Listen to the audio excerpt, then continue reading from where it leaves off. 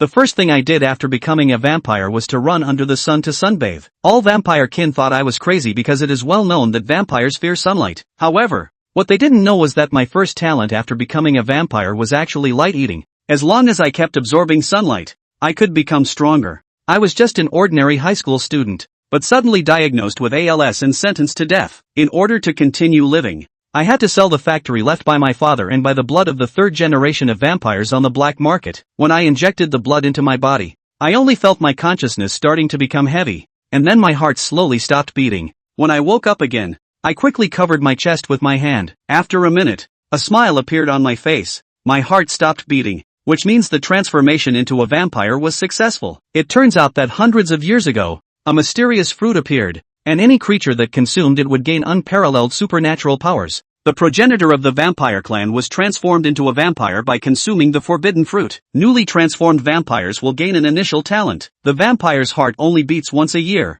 gaining a minor talent after 10 beats and a major talent after 100 beats. Vampires can even have their heartbeat only once every 6 months when food is abundant. I recall the collected data, carefully feel the changes in my body, and find that ALS has been eliminated. Next, a feeling of hunger strikes. So, I got out of bed and habitually turned on the light. Then I stood still, realizing that my body was actually absorbing the light. How is this possible? Could my first talent be light eating? I looked up at the incandescent light, my face showing a mix of astonishment and joy. I immediately walked to the window, pulled the curtains open abruptly, and the morning sun shone in. I bathed in the sunlight, and the feeling of hunger quickly disappeared. I had become a unique being among vampires, a light eater. The next day, I lay on the balcony enjoying the sunshine, and dialed the head teacher's phone number. Previously, I had taken a leave of absence in the name of inheriting the factory, and was prepared to no longer attend school. But after learning about the power of the light eaters, I realized that student status was a good cover. After all, I was an illegally converted vampire, and once discovered by the Blood Clan, I would be hunted down. After explaining to the class teacher, I just put down my phone, suddenly feeling my heart skip a beat. I immediately pressed my chest, my eyes filled with disbelief. Wasn't it said that it only beats once a year? I just basked in the sun for half a day and it beat once. I took a deep breath, realizing that the light eater seemed even more fierce than I had imagined. Assuming one heartbeat a day or two, in 5 to 10 days, you can gain a small talent, and in 100 days, you will definitely get a big talent. Although the ancestor of the blood race has lived for hundreds of years, as long as I develop quietly for 10 years, my strength will definitely be stronger than the ancestor of the blood race. After realizing this, I decided to develop quietly from now on. On Monday morning, I arrived at the school classroom. My classmate Zhang Shou, with an excited expression, said, "Xianyu, didn't you take a break from school? How come your figure seems to have improved? Did you secretly exercise behind my back?" The problem has been resolved, so I returned to school early. Then I pointed to the opposite side and changed the subject. "What's going on over there?" Across from Yincheng No. 3 Middle School is the Academy of Supernatural Powers, where it seems that the security has been increased, and there are men in suits patrolling around. "You mean those bodyguards? I heard that the Blood Clan's little princess was attacked some time ago," Zhang Shuping said casually. I looked at the Supernatural Academy, and couldn't help but feel a slight movement in my heart. Could it be that the blood I injected myself with was extracted from the other party? There are a total of 6 vampire students in the Supernatural Academy, and the highest status among them is the vampire princess, Nora. She is a half-breed born of a second-generation vampire and a human. Because her father holds a very high position in the vampire clan, she is crowned with the title Vampire Princess in Silver City. By the way, Lao Zhang, what is the innate ability of the vampire princess? I asked as I walked. Zhang Shou thought for a moment and shook his head, saying, "I forgot. It seems very special according to what I heard in the class." A girl walking ahead turned around and said, "I know the innate ability of the vampire princess. She is a daywalker. That's why she is criticized by the vampires. She is the only vampire who can walk in the sunlight." Hearing this, I was shocked and became more certain that the blood I injected came from Nora. However, this meant that the protection for my students might not be sufficient. Late at night, in the basement of a villa in Silver City, a dozen or so men were blindfolded and bound. Not very capable, but quite arrogant. "Since you can buy everything, I wonder if you can buy your own lives now." A young man with a feminine appearance, dressed in a tailcoat, spoke with increasing murderous intent. If he didn't need to interrogate the whereabouts of Nora's blood, he would have chopped these people up and fed them to the dogs long ago. As the guardian of Nora in Silver City, he needs to take great responsibility for this incident. Nora has the talent of a daywalker, and during the day, Rocky can only send human bodyguards to protect her when she goes out shopping during the day and is attacked. After Nora's incident, he immediately mobilized the vampire forces in Silver City and finally intercepted the other party before they left Silver City. He never thought that these people were all ordinary people. What kind of people did you sell the stolen blood to? Rocky walked up to a young man, patted his face, and asked. The young man was the leader of this group, and he calmly answered truthfully, I was wearing a mask at the time. There are rules in our line of work. Investigating the origin of customers would break the rules, so I only know that much. Rocky chuckled, then suddenly inserted his hand into the man's neck next to him, causing the man to convulse and scream in pain. Since you have your rules, then I'll use mine as well. Let's see if your rules are bigger or mine. Luo Qi laughed sinisterly. The next thing you know, the entire basement resounded with occasional screams of agony and chilling sounds of tearing. Finally, before the moon set, all was quiet again. Rock came up from the basement, received a white towel at his assistant's place to wipe his hands carefully, and said lightly, Tombo, you take someone to check. The thief who got Miss Nora's blood should be of similar age as Miss, and his family has slight assets, and he may have taken out more than $25 million in recent times, so it shouldn't be too difficult to find him. Understood. I'll pull that guy out and, the assistant next to him said, bowing his head. But before he could finish his sentence, Roach interrupted. Bring it back alive and let Miss Nora do it herself. The Duke commanded that it was time for the lady to see some blood as well. It was reasonable to assume that even if the bodyguard had been shot, Nora herself was not something an ordinary person could easily take down. Vampires, as transcendent beings, had a physique that far exceeded that of normal people, and even if the other party had a weapon, it wasn't difficult to escape. On the contrary, Nora was so scared by the bodyguard's death that she let these commoners get hurt with silver weapons before she could react. If these people were running for Nora's life at that time, Nora definitely had a death wish at that time. Silver City 3rd Middle School, Senior Class 3. Yu Xian was sitting in the 4th row of the classroom on the left-hand side by the window and was reading a novel while basking in the sun. This seat once past 1:30 p.m., the sunlight will come straight in. Even if the curtains are drawn can feel the heat. Yu Xian used to dislike this seat, but right now he's very happy with the position. With plenty of food, the vampire didn't need to sleep. Now during the day he'd be honestly sunbathing at school, and by the time evening came, he'd be practicing all sorts of fighting techniques at home with his online classes. Yu Xian was well aware that he already had one foot in the circle of the transcendent. Whether he wanted to or not, there was bound to be a time in the future when violence would be necessary, and all he could do now was to save for a rainy day and prevent it. Only by making preparations in advance will we not be in a state of panic when the time comes to use violence. These days, his physical strength was getting stronger and stronger, and what he couldn't do before, he could now do with ease. For example, inverted one-finger push-ups, which he now does 1,000 of in one breath without taking a breath. His power was skyrocketing every day. One finger is enough to hang yourself from the wall without falling. With a one-arm swinging power of over a ton, you can truly kill a cow with a single punch. He wasn't sure if his power was considered strong or weak among vampires. After all, he hadn't heard anyone say in the past that vampires were strong or not. Instead, werewolves, witches, knights, martial artists, and other transcendents are known for their great strength. I wonder what talent I can awaken. Yu Xian closed his book and plopped down on his desk, enjoying the sunlight, thinking rather expectantly in his heart. He had already had 9 heartbeats, and if there were no accidents, he would be able to gather 10 heartbeats today and awaken his first minor talent. The minor talents that can be accessed online, or that the Bloods intend to publicize for the public to know, are bat manipulation, blood flames, enhanced sense of smell, and hibernation. In Yu Xian's opinion,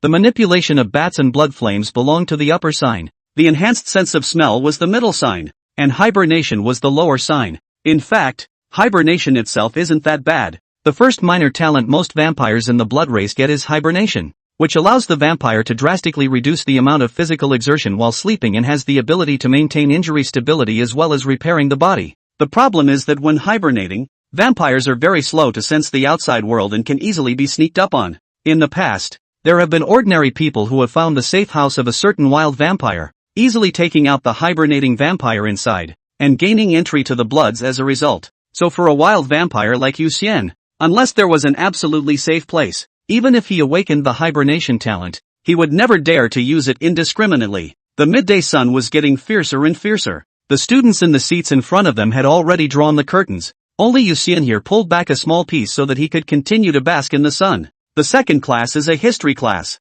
Yu Xian stood up his history book to cover himself, then flopped down on his desk to sunbathe. It had to be said that the history teacher's lectures seemed to exist with transcendent power. He was obviously not sleepy, but listening to the teacher's hypnotic magic voice, the whole person was actually drowsy, and his upper and lower eyelids were constantly fighting. Suddenly, his heart skipped a beat, instantly dispelling his sleepiness. This time the heartbeat was even more violent than before, as if there was some kind of power erupting from his heart, impacting all the meridians and limbs of his body, and eventually this power impacted his brain, making it seem as if he heard thunder in the depths of his consciousness, and that some kind of power was congealing in his soul through his blood. In a flash, he was blessed with the knowledge of what the first minor talent he had acquired was. His first minor talent is an active ability called Silver Blood. 004, Alien Bugs. Vampires fear silver in addition to sunlight. While silver isn't as deadly as sunlight, it inhibits a vampire's ability to heal itself. Normally, if a vampire has plenty of food,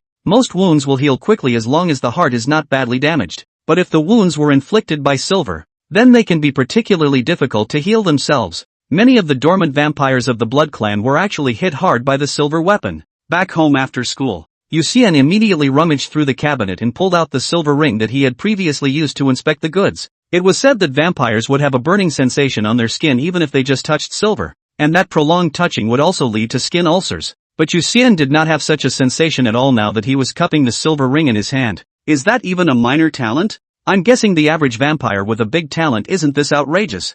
Yuxian crushed the silver ring into a ball, making sure that he was immune to silver's restraining effect on vampires due to his newly acquired talent Silver Blood. Silver Blood, however, its main function was not to immunize silver from the restraining effects of vampires, but rather to allow Yuxian to feed on silver and convert his entire body into silver blood. When all the blood in his body was converted into silver blood, his physical qualities would be further strengthened, and he could also actively consume the silver blood in his body to form long whips or thin threads to attack his enemies. Being immune to silver's damage to yourself is just incidental edging, so to speak. Obviously, the talent is no longer on the up and up. It's on the up and up. Yuxian opened his mouth at this time. The vampire's fangs slowly grew out. He put the silver ring that he had pinched into a ball onto the fangs and instinctively sucked on it. It felt like sucking on a ball of jelly. After the silver entered the body, it quickly fused with the blood. Too little. Yuxian could clearly feel the silver blood that was born from the fusion of silver and blood, compared to his original blood, which had turned cold.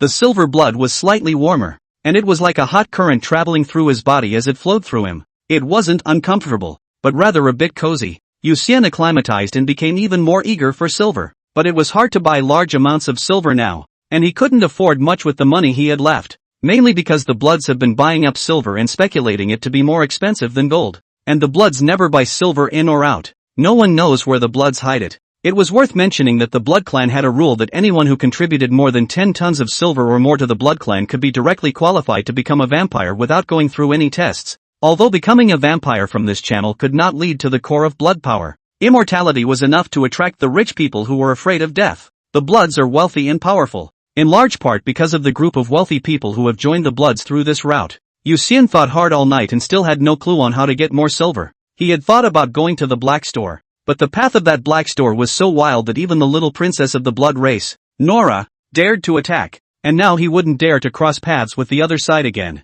While silver is important, safety is even more important. He'd rather save his money slowly and collect silver items in the folklore than ever go back to that shady store. Early morning, Johann was sunbathing on the balcony as usual, but today, for some reason, there was a stench going up his nose every now and then, and it smelled like dead rats in a garbage dump, and it made him sick to his stomach. Strange, why does it always smell bad? Getting up from the recliner, Yuxian sniffed around and suddenly the stench reappeared but disappeared the next second, and so on. Yuxian reacted. It was as if they only smelled the stench the moment the hot stream of silver blood passed through their noses. In other words, the silver blood strengthened his sense of smell when it flowed through his nostrils, and that's why he smelled something he normally wouldn't? Then he intentionally controlled the flow of silver blood to his nose, and sure enough the stench returned. He followed the stench forward, then looked down to the balcony below, where the stench was coming from downstairs. This neighborhood is basically inhabited by middle-class and above families, and downstairs lives a family of 3.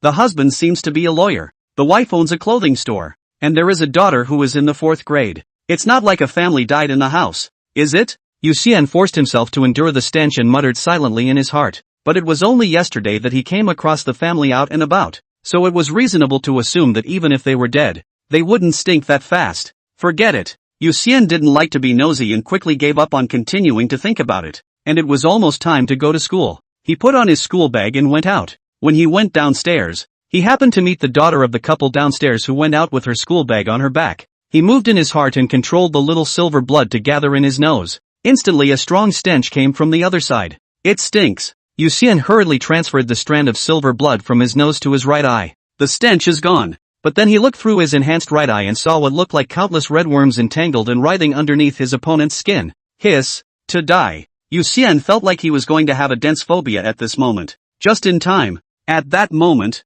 the other party looked over. And as the other party said brother upstairs, good morning, silver light flashed in the depths of Yu Xian's pupils, and it was as if he saw countless bugs quivering like tentacles through her mouth. Good morning. Yu Xianxiang smiled. Then he quickly descended the stairs and left at a brisk pace in the direction of the school. On the way, Yu Xian frowned, and every now and then he could smell the stench from the passers-by. A year ago, there was a big news that stirred up the whole country in Rongqing. The Rongqing tragedy. The specifics are that in a middle school in Rongqing, all the teachers and students were unknowingly having their brains emptied by a mysterious parasite. And if it didn't happen that a student who had quietly eaten the forbidden fruit had transferred to Rongqing No. 1 middle school and found out that the entire school's teachers and students were the living dead, then the consequences would have been absolutely unimaginable. He remembered that a year ago, because of the Rongqing tragedy, the officials of Yincheng even organized to do a universal medical checkup, and it was because of that universal medical checkup that he was diagnosed with acromegaly.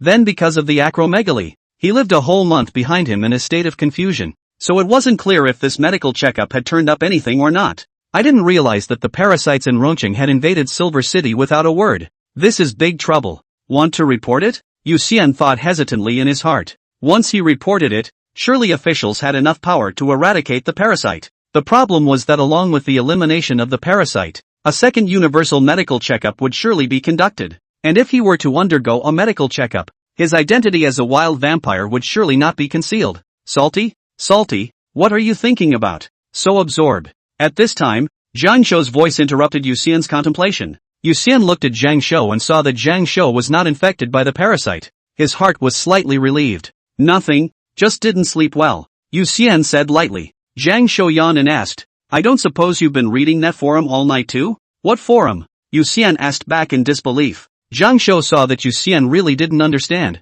so he explained. That forum, the name is that forum, you can take a look at it when you have time. Especially the Forbidden Fruit Board. There are people who specialize in recording the laws of the appearance of forbidden fruits, and predicting where the forbidden fruits are likely to appear next time. And if the predicted location is in our Silver City someday, I'm definitely going to fight for it anyway. Not everyone likes to be subservient. Whether one joined the Blood Clan or another power, it was basically impossible to surpass the Patriarch. As a result, some ambitious people set their sights on the godforsaken forbidden fruit, and forums like that forum were created, specializing in these people. But Yu Xian wasn't interested in this kind of forum. Right now he was more worried about the parasite. 005, Nora, who transferred from school. The entire school, a staggering 30% of the students have been parasitized. Yu Xian came to the school and carefully observed all the students during recess, and the result made his heart sink. The situation in Silver City, I'm afraid, is even worse than Rong City,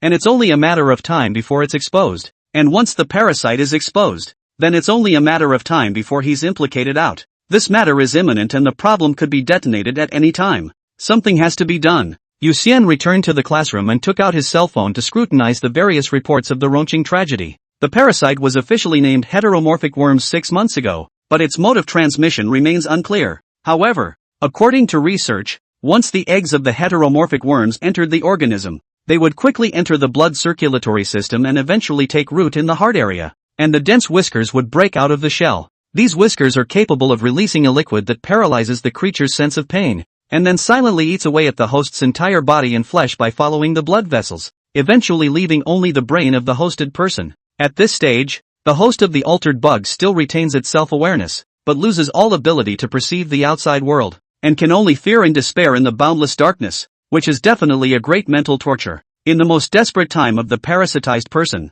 the heteromorphic worm will gradually devour the other person's brain, and when it has finished devouring the brain, it will instinctively mimic all the behaviors of the parasitized person in his or her lifetime, almost indistinguishable from the person himself or herself. This mimetic behavior allows the xenomorphs to hide themselves effectively. and in the process of mimicking the host, the xenomorphs will gradually realize that they are not really hosted, but are independent individuals with the intelligence of the host. If the parasitic host is a human, the xenomorph will acquire human intelligence and become extremely cunning and difficult to deal with. This is the ultimate form of the xenomorphic worm. Because of the large number of eggs found in this form of ectomorph, this form is named adult. In the Rongqing tragedy, several adult bodies appeared, and in the end, several ant-level battle police and a large number of special police were sacrificed before they were resolved. But even so, a number of people were still missing. These missing people, who officials believe are most likely adult-bodied xenomorphs, are still wanted in a manhunt. If she's still conscious.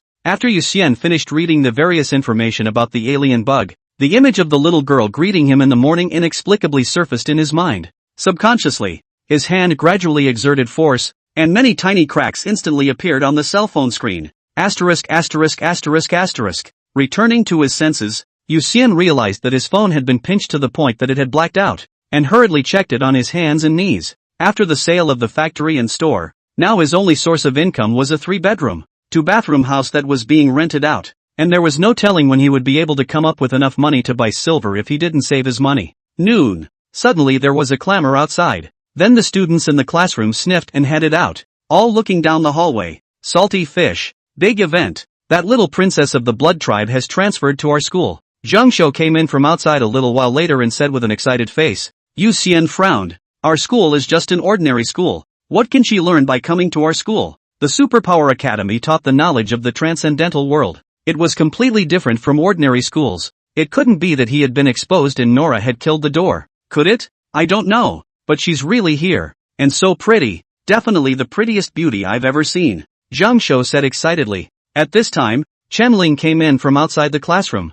She said with an excited face. Do you guys know why the little princess of the blood race transferred to our school? You know, again and again and again? Zhang Shou looked at Chen Ling in surprise. Chen Ling raised her head and chest with a proud face, cocked her nose and laughed. You don't look at who I am. There's no news that I can inquire about in Silver City 3rd Middle School, worthy of being the queen of gossip in our class. So tell us, why did the little princess come to our school? Zhang Shou asked curiously. Chen Ling looked around and said in a low voice. This has to start with the attack on the little princess. You may not have guessed that the people who attacked her were ordinary people. What does that have to do with the little princess transferring to another school? Zhang Shou wondered. Chen Ling dejected. Zhou Jia from the next class and I are bosom friends. Her second cousin works in the security bureau. It is said that after the investigation, it was found that the people who attacked the little princess did not use any transcendental means. It should just be a group of well-trained ordinary people using silver weapons to move. This news spread to the little princess's school, and then she was ostracized. That does sound quite humiliating. Zhang Shou understood. If he had transcendent powers and ended up being bullied by a group of ordinary people, he would feel disgraced himself. The students of the Transcendent Academy viewed themselves highly and hadn't yet experienced the dangers of the jungle. In their opinion, Nora losing to an ordinary person was simply equivalent to losing the face of the entire transcendent world, so naturally they would isolate and even ostracize her. Nora's position in the Bloods was awkward in itself. Plus it wasn't like the students were really doing violence to her. It was more like they were using cold violence to bully her. Even if the Bloods couldn't do anything about it. The Bloods are powerful, but they are not alone. Not to mention the official forces that were able to suppress the vast majority of forces. Even the elves, witches, immortal cultivators, martial artists, and so on, all had the power to fight against the blood race. In the end, the result was that Nora transferred schools. Instead of choosing to go to a superpower academy in another city, Nora transferred to the 3rd middle school side. The main reason was that even if she transferred to a superpower academy in another city, once the students of those schools inquired about it, there was still a chance that they would isolate and ostracize her in a cold and violent manner. Therefore, it would be better to come to a normal school, as vampires naturally get stronger and stronger if they live long enough anyway. At 2 p.m., the school bell rang. Class teacher Lao Chen walked into the classroom, and then under the attention of all the students, a girl with long blonde hair, her right arm wrapped in a bandage and a cool temperament slowly walked in. At this moment, time and space seemed to stand still, and the dream girls of all the boys in the class uniformly changed their objects. Even the girls were mesmerized by Nora's flawless beauty. As a transcendent being, Nora was too delicate in her beauty and too high in her face value. Although the 3rd middle school has never selected a school flower, but at the beginning of Nora's transfer to the 3rd middle school, the boys tacitly agreed that she is the undisputed school flower of the 3rd middle school. Starting today, Nora's classmates will be studying with us. Old Chen coughed, waited for the students to return to their senses, and then began to chatter.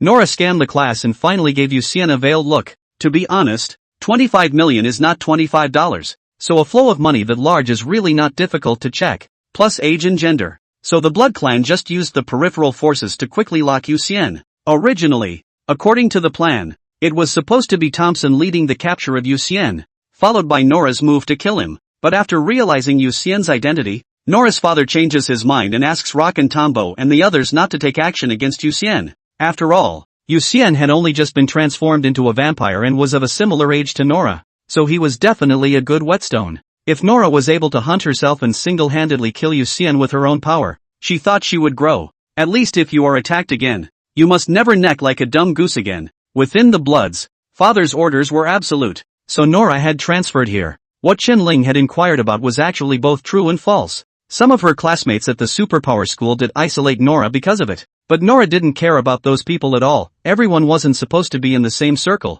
and she never felt like she had to please anyone. After introducing herself, Nora was seated by the homeroom teacher in the fourth row on the right-hand side, just flush with Yuxian. Her first talent was Daywalker, and the second talent she awakened at the age of 10 was Blood Flame. And although she hated the idea of a handful of blood flames burning Yuxian, who had caused her to become a laughingstock in the entire academy, she didn't act rashly. According to her thoughts, Yuxian possessed the same Daywalker talent as her, and was presumably as highly resistant to light and flame-type damage as she was, and she wasn't sure if her blood flame could kill her opponent in seconds. Once she failed, with the vampire's resilience, coupled with the male vampire's strength advantage, she wouldn't necessarily be able to beat Yuxian. So, she prepared a secret weapon, a short silver knife. Now all she had to do was to mingle with the students around her first, to reduce Yuxian's vigilance, and when Yuxian relaxed, she would insert the short knife into his heart in a swift manner. It's definitely possible to get a hit. 006, Games.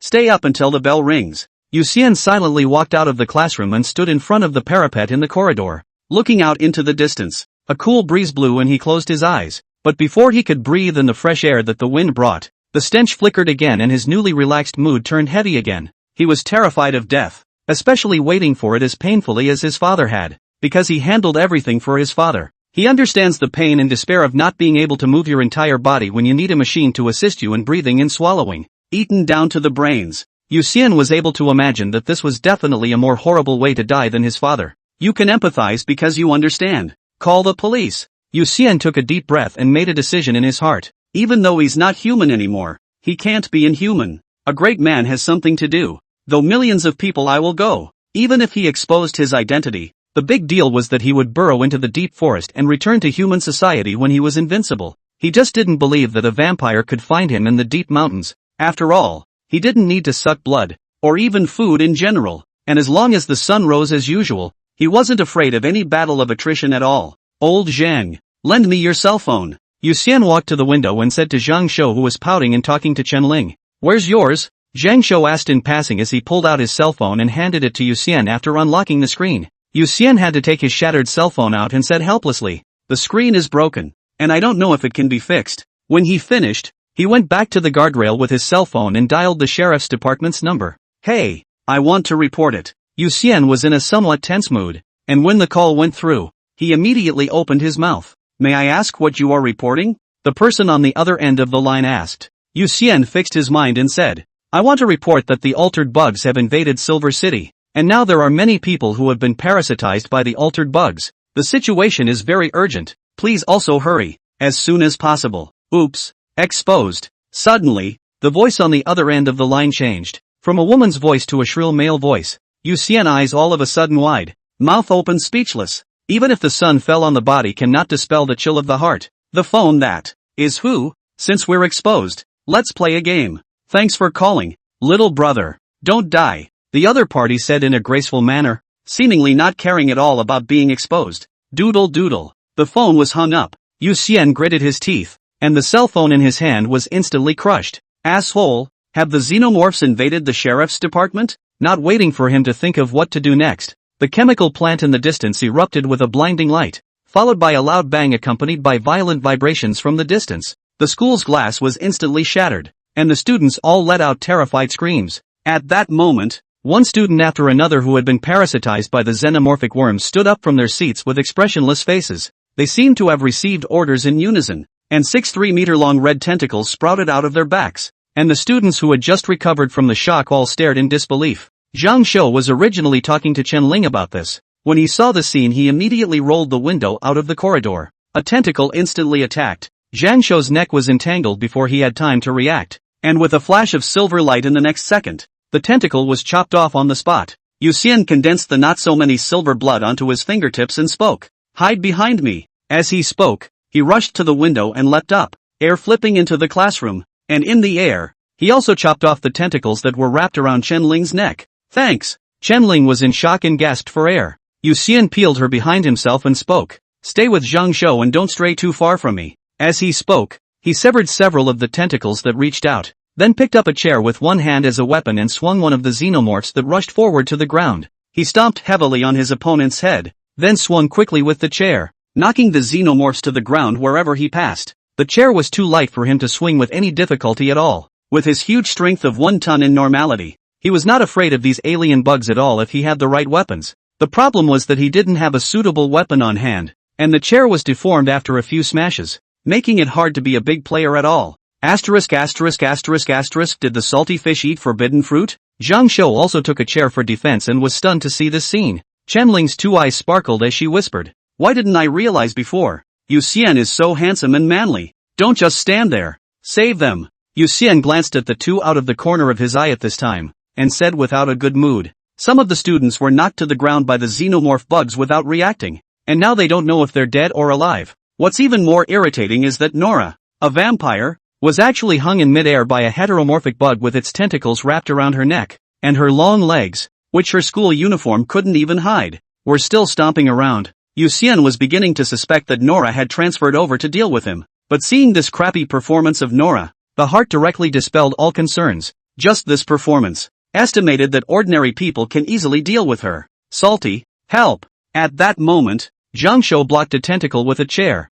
and instantly the chair was taken away. Yu Xian looked back and frowned. It was obvious that the students in the other classrooms had been completely wiped out, and the altered bugs from the other classes had killed them. The classrooms had doors at the front and back, which were impossible to hold, and had to be retreated to the roof of the building, which had only one entrance and exit, and as long as they held the entrance and exit, they could wait for official rescue. Prepare to retreat to the roof. Yu Xian threw the chair out, instantly knocking the altered bug that grabbed Zhang Shou's chair to the ground. Then he jumped over 2 tables, picked up a chair and blew the alien bug strangling Nora's head off. He shouldered the fallen Nora and charged out the door, the surviving students following, all the way across the street. Any altered bug that got in his way was either knocked out or killed by his ferocious punch. Luckily, the school building only had 6 floors in total, and senior class 3 was on the 5th floor, so in less than a minute they rushed up to the rooftop of the school building, and Yu Xian put Nora down and pushed her to Chen Ling's side before turning to guard the door and kicking the alien bugs that were trailing behind down the stairs. "Close the door behind you." Yu Xian leaned his back against the door and inhaled sunlight to regain his strength. The other students were also out of breath, each bent over with their hands on their knees, sweating profusely. After resting for a moment, Zhang Shou couldn't help but ask, "Salty fish, what's going on here? Why are there so many altered bugs in our school?" "No way. How did the altered bugs from Roncheng get to our school?" a student said in horror. Chen Ling didn't have the good sense to say, "What will it be or won't it be? Isn't the situation obvious? Those are altered bugs, but what do they want?" As she spoke, she looked at Yu Xian, trying to get an answer from him. "I don't know." Yu Xian sighed and shook his head. He really didn't know what the altered bugs were aiming for, and the mysterious person on the other end of the phone brought him great shadows. The other party could order all the altered bugs with a single word. Definitely a dangerous person he couldn't afford to mess with. This place isn't safe. When the alien bugs take control of the entire school, they will definitely launch a general attack on the rooftop. I definitely won't be able to defend it by myself, so you guys take a look around and see if there's anything that can be of use. Yu Xian rested for a moment and looked at the crowd and said, "Alien bugs are not zombies, not something they can hide from by being quiet and not making a sound. How about removing the barbed wire and wrapping the door?" Zhang Shou immediately said. The edge of the rooftop of the school building was surrounded by barbed wire, and with Yu Xian's brute strength, it could indeed be dismantled. That is now 4:30 in the afternoon. There are still 2.5 hours until dark. If we can hold out until dark, my guardian roach will surely come over. Then we will be saved. Nora spoke weakly at this time. To be honest, she now felt like trash, obviously coming to assassinate Yu Xian, and as a result, she had to have Yu Xian save her life. She kept quiet not because she was shy, but because she had no face. It was clear that she was not weak. There's also the blood flame as a killer, but it turns out that when she encounters an attack, she's still as dumb as a goose. It's so humiliating. 007, grade. It's taking too long. 2.5 hours. And by the time your guardian gets here, I'm afraid we'll have been devoured by the xenomorphs. Yu Xian was well aware that he had already exposed his identity in front of Nora, and when the other guardian came over, the others would be fine, but he was afraid that he would be in danger. Moreover, from the time the altered bugs took the initiative to expose themselves until now, it had actually only been more than 10 minutes, and many of the classes had already been completely wiped out. If the altered bugs concentrated on coming up with a strong attack, he was confident that he could jump and run away with 1 or 2 people, but the rest of them would probably have to die. Old Zhang, you and those male students come over and hold up the door. I'll try to get a weapon. Yu Xian looked towards the barbed wire fence and thought for a moment. As long as the wire is rolled solidly, it might work as a stick. I have weapons here. Nora rushed to speak at that moment. As she spoke, she revealed the bracelet on her wrist, and the next moment a red pistol appeared out of thin air. Space gear? All the students looked at Nora in surprise. Although there were introductions to space equipment on the internet, it was the first time that everyone in the room had seen the real thing.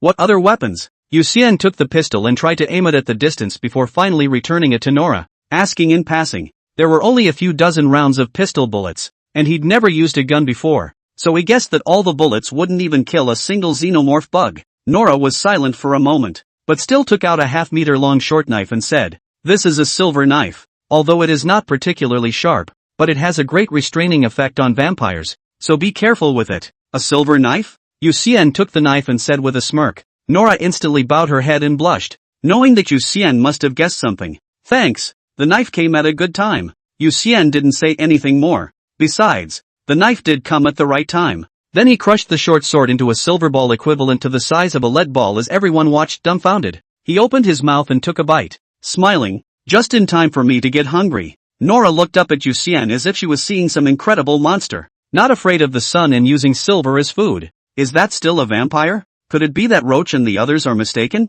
This is outrageous. After Yu Xian had absorbed all the silver, he felt that his entire body was warm. His 5 senses were fully strengthened, and he could perceive any wind and grass movement within a few hundred meters in a radius. Then he took a deep breath and his body quickly turned black. Yu Xian? Zhang Shou couldn't help but exclaim in shock when he saw the scene. Yu Xian spoke. Don't worry. I'm fine. Better than ever. To the eyes of others, he was pitch black, mainly because he had utilized his silver blood to strengthen his ability to absorb light. Before, although he could absorb light enough, it wasn't actually a perfect absorption, so there would still be light reflecting out, and the others could therefore see him. And now he had utilized the silver blood to strengthen his body's ability to absorb light, causing no light to reflect out of his body. It is well known that when an object does not reflect any light, it does not emit any photons that can be detected by our eyes, and becomes what is known as a perfect black object. Now Yu Xian is in this state. People could still see him during the day, but if it were night, I'm afraid no one would be able to observe him standing in the darkness.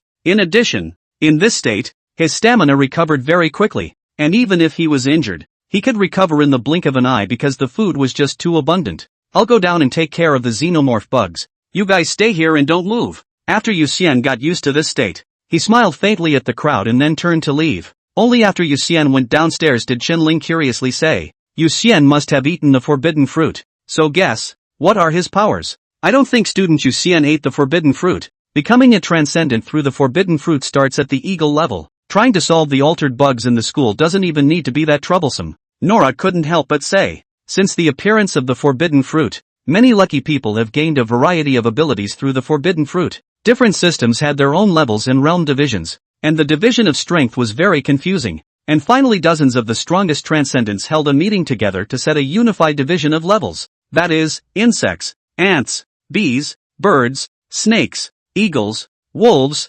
tigers, dragons and gods. Bug level is the lowest, god level is the highest. Though the lowest level bugs have the strength to easily abuse ordinary people. But in the words of a certain bigot, don't think that just because you have some power you want to do anything. Bug level. It's actually meant to be a reminder to those who have just gained superhuman powers. In the eyes of the more powerful, you are still just worms. So what level is a salted fish now? Zhang Shou looked at Nora and asked curiously. Nora thought for a moment and guessed. Probably upper bug level or lower ant level. Do you guys think there's any chance he's a vampire? Vampire? Ha ha ha ha ha. How can it be? Not afraid of light and still loves to eat silver. How can it be a vampire? The crowd was happy to hear this and burst out laughing. As much as Nora wanted to retort, she couldn't find it in herself to do so. Not being afraid of light can also be explained by the daywalker. Not afraid of silver? Could it be that Yu Xian also had a silver eater talent? But let's not forget that if Yu Xian really used her blood to turn into a vampire, it's only been a few days.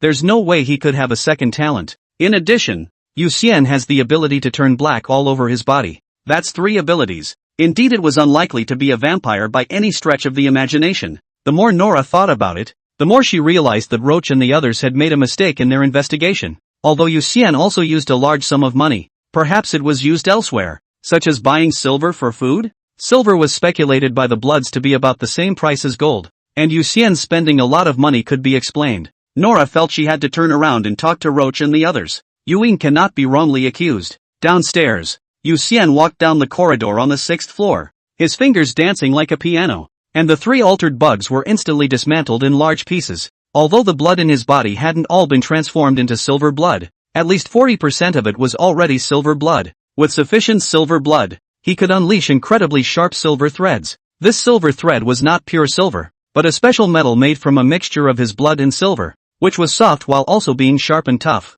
The most important thing was that the silver threads were able to move according to his thoughts. Even the walls of the classroom or the steel could be easily sliced through. It felt similar to cutting tofu. At this time, more and more altered bugs came out from the various classrooms, but before they could get close, they were decapitated by Yu Xian using the silver thread. A heteromorphic bug parasitized on the teacher just came out and saw the scene. A look of fear appeared in its eyes. Then it yelled, "Everyone come out. There's an enemy. Kill." Behind a few classes of heteromorphic insects have rushed out. Yu Xian immediately roared and launched a charge. Yu Xian thought. A silver line from the fingers shot out a sweep. Rushed up, the heteromorphic insects are all by the sharp silver line waist cut, have turned into 2 halves fell. Yu Xian looked to the end of the corridor. The language teacher who had just yelled had already run out of sight. It was true that compared to the xenomorph bugs that parasitized the students, the xenomorph bugs that parasitized the teachers were more cunning. At that moment, the sound of artillery fire came from the distance. Apparently the Silver City officials had not lost all their troops and had finally reacted and started to counterattack. 008, Zhou Tai. Great! Yu Xian's spirit was revitalized, and listening to the sound of that cannon fire was like listening to heavenly music. Having support meant that there were no worries and no need to think about the aftermath. All he had to do now was to make a big kill, killing all the altered bugs in the school. But just as he was about to descend the stairs, a groan of pain came from him and he stopped dead in his tracks. There are still classmates alive? He turned into a classroom and found a survivor with weak breath in a corner full of debris. Silver City, Sanshan Psychiatric Hospital. A large number of heteromorphic bugs were frantically nibbling on the medical staff, and the dean, Chen Xingsong, hid in a cabinet in his office, not daring to take a breath. He hadn't realized that so many patients in the hospital had been parasitized by xenomorphic worms. Compared to the xenomorph worms parasitized on normal people, the xenomorph worms parasitized on psychopaths were significantly more violent, less afraid of pain, and even more mobile than the usual xenomorph worms. The armed security guards in the hospital only had time to fire 1 shot, and then they were all killed in seconds. Now he could only expect the officials to hurry to the rescue. Suddenly the office door was violently thrown open, and a lean man in a hospital gown entered with easy steps. Dean? Dean? Where are you? It's me, Zhou Tai. The man lowered his voice and called around the office, and finally he came to the cabinet and knocked on its door, muttering to himself, "Is it there? Not in? Not there?" For a moment, he seemed a bit disappointed and muttered, "It seems that the dean really isn't here. I was trying to tell him a big secret." Saying that, he turned to leave. Chen Xingsong stared wide-eyed and let out a soft breath. Zhou Tai. This is the most dangerous patient in their hospital. Zhou Tai suffers from multiple personality disorder. The problem is that all of his personalities except for his master personality are horrible. All homicidal maniacs, skinning artists, finger-collecting controllers, cannibals and other sick personalities. The guy was confined to the hospital, with restraint straps restricting his movement almost 24 hours a day. Chen Xingsong couldn't imagine how Zhou Tai managed to break free of the restraining straps and still not be attacked by the xenomorphic bugs, so he didn't want to come into contact with the other party at all, regardless of whether Zhou Tai was a human or a xenomorphic bug. But it was not to be. Just when he thought that Zhou Tai had already left, suddenly the door of the cabinet was violently pulled open, and Zhou Tai looked at Chen Xingsong with a grin and laughed. "Found you, my dear Lord Dean." Then he dragged Chen Xingsong to the office chair with one hand and sat himself on the other side. "What do you want? You better not mess around. Or not." Chen Xingsong panicked. Zhou Tai interrupted with a smile. "Or what? Going to lock me up again? Ha ha ha ha ha ha ha. From now on, no one can lock me up." Suddenly, his demeanor changed from maniacal to a bit cowardly. "Dean, am I sick? Take a look for me. Take my pulse." As he spoke, he placed his hand on the table and looked at Chen Xingsong expectantly. Chen Xingsong didn't act rashly. Zhou Tai didn't seem to care either. Muttering to himself, "Dean, isn't this world amazing? A parasite tried to parasitize me. I was so scared and terrified, but I didn't expect it to pick the most useless boss. After it replaced the boss, it was instead parasitized by us on it. This feeling is really great. Its body is too strong." Are you saying that the real Zhou Tai has already been replaced by the altered bug's consciousness? But you personalities have instead parasitized the altered bug's consciousness as a result, and have even suppressed it? Chen Xingsong asked with wide eyes in surprise. Zhou Tai nodded his head repeatedly and said, "Right, worthy of being the dean." Just one short sentence and he has straightened things out. "So do you think you're a human or an ectomorphic insect?" Chen Xingsong couldn't help but ask as a cold sweat broke out on his forehead. A smile gradually appeared on Zhou Tai's face as a tentacle drilled out from his five senses, and those two eyeballs almost came up to Chen Xingsong's face with the help of the tentacles. A tentacle cracked open and let out a voice that said, "Of course I'm human." Chen Xingsong looked at the horrible scene in front of him. His pupils fluttered violently, and he was actually scared alive and died. "It's no fun." Zhou Tai slowly retracted his tentacles and looked at Chen Xingsong, who was scared to death and couldn't help but skim his lips. Then he suddenly thought of something interesting and laughed. "There's still some time left. Why don't we go and play with that little brother?" As he spoke, his complexion kept changing, and finally looked at Chen Xingsong's corpse to reveal his greed. Obviously this body had changed personalities again. If Chen Xingsong was still alive and saw this scene, he would definitely guess that perhaps the xenomorph bugs originally possessed some sort of consciousness network-like ability, and Zhou Tai's personality was like a virus that had infected all of them through the xenomorph bug's consciousness network. These personalities can take over the body of one of the xenomorphs at any time, or even hide in the network and issue commands to all xenomorphs. Silver City 3rd grade. Yu Xian carries a student with a broken leg back to the rooftop. He carefully put the injured student down and spoke. "Old Zhang, all of you boys come and help. I've taken care of all the altered bugs on the 6th floor, and there are quite a few injured students who need our help." "Good." Zhang Shou nodded. Then a couple other boys gritted their teeth and decided to go down and help. Chen Ling spoke up. "I'll go too. It's enough to leave 2 students here to take care of the injured ones. Then I'll go too." Nora felt like she should do something. Yu Xian didn't refuse because there were a bit too many injured students, so one more person would be more than enough. However, the crowd went down to the 6th floor and just walked into the classroom of senior class 6. One of them couldn't help but turn around and run to the corridor to throw up.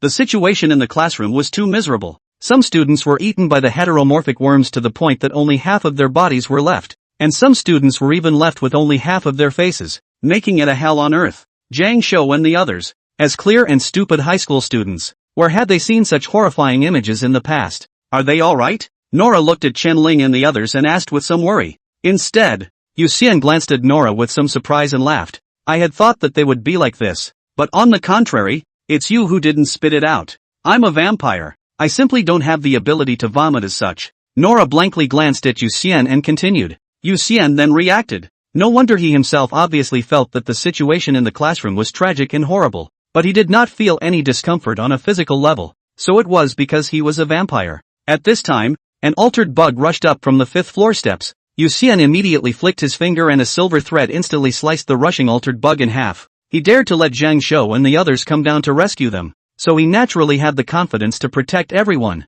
Silver blood. Nora's eyes widened instantly when she saw Yu Xian's silver thread attack, and she thought in shock as she looked at the altered bug corpses on the ground. This was the great talent that her father had awakened when he was 150 years old, but why had it appeared here in Yu Xian? She looked at Yu Xian incredulously, her mind confused. In fact, she didn't know much about silver blood, mainly because her father had never shown the act of swallowing silver in front of her, and all she knew was that silver blood was an ability that could create fine silver threads, or else she would have been able to associate it with something when she saw Yu Xian swallowing silver before. After waiting for a while, Zhang Shou and the others finally slowed down. Yu Xian led the way into the classroom. Zhang Shou gritted his teeth and immediately followed. and the others followed. This way, she still has a heartbeat. Yu Xian quickly found the first survivor, a girl with missing arms and legs and a gnawed face. Everyone in the room had a heavy look on their faces at this moment of seeing the girls. In the past, Rongqing tragedy was just 4 words, and many people could not appreciate why the word tragedy was used. Now that they had witnessed the tragedy of their classmates from the same school, those present instead felt that the word tragedy was not even enough to describe the horror of the disaster. 009, Pretty Nerdy Goose. After Zhang Shou and the others had adapted, Yu Xian did not stay on the 6th floor, but prepared to go downstairs to continue cleaning up the altered bugs. If he hadn't realized that there were still surviving students in the classrooms on the 6th floor, some of whom were in dire need of healing to stop the bleeding, his original plan would have been to go all the way down and kill all the xenomorphic bugs in the school building. Now that Zhang Shou and the others were in charge of bandaging the wounds of the surviving students, all he had to do was to kill all the alien bugs as soon as possible to save more students.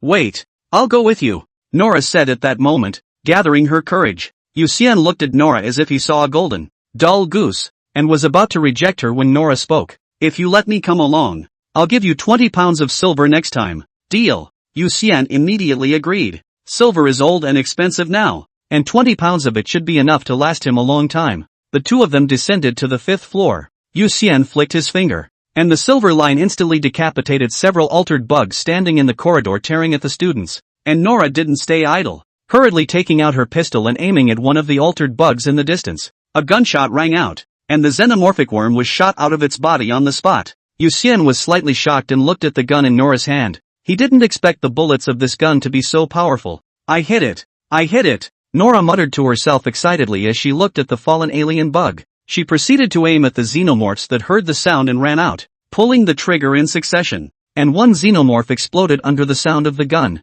In a class, there were roughly 25 to 30 students, while there were actually only about 5 to 10 students infected with altered bugs, and there were 4 classes on the 1st floor of the teaching building, so there were roughly 30 to 40 altered bugs on each floor. Nora's pistol had a total of 15 rounds, and after killing 15 xenomorphs in a row, she began to fumble with the bullets. Those altered bugs naturally didn't want to give her a chance to load up on bullets and rushed out from behind the classroom bunker, but before they could get close, they were decapitated by Yu Xian's maneuvering of the silver thread. After making sure that all the xenomorphs on the 5th floor were dead, the two went down to the 4th floor. It was still for Nora to use her pistol to kill some of the altered bugs first, followed by a bullet change to tempt the altered bugs into launching a general attack, with Yu Xian taking out the last wave of the altered bugs that had rushed up. Do you have enough bullets? As he went down to the 3rd floor, Yu Xian opened his mouth and asked. Nora nodded. Enough, I have 100,000 rounds ready. Since being attacked by the common man, she had specialized in pistols and bullets,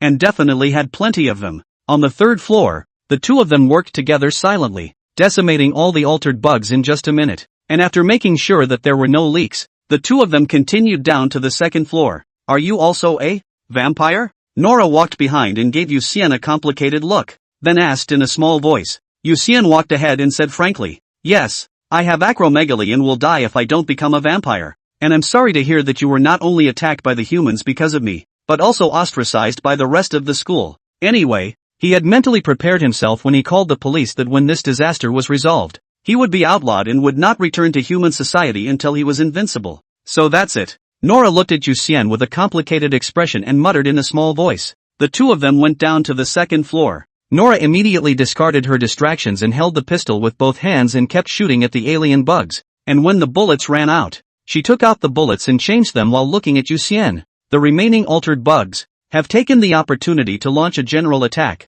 Yu Xian waved his finger downwards. A silver thread fell like a wave. Instantly the altered bugs were cut into all sorts of strange shapes. At that moment, the teacher who had escaped earlier rushed out of one of the classrooms and leapt down the corridor, landing on the ground plaza, still trying to run. Seeing this scene, Yu Xian immediately pressed one hand on the guardrail and similarly jumped from the 2nd floor to the square. Without waiting for him to strike, a gunshot rang out, and the upper half of the teacher's body, which had been parasitized by the xenomorphic worms, exploded and collapsed in response. Upstairs, Nora held up her gun, revealing a wry smile as Yu Xian turned back to her. Just as a gust of wind blew by, her long blonde hair fluttering in the wind, and Yu Xian was all but flashed his eyes at the bright image. Yu Xian retracted his previous thoughts. It's not a golden dorky goose, but a beautiful dorky goose. Suddenly, Nora's eyes showed horror and she opened her mouth as if to say something. Look out! As Nora's voice rang out, Instantly black shadows flashed by. Yuxian reacted quickly and had begun to dodge when Nora's eyes widened slightly, but was still cut off an arm by the black shadow. Knock! A rectangular signboard slammed heavily on the steps of the school building. The blood belonging to Yuxian flowed downwards from the top of the signboard, running between the words school ahead, slowed down before finally dripping onto the ground. Yuxian covered his wound, glanced at the signage, and immediately turned around. And at some point, a woman in a professional outfit was squatting on the school fence. Little brother, I've come to play with you. The woman flashed a crazy smile and made a male voice. Yuxian looked grave. Silver light flashed in his eyes, and gritted his teeth. You're the asshole on the other end of the phone. Yeah, I'm the jerk. The woman jumped down from the fence and smiled. Introduce yourself. My name is Zhou Tai. I used to be a human, and my current identity is alien bug. It slowly walked over to the corpse of the teacher that had been parasitized by the xenomorphic worm and squatted down, muttering to itself, TCH, it's such a waste to not know how to utilize such a powerful body when you clearly already have one.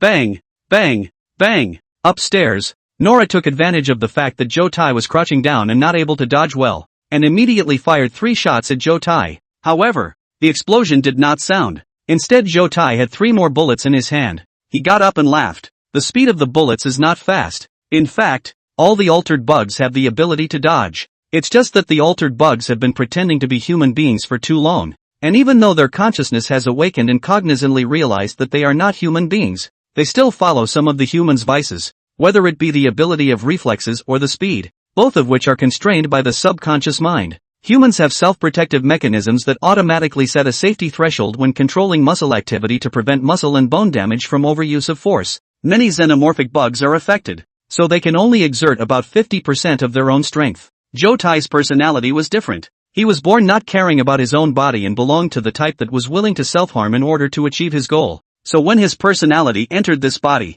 the power of this body was fully liberated. Give it back, Missy. At that moment, he flung his hand and 3 bullets were immediately fired at Nora upstairs. Boom! In mid-air, the bullet touched the silver wire and immediately exploded. Yuxian's body had already turned pitch black. When he waved his finger downwards, the silver line extending upwards immediately chopped towards Zhou Tai. 010, Karen. Zhou Tai's body in use was that of a tall woman with an estimated height of 1 meter 7. Under normal circumstances, even though the body was filled with the tentacles of the xenomorphs, as long as the skin sac was not broken, the xenomorphs' movements were still the same as those of humans. But Zhou Tai is different. Facing the silver threads that chopped at him, his body was like a leaky balloon, twisting and dodging for a while, easily avoiding Yuxian's attack. Then he raised his hand, and the skin on his arm instantly burst open, densely entangled tentacles forming a thick arm. Here comes the punch. Zhou Tai laughed out loud and directly leapt up, throwing a punch at Yuxian on the ground.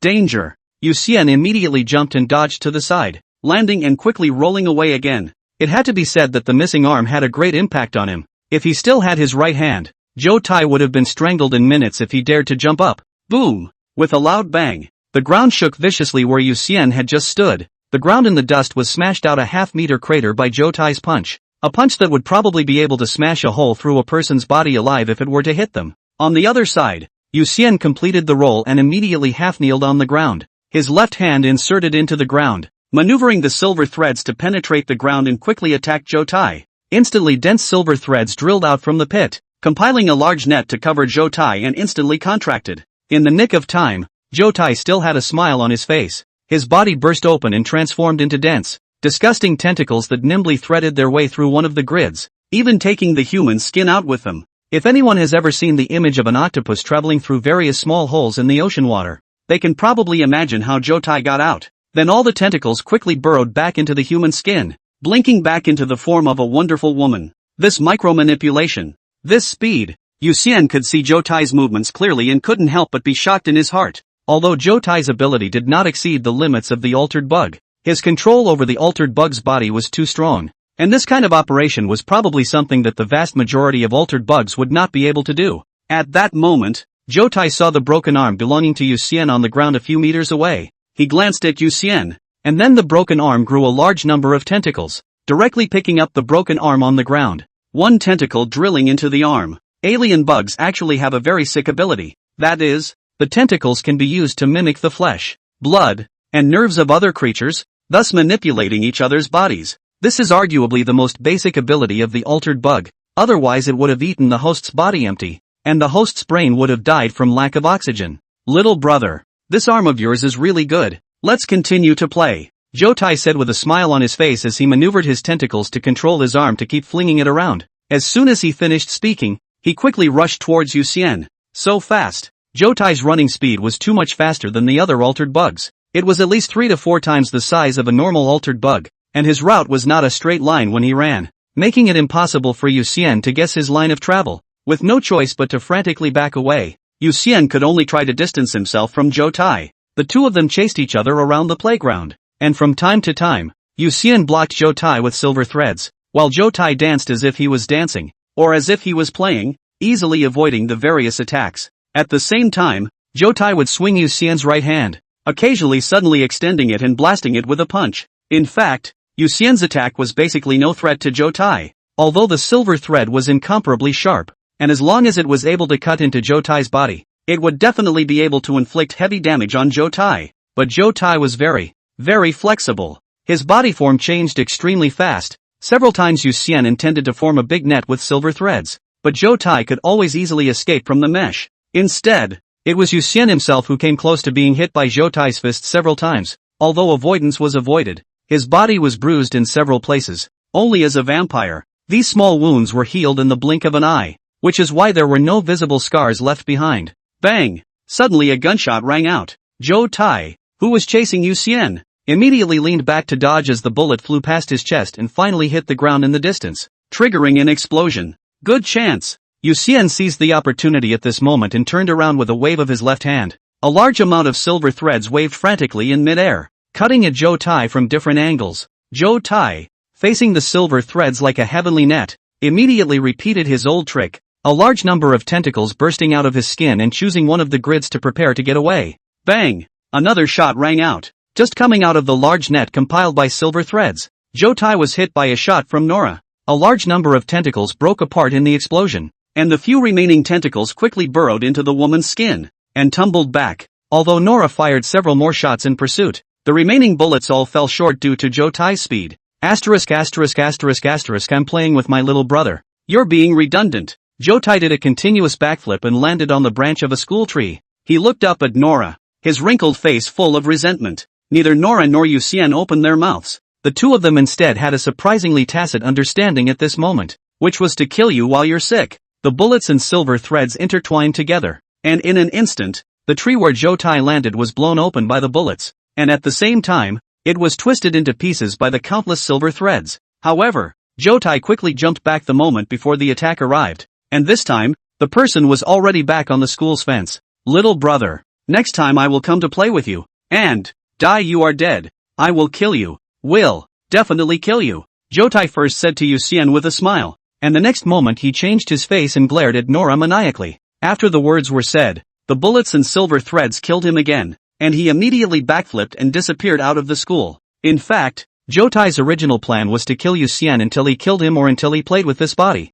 but because he got Yu Xian's arm, he sensed that Yu Xian's arm was not simple, so in order to bring Yu Xian's arm back, that's why he decided to retreat. Yu Xian and Nora didn't immediately let their guard down just because of Zhou Tai's departure, and the two of them stood still for a while to make sure that Zhou Tai had really left before they breathed a sigh of relief. Sitting on his butt, Yu Xian felt physically and mentally exhausted. He had just been almost killed by Zhou Tai's punch several times, and now all of them were afterthoughts. Nora came down from the second floor at this time and jogged over, only slowing down when she got closer. Yu Xian twisted his head to look at her. His four eyes met, and suddenly both of them silently smiled. It's too scary. I've never seen such a scary monster. Nora sat next to Yu Xian, equally distraught. Yu Xian nodded. Fortunately, we fought them off. Suddenly, Nora pressed her gun against Yu Xian's backside, and Yu Xian had to cooperate by putting his only hand up. There are many people in the Blood Clan who are 10, 100, or 1,000 times stronger than that monster. My father's patience is limited.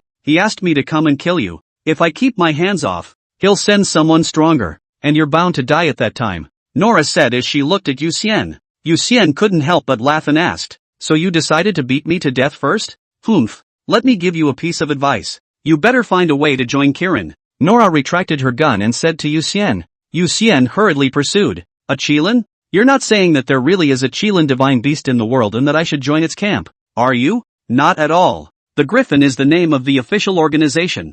I'm not really sure what's going on exactly, but I heard 3 years ago that a vampire like you had the Bloods had given up on self-cleansing him because he joined the Griffin. Nora said. Karen. Official organizations. Yu Xian's eyes lit up. This option seemed a little more reliable than him escaping to the deep mountains to become a savage. 011 Yue. But who wants to be a ghost when you can be a human being? It wasn't like Yu Xian really wanted to be a savage in the deep mountains. It was just that there was no way out. Is there a cell phone? Yu Xian was curious about what kind of organization Kirin was, so he asked Nora, who was beside him. Nora took out her cell phone and handed it to Yu Xian, saying uneasily, password 66. No looking at the photo albums, no looking at the browsing history, or I'll shoot you in the face. Don't worry, I'm just checking something. Yu Xian laughed. After unlocking it, Yu Xian opened his browser and searched for the word Qilin, which resulted in a variety of legends about the Qilin. And some people even swore in a certain post claiming that they had seen a Qilin in the wild. But you didn't think you could look up information about Kirin on the internet,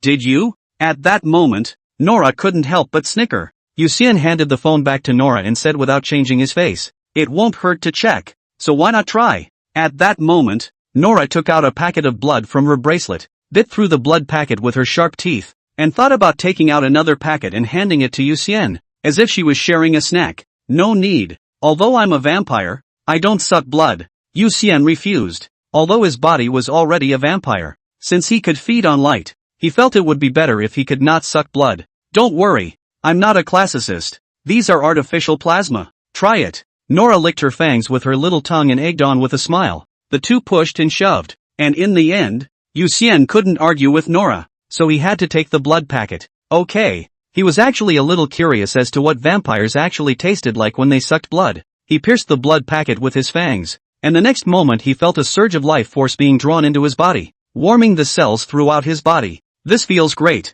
It's a completely different feeling than sunbathing. Gradually, his consciousness got lost in this warm feeling and his mind went blank. By the time it came back again, the entire school was surrounded by a large number of soldiers. What did you put in the blood? Yu Xian stood up and looked at the soldiers around him and couldn't help but ask Nora next to him. He was surprisingly unconscious after drinking the blood, and if Nora or these soldiers were to do something to him just now, he would have absolutely no chance of resisting. Nora explained with a smirk. It's really just normal artificial plasma, but I didn't realize that you were as drunk on blood as my cousin, which simply means that you'll be as drunk as you are after sucking blood. Yu Xian was speechless after hearing this. Vampires turned out to have people who could get drunk on blood. Luckily, this time, he found his weakness in time, or else he would be in trouble if he dropped the ball at a critical moment in the future. The next finishing touches were all taken care of by the soldiers who had rushed over, and Yu Xian and Nora were arranged by the surviving teachers to go with Zhang Shou and the others to rest in the tents outside the school. With the entire Silver City currently in a state of war, going home was definitely out of the question. There was no talk all night. Day 2. Yu Xian woke up from the tense wooden plank bed and couldn't help but stretch. Probably because yesterday's battle with Zhou Tai consumed a bit too much. He actually slept until dawn, which showed that vampires didn't really need to sleep. It was just that the usual speed of energy recovery was greater than the consumption, which was why it gave people the illusion that they didn't need to sleep. Of course, it could also be because regrowing an arm takes a lot of energy. Yu Xian woke up and realized that his right hand had been healed. The newly grown right hand, almost no difference with the original right hand, said almost that is because this arm seems to be even more perfect. In fact, many people don't have both arms exactly the same size because of left-handedness or right-handedness. For example, people who are habitually right-handed. A closer look reveals that the right hand has a larger fist than the left. Yu Xian used to be the habitual right-hander, so his right hand was actually a bit bigger than his left hand. And now that both arms were exactly the same size, he had a much better sense of balance, whether he was throwing punches or doing other movements. Walking out of the tent, the sunlight shone on his body. Yu Xian felt like a cell phone connected to a power source. His spirit was getting more and more mental, his mind was getting more and more agile, and he knew all the movements around him like the back of his hand. Not far away, Zhang Shou and the others were sitting in rows and were looking over at the school side, where a group of soldiers wearing white protective suits were exterminating the entire school to prevent the altered bugs from leaving behind eggs and other hidden dangers somewhere. What are you looking at? Yu Xian walked over and sat next to Zhang Shou. Zhang Shou said heavily, I just heard that there are only 100 or so survivors in the entire school, and most of them have been left with lifelong disabilities. Half of these survivors were saved by Yu Xian and the others, and if Yu Xian and Nora hadn't cooperated and quickly killed the altered bugs in the school building, It was estimated that there might only be 30 or 40 survivors. Yu Xian couldn't help but fall silent after hearing this. So many students and teachers, surprisingly, only survived. Then I don't know who started first, but several girls whispered low sobs, making the atmosphere even sadder. And even Zhang Shou's eyes reddened. Salty, do you think my parents and they're okay now? By the way, where is my cell phone? Zhang Shou suddenly asked. Yu Xian immediately showed an awkward smile. Embarrassed. Your cell phone. At that time you also know that it happened suddenly, so I accidentally broke it. That's right, it was a mess. And it's a good thing we had you. Otherwise we must have been miserable as well. Zhang Shou recalled yesterday's situation and said with understanding. If it wasn't for Yu Xian, he knew that he and the rest of his classmates would never be okay. Even his life was saved by Yu Xian. What is a cell phone in the district? At that moment, Chen Ling came over with a male teacher carrying several bowls, and she grudgingly smiled. Everyone's here for breakfast. Oh, I've been hungry for a long time. Zhang Shou immediately revitalized himself and got up and exclaimed. Chen Ling walked over to Yu Xian with a bowl of noodles. Yu Xian took the noodles and smiled. Thank you. Although he couldn't digest other food and it tasted like chewing wax, he didn't want to reject Chen Ling's good intentions right now. He was carrying a bowl in one hand and chopsticks in the other, and it was only then that Chen Ling noticed that his right hand had grown out, and said in surprise, Yu Xian, your hand is healed? Well, it'll grow back after a nap. Yu Xian took a bite of the noodles and said with a smile. At this point he frowned and subconsciously looked up at the male teacher who was dividing up the breakfast. This teacher is, he asked Chen Ling as he looked at the other man. Chen Ling introduced, Mr. Yu Wei Yu, is the physical education teacher of the junior high school.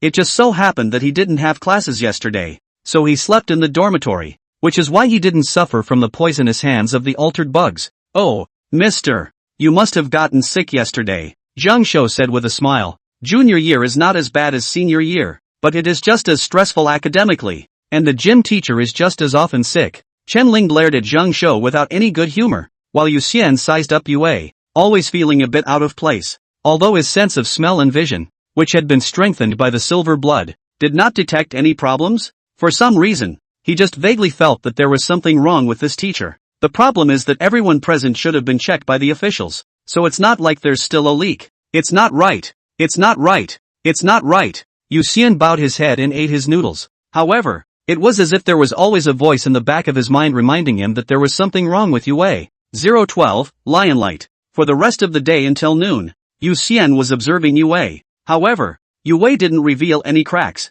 His odor was that of a normal male. There were no tentacles wriggling under his skin, and the sound of his heartbeat was also very normal, indicating that there was no foreign substance inside his heart. Moreover, Yu Xian also found that Yue suffered from kidney stones, lumbar muscle strain, rhinitis and other diseases through prolonged observation. The summary is an old middle-aged man with a workout, but not much. This fits well with the position of a junior physical education teacher. Strange. Yu Xian was puzzled. If Yue really had something wrong, what exactly was wrong? Zhang Shou, who was on the side, couldn't help but speak up. Salty fish. If you really think that teacher Yu has a problem, why don't you just report him directly to Brother Bing? And when you arrest him, you won't know if you examine him carefully. I report people and they believe me? What if it doesn't turn up anything? By the way, where's Nora? Yu Xian looked at Zhang Wei and asked 3 times in a row. Zhang Shou opened his mouth and realized that he could only answer the last question. So he told Yu Xian that Nora's status was rather special.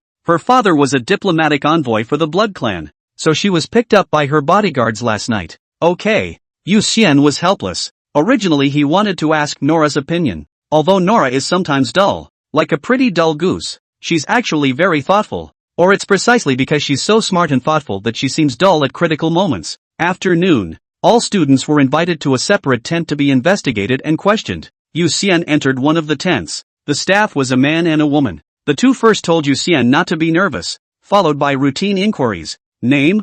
Yu Xin. The Yu of surplus, the Xin of the virtuous. Gender? Male. Age? 17. Race? Humans? Vampires? Yu Xian instantly said with less certainty. The female staff member smiled. You can fill in human as long as you think you're still human. Humans it is then. I will never drink blood again in my life anyway. Yu Xian thought about it and said firmly. After filling out the basic information, the 2 let Yu Xian carefully recall what happened yesterday and then recount it in detail. The 2 staff members were relatively relaxed at first, listening and writing at the same time, but as they listened, their faces changed. What? This young man was the first to discover the xenomorphic worm? What? The sheriff's department has been infiltrated? What? And meet the suspected leader of the xenomorphs? After the two finished writing, they couldn't help but look at each other. And then they let Yu Xian wait here. And the two of them took the report and left in a hurry. After an hour or so of apprehension, the tent opened again. A middle-aged man with a country face came in with a young man with a very strong aura.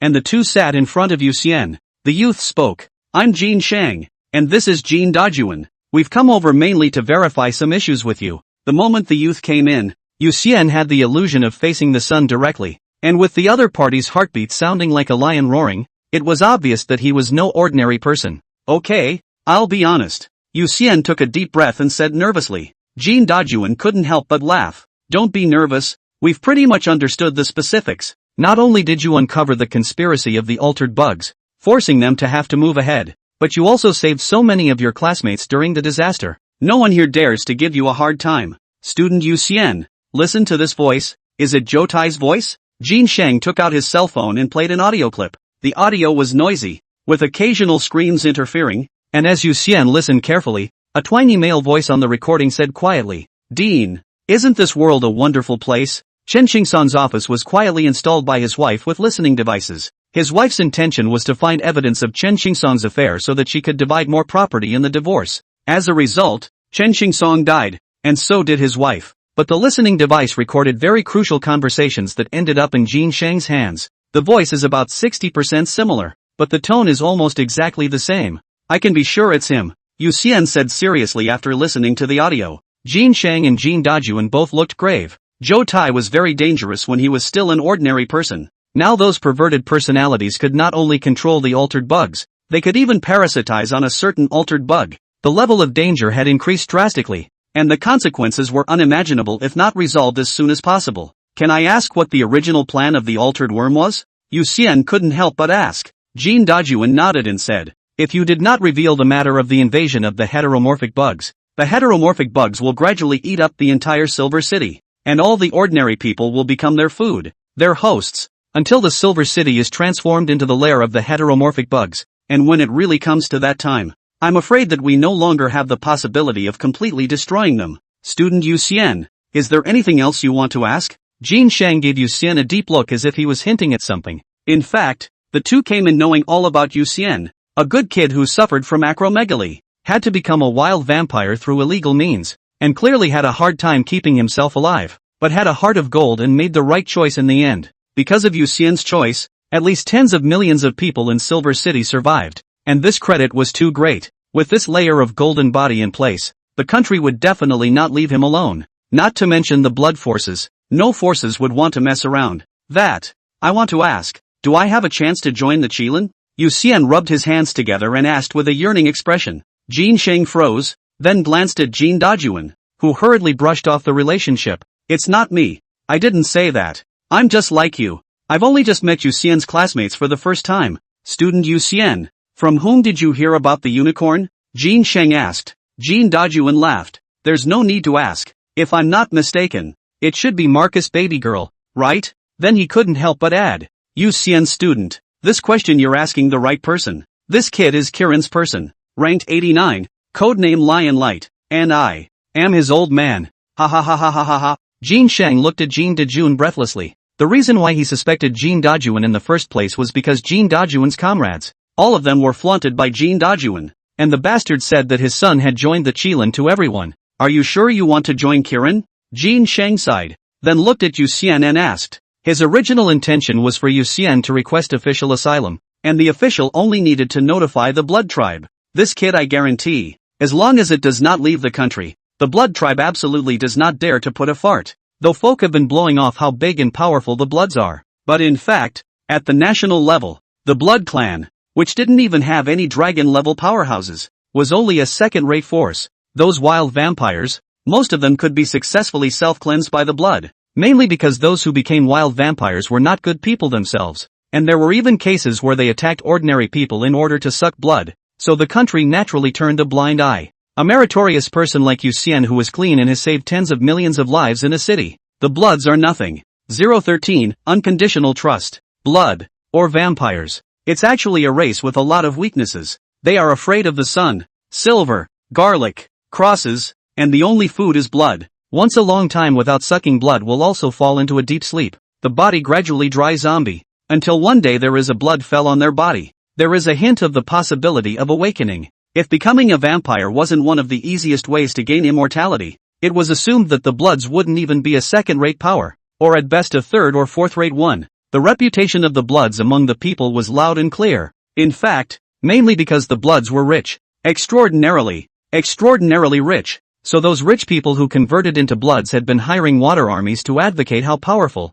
terrifying, and mysterious the Bloods were. This gives ordinary people the illusion that the Blood Clan is a first-class force, and they really think that offending the Blood Clan will only lead to death. As a matter of fact, all of the 5 major countries possessed the strength to easily suppress the Blood Clan, and there were also some other transcendent forces that occupied many smaller countries that also possessed the ability to slap the Blood Clan to death. The Bloods are able to exist to this day, not because of how powerful they are, but because they know what they are doing. Originally, Yu Xian thought that joining the Kirin would be difficult, or that he would need to undergo various tests. As a result, the next day, Jin Shang placed his papers in front of him, as well as a gun and a special cell phone. Jin Shang looked at Yu Xian and held back a smile as he said in a serious manner, "From now on, you are a member of the Evil Execution Squad under Kirin's command. Rank 6330, codename Salty Fish." Yu Xian looked at the documents on the table, could not help but pick up the documents and turn them over and over. Incredulous.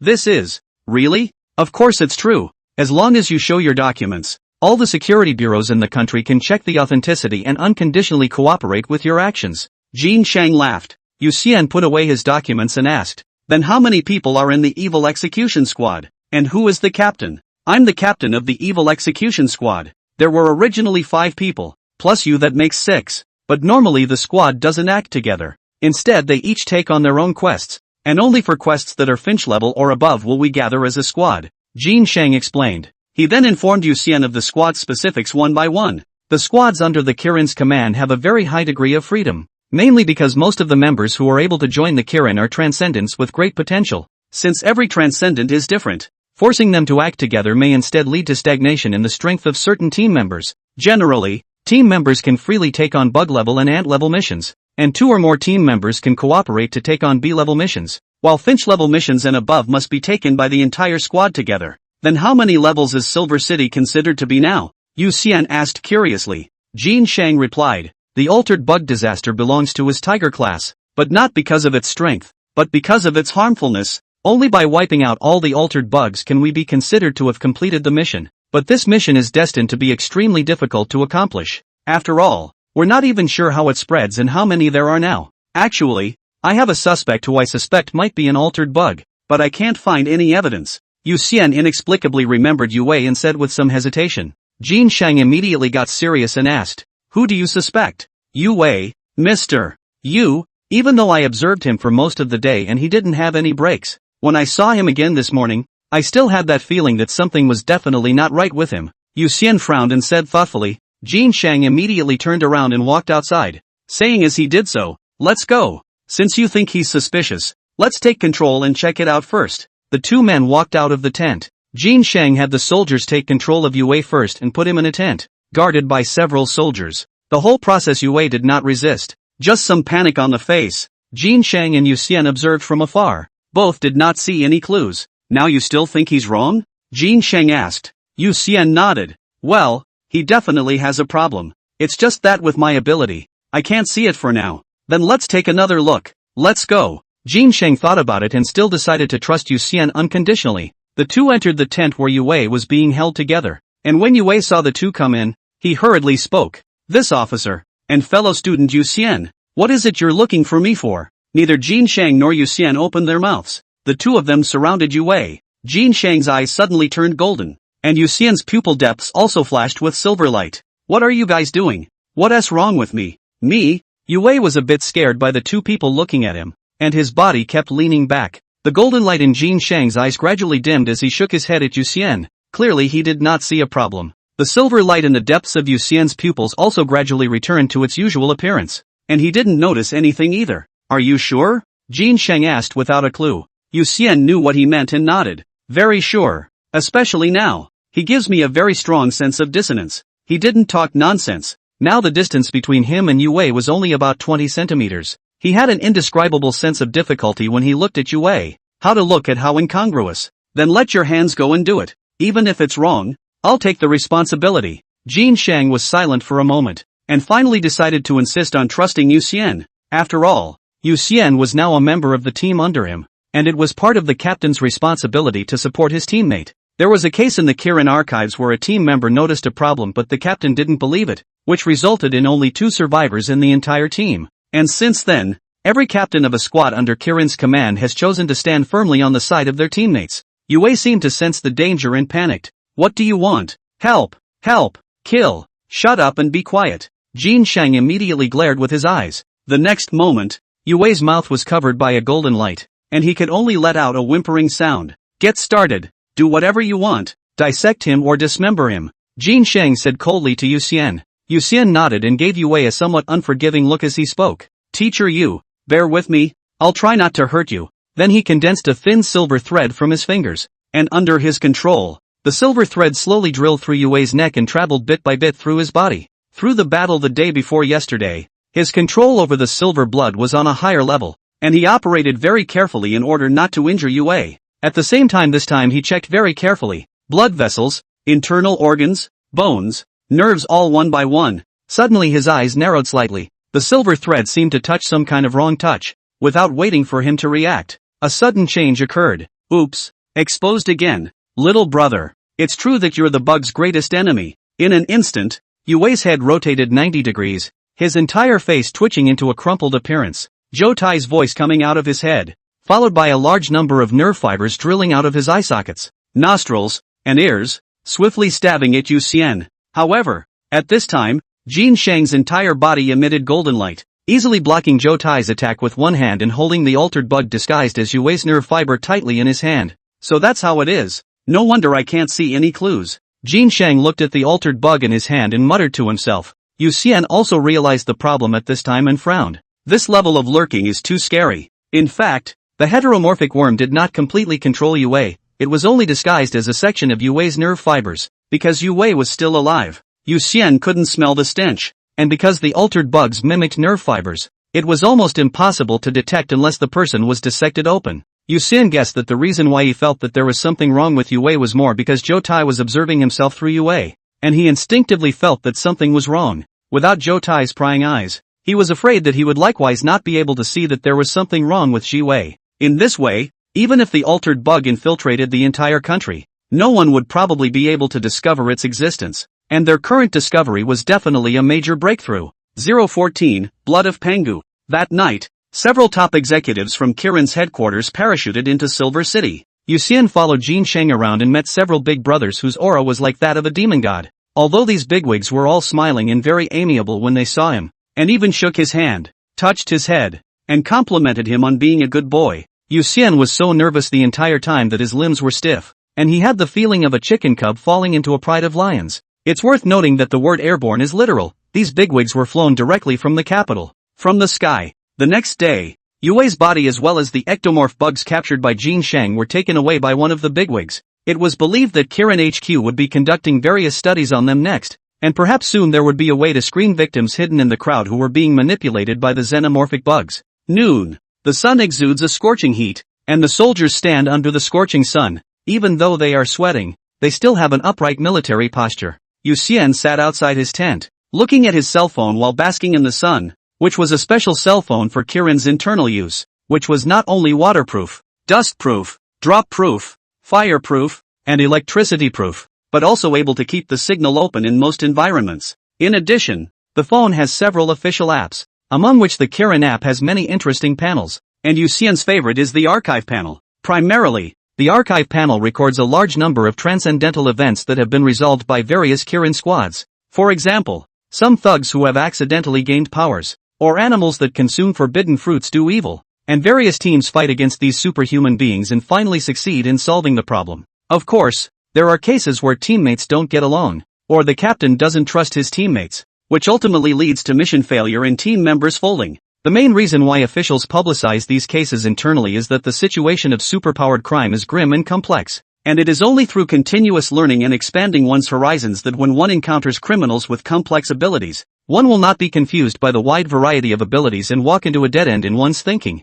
Yu Xian had an eye-opening experience and learned a lot right now. For example, he used to think that getting the forbidden fruit would enable him to soar to the heavens. Still, it took reading one of the profiles to realize that the forbidden fruit isn't everything and there are many limitations. The archive includes a teenager named Qin Xing who finds a forbidden fruit on the balcony of his house and becomes a god after eating it. But as a price for gaining power, his sense of self was completely obliterated. Nowadays, Chen Xing is sealed in the Transcendental Shelter at the Qilin headquarters. Number 006. Codename, God of Fortune. Anyone who kneels down to worship him will be blessed with luck. But once you start kneeling down you must kneel down sincerely every day. Or else once you interrupt your kneeling down bad luck will come down on you. And how much good luck you have in front of you is how much bad luck you have at the back of you. The other is number 001. Codenamed Pangu. And is likewise in much the same situation. Except that he is in eternal sleep. And is said to awaken only after this world is broken. And then opens up the heavens and opens up the earth. In the Kirin app, the blood of Pangu in the merit shop originated from this person. And the officials had found a way to extract the blood without harming his body. The more Yu Xian looked, the more he was able to understand how thick the official base was. And compared to the official power, the blood clan was really nothing. I wonder just how complimentary it would be if I took a mouthful of Pangu's blood. After Yu Xian read one of the files, a curious look appeared on his face. The team that solved the incident in the file. The captain was originally an ordinary soldier who was able to redeem the blood of Pangu because of his outstanding merit, thus becoming a bird-level transcendent. A single drop of Pangu's blood could create a sparrow-level liner expert. Surely no one can escape the law of true fragrance. Although Yu Xian swore that he would never drink blood again, truth be told, he was a bit greedy for this Pangu's blood. In fact, there were warriors in Silver City who had taken Pangu's blood. That would be the War Police Unit of the Security Bureau. But most of the members of the War Police Unit had only taken the blood of discord that had been diluted and rediluted, and their strength was roughly at the lower end of the bug level, with no additional abilities other than being physically stronger than ordinary people. Now, the War Police forces are acting right alongside the armed police, and are going through all the buildings in Silver City one by one, clearing out any xenomorphic bugs that might be hiding. With almost 30 million permanent residents in Silver City,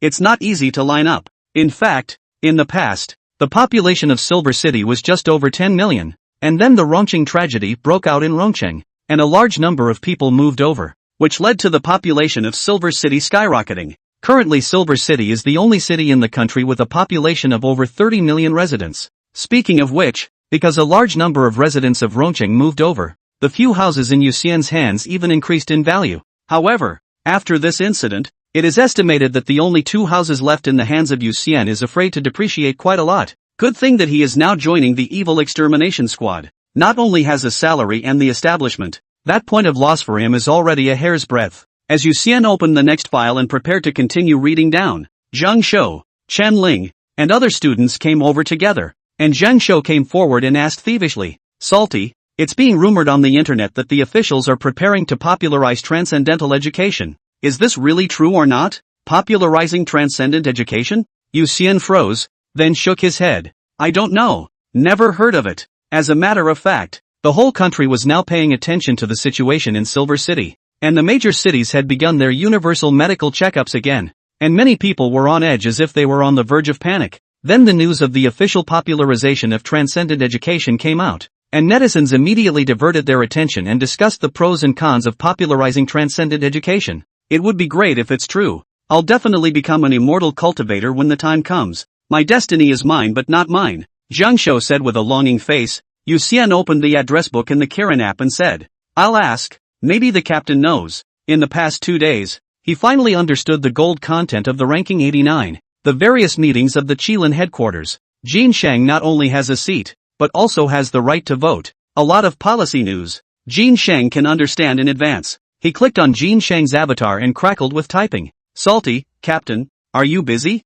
"Lionlight, I just took care of a piece of trash who took advantage of the situation." "Something wrong?" "Salty, there are rumors all over the internet that the country is going to popularize transcendental education. Is that true?" "Lionlight, it is indeed under discussion. In fact it has been under discussion after the tragedy in Rongqing. This incident in Yincheng is just speeding up the process. After all, both times the altered bugs were discovered by the students in the school. And you and that classmate are the same transcendent, but I don't think it will be popularized so quickly. It should be selected a few cities to be used as a pilot first." "Salty, oh, got it. Yu Xian looked up at Zhang Shou and said, "The captain said that there is indeed this matter, but a few cities should be chosen as a pilot first. Since ancient times, chivalry has been prohibited by martial arts, and while the full popularization of transcendence would allow more potential geniuses to come to the fore, it would also allow many people with wrong intentions to gain power. Therefore, the officials must have had a lot of worries and could not have made a decision all of a sudden. I've decided.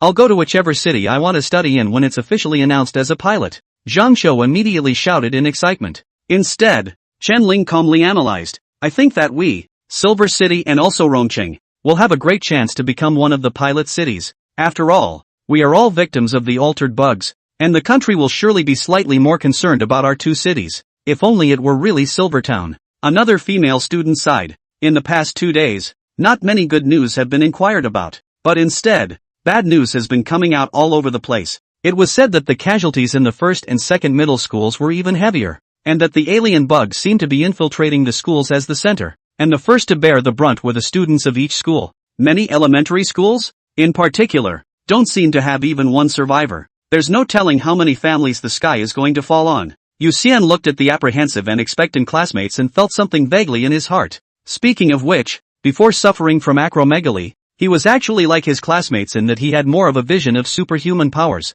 and then slowly came to terms with the fact that he was ordinary, apparently after coming back from the dead. The classmates, just like him who suffered from acromegaly, had a greater desire for transcendent powers, and the essence of this desire was actually an uneasiness about the future and a fear of death. People really aren't that different really. Even if he gains superhuman strength, he just becomes stronger. His heart is still human, and his feelings are the same as everyone else's. That female staff member was right. As long as one thinks he is still human, no matter what transcendent race he becomes, he will always be human. Vampires are just a bloodline. 015, The Lion's Mighty Light. Night. Johann sat outside his tent basking in the moon. After 12 o'clock, dark clouds gradually obscured the moon and a mist rose from the ground. Seeing that he couldn't tan the moon, Yu Xian put his cell phone in his pocket, turned his whole body upside down, and started doing inverted push-ups. After joining the evil execution squad under Kirin's command, it was reasonable to say that he would no longer be hunted by the Blood Clan, which meant that he was safe. And as a vampire, his lifespan would never end. So as long as he honestly basked in the sun, he could indeed live like a salted fish. The problem is that his name is pronounced salty backwards, but he himself is not a glutton for punishment. For the past 2 days he had been thinking about how and what to live for the rest of his life. He was afraid of death because his father was sick and dying, but because of that fear, he loved life more than anyone else. A scene in the school. Originally serious students, liked to play, shy and silent classmates, enthusiastic and cheerful classmates, but ultimately all became a set of mutilated corpses. Their faces remain on the face of the expression of horror, blood stains and the vaguely visible tear marks, all seared in the bottom of his heart. After perusing a large number of files, he again seemed to see a heroic soul silently guarding people's ordinary lives, and he saw a young life fall into a pool of blood. The reason why Jin Shang would trust him unconditionally was because there were predecessors who had used their lives as lessons to pave the way for him. In the end, he had an answer in mind. He wanted to be a light. He wanted to dispel the fear in everyone's mind. He wanted to guard the smile on every face. It takes great power, so he has to get stronger. Stronger, stronger. 1005, 1007, 1010, 1020. Yu Xian supported his body with one finger and quickly did inverted push-ups. At that moment, Jin Shang came back from outside with a few rats that were bigger than an adult field dog in his hand, and he stopped to look at Yu Xian. When Yu Xian changed hands and was ready to continue, he walked up and opened his mouth to invite. "Let us go over there and practice?" As he spoke, he pointed behind him to the playground that was inside the school. "This is considered a teaching guide within the team?" Yu Xian asked with a smile as his eyes lit up. Kim Sheng smiled. "You can think of it that way. Going for it?" "Sure." Yu Xian immediately rolled over and landed on his back, clapping his hands, handing over the few rat monsters in his hand to the soldiers to deal with. Jin Sheng entered the campus with Yu Xian. The two pulled apart in the playground and Jin Sheng opened his mouth. "I'll keep the power at bug level. Come on." "Then the captain is careful." Yu Xian immediately nodded his head. He flicked his hands at the same time. A large amount of silver threads quickly shot towards Jin Sheng. Jin Sheng stood still. His fingers were wrapped in golden light. As the silver threads approached, he flicked his fingers on top of the silver threads just right, and in an instant all the silver threads were easily blocked by him. "The movement of your fingers is necessary? It's too obvious." Jin Shang asked curiously as he looked at Yu Xian's fingertips that were manipulating the silver wires. Yu Xian controlled the silver thread back with both hands, the tip quickly stabbing at Jin Shang while replying, "It's better to maneuver this way. And there's actually a difference in flexibility between the silver threads shot from different locations. The silver threads shot from the tips of the fingers are the most flexible, followed by the palms of the hands, then the wrists, forearms, elbows, and back arms, and all the other silver threads shot elsewhere are more difficult to maneuver. Because the silver blood in his body was limited, he definitely had to focus on the most flexible areas, which was why his strength was drastically diminished when he had his right arm chopped off by Zhou Tai. The difference between a flexible silver line and an inflexible one is actually very large in a fight. That's purely due to your lack of proficiency. I've seen Marcus use the same ability. He manipulates the silver threads in 1,000 different ways, making it impossible for people to defend themselves, and it can even cover the whole body to form silver armor. Much better than you are right now. Jin Shang easily avoided the silver thread attack and spoke while dodging. Yu Xian's eyes lit up. The vampire's physical defense was really not strong. If he could weave the silver threads into an armor, it could really be a good defense. Perhaps, in retrospect, he could learn how to knit a sweater. The two should be similar in theory. However, the most important thing now was to force Jin Shang to make a move. So far Jin Shang had been on the defensive, blocking all his attacks with a single finger, facing Kim Shang. Although the pressure is not as great as Zhou Tai, but can clearly feel the huge gap between the two sides in terms of practical combat experience.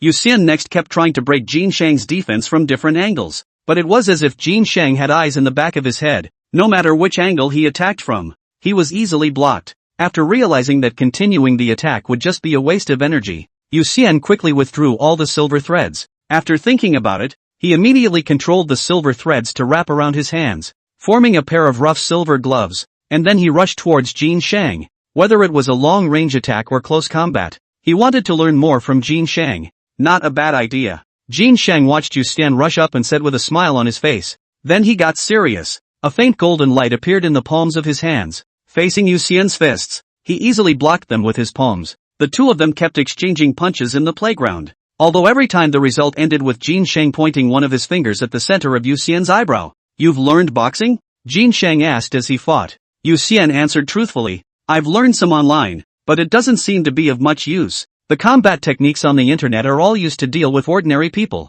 We have transcendent power. Many weak strikes don't work on us. That's why you have the illusion of uselessness. You have a long lifespan. You should be able to use all the resources in the sea. As for the techniques, it's just a water polishing technique. It will always go up," Jin Shang said with a smile. In fact, after the exchange of hands, he had keenly sensed that there was a huge difference between Yu Xian and the average vampire. The average vampire? In the first 100 years of becoming a vampire, the strength is really ordinary. Bullying ordinary people is okay, but compared to the vast majority of transcendentalists, it really is no different from a weak chicken. This is the price brought about by eternal life. But what about Yuan? The force of each of his punches was so exaggerated that it felt like being charged head-on by a rhino. To put it simply, Yu Xian's strength and speed had already reached the level of the lower ant rank. Not at all like he had just become a vampire, but rather like those old ghosts who had lived for 200 or 300 years. Alright, I almost have a clear understanding of your strength, so be careful next.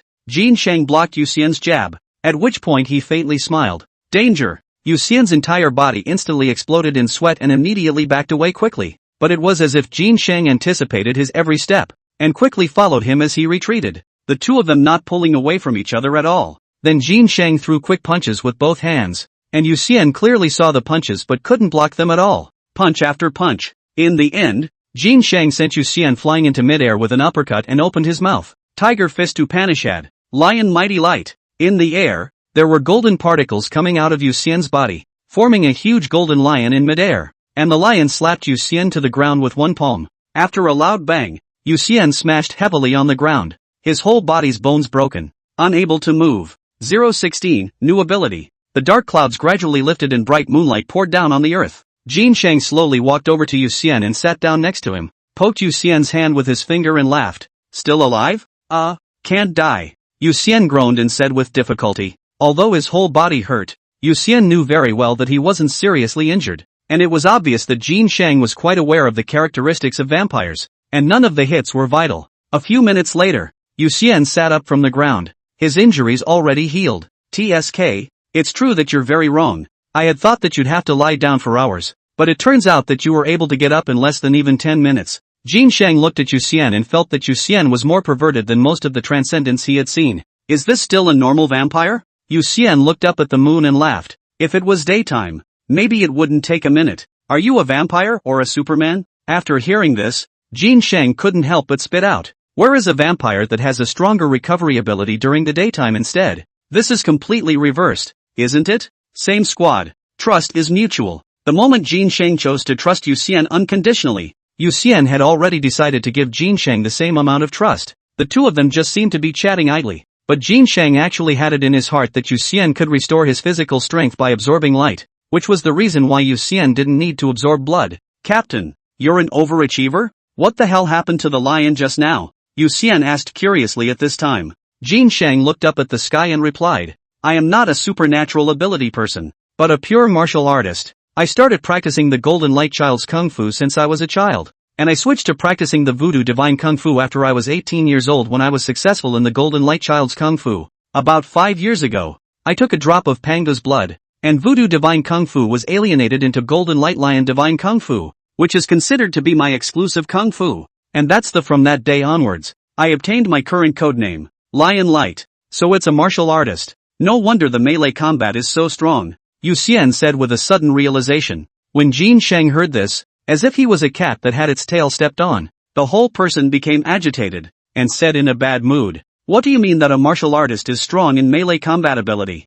There are quite a few martial artists who are actually weak in melee combat, purely relying on their strong internal force to fight remotely. In the future you will know after seeing more. The only way to improve your melee combat ability, that is to have more actual battles. There are no other shortcuts. He had been beaten by the Jin De army from a young age before he had the solid practical combat ability he had now. This process contains so much blood and tears, how could it be covered up by a mere sentence of originally a martial artist? Yu Xian couldn't help but laugh when he saw Jin Shang's sudden agitation and could vaguely sense the sultry tone in Jin Shang's words. TSK. Jin Shang looked at Yu Xian and finally sighed helplessly, then shook his head with a bitter smile. Controls were gradually liberalized over the next few days. The interior of Silver City has been cleared of altered bugs, leaving only some areas outside the city to continue to be cleared, and the residents who had taken refuge in the various gymnasiums have begun to return home one after another. On the 5th day, Yu Xian returned to his house. He changed into civilian clothes and immediately went to a chair on the balcony to lie down.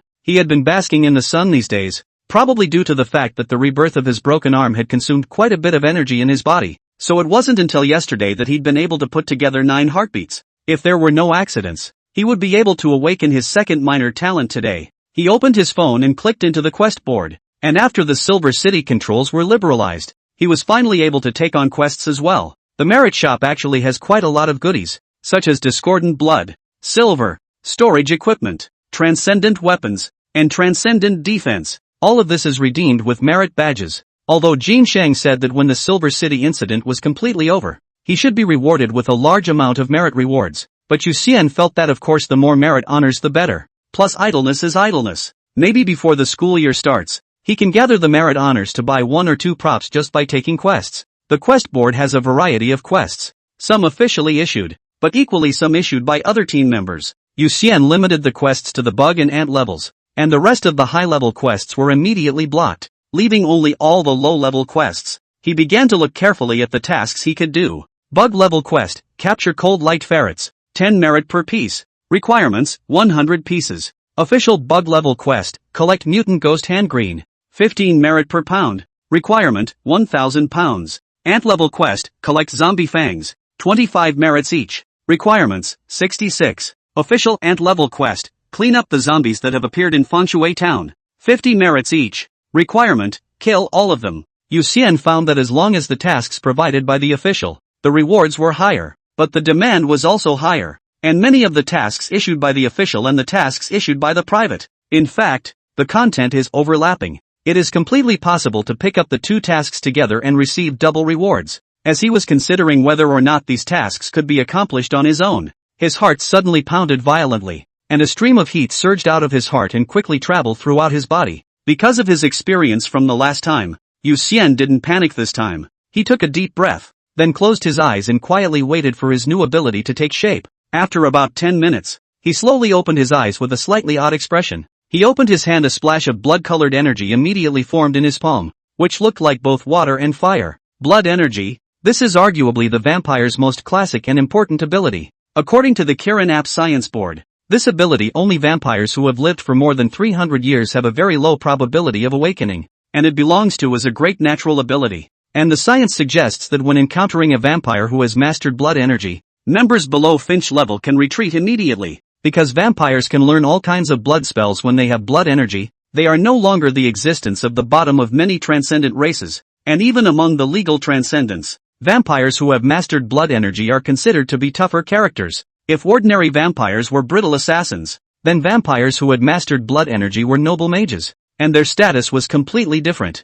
But as Yu Xian looked at the blood energy in his hand, the first question that came to mind was who should he find to learn blood spells? As far as is known, there are only two races that currently master blood spells, the Blood Elves and the Bloods. The blood spells circulating within the blood race, that was the originator, benefited from the forbidden fruit and came from the process of growing up without a teacher. He was a wild vampire. The blood race had already counted on restraint if they didn't kill him, and there was no way he could be imparted with any blood spells at all. As for the Blood Elves, since the originator had died in battle hundreds of years ago, their numbers were very sparse, and nowadays they were basically clustered in Europe. And they were even more xenophobic than the Bloods, so it was impossible to teach him blood spells. Did he have to use his amazing wisdom that he had hidden for years to create all kinds of blood spells on his own? Yu Xian looked at the blood energy in his hand, his eyes gradually becoming wise. 017, Super Nurse, Silver City, Zhang Xianya Yuan, Building 3, Room 601. Zhang Shou rushed out of his room and hurried into the toilet. Standing in front of the toilet, the sound of water rang out and his whole body sighed in relief. Suddenly, he heard a plopping sound and couldn't help but show a confused look. He wasn't taking a dump. Where did the plopping sound of falling water come from? He opened his eyes to look into the toilet, and the next thing he knew, he saw a fruit with a reddish glow. Forbidden fruit? Zhang Shou's eyes grew wide and he hurriedly slapped himself. Ouch! Then it's not a dream. It's real. Then, not minding the dirt at all, he bent down and scooped up the forbidden fruit from the toilet as soon as he could. He looked up at the ceiling, then around, and subconsciously swallowed. Is this food, or is this food, or is this food? No one knows. He picked it up from the toilet anyway. Just eat it. In order to avoid a long night, he hurriedly put on his pants, took the forbidden fruit and walked to the washstand to rinse it slightly with water, then swallowed it in one gulp. There's still a bit of urine odor left, and the authenticity pulls full circle. Wishes can't be too big. Give me a system. I want a system. Zhang Shou had heard Yu Xian say 2 days ago that the forbidden fruit was not omnipotent,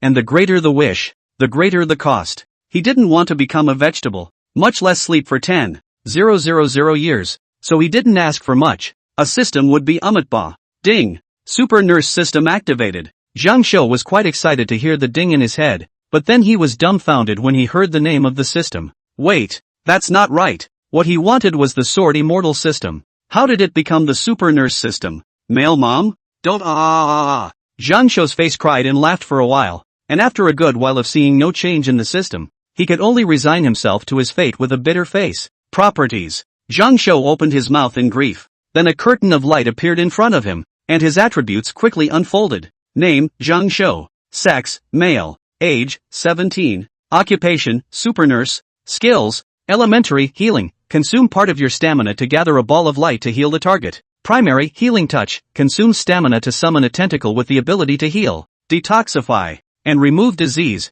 removing most of the target's abnormal statuses after touching the target. Passive nurse does not die of wounds or illnesses, die on the first fatal attack each day and recover immediately at full health. On the second fatal attack, retain 1% of your life value, and on the third fatal attack, die and revive in place after 1 hour. Zhang Shou looked at his attributes and became more and more excited. Milkmaid is good. Milkmaid is wonderful. Long live Milkmaid. 3 lives a day. Who else? Zhang Shou couldn't help but laugh up at the sky and suddenly thought of something, immediately turning around and punching the wall. His face turned red immediately afterward, then blue, and finally white. It hurt so much. It took a while for him to slow down, covering his fist and only blowing on it. Didn't they say that taking the forbidden fruit starts at the eagle level? Where's a weak eagle class like that? Zhang Shou looked at his fist that had become red and swollen, his head all filled with question marks. He ran back to his room, pulled out his newly purchased cell phone from the bedside, and immediately dialed Yu Xian's phone number. Yu Xian's house. At this time, Yu Xian stood on the ceiling and was researching more uses for blood energy. Since there was no way to learn orthodox blood spells, he would study them on his own. And since the blood energy was already in his hands anyway, he was still afraid that he wouldn't be able to study the spells on his own? It's like having a generator. Can't you hand rub an electric fan? Hand rub a rice cooker? Hand rub a battery-operated car? Hand rub an electromagnetic cannon? For example, right now Yu Xian had developed several uses for his hemorrhagic energy. First of all, by attaching it to his body, he could fly like Spider-Man, and even if he was upside down on the ceiling, he wouldn't fall off. Then there's the attachment to the top of the silver wire, which strengthens it and even makes it sticky like spider silk. The above was actually the effect of making the blood energy viscous. In addition, Yu Xian could also make the blood energy corrosive through his mind. A single drop of blood energy could corrode a large hole in the floor. Spells, could it be that they change the nature of blood energy to produce various magical effects? Then the flames are fueled by blood energy? Yu Xian controlled the blood energy and tried to make it burn by imagining flames. Suddenly the cell phone rang. He glanced at the blood energy in his hand, then dropped from the ceiling to the floor and picked up the cell phone on the table to connect. Yu Xian, I ate a forbidden fruit. Zhang Shou's voice came from the other end of the phone. Most of the time, Zhang Shou called him salty fish. He called Zhang Shou old Zhang, and only when Zhang Shou was particularly nervous and serious would he call him Yu Xian. Yu Xian frowned slightly and asked, "Are you sure it's forbidden fruit? You're not dreaming, are you?" I slapped myself. The super painful kind. It's not a dream. I'm now a transcendent. But something seems to have gone wrong, Zhang Shou said seriously. Yu Xian thought for a moment and instructed, "Stay at home and don't move around. I'll go over and find you." With that, he hung up. He actually wasn't very convinced that Zhang Shou had eaten the forbidden fruit, and was even more skeptical that Zhang Shou had eaten poisonous mushrooms at home and was hallucinating. It's the same as your best friend calling you out of the blue to tell you he's won the first prize in the lottery. There's no sense of reality to it at all. It's so unreal. Yu Xian changed his clothes, then hurried out the door. 5 minutes later, he came to the neighborhood where Zhang Shou lived, quickly went up to the 6th floor, and knocked on the door of Zhang Shou's house. "Salty fish, come in." Zhang Shou opened the door with a sense of stealing and whispered. When Yu Xian entered, Zhang Shou hurriedly closed the door, and by the way, he also unlocked the door, as if this would give him more security. "Alright, you said you ate the forbidden fruit, so what transcendent ability do you possess now?" Yu Xian asked as he sat on the sofa and looked at Zhang Shou. Zhang Shou slightly changed the location where he obtained the forbidden fruit, saying that he found the forbidden fruit in the toilet as he found the forbidden fruit in the room, and told Yu Xian all the rest without reservation. "Then try summoning the healing touch and I'll see," Yu Xian said after listening. Zhang Shou nodded and immediately unleashed his skill to the side. An illusory green tentacle instantly appeared. It was like an octopus tentacle without suction cups, slowly flinging itself around after it appeared. Yu Xian watched the tentacles appear out of thin air. His eyes widened at once, and he had to believe that Zhang Shou's traitorous luck. He stood up and walked over to the tentacle. His hand gently touched the tentacle, and in an instant he quickly stepped back, realizing that his hand had been burned. The tentacles were surprisingly restraining against vampires. Hey, believe it now?" Zhang Shou asked with a smug look on his face. Yu Xian nodded his head. "I believe it, but do you know why your strength hasn't reached the eagle level?" "Yeah, why?" Zhang Shou hurriedly asked. Yu Xian's face was serious and he said without a trace of anger, "Because you're too greedy. Do you know that you almost became a system instead of becoming a person with a system?" He didn't take it seriously just now, so he just laughed at whatever Zhang Shou said. But now since he was sure that everything Zhang Shou said was true, Yu Xian only felt terror. Zhang Shou thought his wish was small, but it was actually too big to be true. The system he got had almost no side effects, and the career skills were very exaggerated, especially the passive, which was just heavenly. Yu Xian felt that Zhang Shou had definitely used up all of his good fortune in his life this time. However, for safety reasons, he decided to contact the captain. After all, the discovery of a forbidden fruit eater would have needed to be reported, just so he could arrange for Zhang Shou to undergo a full medical examination. 018, 1 week. Southside Sheriff's Department. Next door. Kirin had offices in every city, and Silver City's office was located in South City, right next door to the Sheriff's Department. Yu Xian and Jin Shang were sitting in the office, and through the window they could see that in the other room, Zhang Shou was being examined by several doctors. Could it be that the friends of freaks are also freaks? Jin Shang said with a blank expression as he looked at the energetic Zhang Shou next door after understanding his situation. In the era of the prevalence of web novels, the nation's brainchildren are getting bigger and bigger by web authors. Systems that are nothing new. As early as a few hundred years ago, there was actually someone who wanted to get a system after taking the forbidden fruit, attempting to utilize the system to become a god as an ancestor, and as a result, His wish came true, with the side effect that he himself turned into a system that could only parasitize other people's bodies, and once the host died, he perished along with him. The end result was obvious. He died along with his host, and neither became a god. In theory, Zhang Shou's wish was similar to that one, so Zhang Shou's end should be similar, but now Zhang Shou not only didn't turn into a system, he was still alive and kicking, which was strange. The results of the examination will not be known until tomorrow. When Zhang Shou came out of his room and saw Yu Xian standing in the corridor waiting for him, he asked somewhat nervously, "Salty fish, are my side effects great? We won't know until we see tomorrow's medical report." Yu Xian replied. Zhang Shou nodded, then smiled optimistically, thinking on the bright side, maybe it's because I'm blessed with a lot of luck that I got that heaven-defying ability? Impossible. It's best to put away your fluke. Although your ability is only at the lower bug level, the potential is too strong. It's impossible to get this level of ability by taking the forbidden fruit without side effects. Jin Sheng came out from his office and looked at Zhang Shou and said. After Zhang Shou left the room, Jin Sheng could see the doctors' faces through the glass on this side, and although the report hadn't come out yet, he guessed that the results wouldn't be too good. He took back what he had just said. It was true that only Yu Xian was a freak, and this fat guy was just an unlucky guy with good luck. The smile on Zhang Shou's face froze. He felt that he had already been very restrained when it came to wishing, but he didn't expect to be rated so highly here in Jin Sheng. Captain, then can I transfer my merit to old Zhang and ask the country to come to his rescue? Yu Xian couldn't help but ask. Jin Sheng calmly said. He stays tonight. You can stay with him or go home and rest. Everything will wait until the report comes out tomorrow. The forbidden fruit, which can be described as a source of opportunity, can also be described as a source of woe. The vast majority of animals who take the forbidden fruit become a threat to the safety of human existence, while humans who take the forbidden fruit are lucky to fly high, and unlucky to harm themselves. Zombie ancestor, drought demon ancestor, ghoul ancestor and so on, all are after taking the forbidden fruit, not only the self-consciousness completely dissipated, but also become the source of disaster that plagued the world. For example, the zombie patriarch, after being killed by dozens of Kirin's squads joining forces, his body erupted with a huge corpse chi. These corpse gas cannot be completely removed, and with the winds spread to the world. Once the corpse infected with corpse gas will mutate, and finally become a zombie. Kirin has been clearing out the new zombies that have appeared, and while humans can still reduce the likelihood of zombies appearing with timely cremations, many of the animal zombies are too much of a nuisance to kill. Because of this, nowadays, once a new forbidden fruit eater is found, Kirin will arrange for a medical checkup and will not be able to leave without permission until the report comes out.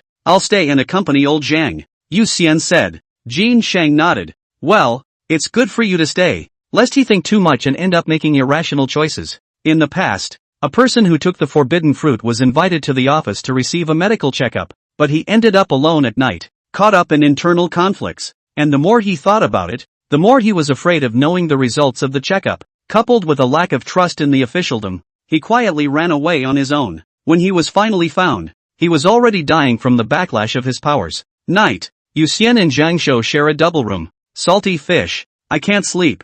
Zhang Shou closed his eyes for a while, then opened them to look at Yu Xian. Yu Xian stood upside down on the ceiling and said lightly, "Don't think too much. Big deal. I'll turn you into a vampire. There's a way to live across the board." I was so overwhelmed by the forbidden fruit that it would have been better if I had asked you first. Zhang Shou sighed. Yu Xian manipulated the blood energy to form a thread. The red blood threads intertwined with the silver threads made up of silver blood to form a net. He dropped from the ceiling into the net and lay down. Impossible. The forbidden fruit itself is extremely seductive to living creatures, and your reasoning isn't strong enough to hold up to the point of questioning me. If in the wild, two people found the forbidden fruit at the same time, even if they were friends in life and death, they would kill each other after being affected by the forbidden fruit, and even fathers and sons fighting each other had appeared before. This is why the forbidden fruit has been called the fruit from the abyss. Any creature that encountered the forbidden fruit would slowly lose its mind, and there was no way Zhang Shou could hold on to it for too long. So rushing to take the forbidden fruit while his sanity was still intact was the most correct choice. Day 2. Yu Xian and Zhang Shou were sitting on the chairs in the corridor, and Zhang Shou looked like a suspect awaiting trial, with an apprehensive look on his face. At this time, Jin Sheng came out from another office with a serious face holding a report. He walked over to Yu Xian and sat down next to him, handing the report to Yu Xian. Yu Xian took the report and handed it to Zhang Shou, who waved his hand and said, "You read it first. I'll slow it down." Good. From Jin Sheng's expression, Yu Xian actually guessed that the outcome was not good. When he finished reading the report, his brows were even more directly wrinkled, and his face was all worried. What? Did it turn out badly? Zhang Shou looked at his expression and asked with some difficulty. Yu Xian pursed his lips and replied, "It's worse than imagined. Your body is now filled with a special kind of energy, and your telomeres are aging at a rate hundreds of times that of a normal person. Every time you consume your physical energy, it's actually equivalent to burning your own lifespan. And according to the results of your telomere test, you only have roughly a week of your lifespan left at this point. Then what if I turn into a vampire?" Zhang Shou immediately pursued. Yu Xian shook his head and said, "The energy in your body has an extremely strong exclusivity. I'm afraid that vampire's blood will go up in smoke just after it enters your body, so you can't be transformed into a vampire at all. And likewise, other transcendent powers that have the ability to prolong your life are estimated to not be able to have an effect on you. So I am going to die in a week?" Zhang Shou said with a pale face. "There is no such thing as a free lunch. What's the use of 3 lives? If Hades wants you to die on the 3rd night, you'll die with 100 lives. The forbidden fruit has never been a divine lamp or a wishing bead, and there is bound to be a price to pay while using the forbidden fruit to get it." 019, Zhang Shou does not live long. In the hallway, none of the 3 spoke. Jin Sheng felt a bit of a pity, because transcendental healing talents like Zhang Shou had actually been in short supply all over the world. If Zhang Shou wasn't so flawed, he would have pulled Zhang Shou into the Punisher Squad without hesitation, which would make the Punisher Squad one of the few teams in the Qilin that had a healer. "Captain, can Panga's blood save old Zheng?"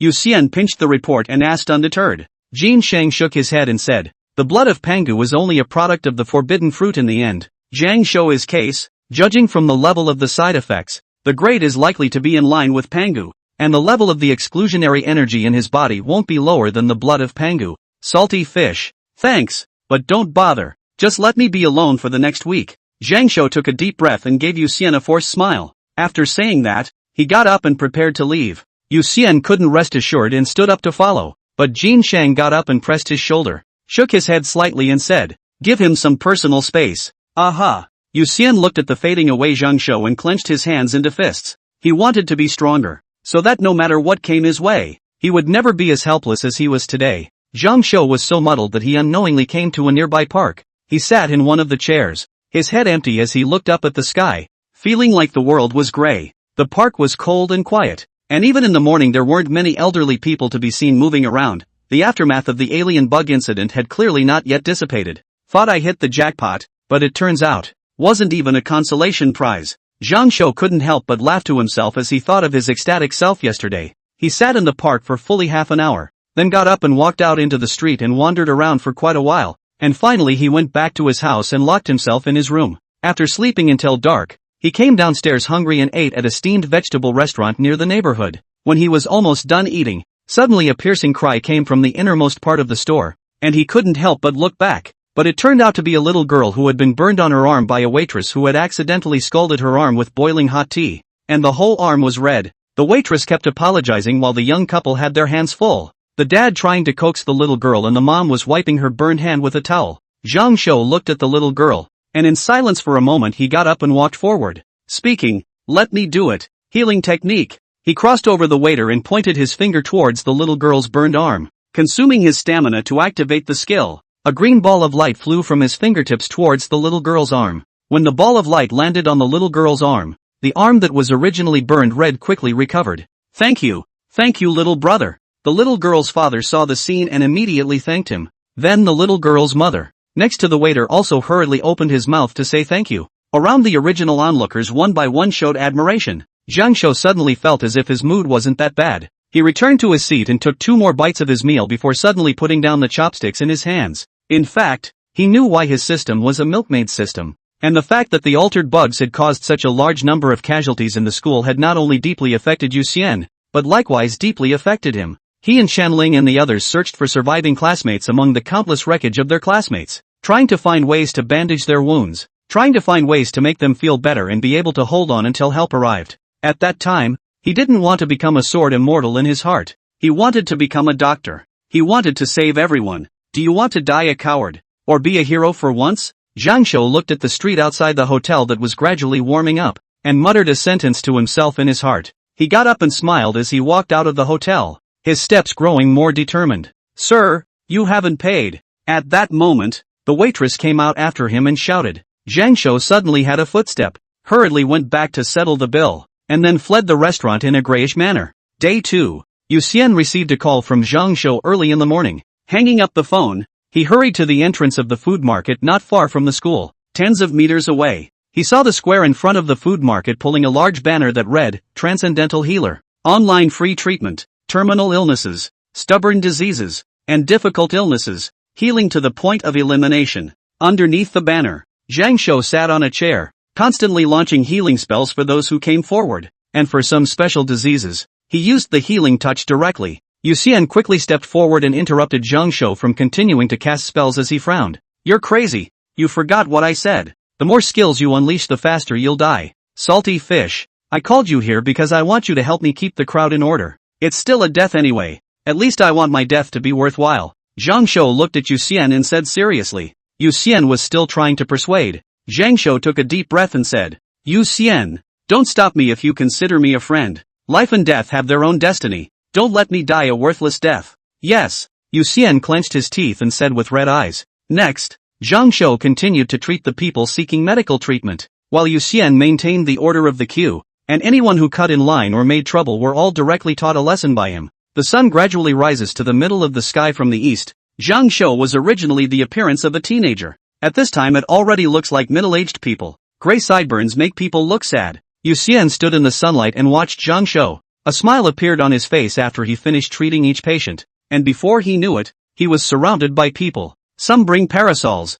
some bring lunch, some bring herbal tea, some bring fans. Many people came over from the bottom of their hearts to help maintain order. Yu Xian instead became idle as no one dared to make trouble anymore. Everyone lined up in a regular manner and waited for their turn. The building opposite the food market. Jin Sheng stood on the roof, looking at the long line of people. His hand could not help but clench. Doctor, your hair. Little brother, why don't you rest today? Uncle, we're not going to treat it, so hurry up and get more rest. Look at your face. As time continued to pass, more and more people noticed Zhang Shou's change, and by 4 o'clock in the afternoon, he had already changed from middle-aged to the appearance of a little old man. The people around them were worried, but Zhang Shou remained hellbent on continuing to treat the patient. He has cured hundreds of terminally ill patients today, as well as dozens of physically challenged classmates, and restored many babies with genetic disorders to health. Crossed over, he wanted to heal more people. He only had to unleash his skills once, yet he could give a person their health back,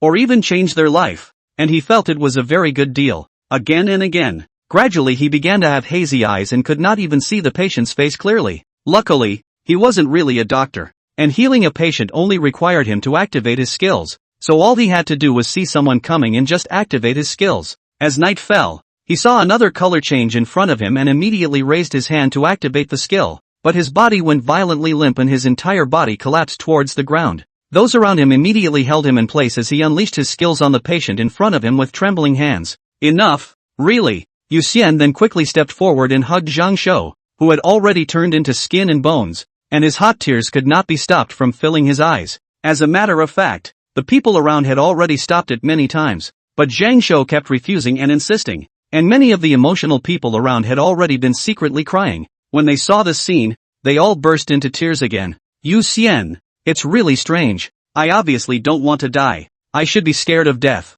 but now I don't seem to be scared at all. Is it because I know that I'm doing the right thing? When Zhang Shou heard Yu Xian's voice, he said weakly at this time, a relieved smile appearing on his face instead. Not waiting for Yu Xian to answer, his hands slowly dropped. Yu Xian could not help but let out a cry. His father is gone. His dead friend is gone again. He does not know what he has left to continue to lose. The surrounding crowd watched the scene, some silent, some crying. Time seemed to freeze in this moment. 020, 7 days of life and death cycle robbery. In the center of a sea of grief, Chang Shou passed away surrounded by a crowd. Then the passive skill milkmaid doesn't die from injuries and illnesses was automatically triggered, and his dried out and pale body quickly filled up, returning to its original form in just a few seconds. His stagnant heart immediately beat vigorously, and vitality quickly spread to every corner of his body. Yu Xian was holding Zhang Shou, so he was the first to notice Zhang Shou's change. As soon as his crying stopped, the people around him felt that something was wrong and looked at him, and then they realized the change in Zhang Shou. In fact, Zhang Shou regained consciousness again in the next instant after he was cut off, only that he was too embarrassed to interrupt everyone when he saw that they were so sad. Noticing at that moment that the sound seemed a bit off, he quietly opened his eyes and realized that everyone was staring blankly at him, and couldn't help but smile in an awkward, yet nonchalant way. He swallowed and humbly asked. That. The atmosphere has come to this. It seems like I'm a bit sorry for everyone if I don't die. How about I die again? Cut the crap. Go back with me and check your body again. Don't want to mess around again. Yu Xian changed his hold to a lift, grabbed him and walked out. The crowd consciously spread a path to let the two leave. By the time they had watched the two leave, people hadn't even reacted from their confusion. People who had just been immersed in sadness instead had an indescribably absurd and comical feeling at this time. And it would have been more appropriate if a few crows had flown through the sky. South Side Sheriff's Department. Next door. Yu Xian escorted Zhang Shou back and immediately asked several doctors to check Zhang Shou's physical condition again.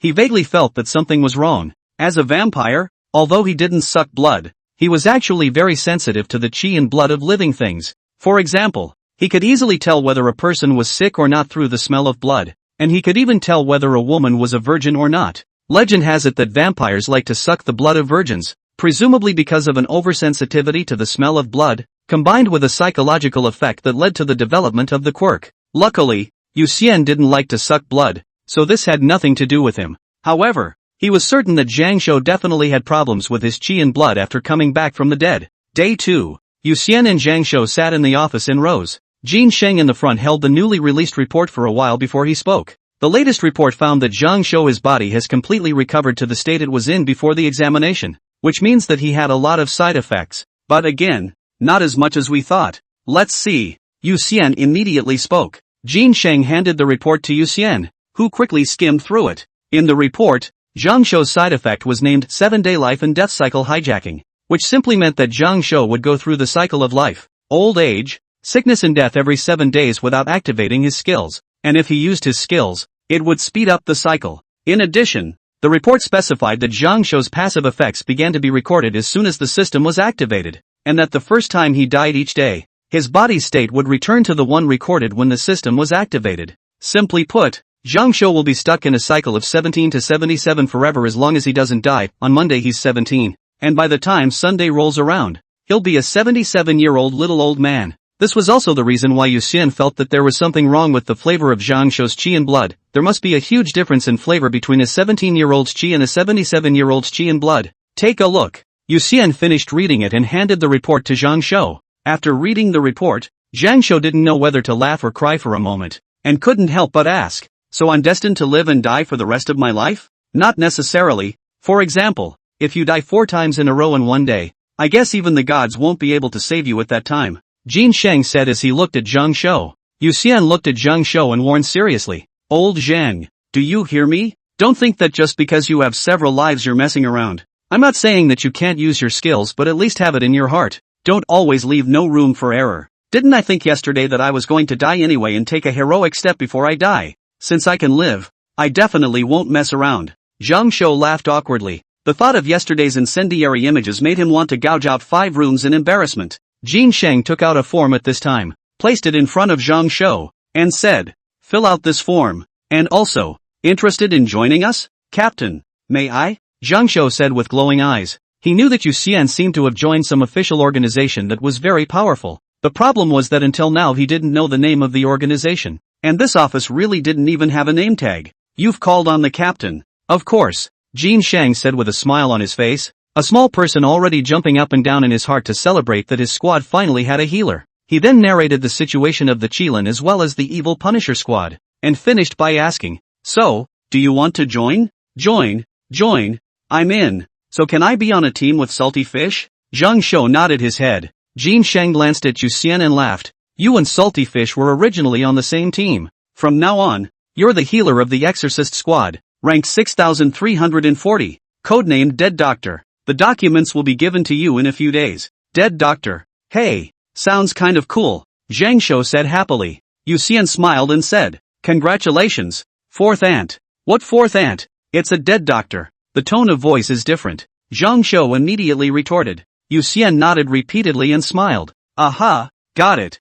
4th Ant. That captain. How about my codename is still Old Zhang? Zhang Shou knew very well that Yu Xian would definitely keep calling him 4th Ant, and once the word spread, the entire team would be led astray by him, so it would be better to change his codename now rather than that. Jin Sheng said helplessly, the codename Old Zhang has already been taken by someone else, otherwise I wouldn't bother to come up with another codename. Anti-4 is actually quite good, and it can still confuse the enemy, so anti-for it is. Don't Once Zhang Shou heard that even the death doctor was gone, he cried out, surely pleasure is built on the pain of others. Jin Shang and Yu Xian unanimously smiled with pleasure at this point. 3 days later, noon, Yu Xian sat on the balcony in the sun, holding his cell phone in his hand to read the class group. Although many students in the class have been killed, no one has kicked the accounts of the killed students out of the group. Chen Ling voiced in the group, has everyone heard? Lord Queen, just say it directly, how can we be as well informed as you? Zhang Shou voiced. Yu Xian laughed and voiced,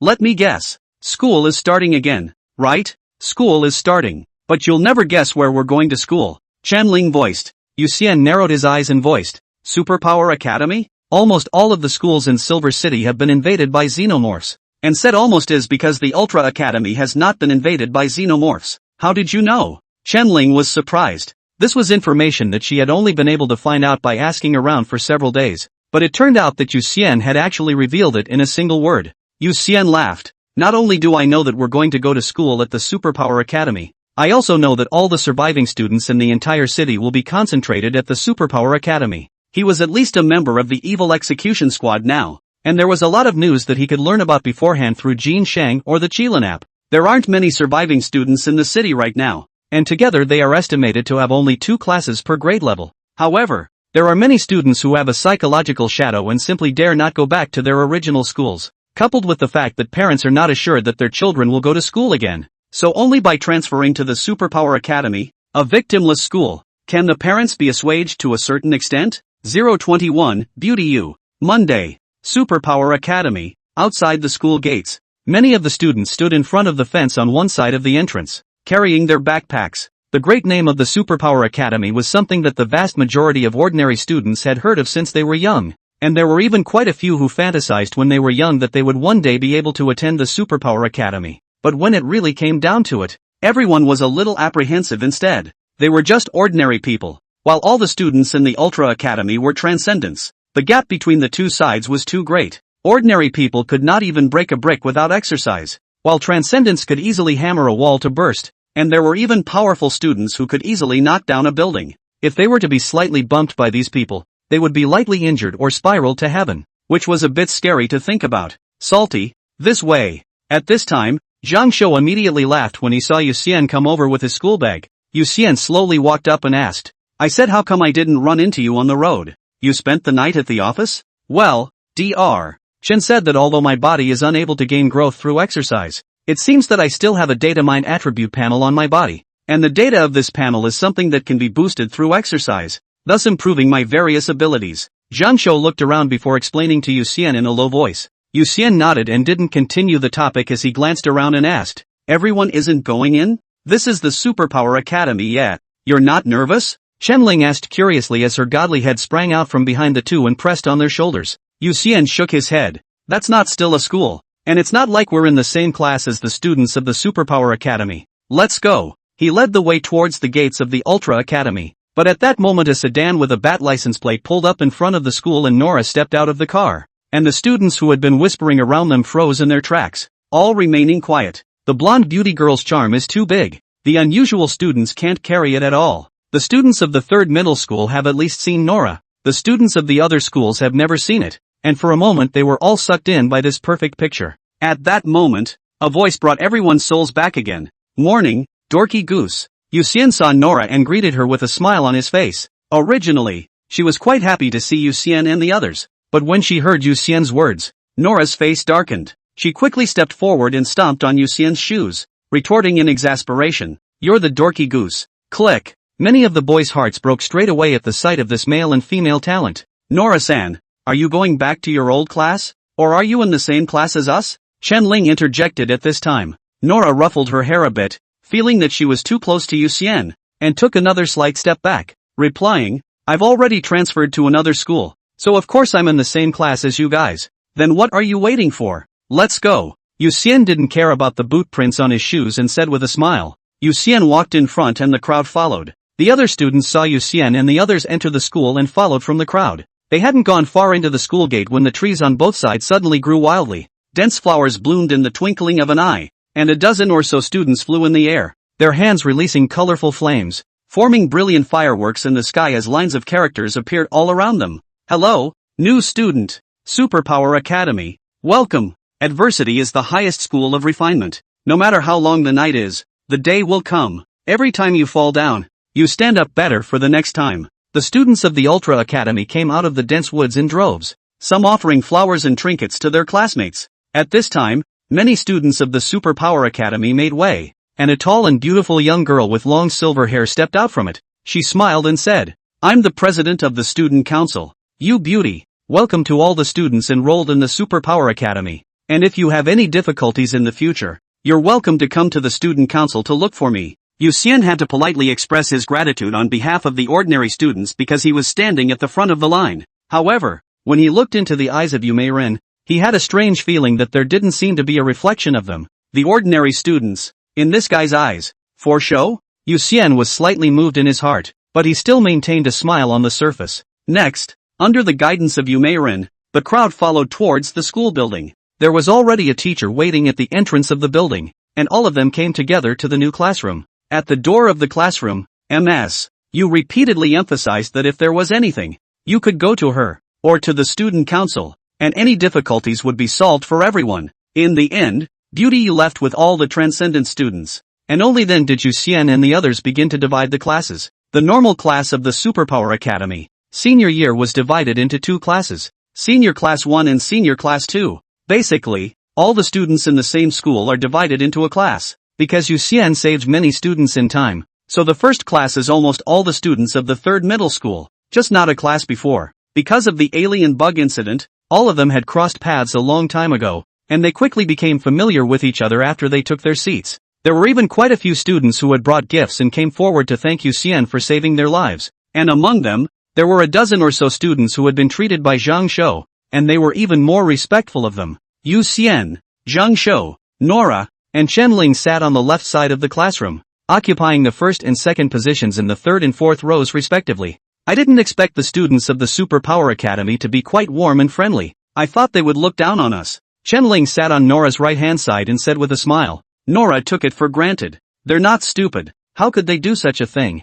Really, if any student dared to discriminate against them, the average students enrolled in school today, the discrimination this morning would be on the internet headlines in the afternoon, and in the evening, they would probably be cyberstormed all over the country, and there would even be an official force quietly coming down to make such cuties. Know who is in charge of this country. After all, the reason why they enrolled in the Superpower Academy was because of the Silver City altered bug incident, which was a big event that shocked the whole country, and as long as it was related to this incident, it would 100% be given a wave of hard attention. Now the student council is organizing a warm welcome for the surviving ordinary students across the school's transcendent students, not only to brush off a wave of national goodwill, but also to give the student council a long face. Even if there were students who thought differently, with Beauty Yu's methods, they would be ruthlessly suppressed. Right, here, Nora, sitting in front of Yu Xian, turned at that moment and placed an oversized silver ingot on Yu Xian's table with gloves on, before she promised to give Yu Xian 20 pounds of silver,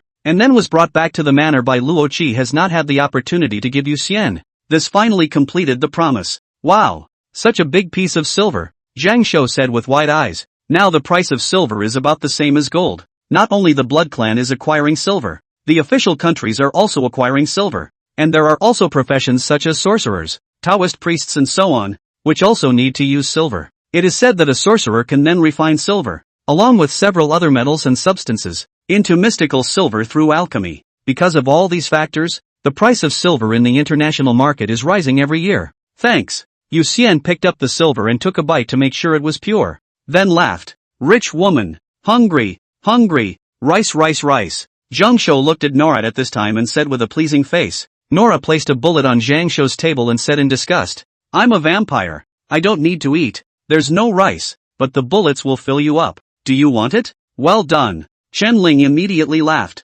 Zhang Shou hurriedly expressed his surrender in defeat, but then quietly put away the bullets, which were super expensive explosive bullets. The four of them were playing around for a while when the sound of a text message came from both Yu Xian's and Zhang Shou's cell phones at the same time. They took out their cell phones at the same time, and Chen Ling noticed that the two had identical cell phones, kind of like an official special cell phone. After Yu Xian and Zhang Shou read the text message sent by Jin Shang, the two of them exchanged glances at each other before nodding slightly. 022, Night Patrol. After school at noon, Yu Xian and Zhang Shou left the school and went to the South City Sheriff's Department. Next door, the two walked into Jin Shang's makeshift office, where he was hunched over his desk eating fast food, and when he saw the two coming he quickly took a couple bites, and then covered his boxed lunch. Wiping his mouth, he spoke. "Sit down, there's something I need to tell you." When both of them were seated, he looked at them and said, "I have to return to the capital tonight to report for duty, and I have a task for you too." Then he narrated the mission. It's been a while since the Knights have actually been unsettled in Silver City.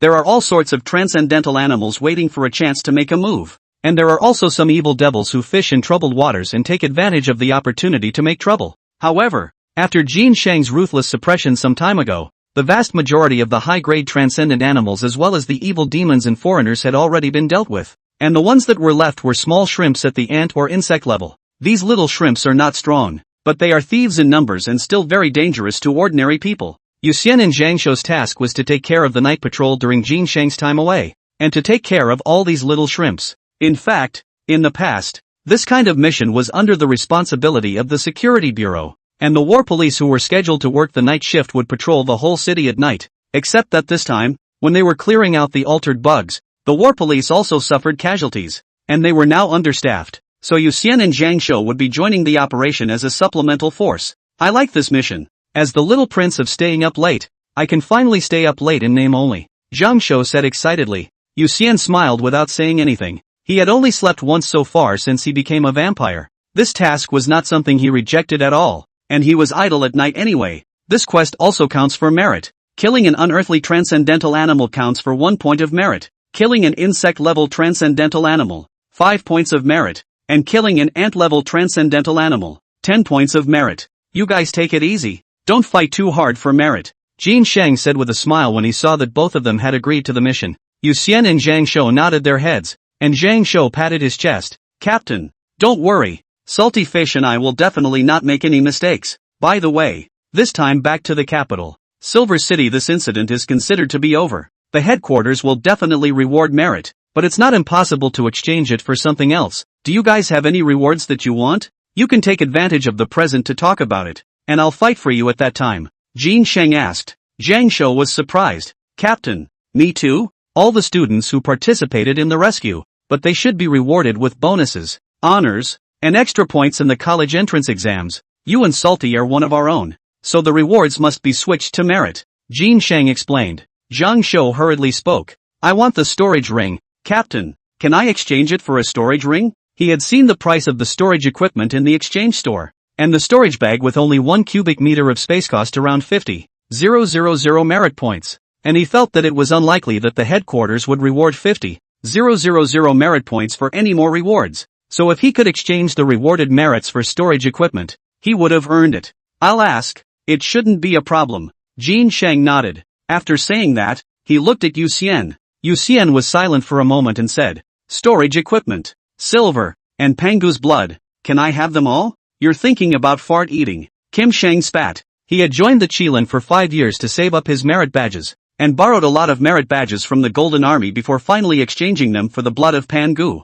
Right now, he was still paying back the loan from the Golden Army and didn't even have a storage equipment. "Captain, don't be so hasty to reject it first. It's not like you'll lose out by asking. If it's really not possible, I can do without the silver, and if it's still not possible, I can do without the storage equipment," Yu Xian said with a smile. Jin Shang said helplessly, "All right, I'll ask, but I reckon that the blood of Pangu is not a big problem. The remaining two are a bit up in the air." He then sent the two men a file on his cell phone with all the names of the students. He looked at the two of them and said, "By the way, these are the students of the Superpower Academy, so keep an eye out for them once in a while in the school. Do they have any problems?" Yu Xian asked while looking at the list. Jin Shang looked at the list on his cell phone and replied, "They may be fine on their own, but their parents are transcendents, and quite a few of them follow the gray path, so I'm worried that they'll take advantage of the chaos. The simple fact is that these people's parents are transcendentalists who roam the gray area. In the past, when Silver City was in good order,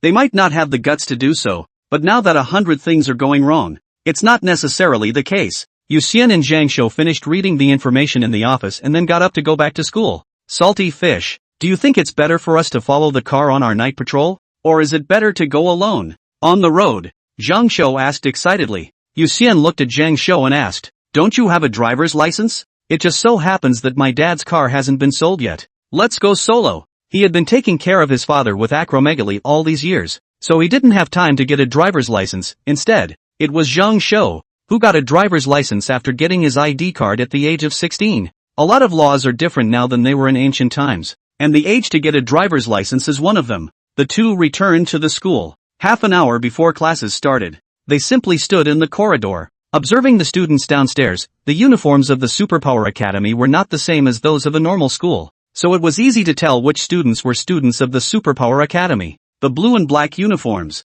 now on one side of the room, were clearly separated from each other by a wide gulf. That student with the long horns, do you guess if he is a dragon or has deer demon blood? Zhang Shou looked at one of the students walking below and asked Yu Xian in a low voice. Yu Xian said lightly, most of the dragons are on the coast, don't you think? He looked down at the students on both sides of the clear divide, as if he were seeing society in miniature. As a matter of fact, transcendents and ordinary people, both sides have always been in a state of well water. Most transcendents lived in the eastern part of the city, and most ordinary people lived in the southern part of the city, and because they didn't cross paths with each other, the altered bugs were able to invade Silver City silently, and remained unnoticed until just before Yu Xian. Of course, the heteromorphic bugs had absorbed the experience of the last Rongqing failure. This time they are very careful. Actions are taken to avoid the range of the transcendent's activities, and even the normal human babysitter's house in the transcendent's home, they are selectively avoided. This was the reason why the Ultra Academy was completely unaffected by this altered bug invasion. Look, Beauty Yu, Zhang Shou whispered at this time. Yu Mei Rin is a supernatural being. She dreamed of the White Zephyr divine beast when she was a child, thus awakening the ability of words and names imperial beasts, and many of the transcendental animals in the school are actually her imperial beasts. As the two of them looked at Beauty Yu looked up at the two of them, then nodded her head in greeting with a slight smile before walking into the school building. It is rumored that President Yu monitors the entire school, so it seems that it may not be empty talk. Chen Ling stood behind the two at this time and said quietly. Zhang Shou was startled and moved halfway away, calling out, Chen Ling, are you a human or a ghost, walking without a sound? At this time, Yu Xian noticed a girl with a gloomy expression. The other party was still wearing a scarf on a hot day. Most of her face was covered by the scarf, only revealing a pair of dead eyes. Yu Xian's eyes fell on the book in her hand, which reeked of blood, the smell of human blood. 023, Zombie Rabbit. Yu Xian's physical fitness was getting stronger almost every day.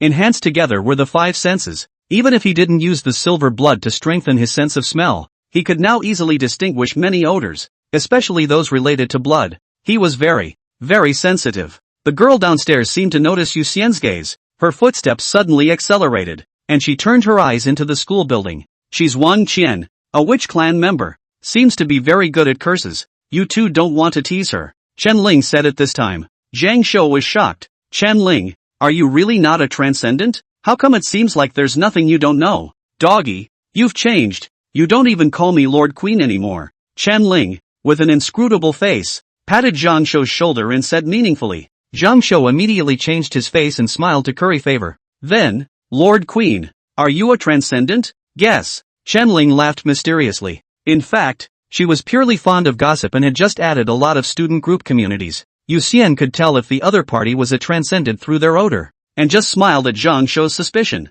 quietly looking at the students downstairs. Hey, handsome. At that moment, a young girl with a pure and lustful look suddenly looked up and greeted Yu Xian. She had short burgundy hair and a tail under her dress. Yu Xian just nodded slightly and didn't say anything. The girl was one of the people Jin Shang wanted him and Zhang Shou to focus on. Who two were? She has a nine-tailed fox bloodline. Her family runs a bathhouse. And her father, Hu Wei Jie, is a famous scavenger of the Grey Road? So if she says who's most likely to get into trouble, her father should definitely be counted as one. Today, though, there was nothing wrong with the Hutuer scent. If her father really did something secretly, as long as he had contact with Hutuer, Yu Xian could discover clues through the scent on Hutuer's body. Until the bell rang, there was nothing wrong with any of the other students, and the only one who was suspicious was Wang Qian of the Witch Clan. Nightfall. Zhang Shou was driving the car, and Yu Xian was in the passenger seat, knitting a sweater. 7:30, codename Salty Fish, codename Dead Doctor.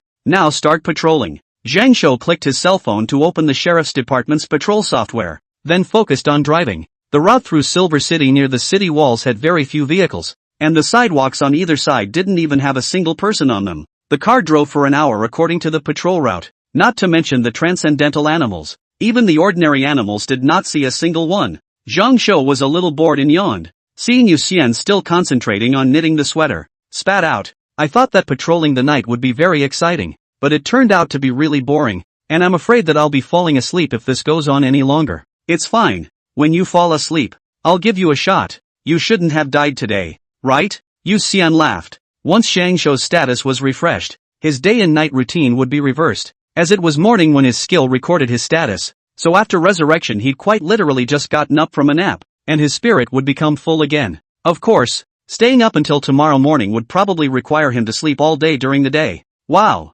Salty fish, when did you become so vicious? Zhang Shou pretended to be horrified when he heard Yu Xian's inhuman statement. Yu Xian smiled and was just about to reply, when suddenly his ears twitched, and then his fingers, which were knitting a sweater, flicked, and a silver thread instantly shot out of the car window. Stop the car, he spoke. Zhang Shou hurriedly stopped the car. The two opened the car door and got out, walking to the right side of the road. In the grass by the side of the road, a 2-meter-long venomous snake with a drilled head had been sliced in half, and its lower half was still writhing around. 1 point of merit arrives. Yu Xian first took a picture with his cell phone, then took out the recycling bag from the back seat of the car and used the clip to put this poisonous snake into the recycling bag. Zhang Shou held a strong flashlight and shone it at the grass for a while his other hand held a gun, ready to shoot. There's no need to look. There's only this one poisonous snake here, and I don't know how it got into the city. Yu Xian laughed. That's a very strange point indeed. A 15-meter-high wall was constructed on the outskirts of Silver City.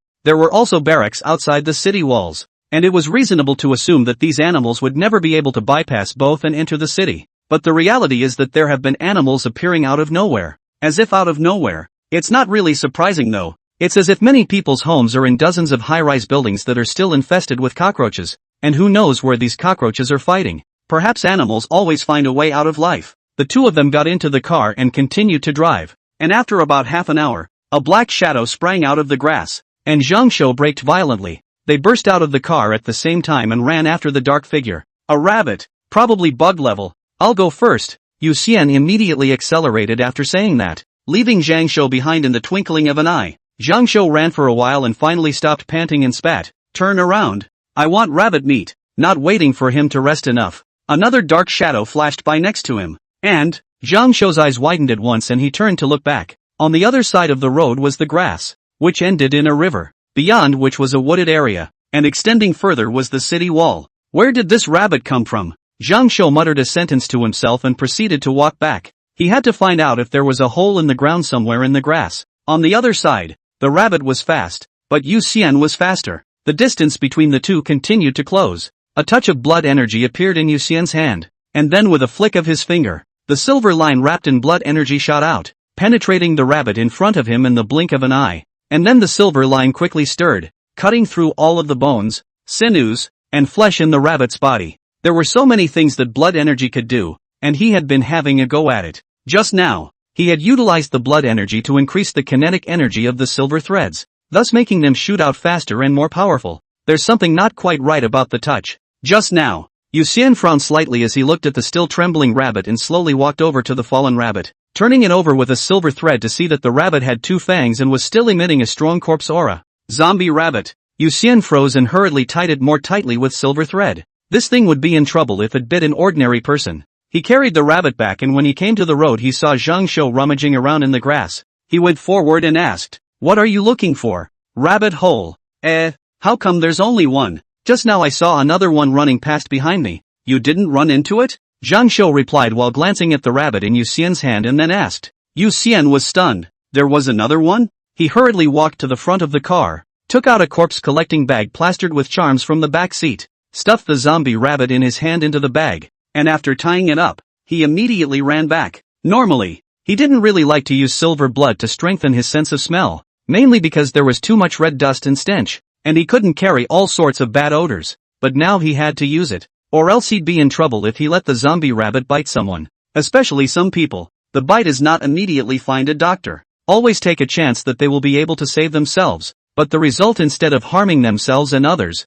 resulting in a big disaster. 024, Corpse Gas Expansion Theory. Zhua Jingzong, male, 45 years old, incinerator, metaphysics enthusiast. He had wanted to become a transcendent as a child and had worked constantly to do so, studying a great number of transcendent systems that had been made public. In the past, he had considered becoming a wild vampire, but it just so happened that during that time, the Bloods were publicly executing several arrested foreign wild vampires, and after reading about it, he decided that the risk was too great and chose to give up. During those years between the ages of 20 and 35, he was wildly obsessed with forbidden fruit. They spend a lot of money on chasing their dreams, but the results are all a waste of time. He had to work honestly for the next 10 years in order to pay off his loans, but he never gave up researching how to become a transcendent. In the end he did come up with a foolproof plan, that is to become a zombie. Of course, he didn't want to become a godless zombie. He was to be the world's first self-aware zombie. In many canonical books, he found a way to make up for it.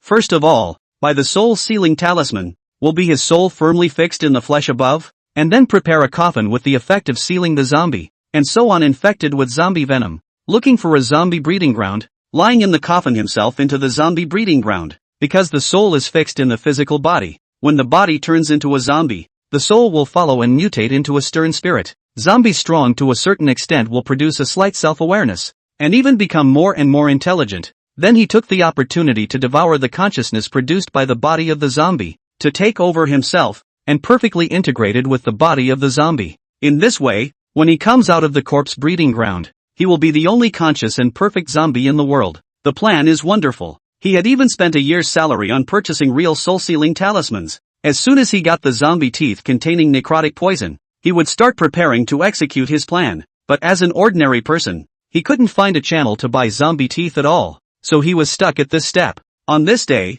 he pedaled home from work. There's been a bit too many bodies to deal with lately, and I've been required to work overtime until 7 or 8 every day. But there was overtime pay for overtime work, and he was more than happy to work more overtime. With the money he needed to be able to continue chasing his dreams. Who the is that unethical? Zhuo Zhengzong returned home and the next thing he saw was a basketball-sized hole in the corner of his door. He quickly stepped forward, took out the key and opened the door, turned on the light and looked at a rabbit that kept hopping in the corner. He frowned and took the rebar iron rod for defense in his hand and carefully stepped forward. Hey! As the stick went down, the force of the recoil made his hand slightly numb. Realizing that it was a transcendental creature, he immediately gritted his teeth and frantically threw out his stick, and was finally relieved when he tired to beat the rabbit to the point where it stopped moving. Resting for a while, just as he wanted to check what the hell this rabbit was, Yu Xian arrived just in time. Be careful, that's a zombie rabbit. Let me handle it. Yu Xian hurriedly opened his mouth to stop it. Zhuo Zhengzong was first shocked and then happy,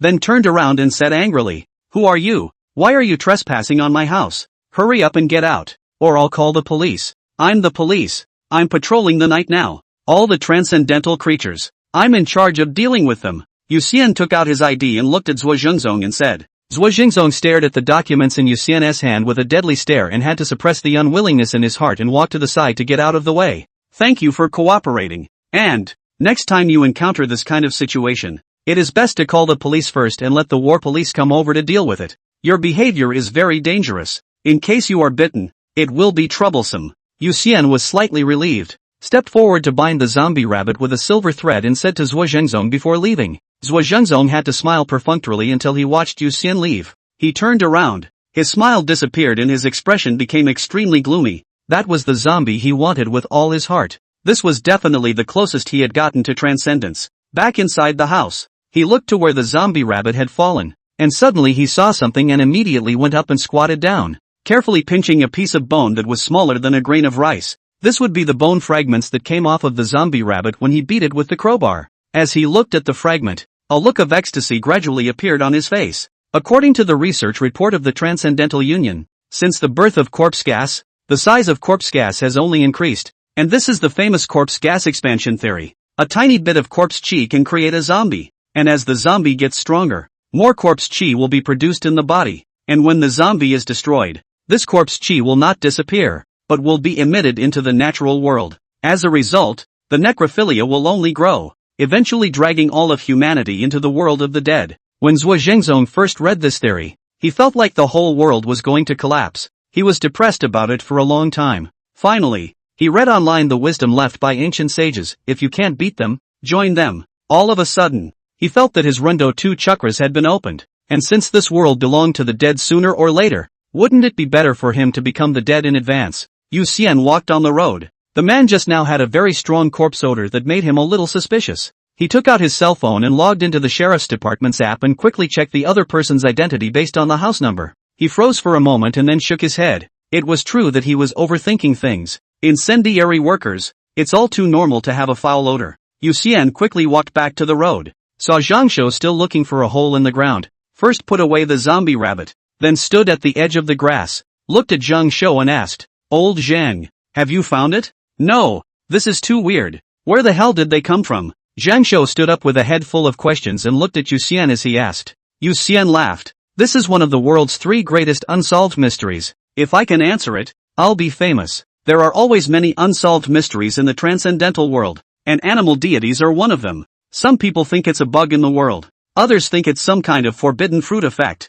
Anyway, there was a lot of talk and still no idea how these animals suddenly appeared." The two returned to the car and Zhang Shou continued to drive. The next road would have transcendental animals appearing from time to time. Yu Xian and Zhang Shou walked and stopped, and slowly the car drove to the east of the city. Compared to other urban areas, the east side of the city was undoubtedly much more lively, and there were still many people walking on the streets after 11 o'clock, and the stores were all open. It's a view you don't see in other urban areas. Salty fish. Look, who tour? Zhang Shou whispered at this time. Yu Xian was originally knitting a sweater. When she heard Zhang Shou's words, she raised her head to look out the car window, and sure enough, Hu Tuer was mingling with a few youths, and she revealed a smile from time to time, charming a few youths. Worthy of being a fox spirit, it's really powerful. Zhang Shou sighed. Yu Xian's nose twitched and he didn't find anything, so he said faintly, "Let's go. Continue the patrol." In fact, the eastern part of the city didn't need them to patrol at all. The transcendents living here, the strongest even reached the eagle level, and if any transcendent animals really appeared, they had the ability to take care of it themselves. But duty calls. Yu Xian and Zhang Shou still honestly drove and patrolled. 025, hold the brain neuron. A sleepless night. The pair's first patrol was uneventful throughout. However, this is only the first patrol. Often stand by the river where there is not wet shoes. The number of patrols in the future will be more difficult to say. Zhang Shou drove the car to the parking lot near the school. Then he went to have breakfast. Yu Xian didn't need breakfast so he went to the school early. Salty, it's so early today. Chen Ling, holding her cell phone, was reading gossip in the classroom and was surprised to see Yu Xian come in. "Good morning, you're early today too." Yu Xian sat in his seat and responded with a faint smile. He placed his hand on the drawer and with a thought, silver threads quickly appeared and were woven into gloves in the blink of an eye. Compared to the wool he used to weave sweaters, the silver thread made by silver blood was much more controllable. And as long as he mastered the correct weaving method, he could weave the defense he wanted with a single thought. He practiced this over and over again. Silver gloves constantly appearing on both hands, then disappearing and reappearing again, faster and faster. After managing to knit the mittens in 0.1 seconds, he started extending them. Salty, you know what? Chen Ling suddenly turned around and blinked just as she finished, looking at Yu Xian curiously. Just now when Yu Xian came in he was clearly wearing his school uniform. Their school uniforms were all blue, but now Yu Xian was wearing a silver trench coat, and even inside the trench coat was a silver vest. "You're not changing behind me, are you?" Chen Ling asked with a shocked face. Yu Xian retracted all the silver threads the moment Chen Ling blinked. Chen Ling only felt her eyes blinking, but when she looked at Yu Xian again, she realized that Yu Xian was wearing a school uniform. "Could it be that I didn't sleep well last night?" Chen Ling muttered to herself. Yu Xian smiled and asked, "What did you just want to say?" "Right. The Dragon King of the East Sea has announced that he will enter the field of defense equipment for ordinary people, and in the future, he will create equipment for ordinary people that can withstand the attacks of transcendence." Chen Ling looked at Yu Xian's clothes suspiciously, but still couldn't help gossiping. The Dragon King of the East China Sea is actually just a nickname. This person's real name was Li Donghai, one of dragon ancestors' direct descendants, as well as a great tycoon. The famous East China Sea Dragon Palace Group was Li Donghai's industry. In the past he only did business with transcendents. Now it seemed that he was planning to make money even from ordinary people. "It's probably just another discharge," Yu Xian commented. The East China Sea Dragon King is a man who is supposed to be a loudmouth, and netizens jokingly call him a big-mouthed dragon because he rubs his nose in everything that's hot. There's no doubt that he put out this satellite solely to rub off on Silver City's traffic. Fake ah. Chen Ling said with some disappointment upon hearing this. She actually really wanted to purchase useful defense gear, and her parents bought her mace, bear spray, and a taser. However, these things were fine against ordinary people, but I'm afraid they wouldn't be very useful against transcendents. If there were equipment for sale that could defend against attacks by transcendent beings, she would definitely be happy to buy it. Transcendent equipment must be very expensive. Even if the cost is compressed, it is estimated to be several $1 million. The cost of materials is right there, don't you think? Yu Xian knew very well how precious transcendent materials were. Even transcendents didn't necessarily have one piece of equipment in their hands, let alone popularizing all ordinary people. Well, I was naive and should never have believed the words of the big-mouthed dragon. After listening to Yu Xian's words, Chenling completely lost hope as she took her cell phone and typed while talking, apparently ready to start spraying under Li Donghai's account. Yu Xian smiled slightly at this and took out his cell phone, continuing to work on his sweater knitting skills while opening the Kirin app to see if there was any really big news. Flying stiffs have been spotted in the Twin West Mountains, and a manhunt is underway. Members below the Eagle rank are asked to stay away from the Twin West Mountains. The internal ranking test will begin on the 1st of next month, so members who are confident of improving their rankings should sign up as soon as possible. The Kirin Research Department has found a detection method for the heteromorphic bug variant, the brain-hugging neuromorph, and will conduct a nationwide sweep in 3 days. Yu Xian's eyes immediately lit up when he saw the third big hit. About 2 days ago, he had seen a relevant report, when the scientists within the Kirin had already thoroughly researched this new form of heteromorphic worms and named it brain-hugging neuromorphs. This was because this altered bug variant would turn its body into a structure that was extremely similar to the human brain's nerves, and then dive into the target's brain, replacing the other person's nerves as if a large number of tentacles were clinging to a person's brain. At this time, the host's brain is not dead, only that all information received will be filtered by the brain-hugging neural worm, which simply means that the host will see whatever the brain-hugging neural worm wants the host to see, and hear whatever the host wants the host to hear. Completely becoming a puppet of the brain-hugging neural worm, there was no room for resistance at all, and once successfully parasitized by the brain-carrying neuron, although the person is still alive. In fact, there is no difference with death, because with the vast majority of current means are not able to ensure the survival of the host after the isolation of the brain-carrying neuron. After all, the brain-hugging neural worms are eating the brain nerves of the host, and losing that part of the brain nerves will naturally make a person unlivable. Yu Xian actually had mixed feelings right now. Happy because the country finally had a way to prevent the invasion of heteromorphic worms and brain-hugging neural worms. Worried because there is no telling how many families will face a shattered end as a result of this census. Doghead Kingsford. This mountain got its name because someone found a huge piece of dog's head gold on this mountain back then. However, with the increasing number of transcendental creatures, the humans living near the Dogwood Mountains have long since relocated into the city, which has now become a paradise for animals. In a hand-dug cave on the mountainside, all kinds of animals gathered in unison, from wolves to bears to tigers, and even many humans. Obviously this is not normal and these creatures would not be able to be together in harmony. Suddenly the ground shook. A huge 3-meter-tall white ape dropped from the top of the mountain to the flat ground of the mountainside.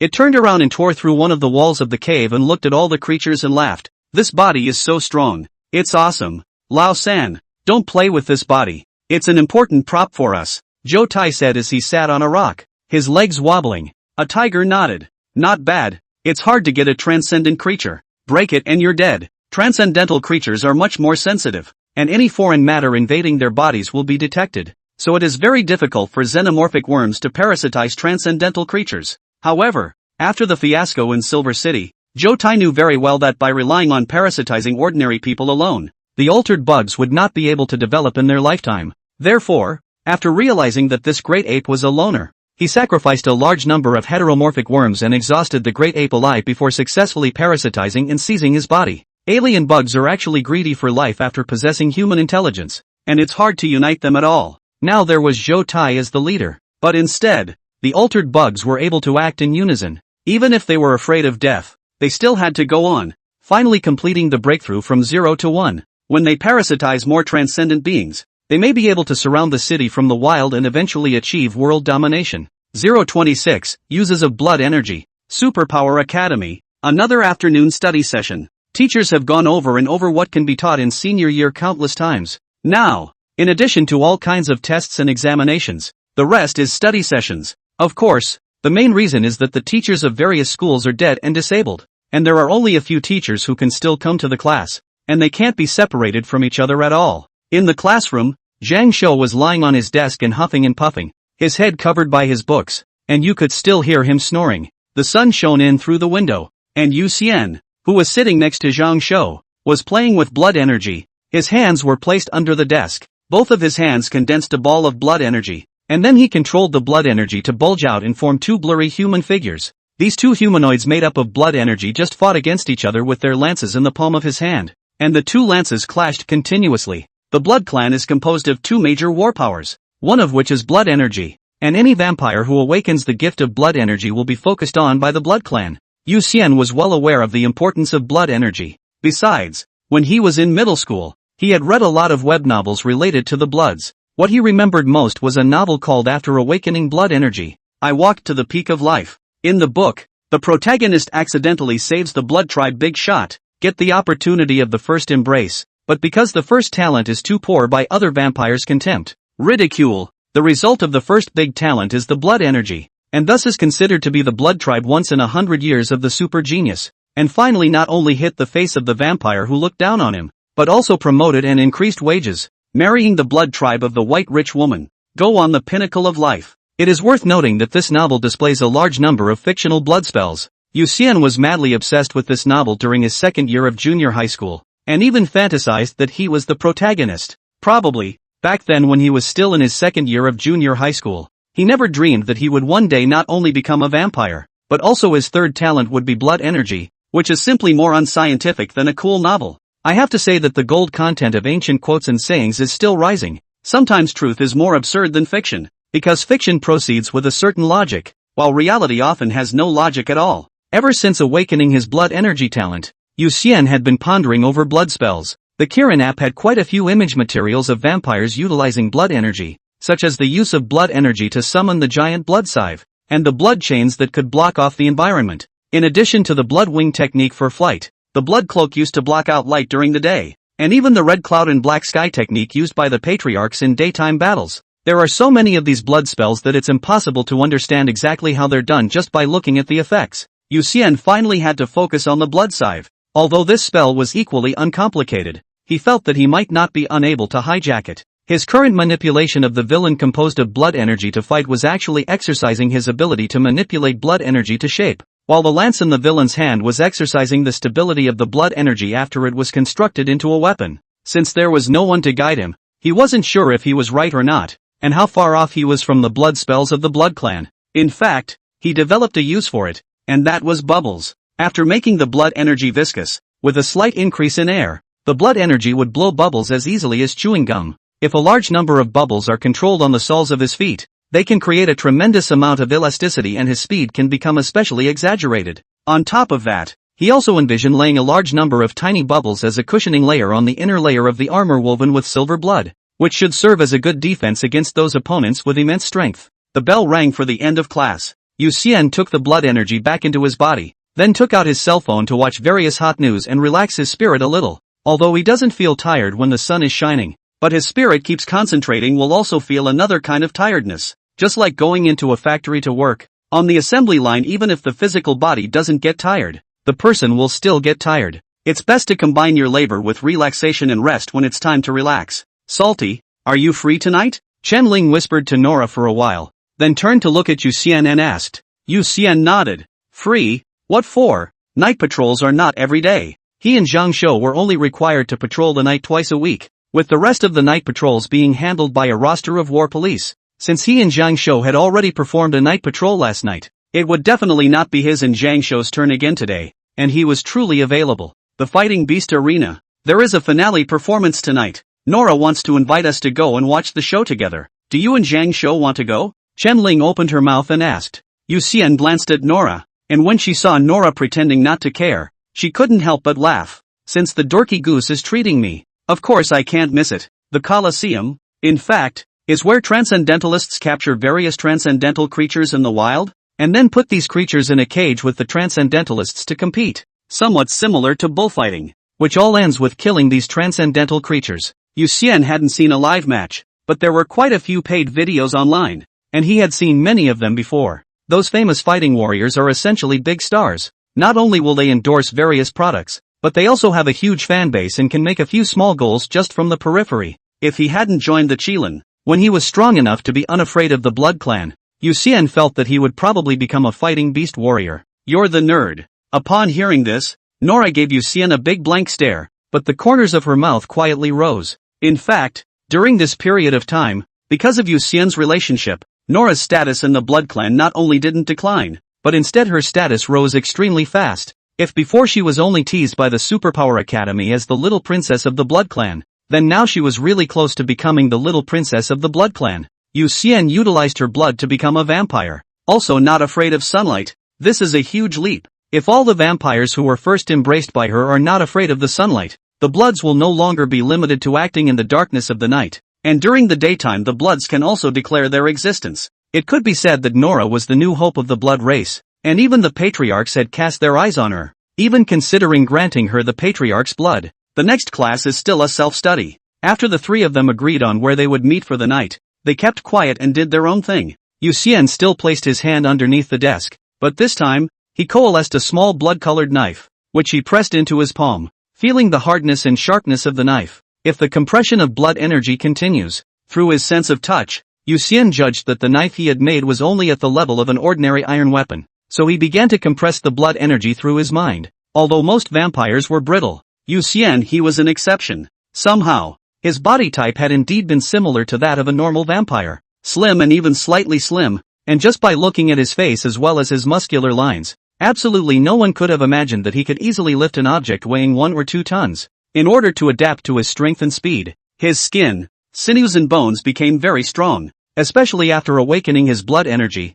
Ordinary kitchen knives were no longer able to cut through his skin, and weapons like iron rods were already difficult to inflict effective damage on him. At this point, the original 15-centimeter blade was compressed into 10 centimeters by him. The knife flicked. A blood scar appeared on his palm alone, but it instantly disappeared under the sun's rays. 027, Nine-Tailed Fox Bloodline. Around 8:30 p.m., the four of them met at the milk tea shop not far from the school, and then proceeded to head to Silver City's Fighting Beast Arena together. Silver City's Beast Fighting Arena, located on the outskirts of the eastern part of the city. Yu Xian and Zhang Shou even passed by from the outside when they were patrolling last night, and were even able to hear the fiery cheers and curses in the arena. Nora purchased a box ticket to the Coliseum and was quickly shown the way by a specialized attendant. The four of them entered the box, and after they sat down, various fruits, snacks, and drinks were served. It's the first time I've come to such a grandiose place. No good.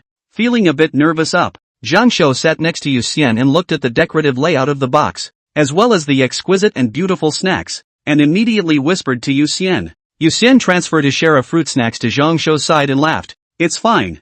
I'm nervous too. I'll be fine when the fight starts. Yu Xian, those snacks are specially made transcendental food. Try them. Nora pinched a piece of dim sum and reminded it this time. Transcendents had a wide variety of bloodlines, with almost any messed up race, and some transcendents with orc bloodlines love to eat raw meat. Their taste buds are likewise different from humans, and they find it hard to eat cooked food instead. The box tickets of the Fighting Beast Arena. The purchasers are either rich or rich. The arena naturally will not appear this kind of low-level error. When the guests purchase tickets, the staff has understood clearly the preferences of the guests, and there will be a special chef to provide services on that day. If Nora was a vampire, for example, then the vast majority of the food tonight would be transcendent food that a vampire could eat without it tasting like a chewy mess. Okay, I'll try. Yu Xian nodded his head, then pinched up a piece of dim sum and put it into his mouth, and sure enough a flavor that he had never experienced in the past immediately spread out in his mouth, and he gently chewed it before swallowing it, and he couldn't help but let his eyes light up. He wondered, what's it all made of? Blood fat from various animals, the same fat inside the blood. For some reason, vampires can't eat fatty meat, but the blood fat in the blood can be digested and absorbed, hence these blood fat pastries. Nora answered as she ate. Yu Xian had actually been concerned about one thing. Normal vampires referred to themselves as Bloods or Mi-clans, and Nora referred to herself as a vampire every time. Instead, not once did she mention Bloods or anything like that. Goose, can I ask a question? Yu Xian couldn't help but speak. Nora blankly glanced at Yu Xian and returned. Speak properly and don't scream. I'll watch for the answer. I see that all the other vampires call themselves Blood Clan. My clan. And this clan. Why do you keep using vampire? Yu Xian asked curiously. Nora rightfully said. It's supposed to be a vampire. My mom just calls me a little vampire and I don't see a problem with that. Instead you're a silver sucker. Zhang Shou and Chen Ling on both sides of the room burst out laughing in unison after hearing Nora's answer. Yu Xian didn't expect that his curious question would result in an additional nickname of Silver-Sucking Ghost. To this day, Nora thought he fed on silver, not realizing that he actually fed on light, and if she had known, perhaps he would have had the additional nickname of Light-Sucking Ghost. At this point the arena outside the box began to have staff checking the protective equipment one by one. Yu Xian pinched up a piece of pastry and put it in his mouth. After strengthening his sense of taste, he tasted a variety of flavors. In addition to blood lipids, there should be inorganic salts as well as a variety of elements that he did not know the names of. Apparently these elements are all extracted from animal blood. It had to be said that as long as one had money, even if one became a vampire, one could still savor many delicacies unimaginable to ordinary people. The time came to 9 o'clock. The arena show has begun. Hello everyone, I'm the host, Flying Springs. First of all, I would like to welcome all spectators to the Silver Generals Arena. Next up is the first match, two outranked black wolves versus our old acquaintance, Hu Wolf Hu Jingjie. Two huge black wolves were put into the arena amidst the high introductions of the hosts, followed by a strong man with two tails behind his buttocks, who also entered the arena, and cheers resounded throughout the entire venue for a while. Hu Jingjie seems to be Hu Tuer's uncle. Zhang Shou looked at the man in the arena and said to Yu Xian. Yu Xian nodded. Hu Tuer's elders were indeed a bit much. According to the information provided by Jin Shang, Hu Tuer's father had a total of 6 brothers, and the 7 were known together as the Hu family's 7 Jia. However, the 7 members of the Hu family did not hang out together, but instead engaged in different trades. John, who is a professional beast warrior and part-time network anchor, and has a notable reputation in Silver City. After the host, Flying Springs, finished his introduction, the brawl began. There are actually 2 types of shows in the beast fighting arena, one for beast fighting and one for competition. The former is man fighting beasts, the latter is man competing with man. Now it's the beast of the fight. Hu Weijia was very experienced and was well aware of the danger of 2 black wolves together, so he first pulled away, then adjusted his angle when the 2 black wolves rushed over. As soon as he adjusted his angle, the 2 black wolves that had been running side by side quickly became one in front of the other because of the angle. So the moment the 2 black wolves got close, he kicked the one that was closer to him and flew out, and he himself used the reaction force to quickly back up, pulling away from the other black wolf. It can still be like this. Learned. Zhang Shou stared wide-eyed and muttered to himself. Yu Xian also nodded seriously. This skill was actually not difficult to learn. The hard part was controlling the rhythm as well as grasping the timing, which required rich experience in beast fighting as well as a keen sense of judgment. Don't think that the 2 black wolves didn't have a brain. The reason why they revealed this crack was entirely because Hu Jingjie's rhythm was so well controlled that the 2 wolves unknowingly fell into the trap that he had set up. Next, Hu Jingjie skillfully substitutes the battle into his own rhythm, beating the 2 black wolves to a standstill, even utilizing his tail to confuse the black wolves, flicking left and right, easily playing with the 2 black wolves. In the end, the outcome of the fight spoke for itself, as John Hu used a guillotine to easily decapitate 2 black wolves after some teasing, and for a moment the entire crowd cheered. 9-tailed fox bloodline. It seems like the more tails you have, the stronger you are? Chen Ling asked at this time, looking at Jun Hu's tail. Nora watched the match and responded, yes, with a 9-tailed fox bloodline, you can tell the strength by looking at the tails. 1 tail is insect level, 2 tails is ant level, 3 tails is bee level, 4 tails is finch level, 5 tails is snake level, 6 tails is eagle level, 7 tails is wolf level, 8 is tiger level, and 9 is dragon level. What about god level? 10 tails? Zhang Shou asked curiously. Yu Xian laughed. You'll know when the 9-tailed fox's patriarch advances to the god level. Right now, the fox ancestor only had 8 tails, and there was still a long way to go before even the dragon level, let alone the god level. 028, suspicion. The next games were one after the other, averaging about a half hour a game. Yu Xian and Zhang Shou had a great time watching, mainly because each of the fighting beast warriors that appeared was not weak. Although their strength and speed might not be better than Yu Xian's,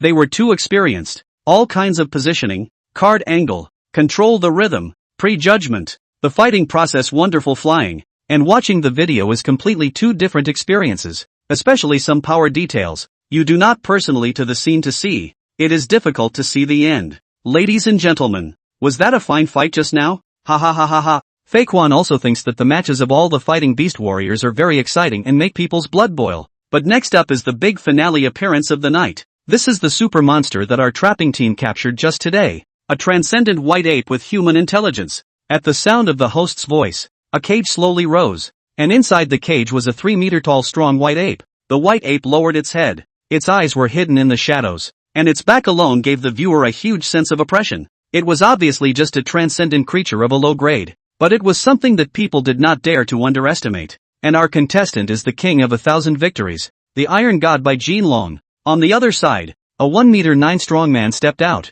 He looked at the surrounding audience and revealed a hint of a smile. He raised one hand and waved towards the various audience seats. For a moment, the entire venue was filled with the cheers of the Iron God. In the box, Yu Xian was looking at Bai Jinlong's profile. This information is provided by the arena and can be easily accessed with the power cord attached to the tablet on the chair. Bai Jinlong, 32 years old, B level, superpower, ability to transform his entire body into black iron alloy. He is not only experienced in combat, but also very powerful, and even able to cross over if he encounters a type that can be restrained. This guy is strong. Yu Xian looked at the information and said in his heart. He estimated that he feared that he would not be able to break through Bai Jinlong's defense with all the means at his disposal, even though Bai Jinlong could not beat him to death either. Next, the race is on. The electric cage slowly opened after the power was cut off, and the white great ape looked up at Bai Jinlong. Zhou Tai couldn't even dream of one thing. One day he was dreaming of world domination. The next day he was easily captured by the Transcendence hunting party,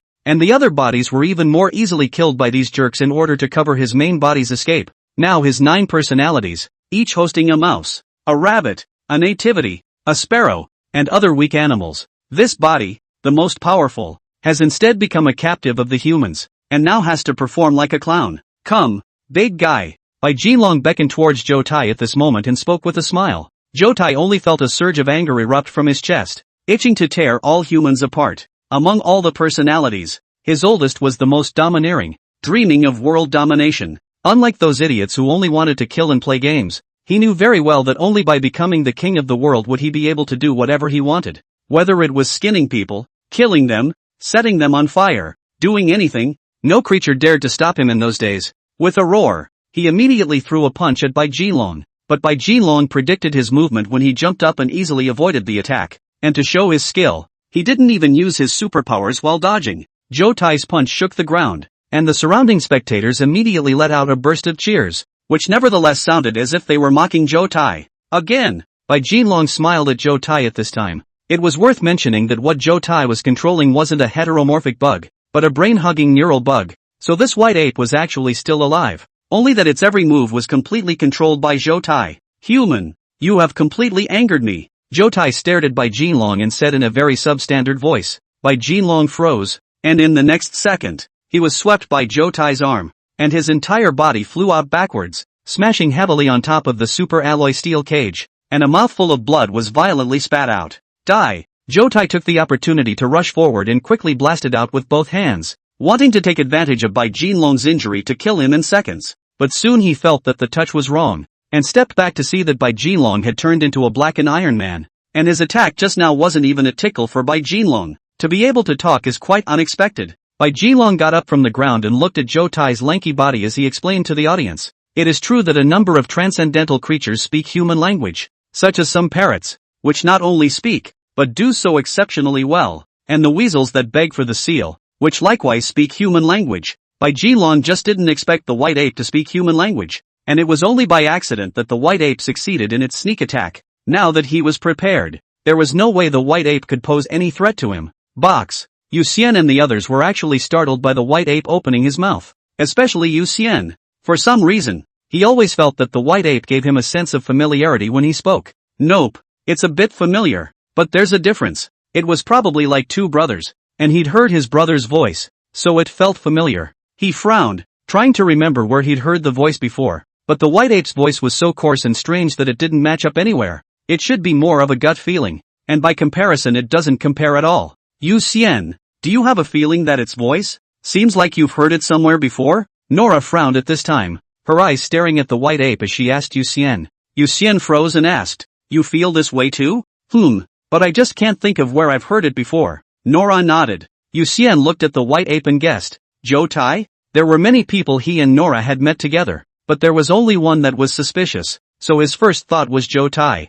Zhou Tai? It doesn't sound like it, but it does feel like it does, said Nora, not quite sure. Yu Xian watched as the white ape fought with Bai Jinlong, and after having his suspicions, the more he watched, the more he felt that the white ape was suspected, especially since the white ape's fighting style was all based on sneak attacks and surprise. If Bai Jinlong's entire body hadn't turned into an iron alloy, he really wouldn't have been a match for white ape. He's definitely Zhou Tai. Could it be that this white ape has been controlled by the brain-hugging neural worm? Yu Xian's eyes grew serious. His pupils flickered with silver light in the depths of his pupils, and he was sure that there were no tentacles beneath the white ape's skin, so he couldn't help but think darkly in his heart. In the past, there hadn't been any cases of xenomorphic worms parasitizing transcendent beings, so if this white ape was really Zhou Tai, then the situation would be serious. When the match was over, he would definitely have to check the body of the white ape, and once he was sure that the white ape was Zhou Tai, he would report it to the General Directorate of the Qilin at the first opportunity.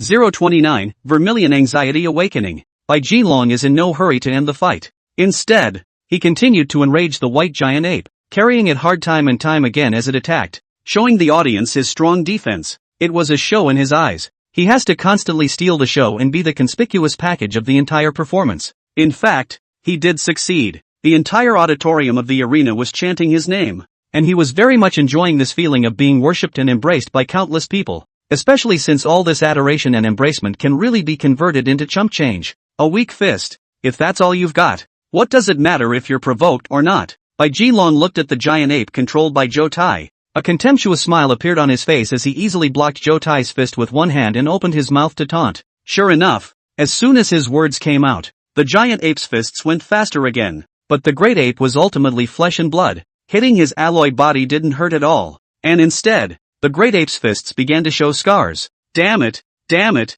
damn it, die for me Under Zhou Tai's control, the giant ape's eyes were red, and the adrenaline in his body was secreted in large quantities, so he wouldn't feel any pain at all under the state of stress. However, after Bai Jinlong's entire body turned into an iron alloy, the strength that the great ape was proud of was of no use at all, and the body that was strong enough to withstand bullets became equally delicate. A punch from a giant ape could break rocks and pierce through steel plates, but it couldn't do a single bit of damage to Bai Jinlong. Kill, kill, kill. Zhou Tai's killing intent boiled in his heart. Even if he couldn't do any damage to Bai Jinlong, he still had to throw a punch. Unconsciously, under his manipulation, the blood in the white ape's body began to heat up, and a large amount of transcendent factor was released from the bloodline. Compared to the white ape's own personality, his personality instead fit the transcendent bloodline in the white ape's body better. Surprisingly, he even hid his strength. Bai Jinlong was a bit surprised when he noticed the giant ape's power increase. In the next moment, he perceived a flash of red color appearing on the arms of the white giant ape. Bloodline awakening? Ladies and gentlemen, the white ape in front of us has actually had its bloodline awakened. Does everyone want to see it? It's going to be a once-in-a-century scene, so cheer up and get restless. Bai Jinlong immediately realized that something was changing in the white ape's body and shouted loudly to the audience in the auditorium. At once, cheers came from the entire audience, and after he asked, "Do you want to see it?" After that, there were even countless people responding with "want to," and the corner of his mouth instantly curled up as he decided to fulfill the audience's wishes. With his strength, even if the white ape bloodline awakened, what could he do? Bloodline awakening? Zhou Tai similarly heard Bai Jinlong's words, and then he noticed that the white ape's body was indeed undergoing a sea change through the brain-hugging neural worm. However, according to the release of transcendent power within his body, even if his bloodline was awakened, he could not be a match for Bai Jinlong, unless I am able to guide the bloodline within the white ape's body to a deep awakening. Zhou Tai was not a brainless and reckless man, and while his killing intent boiled over, he was still able to maintain his sober reasoning. Battle intent, killing intent. He quickly grasped the key to the awakening of the white ape bloodline. Then he kept sending angry, killing messages to the white ape brain. Under the onslaught of superabundance of anger and killing intent, the structure of the white ape's brain began to show new changes. Originally, the white ape's brain was an ordinary brain structure, but under Zhou Tai's stimulation, a blood-colored substance was rapidly secreted, and the brain-hugging neural worm was actually deeply combined with the white ape's brain under the effect of this red substance. At the same time, the temperature of the blood within the white ape's body rose to 1,000 degrees. Under the terrifyingly high temperature, the bones, meridians, and internal organs were all frantically alienating. The outward manifestation of this is the white ape's pure white fur appearing as strands of flame like red, especially his arms and feet, which have completely changed from white to crimson. Originally, Bai Jinlong was full of confidence that he would be able to suppress the bloodline awakened great ape, but under the giant ape's punch after punch, he soon realized that he couldn't resist. The giant ape's punches were incredibly powerful. While the punches were coming out faster and more sharply, the giant ape's strength changed too quickly for him to react. Just as he tried to counterattack, the fist came again and he could only defend. Then just as he tried to move, the fist came again. No good. Play off. Bai Jinlong's heart thumped as he tried to retreat, but the white ape seemed to see through his intentions and pressed up close. He looked up into the eyes of the white ape, eyes that were ablaze with fire, as if the world's military disasters were in them. Zhu Yao bloodline, Bai Jinlong shouted in shock. In the next moment, he was sent flying by Zhou Tai's punch, hitting the top of the cage so hard that his steel body was no longer human. All the people present showed a shocked look. The cheering sound came to an abrupt end. Their eyes all fell on the body of the white ape. At this time the white ape was even very different from just now. Is it getting bigger? Oh my god. Its eyes are on fire and I feel as if my heart is beating a little faster. Run! That's Zhu Yao! Run! Suddenly, someone realized something and stood up and shouted. After shouting, the man turned and fled, and some of the smart ones immediately followed. Knock! Knock knock! Knock! Knock! Knock! A war drum-like heartbeat rang out, and some of the slow-reacting spectators immediately realized that the heartbeat was coming from the giant ape, along with their own violent panic. The next moment, suddenly everyone's heart beat violently, and then exploded. Many of the spectators spat out a mouthful of blood with a poof and then collapsed in the audience, and some of the stronger transcendent spectators began to withdraw. Accidents happen so fast. At that moment, four transcendents rushed out from the arena's passageway, and one of them pierced through the cage and entered the arena, delivering a heart-piercing blow to Zhou Tai. He possesses the ability to penetrate matter, and when he fights his arm penetrates the target's body and grabs the opponent's heart and pulls it. He can easily kill most of his opponents, but this time he miscalculated. When his palm penetrated the white ape's body to hold the heart, the intense heat instantly cooked his palm. His body was instantly unable to maintain its ability any longer, and he screamed miserably as he tried to retreat. But his body was grabbed by the giant ape in the next moment. The temperature of the giant ape's body was particularly high right now, and being touched by it was simply like being branded by a cannon. And the man immediately let out even more miserable cries before being swallowed in one gulp by the giant ape's open mouth. The giant ape, whose body was originally somewhat dried out due to the deep awakening of its bloodline, immediately gained energy and its body gradually filled up. It looked to the other three standing outside the cage and spoke. Come in. The three of them backed up at the same time. In the box, there seemed to be materials that isolated Zhu Yao's ability, so the wave of heartbeat attacks just now didn't affect the four people in the box. Not good. There's been an accident. Old Zhang, go see if the people in the audience are still saved. I'll go. To stall for time, Yu Xian got up and looked at the arena and said to Zhang Shou, it all happened so fast. From the time the giant ape counterattacked to killing a large number of spectators,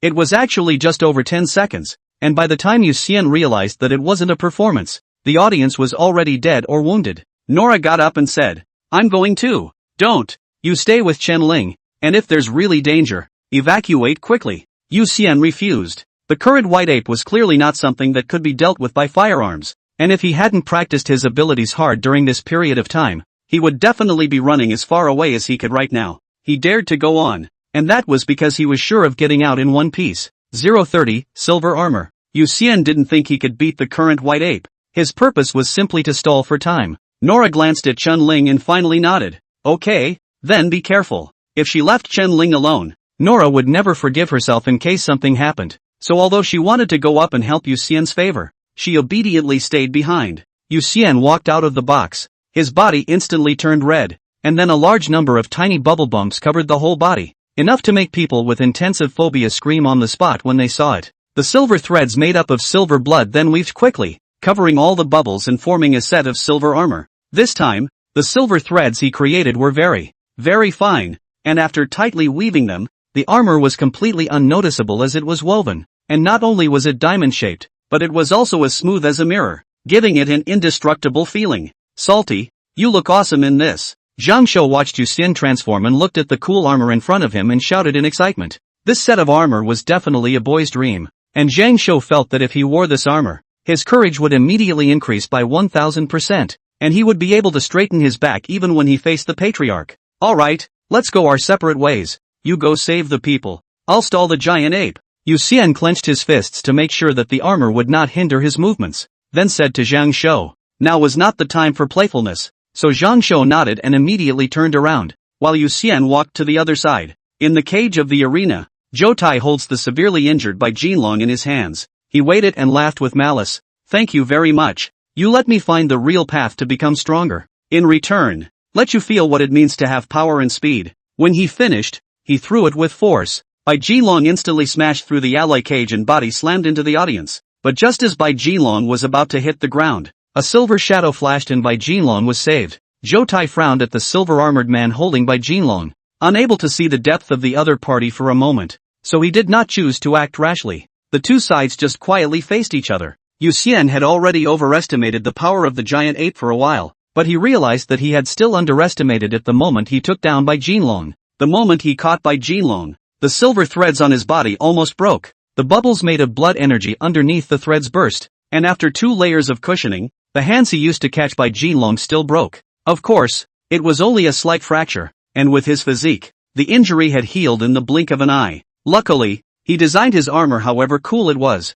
referencing a lot of armor from film and television, and built his armor to be very strong. As long as he stood still, no one could be sure what his strength really was. Apparently, his image bluffed Zhou Tai, and neither side made the first move. At this time, the 3 people outside the cage quietly backed away. Although they had B-level strength, they didn't feel safe at all standing in front of the giant ape. However, this movement of theirs broke the delicate balance between Yu Xian and Zhou Tai. No power came out of thin air. Although Zhou Tai managed to deeply activate the Zhu Yao bloodline in the great ape's body through the special characteristics of the brain-hugging neural worms, it resulted in the great ape's deficit. Now the body of the great ape was in dire need of energy replenishment. As long as there was enough food, the great apes could become even stronger, even reaching the level of the eagle class. His eyes moved, instantly locking onto one of the middle-aged men, and his body suddenly leapt towards the other in the next second. Yu Xian had been staring at him, so when he moved Yu Xian followed suit. A silver thread quickly shot out and wrapped around the man locked by Zhou Tai,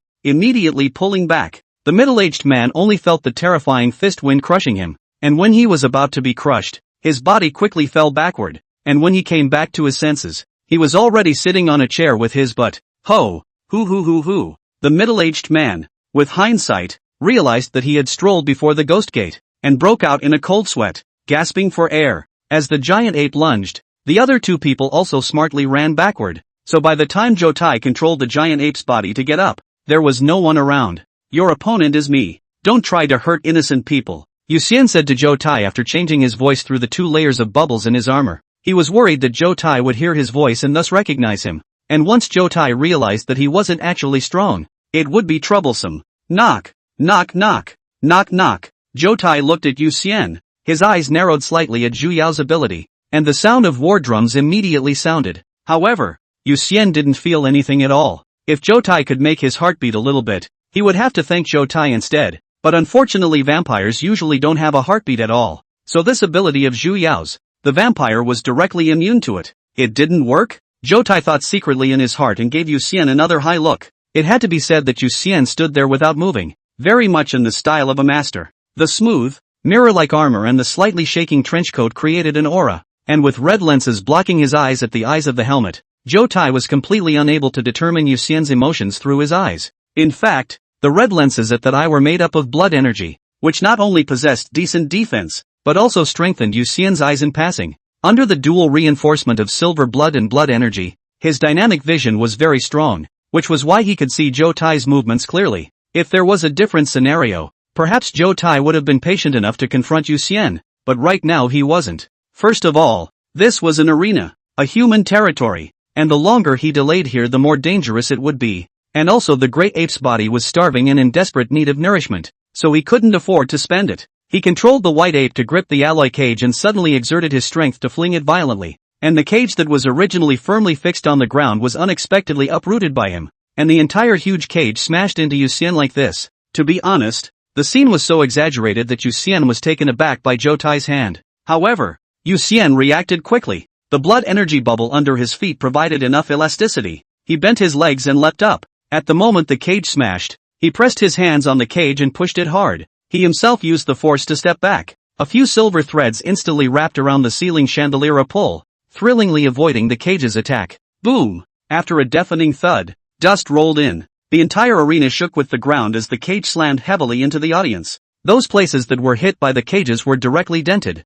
and the walls even had a large number of cracks. If the cage smashed solidly on Yu Xian's body, it was estimated that Yu Xian's body would be smashed into 2 halves on the spot, and although he couldn't die, he definitely didn't feel good. It's horrible. Yu Xian looked at the completely deformed cage below and felt even more terrified than facing Jin Xingdu. Phew! The giant ape's mouth spewed out a mouthful of steam at this time. Just now that burst, it consumed also not small. Unfortunately, it didn't hit its target and wasted its stamina instead. However, through Yu Xian's movements, Zhou Tai also recalled that at least for the giant ape's attack, Yu Xian responded by dodging rather than catching it head-on, which showed that Yu Xian's strength was definitely inferior to his. Then the next step is to look at speed. If his speed and strength far exceeded Yu Xian's, then this battle could be a quick one. The first is to increase the range of the attack. Zhou Tai looked around, then maneuvered the body of the giant ape to the bottom of the arena, directly removing the block in front of the audience. 2 blocks in his hand. His attack range directly skyrocketed from the original 2 meters to 10 meters. As long as Yu Xian came within 10 meters of him, he could easily slap Yu Xian to death. On the other side, Yu Xian's eyebrows lifted slightly as he saw the giant ape remove the block. Next, Zhou Tai maneuvered the giant ape's legs into a powerful stomp, and his body shot towards Yu Xian like a cannonball, while his hands waved the block and clamped down on Yu Xian in the middle. However, Yu Xian hooked his hands together, and 4 silver lines danced like silver snakes across the block. The silver threads made up of silver blood were made up of not only silver, but also Yu Xian's blood. So after getting the 20 pounds of silver promised by Nora, he was quite full of silver threads, and still had extra silver threads for offense and defense after constructing his armor. Of course, it was definitely impossible to fling a dense silver thread like before against Zhou Tai. In his armored state, he could only split 4 to 5 silver lines at most, and his longest attack distance was between 50 and 350 meters, but it's perfectly adequate. In an instant, the blocks crossed over Yu Xian's body, but all of them turned into fine fragments,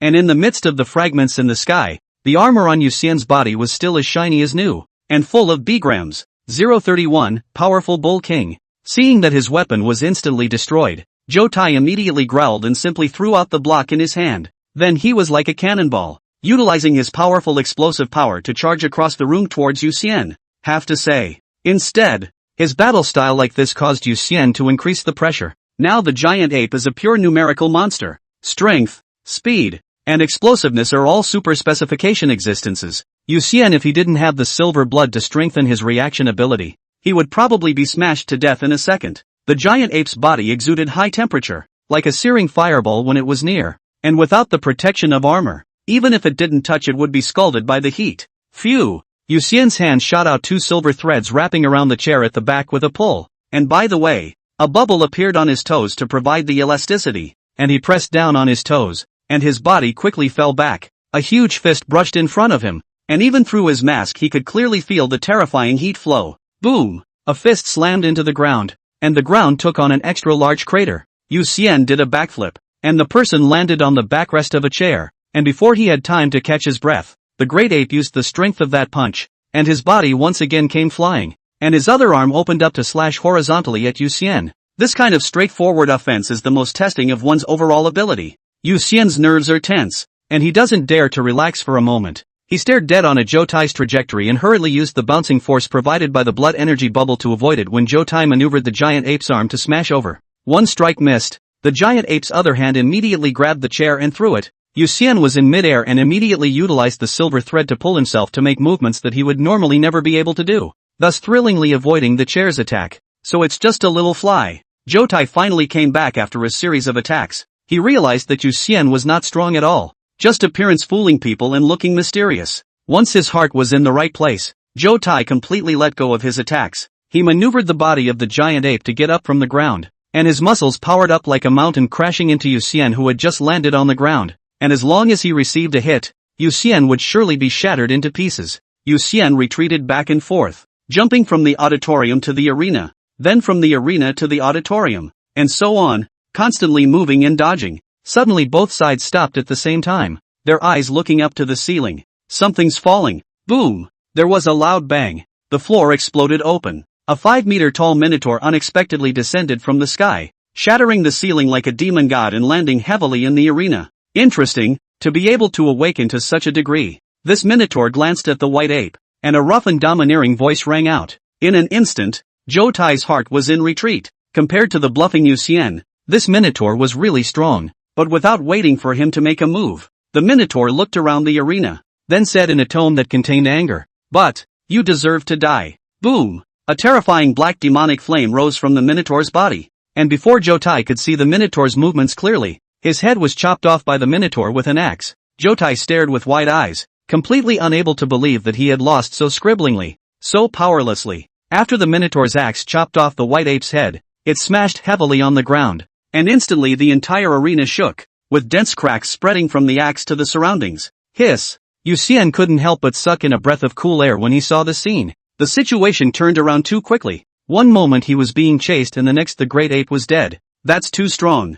Worthy of being the king of powerful bulls, the #1 expert in Silver City. This person, who could be said to be a household name in Silver City, whose real name was Tang Dali, possessed the bloodline of the Ox Demon King, and was also the strongest transcendent in Silver City. He had many industries under his name, but they were all only participated in the shares and not managed, and it was obvious that this arena also had his shares. After beheading the white ape, Tang Dali's aura was immediately collected. Thank you little brother for stalling this monkey. Otherwise I'd probably have to pay for it this time. Thank you very much. Turn around and give me face. Make sure you have dinner together and we'll get close. Tang Dali quickly walked to Yuxian and showed a smiling face to him, grasping Yuxian's hand without a strong man's stance and bowing repeatedly. You're welcome. It's just a matter of duty. But just don't blame me for being official next. Yuxian's right hand could not break free of Tang Li's hand, so he had to use his left hand to take out his own documents. Tang Li saw the documents before he snapped and let go of his hand. Yuxian then took out the phone to summon the war police to come over to blockade the scene. After completing the necessary procedures, he put away his phone and immediately condensed his blood energy, and a blood-colored longsword instantly appeared in his hand. He slowly walked to the head of the great ape, although he was pretty sure that there must be brain-hugging neural worms in the head of the great ape, but he had to dissect it and get solid evidence before he could report to the headquarters. Seeing this scene, Tang Dali didn't bother Yuxian, and at this time, he ran to Zhang Shou, who was treating the injured patients, and gave a series of thanks. When Yuxian raised his knife and was about to cut open the giant ape's brain, the giant ape suddenly opened its eyes. Its eyes were filled with resentment as it glared at Yuxian, and if it wasn't for the fact that its throat had been sliced open, it probably would have wanted to say something. Yuxian didn't care that it was glaring at himself and used the knife in his hand to insert it into the giant ape's brow, then cut through the skull bit by bit. In fact, the bones of the great ape were so hard that it took Yuxian a great deal of effort to open the brain. When he saw the brain of the great ape,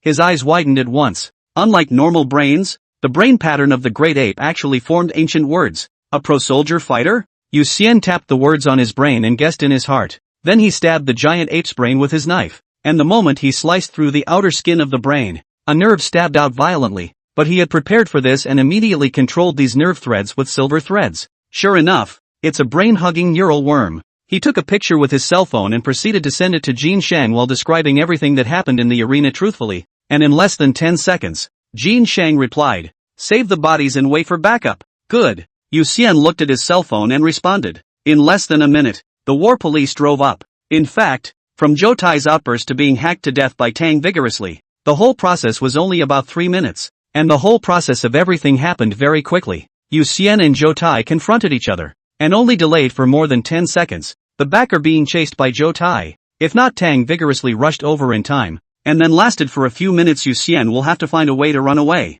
The war police weren't summoned over by Yuxian's phone call, but started coming over as soon as those escaping spectators called the police. Yuxian met the leader and after showing his credentials, he asked the leader to bring people to block off the entire arena and not allow anyone to enter or exit. With Zhang Shou around, those who could be saved were definitely saved, and those who weren't, there was no need to salvage them. Therefore, when the ambulance arrived, it was asked by the war police to wait to the side. Finally, after about half an hour, a golden light flew from the sky, right through the big hole Tang vigorously smashed through into the arena. Hello, I'm a member of the Kirin support sector, codename Ether. Here are my credentials. The golden light landed on the ground, and after dispersing it, a young man whose looks gave off a cynical appearance appeared in front of the crowd. He walked up to Yuxian and introduced himself before pulling out his credentials. Yuxian used the Qilin app in his phone to scan his credentials, and after confirming their authenticity, he nodded and said, "Hello, I'm a member of the Exorcist Squad, codename Salty Fish,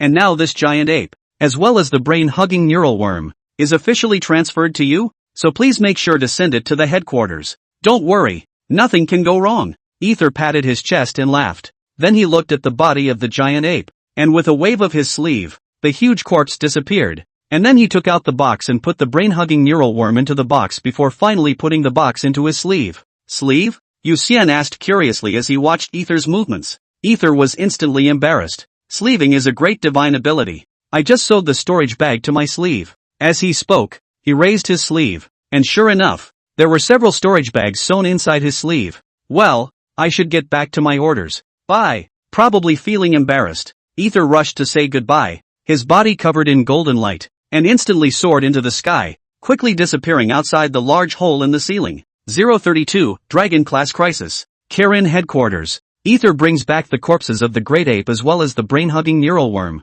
and the entire scientific research department immediately studies the corpses of both overnight. In the morning, a large amount of information was sent to each of Kirin's top brass, and everyone who read the information immediately realized the severity of the problem. A meeting on the xenomorph crisis was held immediately, at the same time as the meeting was being held. On the Silver City side, at the City East Security Bureau, Yu Xian and Zhang Shou were sitting together, with Tang Dali across from them. Name, Tang Dali. Gender, male. Age, 98. Grade, lower wolf class. Where were you when the Silver General's arena went down? After hearing this question, Tang Dali's expression was awkward as he whispered, "Can I not ask this question? Please answer truthfully." Yu Xian looked at Tang Dali somewhat helplessly and said in a businesslike manner, "If it was an ordinary war police questioning, Tang Dali would definitely fool the other party like a hobnail. The problem was that the documents Yu Xian and Zhang Shou had placed on the table were the Qilins documents. Even if Yu Xian and Zhang Shou's ages were more than enough to be his great-grandsons, he didn't dare to be negligent, especially Yu Xian. When the Big Brother collective parachute, the general public is not clear what happened.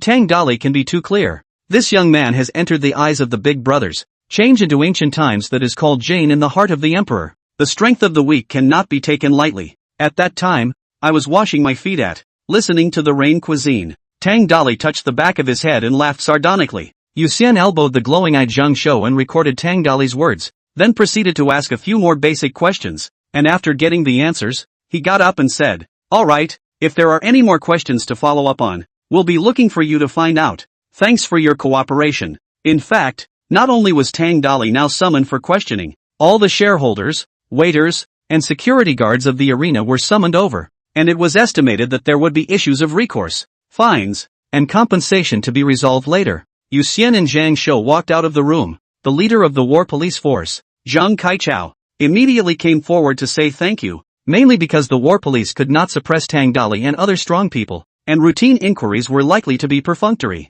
and with Yu Xian and Zhang Shou stepping in, the problem would be much better solved. Normally, Yu Xian and Zhang Shou would definitely not have exceeded their responsibilities, but with the alien bugs at stake, the two of them decided to intervene across the board after considering it, and at the same time wanted to know the latest intelligence. Half an hour later, Yu Xian and Zhang Shou got the report from the trapping team. Dog's Head Gold Mountain. It seems to be a mountain quite far outside of Silver City. Do we have to travel that far to capture transcendent beings now? Zhang Shou looked at the report and asked curiously. Zhang Kaichao, who was at the side, explained, because one of the tasks of the barracks outside of Silver City is to clear the surrounding area of transcendental creatures that pose a greater threat. The surrounding hills are actually no longer particularly threatening. They are all small shrimps of the insect and ant levels, and the arena wants to capture transcendental creatures of a certain level of challenge, so it needs to go to a more distant place to be able to meet them. Yu Xian analyzed. The altered bugs were still staying near the Dog's Head Gold Mountain yesterday. Even if they are able to run again, they can't run far in a day's time. Wait. Let me ask the captain if it's possible to remotely strike all the areas near the Dog's Head Gold Mountain. He pulled out his cell phone and immediately contacted Jin Sheng to share the latest information. Salty, the situation is expected to be a little more complicated. I'll give you a copy of the information, so take a look at it first. Jin Sheng replied. In a few moments, Yu Xian received the information sent by Jin Sheng, and he opened it to find that it was a medical record. The vast majority of hospital medical records files are now hosted in the cloud. So after the destruction of the records room at Songshan Psychiatric Hospital, officials still found all the medical records files through the cloud. This information that Jin Sheng sent over is actually Zhou Tai's medical record file. Zhou Tai has multiple personalities, and while his main personality isn't really much of a problem, and could even be considered a good person, his other personalities are much more problematic. According to Chen Xingsan's diagnosis over and over again, there were 8 personalities that could be identified.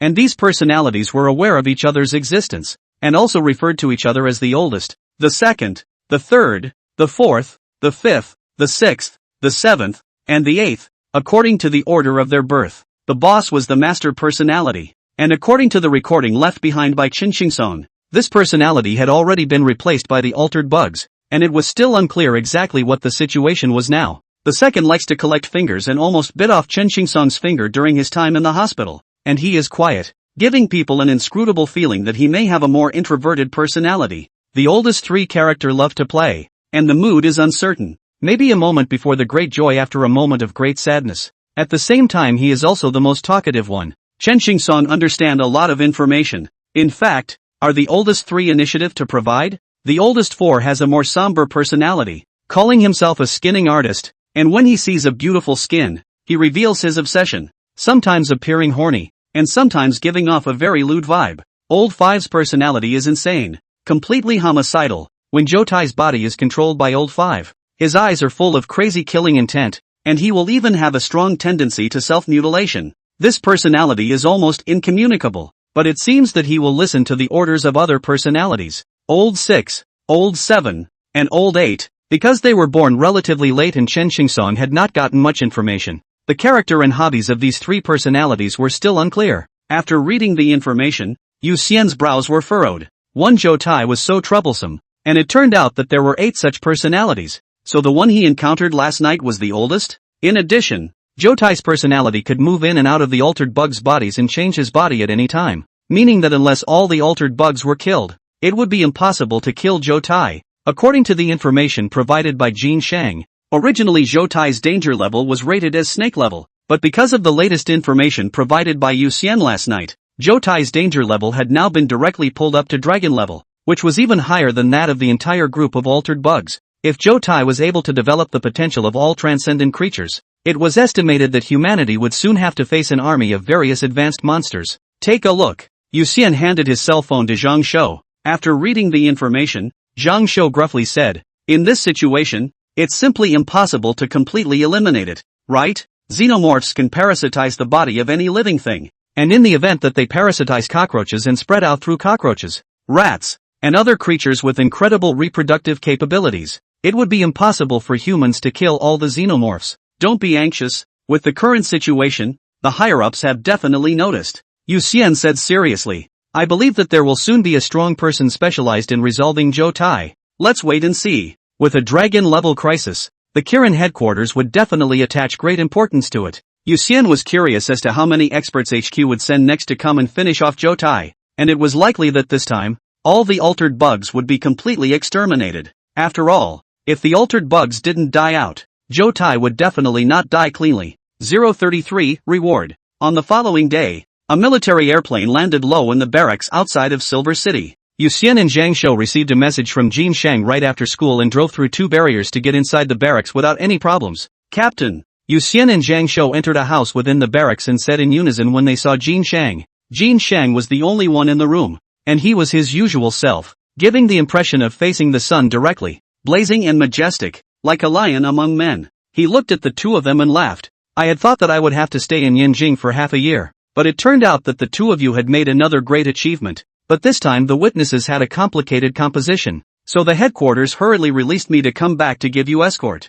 "Guarding?" Yu Xian revealed a curious look. Jin Shang nodded his head and put away his smile to look at Yu Xian and said seriously, "The struggle between countries in the transcendent realm has never ceased. You made a big splash the day before yesterday. Don't think that no one will know who you are if you are wearing armor. Perhaps the hostile forces abroad have already regarded you as a huge threat in the future and are itching to get rid of you. The easiest way for foreign forces to infiltrate the country is to bestow transcendent powers on certain ordinary people and use various contracts and death spells to firmly control these people. Many spies, in fact, are trapped by greed and end up having to work for the other side. Generally this kind of spy, apart from gathering intelligence, would also be responsible for striking out to stifle geniuses who had yet to rise to prominence. And as intense as the battle between Yu Xian and Zhou Tai was, although Yu Xian had been running away and dodging the entire time, it was quite a feat to have survived. This has been enough to attract the attention of some hostile forces abroad. "Ma, isn't that salted fish dangerous?" Zhang Shou said worriedly after hearing Jin Shang's words.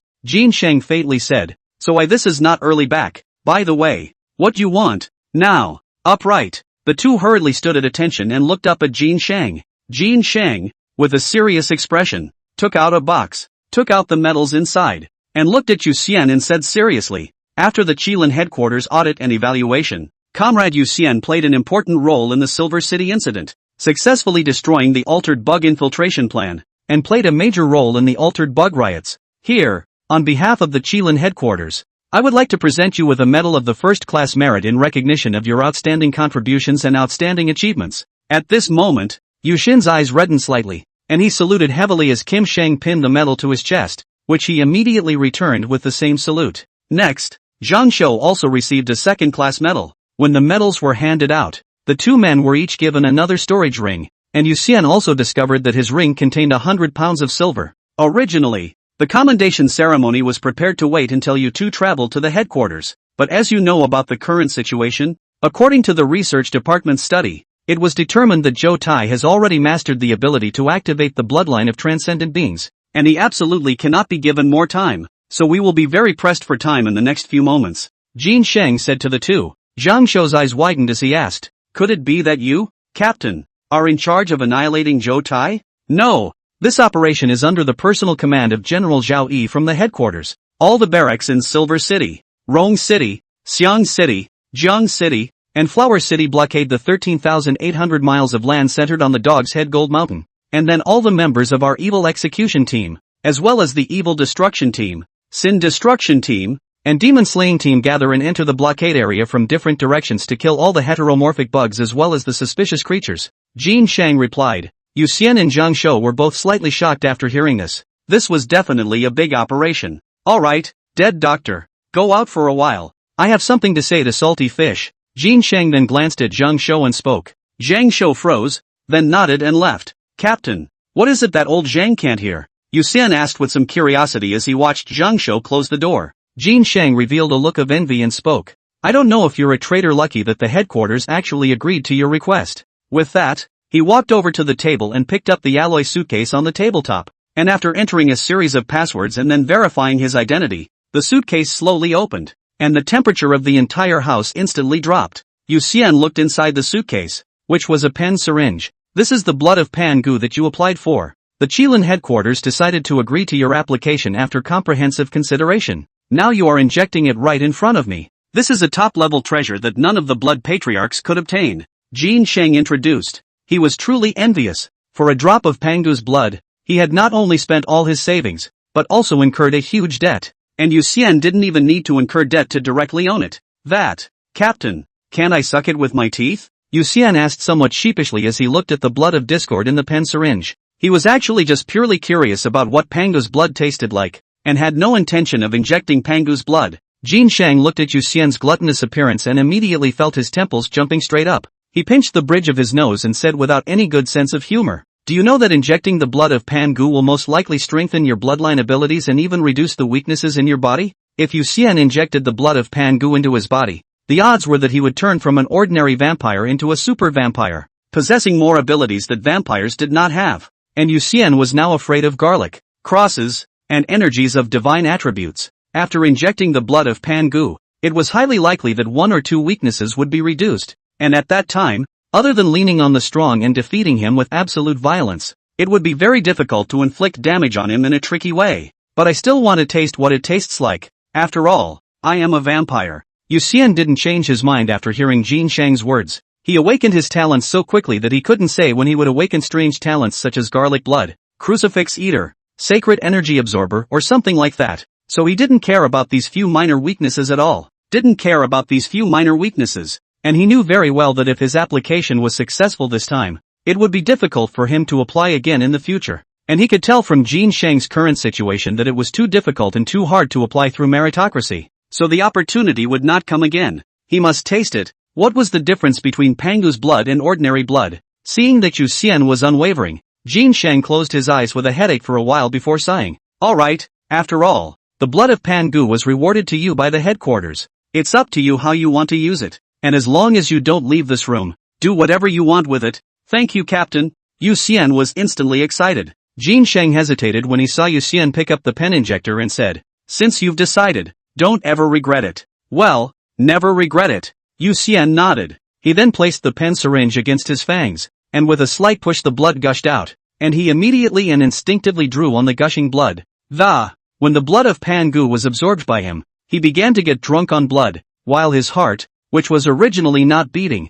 began to beat violently. 034, 2 hearts. Yu Xian felt as if he was in the middle of a chaos. He waved his arms and legs to disperse the chaos in front of him, but no matter how he waved it, it was useless. Sweeping away one piece of chaos, another would replenish it, endlessly, endlessly. So he flailed about in anger, wishing he had an axe in his hand so he could split everything with one blow. In fact, vampires also have a super rare talent, which is to read the memories of the target by sucking the target's blood, a talent that only 2 vampires in the entire blood race possess. In addition to the originator, it's an ability that can't be awakened by staying up all night. At the moment of becoming a vampire, yes is yes, no is no, and cannot be awakened through later in life. Yu Xian and Nora's blood-drunk cousin, in fact, has a crippled version of this talent, so they will be drunk on blood after sucking it, and in the dizziness, they can vaguely feel some of the information in the blood, only to wake up and forget all about it. However, after Yu Xian absorbed the blood of Pan Gu,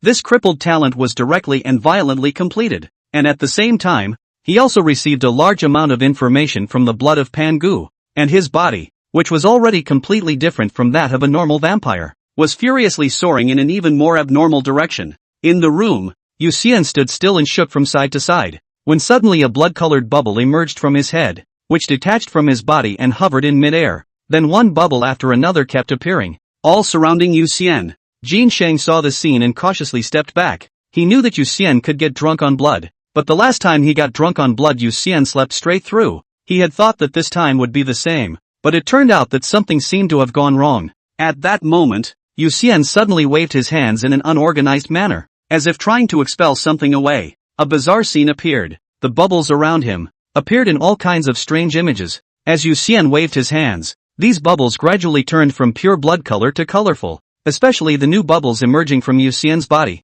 They were even more colorful, completely losing that gloomy and evil feeling of blood energy. Suddenly, Yu Xian leaned back. His body fell into a bubble inside. People in the bubble inside the whirring. This bubble carrying him not only did not fall to the ground, but instead floating around in the air. The surrounding countless bubbles are around this big bubble rotation. Jin Sheng was completely speechless as he looked at the image in front of him. No matter how he looked at it, Yu Xian didn't look like a normal vampire. Especially now instead he had an indescribable sense of holiness. He waited for a while and saw that Yu Xian had no tendency to wake up, so he slowly walked up and gently stroked one of the bubbles with his hand covered in golden light. The touch of the bubble was strange. He had thought it would feel like glass, plastic, gemstones, or something like that, but in reality it felt more like touching the energy that was used to insulate the space after the formation boundary had been opened. He then began to increase his power, the bubble not deforming at all as he increased his power bit by bit, slowly adjusting upwards from bug level. It wasn't until the finch level that the bubbles had a slight ripple, and it was at the snake level that the bubbles began to morph. Jin Sheng's expression became serious as his power gradually increased to the eagle level. The bubble began to tremble violently, and it was estimated that with a slight increase in power, this bubble would burst. He withdrew his own hand and did not continue the test. This ability had a lot of potential, and if Yu Xian continued to get stronger, this ability might become an extremely strong group defense ability. Jin Sheng was curious as to what was going on with Yu Xian right now, and if it was really similar to being drunk, then what had he seen in his drunken dreams that he had come up with such an odd ability? Forget it, let him sleep. Jin Sheng didn't continue to think about it and finally shook his head and turned to leave the room. Outside the door, Zhang Shou stood guard in front of the door, and when he saw Jin Sheng open the door, he hurriedly stepped aside, his small eyes still quietly looking inside. Go in, but Salty is asleep. Don't disturb him, Jin Sheng said. Zhang Shou nodded his head and proceeded to walk into the house, and when he saw that Yu Xian was surrounded by colorful bubbles,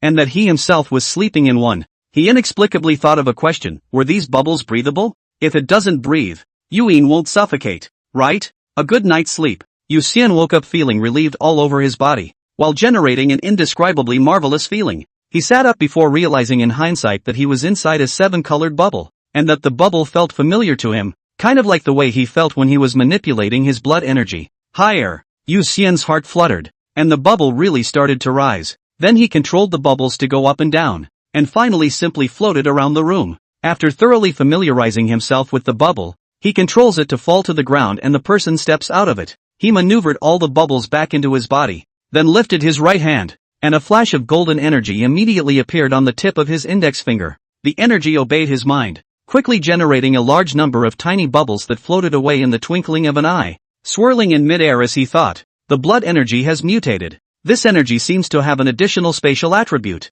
Yu Xian often looked at the various information in the Kirin app, and now he was no longer a white boy who knew nothing about the transcendental world. Jin Shang still needed to determine the characteristics of the bubble by touching it, whereas he, as the bubble's owner, could directly perceive everything about the bubble. These bubbles don't float in the air by buoyancy, but by spatial coordinates. Simply put, it was fixed on a certain spatial coordinate. As long as Yu Xian didn't move it and no one took the initiative to destroy it with brute force, it would be fixed on that coordinate forever. Yu Xian thought of last night's dream. His face was a bit odd. It couldn't be that he was trying to open up the sky in his dream, and as a result, his own power was insufficient. So he made that big pile of half-baked products, right? Technically speaking, these bubbles are indeed considered a separate space, meaning that each bubble, rounded up, is considered a world. Rounding up a bit more, Yu Xian he opened the sky and succeeded. Okay, though that's far more than 1 billion points away from actually opening up the sky. After studying the blood energy mutation,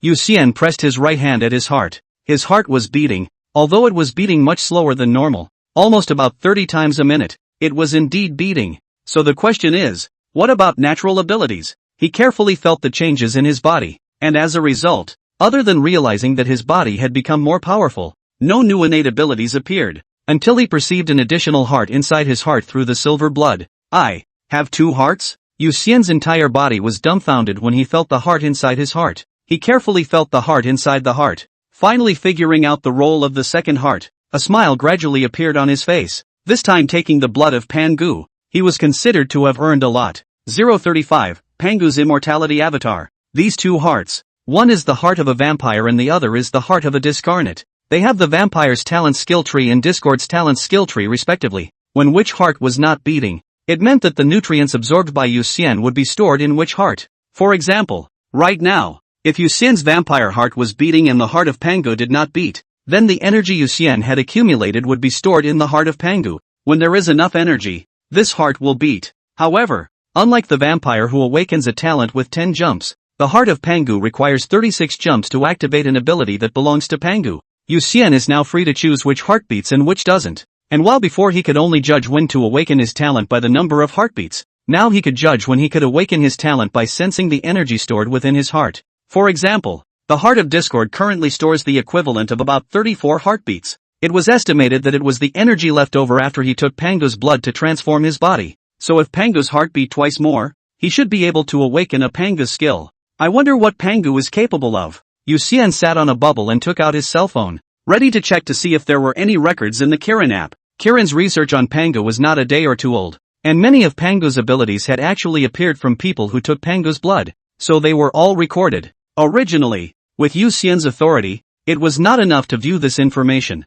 but his account now had an additional metal mark of first class, and much of the information had been liberalized to him, so he got that part of the information a few moments after clicking apply. He clicked on the information and read it carefully. Pangu's ability is called Divine Power because this ability is an innate power to Pangu, and Pangu himself uses it without any additional conditions. These abilities, however, are overpowered for the average person, and most of them are notoriously draining and need to be used with caution. The following are the divine powers gained by all those who take the blood of Pangu. Pangu's power avatar. Those who obtain this avatar will be able to possess 100 tons of strength at the sparrow level, with an indestructible body that can be used for one power. And among all the avatars of Pangu, this is the first avatar. Pangu Rift Avatar. Those who obtain this avatar will be able to rip through space and form space blades to attack the enemy at bird level. However, this ability is extremely consuming for ordinary people, and belongs to the high consumption, high attack ability. Pangu Transformation Avatar. Those who obtain this avatar, bird level, can transform different creatures into other forms, such as transforming a human into a sheep, a dog into a human, an animal into a plant, and a fungus into an animal. And the most horrifying thing about this ability is that the effects it produces are permanent. Pangu Immortality Avatar. Those who obtain this avatar will have unimaginable vitality, and can do so with only their head left at the Finch level without dying. And even if half of their brain is cut off, they will only have temporary amnesia, and in the later stages it will be even more difficult to extinguish them. And the rebirth of a drop of blood and the regeneration of exhaling will only be a routine operation. Pangu Sun Pupil Avatar. Those who obtain this avatar can transform their eyes into obsidian suns, shooting out obsidian sunlight containing the true fire of the sun. Pangu Spirit Bead Avatar. Those who obtain this avatar can condense a spirit bead with spatial attributes in their dantian, and have 50,000 cubic meters of space at Finch level. Discord's abilities are so numerous that they are almost all-encompassing. Yu Xian suddenly felt that the vampire's talent didn't smell good anymore. Mainly because all of Pangu's natural abilities were super strong. Especially Pangu's immortality avatar, which he really wanted too much. For someone like him who was super afraid of death, the discordant immortality avatar was simply the ultimate ability to dream of. Moreover, as a vampire, his own self-healing ability was very powerful. And if he added the discordant immortality avatar, it was like double insurance. If he could have this ability, he would dare to go for a wave in any dangerous place. In fact, human character doesn't matter at all, whether you are reckless or prudent. The most important thing is ability, not character. It is also ability, not personality, that influences a person's behavior. This is like a person has billions of assets, and then cautious he dares to go to high-end restaurants to spend money, if only a few cents in the pocket, and then reckless people will not run to the high consumption of the place to eat. Similarly, when he has the ability, a coward like Yu Xian has the courage to make waves and fight for his life, while when he doesn't have the ability, a dog is enough to scare him into retreating. Yu Xian put away his cell phone. He had decided that he would just harden the heart of Pangu during this period of time, and he wouldn't switch back to the vampire skill tree until he drew the Pangu immortality avatar. In fact, after learning about the abilities of the two hearts, he realized something: the vampire's bloodline abilities were not infinite, but limited. The two abilities he had awakened before also aptly confirmed this. The first ability, Silver Blood. Jin Shang had told him that Nora's father had the same ability, so it was clearly on the vampire's skill tree. The second ability, Blood Energy, is also on the vampire skill tree, so with the exception of Light Eater, the abilities he awakened are actually abilities that a vampire could potentially awaken, rather than abilities that are unique to him. As for the Light Eater, I guess it should have something to do with Nora's mutation. After all, Nora was the first hybrid vampire among vampires who wasn't afraid of sunlight, and he was the first wild vampire Nora had transformed not through first embrace, but through blood injection. If Nora was a mutant hybrid vampire, he was the mutant of mutations, the special of specials, and it was not unusual for there to be mutations in natural abilities. After checking his condition, he got up and left the room. Coming out of the room, the sky was still cloudy. There was surprisingly a soldier standing guard outside his door. The other party saw him come out, immediately saluted and spoke. "Report, sir? Colonel Jean asked me to relay to you that the operation has begun. You wake up and join the operation immediately. The secret order to enter will be received from the operation team. End of report." "Okay, thanks." Yu Xian hurriedly returned the salute and opened his mouth to thank him. He then opened his cell phone and accessed the extermination team, and proceeded to pick up the secret order to enter the blockade. He removed his Bluetooth headset from his pants pocket and put it on, clicking into the group's voice channel. "Captain, codename Salty Fish, applying to return to the team." Yu Xian opened his mouth. Jin Sheng opened his mouth. "Well, since you're awake, I agree that you should return to the team. Now head to the location I marked for you as soon as possible. You'll be in charge of that area,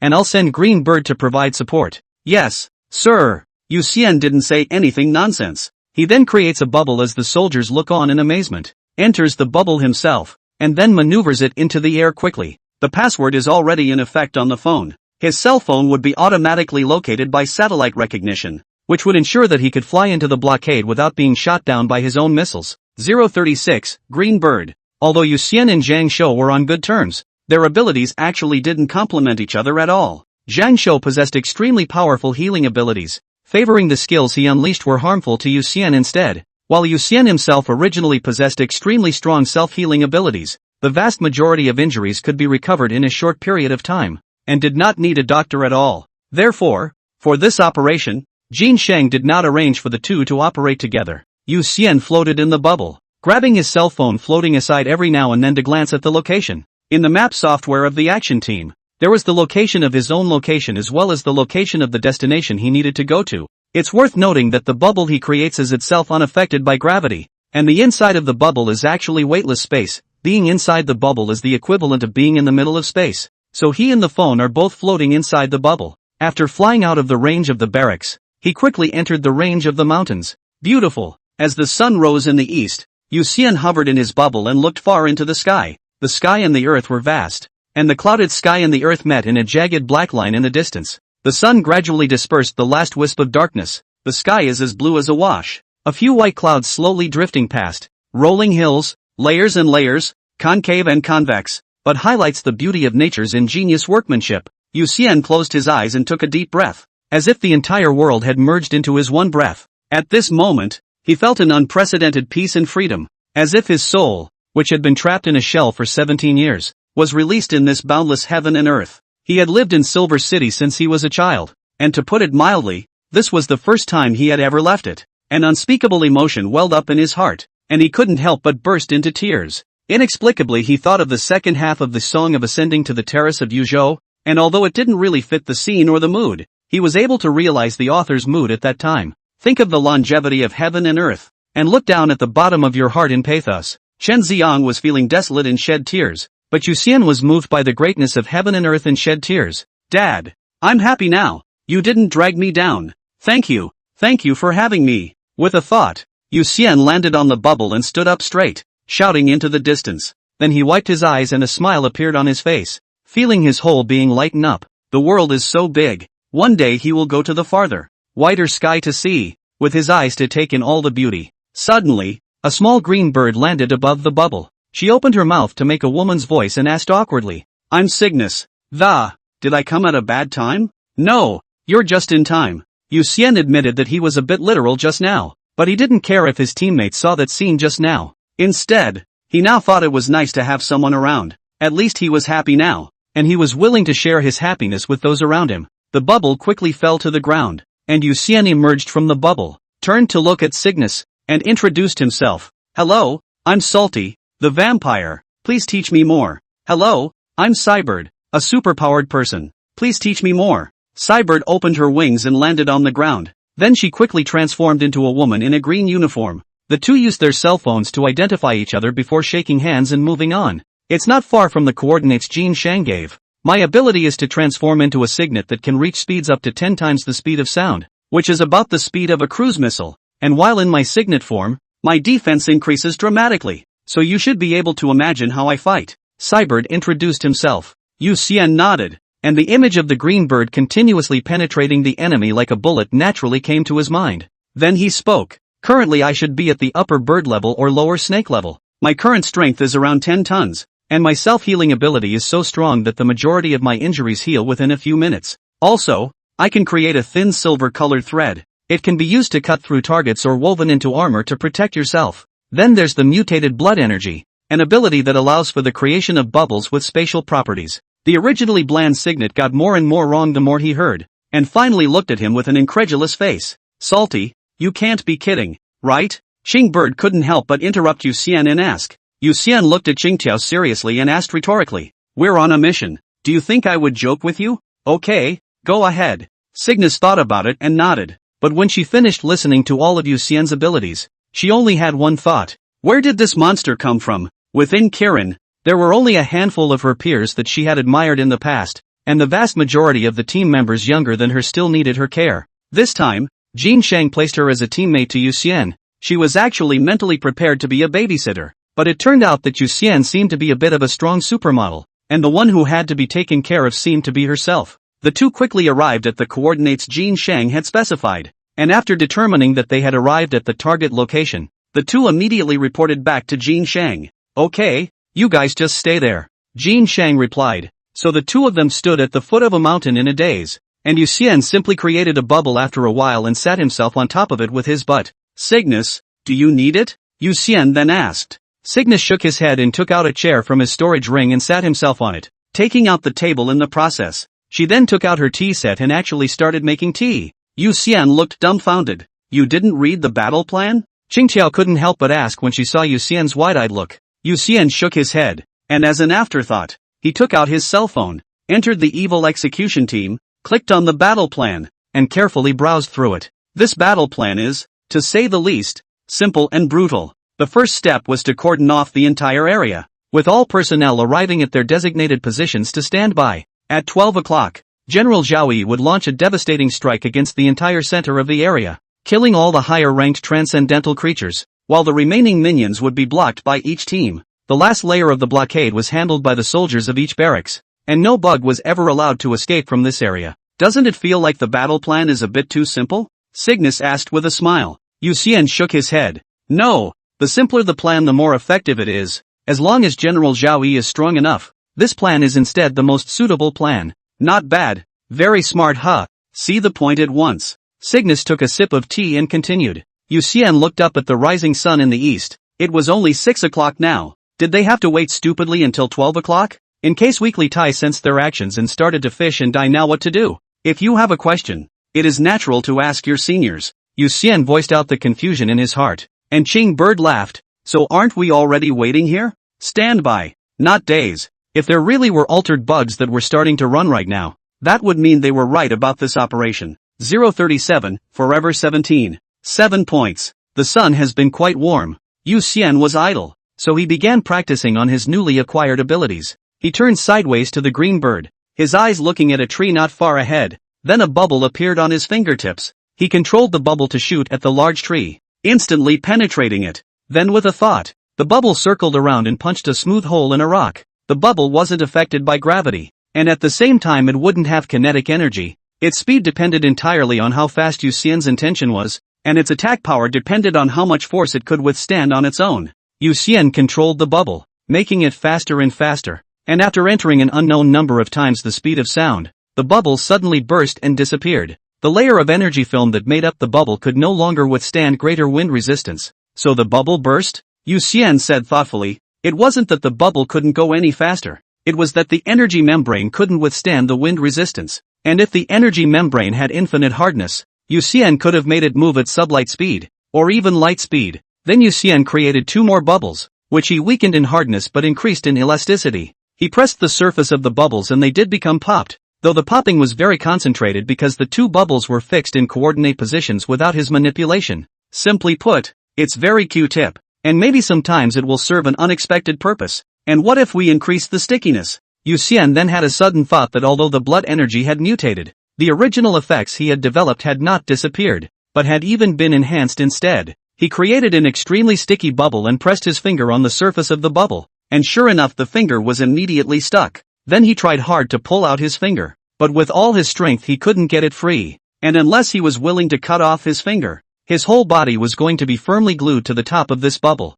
In fact, the way to break the game is very simple, and that is to have enough power to destroy the bubble, and just break the bubble to move. The problem was that there shouldn't be many people with this ability. After all, it would take at least an eagle level or above to be able to break it. And if Yu Xian prepared a few more bubbles to jam certain people's power points, he could even control some of the strongest people above the eagle level. At that moment, a bird landed in a tree not far away, its eyes watching the two. With a thought, a bubble instantly circled around and stuck right on the back of this bird, then flew back to his hand with the bird. He looked at the constantly struggling bird and asked, Signet, if the xenomorph worms have already boarded the bird, is there any point in us doing this? I believe that the headquarters, the think tank must have already considered all possible scenarios, and since this decision was made, it must have its reasoning, Cygnus said easily. Yu Xian controlled bubbles to fly into the distance and nodded his head. Well, I understand. It's just that the first time I participated in this kind of big operation,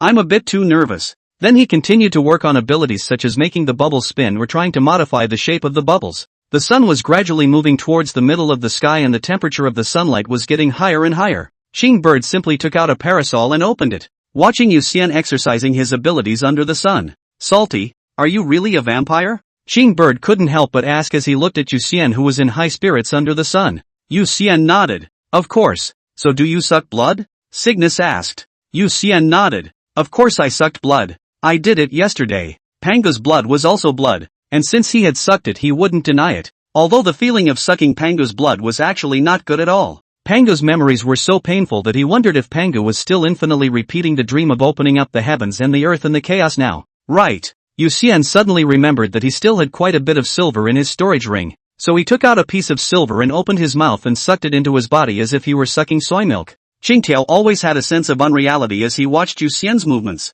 What kind of crappy vampire is this? Sunbathing and eating silver. The picture is too out of place. By the way, how old are you? Qing Bird looked at Yu Xian and said with a thought. Yu Xian replied, 17, and you? I'm 24, and by the way, vampires who first embrace. It seems like their body will be fixed at the moment of first embrace. Won't you always be just 17 from now on? Sybil suddenly asked after answering. In fact, with first embrace and wild vampires, the body is set at the age at which it was turned. Yu Xian nodded and laughed. Indeed, that's why no matter how many years pass, no matter who asks me, I'll always be 17. Qing Bird immediately revealed a skeptical expression. So Yu Xian's answer just now, was it true or false? At this time, Yu Xian instead suddenly froze and thought of a very important question. He looked at Cygnus and asked, Cygnus, it seems like a vampire that is born in the womb will grow up, right? Indeed. Although vampires have a very low ability to reproduce, there are still some born vampires who are born as babies.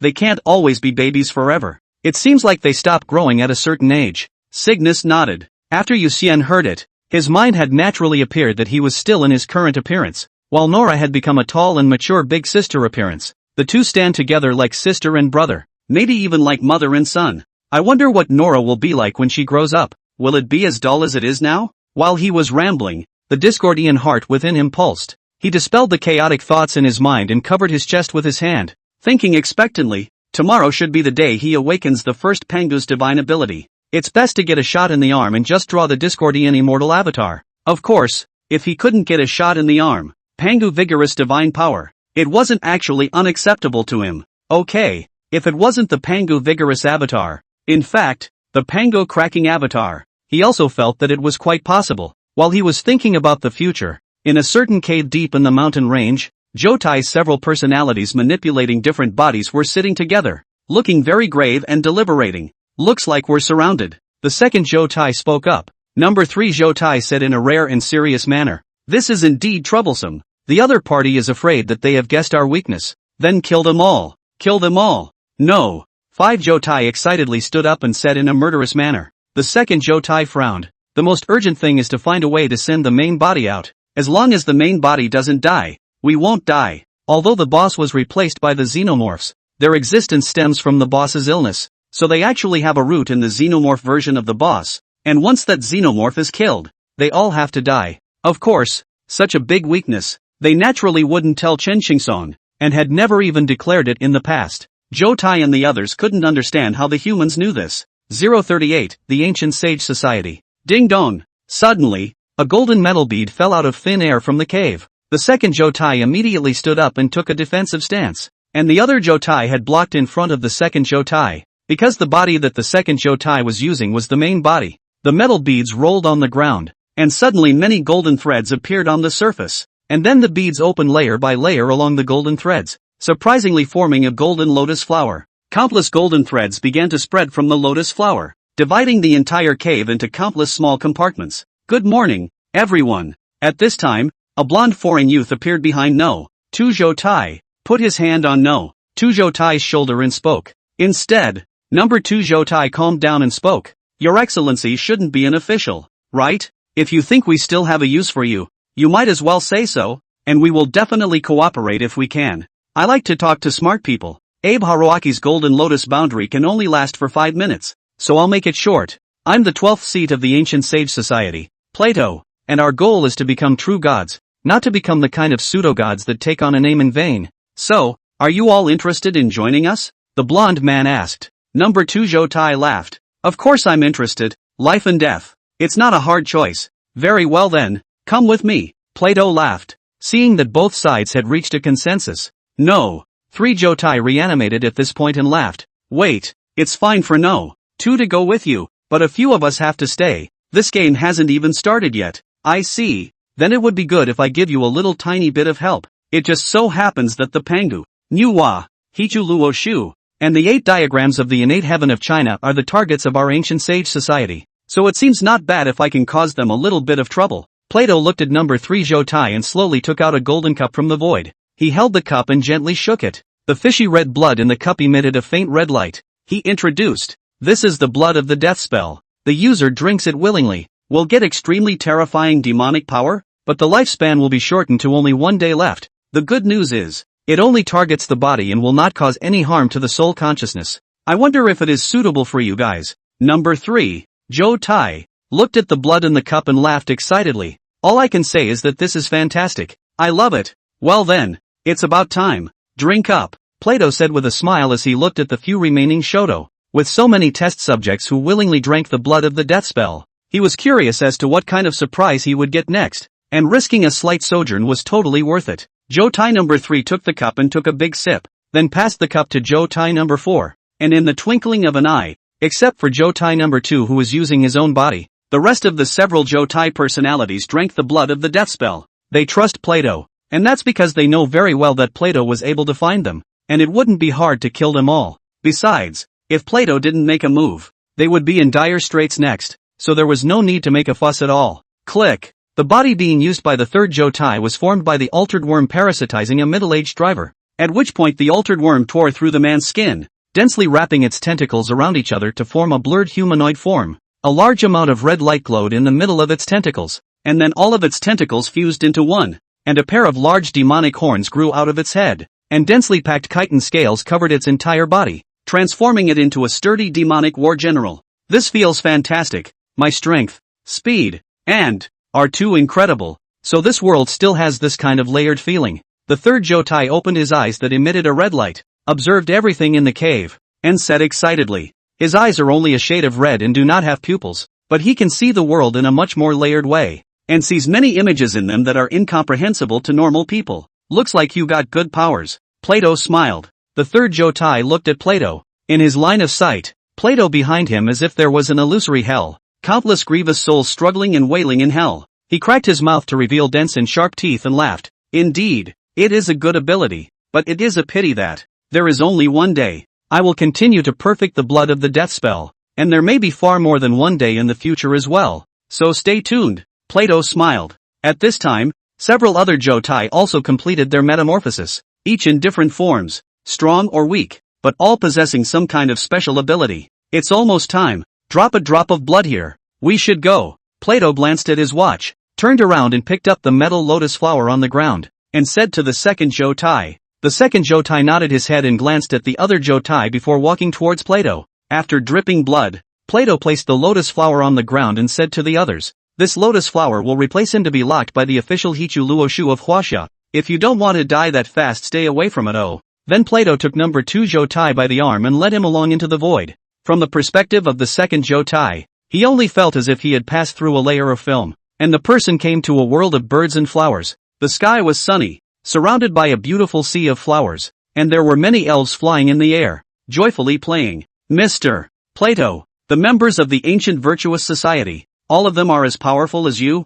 No, Zhou Tai asked. Plato smiled. Naturally there are strong and weak, but there are only 15 that are stronger than me, and the rest may be near me or not as strong as me. Then what will Gu Xian see in us? No, Zhou Tai continued to ask. Plato replied, in fact, you have been in the sights of our ancient sages since you first appeared, but at that time you didn't have any value worthy of being invited. There is a saying in the ancient Eastern countries that blessings come with curses. The Silver General's Arena was a wonderful show, and it also allowed us to see your potential. So, here I am. So it is. No. Zhou Tai understood that the ancient virtuous society was looking at their ability to deeply activate the transcendent bloodline within the bodies of transcendent beings. This was indeed a very powerful ability. Once they activated the bloodline within the bodies of those transcendent creatures, the other party could batch create more monsters of the same level by harvesting blood. However, the second Zhou Tai was not afraid of being utilized. He was more afraid that a few of them would have no use for them, and that would be the worst situation. There's a use for it, then it's one of our own. No use? Then they're probably guinea pigs on a lab bench. On the other hand, Zhou Tai number 3 in the cave watched Plato and Zhou Tai number 2 drift away in hell. The two were surrounded by a sea of swords. All kinds of disgusting and horrible corpses crawling around. There was even a woman who tried to grab Zhou Tai number 2's feet, but her arm was chopped off by a knife, and all she could do was to roll around and scream in misery. Plato, is that your ideal state? Funny, too funny. Ha ha ha ha ha ha ha ha. Shoto 3 watched Plato and Shoto 2 disappear out of sight, thinking silently in his heart, and then letting out a series of rough laughs. The world really was too much fun, and he was far from having enough of it. 039, a meteor. 1150. Yu Xian sat in the bubble with Cygnus, looking far ahead at the emerald green mountains. There were still 10 minutes before the action started. Both of them were ready to fight. Now it was up to General Zhao Yi to open the situation. Green Bird, what is General Zhao's ability? Yu Xian asked curiously.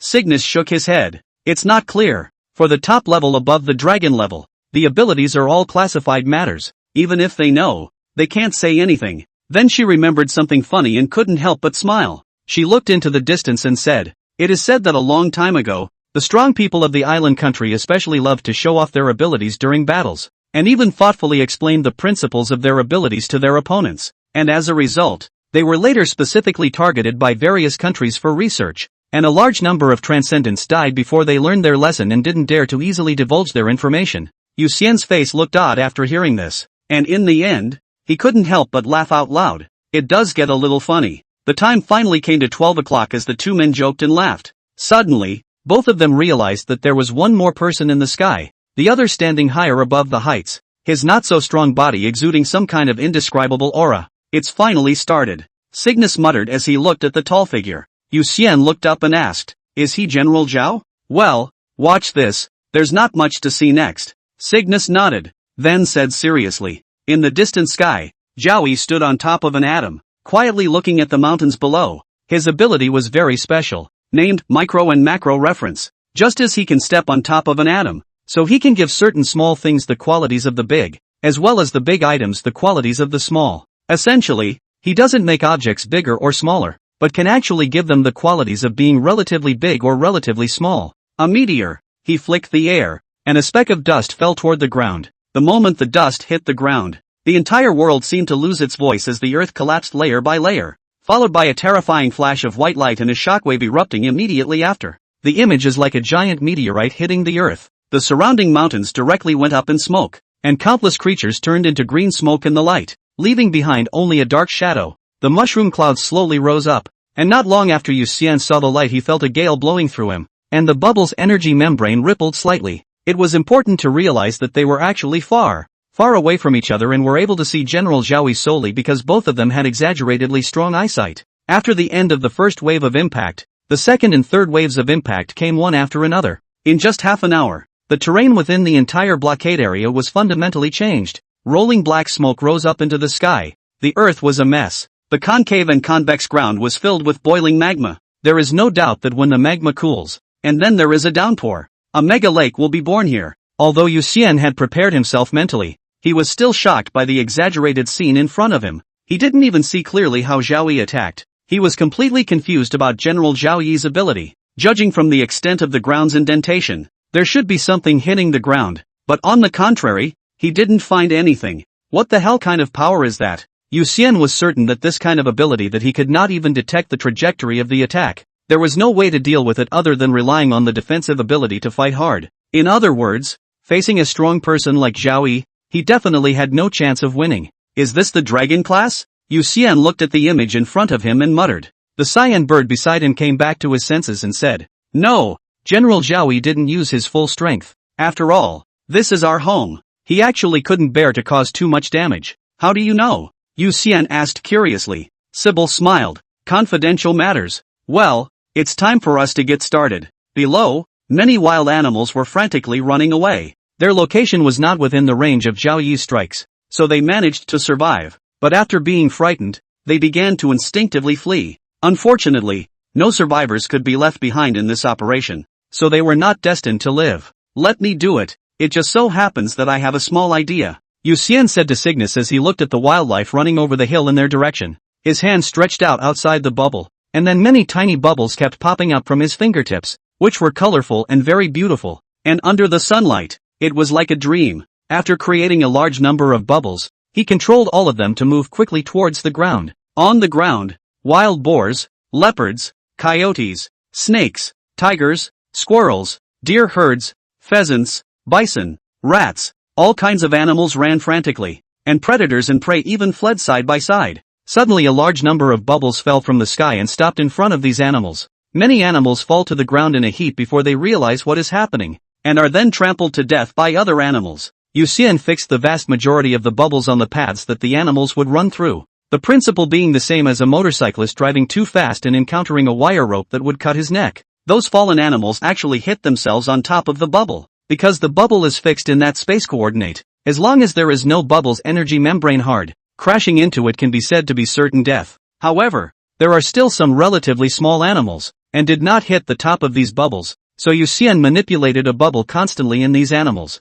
Rats, snakes, squirrels all have fallen. The body was pierced through a small bloody hole, as if hit by a bullet. Salty fish, your ability is too terrifying. Cygnus couldn't help but sigh as he looked at the hundreds of beasts below him that were gone in a few seconds. She simulated the image of herself fighting Yu Xian in her mind, and finally realized in despair that even if she used all her means, she was probably not Yu Xian's opponent. These space bubbles were enough to make Yu Xian invincible when he fought her. Of course, the main reason was because her attacks were still far from reaching the Eagle rank. If she reached the Eagle rank, she might have a chance to fight with Yu Xian. Below the Eagle rank, unless one possessed a top-level ability such as the Pango Power Avatar, engaging Yu Xian was equivalent to looking for death. Yu Xian listened to Qing Bird's words, looked at the super-large pit in the distance, and humbly said, "It's alright, compared to General Zhao Yi's ability, my ability is nothing at all." Cygnus gave Yu Xian a blank stare, not feeling that Yu Xian was being modest, only that Yu Xian was in Versailles.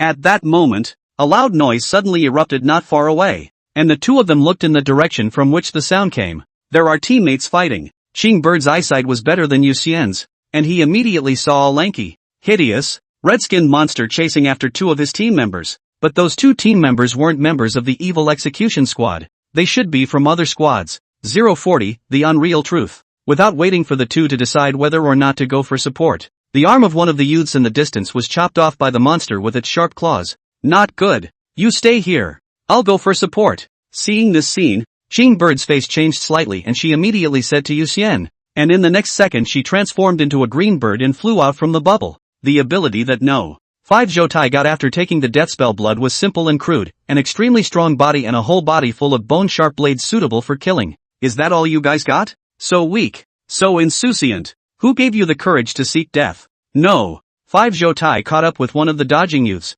opened his huge mouth and growled, then tried to bite the man's head from the top to the bottom with a single bite. Boom! But the moment he opened his mouth to bite down, the green bird quickly flew in. She slammed her bird's beak heavily against No. 5 Zhou Tai's cheek, creating a horrifying gas explosion. No. 5 Zhou Tai's defense was extremely strong. His cheek was hit with layers of ripples, but he was not broken. He only paused slightly. Then his eyes showed a fierce light, immediately grabbing the man's shoulder with his hand and throwing him towards the green bird. Sybil was originally trying to put number 5 Zhou Tai's head through the roof with one blow, only she didn't expect No. 5 Zhou Tai's head to be so hard, and in the case of not being able to penetrate it, she could only use the reaction force generated by the impact to fold back, preparing to attack again after circling around. But one wrong move and the whole game is lost. Cygnus didn't expect No. 5 Zhou Tai to react so quickly. She had just flown less than 5 meters when she was hit in the back by a man thrown by No. 5 Zhou Tai. The main thing was that her fastest speed was indeed 10 times the speed of sound,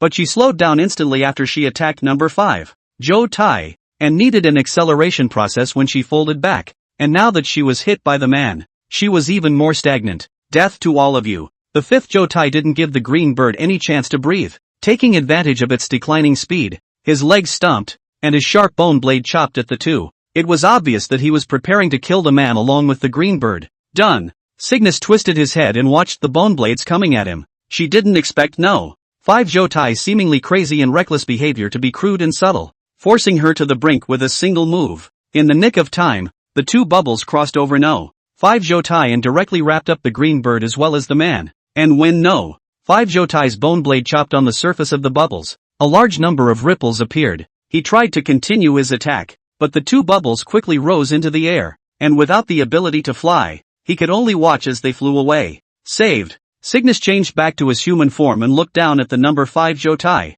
heaving a sigh of relief. For a moment just now, she really thought that she was dead. The strength of No. 5 Zhou Tai was estimated to be at the upper snake level, too much stronger than her. Sybil, are you guys okay? In the air, Yu Xian sat in a bubble and floated over, looking at the green bird in a bubble to the side and asked. Cygnus shook his head. It's fine. Thank you. Or this time. Alright, we're comrades in arms. There's no need to say anything polite. I'll go meet him next. Yu Xian interrupted, then looked at number 5 Zhou Tai. On the ground, number 5 Zhou Tai roared in anger and turned around, ready to kill another member of the team, only to find that the man whose arm he had chopped off had also been rescued. Ah! Who is it? Who is it? Come out! He let out a snarl of anger, and then he was hit by a sudden bubble, which toppled his entire body into the rocky mountain. Yu Xian fell from the air, maneuvering the bubble like a wrecking ball that demolished a house, constantly smashing on the body of No. 5 Zhou Tai. It had to be said that No. 5 Zhou Tai's body was terribly hard. The rocky mountain was dented for several meters, and he was still unharmed. But then Yu Xian created another bubble, controlling the two bubbles to take turns crashing into each other in a V-shape. Gradually the bone blades on number 5 Zhou Tai's body snapped, and his body began to seriously deform. Steel can't stand up to repeated hammering, let alone flesh and blood. In a few minutes, number 5 Zhou Tai was no longer human. After determining that no, 5 Zhou Tai was no longer able to resist, he stepped forward and asked, "What number Zhou Tai are you?" "Kill you. I'm going to kill you." "No." 5 Zhou Tai muttered breathlessly. Yu Xian nodded and said lightly, "I see. So it's number 5 Zhou Tai." With that said, he used the bubble to imprison Zhou Tai number 5, ready to turn around and ask the captain what to do with the thing. And so on. Yu Xian turned around and prepared to leave, suddenly reacting as an afterthought. Although number 5 Zhou Tai wasn't too strong for him, it was actually on the monster level for many people. As a matter of fact, the fighting strength of the 5th Zhou Tai was still above that of the previous giant ape, and if the other Zhou Tai also survived, there was a real possibility that they would succeed in breaking out. Realizing the seriousness of the problem, he hurriedly pulled out his cell phone to contact Jin Shang while relaying the matter to the other party. Jin Shang then immediately responded by ordering the green bird to patrol the surrounding area and immediately notify everyone in the vicinity when he found Zhou Tai, and everyone supported as much as possible. Both Yu Xian and Jin Shang mistakenly thought at this point that Zhou Tai's sudden strength was due to the variables that arose after they had mastered the ability to tap into the bloodline of transcendent beings, while Jin Shang was adjusting his strategy on top of a mountain peak in the fringe area. No. 3 Zhou Tai was crouching in the shadow of a boulder and was looking at Yu Xian in the distance, because of Plato's reminder. The few of them were of course as far away from the metal lotus as they could get, so Zhao Yi's attack actually only destroyed the metal lotus as well as a large number of altered bugs that couldn't run away, and a few Shoto Tai all ran out. "Little brother Yu Xian, what kind of monster are you?" In no. 3 Zhou Tai's perspective, Yu Xian was like a bloodthirsty beast that was frantically devouring everything. Originally, no. 3 Zhou Tai felt that Plato's reality was scary enough, but now that he saw Yu Xian's reality, he felt that Yu Xian was a little more scary. It was a beast that was difficult to describe its form, its entire body made up of countless swirls, as if anything that came close would be swept up in it. What's even more frightening is that it's not eating all the time. Its body is like a bottomless pit, and there's no telling how much it would take to fill it up. But it's more fun to have challenging opponents. The 3rd Zhou Tai jumped at the chance to try. Anyway, even if he did nothing, this body would die after a day, so he might as well have a good time. And in the meantime, see how strong Yu Xian had become. He quickly jumped down from the peaks of the mountains, jumping from one mountain to the other, approaching Yu Xian at an extremely fast speed. Yu Xian didn't stay idle after reporting the situation, but continued to kill more beasts. The location they were standing by was actually one of the few ways the animals could get down the mountain. The rest of the place was either a cliff or a thorny jungle, and for the animals to go in was a death sentence. "Little brother, I'm here to play with you again." Suddenly, a bison rose up in the air in the distance and directly smashed into Yu Xian, while at the same time the voice of the 3rd Zhou Tai rang out. Yu Xian sat in the bubble, saw the bison smashed over, and immediately controlled the bubble to change its nature, from the original hard to elastic, while the bubble also changed from a diameter of 2 meters to a diameter of 5 meters. The bison hit the top of the bubble and bounced back the next second. "You're that Shoto from school before? Number 3? Yu Xian looked towards Zhou Tai, number 3, who had caught the bison and quickly jumped out of the herd, and opened his mouth to ask. "No." 3 Zhou Tai opened his mouth and bit heavily on the struggling bison, laughing with a mouth full of blood. "It seems that you have investigated very clearly." "Yes, I am no. 3, you can call me Xiao San San-o." After saying that, he suddenly opened his mouth and spat out, and a ball of bison flesh and blood attacked Yu Xian like a cannonball. However, his attack was still easily parried by bubbles, and even that flesh and blood bounced back, which he could only slightly sidestep to avoid. Then where did the remaining few Zhou Tai go? Yu Xian looked around and continued to ask. "No." 3 Zhou Tai's mood changed very quickly, and at this time, he said irritably, "Little brother, you're obviously playing with me right now. Why do you keep thinking about other people? Alright then, let's take care of you first before finding the other Zhou Tai," Yu Xian said blandly. In an instant, dense bubbles gathered from all directions, and then it was like dense bullets shooting at the 3rd Zhou Tai. After mutant blood energy possessed the exclusive skill of bubbles, Yu Xian's fighting style had shifted from that of a melee warrior to that of a noble phantasmagoria, and many times he could easily crush his enemies without even needing to move his hands. No. 3 Zhou Tai's dynamic vision and reaction speed was very fast. He quickly backed up and pulled away before jumping left and right horizontally, constantly avoiding the attacking bubbles. These bubbles looked hollow and gave off a light and airy feeling, but the movement speed and attack power were surprisingly powerful. As he avoided bubbles' attack, the grass and rocks around him suffered. The rocks were instantly broken apart by the bubbles, and the flowers and plants looked as if they had been gnawed on by a mass of bugs. with semicircular or circular gaps in the leaves everywhere. Comparing it to the school, Yuxian is so much stronger now. This speed of getting stronger. It's amazing. 041, Devil's Eye. So strong. While no. 3 Zhou Tai was shocked at how fast Yuxian was getting stronger. Yuxian was equally shocked at how fast no. 3 Zhou Tai was growing. If no. 3 Zhou Tai was still the same strength he had when he met him at the school, he was fully capable of resolving no. 3 Zhou Tai within a few seconds. But now, no matter how he attacked, no. 3 Zhou Tai seemed to be unpredictable and easily avoided it. Compared to no. 5 Zhou Tai. No. 3 Zhou Tai is obviously much harder to deal with. Little brother. Eat my big tree. No. 3 Zhou Tai jumped from the ground to a tree and from one tree to another. He suddenly turned around and kicked the trunk of the tree to break it. Then with his other foot, he kicked the upper half of the tree towards Yuxian. Good chance. Yuxian's eyes lit up as he allowed the large tree to blast on the bubble that was protecting him, and immediately controlled the bubble to blast towards the 3rd Zhou Tai who was in the air with nowhere to lend his strength. I play. The 3rd Zhou Tai's eyes twitched. A foot stepped on top of a bubble, using the elasticity of that bubble, surprisingly quickly avoiding other bubbles. His body instantly shuttled from it and landed on the other side on top of a tree. He can see through bubbles' attributes. Yuxian frowned slightly, not realizing that because of his own little trick, he had instead given no. 3 Zhou Tai a chance. In fact, the many bubbles he created were not all hard bubbles,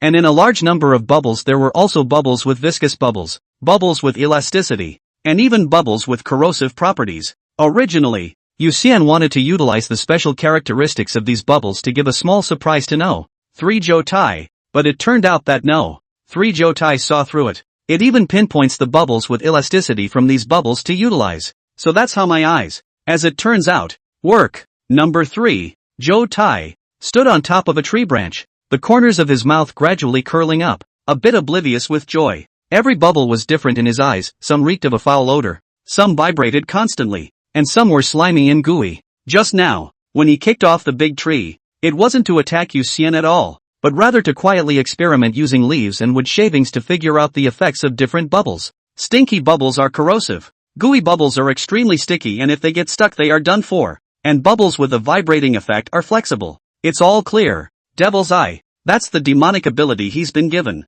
It is an ability with intense malice that twists the world in the user's eyes into a dystopian shape. But while distorting the world seen by the demon's eye reveals some real information that is not normally visible. This is what is known as an untruth. For example, the monster that the 3rd Zhou Tai saw in Yuxian is false, but Yuxian is eating all the time is true. Plato's ideal state is like hell is false, but the ideal state was born in a mountain of corpses and a sea of blood is true. How to tell the difference between the real and the fake depends on the intelligence of the user of the Devil's Eye. Apparently Shoto number 3 is now starting to get a little used to the Devil's Eye and finding real and useful information from the countless unrealistic images. I saw it. All of it. Number 3. Zhou Tai twisted to avoid Bubble's attack, the corners of his mouth cracking into a smile full of sharp teeth. He suddenly rotated his body and blasted his fist on top of a bubble. Then his leg lifted up to avoid many of the bubbles, and his body leaned back while kicking again on top of the bubble he had just blasted with his fist. Spin, attack, dodge, spin again, attack again. It was just a very slight movement, but it was effective in avoiding Yuxian's attacks, and in the end, in the midst of intensive counterattacks, one of Yuxian's bubbles was popped by a punch from no. 3 Zhou Tai. The whole process was actually very quick, just a second or two. In Yuxian's eyes, no. 3 Zhou Tai was just rotating his body at high speed, but it turned out to be a bizarre way to avoid his attack, and even thumped a series of counterattacks, and a bubble was just broken by no. 3 Zhou Tai. Little brother. The offense and defense are changing shape next. Suddenly, the 3rd Zhou Tai weaved his way out of the bubble, the scales on his body making strange noises. Boom! Before Yuxian could react, the 3rd Zhou Tai came with a sudden face and landed a punch on the bubble protecting him, and the entire bubble rippled. As an afterthought, Yuxian's pupils contracted violently, and the feeling of being chased by number 3 Zhou Tai at school returned. His brain was running at high speed. His eyes landed on top of one of the bubbles, which was sticky and had a scale on its surface, and he instantly understood how the 3rd Zhou Tai had moved to him at high speed. The 3rd Zhou Tai first used the elastic bubble to accelerate himself, then paid the price of a scale to modify the angle of his attack with the bubble with stickiness. Combining the two, the 3rd Zhou Tai instantly burst his face from an unexpected angle, so fast that Yuxian couldn't even react. Your own offense is being exploited instead. Yuxian's mind moved, and all the surrounding bubbles with stickiness and elasticity were quickly recycled, and more hardened bubbles quickly chased after the one-strike retreating No. 3 Zhou Tai. It's no use, little brother. I've seen all your tricks clearly, the third Zhou Tai said to Yu Xian with a smile when he saw him recycling those bubbles with elasticity and stickiness, while avoiding many hard bubble attacks. The truth was just as he said. Yu Xian's attacks could no longer pose a threat to him. The hard bubbles attacked strongly, but the third Zhou Tai could predict the trajectory of all the hard bubbles, and could even step on top of one of the bubbles and let that bubble move with him. However, Yu Xian's face did not change, and he still maneuvered a large number of hard bubbles to attack from different angles, as if he was somewhat out of skill. Boom! Proving that he was right in what he said. Zhou Tai number 3 began to counterattack frequently while dodging, landing punch after punch on top of the bubble protecting Yu Xian. Unfortunately, because the frequency of attacks was not high enough, it was impossible for him to break through the bubble protecting Yu Xian, and Yu Xian obviously wouldn't give him this chance. Once he attacked, the surrounding bubbles would immediately surround him. If he didn't run, there would only be a dead end. Running would mean losing all his efforts. The two sides were at a standstill, as if neither could help the other. Number 3 Zhou Tai had already adapted to the rhythm of being attacked by a large number of hard bubbles. He slipped and slid to avoid dozens of bubbles that were shot from different angles, and with a leap of his feet, he stepped on several hard bubbles and instantly catapulted himself in front of Yu Xian, and blasted his fist at the bubbles. Couldn't break the bubble, but this was supposed to be just a game, and the fact that he could fight back meant he hadn't lost yet. However, just as he blasted out his fist this time, both of Yu Xian's hands opened at the same time. Countless silver threads shot out from his fingertips in an instant. The two of them were now too close, less than 30 centimeters away. No! 3 Zhou Tai's eyes shook, his scarlet eyes as if he saw the god of death wielding a scythe attacking. In an instant, his body was bound by silver threads in the form of a mummy. If it was just 1 or 2 silver threads, he might still be able to break free, but now that the densely packed silver threads wrapped around his body, he could only wriggle his body like a bug. What? Did you forget that I still have this ability? Yu Xian asked with a smile on his face as he looked at number 3 Zhou Tai. After realizing that bubbles couldn't help No. 3 Zhou Tai, he came up with this plan. As long as No. 3 Zhou Tai got carried away, he had a 90% certainty of capturing this guy alive. Obviously, he won this contest. 042 killed one after another. The words are split. As Yu Xian fought with Zhou Tai number 3, the other Zhou Tai also struck one by one. After drinking the blood of the death spell, No. 4 Zhou Tai transformed into a half-human,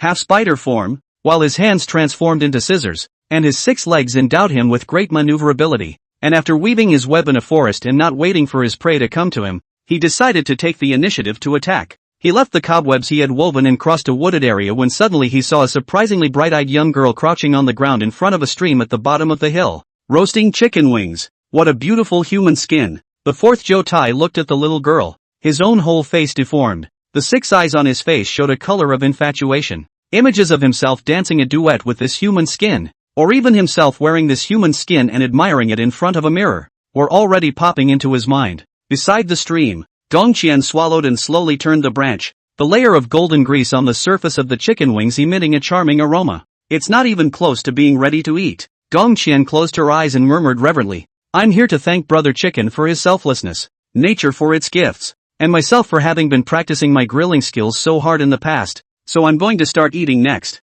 She opened her bloody mouth, and before she could put the grilled chicken wings in her mouth, she was suddenly attacked in the back of her head. The air is suddenly quiet. Number 4, Zhou Tai, stared at his hand with wide eyes. Obviously, his hands had turned into incomparably sharp and hard scissors, but when they cut on top of this little girl's brain, they didn't even cut a single hair. How is that possible? Number 4, Zhou Tai's face was twisted. He used his entire body to try and pinch through Gongqian's head, but realized he couldn't do it at all. This head is terribly hard. It's like a diamond head. No, it's harder than a diamond. It should be a super alloy head. Asshole, leave me alone with my barbecued chicken wings. Miyagi-san began to show her teeth, her forehead veins bulging as she turned and punched. Boom! Before the 4th Zhou Tai could react, his body was exploded by Gongqian's punch, and a large amount of mucus and debris was blown out by the wind of the punch, and finally scattered all over the ground. Damn it! Gongqian cursed and crouched her gaze to fall back on top of the grilled chicken wings,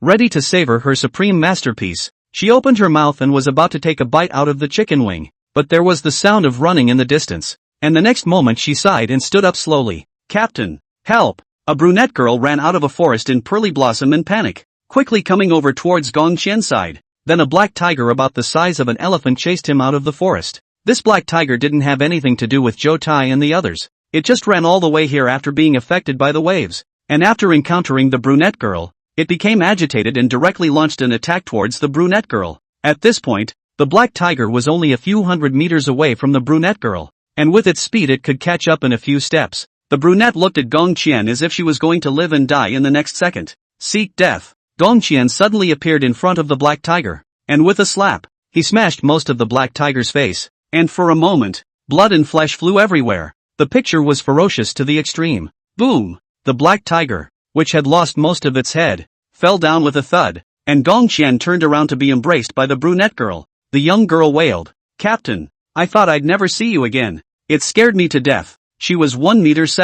Gong Qian was 1.46 meters. She hugged Gong Qian like a mother hugging her child. She was obviously scared the moment before, but at this moment there were little people in her heart holding up scissor hands and jumping up and down with joy, as if to say, "Hooray, hug the captain." Gong Qian was held only helplessly, wanting to struggle but afraid of hurting the other party, so she sighed. "It seems that there are a bit too many super specialized creatures. Let's go. Go with me and move your muscles." "Yes, Captain." The brunette responded with a measured release of her hand and a grin. Although Gong Qian was only at the eagle level, she was a supermodel level existence, and it was super safe to follow her around. Among all the young talents at the Qilin headquarters, Gong Qian was ranked 1, codenamed First, and anyone who knew of her existence understood that she was a veritable monster. It was because she was the only one who had obtained the Pangu Vigorous Avatar after taking the blood of Pangu. Bird level, she's 100 tons of strength. Snake class, she's 1,000 tons of power. Now that she had reached the eagle level,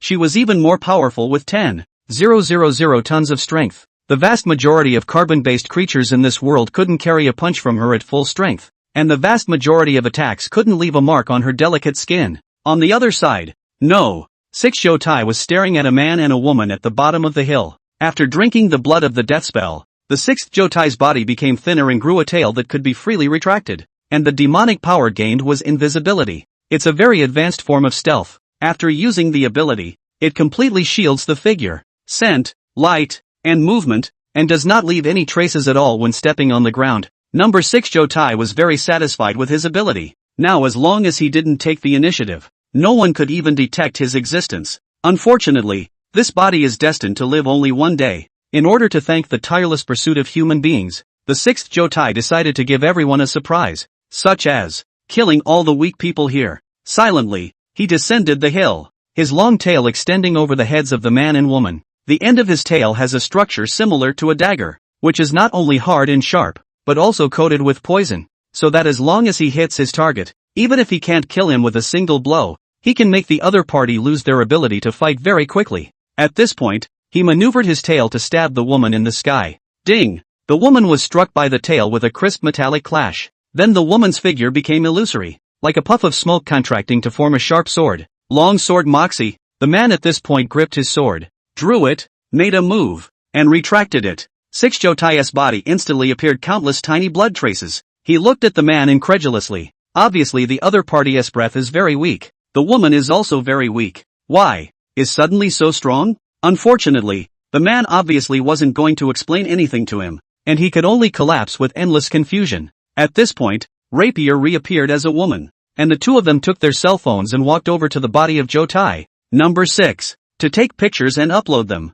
Codename Gon. Codename Moxie. Kill one target suspected to be Zhou Tai. Codename number 1. Kill one suspected Zhou Tai target. Kill one suspected snake-class transcendent creature. Codename Salty Fish. Live capture number 3 Zhou Tai. Live capture number 5 Zhou Tai. Codename Lion Light. Killed number 7, Zhou Tai, and killed a large number of transcendent beasts. Yu Xian returned to his original position, holding his cell phone in his hand, looking at the constantly refreshing messages on his cell phone. He always felt that something was wrong. He clicked on each message and opened the photos to view them one by one, then frowned slightly. His senses were very sharp right now. The Zhou Tai in all these photos didn't give him the same feeling as the one he had met in the arena before. And what's the number of that Zhou Tai? It's not possible that there's a personality that hasn't been discovered, is it? 043, Deimos. Deep inside a certain deep mountain, inside a cave, 9 Zhou Tai was drawing a formation, and he was given the demonic power to summon demons. Although he wasn't very happy with his ability,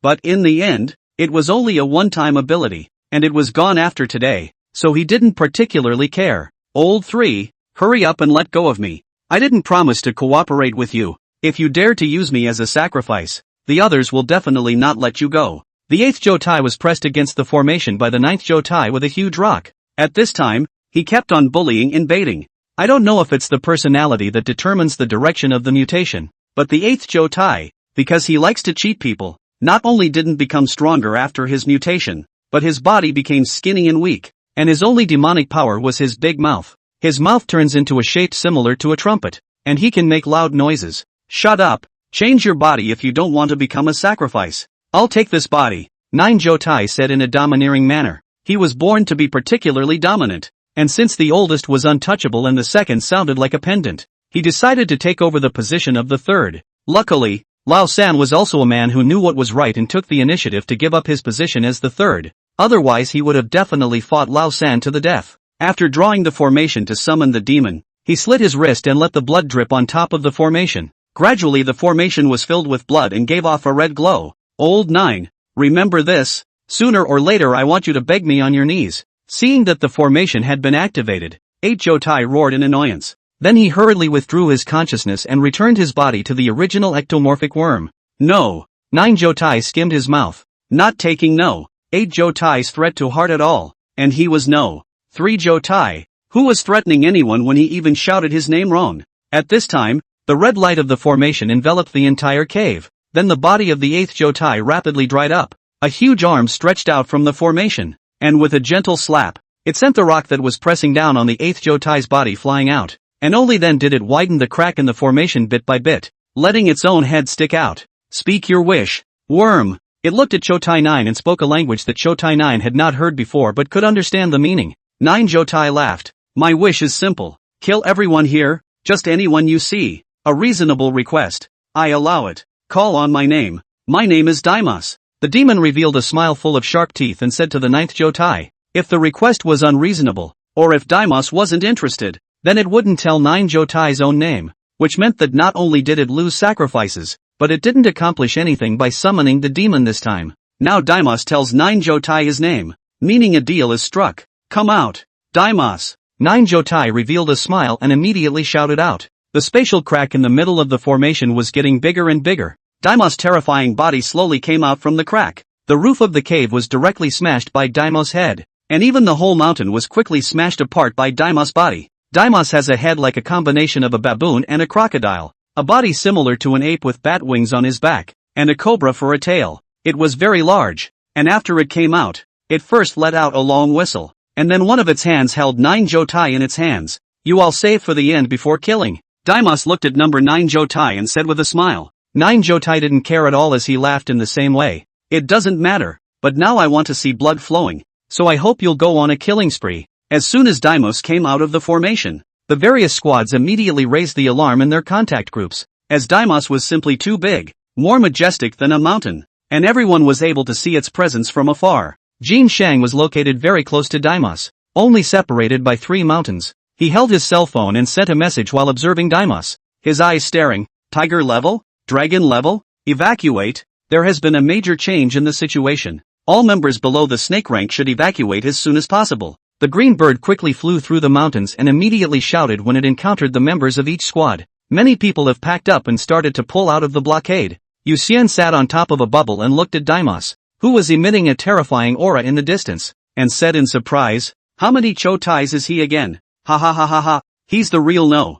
3 Zhou Tai. I'm actually no. 9 Zhou Tai. I didn't expect it. Number 3 Zhou Tai immediately let out a series of loud laughs. The reason why Yu Xian loosened his mouth to let him talk, that was because Yu Xian realized that no. 3 Zhou Tai was really a big mouth. The guy couldn't seem to hide his secrets and dared to say anything out. No. 3 Zhou Tai? No. 9 Zhou Tai? He inexplicably thought of the giant ape he had fought with earlier. It couldn't be that Zhou Tai, right? That's too much. Originally, Yu Xian felt that the speed at which he had become stronger was already exaggerated, but now he felt that he could actually progress a billion points further. Decision made. Later he'll fly up to the sun. At this time, Demo's legs suddenly fired, and his body instantly jumped high into the air. Then it opened its mouth, and a red light bullet quickly coalesced in its mouth, emitting a light that was even more dazzling than that of the sun. No good. Seeing this scene, Yu Xian immediately controlled the bubbles to quickly retreat backward, while his hand stretched out and a large number of bubbles were continuously released.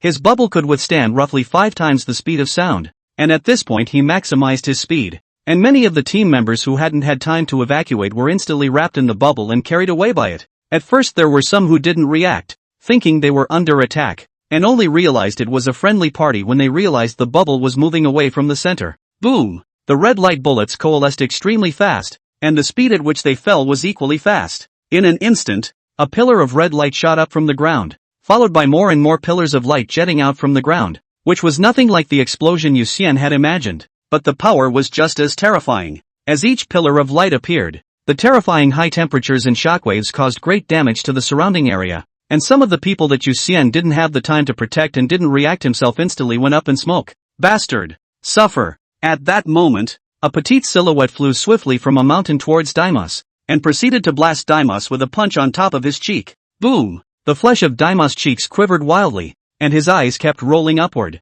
but the next moment it clenched its teeth and rooted its whole body to send out a shock, but also resisted the attack of the young girl. Then a tail pumped in the young girl's body. The young girl instantly flew backward, consecutively crashed and burst 3 mountains before coming to a stop. Lion mighty light. Then a lion's roar rang out, and a golden lion made entirely of energy appeared, its mane like the sun radiating a scorching light. Boom! The golden lion collided with Daimos, and a terrifying vibrowave blew everything around it away. In the next second, Daimos let out a low roar, and his hands powered up to lift the golden lion, and with a forceful throw, the golden lion flew out at once, and smashed heavily on the ground, and the golden light exploded, revealing Jin Shang's silhouette. Jin Shang sprayed out a mouthful of blood, and the light in his pupils dimmed. 044, rescue. Worm, run you over. Daimos took advantage of the situation and his huge body leapt up. His right arm clenched and blasted at Jin Shang on the ground. Too late, a sword light flashed against the ground, and Daimos punched the open ground,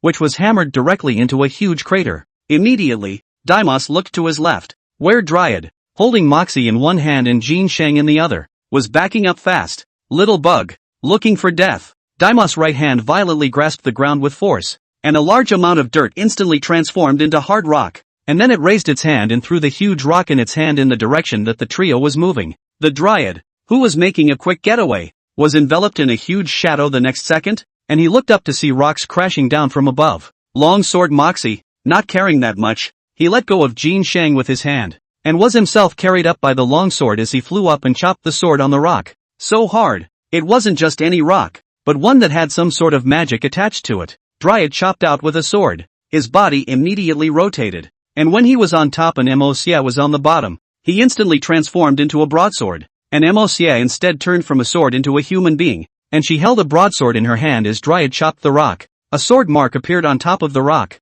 but apparently it wasn't enough. In an instant, Gon and Moxie were like fan blades rapidly rotating. The two of them were sometimes on top and sometimes on the bottom, and the two swords were constantly rotating and changing. At one time it was Gon holding Moxie who transformed into a long sword, and at another time it was Moxie holding Gon who transformed into a broadsword. Countless cracks appeared in the rock as it smashed into the ground, and as soon as it touched the ground, it turned into countless tiny squares and scattered. Dryad and Moxie landed on the ground at the same time, both of them panting, and before they could relax, Daimos had already appeared in front of them, condescendingly clenching his fists and blasting out a punch towards the two of them. Dryad, Moxie, live and die together. Dry General and Moxie holding each other's hands at the same time to force a fling. The two instantly transformed into a long sword broadsword cross-shot at Moxie. Two swords in Moxie's fist collided together. Instantly two swords flew out backwards. The sword body are all cracks. The two swords took human form and fell to the ground, both spewing out a mouthful of blood.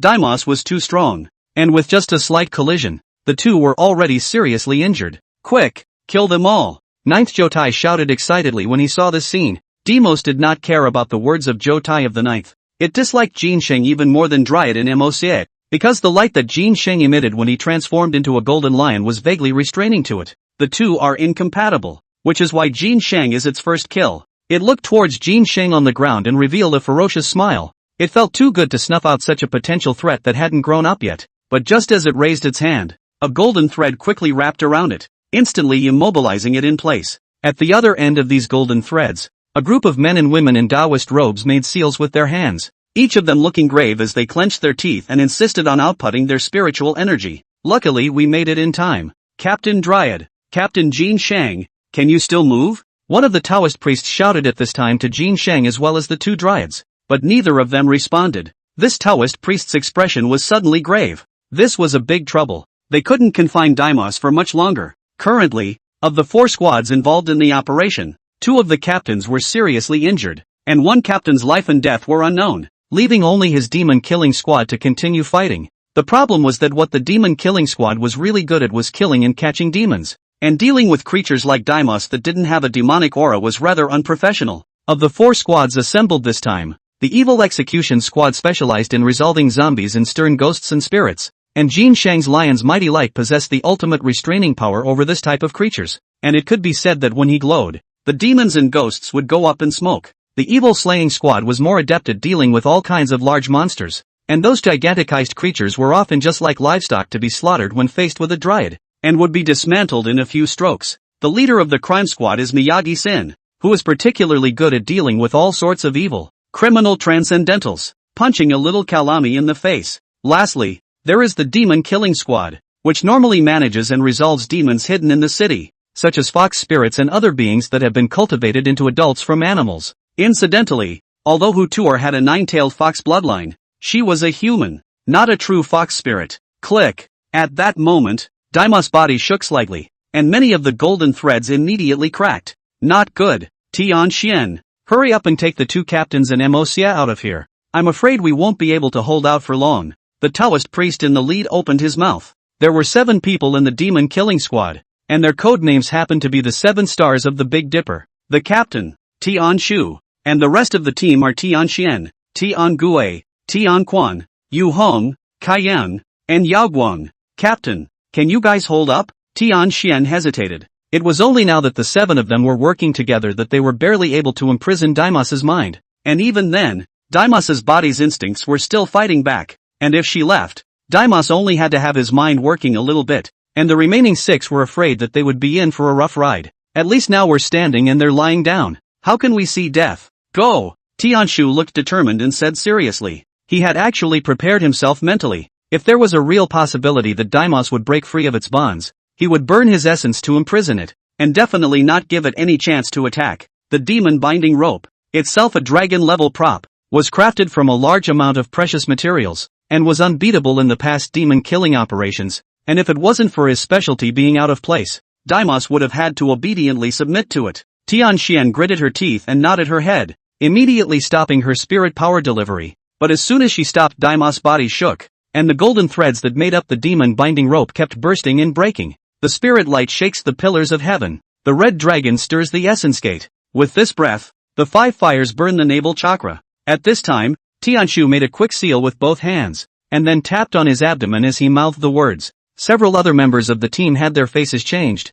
and Tian Xian even cried out with red eyes. Brother, you, cut the crap and execute the mission. Tianshu's entire body erupted with a terrifying aura. All the veins on his forehead bulged out, and a steady stream of spiritual energy formed golden dragons that wrapped around Deimos' body along the golden threads. Tian Xian gritted her teeth and immediately turned around and quickly ran toward Jin Shang. A minute ago, after Yu Xian saved a large number of his team members and placed everyone in a safe location, he pulled Zhang Shou, who had also retreated down, and quickly flew towards the several large mountains that had been blown up. A frontal battlefield. They were definitely not qualified to get close, or else the slightest bit of aftershock could potentially kill them. That doesn't mean they can't do anything though, like they can save lives. The 2 of them landed in their bubbles next to the 3rd mountain that had been smashed and burst, and Yu Xian stepped out of his bubble, twitched his nose, and then began to move the rocks by controlling a large number of sticky bubbles. After a large number of sticky bubbles had moved the rocks sticky, a young girl with a glowing green body appeared in front of the 2.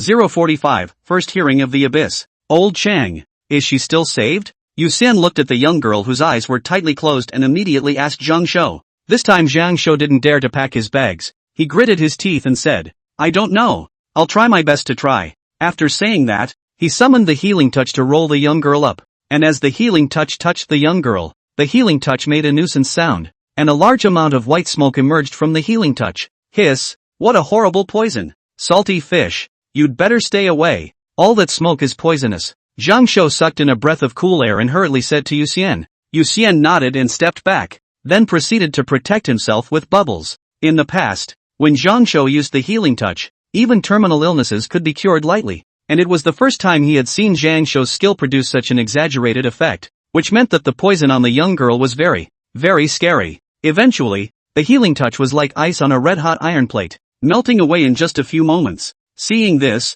Zhang Shou immediately gritted his teeth and continued to use the healing touch. A tentacle was formed once again, and he continued to summon the healing touch without stopping, and in the twinkling of an eye, the young girl's entire body was curled up with the tentacles, and from the picture it looked a bit evil instead. Zip! The young girl's entire body was smoking, and the toxins were fighting the healing touch. Whenever a healing touch was dissolved, Zhang Shou immediately activated his skill to replenish a tentacle, and his entire body was rapidly aging, turning into a middle-aged man. This poison is also too horrible. He looked at the fading green poison on the young girl and said to Yu Xian. Yu Xian nodded in agreement. If this poison landed on him, it was estimated that in an instant, his entire body would be dissolved into liquid by this toxin. But it also showed that the poisoned young girl was strong, and it was hard to imagine how terrifying her flesh was when such a horrible toxin didn't kill her. After half a minute had passed, the young girl slowly opened her eyes, and she immediately frowned at the sight of the tentacles on her body. Don't be nervous,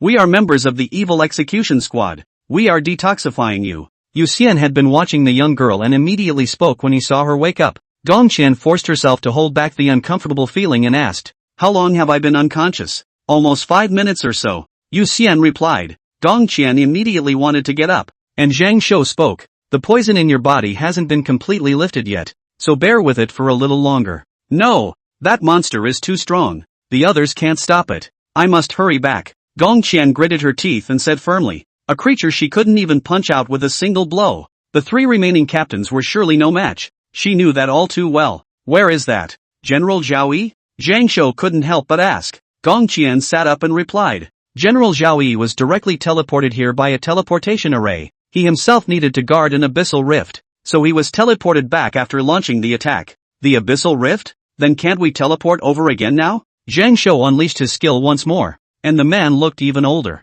Gongqian shook her head helplessly. "The space near the abyssal rift is very chaotic. Using a teleportation, the preparation time alone will take more than a day. Otherwise, why do you think we have to delay the action until 12 noon? Don't we want to solve the problem earlier? Then are there any other dragon classes that can provide support?" Yu Xian asked thoughtfully. Gongqian gave Yu Xian a blank stare and spat. "The dragon level is not a cabbage. The minister needs to guard Yanjing. The other generals need to guard the abyssal rift. There is also the deterrence of foreign forces at the border. Even with support, the fastest I'm afraid to wait until noon tomorrow. Are there any dragon level experts in the folklore then?" Yu Xian pursued. Gongqian fell into silence. Yu Xian hurriedly spoke. "Now is not the time to hesitate. If the folk have dragon-level experts, then hurry to move help. This is still too close to Silver City. If there is an eventuality, the consequences would be too serious." "Okay, I'll try the application." Thinking of the consequences of the fall of Silver City, Gongqian immediately took out her cell phone,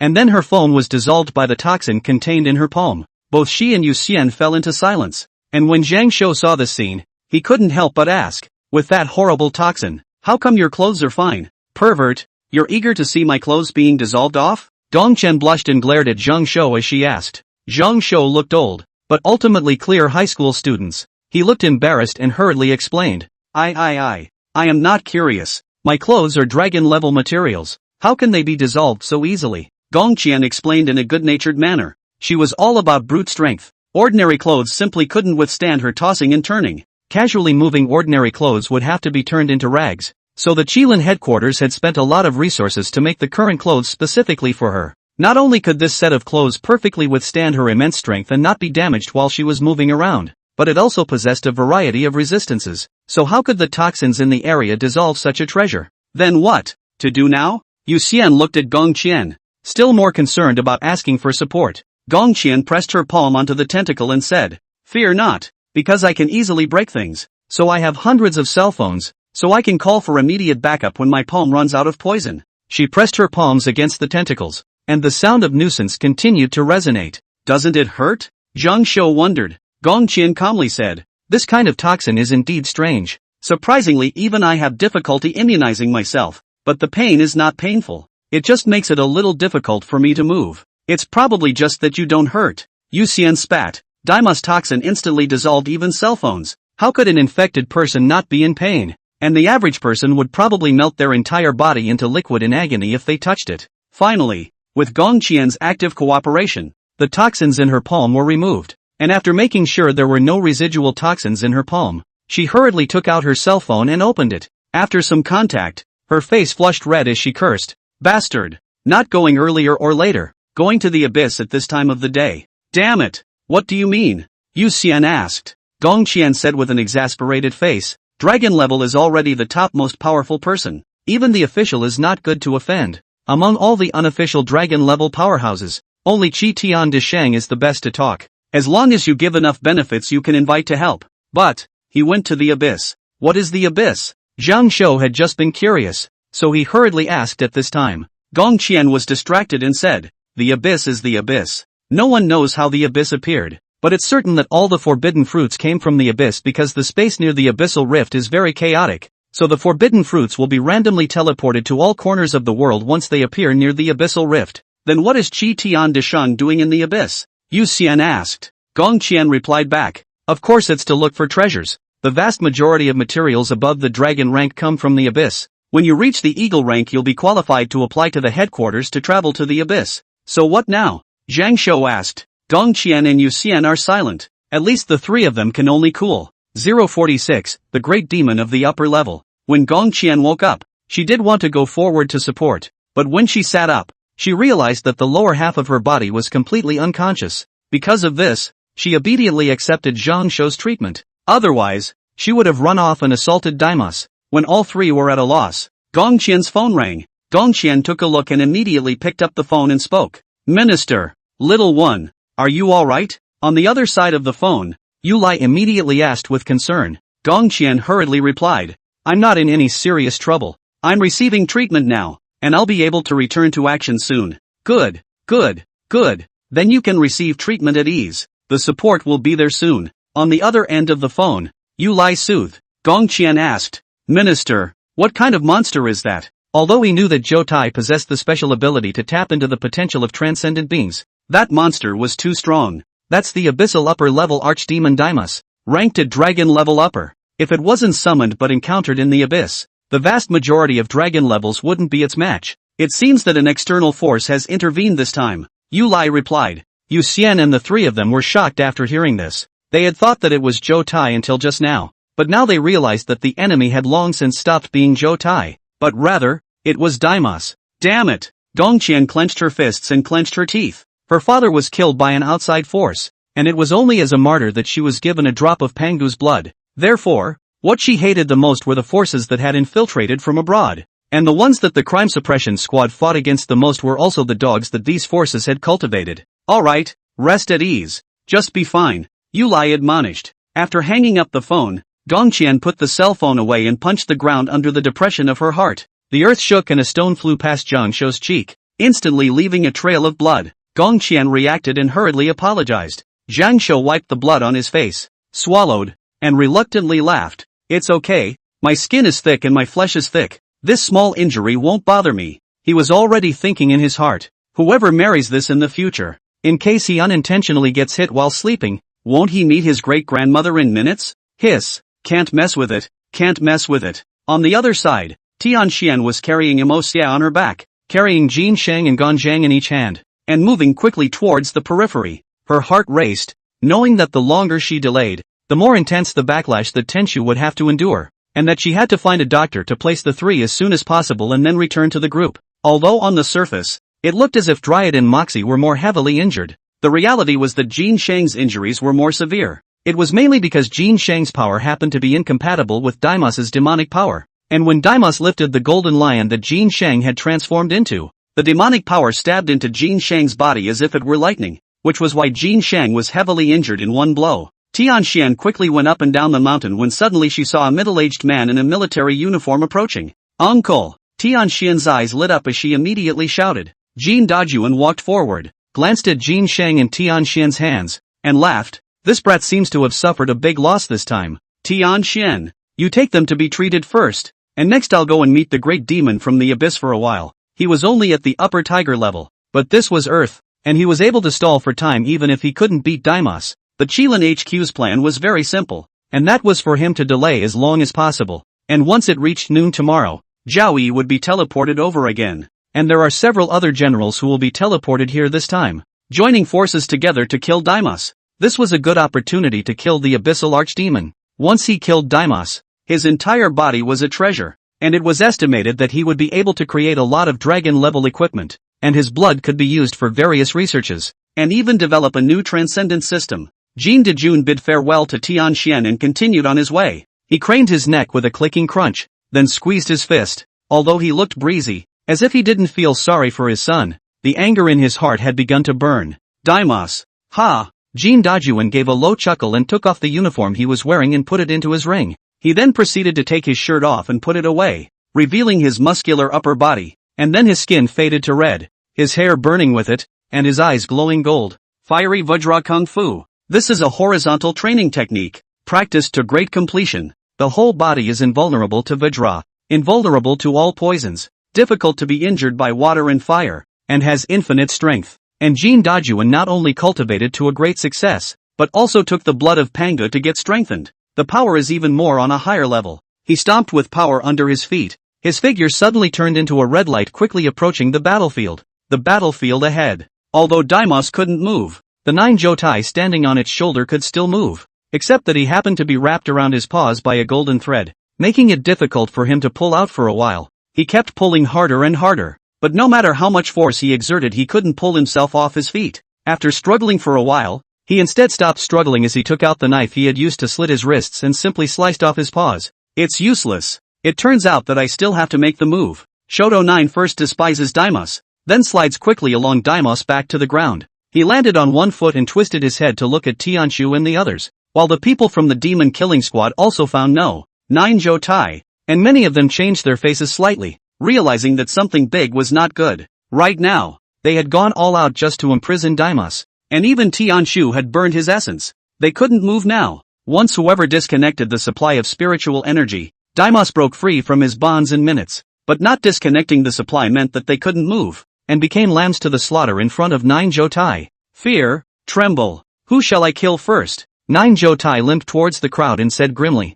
The heavenly pivot didn't even look at 9 Zhou Tai when he spoke. Tian Gue, Tian Quan, you burn your essence. Yu Hong, you go and finish him off. Yes, Captain. Tian Gue and Tian Quan's eyes instantly glowed fiercely as they said in unison. Upon hearing this, no. 9 Zhou Tai immediately launched into a sprint and roared furiously. You guys don't want to get away with this. Be good and die. It's too late. Tian Gue and Tian Quan's faces changed. Burning essence also needed time. It's over. The members of the demon killing squad began to feel despair in their hearts as they looked at the 9 Zhou Tai who was getting closer and closer. At that moment, a red light was like a meteor flying from afar, and a maniacal look appeared on 9 Zhou Tai's face, his arm muscles bulging as he prepared to stab the heavenly pivot to death first, but the next second he felt a huge heat coming from behind him. He just twisted his head to look back. Red light flashed, and instantly he was crushed by the huge air pressure. Boom! Jin Dajuan landed on the ground, one foot stepping on the inhumanly shaped 9 Zhou Tai,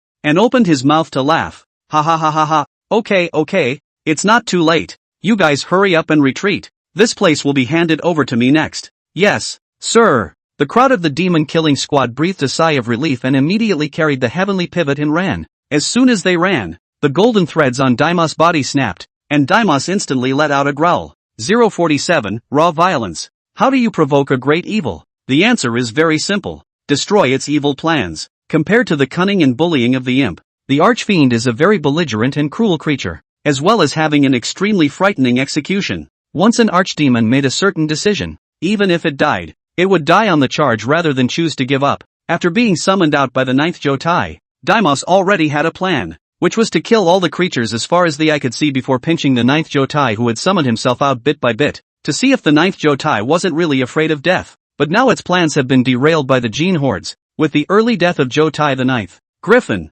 you seek death. Deimos' eyes radiated anger as he yelled down at the Golden Army. In the culture of the archdemons, curses were also graded, with worms being the lowest, and mole crickets being slightly higher than worms, and it was clear that Deimos could also see that the Golden Army was not weak. Could he be your son? Sorry for accidentally stepping on your son. Jin Dejun kicked 9 Zhou Tai's head with his foot and said to Deimos with a smile. Daimos instantly became enraged and swept his tail towards Jin Dajuan. But Jin Dajuan was on guard and directly clashed with Daimos' tail with an iron mountain lean. Boom! The earth shook violently. Jin Dajuan's body sank slightly, and the ground under his feet appeared to have dense spiderweb-like cracks. It was clear that Jin Dajuan was much smaller than Daimos' tail, but it was Daimos' tail that was sent flying under this collision. Thumbs up! Green flames sprouted from all the parts of Jin Dajuan's left hand that touched Daimos' tail. If Gong Qian saw the scene, she would understand how she was poisoned. Every scale of Daimos' tail contained a high level of poison, and as long as she touched it she would be infected with the poison. Daimos wasn't surprised that his tail was knocked away, as it hadn't been exerting any force, just trying to use the poison of his tail to kill the Golden Army. At this time, it saw that its poison was not good for the Golden Army. Its golden vertical pupils slightly contracted, and instantly its huge body appeared in front of the Golden Army, and a hook punch like a siege hammer blasted at the Golden Army. But Jin Dajuan wasn't slow to react, and he took the initiative to step back before he was hit by the punch. The next time both sides advanced and retreated, Daimos simply threw out both fists and kept hammering the Golden Army from top to bottom, but the Golden Army avoided the attack every time, so that all of Daimos' fists hit the ground. Boom boom boom. A series of booms and explosions along with vibrations traveled around. In the distance, Yu Xian heard continuous bombardment sounds coming from the air and immediately controlled bubbles to rise into the air. And then he saw Jin Dajuan and Daimos exchanging blows. So the support minister Yu Lai was talking about was the captain's father, Uncle Kim. Yu Xian said with a sudden realization. Jin Dajuan was not always dodging, but rather launching counterattacks while dodging Daimos attacks. He fought in a completely different way from Jin Shang. Jin Shang's moves tended to be wide open and majestic, while Jin Dajuan was more foursquare, and his moves were very introspective and subtle. Obviously the distance between the two was less than 3 meters, and Daimos was huge, and the range covered by a single punch would be far more than 3 meters,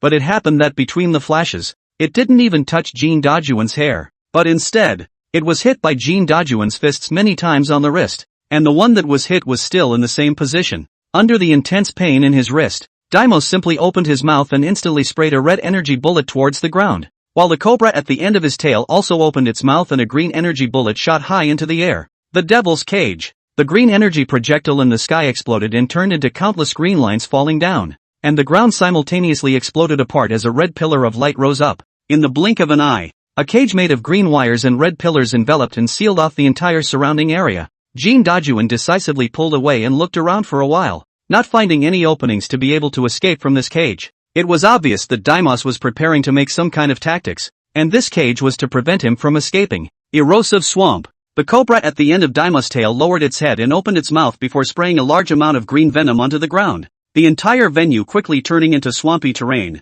even as the green venomous swamp continued to bubble up. Snicker. Immediately, green flames emerged from Jin Dajuan's body, and in the blink of an eye, his entire body turned into a fireman. The toxin is too horrible to avoid being poisoned just by stepping on the ground. Griffin. All around now are my etchings. You will remain poisoned as long as you remain in the cage, and you will slowly dissolve in despair. Deimos looked at the Golden Army and instantly revealed a cruel smile, as if he had already seen the tragic end of the Golden Army. Not good. What should we do, in case Uncle Kim sacrifices? Seeing this scene, Yu Xian began to worry for Jin Dajuan. Through Gong Qian's behavior after being poisoned, he was well aware of how terrifying Daimos' poison was, but all he could do now was watch, and there was nothing he could do at all. Not to mention getting close. He didn't even have the qualifications to enter the cage, and besides, even if he could get in, it would just be a waste of time. But just as he was worried, Jin Dajuan's body swelled in green flames, rapidly expanding from the original meter 8 or so to about 5 meters.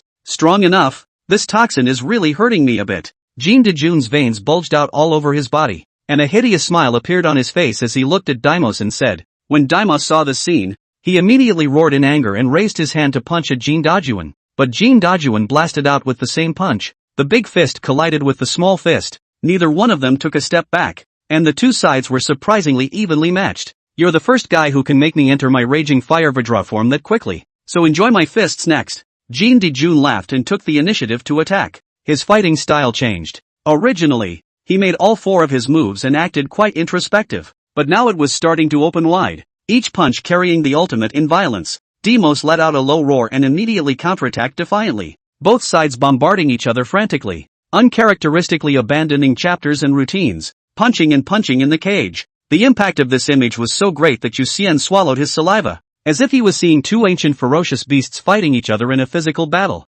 It's too strong. Is this the world of the strong? After he took the blood of Pangu, he had risen directly from the lower level of the ant rank to the upper level of the sparrow rank, and he had originally thought that he was quite strong. But today's experience gave him a huge sense of urgency that he was still too weak and too weak. However, watching it, Yu Xian could not look at it a little bit, because the fight between Jin Dejun and Daimos went back and forth like this. You punched me and I punched you, holding each other and rolling and smashing on the surface of the swamp, splattering a large amount of venom. There's no skill involved. It's all raw violence. Time passes slowly. The sun sets and the moon creeps up into the sky. When Yu Xian landed on the ground, Zhang Shou and Gong Qian immediately inquired about the situation. And when Yu Xian told the two about the situation on the battlefield, both Gong Qian and Zhang Shou fell silent. That is to say, there is no way for me to go and help right now even if I finish detoxifying? Gong Qian clenched her fists for a while and muttered to herself. She simply couldn't carry Daimos's toxin. The entire battlefield was now filled with venom.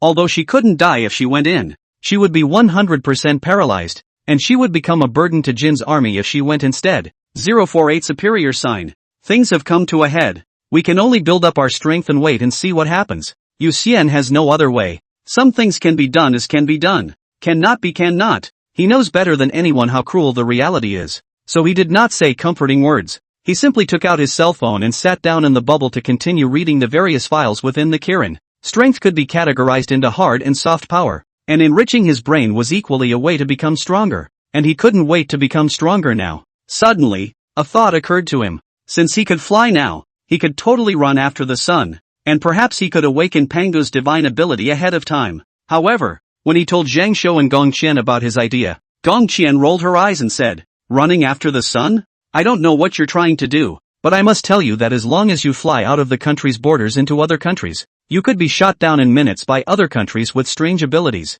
And there are dragon-ranked powerhouses present in other countries as well. China had dragon-level experts suppressing its borders, and foreign countries naturally had them as well. Besides, even if some small countries didn't have dragon-level powerhouses, they had tiger-level powerhouses. Alright, forget it then." Upon hearing this, Yu Xian immediately gave up on this plan. He doesn't want to be shot out of the sky as an invader by other countries yet. He hasn't lived long enough. Then, he continued to look at his cell phone. Zhang Shou simply committed suicide before 12 o'clock and continued to treat Gong Qian after completing his resurrection. Gong Qian was still shocked when she saw Zhang Shou commit suicide for the first time, and she realized that Zhang Shou was not a lewd uncle when he turned back into a teenager. In the second half of the night, Gong Qian fell asleep without realizing it because of the poisoning plus boredom, and Zhang Shou was refreshed because of his refreshed status, which was equivalent to just sleeping for him, so he was in high spirits instead. Yu Xian then made small talk with Zhang Shou until about 5 in the morning. He thought of one thing.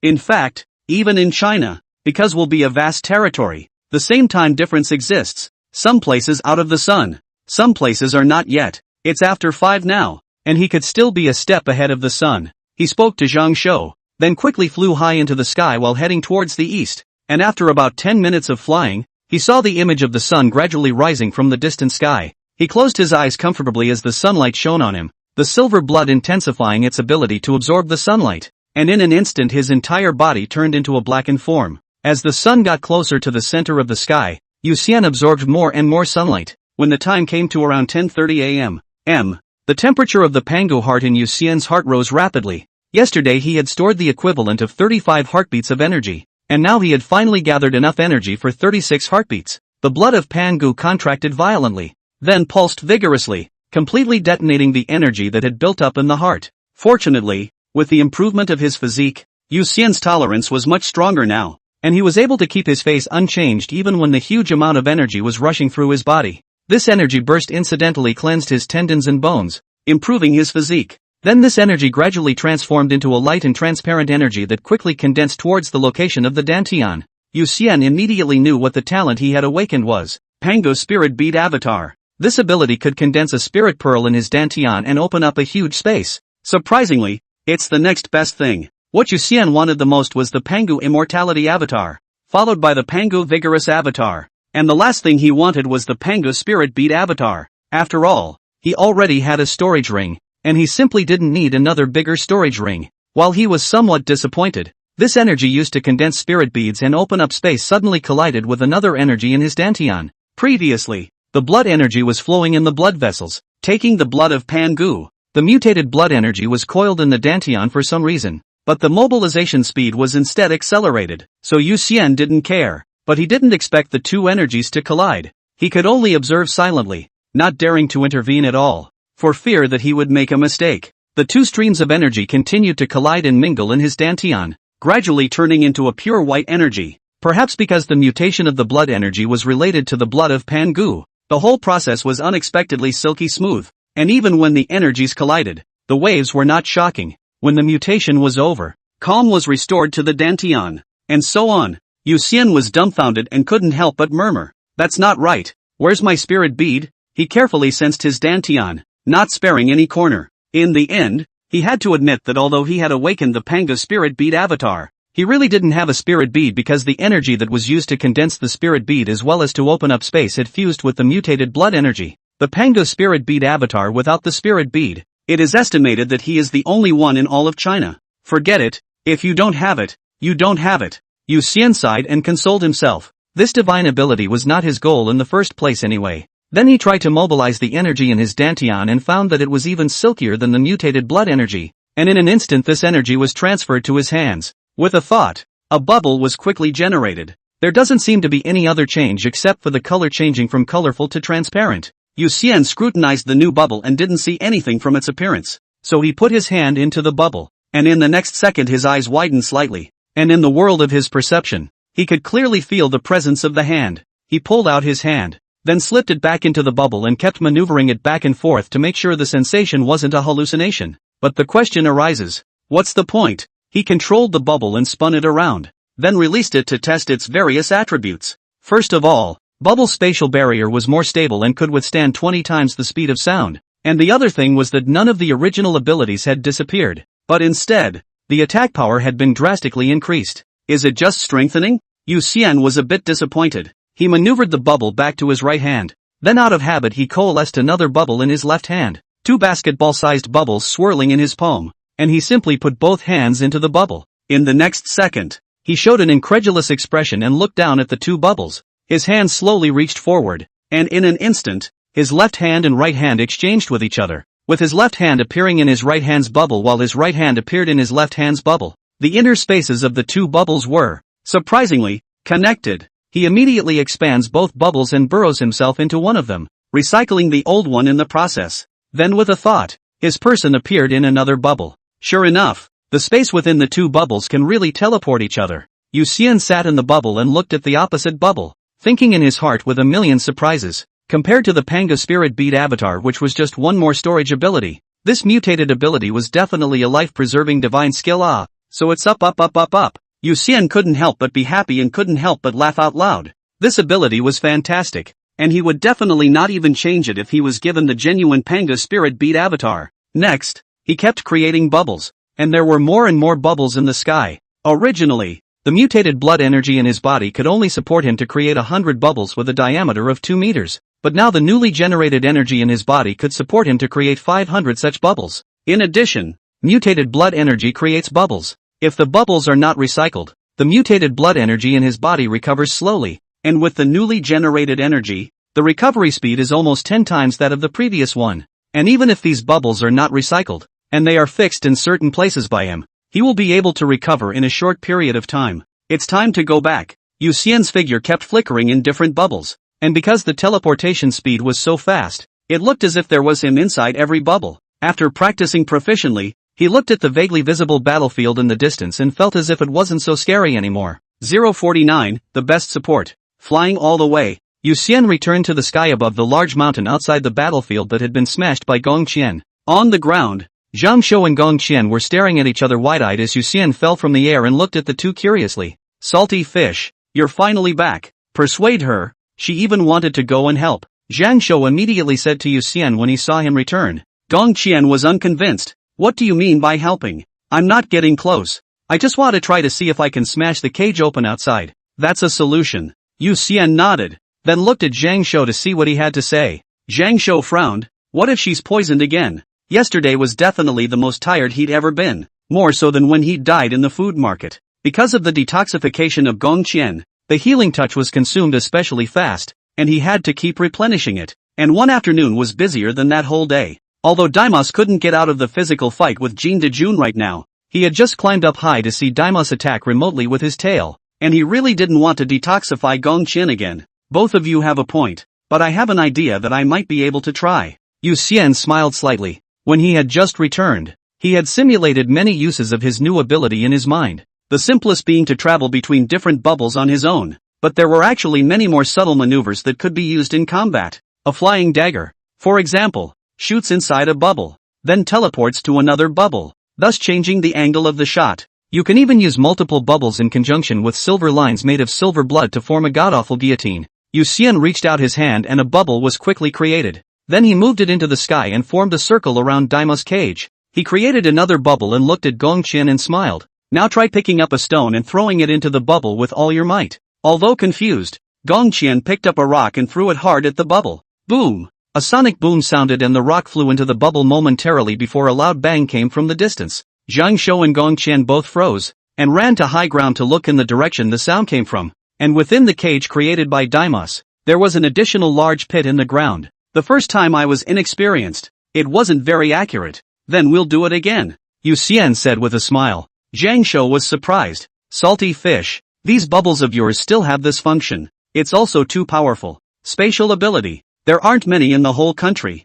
and it's true that an ability like his has never been seen before. If the headquarters knew about it, his ranking would definitely still be able to move up. Gongqian nodded her head. When she got up this morning, she had nothing to do, so she used her cell phone to check the information of the new members of the evil execution squad, so she knew something about both Yu Xian and Zhang Shou. This is a privilege only available to captains and above. Then, Yu Xian and Gongqian continued to work together, constantly throwing rocks into the cage, and from the beginning when 8 out of 10 shots missed, it gradually turned into 9 out of 10 shots hitting Daimos. But Daimos couldn't care less about that distraction. It had already fought its battle with the Jin De army, and had no extra energy to defend against Gongqian's attack. Of course, it was more mainly because Gongqian's attack was just throwing stones. Even if she was more powerful, the material of the stones themselves limited the strength of her attack, and those stones on Daimos' body would at most only have a little pain, and would not be able to do any damage at all. It's a pity. I should have prepared some throwing-type weapons. Gongqian picked up a stone and said with some disappointment. Yu Xian picked up a stone and held it in the palm of his hand. Suddenly his hand flipped over and the stone disappeared from his right hand and appeared in his left hand instead. He kept practicing back and forth and laughed. There's no rush. I have another idea, but I still need to practice more. He discovered that the new bubble's teleportation ability could adjust its position to his whims. For example, the first of the stones that Gongqian had just thrown out had appeared right in the center of the bubble, and since Daimos wasn't in the target range of the bubble, he had missed. Later, when Yu Xian intentionally went to adjust it, the stone no longer appeared from the center, but could also be deflected internally, teleporting and appearing from various locations in the bubble. Because of this adjustment, he thought of a way to do it, but for now he needed to be more skillful to be sure. The two of them worked together to keep attacking Daimos, and finally, after practicing for half an hour, Yu Xian could maneuver the stone to appear in any location within the bubble with a 100% hit rate. Well, everything is ready. Yu Xian dispersed the two bubbles in his hand and then created a large number of small bubbles that were only the size of Gongqian's fist, which he controlled to enter the Daimos cage, the demon cage of Daimos. While the average person can't get out, something the size of a fist can still freely enter and exit through the mesh. A large number of bubbles were suspended inside the cage. Although Daimos sensed these bubbles, it simply didn't have the extra energy to destroy them because of the Jin army's hold. Besides, it didn't think that these bubbles could pose a threat to itself. Captain Gongqian, you step into the bubble in front of you and throw a serious punch. As for the back, just leave it to me, Yu Xian then said to Gongqian. Gongqian had been throwing stones at the bubble in front of her, so she immediately understood what Yu Xian was trying to do as soon as he opened his mouth. Okay, I'll punch hard. Gongqian flashed a smile and proceeded to walk into the bubble. In the demon cage, the Golden Army punched Daimos in the face. Daimos blasted the Golden Army in the stomach with the same punch. And then when Daimos tried to use his tail to whip the Golden Army a little bit, a bubble suddenly plastered over. Boom! A tiny fist suddenly pierced through the tiny bubble and blasted heavily into the top of Daimos' cheek. Daimos' eyes rolled back in his head as he took a punch to the cheek. The pain was all too familiar. The kid still alive? Without waiting for it to react, another bubble plastered over and Gongqian blasted a fist on top of its chin. Because the first punch had knocked Daimos slightly out of focus, this second punch sent it flying straight up. and as another bubble in the air approached, Gongqian punched it down to the ground. There was a bubble on the ground waiting long before another punch sent it flying. Click! Under the blast of 10,000 tons of force, a crack appeared in Daimos' spine. Then it took another punch to the top of its head, and its skull cracked open on the spot with a crunch that belonged only to a good head. Everything happened very fast. In an instant, Daimos was like a sandbag being hit by Gongqian and Yu Xian in tandem. The whole time, not to mention counterattacking, not even a chance to think. Knowing that Daimos' tail contained a high level of poison, Bubbles specifically avoided the tail and only attacked Daimos' head, abdomen, arms, and other locations. Gongqian's power was too great, and Daimos was hit by Gongqian's huge power to the point that his eyes rolled white, and his brain was even buzzing, completely losing the ability to think. After a minute or so, Daimos' massive body came crashing down to the ground. Good chance! Seeing this scene, Jin Dejun immediately rushed forward. He sat on top of Daimos and hammered at Daimos' abdomen, causing Daimos' body to vibrate wildly and blood to spit out of his mouth continuously. However, neither Gongqian nor Jin Dejun relaxed, but continued to attack one after another. The two held the idea that they would never stop until they hammered Daimos into a pulp, and one punch was more powerful than the other, and one punch had more passion than the other. 050, Yu Xin, the one who got the credit, shocked the big brother. Archdemons are extremely resilient. Jin Dajuan and Gongqian teamed up and both landed tens of thousands of punches before Daimos was completely cut off. And there were several false deaths for Daimos in the process, but the two didn't care and hammered it alive from false death to awakening, followed by the two hammering it back to false death. This went back and forth several times before Daimos died a clean death. Still, the two didn't stop, but continued to beating Daimos until his eyeballs fell out of their sockets before the two stopped. Dead, Jin Dajuan kicked the body of Daimos and stood still unwilling to let his guard down. On the other side, Gongqian was sweating profusely, feeling as if a pair of her arms were no longer her own, but although she was tired, she had a satisfied smile on her face. It was the first time she had ever had such a good fight. Punching. No need to think about the surroundings at all. No need to run around. No need to aim. Just close your eyes and throw a punch with all your might. In fact, it was in this state that she was able to unite her waist and horse to bring out her maximum power. And Daimos should have been the first foe to eat the actual tons of punching power from each of her punches. At this moment, the staff members who were originally responsible for teleporting Zhao Yi and the other generals overlooked at each other in dismay. Daimos are dead. So do they need to continue? The team leader immediately contacted his supervisor, who then contacted an even higher level, and was soon given new instructions to pause the transmission. The Kirin headquarters began to verify the information, and the phone call ended up on Jin Dejun's side before finally confirming that the dragon-level archdemon Daimos had really been killed. But it wasn't Jin Dejun who took out Daimos alone. There was also help from Gongqian as well as the others. Jin Dejun could recognize Gongqian from her fists, but had never seen Yu Xian's bubbles, so he didn't know that the bubbles were Yu Xian's ability. But soon the executives learned from Gongqian's phone call about Yu Xian's MVP-level supporting ability. At the Qilin headquarters, the top brass gathered in the conference room. Minister Yulai hung up the phone, looked to the other vice ministers, and sighed in relief. Everyone, it has now been confirmed that the dragon-level threat, the great demon Daimos, has been killed by the joint efforts of Jin Dajuan, Gongqian, and Yu Xian. Gongqian has the Pango power avatar. It's not strange that he can intervene in a dragon-level battle, but Yu Xian, isn't he an ant level? A vice minister said in confusion.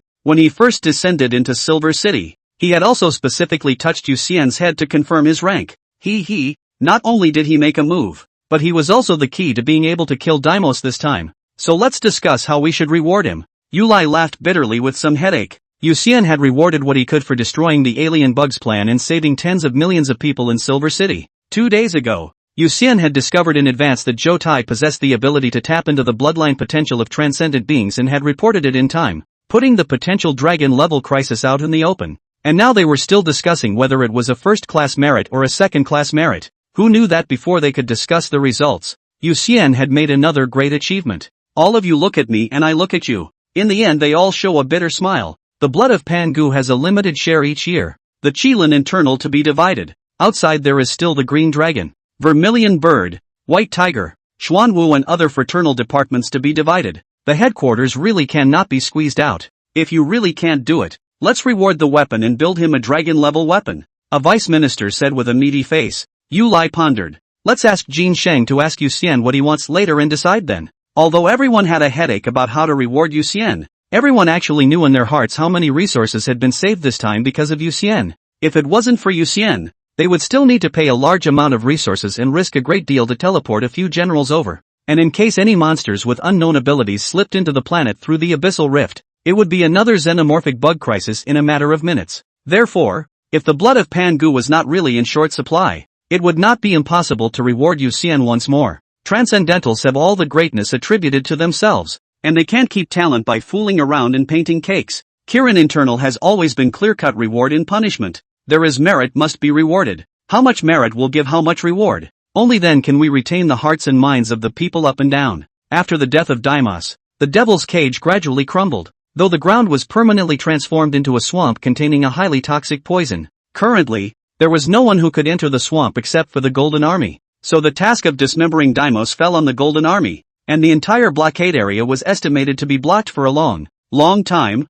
or even classified as a permanently forbidden area. Yu Xian and the three of them returned to the barracks outside of Silver City. The entire camp was busy. Gong Qian saw that a member of her team was missing a leg. She hurriedly bid farewell to Yu Xian and Zhang Shou and ran to find out the situation. Sybil, where's the captain? Yu Xian quickly found Qing Bird in the crowd, who didn't look too good and seemed to have just cried, and opened his mouth to ask. Salty, the captain is still being rescued. And we are the only ones left in our team. Qing Bird looked up at Yu Xian. His eyes suddenly red, said with a sobbing voice. Originally, because of the addition of Yu Xian and Zhang Shou, the number of the evil execution squad had increased to 7. But because of Deimos' sudden attack last night, 3 members had sacrificed their lives. Sis, what about Bo? Zhang Shou asked nervously upon hearing this. The green bird glanced at Zhang Shou and shook his head sadly, and Zhang Shou's entire body froze. Yesterday, Yu Xian was on a mission with Qing Bird, while Zhang Shou was grouped with Yu Bo. Yu Bo was the oldest member of the evil execution squad,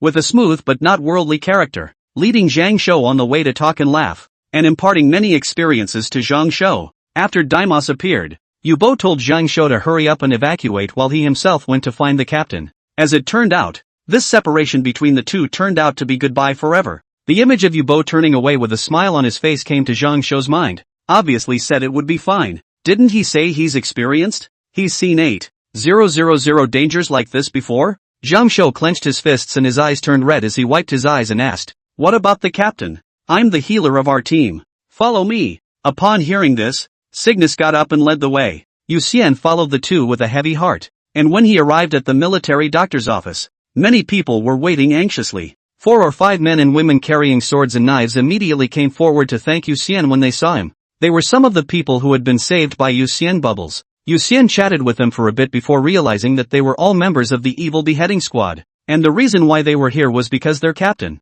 Dryad, and vice-captain, Moca, were both still being treated. Among the 4 teams, the evil slaying team and the demon killing team could be said to be more fortunate, as neither of them suffered any personnel losses, only that their captains were both seriously injured. The most unlucky is Gong Qian's crime extermination squad. Only one survivor other than Gong Qian. The rest of the team members all sacrificed. 051, the man with the weight. When Yu Xian found Gong Qian was squatting behind a tree outside the barracks, and the little one was crying in a low voice. Although the two only know less than a day's time, but Yu Xian is very clear Gong Qian looks strong. In fact, the heart is very soft and kind. The entire members of the crime squad for her is not just a member of the team, but also loved ones, or brother and sister. From the information provided by the evil beheading squad, the members of the Sin Destruction squad actually pampered Gong Qian as their younger sister, especially the girls, always looking for excuses to kiss and hug her. Although Yu Xian was worried about Jin Shang.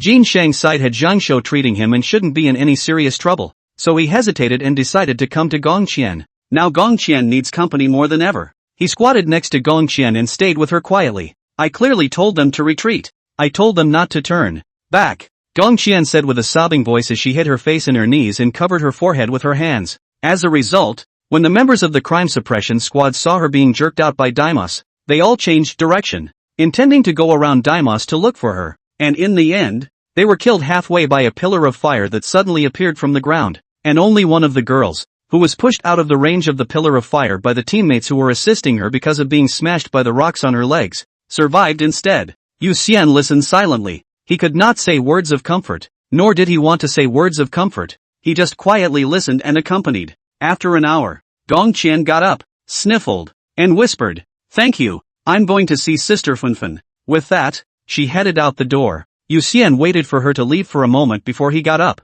A bubble appeared in his palm. He stepped into the bubble. The next second he appeared at the military doctor's office. He stepped out of the bubble and sat in a chair outside the operating room and waited quietly. In the afternoon, Zhang Shou came out of Jin Shang's operating room and sat wearily next to Yu Xian. No smile on his pale face. The captain's injuries are serious? Yu Xian asked as he looked on. Zhang Shou nodded his head and said, not very serious, but very serious. Even more serious than Captain Gongqian's poisoning. I heard from Dr. Wang that the demonic power in the captain's body is very high level, and it is incompatible with the captain's own energy, so it is instead entangled and immortal. I can only treat the external injuries, and this fragile balance is instead only able to be dealt with by the captain himself. Otherwise, once the balance breaks, the captain will die even faster. It was true that his healing touch could slowly remove the demonic power from Jin Shang's body, but in doing so the fragile balance would be upset and Jin Shang could die a violent death in minutes. As a result, he could only treat some external injuries, and the entire time he was actually following Dr. Wang around, learning how to deal with the situation. Right, salty fish, did Zhou Tai die? Zhang Shou suddenly thought of the real goal of this operation and immediately asked. Yu Xian shook his head. I don't know. Didn't the minister say that an outside force has intervened? The two Zhou Tai he had captured had been handed over to the relevant people yesterday, and now he didn't know exactly where they were. But he had a feeling that Zhou Tai probably hadn't died a clean death. Don't let me know who it is, or I will definitely get him killed. Zhang Shou clenched his fists and said seriously, if there were no outside forces interfering, Yu Bo would not have died and the captain would not have been seriously injured. Yu Xian responded, silently keeping this matter in his mind. He knew very well that the existence that was able to enter the blockade area from the heavy encirclement, as well as the formation blockade, was definitely not weak in terms of strength or power, and he was definitely not a rival right now, but that would not be the case when he continued to develop for a period of time. Around 4 o'clock, Zhang Shou was asked by Dr. Wang to treat Gon and Moxia, although the two were not lightly injured, but because there was no other energy interference. Instead, it was not difficult to heal. Zhang Shou released 4 skills in a row, and the two had fully recovered. Because this side of Silver City was unable to treat Jin Shang's injuries, in the evening Jin Shang was picked up by a military plane and headed to Yanjing to receive treatment, and along with him was the leader of the demon killing squad, Tianshu. Tenshu was injured just as badly, when he was carried by his own team. However, his injuries were the aftermath of consuming his own potential and lifespan to burn his essence. This side of the Silver City was just a lack of treatment conditions, and by the time he got to Yanjing there were ways to make up for these consumptions. Evening. Zhang Shou and Yu Xian returned to Silver City by car, and both of them had a somewhat heavy heart, while their hearts grew at the same time. When the car entered Silver City, the two of them looked at the lights of all the houses. Zhang Shou could not help but stop the car and look at the lights of the buildings in the distance. Before he did not feel that there was anything wrong with all this, but now he had a new feeling. There are countless people behind the scenes who are able to enjoy a peaceful life in Silver City with their lives on the line. Salty fish, do you think we can grow up to be that big in peace? How many people are carrying the weight for us? And how many people are giving their lives like Bo? Zhang Shou said to Yu Xian as he looked at the silhouettes of the people whose lights were reflected in the curtains not far away. Yu Xian shook his head. I don't know, but there must be many. I can't sleep. Why don't we go have a snack together? Zhang Shou wiped his eyes and then said to Yu Xian. Yu Xian smiled slightly. It just so happens that I know a good store. Let's go. At night, the rest of the city was closed. Only the streets in the east of the city where the transcendentalists gathered had stores open, and the two of them took a car to the east of the city and stopped at a large stall. The two ordered a variety of stir-fry and kebabs, but also specifically ordered vampires can eat hairy blood wine, while eating and enjoying the surrounding smoke and fire, gradually only to have the feeling of returning to Earth, as if everything that happened in the past 2 days is very far away from them, very far away. After eating and drinking their fill, the two decided to take a drive around Silver City. Zhang Shou drove the car. Yu Xian opened the window and blew the cool breeze. Both of them did not speak, quietly enjoying a moment of tranquility. Suddenly, Yu Xian glanced at the grass, and a bubble instantly flew out, and then brought back the corpse of a weasel, and next he kept clearing the transcendental creatures he found by hand, unknowingly putting together a large bubble. There seems to be a bit too many transcendent beings tonight. Zhang Shou couldn't help but say as he looked at the corpses of various transcendent creatures in the bubble. Yu Xian guessed. It might have something to do with the blockade area, and with that much commotion, it should affect a lot of creatures. But where did they come in from? Zhang Shou spat. Yu Xian guessed. It could be some sort of spatial ability, Like right now I can easily use bubbles to enter and exit Silver City. He had placed bubbles in quite a few places before returning to the city. And inside the barracks he had also placed 3 bubbles after the battalion commander's consent. So he didn't need to go through the city gate inspection now, and could leave the city anytime, anywhere. At that point, an SUV with a combat police badge drove up on them and stopped when they met. Zhou Tai, the leader of the war police force, poked his head out of the car window and immediately laughed when he saw Yu Xian. Student Yu Xian, student Zhang Shou, so it's the two of you. I said, who was skulking around this road in the middle of the night. I thought that I'd run into a big fish. Team Zhang, good evening, we just couldn't sleep and came out to take a break. By the way, these transcendental creatures were all fought by the way on the road to add to the team's brothers and sisters, Yu Xian said with a smile, while sending out the transcendent beings in the car. Zhang Kai's eyes lit up, and while opening the window of the car behind him to receive these transcendental creatures, he smiled and said, "Wow, that many? You're too kind. How is this? Don't take it if you're sorry." Yu Xian and Zhang Shou watched with amusement as Zhang Kai acted. We then exchanged pleasantries for a while, then said goodbye to each other as the two cars crossed paths. It's not easy for Team Zhang and the others. Zhang Shou watched the police car leave from the rearview mirror and lamented. Silver City's peace and quiet. The war police force also pay a lot. The country every year there are a large number of war police sacrifices. Before he just admire, now he can appreciate the not easy. No more distant news, no more cold numbers, but every flesh and blood person. 052, Miyagi Qian is in the team. Day 2. Yu Xian and Zhang Shou attended class as usual. Because there were formations in the blockade area to isolate all movement, the vast majority of people in Silver City were unaware of yesterday's great battle. However, there were some rumors in the Superhuman Academy. What with treasures appearing outside the city and many transcendents starting a big melee because of the forbidden fruit, especially the Queen of Gossip, Chen Ling, also mysteriously revealed to the two of them the news they had inquired about. Zhang Shou and Yu Xian could only smile out of politeness after hearing it. For the next 3 days, Yu Xian and Zhang Shou went to and from school as usual. The two kept an eye on the latest news in the Kirin app, especially when Jin Shang would be able to return to the team. Yu Xian also added a lot of friends. The network has been greatly expanded. Through the introduction of the Friends of the Evil Squad, he knows many different squad members across the country, but also be pulled into a variety of mutual support groups. After chatting with the members of the mutual aid group, a young lady stationed in Yanjing told Yu Xian a not so good news. Jin Shang's injuries were more troublesome than predicted, and it was estimated that there was no way to recover to the point of being able to do normal activities in a short period of time. Yu Xian and Zhang Shou were both a bit heavy, wondering where the evil execution squad would end up. Day 4. Yu Xian and Zhang Shou both received a text message from the Bluebird and went together to the South City Security Bureau. Next door, when the two arrived at the office, Cygnus was already waiting for the two of them in the corridor, and then the three of them entered the temporary office that originally belonged to Jin Shang together. In the office, Dongqian sat in Jin Shang's place, only showing her head because she wasn't tall enough. All three wanted to laugh at the scene, but luckily they all held back. Seeing the people arrive, Dongqian opened her mouth and said, "Because Captain Jin Shang is temporarily unable to lead the Evil Punisher Squad any longer, Minister Yu Lai appointed me as the vice-captain of the Evil Punisher Squad, and is temporarily in charge of all the affairs of the Evil Punisher Squad." Demoted. Zhang Shou couldn't help but tease when he heard this. Dongqian's face instantly darkened, glaring viciously at Zhang Shou, who hurriedly looked to the side, whistling sheepishly, pretending that it wasn't him who had just spoken. Miyagi-Sin did get demoted though, although she had played an extremely significant role in killing Daimos, and a first-class merit could not be escaped. It was also a fact that the squad she was in charge of was nearly wiped out. So many talents have all died young, and the headquarters is heartbroken. A merit is a merit and a fault is a fault. There is no such thing as a meritocracy. Therefore, after discussion, the Qilin headquarters arranged for her to serve as the vice-captain of the Evil Execution Squad, and in addition, the headquarters also considered that she and Yu Xian could exert stronger combat power when they were paired together, which was why this arrangement was made. In fact, the headquarters had considered promoting Yu Xian to be the temporary captain and letting Dongqian assist Yu Xian. But considering the fact that the time Yu Xian had joined the Evil Execution Squad was really too short, he finally gave up. If Yu Xian had joined the Exorcist Squad for more than a year,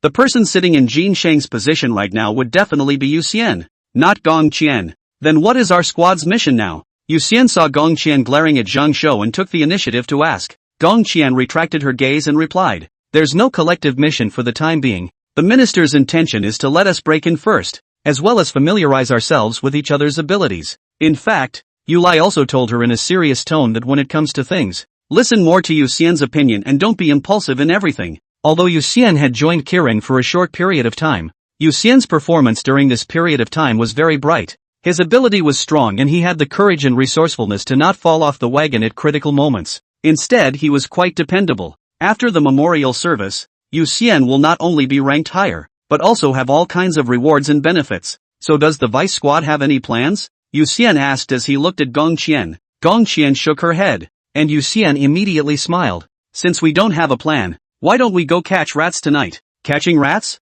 Everyone present froze and looked at Yu Xian. Yu Xian coalesced a bubble the size of a needle's eye with his fingers and explained. You all know my ability. My bubble space is interoperable, so theoretically sound can also be transmitted to each other through bubbles. I've had nothing to do for the past 2 days, and I've been putting out a lot of these bubbles at night in various corners of town, and then hearing some interesting news through them. For instance, if a bunch of stupid thieves are getting ready to make a move on a silver store tonight, we could go on guard and take them out. Yu Xian ruffled his hair as he spoke, showing off the bubbles hidden in his ears like earplugs. It still works like this. Zhang Shou looked at the bubbles in Yu Xian's ears and said with a surprised expression. Yu Xian smiled faintly. This was just where it was at. He didn't need to sleep at night. He had been pondering over more uses for the bubble over the past few days, experimenting with tons of interesting moves, and by regulating the size of the bubbles, his energy consumption is very, very low. The bubbles that he put out usually stayed at the size of a needle's eye, and when they needed to be expanded,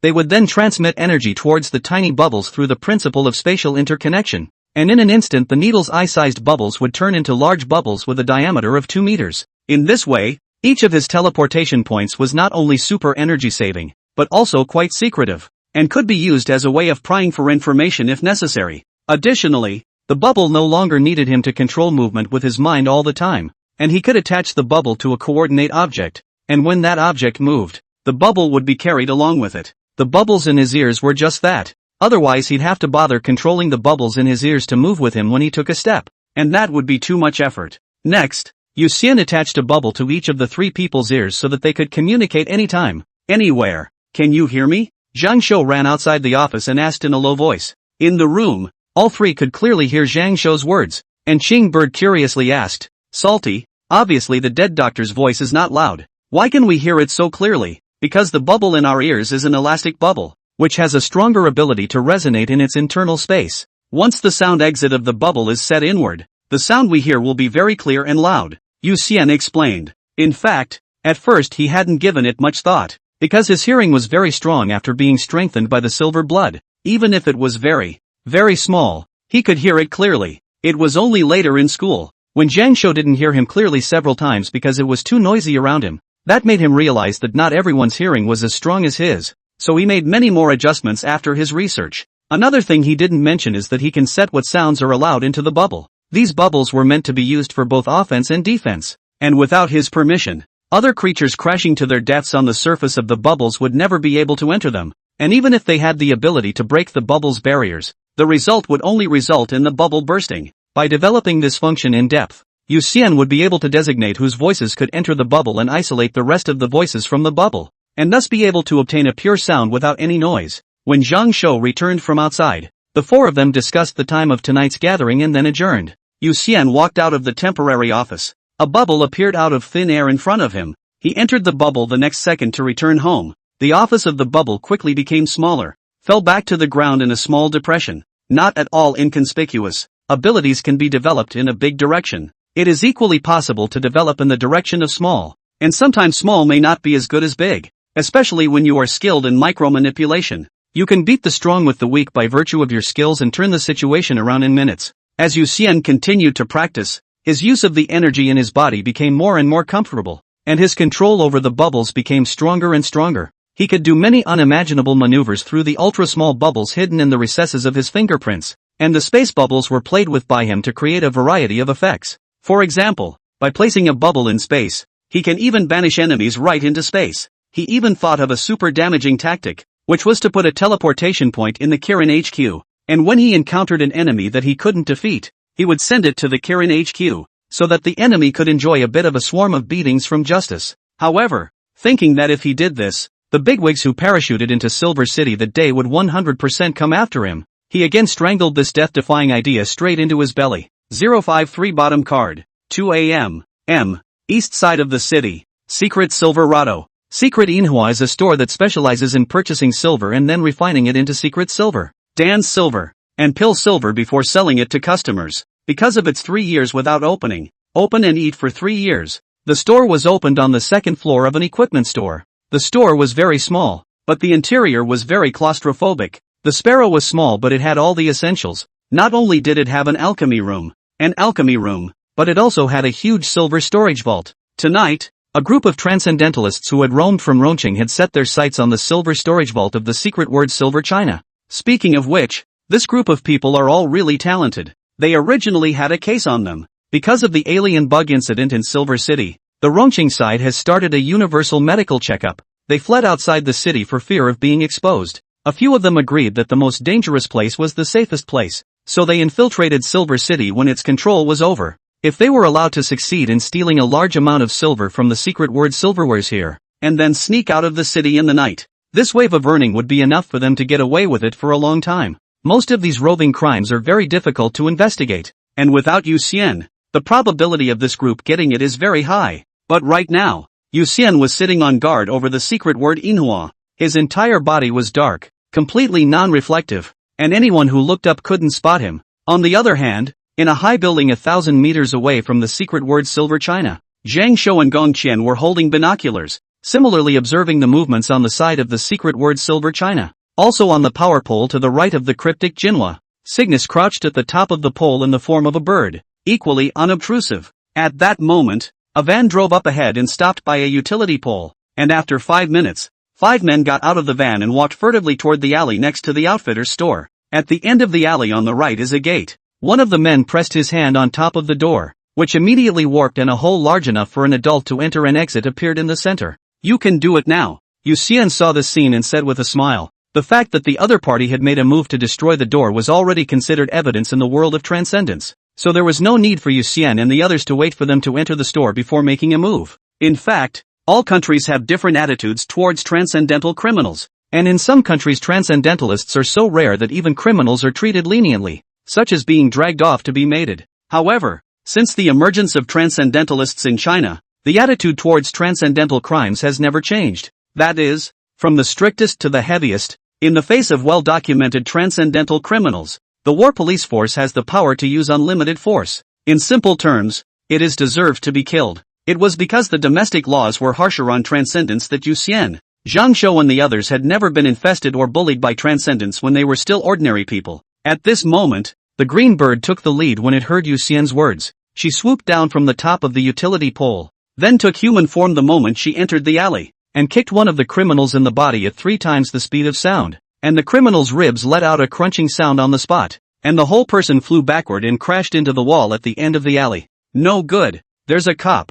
Run!" The remaining 4 criminals paled, 3 of them running out of the alley, while the one who had just opened the door gritted his teeth and fled towards the door. 3 men ran out of the alley, one to the left and the other 2 rushing towards the van. Boom! Gong Qian came whistling from the sky at this time. Her small body had great energy. Her entire body smashed on top of the van, and the entire van exploded on the spot, bursting into flames. The 2 criminals looked from afar at Gong Qian, who stood on the roof of the car, not only ignoring the flames, but also cupping her fists into a cackle, and decisively and skillfully crouched down with their heads in their hands. This violent little girl, they can't afford to mess with. The other criminal hadn't even run 50 meters when a bullet hit him in front. His entire body froze, then one bullet after another kept hitting the ground. His entire body shook like a sieve and hurriedly raised his hands to surrender. In the distance, Zhang Shou was holding a sniper rifle with a helpless look on his face. He was aiming to shoot at the other party's legs, and as a result, he didn't hit a single shot.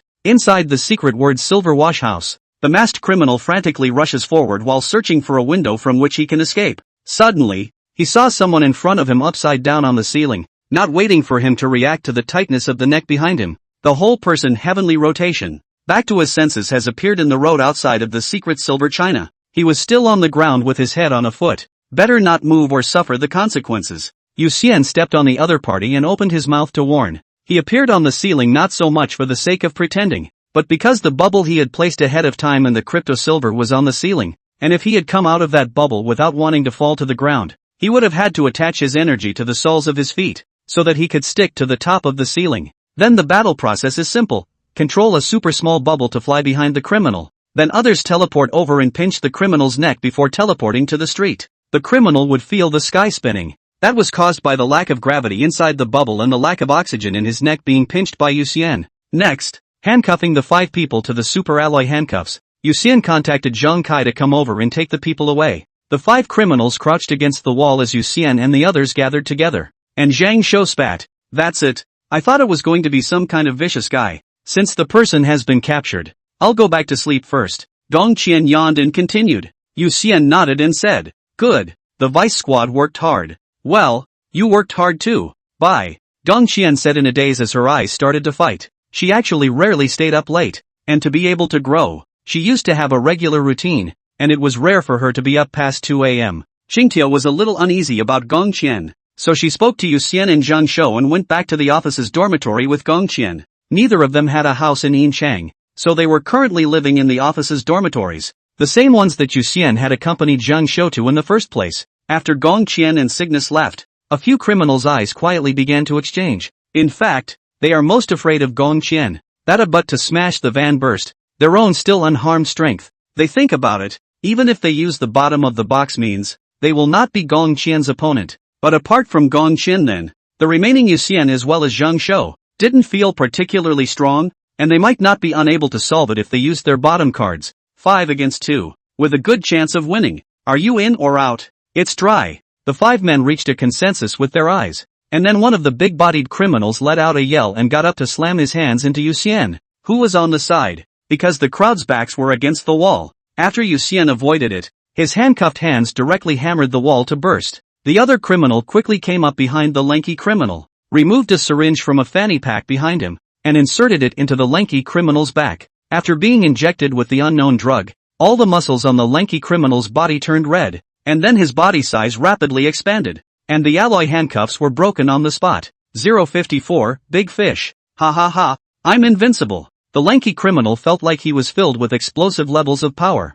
so he couldn't help but look up at the sky and spread his hands wide as his entire body got high. Then, he slammed his head down and locked onto Yuxian with a maniacal laugh, rushing forward and throwing quick punches. But Yuxian just went left, right, moving just a small step at a time to easily avoid his attacks. The lanky criminal didn't realize that all of his attack intentions had been seen through, and he felt extremely good about himself, having the illusion that he could blow up the earth with one punch. This person is named Sun Youhu, is considered a martial artist, adopted by the master to beat the muscles and bones since childhood. But sometimes people are just easy to get to. The things will not be cherished, but instead always focus on what they do not have. He wasn't interested in practicing martial arts at all. He just wanted money and to get rich. Because of his lack of cultivation and his repeated trips down the mountain to gamble, he was eventually expelled from his master's school when he came of age. He then began to pursue wealth and greed for pleasure, using the power that came from his less than concentrated cultivation over the years to oppress ordinary people,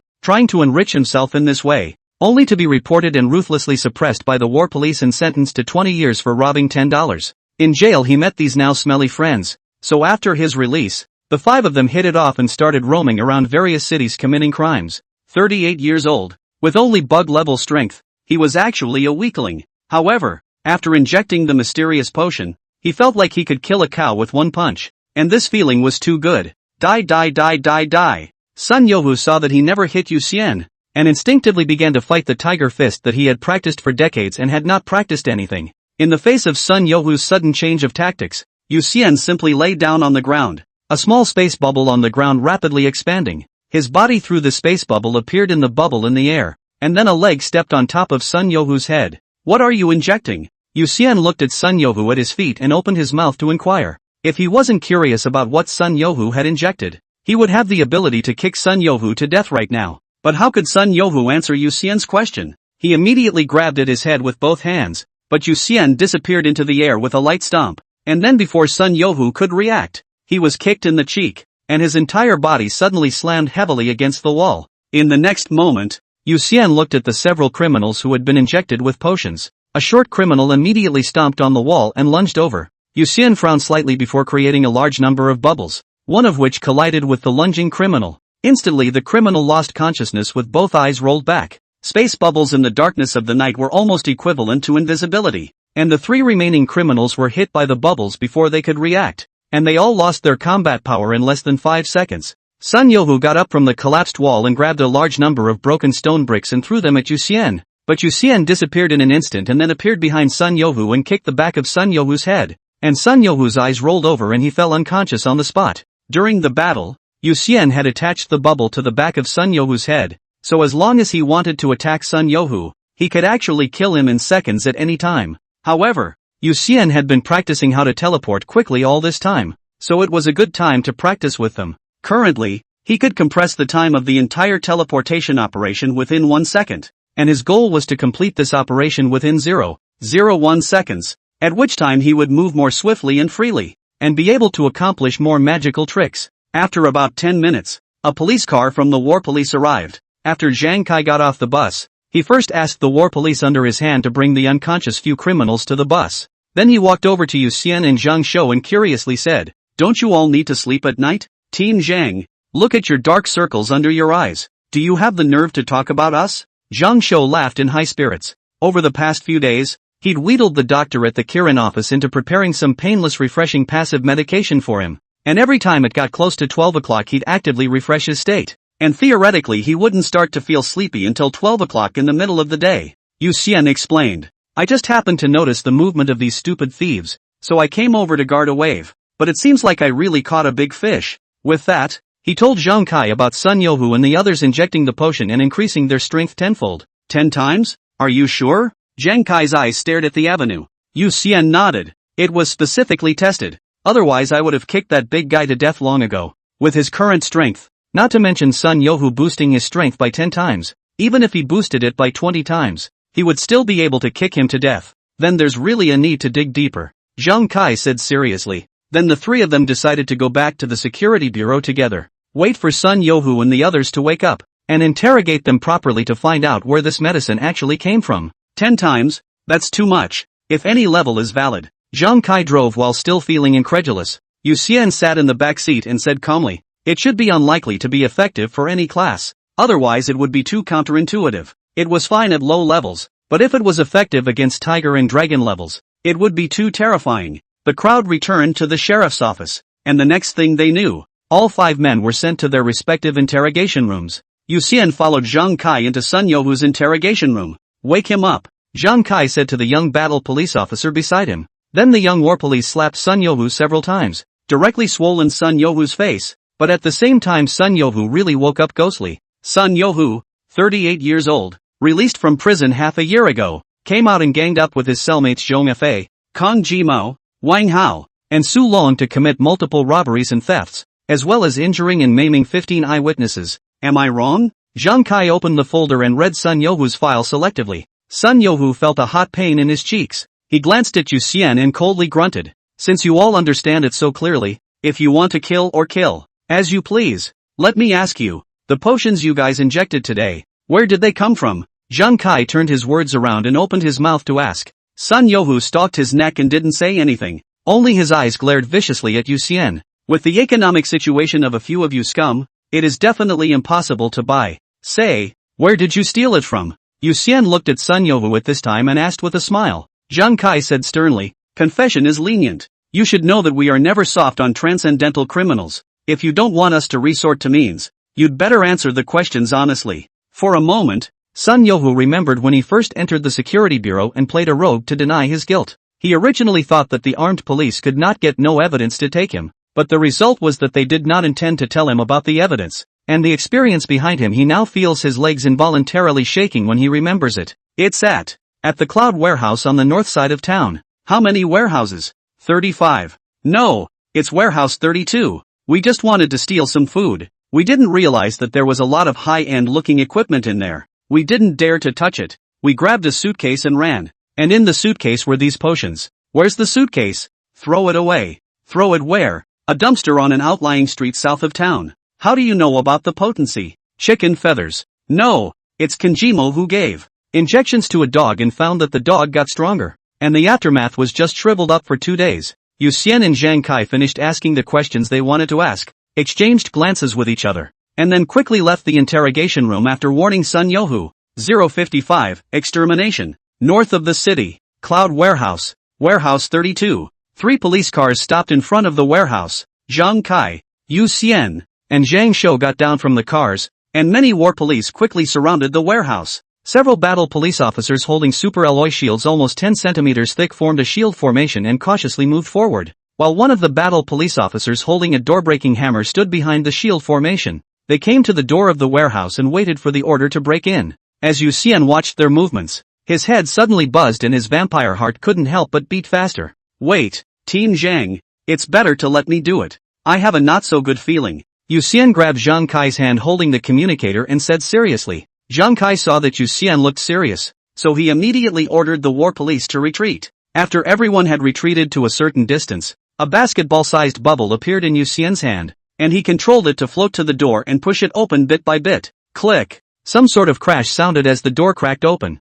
In an instant, the entire warehouse exploded with a terrifying shockwave scattering dozens of meters away from the explosion. Even though the war policeman was wielding a heavy shield, he was still swept away. Yu Xian had prepared for this and used his bubbles to protect himself as well as those around him the moment of the explosion. And he used 3 layers of bubbles this time so the explosion had no effect on them at all. Asterisk asterisk asterisk asterisk. Zhang Shou came back to his senses and subconsciously shouted. And aside Zhang Kai's face was very ugly. Just now if Yu Xian did not stop the war police from forcing the door open, I am afraid that those few war police brothers would have been lost on the spot. Grandma, we must investigate. Who actually owns this warehouse and who is behind it? If I don't find out, I won't be called Zhang Kai. Zhang Kai was so angry that he gritted his teeth. Yu Xian likewise felt that this matter was becoming increasingly uncomplicated. Originally just catching a few mice at night, who knew that these mice were involved in such a big case? The other party most likely guessed that we would come, and this is a warning to stop checking. Yu Xian said thoughtfully.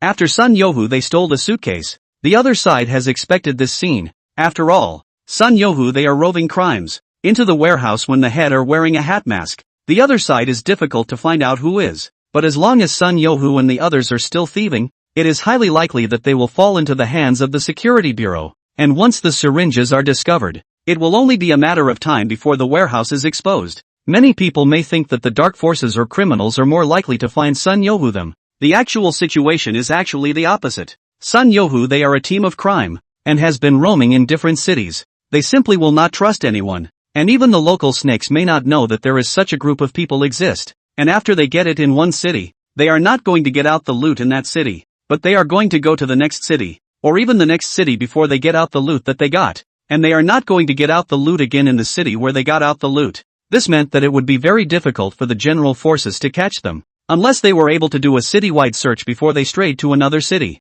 However, Silver City had just ended its control, not to mention those dark forces hiding in the sewers. Even the bigwigs in the open needed to be regulated for a while, so it was really especially safe for Sun Youhu and the others to stay in Silver City. Under the above preconditions, the possibility of Sun Youhu and the others exposing the potion was raised to at least 80%, which made it easy to imagine why the original owner of the potion had done so, leaving a team of combat police to launch a sweep of the surrounding warehouses. Yu Xian and the others returned to the sheriff's department. After a while, the war police who were responsible for going out to search for Sun Youhu and the others' temporary landing spot returned, and also brought back several potions that Sun Youhu and the others had hidden. There were a total of 10 potions in that suitcase. Sun Youhu and the others used one for the dog, and each of them brought one behind themselves, so there were still 4 potions left in the temporary landing site. Yu Xian and Zhang Shou each asked for a potion to be placed in their storage rings as a backup, and the remaining 2 potions, one was left for the security bureau to be in charge of testing the ingredients,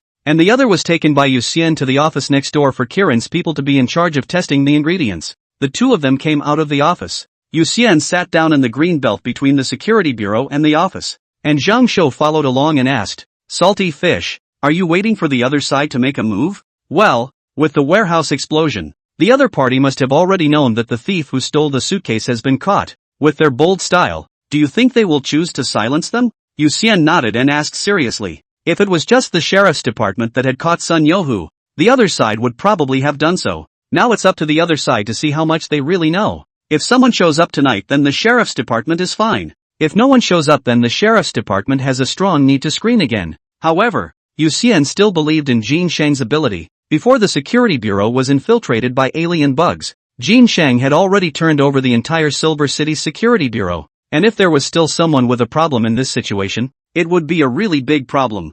For in the morning, Yu Xian and Zhang Shou were both in high spirits, one looking at the stars and the other playing with his cell phone. Suddenly Yu Xian stood up, and Zhang Shou hurriedly got up to look around, and then an oversized fireball with a diameter of more than 300 meters suddenly appeared in the sky above the security bureau. It really just appeared out of nowhere, so much so that everyone was too late to react. If this fireball fell, it was estimated that the entire sheriff's department would go up in smoke and everyone would have to die. But the next second a huge bubble appeared above the sheriff's office, and the fireball was directly engulfed by the bubble. And if the transcendent who created the fireball could have seen some large lake hundreds of kilometers away outside of Silver City, he would have seen the fireball suddenly appear at the bottom of the lake, and then dryly doused by the lake water. About 200 meters away, Scott stared wide-eyed and incredulous over the sheriff's office. He was still holding the magic scroll in his hand. It was clear that the magic scroll had already been torn open, and the Inferno Sun Great Fireball spell should have been launched successfully. This was a wolf-level upper-level spell, and it was completely sufficient to vaporize the entire security bureau. The question is, where is his fireball? Not good. Then the sheriff's department may have a master. Scott came back to his senses. Finally his intellect returned to his brain, and realizing that something bad had happened, he hurriedly took out the teleportation scroll and tore it open to escape instantly. The 5th second after he left, Yu Xian descended from the sky, his body maintaining its blackened form. Run away? Yu Xian checked his surroundings and frowned slightly. The other party seemed to be even more wealthy than he had predicted. There were no traces left in the air, not even a scent, and he could conclude that the other party was absolutely covered in equipment and was using abilities that were most likely not from their own system. Simply put, the other side didn't reveal any information about themselves, except that, had money. Could it be the Bloods? Yu Xian inexplicably came up with this thought, then shook his head. He could not just assume that the Bloods were murderers just because they were rich. 056, defects in ability. 5-star hotels. Scott stood in the darkness and spoke. Master, something has happened at Warehouse 32. A shadow quickly coalesced into a human form. The whole room seemed to fall in darkness. An indistinguishable androgynous voice came from the shadow. Now you should understand that warnings have no deterrent effect on the Chinese. They won't give up to continue to investigate down the line. The clues have all been pinched off? Master, the clues that can be cleared. My subordinates have cleared them all. But unfortunately, there are experts in the security bureau. My subordinates were not able to completely silence them. I'm afraid that they will continue to investigate down the line. Scott bowed his head and said. The shadow was silent for a moment and spoke. Then let them keep looking into it, and use all the counter-surveillance tools you can, so you don't expose yourself. Yes, Scott responded immediately. Yu Xian returned to the security bureau, and the entire area around the security bureau was already heavily armed and guarded by the war police. When the leader, Zhang Kai, saw Yu Xian return, he immediately asked with a nervous expression. Yu Xian, was that the yin-yang great fireball technique that just appeared in the air? This wolf-level upper spell is very well known internationally, because it has a relatively small attack range, but is hot enough to turn everything within the attack range into lava. Many criminals like to use this spell to destroy bodies. Never mind that it only appeared over the sheriff's office for less than 5 seconds. The roof of the sheriff's office was now scorched black, and much of the equipment on the topmost floor had been damaged by the heat. Well, it is indeed the yin-yang great fireball technique. Yu Xian nodded and replied. Zhang Kai frowned. Could it be related to the warehouse over there? Right. So this case is taken over by us, the evil Punisher squad, so just let it go on your side. Yu Xian continued to nod his head and then said seriously to Zhang Kai, if he hadn't been guarding it just now, the entire security bureau would have become a big pit by now, and all the war police would have gone up in smoke under the yin-yang great fireball technique. The levels of the war police were generally between bug level and ant level, and it was obvious that they were no longer suitable to continue to participate in this case. After all, when they struck, it was an attack at the upper wolf level, so it was useless even if the number of war police was high. Well, then the Sun Yohu few will be transferred to you as well. Zhang Kai calmly nodded his head. As angry as he was, he had to take responsibility for the brothers under his command. The criminals lurking behind this case were of such a high rank that it was too dangerous for the war police to continue to intervene. Alright, forward them all over. I'll have someone check their bodies by the way to see if there really aren't any greater side effects from injecting those potions. Yu Xian agreed. In the final analysis, the fact that the side effects are not significant is actually only Sun Yohu's side of the story, and Kang Jimao's object of observation is only a dog, so the conclusion he draws may not actually be reliable. The next handover did not require Yu Xian's personal attention, but was handled by the staff of the office with the war police force. Yu Xian hovered over the security bureau in a bubble. carefully reviewing his behavior just now. If the other party had 2 people and was playing the trick of transferring the tiger away from the mountain,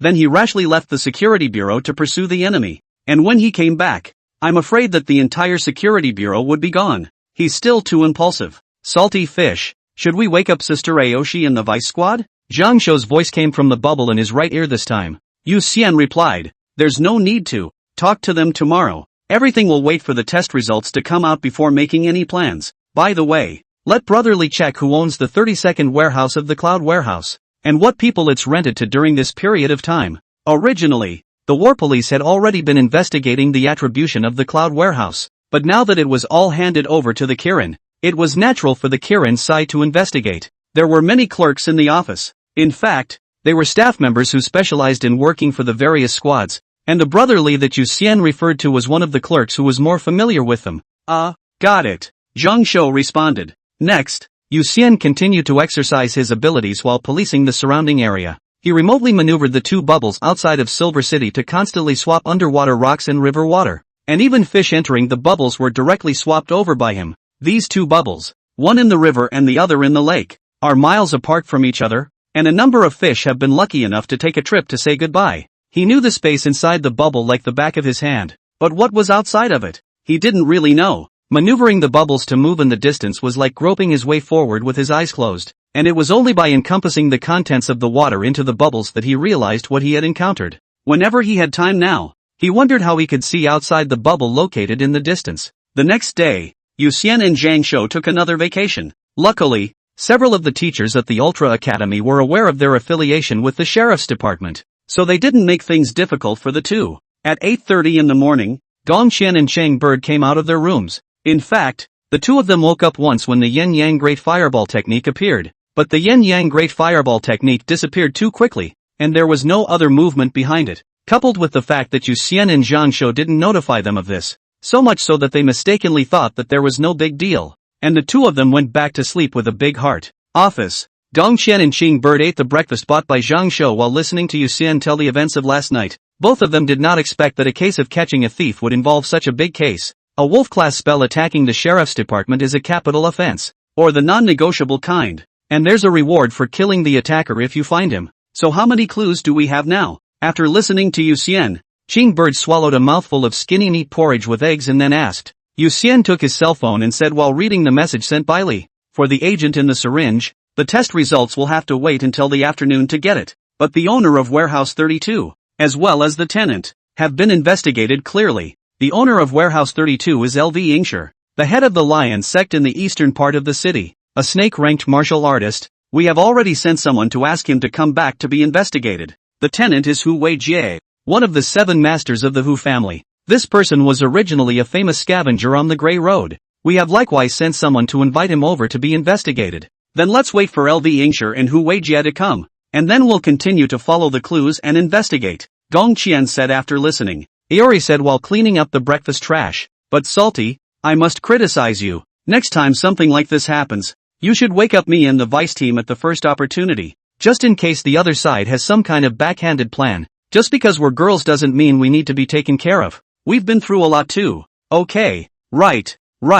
Next time, inform us directly. There are more people, and it's not easy to fall for the other party's ploys of transferring the tiger away from the mountain and that type of scheme. Gong Qian nodded her head. Yu Xian had already reflected on this last night, so he nodded his head from the goodness of his heart and said, well, I'll review this point, and I'll be sure to notify you in a timely manner next time. About 10:30, a couple of clerks came back. Along with them were Lu Ingshur, Hu Tuer, and a woman who looked very similar to Hu Tuer. Li knocked on the door and entered the office. Speaking, leaders, LV Ingshur has been brought in. Hu Weijie's current whereabouts are unknown, but his wife, Hu Xianer, as well as his daughter, Hu Tuer, took the initiative to come over to cooperate with the investigation, and they hope that we can help investigate Hu Weijie's whereabouts. Trouble Li, let's go. Let's go meet LV Ingshur first and see what he has to say. Gong Qian took the initiative to speak. Then the crowd headed to the parlor. Entering the door the crowd saw the stout Lu Ingshur. The first time Yu Xian saw the other party,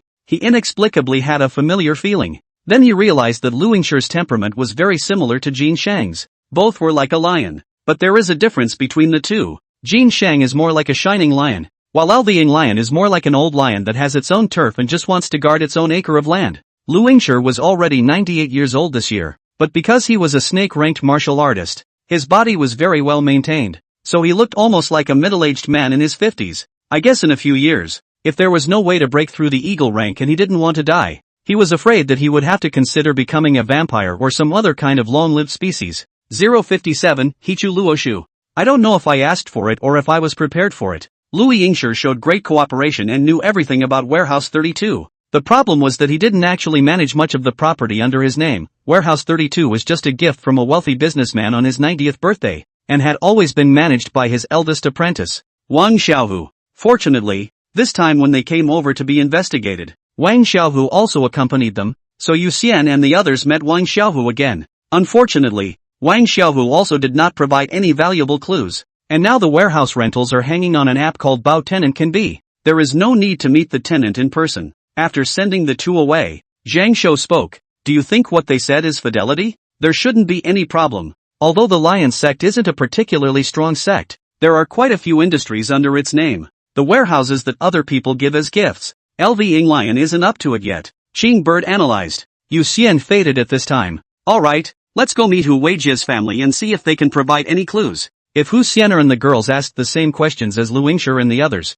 then this line would be broken. As the crowd entered the opposite parlor, Hu Tuer's eyes lit up when she saw Yu Xian come in, and she got up and said happily, "Handsome boy, it's actually you. You know each other?" Cygnus wondered. Yu Xian gave Hu Tuer a somewhat breathless look and calmly said, "Same school, had a meeting. Handsome, I want to call the police, my father is missing." Hu Tuer looked at Yu Xian with two bright eyes at this time, and there was no trace of sadness in her tone. Zhang Shou was curious. "How many days has your father been missing?" "Officer, Jia disappeared the day the control ended," Hu Tuer's mother, Hu Xianer, said. Although Hu Xianer was a wife and already had a 17-year-old daughter, she looked very young and stood with Hu Tuer like sisters. Moreover, her temperament was quite good, and her every move had a thrilling charm, and the average young man could definitely not carry her temptation. If I had to describe it, it would probably be, seeing her makes it possible to understand why Cao Cao has a good wife. "Jai, aren't you his wife?" Yu Xian elbowed Zhang Shou,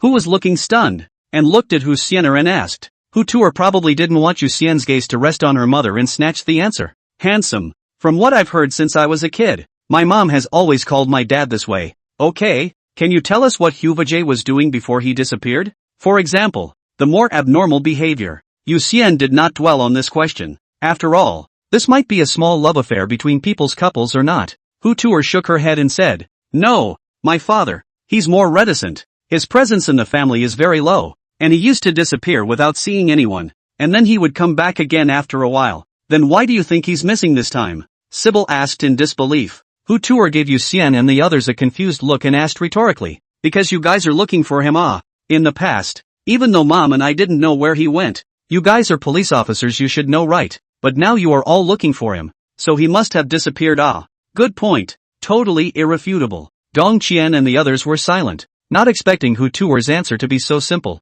"Actually, we don't know if Hu Weijie is missing. We're looking for him because we want to understand one thing. Do you guys know that he once rented Warehouse 32 of the Cloud Warehouse?" Yu Xian coughed and continued. Hu Tuer shook his head with a curious expression. "Never heard of it. Why does he want to rent this warehouse?" The crowd was speechless. They wanted to know the answer too. Qing Bird looked at Hu Xianer, who also shook her head to indicate that she wasn't sure. She spoke. "Brother Jie, he's a prodigal son. Every time he comes back he just rests his feet. Tuer and I aren't quite sure what he's doing outside. He doesn't even make money to support his family?" Zhang Shou couldn't help but ask. Hu Xianer explained. "Our family's bathhouse was a gift from Brother Jie, and neither Tuer nor I lacked money to keep it, so we never asked him for it. She had always been in charge of running the bathhouse, and Hu Weijie was not involved. So are there any of Hu Vijay's clothes in the house? Or things he used often?" Yu Xian was not willing to have the clues cut off like this and asked after some thought. Hu Xianer shook her head. Hu Tuer spoke up instead. "There's a pair of his slippers." Yu Xian's face darkened and he didn't want to talk. He was going to use his extraordinary sense of smell to try to find some clues, but sniffing other people's slippers, that's better. A minute later, the four of them sent off the Hu family mother and daughter, standing in front of the office looking at each other. The clue was still unsurprisingly broken. Back in the office, Zhang Shou sat on a chair and said skeptically, "Do you guys think Hu Weijie will be cleaning?" There's quite a bit of weird knowledge on the internet that favors fidelity, such as the fact that scavengers dispose of corpses and erase traces of a crime scene, which in the gray way is known as cleaning. Usually after this kind of work, the scavengers would hide for a while, making sure the wind was out of their sails before showing up. It's a real possibility. Usually scavengers should have their own safe house. Or we could contact the entire city sheriff's department and get all the sheriffs together to find someone, Sybil said. The vigilantes are ordinary people, and most of the time, they are only responsible for dealing with the cases of ordinary people. But when it comes to finding people, they actually have an advantage over the transcendentalists because they have more people. Could Hu Weijie have been silenced, followed by the other party using Hu Weijie's cell phone to rent Warehouse 32? Zhang Shou guessed. Yu Xian looked at his cell phone and said, Warehouse 32 was rented by Hu Weijie before the control. It's too difficult. There are no clues whatsoever. How can this be investigated? Zhang Shou wailed at once. Gong Qian, on the contrary, was not in a hurry at all. Seeing that Zhang Shou was on the verge of rolling on the ground, before he spoke, you guys seem to be mistaken about one thing. We're not vigilantes. We don't need to take things step by step in investigating a case. We're an evil execution squad, affiliated to the Qilin. When we encounter this kind of situation, it's just a matter of us applying for assistance. The problem is that we don't have any clues. Would it be useful to apply for assistance? Zhang Shou was skeptical. Gong Qian confidently said, Of course it's useful. At least we now know that the one who rented Warehouse 32 is Hu Weijie. All we need to do is apply to the headquarters for a lock on Hu Weijie's location. And when the headquarters locks on Hu Weijie by using the Hichu Luoshu, and then sends the location to us, won't we be able to find the person? It's expensive to apply once. Don't lose money then. Yu Xian frowned. Hichu Luoshu is a special dragon-level prop, the body of which is a giant turtle shell with a map belonging to China. And Kirin HQ can use it to lock onto any target located in China. However, because activating the Haita Luoshu required a large amount of spiritual qi, applying for the Haita Luoshu in the form of a squad would cost a large amount of merit badges. And if the merit badges rewarded after solving the case were too small, the squad would lose money instead. Generally, the squads were not applying if they could, preferring to rank themselves rather than waste merit. 058, natural or man-made disaster? I'll make up for any losses. Gong Qian looked at Yu Xian and directly took charge. This was the first battle she had joined the evil Punisher squad, and she would rather lose money than make it look good. Besides, she really didn't lack merit points right now. Her Pangu's blood was compensation for her father's sacrifice. Her storage ring was her mother's relic, and the clothes she was wearing were a reward after a meritorious act a few years ago. She didn't lack anything nowadays, and it was useless to save up so many merits, so she might as well use them to solve the case. Don't be impulsive for now. When the afternoon's potion test report comes out, maybe there will be new clues. At this time, Qingtiao smiled and calmed the two who were a bit too impatient. Zhang Shou also nodded his head and said, Yeah, there's still the clue of the potion. Let's not rush. Then let's wait and see. Gong Qian agreed. Then the four of them adjourned, and Yu Xian left the office and returned home in an instant. He walked out to the balcony and sat down, sunbathing and pondering the clues known so far while his fingers maneuvered a few tiny bubbles in a constant circle. Compared to when he had just gotten this ability, he could now very skillfully control multiple bubbles to spin as well as rotate in different directions. The bubble actually had two layers, the outer layer and the inner layer. The outer layer was made up of a spatial energy membrane, and the inner space was made up of the spatial energy of the universe itself,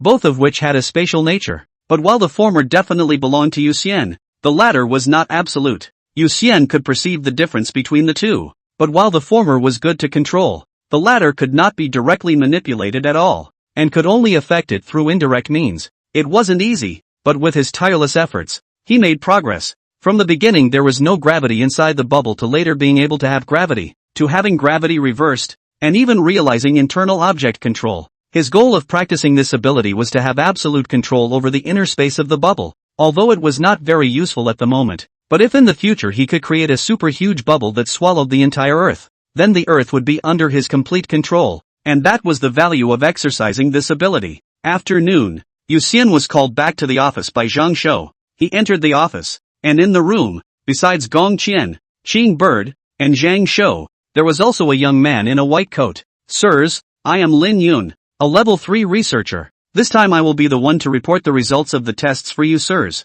If there are any shortcomings, please point them out. This researcher said in an unassuming manner. Gong Qian nodded. Well, everyone is here. Let's start the debriefing. First of all, we detected a high concentration of nutrient fluid in the unknown liquid in the syringe. a nutrient fluid that generally needs to be diluted 100 times before it can be safely absorbed by the human body. Lin Yun held the report and spoke at this time. Zhang Shou interjected. What happens if you don't dilute it? The vast majority of creatures will be propped up. Lin Yun replied.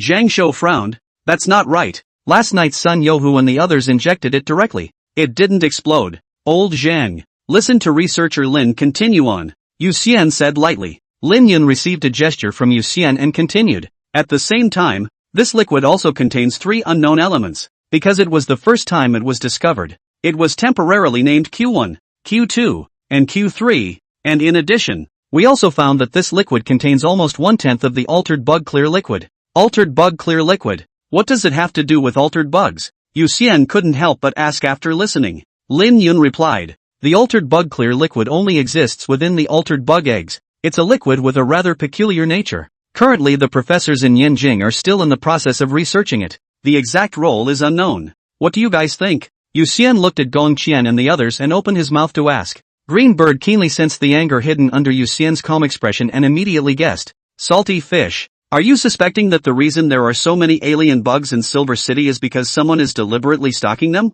Where else would they get so much altered bug clear liquid? Yu Xian asked rhetorically. The eggs of heteromorphic worms are very, very tiny, smaller than even a grain of rice. And 10% of the liquid in a syringe is heteromorphic worm clear liquid. How many eggs does it take? A little thought shows that it would take a massive amount of bug eggs to make enough altered bug clear liquid. At this moment, everyone realized the seriousness of the problem. If the invasion of Silver City by altered bugs was someone behind it, then that person definitely deserved to die. Damn it, if that's really the case, I'm definitely going to get them killed. Zhang Shou recalled the deaths of his classmates in school and instantly became enraged as well. Yu Xian looked at Lin Yun and asked, is it possible to synthesize the altered bug clear liquid? It's highly unlikely. This kind of liquid that involves elements like transcendent, primordial embryo, egg fluid, and the like, tends to have an extremely complex cause, and there's almost no possibility of artificial synthesis. Lin Yun shook his head, but then he glanced at the information and hesitantly said, however, sirs, I don't think that the altered bug crisis in Silver City was a deliberate stockpiling by someone, and the greater probability is that it was an accident that led to a leak. Why do you say that? Gong Qian asked. Lin Yun explained. Heteromorphic bugs aren't only able to parasitize humans, they can parasitize almost any animal. So why not use more cost-effective insects? Insects reproduce quickly, have short lifespans, and create eggs that contain the same heteromorphic insect clearing fluid, which theoretically allows for a large number of eggs to be obtained in a short period of time, far more cheaply and efficiently than if humans were used as the material. Seems right-o. Zhang Shou listened and agreed. Cygnus said in a deep voice, then this topic will be put aside for now. Whether it's intentional or unintentional, we'll know when we find the person. Attacking the security bureau is a major crime in itself. Since there aren't any more clues about the potion in the syringe, let's apply for the Hichu Luo Shu. Gong Qian said it this time. Zhang Shou spoke. This time I agree to apply for the Hichu Luo Shu. I feel that this case is not simple. If we can find the maker of the potion, it will definitely be a great achievement. I agree, Cygnus said. Yu Xian looked at Lin Yun and asked, Researcher Lin, is the high-concentration nutrient solution expensive and are there many channels to purchase it? Officer Yu, high-concentration nutrient solution can be refined by many alchemists. The price is between 300,000 yuan a milliliter, and there are very many channels to purchase it. I'm afraid it's hard to find out the source of the high-concentration nutrient solution in the mysterious liquid. Lin Yun replied. Yu Xian looked at Gong Qian and said, that I also agree to apply for the Hichu Luo Shu. In that case, officers, I'll take my leave. Seeing that there was no longer any business of his own here, Lin Yun smiled faintly. After Lin Yun left, Gong Qian immediately pulled out her cell phone to apply for the use of the Hichu Luo Shu. But before the application could be passed, Minister Yulai called first to ask why she was applying for the use of the Hichu Luo Shu. After all, Gong Qian had just entered the evil Punisher squad, and it was only the second day. However, when Gong Qian told Yulai about how they had caught the thief, and then followed the trail through the thief to discover that there was likely someone who was secretly raising altered bugs and using the eggs of the altered bugs as materials to develop mysterious medicines, Yulai was shocked on the spot. Yulai likewise thought for the first time that someone might be stocking altered bugs, but when Gong Qian finished speaking he also looked back and realized that stocking was unlikely, but the possibility of altered bugs leaking was high. Regardless, the Silver City altered bug crisis was likely a man-made disaster rather than a natural disaster. And that was enough to cause Yulai to pay great attention to it. 059, am I an immortal or a god? The next application, naturally, was given the green light all the way. After the application to use Hichu Luo Shu passed, Gong Qian entered Hu Weijie's name, gender, and ID number into the interface, and then she clicked search. Far away in Yanjing, at the Kirin's headquarters, a 9-meter-long, 5-meter-high tortoise shell slowly emitted an alabaster-colored light under the efforts of a large number of chi refiners, and countless light dots immediately appeared on the map on the tortoise shell, with each light dot representing a city. A white-bearded old Taoist quickly took out a yellow talisman and wrote Hu Weijie's birth date. Then with a wave of his hand, the talisman paper immediately flew into the inside of the tortoise shell, where it automatically burned up inside the shell. On the turtle's back, a red light point slowly appeared not far from the light point representing Silver City, and the light point quickly turned into a light pillar. The recorder immediately converts the position of the point of light into coordinates and enters them into the electronic map and finally clicks send. Silver City office. Yu Xian and the others waited for about half an hour before Gongqian immediately got up and said, "Found it. Hu Weijie is at the starboard airport just outside of Silver City." In fact, in the past, Silver City was bigger and more expansive than it was now, and there were subways to several cities including Rongqing, and an airport even further away. But ever since the appearance of the forbidden fruit, these facilities had slowly fallen into disuse. Although Yu Xian had never left Silver City when they were still ordinary people,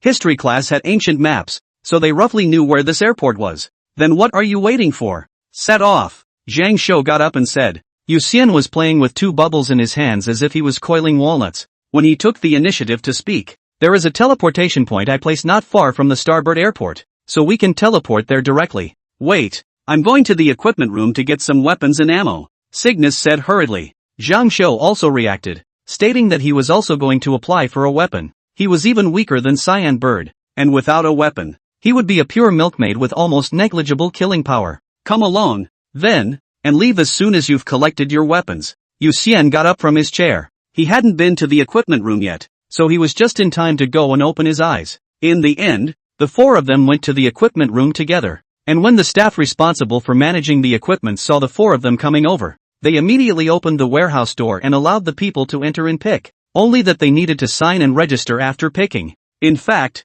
in every city office, the equipment room stored a large number of armaments, but these armaments were not used against human beings, and the recoil of many firearms was incredibly high, so that the average person would have to break his bones if he fired a single shot, or would even be seriously injured by the recoil. Of course, these weapons also have far more offensive power than the average gun. Yu Xian had little interest in firearms. He took 10 standardized super alloy steel knives, and then asked for more than 500 bombs, which included flashbangs, shock bombs, incendiary bombs, and fragmentation grenades. Finally, he took over 50 super alloy shields. None of them were top-notch equipment, but they might be a pleasant surprise if they were used by surprise. After signing the registration, he put all the equipment into his storage ring, then sat on the side and waited for Zhang Shou and the others to pick out their equipment. When everyone was ready with guns and ammo, Yu Xian walked out of the equipment room. His hand was a little in front of him. A small bubble was fixed in mid-air. Then he input energy to enlarge the bubble,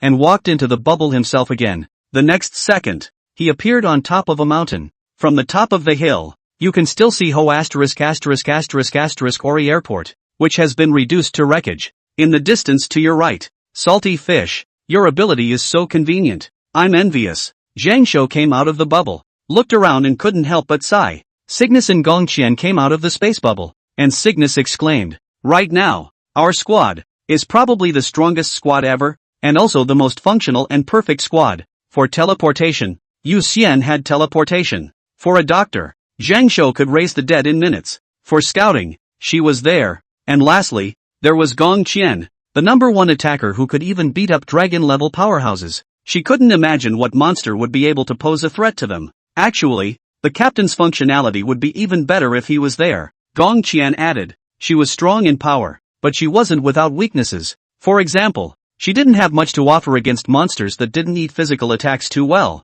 such as ghosts, evil spirits, and the like. If Jin Shang was there, the lion's mighty light on his body erupted, and this type of monster would instantly go up in smoke. "Lieutenant, starting the mission now?" Qing Bird looked at Gong Qian and asked with a smile. Gong Qian nodded. "Let's begin. Green Bird, you go to Starboard Airport to scout and find Hu Weijie's hiding place. Don't scare the snakes. Salty Fish, you fly high in the sky to make a few teleportation points. Teleport me into the air if necessary. and strike directly at the ground of Starboard Airport. Death Doctor. You get ready. In case Greenbird and I are injured or poisoned, you immediately cooperate with Salty Fish to remotely detoxify me. Then I'll go first. When Gong Qian finished speaking, Cygnus immediately turned into a bird and flew towards Starboard Airport. Yu Xian nodded to Gong Qian and proceeded to create a bubble, entering it himself and similarly flying in the direction of the Starboard Airport, though he and the green bird happened to be flying one higher and one lower. When the bubbles rose to the clouds, Yu Xian sat in the bubble and looked down.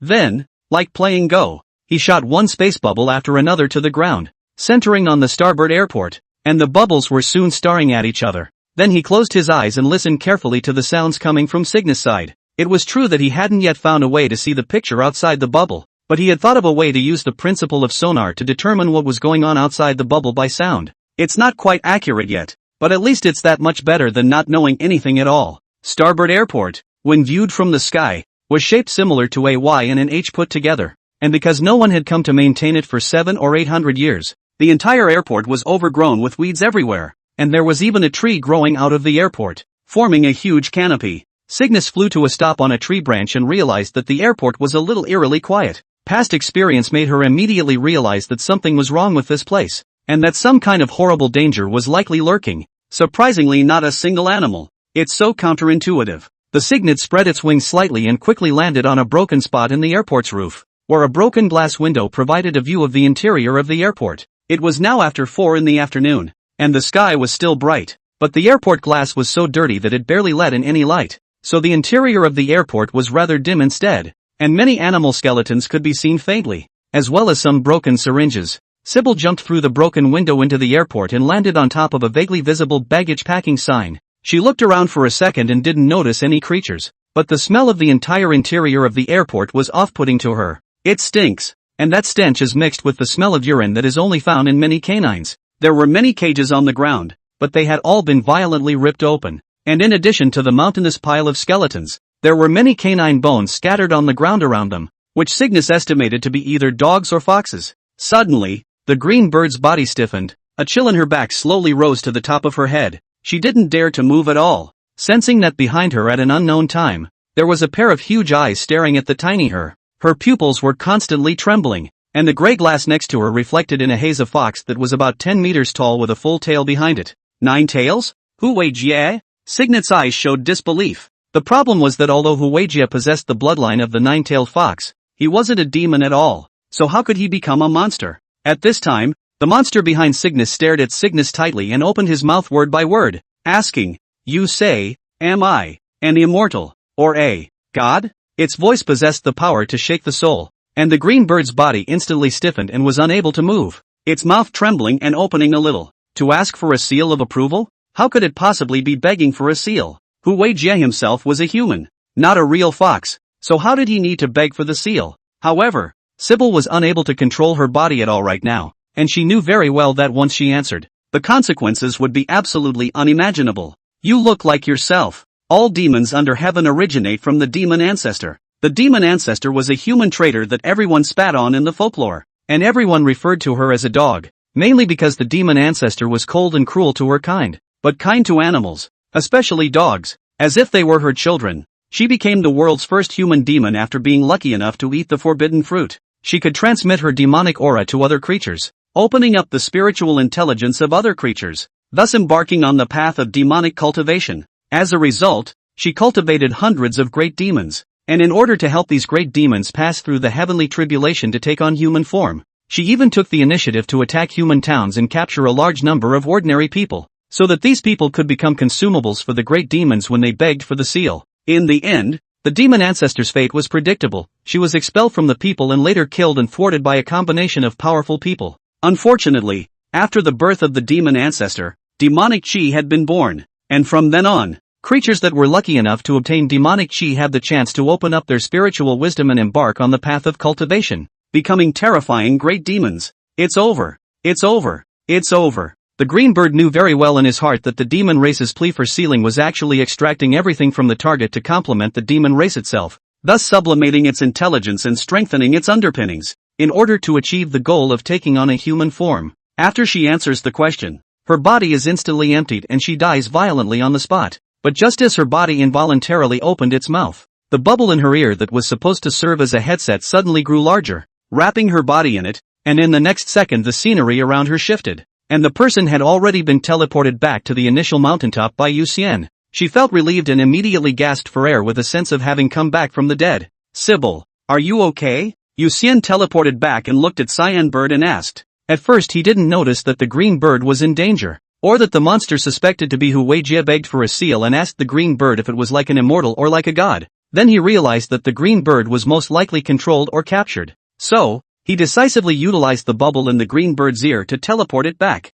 Cygnus slowed down and replied, I'm fine, but there's a monster in the airport, and I suspect it's Hu Weijie. As soon as she spoke, a loud roar came from the starboard airport side. In the next moment, a fox with 9 tails and a body full of strange muscles scurried out from the interior of the airport. It scanned from side to side and suddenly jerked its head up to lock onto Yu Xian's location where they were. Then its whole body's strange muscles bulged, and its limbs ran in a very uncoordinated manner, charging sideways toward the big mountain. The muscles on its body are too strange, and many of the bulging muscles are completely superfluous. Gongchen frowned as she watched the 9-tailed great fox rapidly approach. Yu Xian frowned. If he's really Hu Weijie, I'm afraid we won't be able to ask anything of value from him. It's so fast. Salty fish. Let's just knock it down now. It's not too late to consider other issues at that time. Zhang Shou took out a gun from his storage ring and watched the 9-tailed great fox getting closer and closer, his palms sweating a little as he said, although he wasn't afraid to die, a fox that big charging up was too oppressive. Then do it. Gongqian immediately clenched her fists and stomped her legs towards the front, her entire body quickly descending the mountain. At the same time, Yu Xian took a step backward, and the person shuttled through a bubble, instantly appearing high in the sky. He looked towards the 9-tailed great fox on the ground, and his fingers immediately released a large number of tiny bubbles, which fell to the ground in droves, forming a circular encirclement around the 9-tailed great fox. Boom! At this time, Gongqian and the 9-tailed great fox collided together, and the 9-tailed great fox's head was struck by a punch, and its huge body exploded on the spot. One punch in a second? Everyone froze, and then they saw the blood residue, and for rapidly reorganizing in midair, and in the twinkling of an eye, the 9-tailed great fox was resurrected. Assuming it's really Hu Weijie, 9 tails means it should have dragon-level strength. This is too weak, Zhang Shou said to the crowd. Cygnus spoke up, and it was just asking for a seal from me, which is so strange. Is there a possibility that it also injected the same kind of agent that Sun Youhu and the others injected? Only that the dose it injected was far more than Sun Youhu and the others? Yu Xian looked at the reorganized 9-tailed great fox and said thoughtfully, the main thing was that when the 9-tailed great fox was reorganizing its body, its flesh and blood were reorganized layer by layer, and Yu Xian saw the texture of its muscles, the kind of lines that emanated light in the muscles, very similar to the light emanating from the muscles of Sun Youhu's muscles after he had injected the potion. Next, Gongqian blasted the body of the 9-tailed great fox with another punch, but unsurprisingly the 9-tailed great fox reorganized once again. Yu Xian looked more carefully, and sure enough, the muscle lines on the 9-tailed great fox's body resembled 90% of the muscle lines of Sun Youhu's body after their injections of the potion. Boom! Boom! Boom! Gongqian kept beating the 9-tailed great fox from different angles, easily blowing it away with each punch. However, her attacks didn't seem to have much effect on the 9-tailed great fox, which tirelessly kept on respawning, and immediately attacked towards Gongqian after respawning. It has absolutely no fear and may not even be self-aware, but every time it charges, it mumbles something in its mouth, asking Gongqian if it looks like an immortal or a god. Yu Xian had an idea and teleported through a bubble not far from Gongqian, shouting at the 9-tailed great fox, "You're not like an immortal or a god. You're just like yourself. You're Hu Weijie." Originally extremely berserk 9-tailed great fox suddenly body is like being fixed, its pupils crazy split trembling, then huge body is like being some kind of power to draw away. The skin under the blood and flesh quickly dry up. Gongqian had wanted to kill it while she had the chance, but she was gently blocked by Yu Xian with her hand. Don't rush. Let's see if it can find itself. Yu Xian said to Gongqian, if Hu Weijie could regain its sanity, they could learn more secrets of the potion from Hu Weijie, which was the focus of their trip. Killing Hu Weijie would only break the trail, and would do them no good. At this time, the 9-tailed great fox's body completely withered, but a humanoid slowly grew out of the top of its head. The other party's lower body had furry fur, while its upper body was human, but there was a huge eye on its chest. I'm like myself, so who am I? I'm an immortal? I'm a god, what am I? Hu Weijie? The humanoid muttered and jumped from the fox's head to the ground, and in an instant, 9 tails of different colors and made entirely of energy appeared behind him. and these tails made of energy were like roaring flames, emitting an astonishing temperature. It seems to have completely turned into a dragon level, Gongqian said with a gloomy expression. Originally, although the nine-tailed great fox had 9 tails, it wasn't actually a dragon level at all, and its strength was estimated to be a wolf level at most. But now this humanoid monster, its strength had definitely reached a true dragon level. You are Hu Weijie, Hu Tuer's father and Hu Xianer's husband. Yu Xian looked at the human form and spoke at this time. That humanoid immediately tilted its head, and its dead eyes looked at Yu Xian obliquely, and suddenly one of its tails transformed into a huge palm and grabbed at Yu Xian. But Yu Xian teleported away with Gongqian in an instant, and its palm directly grabbed an empty one. 061, perfect creature.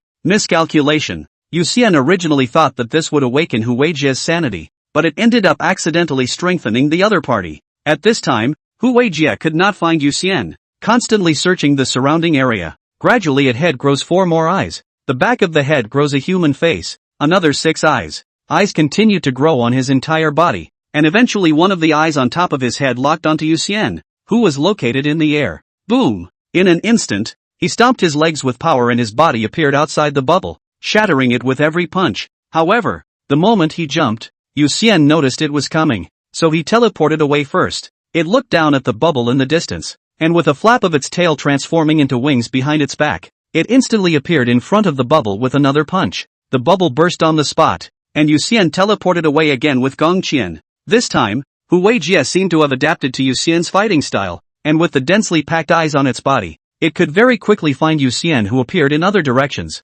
So it burst the bubble with a single punch, and then it utilized its wings to provide the power to appear in front of Yu Xian at 100 times the speed of sound. This time, however, just as it approached, a small, delicate fist appeared on its right side. Boom! A fist slammed into its cheek, and it was sent flying out on the spot by a huge force, with an additional fist mark on top of its cheek. The defense is so much higher. Gongqian frowned. Originally, the 9-tailed great fox, she could burst it with one punch, but now with Hu Weijie, she couldn't even burst it with one punch. At this time, Hu Weijie thrust its tail into the ground and came to a steady stop. It looked in the direction where Yu Xian was and with a violent thrust of its tail, it once again launched an attack towards Yu Xian. We'll use that move. Get ready. Yu Xian looked serious and immediately said to Gongqian. In an instant, Gongqian knew what Yu Xian wanted to do and nodded. Come. Hu Weijie was too strong now. It was fine to fight with Gongqian, but once Yu Xian was hit by Hu Weijie once, then Yu Xian would be instantly killed in seconds. It's too dangerous. Yu Xian maneuvered a large number of bubbles to quickly gather towards Hu Weijie, as Hu Weijie's tail swept out, shattering a large number of approaching bubbles. A fist appeared above its head, knocking it from its charging state into the dirt with a single punch. Rumble! The earth was instantly plowed into a long furrow by Hu Weijie, who was lying in front of a mound of dirt just before he tried to get up, when his head was suddenly punched again, and the ground was hit by his head to make a big crater. Then Gongqian didn't need to aim at all and frantically threw out punches to blast the front. Fists appeared from different bubbles at different angles, hitting Hu Weijie on the ground floor completely unable to move. Hu Weijie's hands tried to prop itself up several times, but it was hit by Gongqian's fist just as it launched itself, and under the tons of tremendous force, its body suddenly smashed on the ground, and the large pit on the ground became deeper and deeper. But Hu Weijie was not like Daimos after all. The eyes on its body twitched frantically, looking for a moment to counterattack. Then again, because they couldn't find the right moment, these eyes faded to red.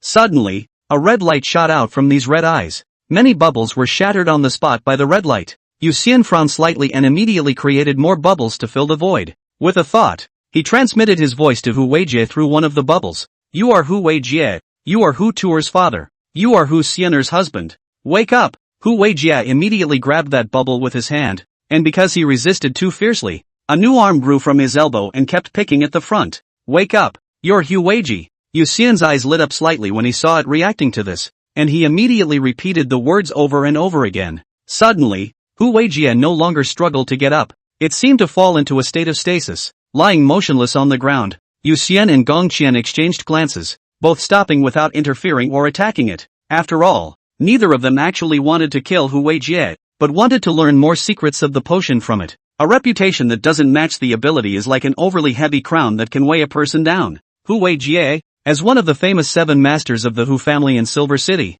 has actually been suffering a lot in his heart because the other 6 brothers are all quite successful in their careers, and in contrast, he is just like the trash in the garbage heap. Hu Jinjie, in particular, was a sight to behold, and everyone who mentioned him would give him a thumbs up and a manly word. And he, Hu Weijie, is more like the one used to make up the numbers. He was one of the 7 masters of the Hu family because it takes 7. He's dumb-mouthed, unintelligent, quiet, and even his wife and daughter don't care much about his existence. He always feels like he's a superfluous idler who just happens to be alive. One day a year ago, after cleaning up a corpse, he saved an old man on his way back to town, who out of gratitude threw him an olive branch and invited him to join him in a great experiment. The other party possessed a mysterious drug that could strengthen the creature's own bloodline, power, and could also fuse the bloodlines of other creatures, thus breaking through the limits of their own bloodline. All he needed to do was get rid of the failed test subjects, an established scavenger. He has been working for the mysterious old man outside of his job, bringing body after body, oddly shaped by failure, out of Silver City unnoticed. Finally, the test was successful. They create a perfect creature. The other party was able to change in 1,000 different ways, possessing the genes of a large number of transcendent beings, with no weaknesses, and so powerful as to be nearly invincible. But accidents happen, and the perfect creature easily breaks through the lab's heavy blockade and disappears into the night, even causing the lab's xenomorph bugs to leak. As soon as the alien bugs leaked, Hu Weijie realized that something big was wrong. He took advantage of the chaos to get a large number of perfect potions and left Silver City in the night. His idea was very simple, to achieve self-evolution and become an even more powerful and perfect existence than Fox ancestor. He wants to be the most outstanding one among the 7 masters of the Hu family. At Starboard Airport, he prepared everything, even installing a large number of tape recorders for awakening self-awareness. He took off his clothes and injected the potion from the syringe into his body, one after the other, over and over, and his body began to gush out a steady stream of great power.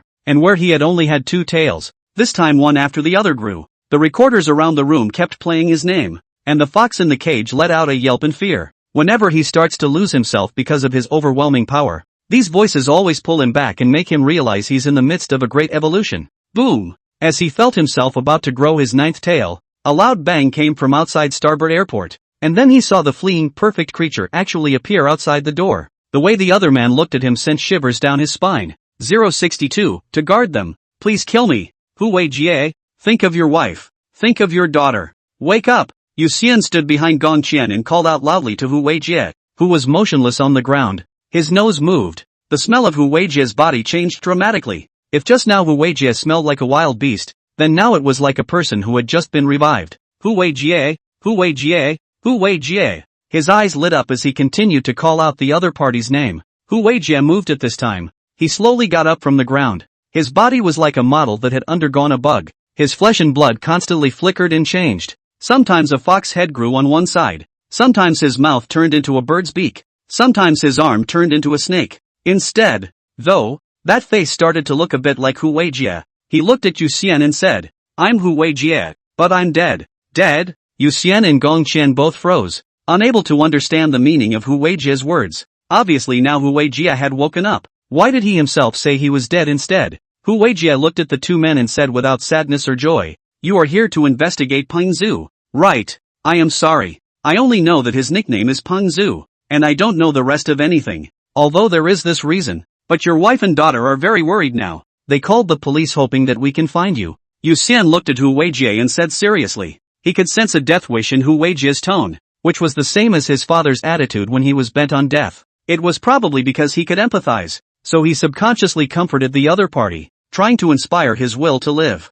They won't worry about me. Don't lie. I am just a loser. A dispensable, redundant person. Hu Weijie bowed his head and got bored. Yu Xian shook his head and said with a straight face, No, I'm not lying, although I don't know why you misunderstood them, but they definitely love you. As he spoke, he took out his own cell phone and opened the recording from his previous conversation with Hu Xianer and Hu Tuer and played the words of the 2. As the recording played, Hu Weijie gradually froze. While not a single word on the recording says that he is loved or even saddened by his disappearance, the words of his wife and daughter strung together from the past are a revelation. Dad's just quieter? He's a prodigal son? So that's how they see him. Hu Weijie sensed from the conversation how his wife and daughter really felt about him, and it turned out that his daughter had always thought that he was more silent and was used to his silence, not that she didn't love him. It turns out that his wife had him as a prodigal son in her heart, and that's why she had been quietly accommodating him, indulging his willfulness and lack of family, rather than not loving him. And him? He was immersed in his own world,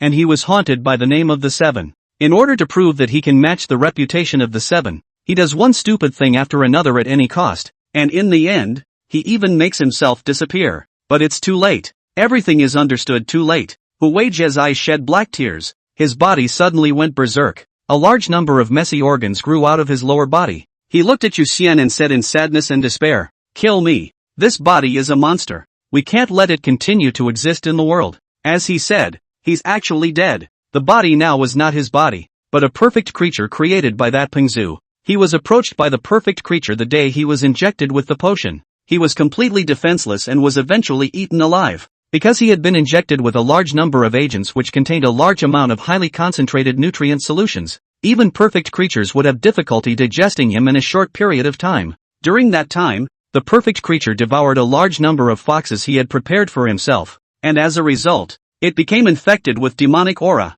changed its form drastically, and was so affected by the demonic aura that it instinctively began to beg for the seal. Once it was allowed to succeed in its quest for sealing, it would become even more powerful and perfect. But because Yu Xian had been mistaking the perfect creature for Hu Weijie and had been calling out Hu Weijie's name, the perfect creature's plea for sealing went awry, giving Hu Weijie a chance to awaken instead. But it was clear to Hu Weijie that the perfect creature was instinctively resisting. He wouldn't be able to hold out for long at all, and soon his consciousness would be completely crushed by the perfect creature, which would then become even more terrifying, even endangering Silver City. Silver City, where his two favorite people live. Perfect creatures should never be allowed to continue living. Kill me, while you can. Hu Weijie inserted his arm into his chest, hardening his heart and ripping it out, and shouted at Yu Xian as well as Gong Qian. However, just as he threw the heart out, a new heart quickly grew inside his chest cavity, and a cold to the core eye appeared above this heart. Die, die for me. Hu Weijie's hands ripped the flesh and blood from his body,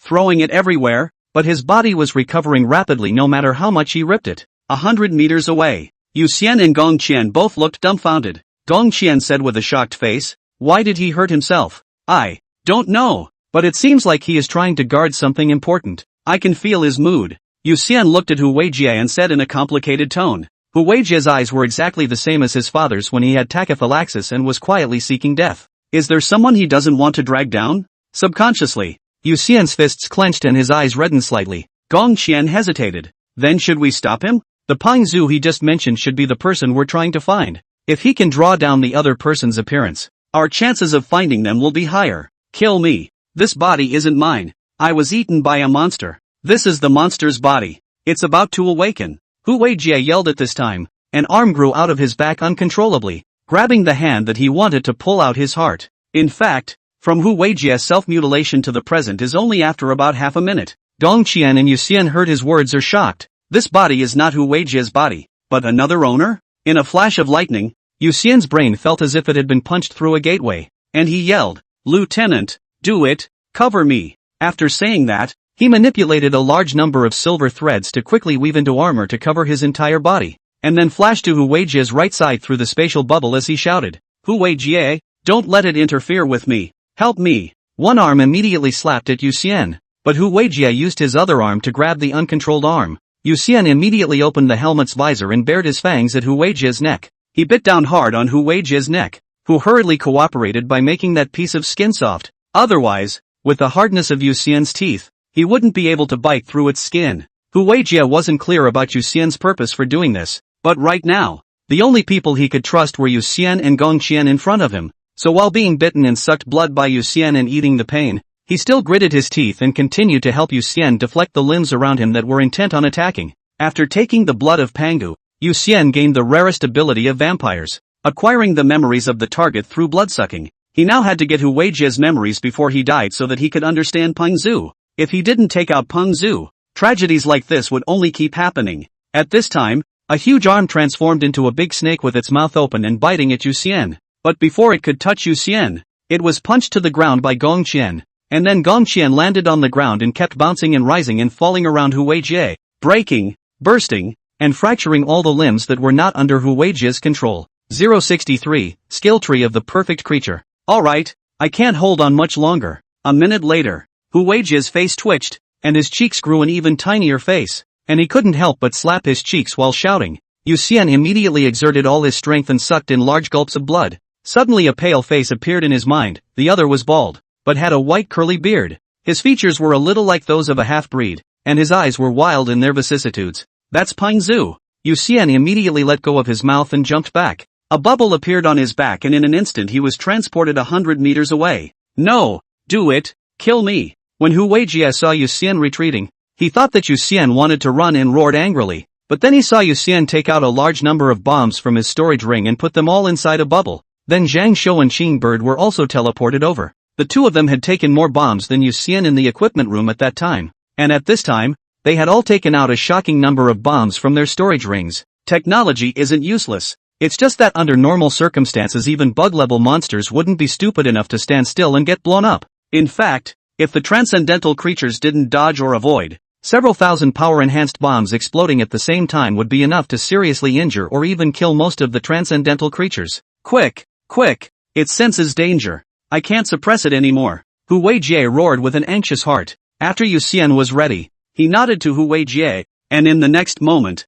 he teleported everyone away, leaving only a bubble filled with bombs to quickly fly towards Hu Weijie. "Xiener, Tuer, farewell, and live ye well and be happy." At this moment, Hu Weijie not only didn't retreat, didn't run away, but instead opened his hands to embrace the bubble full of bombs, completely lifting his own defense. In the last moment, his mind was all about Hu Xiener and Hu Tuer, only thoughts and reluctance, but no fear. On a distant hill, Yu Xian pulled the pull ring of an incendiary bomb, then threw it inside a small bubble, and in the next second, he saw a horrifying explosion slamming into a large pit in the distance. The office's equipment room. While the weapons are not of a high grade, they have been developed for transcendentalists and are far more powerful than ordinary bombs. An incendiary bomb that is more than 10 times as powerful as a normal incendiary bomb. And instead of disappearing, the bubble used to load the bomb expands at the last moment to form a large 50-meter bubble, in which it explodes, instantly making the bubble resemble a pressure cooker and dramatically increasing the power generated by the explosion.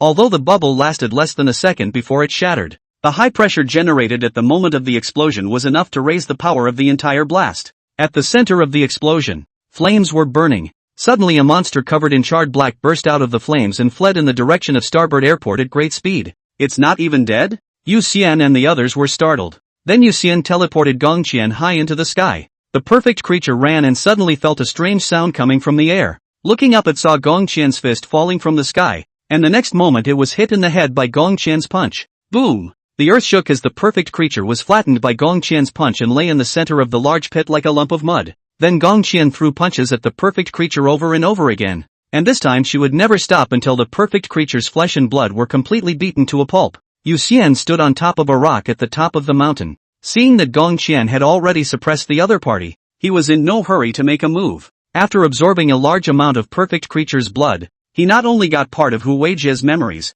but also part of the perfect creature's memories. In addition, his body seemed to be silently changing after digesting this special blood. The perfect creature develops from an egg, and is injected with a large amount of agents while in egg state to finalize its development. Therefore, although it is powerful but not smart, all actions are almost instinctively driven. It has amazing hunting instincts, at the same time extremely good at camouflage and discoloration. That laboratory, even if it has been used in a series of isolation and imprisonment measures such as formations, boundaries, high voltage electricity, king water, etc., it is still easy to escape. Through its memories, Yu Xian could see that it had spent its short life either eating or looking for food, until it smelled Hu Weijie's scent and raced all the way from several kilometers away to the Starboard Airport where Hu Weijie was hiding. After swallowing Hu Weijie, and the fox that Hu Weijie had prepared for himself, it was infected by the demonic aura, but it instinctively felt that the demonic aura was beneficial and harmless to it, so it instead accepted it decisively.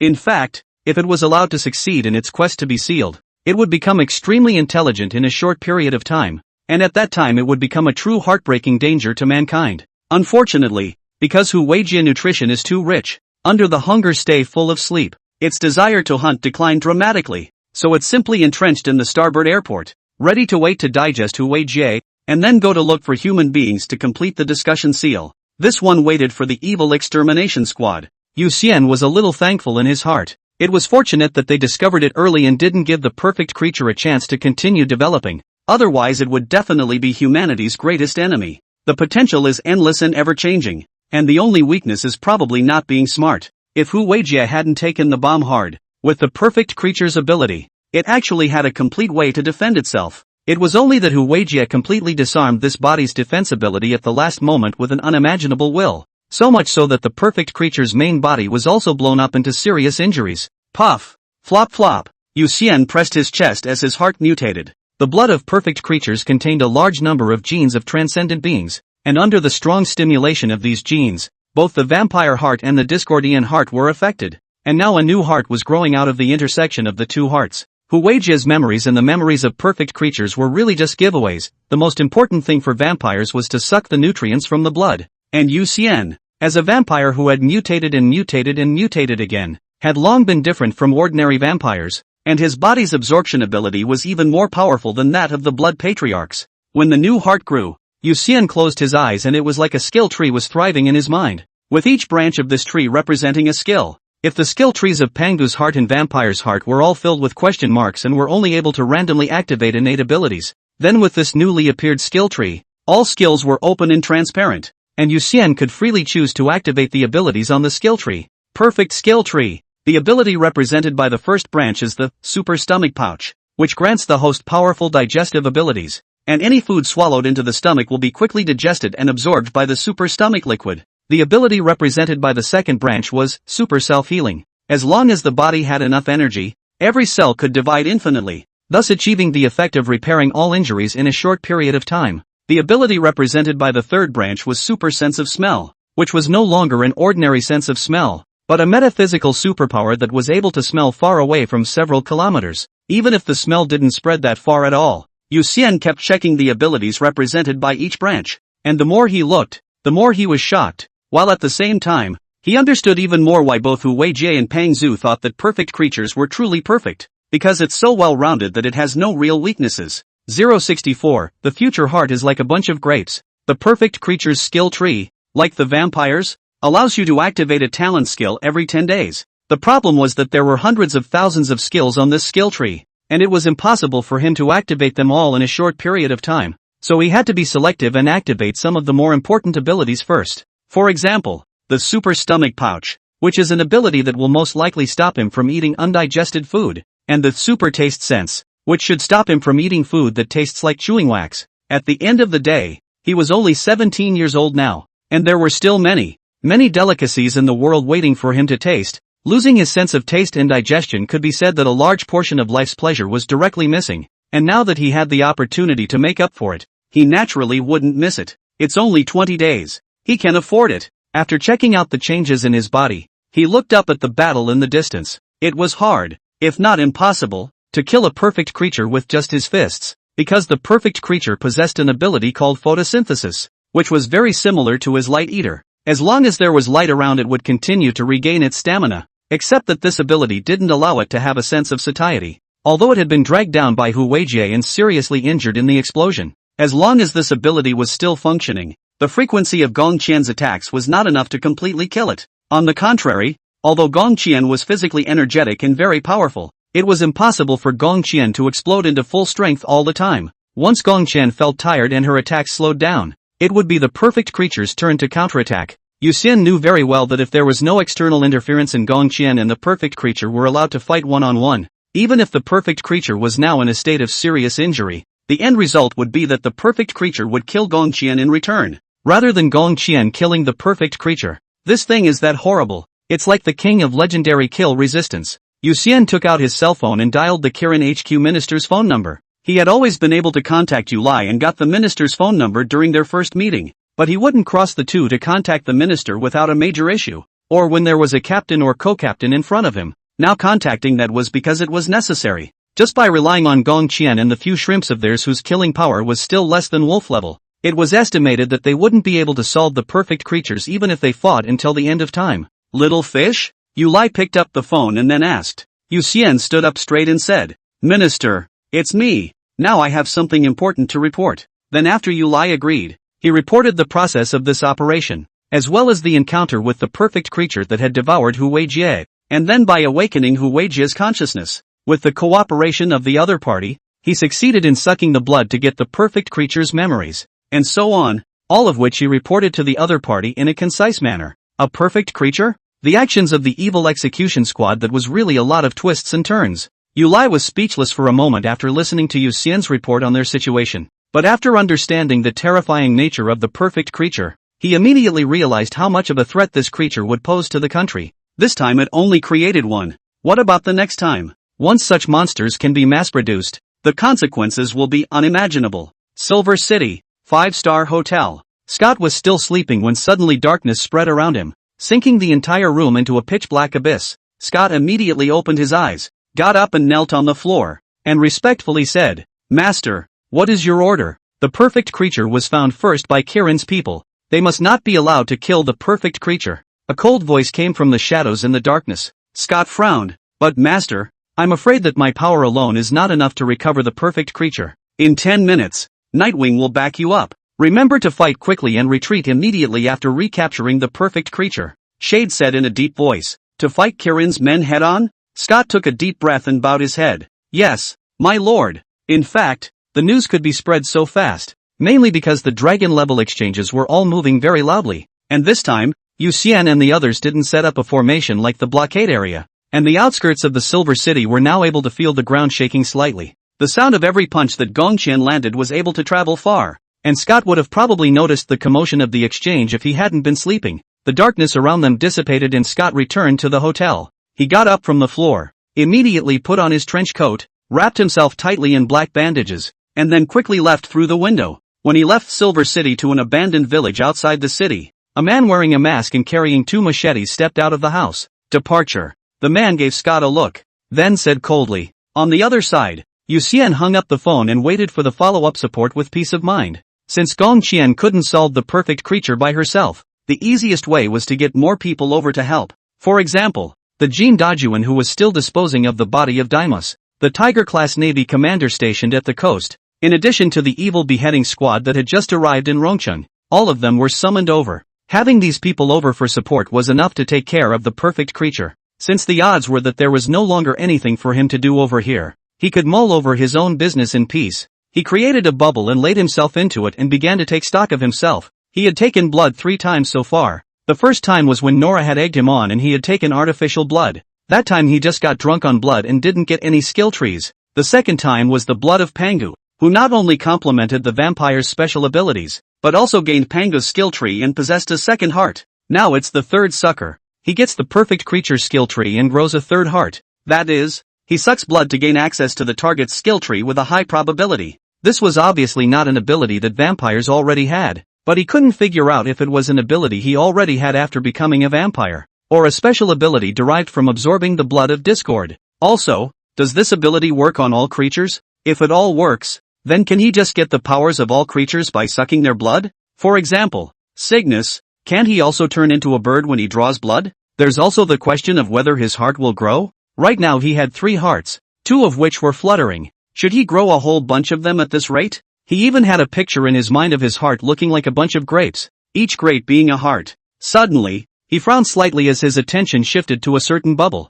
which for a moment had just been trampled over by something in this ultra-tiny, hidden bubble on the ground. Since he could sense the space inside each bubble very clearly, he could be sure that the material he stepped on the bubbles was plastic. In other words, it's not an animal, it's someone passing over the bubble. This bubble was located right between Starboard Airport and Silver City, and they were the only Punisher squad on this side of Starboard Airport, which in turn meant that someone was coming from the Silver City side towards Starboard Airport. Enemies? Yu Xian actually had an answer in his heart instantly. After all, none of the support he had called for was on the Silver City side, and the only answer that came from there was the enemy. 065, air-to-ground blocking battle. Scott and Nightwing moved quickly through the dimly lit jungle. They must get to the scene and recover the perfect creature before it is captured by the Kirin's people. Suddenly, an inconspicuous silver thread appeared in front of Scott, and caught off guard, his neck was instantly decapitated by it. On the other side, Nightwing reacted extremely quickly, drawing his sword and slashing forward the moment he was about to be decapitated by the silver threads.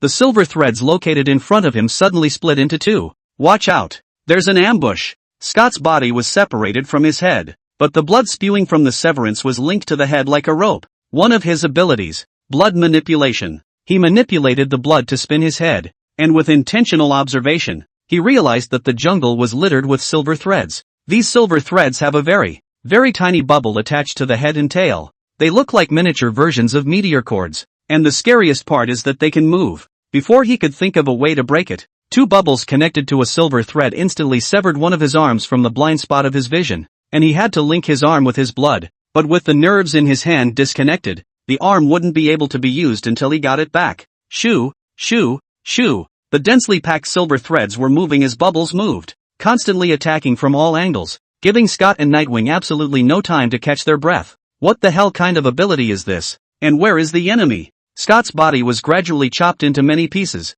and if he hadn't been able to control his blood, he would have died from excessive bleeding. On the contrary, Nightwing, who was traveling with him, wielded dual swords that were almost perfect against all the attacks of the silver threads, and his swords were clearly not mortal, but rather transcendent-level weapons that could cut through the silver threads with a single slash. High in the air, Yu Xian calmly watched the two perform. He didn't believe that the two were really in a bitter battle. The logic is very simple. These two were running towards the perfect creature or their evil execution squad, or maybe even both. The commotion of Gongqian's battle was so great that they had no reason to misjudge the strength of their opponents, so since they dared to come they definitely had the backbone to win. If they couldn't even solve this little trick of his, had they come to die? In the default two people than their own premise, Yu Xian did not intend to fight with the two hard. The fight is not then the level, more than the numerical value, then the flexibility and adaptability, then the field reaction, as well as combat wisdom. At that moment, both Scott and Nightwing on the ground realized that the enemy hidden in the shadows would not fall for it, and the two exchanged a look, then proceeded to break straight forward with Nightwing as the vanguard. Scott's decapitation by the silver thread was true. The first attack was indeed too sudden and his neck was severed, but the second arm decapitation was false, and behind Yu Xian's flurry of attacks, he was true to his word, selectively enduring parts of the attack that seemed fatal but actually didn't do much damage to him. It was reasonable to say that they had all fallen into an absolute disadvantage. So how could the enemy come out and ask what they were, or investigate what kind of power they were? As it turned out, the assailant pressed on with no intention of coming out. Since one plan didn't work, Scott and Nightwing simply used a young plan to attack the enemy. The other party obviously didn't want them to get close to the battlefield where the perfect creatures were. Then they could force the other party to have to show themselves by charging forward regardless. At this time, the Nightwing double knife dance impermeable. Wherever they pass, whether it is a silver line or trees are all divided into two, he directly walks straight line, blocking all kill. Scott hid behind Nightwing in the light of the blade as he spliced his hand over the break, the blood acting as a glue to hold the two together, and in a matter of seconds the injuries all over his body were repaired by the coagulated blood, leaving only the scars that the blood had coagulated. He took out an arrow from his storage ring and said with heartache, "Damn it, to waste one of my wolf-ranked treasures." With that, he smeared his blood on top of the arrow, and then he threw it upwards, and it immediately flew towards the sky as he looked up towards the sky and said, "The enemy is in the air." Just as he finished speaking, the arrow suddenly disappeared, and then as he took a step out, his other foot had just been raised before he could drop it, and the arrow he shot drilled out of the ground, instantly piercing through the palm of his foot. Ah! Scott instantly let out a miserable scream as his body was carried upside down in the air by the arrow and quickly flew towards the direction where Yu Xian was. Any spatial ability person with teleportation ability, as long as the ability was utilized well, even if they couldn't cross the level to kill the enemy, they could still be invincible. Yu Xian had been observing the two from a high altitude after using his silver blood to strengthen his eyesight, and he had an eye on every move of the two, and Scott's small movements could not be hidden from him at all. When he saw the arrow, he maneuvered one of the bubbles hidden in the ground to move quickly towards Scott himself, followed by another bubble to collect the arrow and teleport it to Scott's feet. Theoretically, as long as it was an attack that he could react to, all of them could actually be deflected, and the only attacks that were threatening to him were those that attacked at a speed far exceeding his reaction speed. Part of the perfect creature's attack, for example, was so fast that he couldn't react to it, and the bubble would be popped in an instant, without any time to maneuver. Scott was so slow compared to the perfect creature that Yu Xian could easily deflect all of his attacks. Waste! Nightwing cursed in his heart when he saw that Scott was injured by his attack, but he still turned around and leapt up, cutting off the arrow's arrowhead with a single slash. Landing on the ground, he quickly cut through the silver threads that surrounded him, giving Scott a chance to heal. Scott pulled out the arrow that had no arrowhead in his paw, then took his shoes off, scrambling to remove the healing spray for a quick spray before removing his new shoes and replacing them. The whole process took just about 4 to 6 seconds or so, and after completing everything, the two tacitly continued to break out. The tacit understanding between them was not because the two often worked together, tacit understanding because of familiarity, but rather the rich combat experience made the two share the same understanding of combat. an unspoken consensus. Now both knew the enemy was in the sky. The problem was neither of them had the ability to fly. The ability to fly is not particularly rare amongst transcendents, but not everyone has it either. Roughly 30% or so of transcendents can fly with their own abilities. Another 20% of transcendents can utilize their abilities in combination with technology or fly in their pets, and the rest can only run on the ground. Scott and Nightwing had the means to go against the air, but since they didn't have the ability to fly, they weren't very forgiving, and both ran while looking for a chance to counterattack. And the counterattack must be fast and furious, otherwise the attack would be deflected by the enemy in minutes. And Scott's paw was a perfect lesson. 066, Yu Xian's battle IQ. Salty, I took all the bombs you asked for, and I'm transmitting them to you now? As the two men looked for an opportunity, Yu Xian's bubble in his ear carried the voice of Zhang Shou, who he had sent back to the office before he came over to block the two men, telling Zhang Shou to go to the equipment room to help get more bombs, mostly because he realized that bombs actually work really well, especially with his space bubble. The enemy had no chance to dodge. The bombs made by Kirin were very powerful. The only problem was that they couldn't hit anyone. If used too close, they could easily hurt their own people, and too far away they were too obvious. With the reaction speed of the vast majority of transcendents, they could escape before the explosion. As such, these bombs could generally only be used against transcendent beings with low IQs, or large transcendent beings with slow movement speeds, and unless they were in certain terrain-specific environments, they were very ineffective when used to deal with transcendents among humans. It's actually the Navy that uses the bomb the most at the moment, because the transcendental creatures in the sea were often very large. A few bombs thrown out at random could blow over each other. Okay, teleport them all. Yu Xian immediately responded. The bombs he had taken earlier were all used to blow up perfect creatures. In a moment, more and more bombs were teleported over, and he immediately put the various bombs into his storage space. With these bombs, his lack of lethality was well compensated for. His silver threads couldn't even kill the weaker Scott, let alone Nightwing with his twin swords. He suspected that even if Nightwing didn't use his twin swords, probably the silver threads created by the silver blood wouldn't be able to break Nightwing's defense. Just as a person would feel fear in their heart when they saw an adult tiger, Nightwing's every move carried the same kind of intimidation, and it was obvious that Nightwing's strength was very strong. Even if it was not at the tiger level, it still had the strength of an upper wolf level. At that moment the two men on the ground suddenly separated, one running to the right and the other to the left. Their plan was simple. After separating, the enemy in the sky could only focus on one of the targets, and the other could take advantage of the opportunity to attack. Sometimes,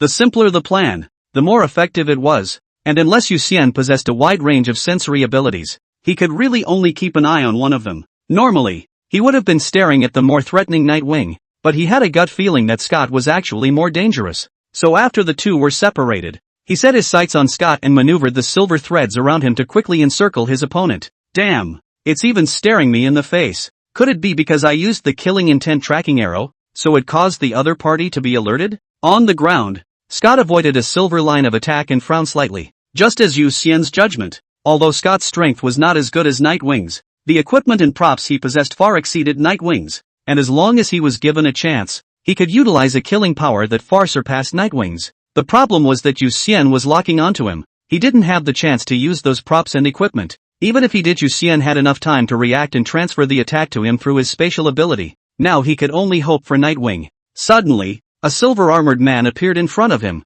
holding a steel blade and quickly rushing over. Scott did not expect the enemy to dare to get close. Sneered. A dagger immediately appeared in his hand. Both sides approached and struck at the same time. The dagger easily cut off the steel blade. Then Scott drove his dagger into the armored man's chest in one smooth motion. Nope, there's something wrong with the feel. The smile on Scott's face quickly narrowed the moment he plunged the dagger in, and the next moment the armor exploded. Boom! Scott flew backwards, hitting hard on top of a rock, which was instantly covered in spiderweb cracks. In the air, Yu Xian saw that the big picture had been decided and revealed a smile. Battles were never about strength, but about brains. Weaving an armor with silver threads of silver blood, and then putting a large number of bombs into the hollowed-out armor, he easily tricked Scott. Pust! On the ground, a mouthful of blood spurted out of Scott. He didn't have time to heal his wounds and looked down to see 50 bombs already waiting for him. Take advantage of your illness. Boom! This time the explosion was far more powerful than just now.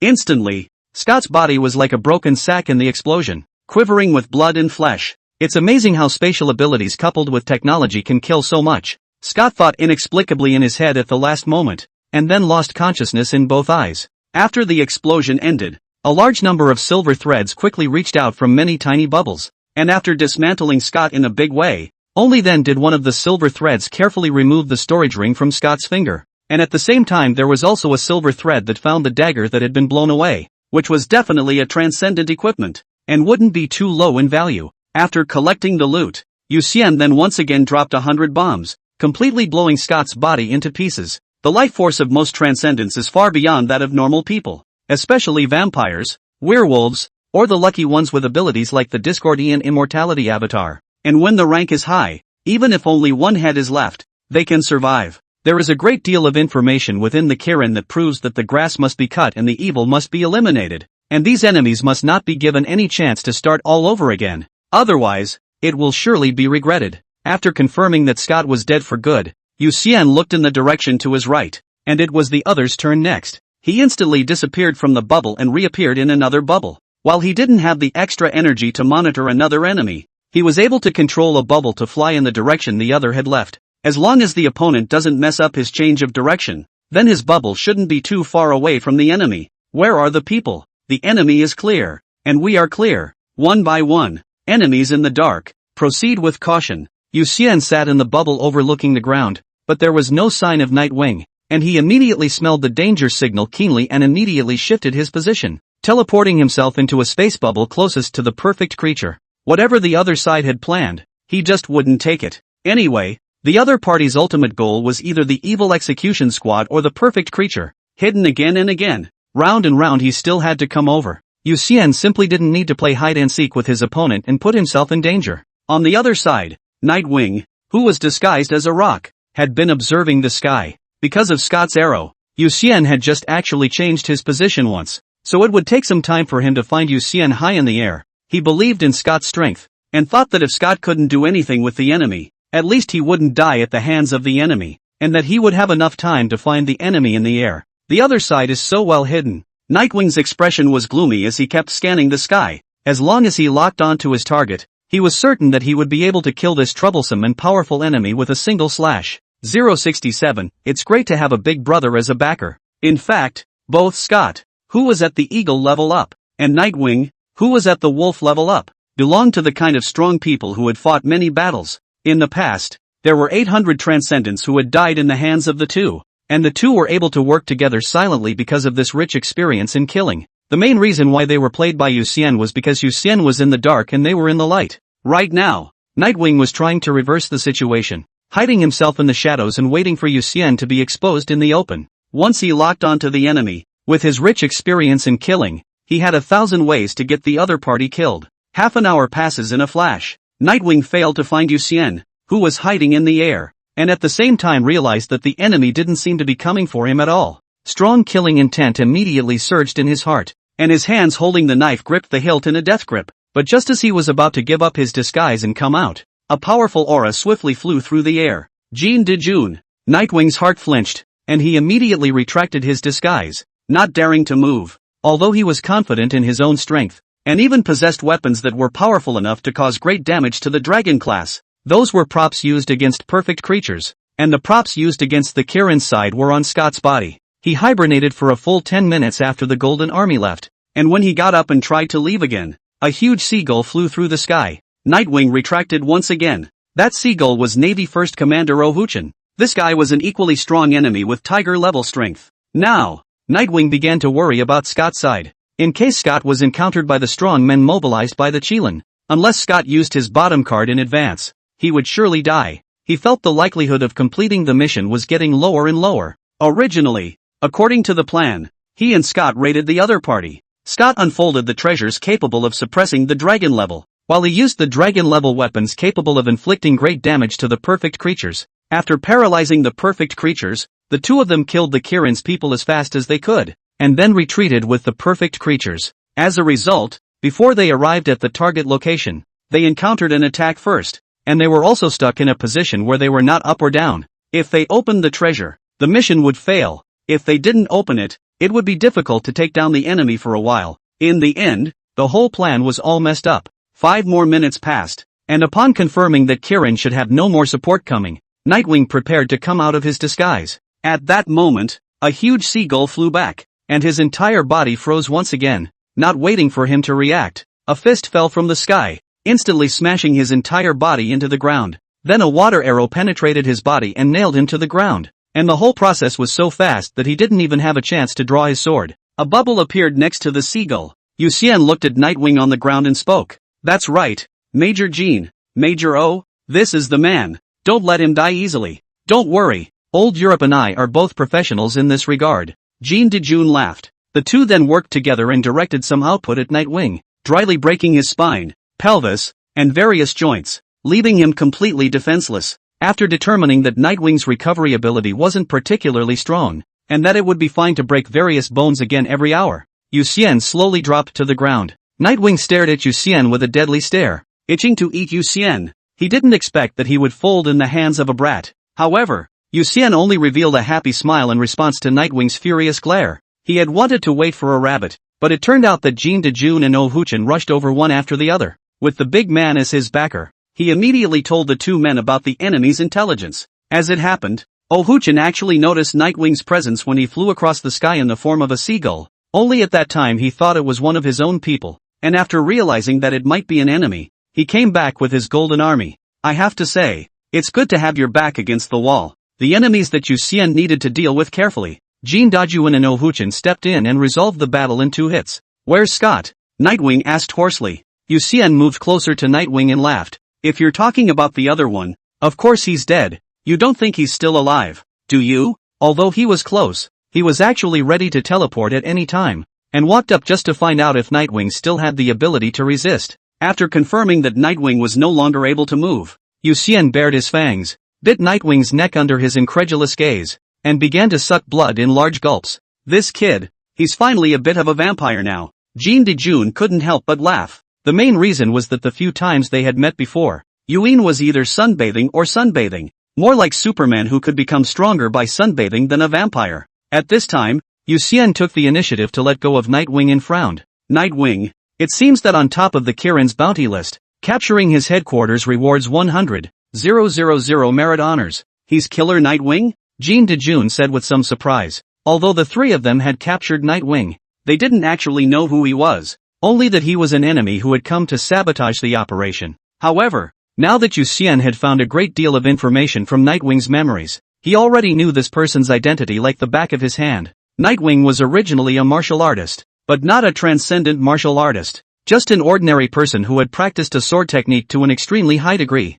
After realizing that he couldn't beat a bug-level transcendent even if he practiced until he died, he was tempted by an offshore force to become a genetically enhanced human. After acquiring a physical quality far beyond that of an ordinary person, his sword skills also became stronger due to his physical quality, thus possessing extremely terrifying lethality. And even transcendents with special abilities often found it difficult to take advantage of his hands. Since then, he has been working for the foreign forces, and in order to practice his sword, he became an assassin, completing the tasks of the foreign forces while also undertaking various sniping missions to earn money. Yu Xian said all of Nightwing's information one by one. Jean Dajuan immediately stepped forward and slapped Nightwing's face twice, and opened his mouth to curse. Grandma, it turns out to be a dilettante. Bring him back. It just so happens that we are also researching on the technology in genetic enhancement. This type of technology foreign countries are far ahead of us. Perhaps we can collect good samples from this guy. Oh Huchen said indifferently. After saying that, he stepped forward and pressed his hand against Nightwing,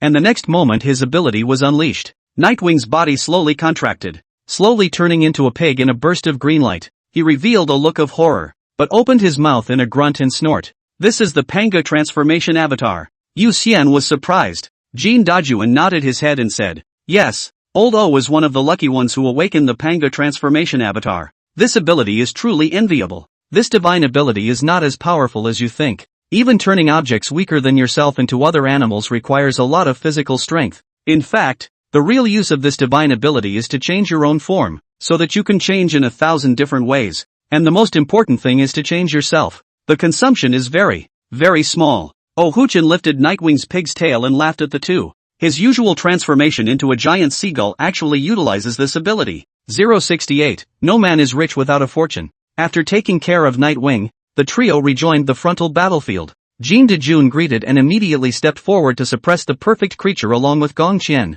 Oh Huchin handed over the piggy Nightwing in his hand to Yuxian, and then slowly stepped forward as well, his body gradually transforming into a 3-meter-tall gorilla. Huffing and puffing, Piggy Nightwing struggled fiercely in Yuxian's hands for a few moments. Unfortunately, now that he was a pig, his tail was in Yuxian's hand, and no matter how much he twisted, he couldn't break free from Yuxian's big hand. Yuxian carried the piglet Nightwing back to the top of the mountain. Zhang Shou had already been teleported back, and when he saw the white and tender little suckling pig in Yuxian's hand, he immediately said in surprise, "Salty fish, where did you get the piglet? Are we going to barbecue here?" The image of a roasted suckling pig already appeared in his mind and he subconsciously swallowed. This pig was originally a human being and has just been transformed into what it is now by Major O using the Panga transformation avatar. "Are you sure you want to eat it?" Yuxian looked at Zhang Shou and asked with a smile. As soon as Zhang Shou heard that it was a human being, he immediately shook his head and said, "Then it's better to forget about it." In fact,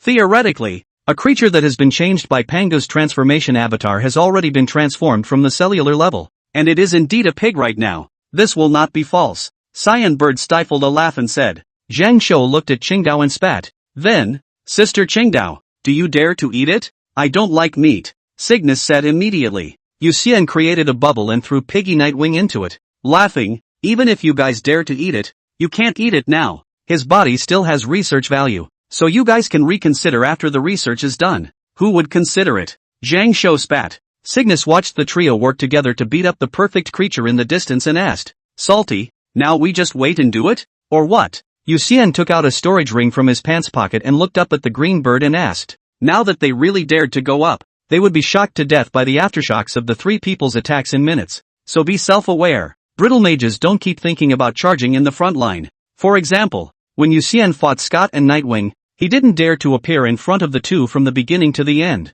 Both Scott and Nightwing were actually ridiculously strong for his class, and without spatial abilities, it would be impossible to do much damage to both of them with just silver blood in normal bubbles. Of course, what goes around comes around. Scott lost his life, so he gained wealth. Since Scott was killed by him alone, the loot from Scott's body belonged entirely to him. Now he was most curious about how much of his family Scott had. While hoping that Scott was in the habit of keeping all his possessions with him, he first followed the common sense in the Kirin app and scrutinized the entire ring, especially the inner ring, and had to make sure there were no organs. Generally speaking, the internal space of a storage ring was self-contained, so there was no way to tamper with it, but the ring itself could be fitted with mechanisms, such as poison stings and other small hidden weapons. But Scott was probably confident in his own strength, and his storage ring didn't have this type of mechanism. After making sure it was safe, Yuxian wore the ring on his left hand, mainly because he already had a storage ring on his right hand. After wearing the ring, he focused his attention on his left hand and immediately sensed a huge space.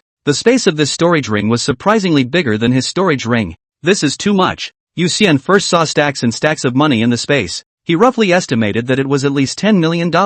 And the first thought that popped into his head was that that much money would be perfectly adequate to buy back the small factory that had been handed down to him from his ancestors. When his father didn't sell the factory to seek medical treatment, it was because even if he sold the factory, he wouldn't have enough money, and because he wanted to leave the factory to Yuxian, so that Yuxian wouldn't have to run around for money. Yuxian got tachycardia and decided to sell the factory. That's because he is the only one left in the Olju family. If he can't survive, the factory will still be reclaimed by the officials in the end. Rather than that, it's better to fight to the death. I just didn't realize that in a roundabout way, not only did he survive, but now he has the money to redeem the factory. However, after a moment's hesitation, he still gave up the idea of redeeming the factory. After all, he had now stepped into the world of transcendentalists, and shouldn't have too much involvement with ordinary people. In case an enemy used the factory to blackmail him in the future, then it would be too dangerous for the workers in the factory. Of course, with that large amount of money,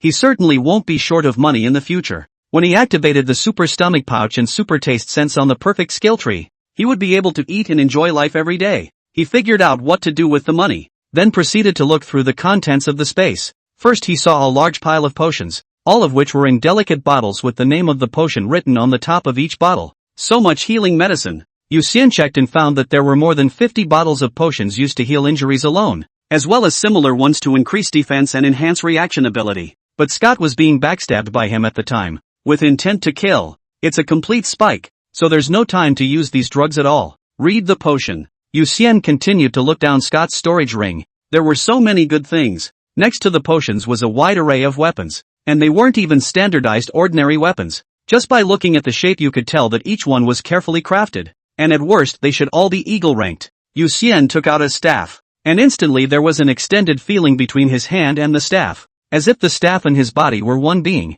He felt his spirit become active. His perception ability increased drastically, clearly not seeing the scenery behind him, vaguely able to feel the image of swaying trees. In gaming terms, the staff should contain attributes like spirit +1, perception +1, mental power recovery speed +10% or something like that. Yu Xian played with it for a moment, then threw the staff to Zhang Shou and smiled. Old Zhang, try using it to activate his skill. Staff? Zhang Shou was surprised. Transcendent equipment had always been in short supply, and Kirin, as an Eastern power, had actually never had many transcendent weapons like staffs, and every time they got a staff, it would be snapped up by the personnel under their hands. Zhang Shou tried to unleash the healing touch, and instantly a tentacle that was 1/3 thicker than before appeared out of thin air. This strengthening effect is also too obvious. Zhang Shou was surprised. Yu Xian laughed. It's a gift. Use it well. This is too expensive. I'd better return your merit. Zhang Shou said seriously.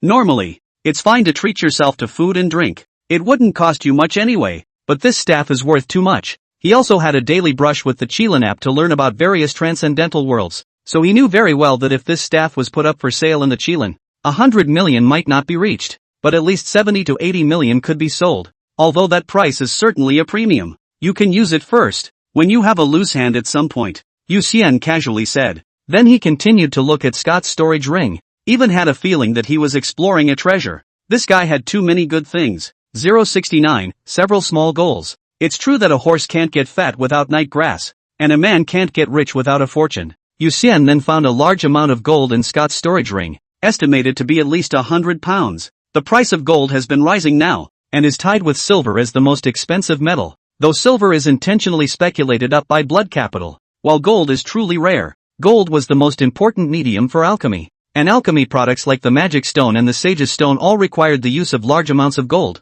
Yu Xian estimated that if he sold all of this gold, he would directly become a billionaire. Although the so-called billionaires are just small billionaires who have just reached a small goal, Yuan is already thinking about buying a new house. The neighborhood he now lived in was ultimately a place where ordinary people lived, and he couldn't let go a lot of the time for fear of affecting other people. If he had the means, he would still like to buy a bigger house, preferably the kind of detached villa equipped with a large garden and a high degree of privacy, so that he could sunbathe to his heart's content in the large garden and exercise his abilities in the garden without worrying about disturbing other people. 100 million. That should be enough. Yu Xian recalled the house prices in Silver City and calculated in his heart. Silver City had just had an outbreak of the altered bug disaster not long ago, and the prices of houses had dropped so much that houses that used to cost $400 or $500 million were now dropping to $100 or $200 million, and there were even some poorly located houses that could be bought for $70 or $80 million. It's safe to say that now is the best time to buy a house in Silver City if you need one. Next, Johan continued to count Scott's possessions. Scott probably has a habit of collecting and stashing trophies and has tons of used gear in his storage space, because there were so many types of weapons and some of the equipment had the original owner's name engraved on it. Yu Xian was well aware that these were theoretically stolen goods, and the owner was either dead or robbed by Scott. Yu Xian sorted the weapons into categories, and scrutinized each one. Weapons good or bad? In fact, with the strength of the strength is not necessarily linked. Weak chickens may also hold a sacred weapon, just out of the novice village of adventurers, and the village good sword it. As a matter of fact, there's some good stuff in those weaponry. For example, a certain second generation who had just left the division used a weapon that was a dragon-class sword, and Scott had collected the sword after killing the other party, and had never used it to this day. After Yu Xian finished counting the equipment, he estimated that if he sold them, he would make at least 500 to 600 million. He felt a little numb.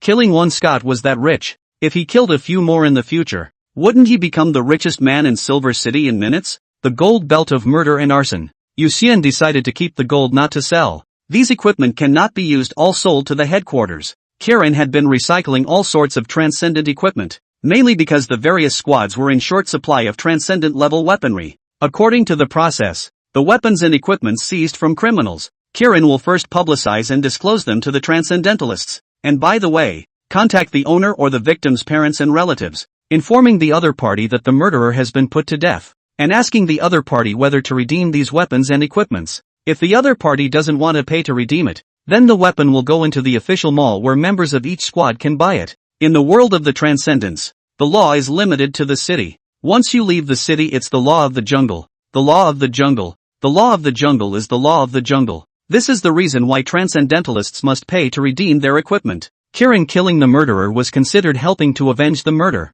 and the loot naturally went to Kirin, which was a rule of the game recognized by all transcendents. Yuxian was a little curious when he learned about the rules, why they had to be publicized and disclosed, and even contacted the owner. He later learned the necessity of this in one of the files, hundreds of years ago, when Kirin hadn't had this rule. A member of the team had ended up being brutally murdered because he was holding a weapon that had been seized from a criminal, only to be mistaken for the murderer by the victim's father. After this case, Kirin HQ issued this regulation and it has been enforced to this day. In fact, there are many parents of missing persons who keep an eye on the Battleford's website, both hoping to get news of their children and fearing that their children's weapons will appear on top of the public website. Yuxian looked at Scott's loot and knew that he feared that hundreds more parents would be saddened in the future. It was after 9 p.m.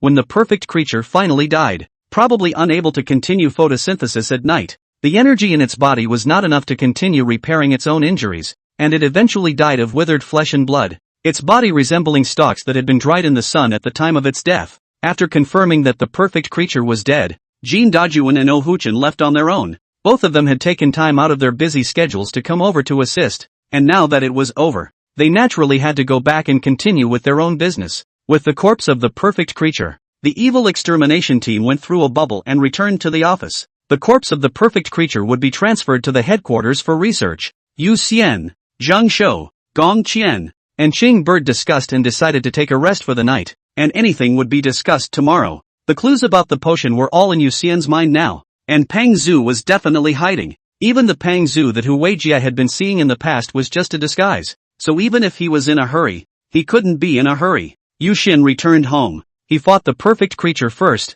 then Scott and Nightwing later. Even if I wasn't physically tired, I was a little tired on a mental level, so I took a shower and simply lay down on the bed and went into a deep sleep. Day 2. Yu Xian and Zhang Shou went back to school first, and the process was lackluster. After school in the afternoon, the two came to the office, and Yu Xian, with the assistance of the staff, made a perfect replica of Pang Zhu's appearance, and as long as Pang Zhu had appeared in public with this appearance before, then he certainly could not escape the investigation. Then Yu Xian took out a large amount of equipment and had the staff inventory it, and then sold it all to the Kirin headquarters. Kirin HQ is surely not going to lose money, and Yu Xian also gets convenience, directly becoming a small tycoon with several small goals. After finishing his own business, Yu Xian leisurely returned to Jin Shang's office, where Zhang Shou was lying on the sofa playing a game, and Gong Qian and Sheng Bird were whispering about the dress code. Yu Xian sat on the single sofa and asked, "Who's free on the weekend?" "No time. I saw a good mission and am going to make a trip over to Rongcheng."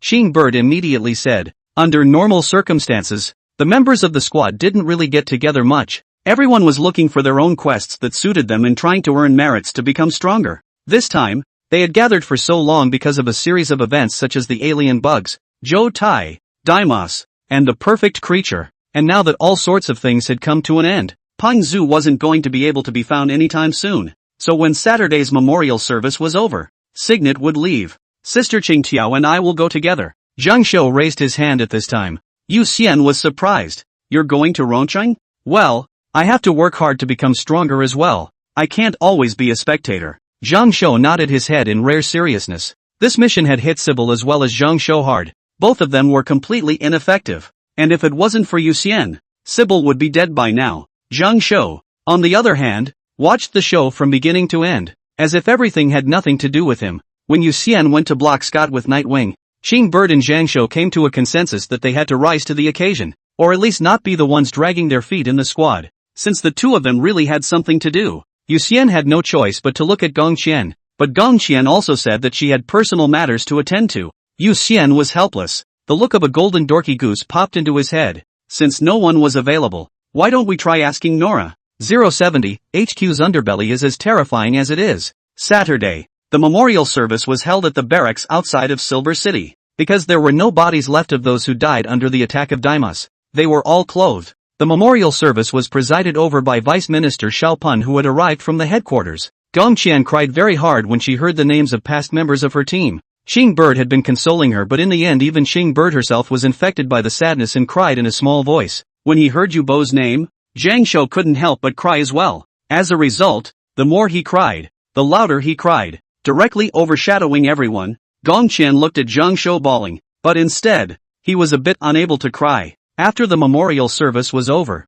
Xiao Punishment specifically met with Yu Xian, and in addition to asking questions related to perfect creatures, he also asked Yu Xian what difficulties he had or what resources he needed. Headquarters is really numb. He hadn't thought of how to reward Yu Xian in the front, but in the blink of an eye, Yu Xian had taken the credit again. Luckily, there is no such thing as a high meritocracy now, or else he could really only give Yu Xian a gold medal to avoid death. In ancient times, the granting of a gold medal for the exemption from death actually meant that the high merit of this subject had reached the point where even the emperor was afraid of it, and the official position and money had already been rewarded without any reward, so he could only grant a gold medal for the exemption from death to express the gratitude of the emperor. Of course, Yu Xian was actually 100,000 miles away from being rewarded. HQ has a headache, and that's because it values and loves Yu Xin and wants to give him the most suitable rewards. After Xiao Pan's inquiry, Yu Xian's eyes lit up and he named a weapon he wanted, which happened to be in the Transcendent Shelter at the Qilins headquarters. Number 033,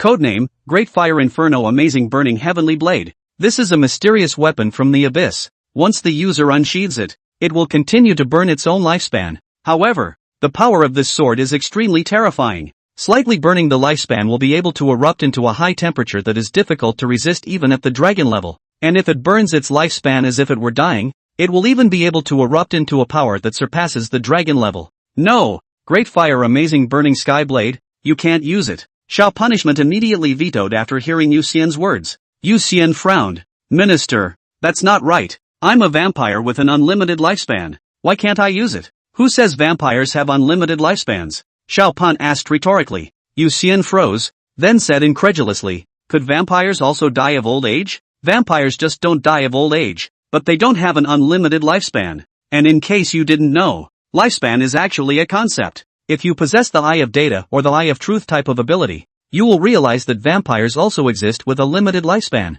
Xiao Pan explained in a serious tone. Yu Xian frowned. Then Minister, what happens when a vampire's lifespan goes to zero? Generally speaking, when the lifespan of an eternal seed goes to zero, it means that the death of his destiny has come, and he may die from an enemy's attack, or even just the right amount of lightning to strike him to death. Xiao Pan replied. Simply put, a long-lived person can also be hit by a car and die, so if you look back from the future, he actually has a lifespan limit, which is from the moment he was born to the moment he was hit by a car and died. Maybe he just lived longer, but not an unlimited lifespan. The Blood Patriarch, for example, is now over 500 years old, and if he were to be killed today, his lifespan would actually be over 500, not infinite. Minister, could it be that the Great Flame Amazing Burning Heavenly Blade burns an illusory fate? Yu Xian couldn't help but ask after hearing Xiao Punishment's words. Xiao Punishment nodded. Actually, it can be understood that way. After all, it does bring you closer and closer to death.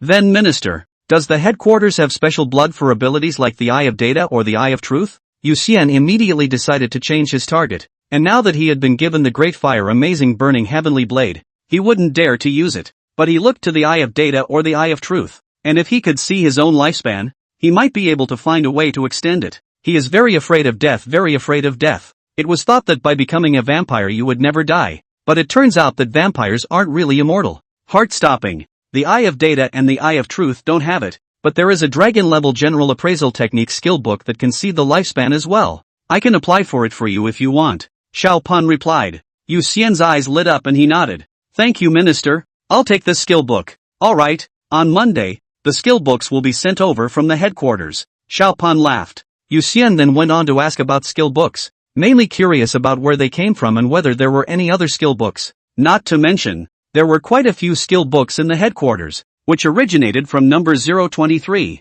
codenamed Death Gamer, which was an ability created by a gaming geek after he ate the forbidden fruit. He can create a permanent console and gain skill books, weaponry, and even money through the game. But he didn't realize that the character in this console only had one life, and once the character in the game died, the gamer would die with him. The end result was unsurprising. The game geek died during the boss fight due to a mishandled operation, and the monsters in the game will be refreshed indefinitely, and after a period of time when no one plays the console, when the number of monsters exceeds the console's carrying limit, the monsters will descend into the real world. Officially it was the sudden appearance of the monster that finally revealed the console. At first, dozens of death row inmates died in order to verify the ability of the game machine, and after figuring out what it could do, the game machine was sealed up, and the monsters that descended into reality were only cleaned up once every time the monsters filled up. These monsters that descended into reality would likewise burst out all sorts of equipment props, ranging from bug level to dragon level. Currently, there were only 9 dragon level skill books, each of which was worth a lot of money, and only those who had received first-class merit were eligible to apply for redemption. And it just so happened that Yu Xian had this qualification. Under Shao Punishment's introduction, Yu Xian learned about the remaining 8 skill books, which were Equipment Strengthening Technique, Weapon Forging Technique, Monster Fixation Technique, Spatial Teleportation Technique, Domain Retardation Technique, Dragon Level Creation Technique, Dragon Level Contract Technique, Dragon Level Sealing Technique. There's one thing to say, except for Space Teleportation, which Yu Xian isn't particularly interested in because it's bumping up against Space Bubble. The remaining 7 skill books, he wants them all. With the Equipment Enhancement Technique, he could create his own top-tier defense and strengthen the most common weapons to divine artifact level. If he had the Weapon Forging Technique, he would be able to make transcendent weapons in bulk, and then he would be able to confidently say, "I've never liked money, I'm not interested in it." There are a few abilities left, all combat-oriented, but each one is frighteningly strong, especially the dragon-level sealing technique. That could really seal up a dragon-level monster, and if there was no one out there to help unseal it, the seal would be for tens of thousands of years. This is horror as such. 071 Acquiring Appraisal Technique. Monday, don't want to go to school. Yu Xian was half lying in the large garden of his Chinese villa, and his entire body exuded the odor of a salted fish. Yesterday, he and Nora looked at houses together and chose the present Chinese villa on 3 acres of land out of so many for sale in Silver City. The main reason is that the villa is close to the school, close to the east side of the city, and the villa has been renovated inside so that you can move in straight away. If you really want to talk about the downside, it's probably that the asking price is too high, enough for 2 small targets. Yu Xian has not yet become a vampire before. Really is to sell themselves cannot afford to buy this big luxury villa. Fortunately, before he sold Scott's collection of trophies, and now is also considered a small rich man. By this villa, there are still 2 small goals left. 2 small goals, perfectly enough for him to eat and drink alone. Life situations are sometimes so magical, it can be a blessing or a curse, and no one can say how fickle fate can be. Since his father's illness, bad luck one thing after another. And now it's time for him to enjoy his turn to enjoy Yu Xian. Currently, he was storing energy for the activation of the super stomach pouch, and after the activation of the super stomach pouch in a few days, he would continue to activate the super sense of taste, and in addition, he was also going to activate the super sense of smell. The main reason was that super sense of smell belonged to a very perverted search type of ability. The perfect creature was able to discover Hu Weijie from several kilometers away. It was because its super sense of smell was unreasonably strong. It was clear that Hu Weijie's side of the scent couldn't possibly be transmitted to a few kilometers away, but the perfect creature still smelled it. Once these 3 skills were activated, Yu Xian would continue to live the discordant immortality avatar. Although Vice Minister Shao Punishment's words had caused him to feel a hint of gloom towards immortality, it was because of this that he wanted to obtain the discordant immortality avatar even more. After all, the theory is that the harder it is to kill, the longer it must live. There can never be a situation similar to the one where the whole world is targeting one person and one person has to die. At that moment, a golden light flew from the sky, then circled around over Yu Xian's villa before falling down leisurely, and after the golden light dispersed, what appeared was the ether that Yu Xian had had a meeting with. Ether stood in the garden, cynically looking at the surrounding scenery, constantly letting out exclamations of admiration, and finally said enviously, "Salty fish, this life of yours is also fantastic, unlike me, who has to run around every day and return to Yanjing only to snail in a 2-meter capsule dormitory. Why don't you come and stay at my place? It just so happens that I have a big place here with lots of rooms," Yu Xian said with a smile. Ether hurriedly stepped back in fear and said in alarm, "I didn't realize that you were such a salty fish that you coveted my beauty. It seems that I have to stay away from you in the future." "Just you? And you're beautiful? Not as good as a goose." Yu Xian looked Ether up and down, then spat. "A goose? What unit of measurement is this?" Ether didn't understand, but it didn't stop him from knowing that Yuan was despising him. The two brawled for a moment before Ether removed the wrapped box from one of the storage bags and said, "Well, I have other tasks to do. Here's your HQ courier. Make sure you check for it. Better open it up and check it out." "Okay, thanks." Yu Xian got up and took the box. He made a slight stroke with a silver thread and instantly the box opened automatically. Inside was a very plain book. He took out his book. An instinct came over him and he spoke. "Study." In an instant, The book transformed into light and merged into him, and he naturally comprehended a skill, the appraisal technique. He immediately glanced at ether while silently launching an appraisal spell. Then various attributes of the ether appeared in his consciousness. Name, Chang Pai. Codename, Ether. Race, human. Sex, male. Age, 22. Lifespan, 269. Grade, Eagle Medium. Formation, Dragon Dynasty of China, Kirin Division, Support Division. Ability, Light Chaser, can mobilize the etheric energy within his body to cover himself and move at near sublight speeds. This ability cannot generate kinetic energy and therefore has very low destructive power. Etheric Light Arrow, mobilizes etheric energy within the body to turn into an arrow to attack the target. Because of the low destructive power, it can only deal damage to enemies below the worm level. Summary, it's a fast-running underdog. Yu Xian raised his eyebrows and looked at Ether and laughed. So your name is Chang Pai. That's a bit of an interesting name. Hiss, you applied for that appraisal? Ether took a breath and immediately responded by asking. Seeing Yu Xian nodding, Ether hurriedly covered his chest with both hands and said excitedly, in the future, I have to stay away from you, and I won't take any mission related to you. Bye. No. After saying that, he maneuvered his etheric energy to cover his body, and without giving Yu Xian a chance to speak, he directly took off and ran away. Yu Xian was about to ask him if he wanted to know his life expectancy, but when he saw how fast Ether was running, he had to stop. He resumed his seat on top of the recliner and raised his hand to himself to use appraisal. Then, his attributes appeared in his mind. Name, Yu Xian. Codename, Saltfish. Race, Glitter Vampire. Sex, male. Age, 17. Lifespan, 5322. Grade, Sparrow On. Formation, Chinese Dragon Dynasty, Qilin Department, Fighting Division, Evil Execution Squad. Ability, Light Eaters, they can absorb the light energy irradiated in themselves to supplement their body's various needs. Silver Blood, can suck silver, combined with their own blood to form silver blood, all-round strengthening of their own attributes, and at the same time can control the silver blood to form silver bloodlines for attack and defense. Spatial Blood Energy, Secondary Mutated Blood Energy, a super variable ability formed by combining the aptitude of the Pango Spirit Pearl with the primary mutated blood energy,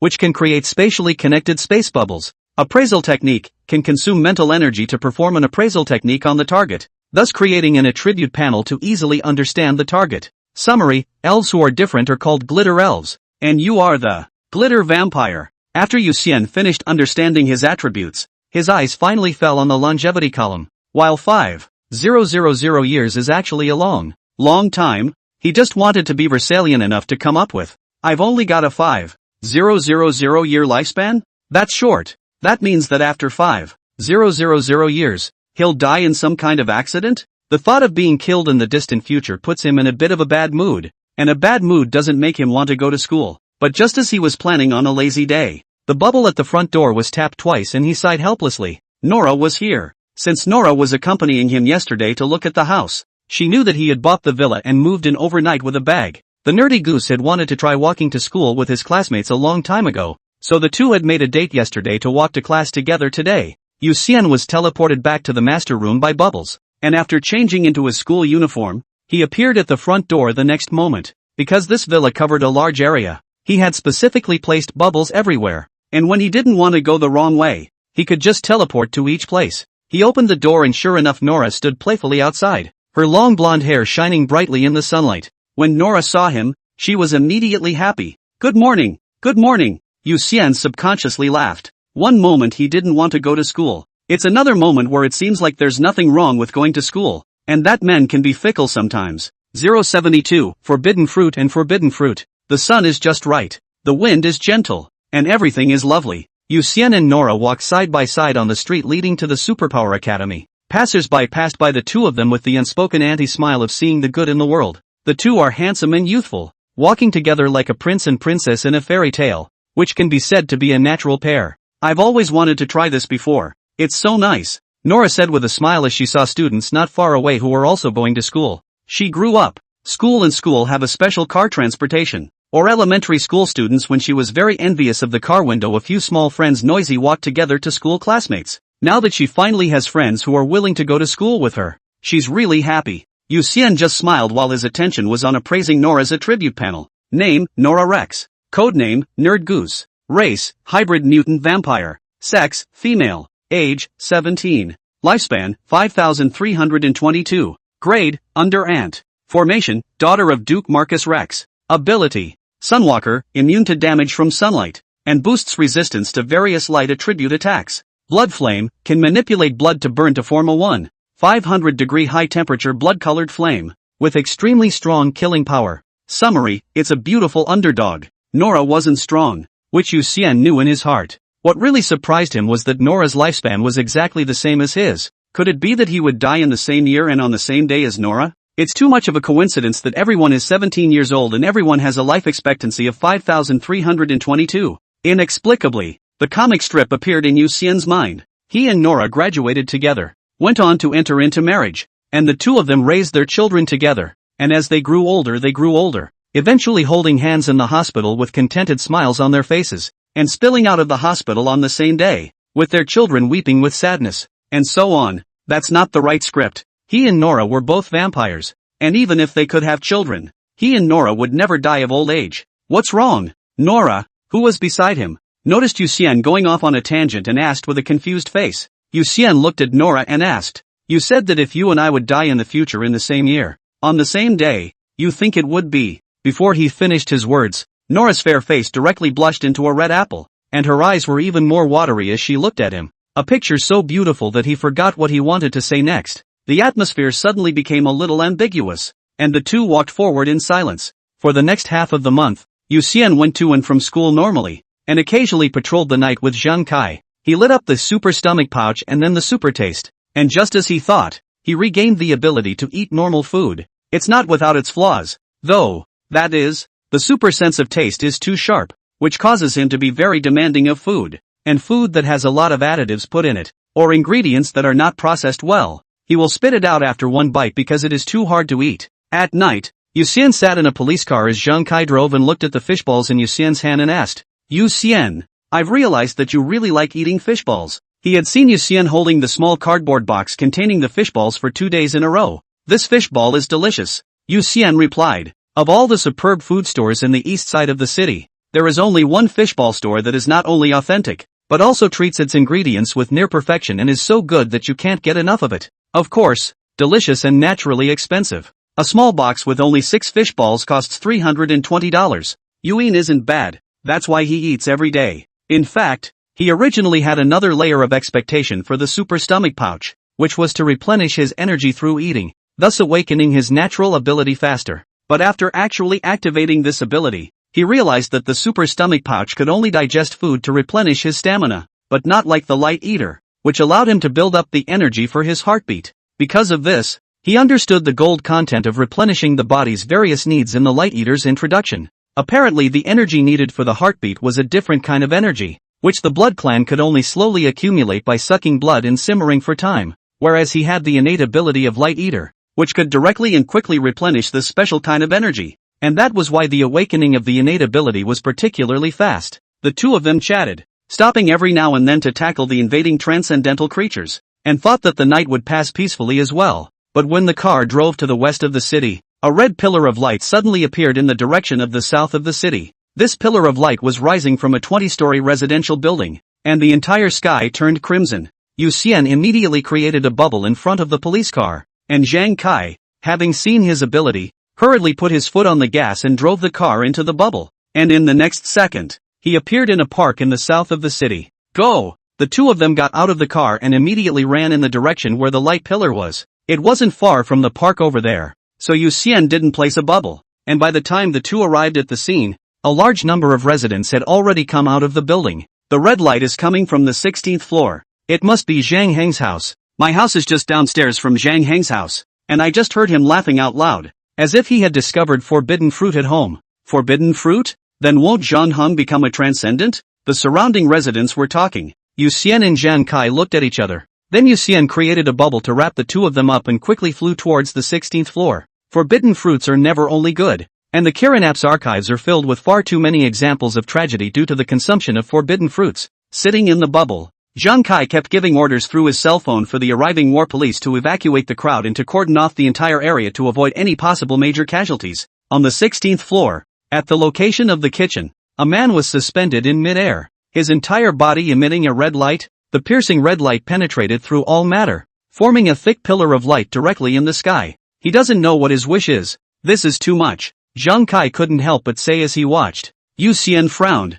I have a not so good feeling. In a moment I will directly transfer him to the outside of the city. Team Zhang, you go into the house and investigate. See if the other party has a diary or something like that. It's best to investigate his wishes. Good. Be careful. If you really can't beat them, then retreat quickly. Anyway, with your ability, if you really want to run, no one can stay. Zhang Kai nodded his head. There's an unspoken rule about forbidden fruit. The more movement, the more costly it is. This pillar of light could be seen by the entire Silver City. And coupled with the fact that the other party didn't know what kind of power he wanted, Yu Xian felt that this person probably couldn't afford to pay the price required for the wish. Zhang Shou thought he had been restrained, but as a result, he was also made to die by the forbidden fruit. Although Zhang Shou didn't say it, just thinking about it, he knew that the taste of death was definitely not pleasant. And besides, he had to refresh his status by frequently ending himself. And right now the commotion was so much bigger than Zhang Shou's one that Yu Xian was already mentally prepared for the worst situation to occur.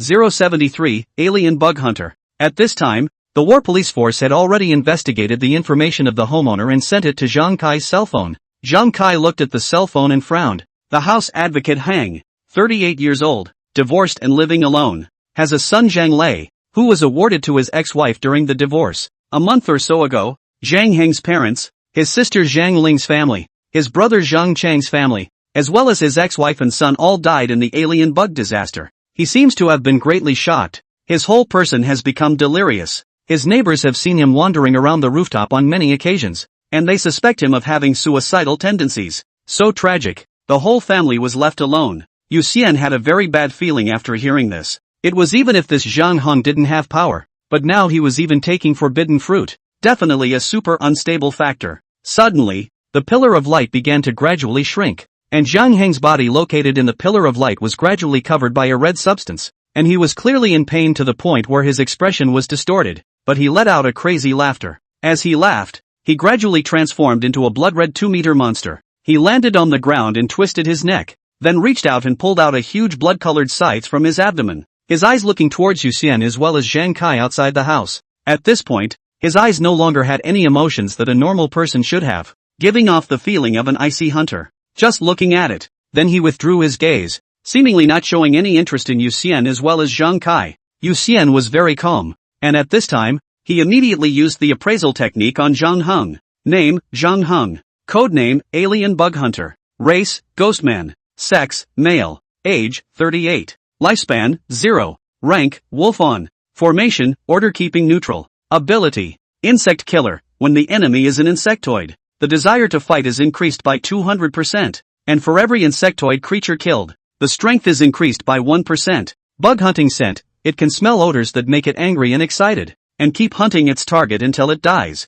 Ghostman's Body, Cursed Body gained by dedicating everything. Absolutely cannot die until all target creatures are killed. Blood of Rage, you can burn your own blood in anger, and your strength increases dramatically until the blood burns out. Summary, even though I'm dead, I'm going to kill them all. Yu Xian finished reading the attributes and watched Zhang Heng go downstairs in silence. Yu Xian? Zhang Kai asked with a frown when he saw that Yu Xian did not teleport Zhang Heng away. Yu Xian looked complicated inside. Zhang Heng is dead. All that remains of him now is his obsession. He won't strike out at any innocents. He will only target the altered bugs. Just keep everyone away from him. What if it causes a panic? Zhang Kai worried. Yu Xian smiled bitterly. Try to guide it as much as you can. Right now. Unless all the altered bugs die out, Zhang Heng will never be able to kill them. Unless he kept an eye on Zhang Heng, Zhang Heng would appear in other cities even if he wasn't in Silver City. Besides, he felt quite good. How many alien bugs would come and die if he had Zhang Heng in Silver City? At this time,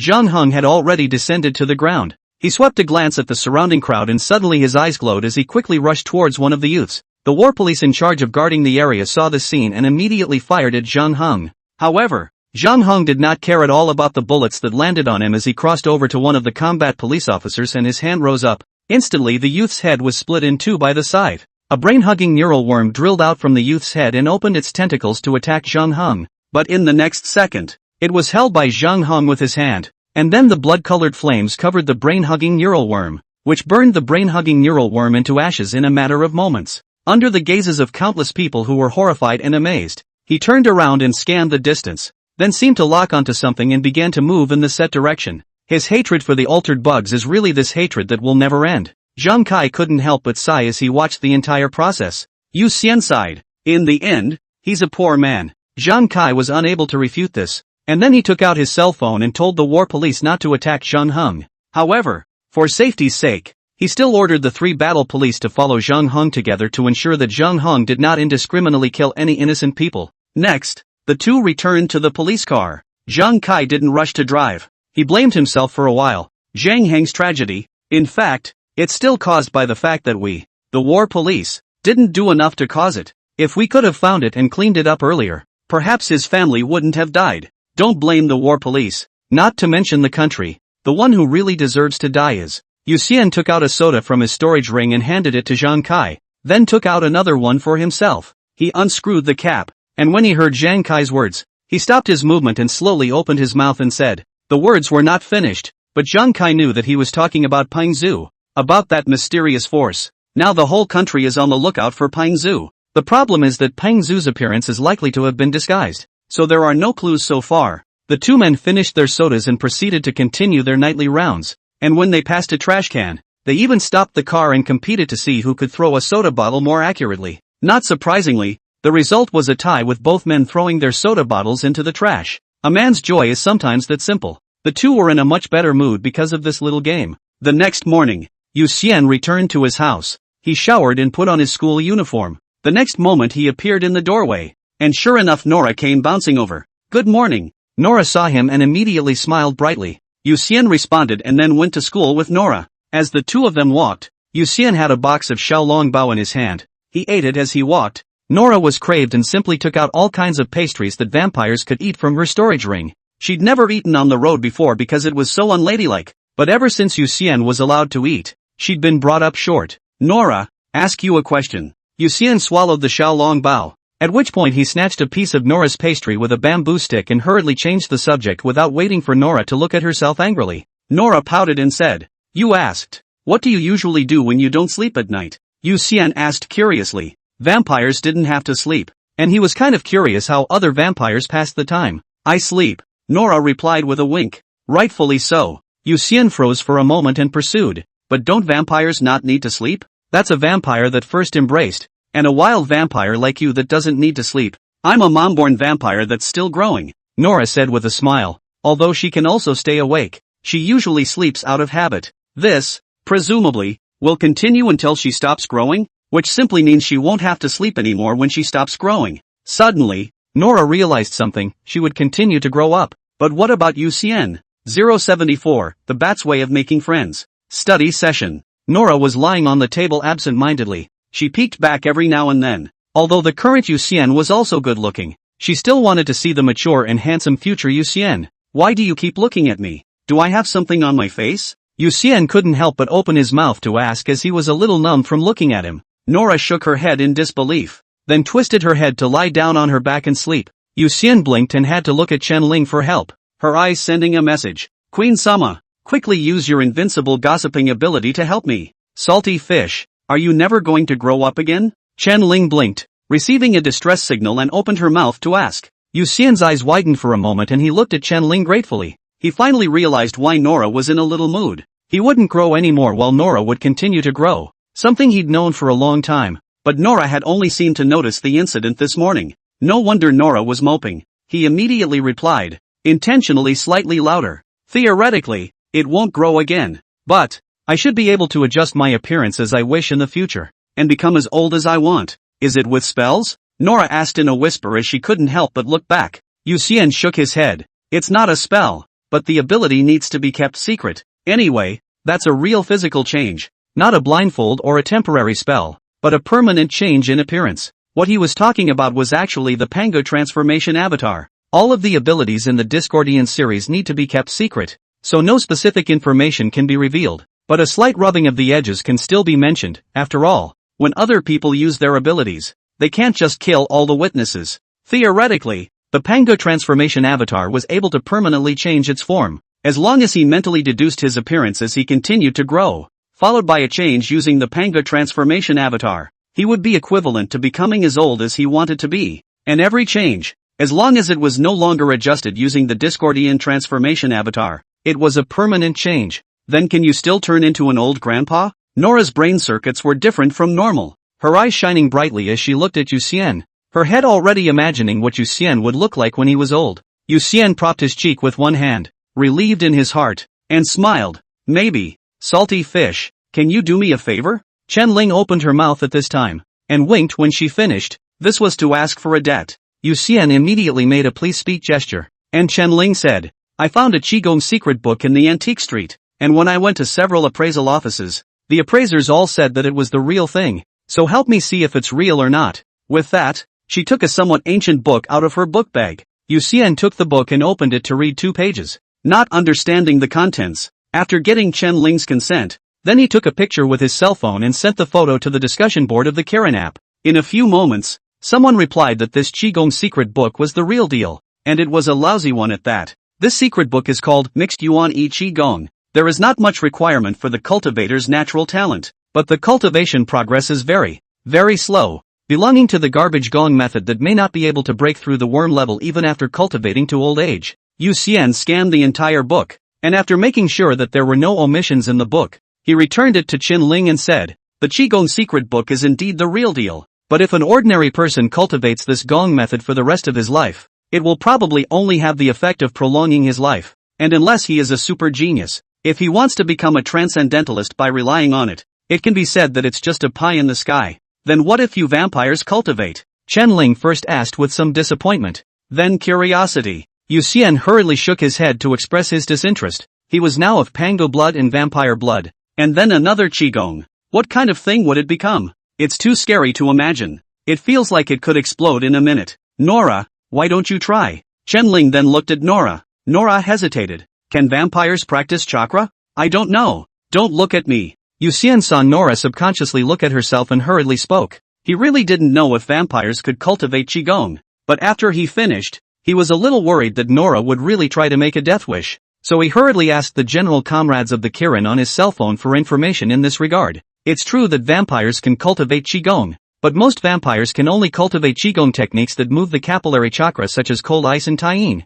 while techniques such as fiery divine power and the Nine Suns Sutra will cause damage to vampires. However, I've always had an idea that Kuma's daughter, Nora, might be well suited to practicing this type of technique, and it just so happens that I have a sunflower sunward spiritual technique that I might as well hand over to her if she's interested. At this moment, a member codenamed Bat sent a message to Yu Xian. Yu Xian thought about it and replied, thanks, I'll ask. This Bat obviously recognized his codename, but it just so happened that he knew this Bat as well, as the other was the vampire that Nora had mentioned before, who had been saved from persecution by the Bloods for joining the Griffin. It could be said that the two of them were the only ones of their kind in the Griffin. Nora, do you recognize the Bat? Yu Xian looked at Nora and opened his mouth to ask. A question mark popped up in Nora's head, and she placed the mixed elements one breath divine power in her hand on the tabletop and asked, who's the Bat? Didn't you tell me before that there was a wild vampire who was saved from being hunted by the Blood Clan because he joined the Kirin? The Bat is him, Yu Xian explained.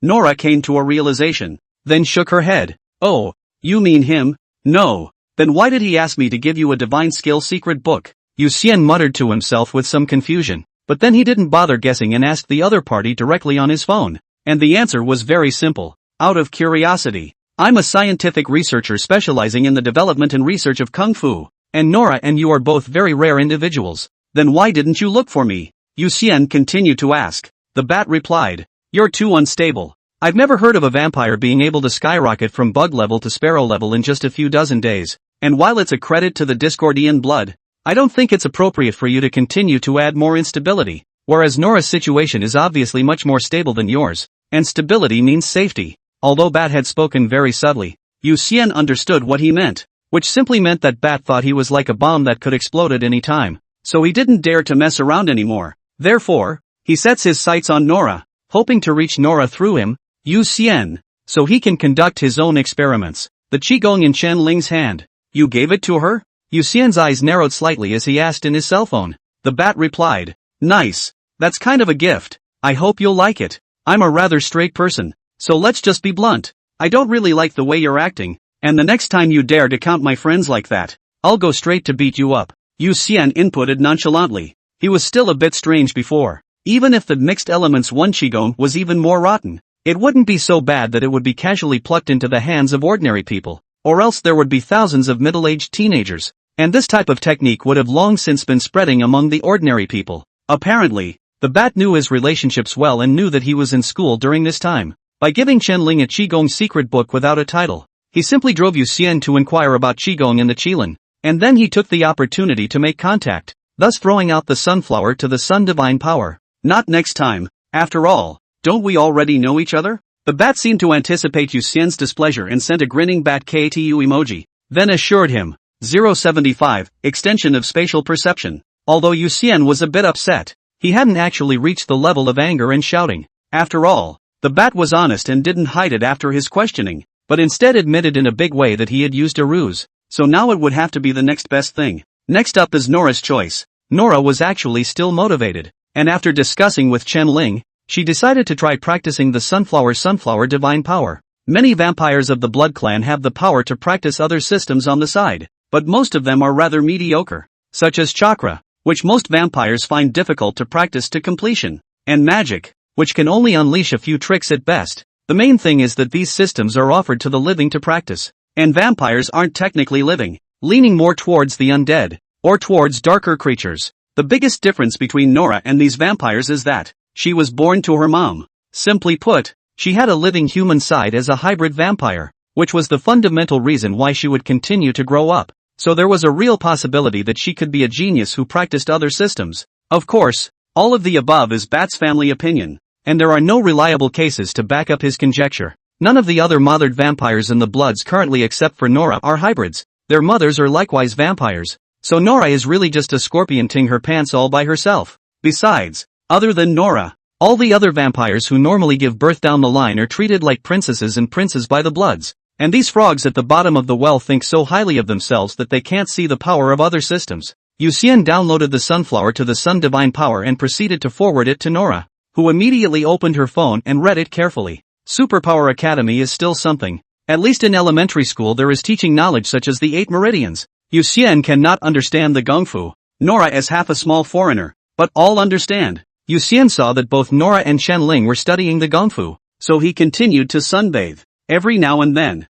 he could hear Chen-Ling asking Nora in a low voice about the location of a certain meridian, followed by Nora explaining in detail and even gesturing on Chen-Ling's body. Right, since the blood energy has all mutated into spatial blood energy, can I try to learn spatial magic? Yu Xian looked at the scenery outside the classroom and suddenly a thought popped into his head. If it was just ordinary blood energy, perhaps it could only be used to cast blood spells. But spatial blood energy was space in the front and blood energy in the back, and it was obvious that the spatial attribute had comprehensively outperformed the blood attribute. He immediately opened his cell phone and looked for space magic or space spells in his database. Because magicians and warlocks were transcendent professions in relatively large numbers, which mainly depended on the individual's qualifications, and many magicians and warlocks were willing to take on disciples, the level of secrecy of magic and spells was not very high, and the Kirin possessed a large amount of information internally. For example, in the demon killing squad, Tianshu and the 7 of them were technically warlocks, and in addition to the spells inherited from their masters,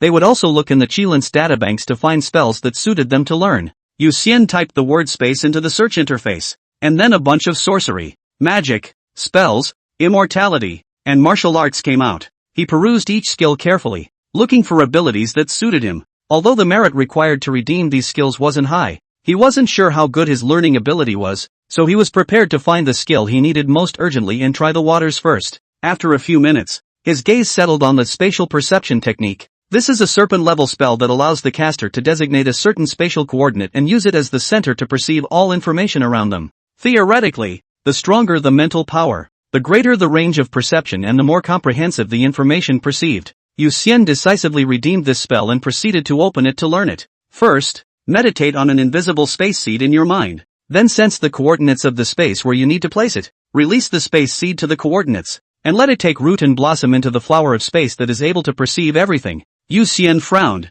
looking closely at the meditation tips, then he simply closed his eyes and visualized the invisible space seed in his mind. And so on. If you can't see it, how should you imagine it? Yu Xian felt that this was a bit of a paradox, and his mind could never visualize such a seed. The bell rang for the end of class and he opened his eyes helplessly. He simply asked on the discussion board, but all the answers he got were "you asked me, I want to know too." There was also an honest person who specifically told him that this spatial perception technique had been included by the Qilin in the database for over 500 years, and that no one in the whole of the Qilin had managed to learn this spell since the beginning of time. Yu Xian was dumbfounded after watching this. He had managed to find a spell that allowed him to observe from afar, but it turned out that this spell had never been learned by anyone? This spell shouldn't be a fake, right? Exasperated, Yu Xian contacted Xiao Pun and said in a depressed manner, "Minister, I'm going to apply for compensation. No one can learn the spatial perception technique at all. I want my money back." Money back? Don't even think about it. I can definitely tell you, kid.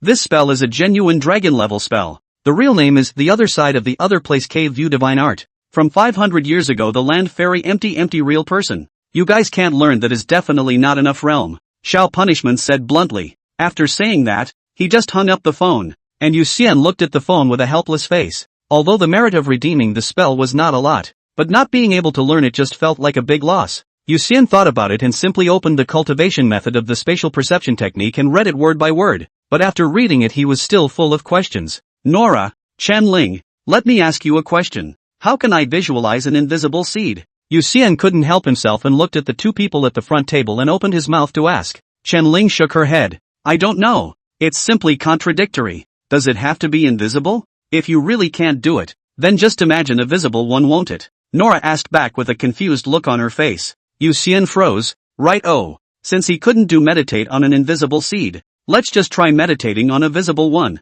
Saying yes, he looked up the pattern of the seed on his phone, memorized it, and began to meditate. It didn't go well at first, but gradually he slowly got into the mood, and the image of the seed appeared in his mind. At the same time he found that the spatial blood energy in his dantian was actually mobilized, naturally constituting a small blood-colored seed. With a thought of his mind, the seed instantly appeared inside a certain space bubble outside of Silver City, and then the seed quickly took root and thrived, forming a blood-red flower on the other side of the river in the space. Then a large number of petals of the petiole flower fell off from the petiole pistil and began to float away in all directions. These petals were like an extension of Yu Xian's perception. He could see ants foraging on the ground, grasshoppers hidden at the back of the grass swinging their tentacles, and an aphid eating a leaf. Suddenly, a snake seemed to see the petals of the other side of the flower, and it stopped and looked, then turned and slithered away. 076, the school bully can't empathize with the school dud. Can it see? Yu Xian froze. If the petals of the other side of the flower could even be seen by ordinary creatures,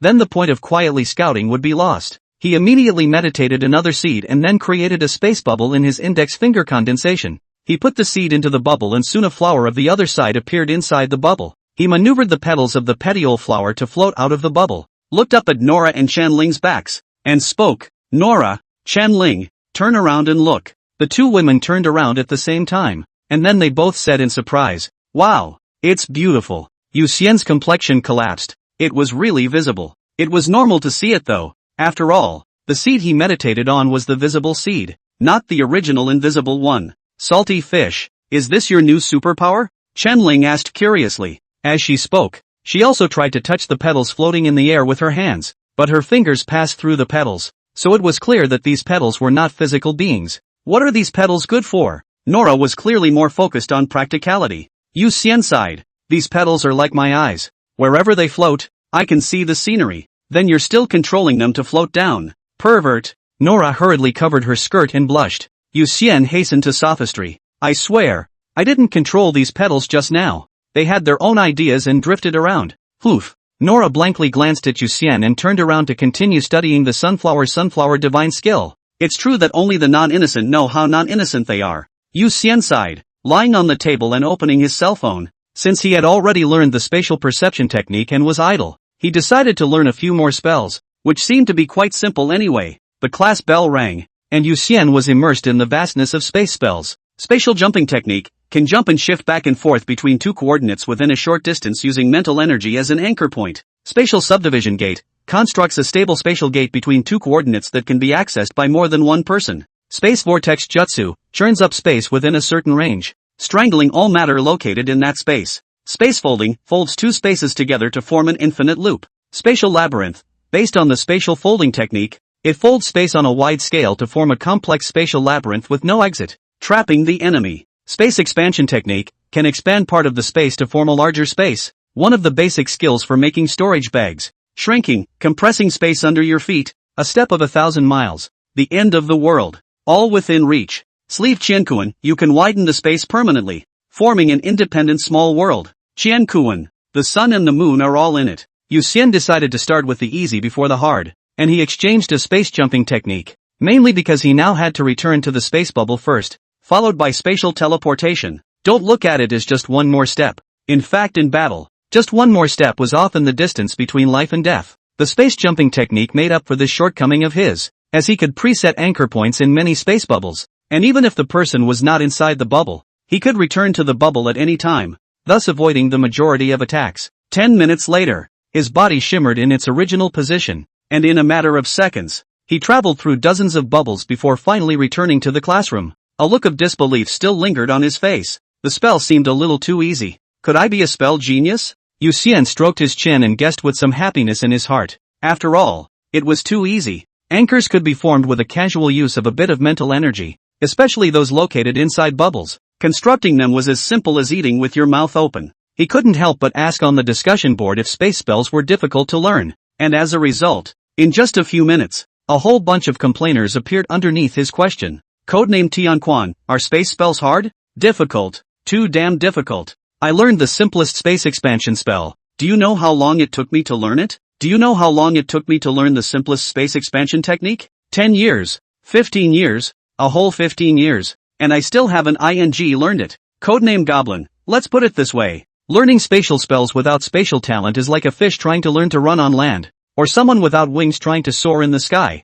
Do you think it's hard? Codename Bald. Look at my codename. I just learned space spells to learn Bald. No talent for sensing space. Just calculating coordinates makes one's brain hurt. I really envy those geniuses who don't need to calculate coordinates. Codename Orange. In order to learn the subdimensional door, my head is pinched into a rectangle. I really regret joining the support division. I really regret learning space spells. Why in the world should there be space spells? Yu Xian looked at the complaints of the others and was completely unable to empathize with these people. What? 15 years of space jumping and you still haven't learned? What? Doesn't space still require the calculation of coordinates? And isn't it possible to feel your way around? What? Sublime gates are hard, and you'll get your head caught in the crossfire? The corner of Yu Xian's mouth turned up. According to the goblin, he seemed to be a real genius in space. I'm smug. I'm smug. I'm smug. He joyfully watched the trolling of many comrades, and the smile on his face grew wider and wider. So the original school bully is this feeling when he watches the scum.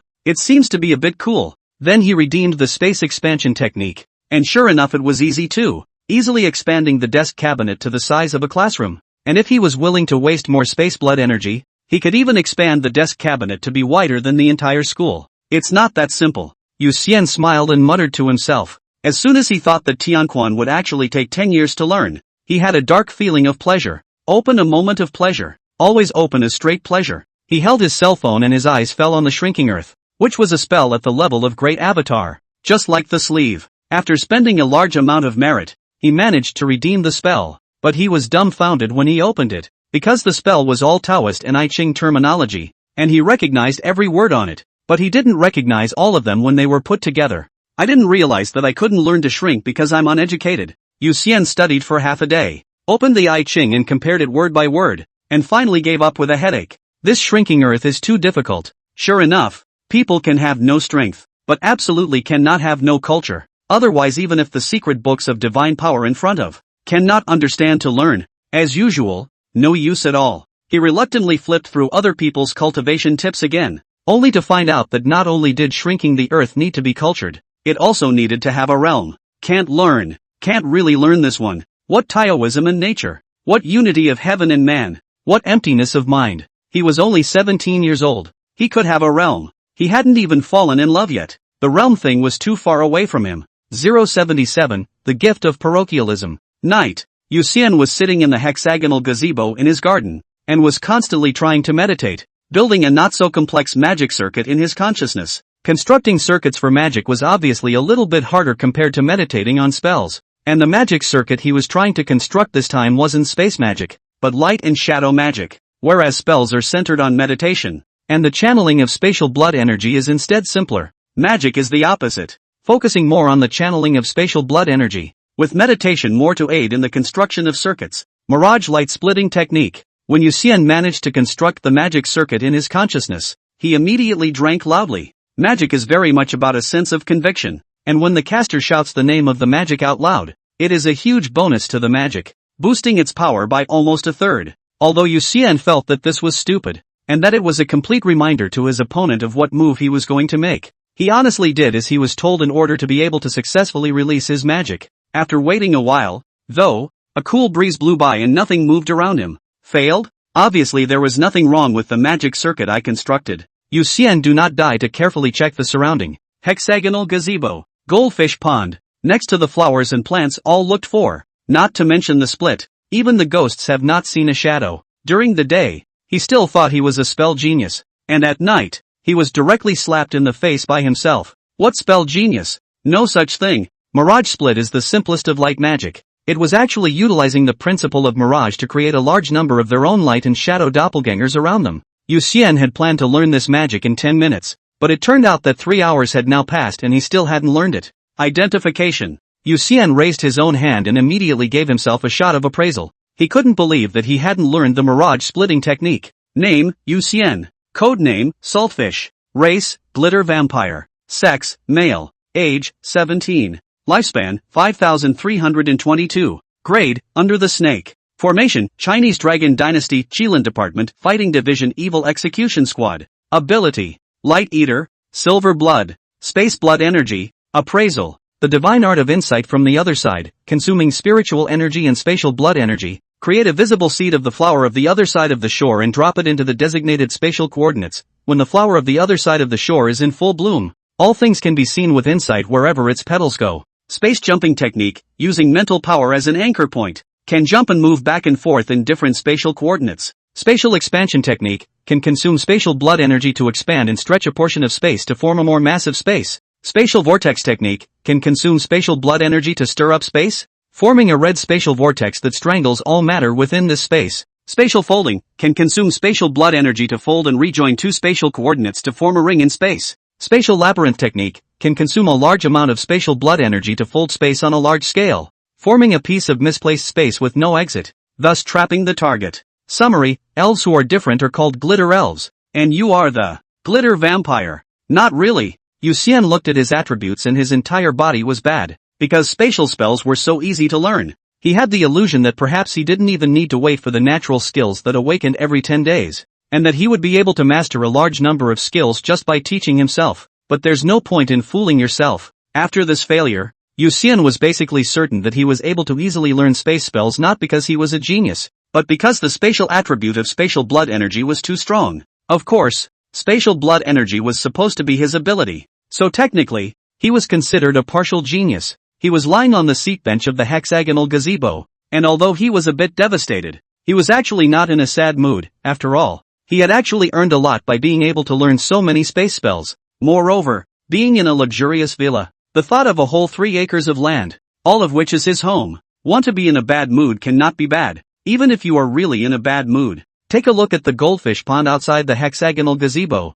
Feed the fat goldfish in the pond. Or take a walk in the garden. Smell the flowers and look at the scenery, and your mood will soon improve. Sometimes you have to admit that having money can really be a lot less annoying. Since it's hard to get other spells, let's focus on space spells. Yu Xian quickly thought about it. Anyway, space spells were supposed to be the top spells. Only time, fate and other spells could be compared to them. Other people couldn't learn it even if they wanted to, and it was good enough that he was able to learn space spells easily. It loses the diversity of spells, but space spells it strong. The only pity was probably that there weren't really many spatial skills included within the Qilin. After all, spellcasters with spatial talent were originally a phoenix-like existence, and the number of inherited, developed spatial spells was naturally relatively small. Kirin could include dozens of spatial skills, and was considered to be a strong presence among the transcendent forces of various countries. The vast majority of transcendent powers in small countries probably couldn't even shell out a single space spell. That would be the norm. Long nights are a good time to meditate and study.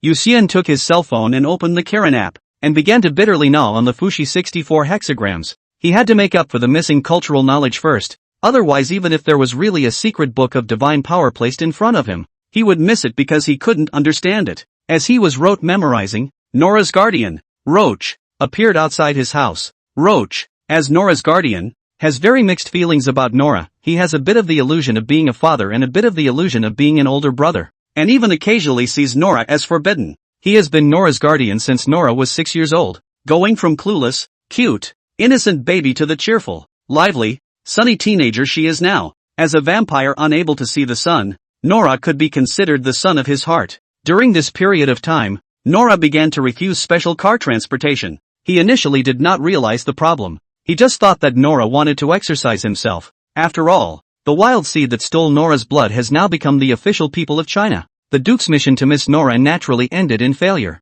It's also good that Nora was stimulated and started to get angry. But during this time he gradually felt something was wrong. Nora seemed to be starting to enjoy school. And while Nora hadn't been averse to going to school before, it was more like going to school just to go along with the crowd, with no enthusiasm at all to speak of. Now she goes out every day with a smile on her face. It's so counterintuitive. Especially today. Nora even started practicing her inner strength. Where did she get it from? Could there be hidden dangers? Roach immediately summoned the human bodyguard who secretly protects Nora. And only after some coercion and intimidation did he realize that Nora even went to school with that wild seed every day. And Nora also asked the bodyguards to keep her secret. The Blood Clan's generosity in sparing Yu Xian's life is already an extraordinarily generous favor. But Yu Xian dared to get his hands on Miss Nora. Roach's entire body twisted on the spot. 078, Yu Xian's deal with Marcus. The villa door was split open by a knife, and the shadow wall blocking the front was shattered by a kick. Luoqi's entire body exuded a morose murderous aura as he strided towards the main building of the villa.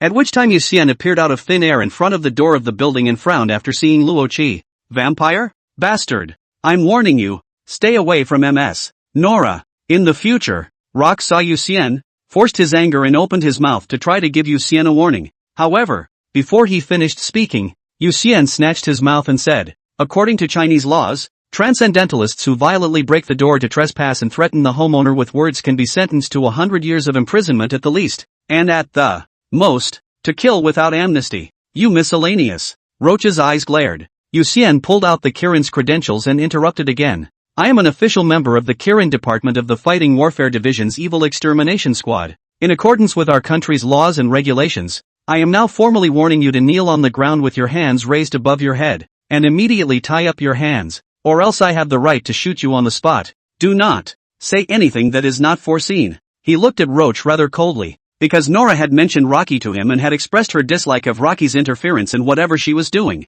Even Roach had treated her mother very poorly, and had often prevented her mother from coming to see her when she was a child. Before, Yu Xian didn't see Rock even if he didn't see him. Now that Roach had committed a crime of his own accord, and it had fallen right into his hands, he was prepared to have to let Roach spend the next 100 years in jail. Bastard. There's no need to bluff. Not even anyone can save you tonight. Rock had planned to beat up Yu Xian and then call it quits by warning Yu Xian to stay away from Nora. But just now, Yu Xian's words directly infuriated him to the point that he almost exploded in place. And now he didn't want to think about anything anymore. He just wanted to kill Yu Xian. The blood sword in his hand suddenly exploded apart, forming a large number of blood needles. Only by torturing Yu Xian ruthlessly could he get out of this evil anger in his heart. According to the preconception in his mind, Yu Xian, as a vampire who had just been transformed not more than 2 months ago, could only flee in a sorry state under his attack and end up being killed by 1,000 cuts by him. How could a mere mongrel possibly fight him? He was an elite of the blood race that had already lived for over 200 years.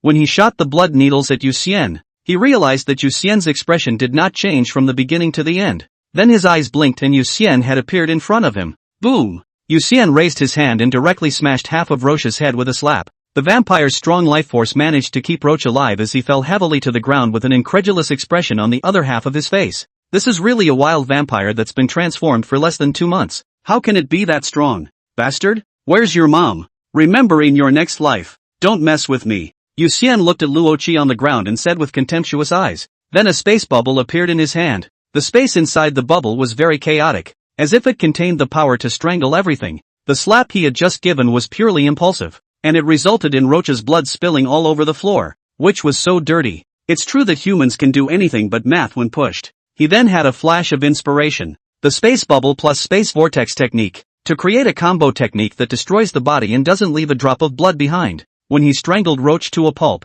he could still teleport directly to the river outside Silver City to feed the fish.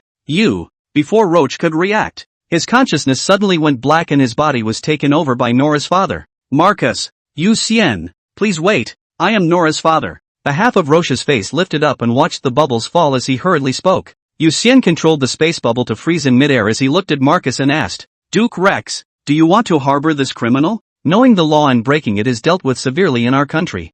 He made a mistake and deserves to suffer the consequences, but he is my descendant after all. I wonder what I need to give to gain forgiveness from you. The victim? Marcus looked at Yu Xian and slowly spoke. Yu Xian didn't put Luo Qi in his eyes at all. It didn't really matter if he killed him or not. After all, with the speed at which he was getting stronger now, it was estimated that the blood patriarchs would be just small shrimps a year later. You mean, you can fulfill any request I make? He thought for a moment, looking at Marcus with a smirk. Marcus said calmly, as long as you agree to forgive Rocky for the mistakes he's made. After all, this matter can be big or small, completely depends on whether Yu Xian wants to pursue. He does not pursue words. Luo Qi naturally is not a crime. Old Den. I want Nora. A bold thought flashed through Yu Xian's mind, but after all, he was an innocent 17-year-old, and he spoke hesitantly. I want blood spells, and I wonder if Duke Rex can provide them? I can give you 3 blood spells. Marcus pondered for a moment and nodded in agreement. Yu Xian immediately bargained instinctively. Not enough. I want 5 blood spells. Okay, deal. Marcus immediately agreed. Yu Xian suddenly had a feeling of whether or not he had lost out, but since he had already discussed it, he could only admit it. Blood spells, I will ask Nora to bring them to you. Then, this is goodbye. Marcus controlled Roche's body up and instinctively patted the dust on his body. Then he looked at Yu Xian and said. Yu Xian nodded and let Marcus control Roche's body away. There were cameras all over his house, and if Marcus dared to renege on his debt, he could hit his door tomorrow and show Roche and the others just how violent the violent institutions of China were. My door. My wall of shadows. Yu Xian after Luo Qi completely disappeared. Then he walked to the front door with heartache, looking at the door that had been split open by a sword, and the shadow wall that was shattered all over the place. He felt that his heart couldn't breathe anymore. This home, he hadn't even lived in it for a month, and as a result, the door was gone, and so was the shadow wall. Must deflect heartache. He pulled out his cell phone and called the property owner in the middle of the night to let the other party feel his heartache as well and instructed them to send someone over tomorrow to repair the gate.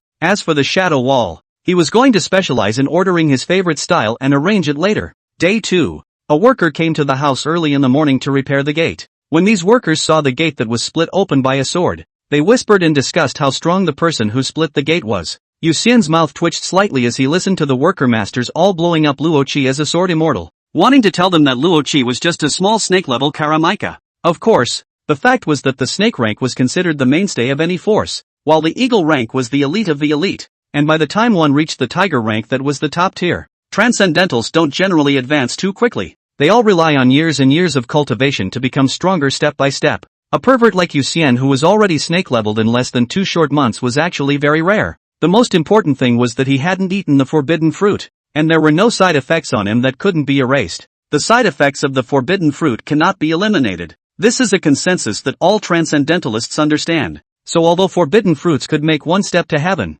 many transcendents had little interest in forbidden fruits and wouldn't deliberately seek them out at all. In particular, Qi refiners, immortal cultivators, magicians, and other professions are shunning the forbidden fruit, and only those with very poor qualifications will consider using the forbidden fruit to change their lives against the odds. 079, Self-Created Bubble Splitting Technique. On the way to school, Nora and Yu Xin walked side by side. Here, Nora didn't move and handed Yu Xian a small black box, then quietly observed Yu Xian's reaction. What is this? Yu Xian took the box and looked at it, looking at Nora with a confused face. In fact, Nora was more curious about why Yu Xian had a connection with her father. Seeing that Yu Xian really didn't seem to recognize this box, she shook her head and said, I don't know. Today my daddy suddenly took control of Rock and gave me this box, saying that he wanted me to give it to you. Do you know my dad? Count on knowing each other. Yu Xian replied. Though he hadn't met Marcus, he did sort of know the old denizen last night. He took the black box and studied it for a while,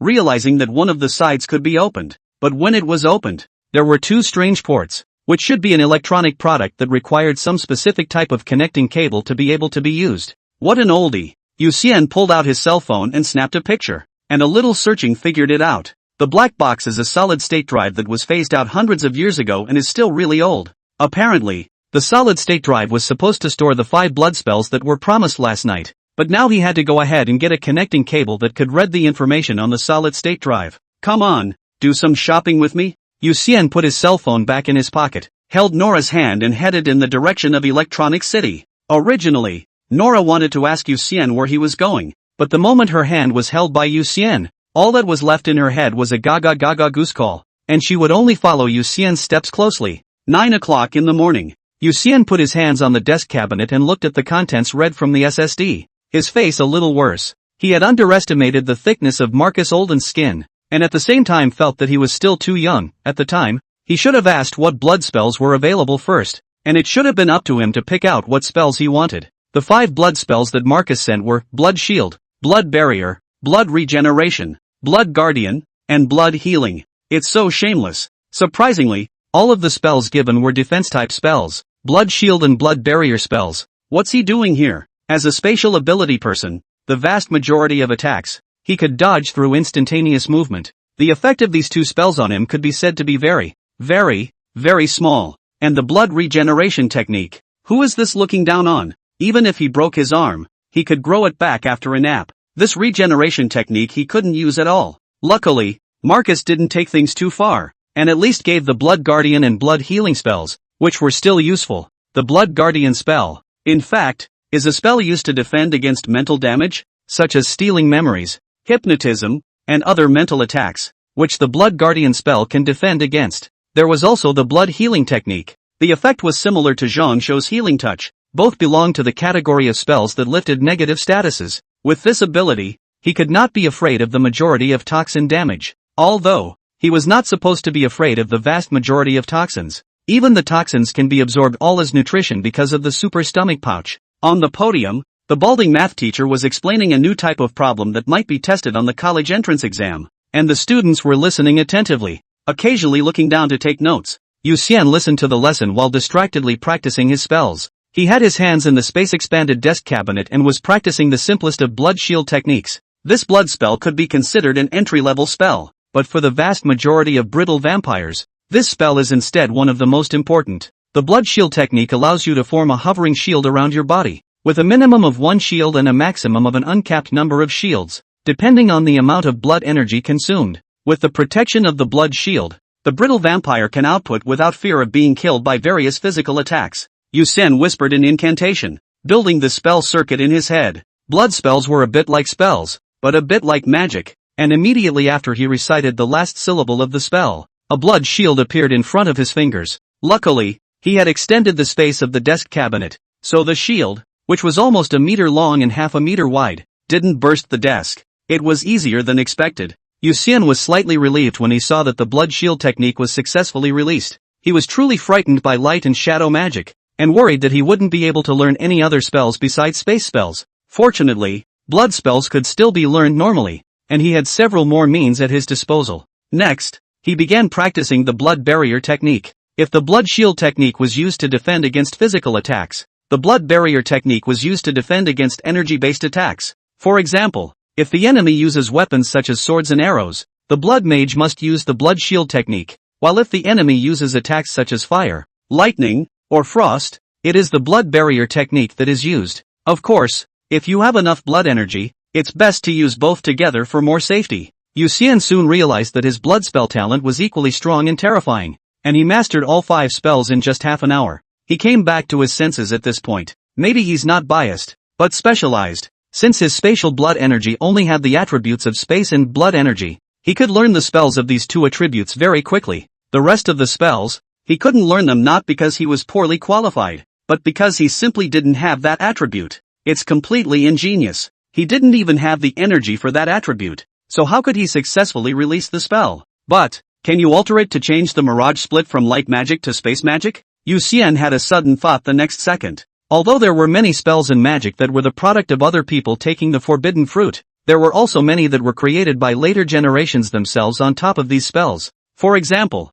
the spatial labyrinth technique was actually a spell created by later generations based on the spatial folding technique. Since others could create new spells, why couldn't he, Yu Xian, create his own spells? After finding his target, Yu Xian began to study the magic circuit of the mirage light splitting technique, while combining his current limited knowledge of spells to try to transform light and shadow magic into space magic. First of all, the basic principle of this magic was to utilize the refraction of light to form many detachments around. The medium of the mirage splitting technique is actually water molecules in the air. It's not pure light magic, there's also a little bit of water magic hidden. The problem is that I simply don't have either of those attributes, neither light magic energy nor water elemental magic energy, so the only medium I can utilize is space. Yu Xian quickly sorted it out, but then he encountered one of the biggest problems. The space couldn't carry the light and shadow, and so on. Since pure space won't work, what about space bubbles? Yu Xian immediately thought of an idea. He could use a spatial bubble as a carrier and perhaps achieve a similar effect with the mirage splitting technique.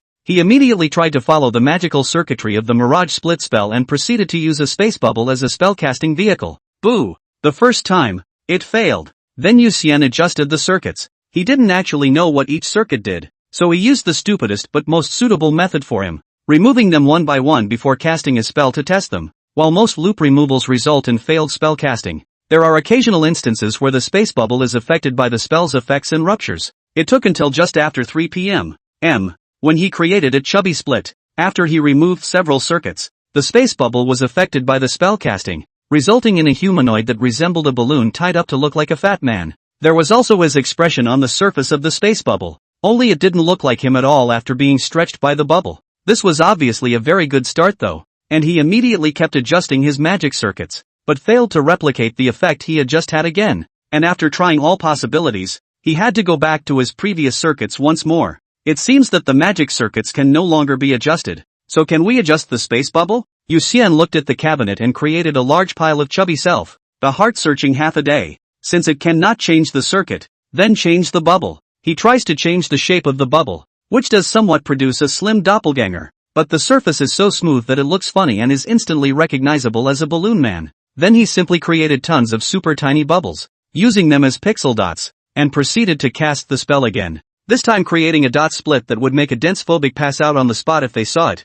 Each pixel dot looks like tiny worms wriggling out of nowhere when they move. The image was so beautiful that Yu Xian almost threw up himself, but he also saw the light of success as he continued to shrink the bubbles. This time he reduced them to smaller than the eye of a needle, countless bubbles forming a humanoid shape under the influence of the magic circuits. This time it finally looks like a human being. The problem was that Yu Xian could still see the cracks at a glance as long as he strengthened his eyes with silver blood. But this time, he had come up with the perfect solution. Bubble split. With a thought, Yu Xian immediately recast the spell, and during the process he added a pi ***** flower seed. In an instant, a doppelganger identical to him appeared in the bookcase, with an aura and demeanor so identical to his own that he couldn't tell the difference even when he strengthened his eyes with silver blood. Perfect! Yu Xian looked at his doppelganger and revealed a satisfied smile. At this time, the bald teacher on the podium looked at Yu Xian and smiled. Everyone, it seems that Yu Xian has already learned. So this question, Yu Xian, you come up and answer it.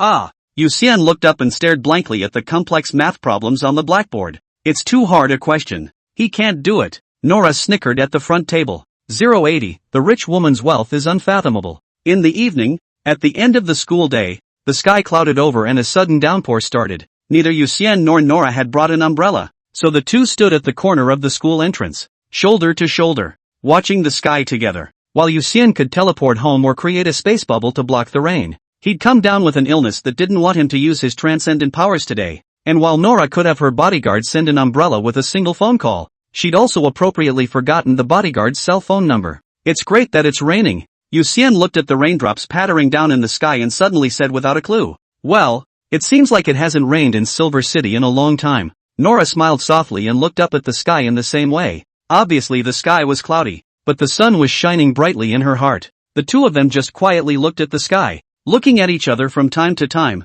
their eyes touching each other, and then when a classmate appeared each of them looked at the sky, the ground, the leaves, and the umbrellas that were as if they were a blooming flower. Gradually the students left. The heavy rain blocked the busy world from the school entrance, and it seemed as if only the two of them were left in heaven and earth. By the way, Nora, after finishing high school, do you plan to go to college? Yu Xian could smell the unique fragrance of Nora's body as he watched the rain fall drop by drop. His gaze shifted to a wet leaf. His heart moved and he opened his mouth to ask. The corner of Nora's eye landed on Yu Xian and nodded. Of course I want to go to college. I want to take the Yanjing Vocational and Technical College. Yanjing Vocational and Technical College? I remember the previous year's scoreline seems to be 600 points. How much are you missing now? Yu Xian was impressed with Nora. He didn't expect the dull Nora to want to take the highest school in China. Yanjing Vocational and Technical College, the full name of which was Yanjing Transcendental Vocational and Technical College. was also the only transcendental university in Huaxia at the moment.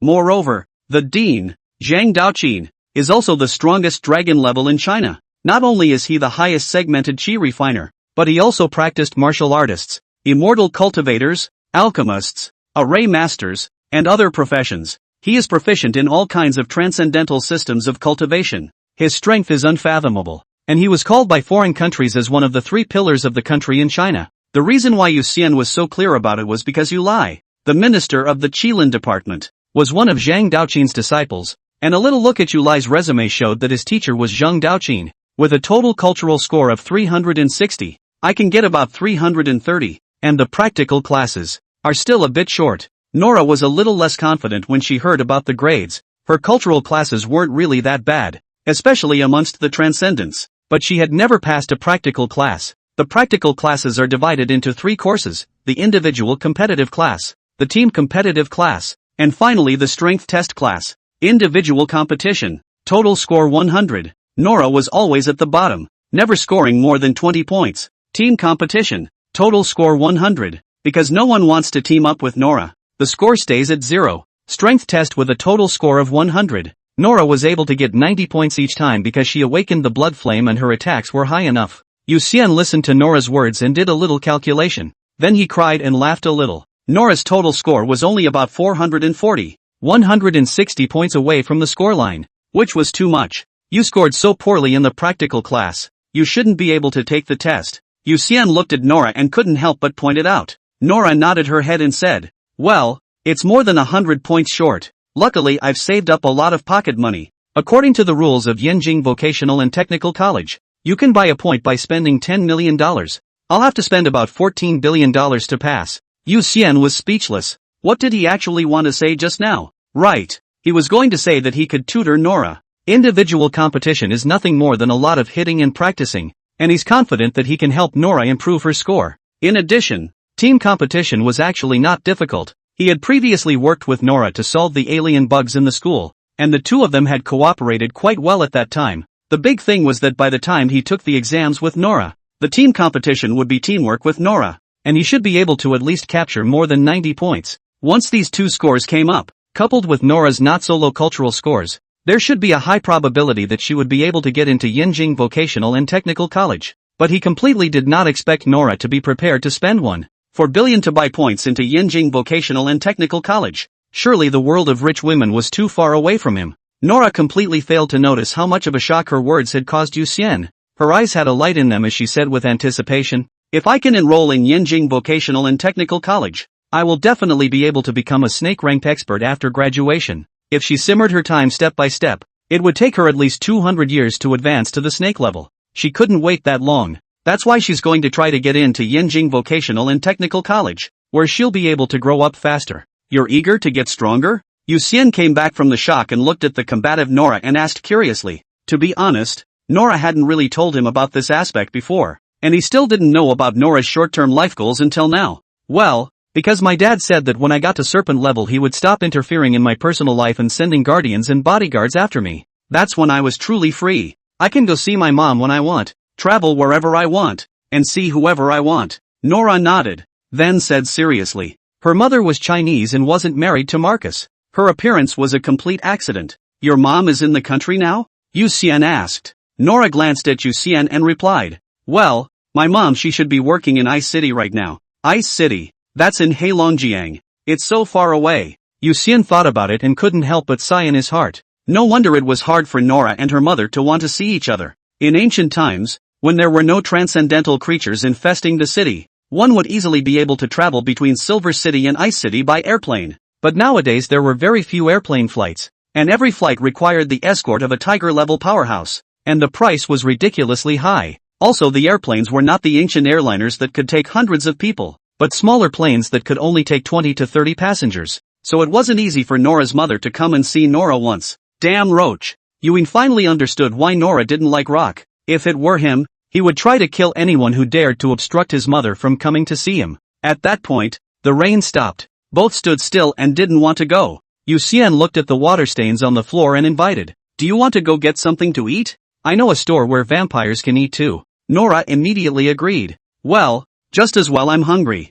The two smiled at each other and walked side by side towards the school. 081, 18 years old and a werewolf. City East. Big Mouth Grill. Yuxian and Nora sat down against the street and he ordered a ton of food, then proceeded to continue chatting with Nora. At that moment, a few students in school uniforms approached, and they sat not far away from each other, laughing and joking in a small voice. Yuxian listened to the conversation and knew that one of them was celebrating his 18th birthday today, so they decided to brave the elements and ventured over to the transcendental side to try some transcendental's food. That's the second class, Nora whispered to Yuxian. Because her face value was so high, she had actually received quite a few love letters from students in these days, only she burned them all with blood flame without even reading them. Still, there were a number of boys who would often walk outside the first classroom on purpose in an attempt to get her attention. She wasn't interested, but more or less left an impression. Like, this guy is so childish. This guy is so stupid. This guy is so ugly. It's good to be young, Yuxian said with a smile.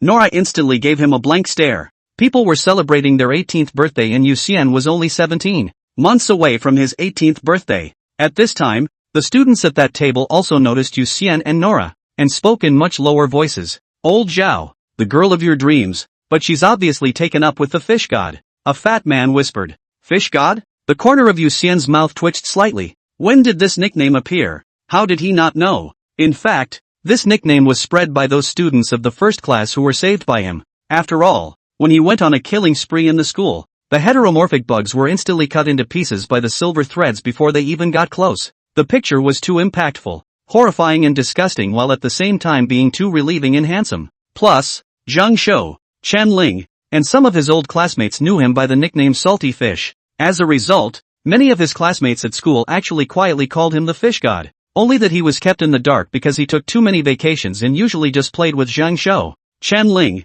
Nora and the others. Zhao Kong quietly glanced over at Yuxian and Nora's side and blushed as he whispered, "Don't talk nonsense. Today is old Li's birthday. What are you afraid of? We are all classmates. Why don't we invite them over to celebrate together?" Fatty laughed a bit maniacally. However, his proposal was quickly rejected by the birthday classmates. After all, he did not want to spend his birthday with strangers. A few well-played classmates to eat and drink together that is comfortable suddenly came to two unfamiliar classmates that is looking for uncomfortable. Yuxian and Nora came first, so soon the waiter brought up what Yuxian had ordered, and the table turned out to be full of various delicacies. So spicy, vampires can really eat this. It won't give you diarrhea, right? Nora chucked a piece of blood tofu and ate it. Then she spat out her tongue and looked at Yuxian with a skeptical face. Yuxian nodded his head as he ate the barbecue. He swallowed a piece of meat and said, "Of course it's fine. I've been here twice with old Zhang, and I couldn't eat normal food back then." Nora watched Yuxian gulp down the meat, somewhat suspecting that Yuxian was showing off. She also wanted to eat meat, so she wanted to know what it tasted like. It's worth noting that spiciness is actually a pain sensation, not a flavor, so vampires can indeed taste spiciness. At this point, the students on the other side of the room began to make a scene. "Happy birthday, happy birthday, happy birthday, old Li, and may you have many years to come." A few students saw the waiter bring up a plate of special meat mountain cake and immediately got up and smiled and wished them well. The student whose name was Li Cheng smiled and got up, somewhat touched by all this, but just as he was about to blow out the candles, his face suddenly turned red and he felt a wave of heaven. He held the table with one hand and pressed the other to his head, his temples jutting out on either side. "Old Li, are you okay?" A few of his classmates were worried when they saw him like this. Li Cheng shook his head and tried to say he was fine, but the next moment his eyes turned red. His clothes clicked and cracked, his body expanded rapidly, and his head gradually transformed into a werewolf-like shape. Li Cheng, 18 years old, presumably, is a werewolf. Yuxian got up from his seat and immediately gave Li Cheng an appraisal spell. Name, Li Cheng. Code name, Lao Li. Race, werewolf. Sex, male. Age, 18. Lifespan, 521. Grade, under the bugs. Camp, Superpower Academy, Senior Class 2 student. Ability, Night Wolf Transformation, can transform into a werewolf at night, dramatically improving overall quality. Summary, you don't have to be a tough guy, but you must be a werewolf. After Yuxian read the attributes, his heart was immediately clear. Ow! At that moment, Li Cheng completely transformed into a 2-meter-5 tall werewolf, and he immediately opened his hands to the sky. A few classmates looked at this scene and were directly dumbfounded, clearly saying that we should all be ordinary people together. How come you're suddenly transcendent? Suddenly, Li Cheng, who had transformed into a werewolf, opened his mouth and directly bit down on Zhao Kong, who was on the side. And if he bit down solidly this time,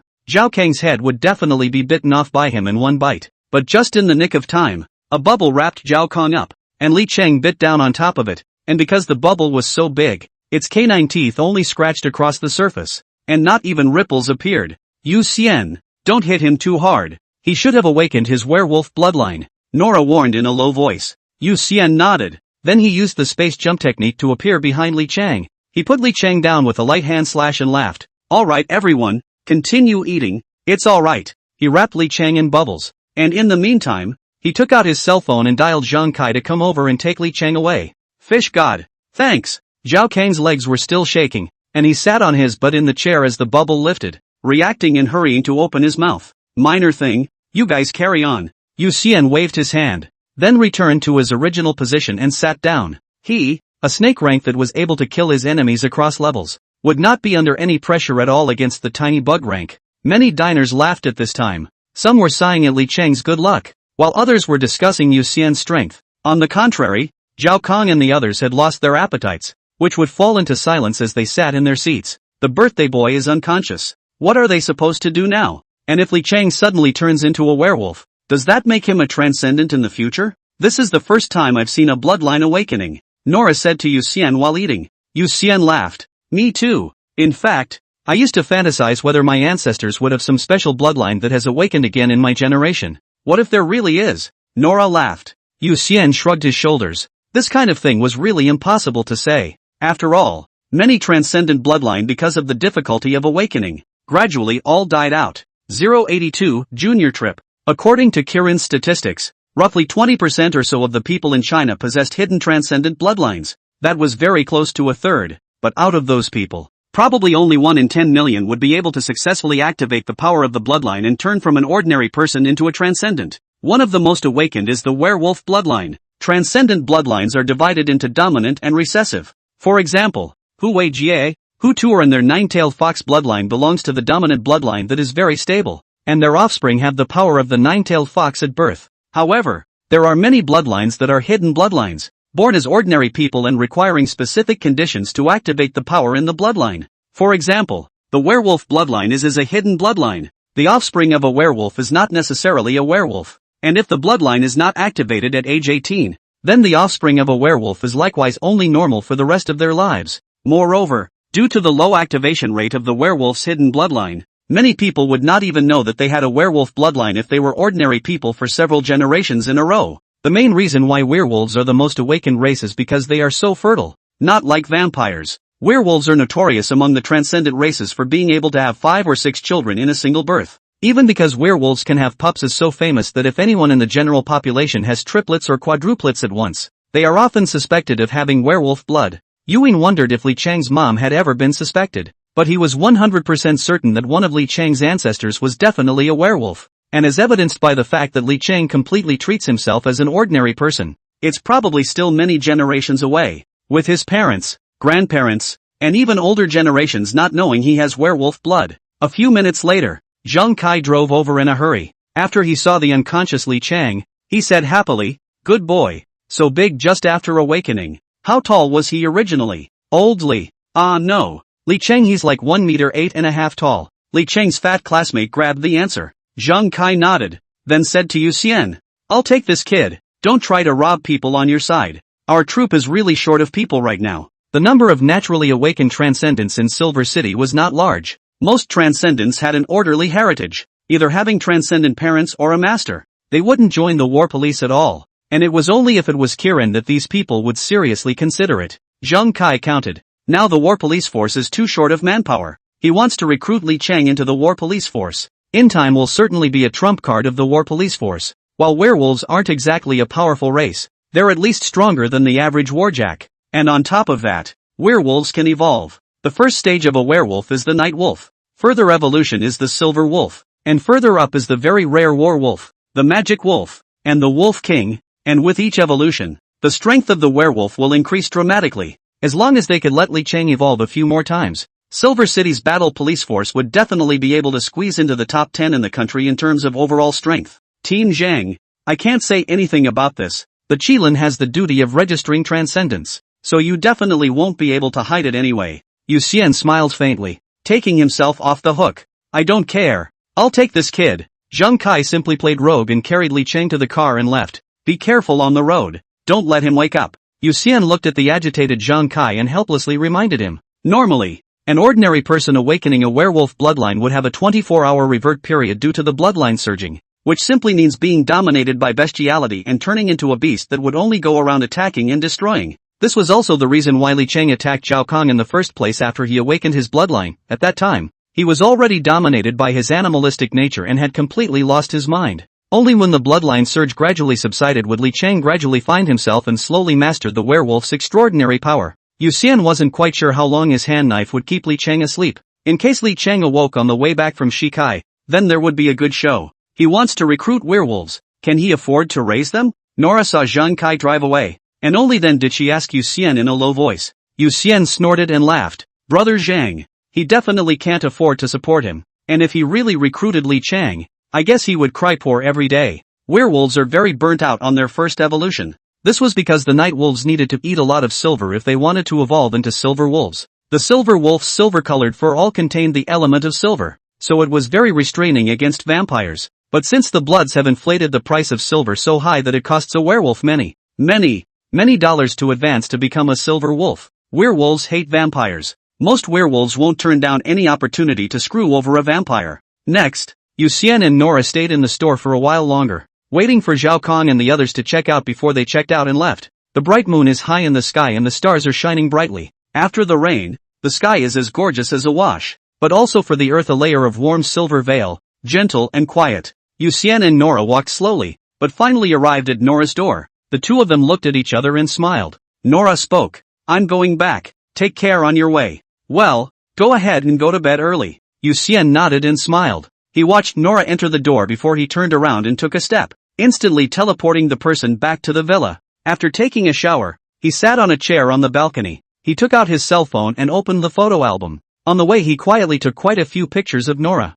especially the last one, where he's taking pictures and Nora notices. And Nora blushing is so cute. He looked at the photo with a smile for a moment before letting out a long sigh, placing the phone on his lap and looking up at the sky with a fixed gaze. In fact, when Nora mentioned her mother, the look in her eyes that missed her touched him deeply. He also has loved ones that he misses but will never see again, so he would love to help Nora so they can be mother and daughter together. It was then that a strong impulse arose in him, but his heart was hesitant and afraid, and even feel uneasy about the impulse. Yu Xian felt like a sailor who was about to embark on his first voyage, looking at the endless ocean, full of anticipation and fear at the same time. Traveling from Silver City to Ice City, one never knows what one will encounter. The wilderness hides so many crises that even ordinary people know the dangers of the wild. Yu Xian has no leader, no experience, only belongs to the teenager's full blood and a little impulse. There are 1,000 reasons not to go, but he wants to go. Yu Xian's gaze grew firm as he took a deep breath, and the next moment the bubble covered his body,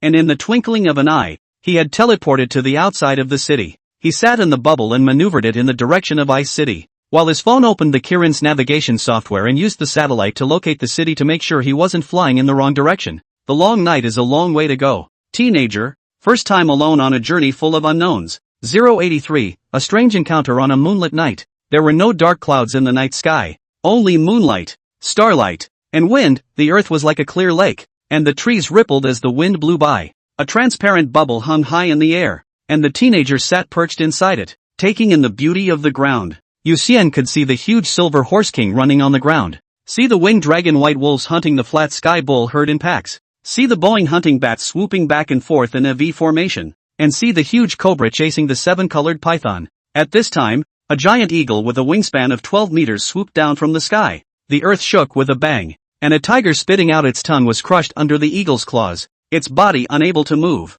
Seeing this scene, Yu Xian took a picture of it and hurriedly raised his flight speed in fear, not daring to stay in the same place for a moment. Does this count as the eagle class crushing the tiger class? He posted the photo to the Kirin's chat board, then waited with a smile for the others to reply. Sure enough, there was soon a flurry of comments from night owls who stayed up in the middle of the night. Codename Goblin, I told you there was a problem with the rank arrangement. How can a tiger be placed in front of an eagle when it can't fly? Codename Mythic, so the eagle class is better for me than the tiger class? Good lord. Codename Cope, the The giant eagle that Salty captured is a tiger-class magical beast golden-winged Dharma eagle, while the tiger that was hunted by it is a wolf-class demonic beast severed blade-toothed tiger. And the two are actually a big difference of one major rank. Codename 17, a tiger. Surprisingly not tiger level but wolf level. Throw the tiger. Codename alcoholic, throw tiger +1. Codename fat cat, throw tiger +1. Codename piggy, throw tiger +1. Yu Xian smiled as he finished reading his comrade's funny comments,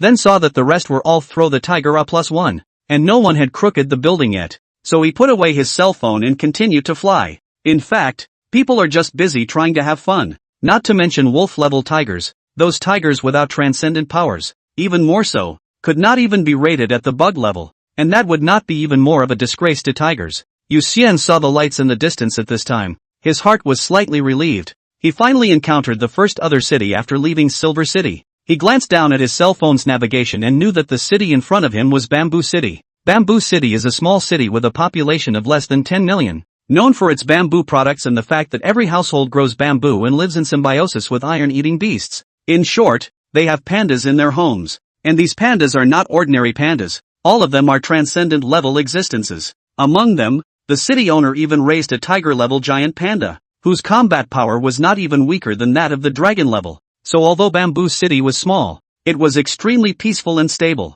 As Yu Xian flew past the Bamboo City, many of the pandas lying in the bamboo forest looked up, and even some of the more wary pandas growled into the sky. That's cute. Yu Xian saw some juvenile round rolls and couldn't help but land and take out his cell phone for a while. Then after leaving a few space bubbles smaller than the eye of a needle, he hurriedly left Bamboo City. If you don't run, you're going to get your ass kicked by a panda. After moving away from Bamboo City, Yu Xian looked at the scenery in front of him and inexplicably felt a sense of peace. The fear and uneasiness he felt when he first left Silver City were all swept away when he met Bamboo City. So it turned out that in this land, in this space and time, in such a distant place from Silver City, there were compatriots with the same eyes and the same skin color who were trying to live. And even if he was far away from Silver City, he wouldn't be alone. It's like having a home behind you and not being lost no matter how far you go. 2 hours later, Yu Xian looked at the red circle on the locator map and looked up with some curiosity to the location marked by the red circle on his left-hand side. It was a restricted area. There are many such no-go areas in China,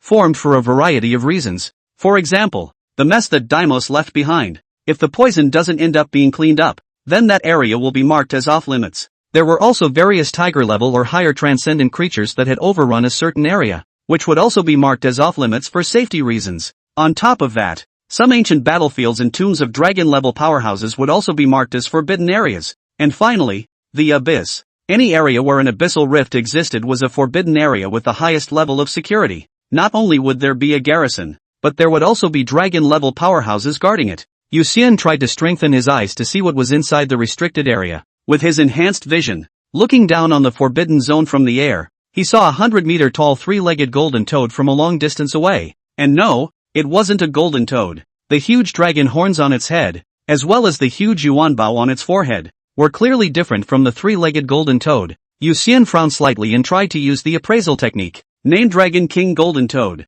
Codename, None. Race, Dragon Palace Treasure Toad. Sex, male. Age, 833. Lifespan, 5322. Rank, Dragon On. Camp, neutral. Ability, attracting fortune and treasure, with the power to suppress wealth and fortune. Wherever it is located, there will be mountains of gold and silver, and treasures will be all over the place. Dragon King's Roar, gathering the power of the dragon to let out a roar. It can suppress all beings weaker than itself, making them unable to move. Boom heavily Yuanbao, consume a portion of your suppressed fortune to summon a giant meteor shower of golden dollars to strike a wide range of targets. Resisting evil and prosperous fortune. Powerful fortune makes it possess extremely strong power of resisting evil. Meanwhile, fortune will continue to climb with time, and when it reaches its own bearable limit, it will randomly summon a kind of treasure to fall beside it. Summary, a mountain of gold is not as good as a Dragon King's golden toad. Yu Xian's eyes almost glazed over after reading the attributes. There is such a divine beast in the world. At this moment, what dragon, what phoenix, he all do not love. He just loved this Dragon King golden toad, so much to touch. Can you get rich by touching it? Yu Xian's mouth watered as he looked at the motionless Dragon King golden toad. At this time, the Dragon King golden toad suddenly slowly opened its eyes, and it just so happened that it was facing Yu Xian, and those red eyes just quietly looked at Yu Xian. Yu Xian didn't dare to move. He knew that frogs, toads, bullfrogs, and toads all seemed to react to creatures that moved about and would shoot out their tongues at great speed to catch their prey. The Dragon King's golden toad shouldn't have this trait as well, right? In case it did, would he be attacked by it if he moved? After all, he was actually very, very close to the forbidden zone, and guaranteed to be within its range of attack. Thus, the two sides stared wide-eyed across the air. The eyes of the Dragon King's golden toad didn't have the slightest fluctuation of emotions, and Yu Xian gritted his teeth and insisted on not blinking, glaring at the Dragon King's golden toad with a deadly glare. After about 3 hours, the Dragon King's golden toad slowly closed its eyes, and Yu Xian finally breathed a sigh of relief. But right at this moment, the Dragon King golden toad suddenly spat out its tongue, approaching the bubble at a speed that Yu Xian couldn't even react to, but then stopping before hitting the bubble, less than a centimeter away. Yu Xian's eyes widened in horror as he looked at the huge tongue. Only when he realized that the Dragon King's golden toad had no intention of attacking him did he come back to his senses, noticing that there was a knife stuck to the top of his tongue. 084, highest praise. Count yourself in. It was a straight blade almost 2 meters long, and the sheath was inlaid with 2 purple jewels along with a large number of lightning patterns. Yu Xian does not need to identify to know that this is definitely a treasure knife. The question is, this is a gift to him? He subconsciously glanced at the Dragon King's golden toad, but the Dragon King's golden toad still had its eyes closed and did not look at him. Oh, got it. Yu Xian suddenly came to a realization and a smug smile appeared on his face. It was a competition between him and the Dragon King's golden toad to see who would blink first.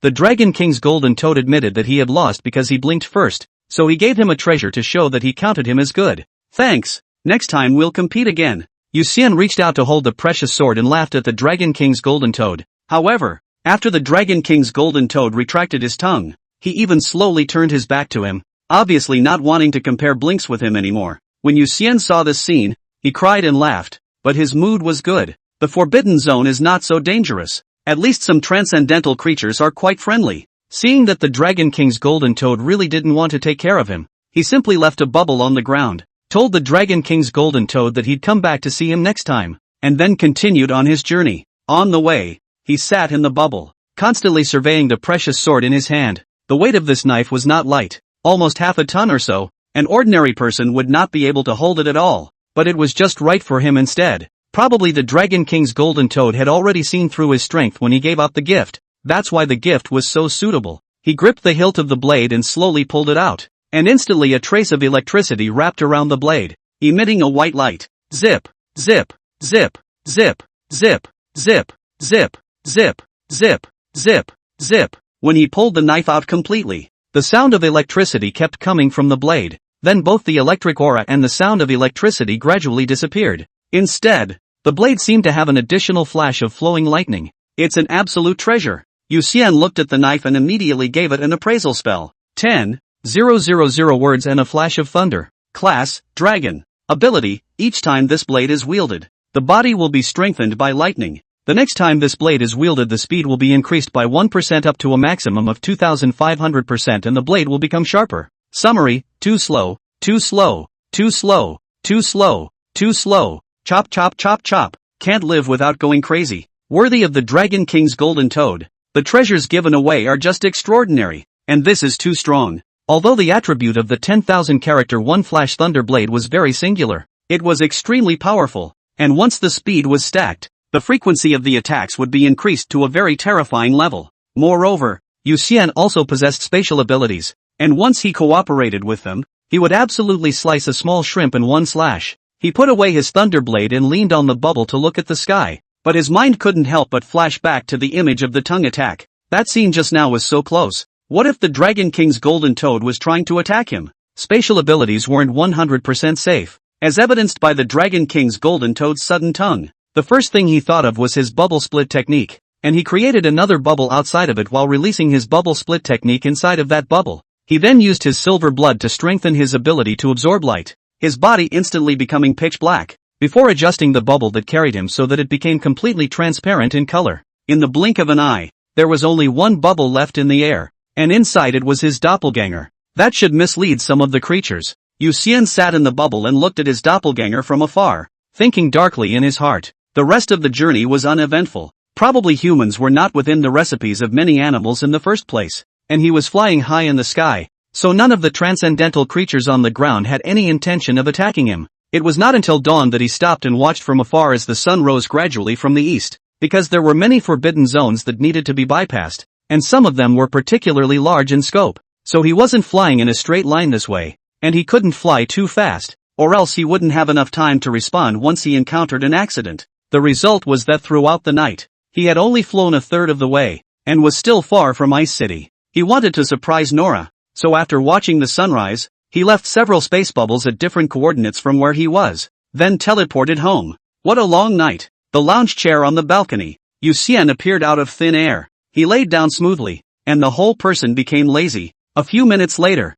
he went to school with Nora. When he came to school he simply fell asleep on his back. His body wasn't tired mentally and he needed to empty his brain. After sleeping until noon, he got up and looked out the window at the sunlight, then went back to figuring out the spells. Last night's temporary idea of his bubble double instead of his real body was good, but there were still a lot of things that needed to be perfected, and with his current mental power, he could only manipulate one doppelganger at most, and a larger number of them would be broken. The main thing was that all these doppelgangers needed his autonomous control, not that the doppelganger would possess sanity after releasing the spell. To put it bluntly, the bubble doppelganger was actually a string manipulation puppet, and he was needed to control every move. At night he could still turn himself into a non-reflective, pitch-black form, but during the day the trick wouldn't work well. The other thing is that the bubble doppelganger ultimately has no eyes. Its perception range depends on the perception range of the petals of the other side of the flower in the body. In fact, the perception range is very small, probably can only be maintained in the body around 1 or 2 meters. This meant that there was no way for Yu Xian to maneuver it from a distance, as he wouldn't be able to see it from a distance. Unless a large number of petals of the pi ***** flower were created to form a perception space in a 100-mile radius, he couldn't be too far away from his doppelganger, which were all problems that needed to be solved at the moment. Also, the bubble's defense must be upgraded. His first thought was to incorporate the blood shield technique and the blood barrier technique into the spatial bubble, since he could even change the mirage split technique into a bubble split technique. Why couldn't he incorporate the blood shield technique and the blood barrier technique into the bubble as well? Because of the success of the bubble split technique, his thoughts were now completely open. Since there was one then there was two. He had never thought that he would fail at all. He placed his hands in the desk cabinet and proceeded to create a bubble first. Then he used the blood shield spell, putting it over the top of the bubble. The first step worked. Yu Xian then proceeded to attempt to shrink the shields and proceeded to create more shields to completely encase the bubble. It's probably like a bunker that only leaves a gap at a certain height of the bubble where you can see out. And you can always rotate the bubble to keep the gap repositioned when an enemy attacks. Presumably this method was too fetching, and it was simple for him to accomplish what he had envisioned. However, he soon found a new problem. As the shield got smaller it also got thinner, and the defense actually decreased quite a bit instead. While too big a shield was not easy to arrange, there are still many problems after all. Of course, the biggest problem was still unsightly, with a large amount of blood shields covering the surface of the bubble, causing it to look like a red balloon. It's totally a live target and the target is too obvious. 085, warm little hands. Yu Xian kept tinkering until the end of the school day, and as a result, he couldn't come up with anything particularly good. It was mainly because the blood shield technique was a bit complicated. Unlike the mirage split technique, which could be disassembled at will, it was the type that just wouldn't work with one less screw, and there is no way to change the shape of the shield at all, other than being able to resize it. Yu Xian walked home with Nora, all the while thinking in his head about how to increase Bubble's defense. The blood shield technique he was kind of tempted to give up. You seem tired today. Are you experiencing any difficulties? Nora couldn't help but ask when she saw Yu Xian walking without paying attention to his surroundings. Yu Xian sighed. There's a spell that I want to change but can't. It's really a bit difficult. I don't know anything about spells, but when things get tough, sometimes it's okay to let it go for a while. Maybe the ship will straighten out? Nora smiled reassuringly. Yu Xian couldn't help but laugh. That's right. Then I don't want to think about it for the time being. By the way, have you gotten started in practicing internal martial arts? Haven't you noticed that I have been secretly practicing every day now? Nora revealed a wry smile, her expression like a great white goose that had successfully snatched food. Sunflower divine power, could only be practiced during the day? The progress of practicing at night was very poor. It was even worse than sleeping, so after trying it once, she didn't continue practicing at night. How does it feel to cultivate? Yu Xian asked curiously. Nora thought for a moment and replied,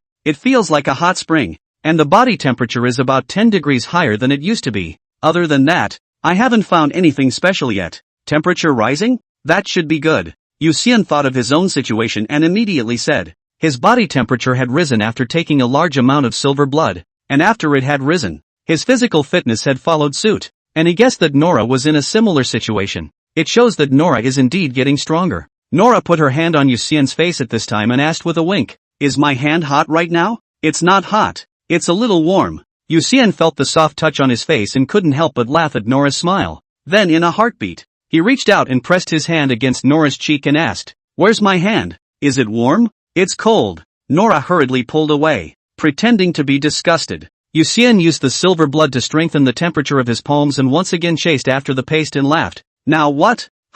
Why is it getting hot again?" Nora looked at Yu Xian in surprise. Her face flushed. Yu Xian just laughed, but just wouldn't tell Nora why, infuriating Nora to chase Yu Xian in a big goose punt. Subsequently, the two of them dawdled and laughed all the way, and it took them most of an hour to walk a distance that could obviously be completed in 5 minutes. After waiting to send Nora home, Yu Xian then teleported back to his house. He opened the refrigerator after taking a shower and took out some fresh beef from the fridge, preparing to make himself a small stir-fry of beef. Since he could eat, he had no intention of abusing himself, so he bought a lot of meat and froze it so that he could cook for himself once in a while if he didn't want to eat out. In fact, he's not a bad cook. In the past, in order to take care of his father, he also taught himself quite a few dishes, which may not be as good as a professional chef, but his craftsmanship is definitely better than the average. Besides, now that he had a super palate, if he was willing to taste more flavors, how could it not be difficult to eat? Half an hour later, he sat down in the living room to eat with a small stir-fried beef as well as a bowl of white rice.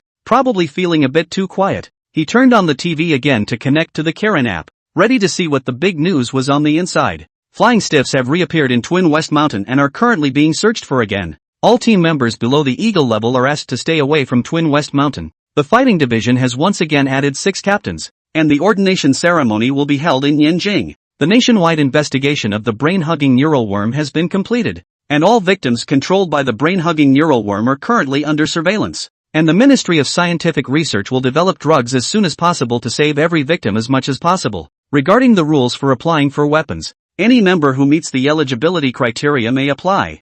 Thanks to the provider of the weapons, comrade codenamed Salmon. Yu Xian's face was a bit odd. What kind of feng shui treasure is the Twin West Mountain? Even the old appearance of flying stiffs, too scary. In addition, he thought that the exclusion of the brain-hugging neural worms had been abandoned by the Kirin because of what happened to Deimos. But it turned out that the Kirin had quietly excluded all the major cities in the country. But what he didn't expect was that Kirin didn't immediately take action against these people who were being parasitized by the brain-hugging neural worms and instead tried to save them. In fact, these people parasitized by the brain-hugging neural worms really aren't dead yet. They just have their nerves replaced by brain-hugging neural worms, but their brains are still alive. It's just that the information reception is all controlled by the brain-hugging neural worms, and their every move can be misdirected. If there was a way to save these people, Yu Xian also felt that he should fight for it instead of killing them all in one breath. Let's hope the research department succeeds. Yu Xian took 2 mouthfuls of rice and silently blessed in his heart as he ate. As for the last piece of news, while he was selling transcendent weaponry to Kirin, it was at standard market price. The problem is that transcendent weaponry has always been in short supply, so a lot of the equipment would actually be much higher than the market price when it was actually taken to the market, coupled with the fact that he had sold a very large number of weapons and equipment, which greatly slowed down the supply pressure on the logistics department. That was why the logistics department had specifically expressed their gratitude to him. He clicked on the message, and sure enough, many of his comrades below were expressing their gratitude to Salty. It was a bit of a pleasant mood after seeing the thanks from so many people. Finishing his meal in one gulp, Yu Xian then prepared to continue his journey. Although last night's journey was a little tiring, a little boring, and even a little dangerous, it was more about curiosity about the unknown and anticipation of the scenery ahead. He kind of fell in love with that feeling. In an instant, he appeared at the location he had marked last night, and then he maneuvered the bubble onward. It was not yet completely dark. The setting sun was radiating red light in the sky. The sky was full of red clouds like flames burning the sky, and the dusky hills were dark and light, as if they were a hibernating monster. Yu Xian adjusted the navigation positioning and slightly adjusted the direction of the flight, and then he used his cell phone to constantly take pictures, recording all the beautiful scenery that caught his eye. But just as he was checking the pictures he had taken, a green shadow on the ground flew at a very fast speed. A blood shield was instantly formed, and then it was cut in half with a single slash. What a big praying mantis! Yu Xian thought in surprise as he took a good look at his attacker. The next second, As Mantis chopped out his scythe again, he shifted to another bubble not far away, and in an instant he saw the bubble he was staying in get chopped open with a single slash. Identification. Yu Xian took the opportunity to unleash his skills. In the next moment, Mantis attributes appeared before his eyes. Name Chopping Mantis. Codename, None. Race, Demon. Sex, Female. Age, 30. Lifespan, 0. Grade, Under Eagle. Camp, Hostile. Ability. Iron Chopping Strike, utilizing its own sharp scythe. Even steel can be easily chopped away. Berserk Chaos Slash, swings both blades as fast as he can, cutting away everything around him. Summary, a superb swordsman among insects. Surprisingly, it's Eagle class, and it was obviously a brittle skin with high offense and low defense, so it was no wonder that he could cut open his bubble with a single slash. At that moment, the chopping mantis once again came after him, its sharp scythe emitting a gleaming cold light. TSK, don't think for yourself. Looking for death. Yu Xian frowned slightly when he saw that this was endless for chopping mantis. He raised his hand and popped a bubble, which rapidly grew larger in flight while the space inside became chaotic and twisted. Caught off guard, the chopping mantis slammed headfirst into the inside of the chaos space bubble, and as if its body was stirred by a huge force, its body lasted less than a second before it burst into a burst of constantly swirling green blood mist. It's a quick come, quick go, and a quick death. Yu Xian looked at the green blood in the bubble and was suddenly curious. If he sucked this thing's blood, would he be able to obtain a new skill tree? But wouldn't that turn Chaos Space Bubble into a juicer? 086, trapped and killed. The nature of humanity may be that it smells real good. I'll never suck blood again. The blood of Pangu. It's so fragrant. The blood of a perfect creature. It's so fragrant. After sucking on the blood of Pangu and the blood of perfect creatures, Yu Xian wanted to try sucking on any animal he saw to see if he could grow a new heart. Although the blood of the chopping mantis was poorly sold and looked as if it was poisonous, he couldn't hold back his curiosity, so he went up and filled a cup with a little bit of the blood. He grew vampire fangs and took a small amount of sip on the rim of the glass. Then his whole face crumpled into a ball. Vomit. So hard to drink. And the chopping mantis meme is so gross. The memory of eating, in particular, messed with Yu Xian's desire to spit out all the dinner he had eaten. As it turns out, vampires don't suck the blood of every animal. At least the blood of a praying mantis, which most vampires are not supposed to be interested in. It took Yu Xian a while to get over it, feeling a little green in the face. Luckily, the blood-sucking wasn't without its rewards, and at least through the memories of chopping mantis, he saw some interesting content. There was a very hidden cave on the backside of that mountain up ahead that chopping mantis had once entered in order to hunt down a large rat. Yu Xian through the chopping mantis memory can see that there are a large number of traces of man-made excavation inside the cave. Chopping mantis chased to the cave halfway feel the danger, so quickly withdrew from the cave. So, what exactly is inside the cave? Is there a fugitive hiding? Yu Xian's first suspicion was that the cave was carved out by a transcendent level fugitive. There were many transcendents who would flee the city after committing a crime, because China had always dealt with transcendent crimes severely, so these fugitives didn't dare to show their faces easily in the human society, and could only work as savages in the wilderness. At first, Yu Xian had actually thought about escaping to the wild, thus avoiding the Blood Clan's pursuit. Luckily, he later followed Nora's advice and managed to join the Griffin with Jin Shang's help, so he didn't have to really be a savage. It's just after 6. Go explore. Yu Xian thought about it and saw that it was still early, so he decided to go to that cave to take a look. If there really was a criminal hiding in there, then he would see what he could do. Criminals are better than him and he shakes people. The criminal is weaker than he is. Then just arrest him and send him to the sheriff's department. As for not being strong or weak, or not too much stronger than him, then count them as unlucky and kill them. He remembered that most transcendent level fugitives, the Kirin had a bounty on them. The higher the rank the higher the bounty, and he was perfectly fine with earning a bit of extra money himself. A minute later, he flew outside the cave. After determining that the cave was exactly as chopping mantis remembered, he quickly maneuvered bubbles into the cave. The cave was pitch black, but to his eyes there was no difference from daytime. He observed the walls of the cave passage. It was indeed manually excavated, and it should have been not too short a period of time. He passed through the cavern without a sound, and a spacious stone room opened up in front of him. The stone room had only a stone bed. At this moment, a middle-aged man was meditating on top of a stone bed. When Yu Xian's gaze landed on him, he immediately opened his eyes and was shocked to see Yu Xian, because Yu Xian was suspended in the air from beginning to end and the space bubble was self-contained. There was no breath leakage. So much so that the middle-aged man didn't notice anyone coming in at all. It wasn't until Yu Xian's gaze landed on the middle-aged man's body and the middle-aged man's heart sensed it, that he was startled to realize that someone was there. And the moment the middle-aged man opened his eyes, Yu Xian also recognized the other party. This guy is a wolf-class wanted criminal. Zhong Wulong. 8 years ago, Zhong Wulong hammered hundreds of ordinary people in Tower City in a single breath due to road rage, then fled outside the city. Whereabouts were unknown. But Kirin had always put a bounty on Zhong Wulong and never gave up on hunting him down. Now, Zhong Wulong's bounty was up to 50,000 merit as well as a reward of $2 million. Zhong Wuliang didn't ask Yu Xian what he was. Instead he instantly entered a fighting state. A purple and gold heavy hammer appeared in his hand and swiftly smashed at Yu Xian. The purple and gold heavy hammer smashed hard on the surface of the bubble.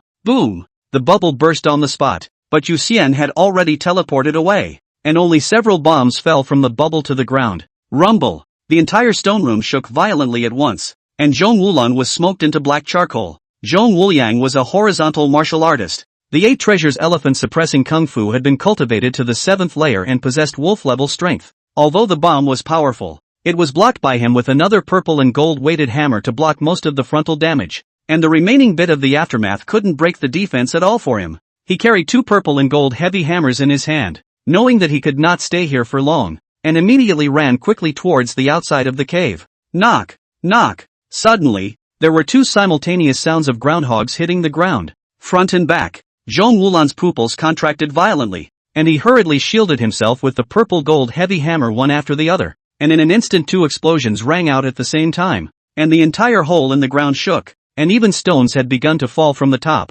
No good, he's trying to trap me here. Zhong Wulong suddenly reacted, immediately gritting his teeth and powering forward. But the next moment an earth-shattering explosion came from the cave entrance in front of him. The entire mountain shook and the passageway rapidly collapsed. No! Zhong Wulong was furious, his hands waving frantically, crushing all the falling rocks and the rocks in front of him, desperately trying to blast a way out. But the passageway collapsed too quickly. It had taken him half a day to excavate the cave in the first place, and the passage was winding and long. I thought I was hidden enough to not be afraid of being discovered, but now I've buried myself instead. Zhong Wuliang watched as the passage in front of him was solidified by piles of collapsed rocks. He knew very well that he would need at least 2 hours to hammer through these rocks, and he couldn't help but feel a pang of despair in his heart. Knock! That's when several more bombs appeared out of nowhere and happened to land not far from him. Asshole! Asshole! Asshole! Zhong Wulong's forehead veins bulged out, and he violently hammered at the surroundings, before being drowned by an explosion in the next second.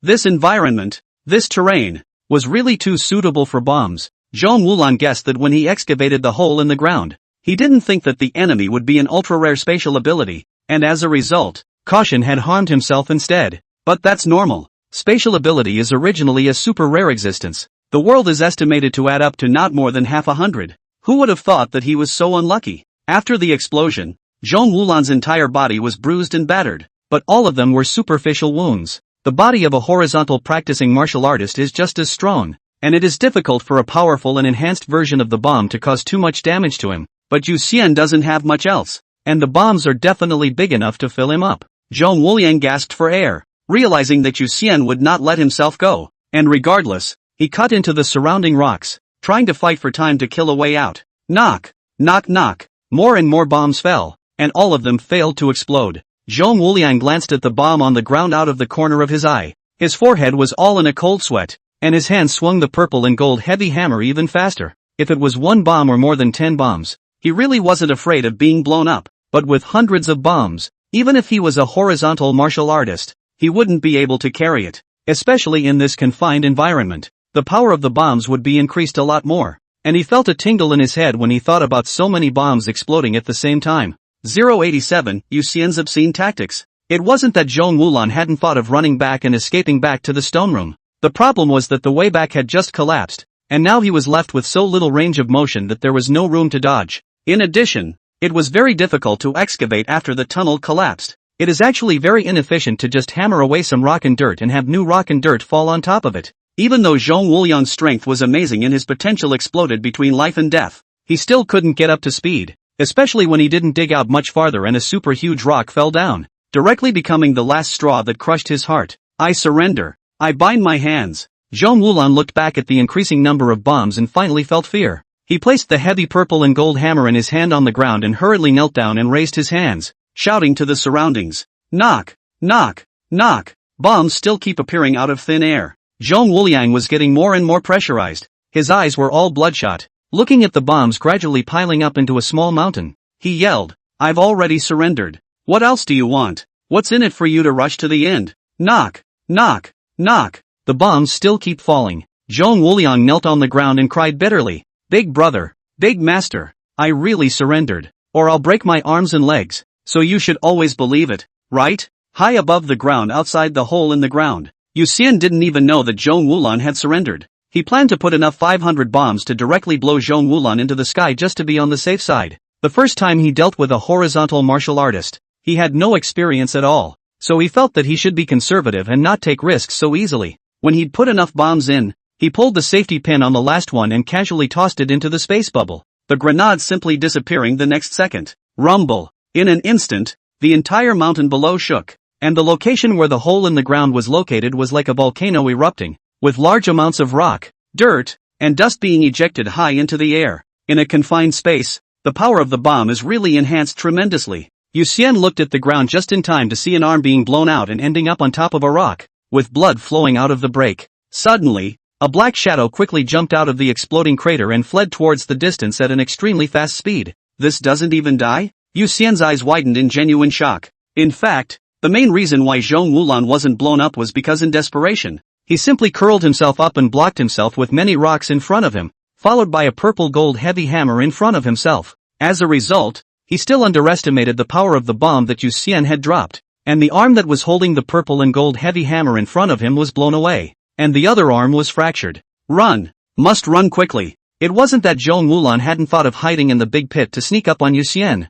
The problem is that he is not at all sure. Yu Xian is a spatial ability person. I'm afraid that just as he makes his move, Yu Xian will teleport and run away first. The big crater blown out by the bomb was too suitable for the second drop of the bomb. After weighing the pros and cons, he still decided to give the first to escape before really cannot escape and then find a suitable terrain to fight with the enemy. As he ran though, he began to feel something was wrong. He jerked to a stop and twisted his head to the side of the tree, looking down to see the blood dripping from his broken arm sticking to the top of the trunk. He had just run past this tree, so why was he circling back? Knock! A bomb landed at Zhong Wulan's feet, and he looked down at it, a smile worse than tears gradually appearing on his face. The opponent was obviously a brittle space ability person and would definitely not believe a single word he said. Even if he broke his arms and legs, it was estimated that the opponent would still suspect that he was using a bitter trick to lure the enemy closer, followed by a sudden use of his bottom card to counterkill. Under this suspicion, the other party would only come closer if they killed him completely.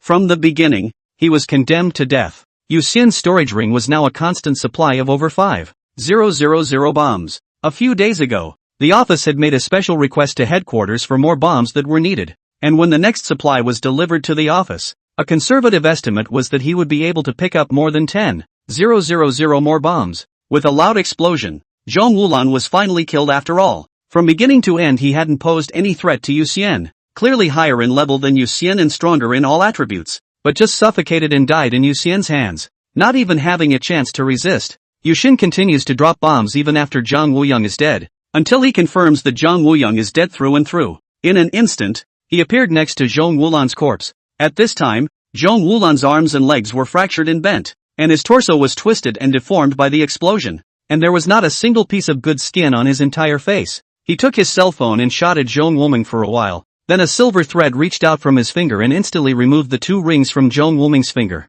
and after determining that Zhong Wuming no longer had any other belongings, he maneuvered his space bubble to fly back to the large pit caused by the explosion, and picked up the 2 purple golden heavy hammers that Zhong Wuming had left behind. These 2 purple gold heavy hammer weight is full. It is estimated that each one weighs a ton. Because the material used is gold plus purple river car and other materials refined purple gold. 2 hammers spirituality. Has the ability of self-repair. How to smash all, do not have to worry about the problem of damage. Yu Xian put the loot away. Then he opened the wanted section of the Kirin app, found Zhong Wulan's wanted page, and sent the photo up. In a few moments, Zhong Wulan's wanted photo appeared with a red mark of ambushed. Yu Xian checked, and his merits had indeed increased by 50,000, while at the same time, with a ding-dong sound, the bank card that he had registered to use to receive his paycheck also showed an arrival of 2 million. Although this amount of money wasn't much for him with 2 small goals, it was still hard not to be in a happy mood when he saw the string of zeros. Next, he continued to rush, while taking out Zhong Wulan's 2 storage rings,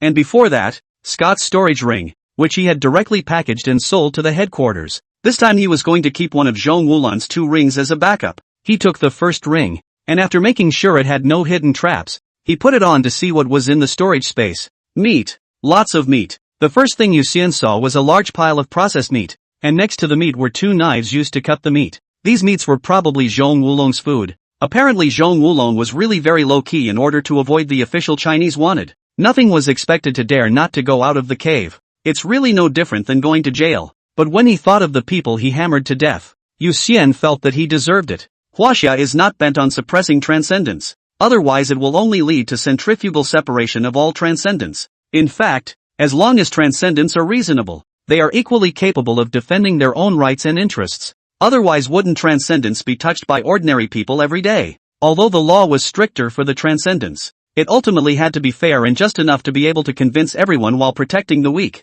Ding dong. At this time, Yu Xian's cell phone rang with an incoming mail notification. 088, a bad move. Salty fish. Don't waste Zhong Wulan's corpse. Sell it to me and I can give you 3,000 merit badges. Yu Xian picked up his cell phone and tapped it to see a perverted text message from the bat. Something about the body not going to waste. And that's just too scary. He frowned slightly and quickly asked in his voice, "What do you want Zhong Wulan's corpse for?" After clicking send, the bat quickly replied, "For research." Zhong Wuliang was a single disciple of the 8 Treasures sect of Pagoda City, and the 8 Treasures elephant-suppressing kung fu that he practiced is one of the best horizontal training techniques in China. Yet it is passed down from generation to generation orally without any written records. So I want to try to deduce the 8 Treasures elephant-suppressing kung fu by studying Zhong Wuliang's corpse. Yu Xian had to admit that Zhong Wuliang's defense was indeed very strong. More than 500 bombs didn't kill him, and he wasted a few hundred more bombs in the back before Zhong Wuliang was completely blown up. The key Zhong Wuliang was only wolf level.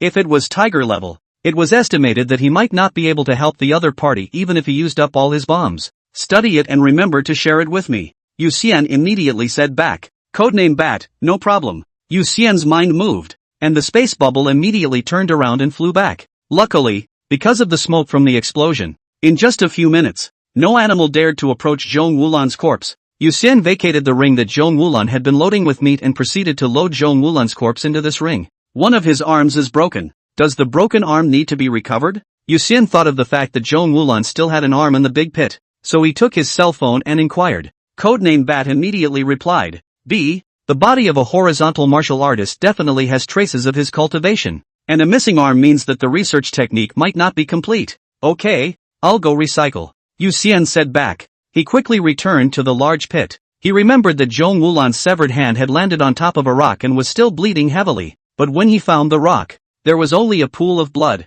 and the arm was surprisingly gone. Where's the hand? Yu Xian looked around, dumbfounded. He looked around and found no animal tracks. Then he intensified his sense of smell and sniffed the air carefully. The faint odor of blood extended all the way upwards. Obviously a carnivorous bird like an eagle had taken the hand away. Had he known that the bat wanted Zhong Wulan's corpse, he should have just put away his severed hand to avoid a long night. Yu Xian sighed and proceeded to control the space bubble to move in the direction of the smell of blood, because he was afraid that Zhong Wulan's arm would be eaten by an animal. This time he increased his flying speed to the fastest speed that the space bubble could withstand, which was 20 times the speed of sound. In about half a minute, he saw a large black bird that looked similar to a vulture flying with Zhong Wulan's arm. The large vulture bird similarly sensed Yu Xian behind it at this time, and it immediately increased its speed and swiftly swooped down, intending to get rid of Yu Xian's tracking. A man and a bird next take to the air in a chase. This bird must be a transcendental creature. Flying at full speed was surprisingly a little faster than Yu Xian, and it was Yu Xian chasing it,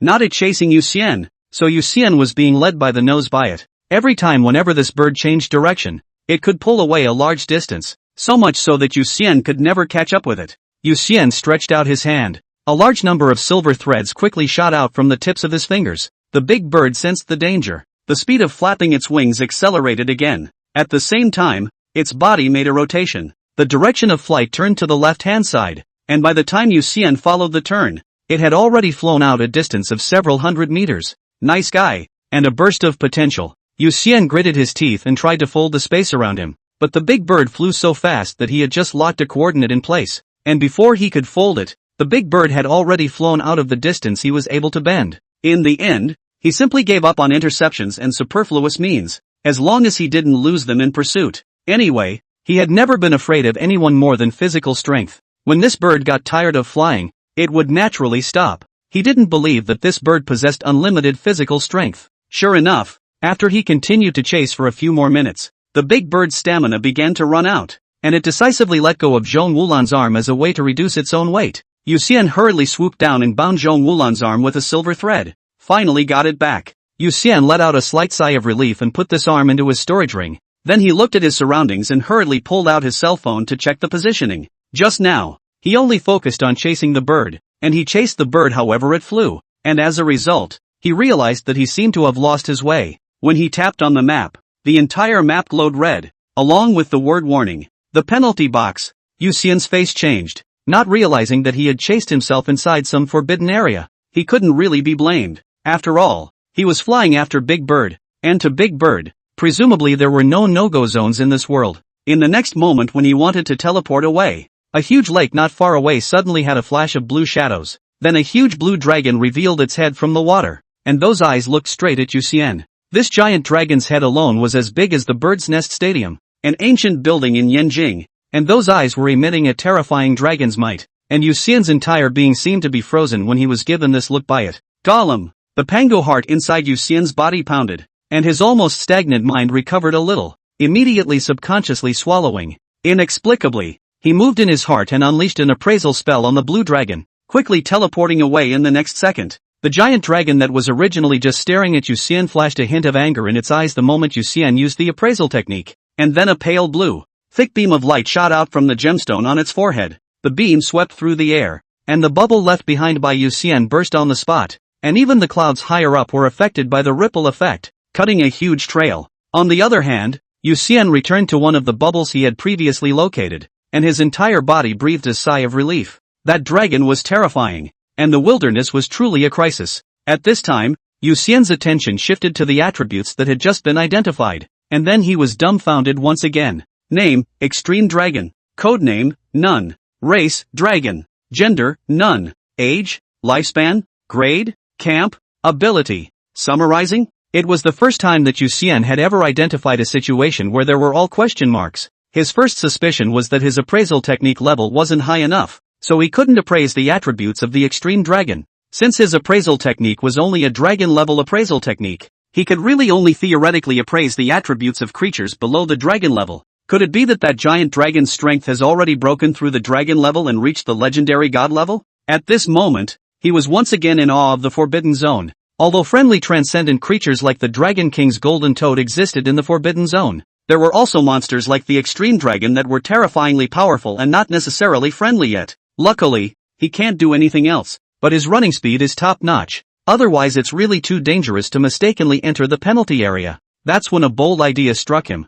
Previously, he had thought of putting bubbles in the Kirin headquarters and teleporting to the headquarters when he encountered an enemy he couldn't beat, so that the big boys could round up the other side. Obviously this method must not work, but what if you put bubbles around the polar dragon? The impulse in Yu Xian's heart grew stronger when he thought of the image of his enemy being teleported over and seeing the extreme dragon. 089, the Heart of Freedom. It's dry. Yu Xian put his heart on the line and decided to go back and secretly put space bubbles. His memory was good, and he remembered the route from the Great Pit to the forbidden area where the extreme dragon was located clearly. It had nothing to do with vampires, but he hadn't had a bad memory since he was a kid, and his grades usually stayed above the middle of the pack even when he didn't study hard. He first returned to the large pit from before, and then he flew towards the forbidden area of the extreme dragon. Of course, this time, he definitely didn't dare to enter the extreme dragon's forbidden zone. He was planning to place a few bubbles in the periphery, and then control the bubbles to slowly move near the extreme dragon. Half an hour later,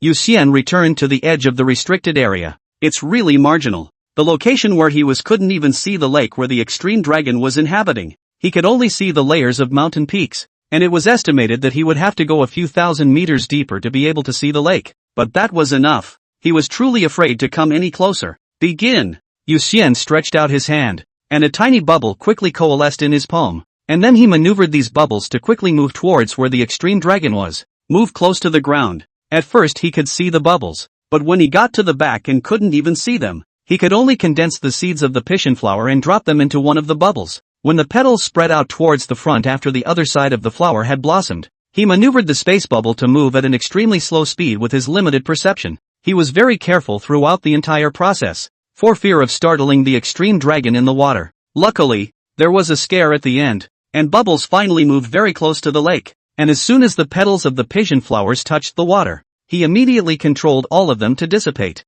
For the last distance, he proceeded completely blind. According to his calculations, the bubbles should have already entered the water, which is why he stopped interfering with these bubbles. Next, he flew high into the sky in a space bubble, and dropped a large number of tiny bubbles into the air, which were easier to maneuver on this side, and eventually all of them came to rest in the air above the lake. In the future, when he encountered an enemy he couldn't defeat, those who could fly teleported into the lake and those who couldn't teleported into the air. In this way, even if the enemy can fly, just be teleported over to face the extreme dragon. It is estimated that the probability is that it is difficult to escape, and cannot fly is even more interesting. The enemy will fall from the air into the water, so big noise should be enough to startle the extreme dragon. Yu Xian had already begun to look forward to the picture of those enemies when they were teleported over and faced the extreme dragon in the future. I hope the enemies aren't too desperate. He thought about it, and immediately created quite a few more bubbles, placing them around the entire edge of the forbidden zone, some on the ground to be with the light, and some in the air to keep company with the clouds. After completing all preparations, he turned to leave. A sleepless night, without a scare, Yu Xian flew another third of the way. During this time, he passed through Green City, Fruit City, and Shui City, all of which had space bubbles placed in them respectively. In the future, if he wanted to go to these cities, he could reach them with a single thought, and going back and forth would be very convenient. Just after 6 in the morning, after he teleported back home, showered and changed into his school uniform, Nora was already bouncing to the door. Good morning. Yu Xian teleported to the gate and opened it and laughed. Nora seemed to be in an extraordinarily good mood today and responded with a smile. Well, good morning. The two of them went to school together as a pair. Nora was smiling happily every now and then, attracting Yu Xian's frequent side glances. Nora didn't sell herself short and laughed. My dad transferred Rock. The new guardian is a very nice sister who gets along with her. She only took up her post last night, and we chatted the whole night. Then congratulations. It's much more free. Yu Xian laughed. It wasn't really a surprise to him that Marcus would transfer Roach. After all, Roach had actually acted very wrong when he came to him that night, and it was impossible for Marcus not to be suspicious of Roach. For example, will Roach have thoughts about his daughter that he shouldn't? Yu Xian secretly despised Luo Qi. Looking at the happy Nora, his heart was a little funny. When he flew to Ice City tonight, tomorrow Nora would definitely be even happier. By the way, my mom heard that Rocky was transferred and booked a flight for tonight, so I'll get to see my mom tomorrow, and this time there won't be any nasty people in the way after all. Nora then added happily. The smile on Yu Xian's face was stuck for a moment, then he dryly laughed. You said, your mom is coming? Well, the flight is tonight, and we should be there tomorrow. Nora nodded, her eyes all expectant, her whole being radiating pleasure. Yu Xian had to smile with him. Then congratulations. It just so happens that tomorrow is Saturday, so you can spend some time with your mom. This is getting a little awkward. He also wanted to surprise Nora tomorrow, but it turned out that tomorrow Nora's mom would come to Silver City first. According to his original plan, he would prepare the space bubble in Ice City tonight, go to Nora tomorrow, then use the space bubble to teleport to Ice City with Nora, and then go to meet Nora's mom together. That image is wonderful to think about. Who knows that plans can't catch up with changes? Because Roach was transferred to trigger a chain reaction, the whole plan is in vain. What's wrong? Nora asked when she saw Yu Xian was a bit lost. Yu Xian forced a smile. Nothing, just a little tired from last night. Just wait until you get to school and take a nap. The two arrived at the school together, and upon entering the classroom, Nora was happy to share her joy with Chen Ling, the two girls coming together to mutter whispers in low voices. Yu Xian didn't eavesdrop as he propped his cheek with one hand, pondering whether he still had the need to go to Ice City. Though not being able to surprise Nora was a bit of a shock, a bit of a disappointment, a loss. But after these 2 nights of traveling, he had come to love the feeling of adventuring in the wilderness, uninhibited. Once walking the world with a sword was just a dream, but now that the dream has shown into reality, what reason does he have to refuse? When the frog at the bottom of the well has seen how big the sky is, who wants to go back to the bottom of the well and continue to look at the sky that is only as big as the mouth of the well? Besides, if he didn't go out for a walk, he wouldn't have met the Dragon King Golden Toad, or seen the might of the extreme dragon, and he wouldn't have been able to understand how marvelous and magnificent this world was. Sure enough, Ice City, I'll go for sure. Yu Xian took a deep breath, already having an answer in his heart. It's not even just the city of ice, it's the city of Buddha, the city of stone, the city of lions, the city of dragons, the city of incense. He will go to many places in the future, to see different customs, to taste the food in different cities, and to meet more interesting people and things. Besides, since he wasn't in a hurry to go to Ice City right now, he was perfectly capable of staying in other cities for a longer period of time. For example, on his way to Ice City, he would happen to pass through Yanjing, and he could still visit Jin Shang, and he could also go to the headquarters for a long time, and in the meantime, hand over Zhong Wulan's corpse to the bats. Not having to rush around trying to surprise Nora suddenly made time generous. Yu Xian realized that it actually turned out pretty good. At least he was freer. 090, I've seen it all. Evening. A bamboo forest in a corner of Bamboo City. Yu Xian appeared out of thin air just in time to see a giant panda with a round baby panda. He was actually super fond of pandas, and if he hadn't been in a hurry earlier, he would have said anything to pet the panda's head and feed it bamboo. Now since he wasn't in a hurry, he teleported over after going home and showering, ready to have some fun with the pandas. And panda, I really like Xiaomei. Please let Xiaomei follow me. Yu Xian carefully approached the giant panda, and then the playwright possessed, said to the giant panda with a serious face, and finally looked at the little panda affectionately, while the giant panda sat on the ground and broke the bamboo with a bashful face, slowly eating the bamboo. The little panda lay on the back of his mother's butt, curiously watching Yu Xian act. And panda, since you don't object, I'll take Xiaomei. Yu Xian immediately gained an inch and slowly walked towards the giant panda, and then he saw one of the panda's paws loosening the bamboo and started to make a fist, and without saying a word he directly space jumped and ran away. This giant panda, with eagle-level strength, couldn't stand it if he slapped him. In fact, the intelligence of transcendental creatures was very high, especially transcendental creatures that often mixed with humans, and basically understood human language. Mom, is my name Mei? When the little panda saw Yu Xian running away, it wailed curiously at the giant panda at that moment, and the giant panda remained bland as it fished out the bamboo and wailed and scolded. Idiot, you're a male panda. You can only be called second dog at best. But I'm a panda, not a dog, the little panda retorted. The giant panda said calmly, then it's called two cats. But I'm a panda, not a cat. The little panda wailed in dissatisfaction.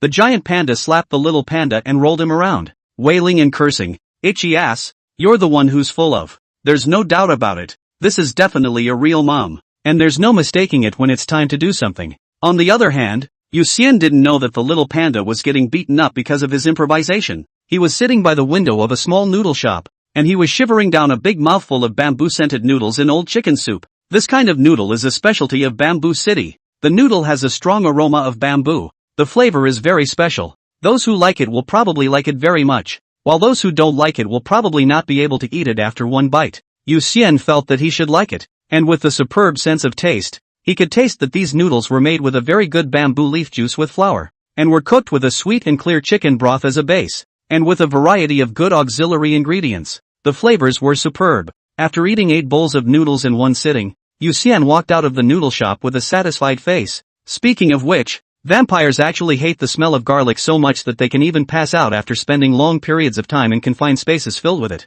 But Yu Xian seemed to have immunized himself against this weakness after awakening his super stomach pouch and super sense of taste, and at least now he was eating garlic with a crunchy taste, without any unpleasant sensations at all. Next, he approached a few more red pandas to strike up a conversation, and without exception, they were all repelled by the giant pandas' as ghostly fire yellow hair. After playing around for about 10 minutes or so, he teleported to Jade City and proceeded to fly in the direction of Ice City. 12 o'clock. A city without walls appeared before Yu Xian's eyes. The city was so big that you couldn't even see the edges when you flew in the air, and even though it was already midnight, the whole city was still lit up, and the highway was filled with cars, like an endless river of light. Yanjing has arrived. Yu Xian slowly landed, and in an instant, several spiritual forces swept over him. He immediately looked to a building not far away, and with his silver blood-enhanced vision he saw a young woman holding a cane standing at the very top of the building, also looking at him. The woman wore a black dress. Her red hair was blown up by the wind, her left eye wore an eye patch, and her only right eye exuded a sharp edge when the two sides stared at each other, giving Yu Xian a feeling of untameness. Tiger class? Worthy of Yanjing, there are so many strong people. Yu Xian withdrew his gaze and dropped to the ground, and a moment later a police car pulled up beside him. A battle police officer in black battle armor got out of the car, saluted, and then spoke. Hello, please show your ID. Yu Xian nodded and took out Kirin's ID from his storage ring and handed it to the war police. Soon his identity was verified and the other party saluted and returned the ID to him. at the same time telling him that Yanjing was off limits and if he wanted to fly in the air he would need to apply for a report first. Apparently just now he had alerted the entire battle police system by flying over. Next, no war police came back to him to verify his identity, even when the police car passed him without stopping. Yu Xian took his cell phone and contacted Bat. Bat, I've arrived in Yanjing. Zhong Wulan's body. I'll send it directly to you. Send a location. Just send me the location just as I'm driving. Bat responded quickly. Vampires were all night owls, and Yu Xian was completely nonchalant, directly sending his location to Bat, who said he'd be there in 15 minutes. Yanjing has been expanding, and the 35th Ring Road was built a few years ago. The location where Yu Xian was now was probably the not yet recognized 36th Ring Road, because one ring was bigger than the other. The total length of the 36th Ring Road was already very exaggerated, so Yu Xian estimated that the Kirin's headquarters should be located at the 34th or 33rd ring, or else the bats wouldn't have been able to rush over so quickly. He sat down on a bench for people to rest on by the side of the road, and in passing, he attached a number of ultra-tiny space bubbles to the indentations in the back of the chair, inexplicably having the feeling of quietly gluing a booger to the back of the chair. 15 minutes later, a bulletproof SUV pulled up in front of him. The window slowly fell down, and the youth in the driver's seat spoke. Get in. You're a bat?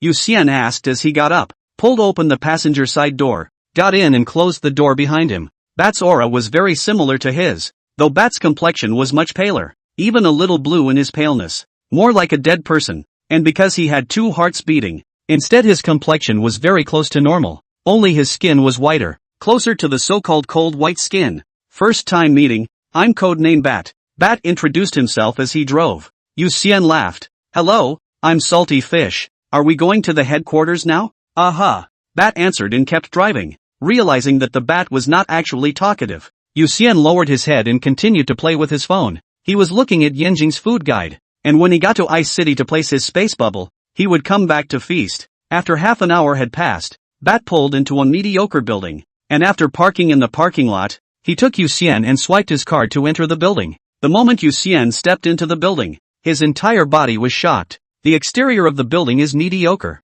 but the internal space is full of technology, and the whole building is extended. A small room, the space is bigger than a soccer field. Yu Xian had the feeling of Lulu entering the Grand View Garden, following the bat while looking dazzled. The dragon girls were so good looking, and there were mermaids maneuvering currents of water past them, and the masked Reijinko bloods had a numbing sensation in their heads just from looking at them. While passing through certain rooms, zombies, evil spirits, ghosts, and demons can also be seen through the huge glass windows being suppressed by chains, charms, and magical treasures, and researchers are harvesting special tissues from their bodies. Worthy of being the headquarters, there was really anything and everything. Yu Xian really felt that he had grown in knowledge. 091, unblockable space. Bat walked ahead with one hand in his pocket, and the researchers around him seemed to be terrified of him and moved out of his way. The two came to the door of a room. Bat entered the code to open the door. Yu Xian followed him into the room. The door suddenly closed automatically, startling Yu Xian, just in time for the lights to come on in the room, which was all full of formalin-soaked corpses. Yu Xian are the first time to see so many shapes and colors of corpses. Hair are scared almost stand up. Just at this time the bat turned around. Obviously Yu Xian can kill the bat in seconds with one punch, but in his eyes the bat at this moment is super scary. What kind of pervert is this? The bat raised his hand, and Yu Xian was wary. What for? Zhong Wulan's corpse. The bat revealed a helpless look and had to remind. Yu Xian reacted and hurriedly took out the storage ring and handed it to the bat. The bat took the ring and walked to a lab bench, put on the ring and took out the body of Zhong Wulan in the space. When he saw Zhong Wulan's blasted, twisted, and blackened corpse, he sighed slightly and took out a syringe from the workbench behind him, mixing the potion and injecting it on top of Zhong Wulan's corpse. Then he took out a yellow talisman and pasted it on Zhong Wulan's forehead, and tapped a button on the side of the lab bench. A transparent film instantly covered Zhong Wulan's body. What's the use of this? Yu Xian came forward and asked curiously. The bat said lightly, I injected him with a very small amount of corpse chi mixture. Within the next 24 hours, his corpse will be zombified. During this process his cells will automatically repair the damaged parts, especially the meridians filled with corpse chi. Based on the concentration of corpse chi you can judge the strength, and in this way you will be able to deduce the route of the meridians that he cultivates. This is too dangerous, isn't it? Yu Xian frowned after hearing this. Bat calmly said, there is no such thing as 100% safety when doing experiments, and besides, this is headquarters, and rightly so. Yu Xian thought, the headquarters of the Masters of the Clouds, small zombies really cannot turn a big wave. In fact, he only needed to take a mouthful of Zhong Wulan's blood, and he could completely obtain the 8 treasures elephant suppressing technique from Zhong Wulan's memories. But Zhong Wulan had been blown up, and the corpse was just too disgusting, making it a bit impossible for him to get off his mouth. Besides, the 8 treasures elephant suppression technique wasn't that important to him. Most of all, the most important thing was that he really didn't want to read the memories of an old man who lived alone in the wilderness and was still exceptionally strong. The memories of decapitating a praying mantis were disgusting enough, and he felt that Zhong Wulan's memories were definitely even more disgusting. For these reasons, Yu Xian chose to give up sucking Zhong Wulan's blood, lest Zhong Wulan's memories pollute his brain. The bat removed the ring and returned it to Yu Xian, speaking, "You came to Yanjing, so you should have wanted to visit Jin Shang, right? Well, but it's too late now, so I'm going to see the captain in the morning." Yu Xian nodded. Bat walked over to the sink off to the side and washed his hands before fading. "I'll walk you out then?" "No, I'll stroll around the headquarters first." Yu Xian refused. He was also going to place some space bubbles at the headquarters and would not leave until he was done with them. "So, make yourself at home?" The bat hesitated and nodded. "Okay, bye." Yu Xian nodded, then turned around and walked to the door. The door automatically opened. He immediately ran out of the room in a puff of smoke. This room is too scary and depressing. Staying for one more second is a destruction of the spirit. Next, he circled around the first floor, placing the space bubbles in suitable corners. Salty. Suddenly, a familiar voice came. Yu Xian looked up and saw Ether turn around and try to run. A smile appeared on his face and in the next moment he tried to use the space jump technique to chase after him. But this time the space jump technique surprisingly failed. As an afterthought, he realized that the Qilin headquarters probably possessed some sort of formation or boundary that prohibited spatial teleportation. Wait, wouldn't that space bubble be put in for nothing? Yu Xian immediately controlled a space bubble to become larger. Then he stepped into the bubble, instantly appearing behind the 36 rings of double chairs. He raised his head to look at the dark sky, then teleported back to the Kirin headquarters once again. It seems that this ability to prohibit spatial teleportation cannot prohibit spatial bubbles. He had just teleported back to Kirin HQ, and the next thing he knew, he saw Ether's big face plastered in front of Bubbles, looking at him like he was a god. "Salty, how did you do that?" Ether asked gruffly. Yu Xian saw how serious he was and innocently said, "What, how? That was just a spatial teleportation, wasn't it?" Ether asked with an exaggerated expression. Yu Xian nodded his head, and Ether immediately jumped up and said excitedly, "Do you know how many layers of formations and boundaries there are in the space of the headquarters? Not to mention you. Even if a dragon-level Big Brother comes, he won't be able to use his spatial ability, and it's even impossible for any divine artifacts to teleport in or out. You, big deal." Then Ether let out a loud yell, and soon all of Kirin's security guards gathered around. Half an hour later, Yu Xian and Ether sat in the minister's office. Yu Lai and the others all gathered around Yu Xian to look at him, and Xiaopan even took the opportunity to rub his head for a while, messing up Yu Xian's hair. "Little fish, you teleport once more and see," Yu Lai said as he looked at Yu Xian. Yu Xian gave an innocent "oh," then created a space bubble and instantly teleported to Silver City's home through the bubble. He slapped his chest, scared to death. The last time it was that stressful was the last time. After waiting for a while, his cell phone rang and Yu Lai messaged him, telling him to hurry back. Alas, it is a blessing that cannot be avoided. Yu Xian sighed and bitterly teleported to Yu Lai's office again. "Good boy. This ability. I don't know what to say." Yu Lai revealed a smile and patted Yu Xian's shoulder, saying with a face of admiration. Xiaopan analyzed. Little fish's space bubble. The probability is that the space inside is not affected by the space outside, and it belongs to a self-contained space that is of a very high grade, so he can teleport freely in that space. Then can we utilize this principle to develop a more stable teleportation array? A bald strongman said. Then the crowd talked and discussed, as well as how to deal with this matter of Yu Xian. After all, Yu Xian's ability was too cheating, equivalent to being able to come and go in the headquarters unmonitored. In the end, Yu Lai hammered out the final decision. Yu Lai laughed. "Little fish, I'll allow you to place the bubbles at the headquarters, but the location must be up to me. You're not allowed to sneak them in." "Yes." Yu Xian immediately raised his head and chest in agreement. Xiao Punished slapped the back of Yu Xian's head and said in amusement, "Don't you try to sneak around. Turn around and I'll have security check it every day. You can't hide your bubbles from them. I promise I won't sneak in bubbles." Yu Xian's cheeks sweated slightly as he hurriedly promised, although he did just have a moment where he was thinking about sneaking in a few more bubbles. 092, Bean Benefits. Kirin has always been a man who doesn't hold back his talent. With as much ability as you have, Kirin will provide the stage. Of course, as the saying goes, the greater the ability, the greater the power, and the greater the responsibility, the greater the benefits. After discussion, Yu Lai, Xiaopun and others still made small changes to Yu Xian's identity. The first is Yu Xian's ranking, directly raised from the original 6330 to 33. The codename will remain unchanged for the time being, mainly because salty fish is too confusing, and maybe it can even be Yu Xian's protective color. The enemy's lightness of touch is sometimes just as much of an advantage. There was also the fact that although Yu Xian remained in the evil execution squad, his immediate supervisor had changed to Xiaopun and had the authority to not carry out the mission, and could even forcefully interrupt the mission. Simply put, everything was focused on Yu Xian's safety. There are 4 levels of welfare grades within Kirin, which are basic, elite, pillar, and national. Originally, Yu Xian enjoyed basic level benefits, but now after discussion, his benefits were raised from basic level to pillar level, directly crossing over to elite level, which was definitely a promotion that was taken quite seriously. Beam level welfare, in addition to the most basic accommodation, travel, medical and so on, a series of protection. The headquarters will also specialize in the formation of a 5-person logistics team dedicated to Yu Xian services, as long as the requirements put forward by the Yu Xian legal and reasonable compliance. The logistics team must unconditionally obey the orders, and try to do everything to complete the requirements of Yu Xian. Of course, with power and benefits naturally come responsibilities. Yu Xian would need to provide 10 teleportation points for the Qilin, and for the next period of time, the director of the support division, Su Habai,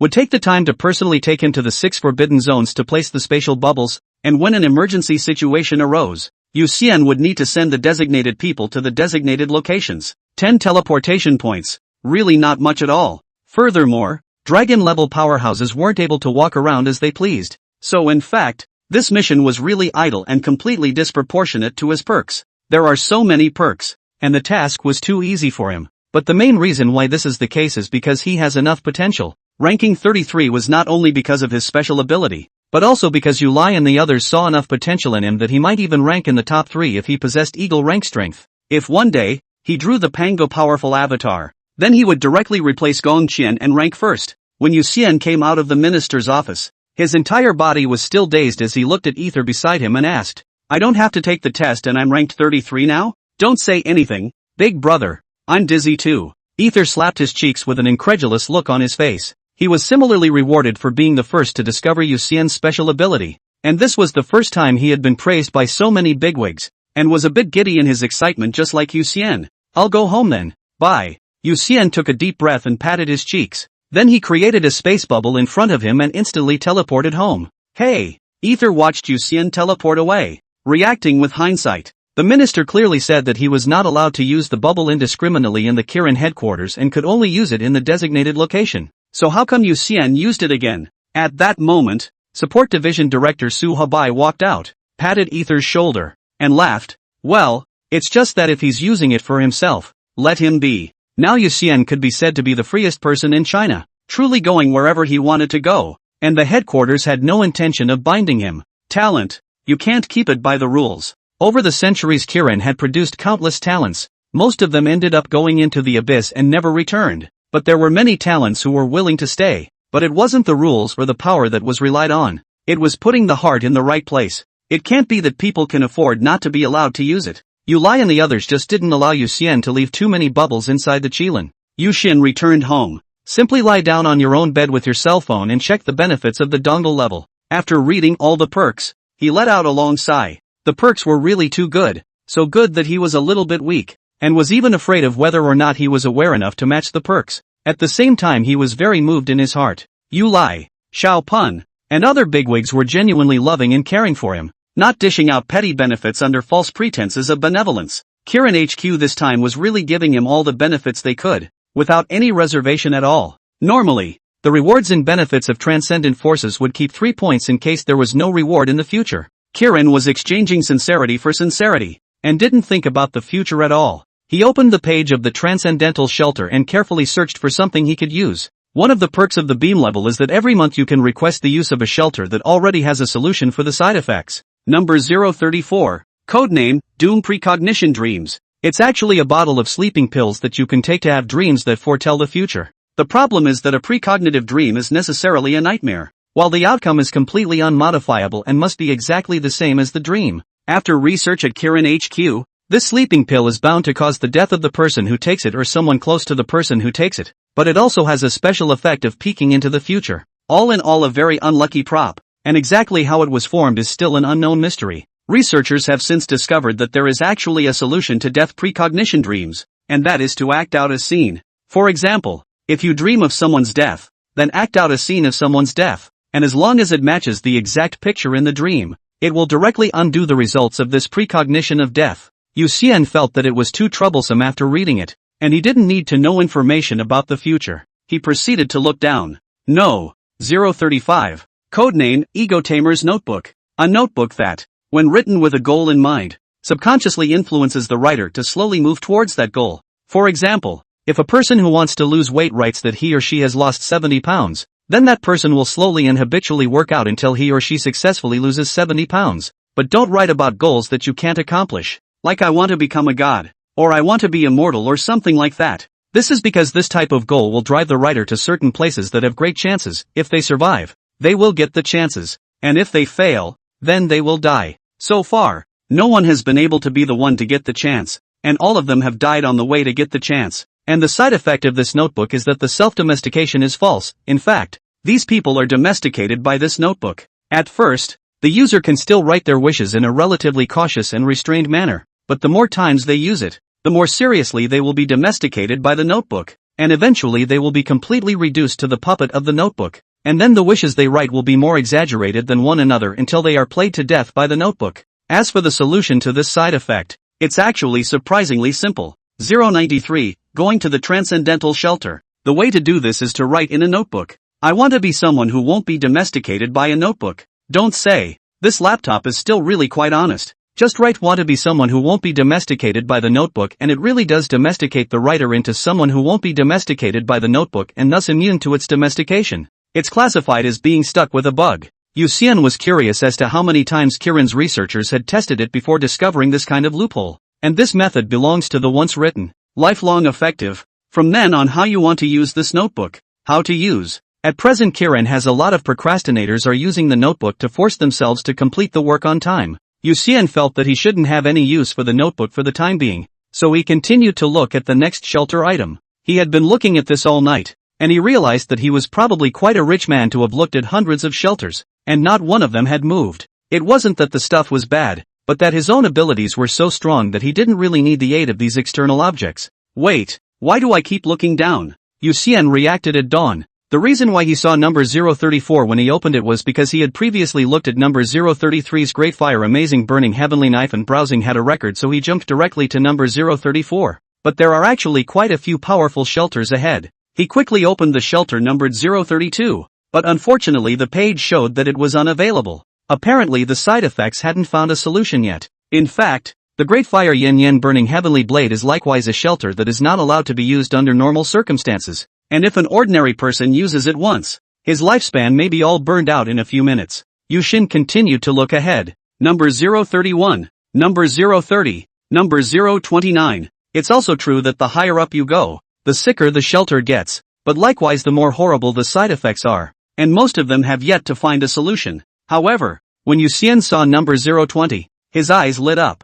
No. 020. Codename, Bronze God Tree. It was a very ancient artifact with 9 bronze birds on the branches of the 9 branches of the divine tree. Anyone who drops blood on the bronze bird will turn it into a golden crow that will hang forever above the person who drops the blood. A golden crow was equivalent to a sun at noon, and if one was constantly illuminated by the midday sun, an ordinary person would soon die from heatstroke or dehydration. Even for transcendentalists, not many of them can actually stand it. Having a golden crow following is equivalent to needing to face 2 suns during the day and 1 sun at night. Resting and sleeping is a problem, but none of this was a problem for Yu Xian. The more Yu Xian looked at it, the more he felt that the golden crow suited him, and if there was another sun shining at night, the time it took for him to awaken his natural ability could definitely be drastically shortened. The only problem now is that the bronze god tree is not in the range of what can be applied for, because no solution for the side effects had been found. The bronze divine tree was a prohibited application for shelter, as was the Great Fire Amazing Burning Heavenly Blade. Yu Xian thought about it and simply dialed Xiaopan's cell phone number. Hey, you kid, don't need to sleep. It's only 6:00. Clock now shall punishment last night because of Yu Xian's matter stayed up until most of the night. More than 4 o'clock before going to sleep. 6 o'clock was Yu Xian a phone call to wake up. Yu Xian reacted and hurriedly apologized repeatedly. Shao punishment did not have the good sense to say, "Alright, have a fart and let it go. Minister, I would like to apply for the right to use shelter number 020. Yu Xian said directly. Shao Pun was silent for a moment and promised, "Come over at noon and I'll take you to collect it." That's all. After that, he simply hung up. Yu Xian had prepared a whole lot of reasons all stuck in his mouth. This is agreed? Because of the matter of the great fire amazing burning sky knife. He thought that Shao Pun would reject him like last time, and it was the kind that was not negotiated at all. But it turned out that this time, Shao Pun instead simply agreed. It's not possible that Minister Shao also knows the art of appraisal, right? A thought flashed through Yu Xian's mind. No, it might be possible that all of the top brass would. Even if it wasn't the appraisal technique, the bigwigs should have other means of understanding his attributes, perhaps even more comprehensively than the information obtained from the appraisal technique. The reason why he was able to startle everyone this time was probably his unreasonable growth rate. In addition to the space bubble's unbelievable ability, the last time they met, he was still a small ant-level rookie, and now he was already a small snake-level expert. That's how long it's been. It's almost like how shocking it must be to see a baby who hasn't quit breastfeeding yet one day, and then see it again the next day when the baby has become a yellow-haired guy riding a ghost fire. Noon. Yu Xian teleported to the Kirin headquarters. He went straight up to the 3rd floor, knocked on the door and entered Shao Pun's office. Shao Pun's office was nothing like what Yu Xian had imagined. Firstly, it was big, and secondly, there were tons of potholes, saying that it was an office. Yu Xian felt that it was more like a battlefield, and Shao Pun was sitting at the tiny desk in the corner working, out of place with the surroundings. One moment, when Shao Punishment saw Yu Xian coming over, he said without looking back and quickly processed the documents on the computer. After about 2 minutes, he closed his computer and got up, saying, "Okay, let's go," left the office and proceeded to start climbing the stairs. Yu Xian followed behind Shao Pun and couldn't help but ask, "Minister, why is there no elevator at the headquarters?" "Because the headquarters doesn't need a waist that needs an elevator even for this point of stairs," Shao Pun replied as he walked. Anyone who could join the Qilin were all transcendents. Even the transcendents with the worst physique had much stronger physical qualities than ordinary people. And if they couldn't even climb this staircase, wouldn't it be a joke? Of course, there were other reasons, but Shao Punishment was too lazy to explain. However, the next thing Shao Pun saw was Yu Xian creating an elastic bubble and sitting on top of it himself, leisurely levitating up the stairs. Shao Pun inexplicably had the urge to slap Yu Xian on the back of his head. Finally, he took a deep breath and spoke. "Give me one too." "Oh," Yu Xian responded and created another elastic bubble. The two sat on top of the bubble and moved quickly upwards, soon coming to the 50th floor. Then Shao Pun got up and led Yu Xian into a pitch-black room. Yu Xian followed behind Shao Pun and realized that obviously he had night vision, but saw that the room was still pitch-black. As he kept traveling straight in the pitch-black room, gradually the sense of space and time became a bit confused, and even Yu Xian felt a slight change in his weight. Suddenly, a huge, airtight, all-metal base opened up in front of him, and a huge, airtight, all-metal base presented itself to Yu Xian. Yu Xian couldn't help but look back, and the room behind him remained dark. "Stop looking and go." When Shao Punishment saw Yu Xian looking back, the corner of his mouth curled up slightly and he opened his mouth. However, Yu Xian created a bubble to wrap himself up in the next moment, followed by his eyes widening all of a sudden, revealing an incredulous look. 094, 5322. Unknown disaster. "Minister, what the hell is this place?" Yu Xian looked at Shao Pun with a face full of shock. In his perception, all the bubbles placed on Earth became incomparably distant, although he could still teleport there instantly. That feeling of remoteness lingered. "This is the Transcendent Shelter, located on the planet Kepler in the constellation Cygnus more than 600 light-years from Earth. Isn't it shocking?" Shao Pun introduced with pride. Yu Xian subconsciously nodded his head. This was more than shocking. It was simply too damn shocking. "I'm telling you because you're a spatial ability person, so remember to keep it a secret," Shao Pun said with a smile. Although elite-level members were also qualified to enter the Transcendental Shelter, the vast majority of them didn't know exactly where the Transcendental Shelter was located, and the most they could do when they came was to feel that there was a slight change in gravity, and that the place felt a bit strange. Only a spatial ability person like Yu Xian would be keenly aware of the changes in space and even discover the secrets of the Transcendent Shelter through the spatial coordinates. However, Shao Punishment had actually anticipated all of this when he brought Yu Xian over. The main reason is that Yu Xian is already qualified to learn more secrets. You should have realized it after you mastered the appraisal technique. This year is 5322. Xiaopun continued to walk forward. Yu Xian came out of the bubble and hurriedly followed. Xiaopun said as he walked. This number, of course, Yu Xian knew. So far he had seen a number of creatures with a lifespan of 5,322, and it seemed that 5322 was the lifespan limit for all creatures except for the extreme dragon, which was a question mark. 5322 may be the limit of our world, Xiaopun said. Yu Xian was surprised. Then what will happen after 5322 years? I don't know. Perhaps our world will be destroyed or completely devoured by the abyss. Every year a large number of talents enter the abyss, looking for a way to save the world. Do you know how many talents our Qilin loses every year? Xiaopun sighed and asked Yu Xian. Yu Xian shook his head as Xiaopun asked himself. Every year, our Kirin will have more than 10 eagle-ranked elites enter the abyss. We can't and don't want to keep them because they go in search of hope with the belief of saving the world. But most of them end up never returning. We don't know if they've already died,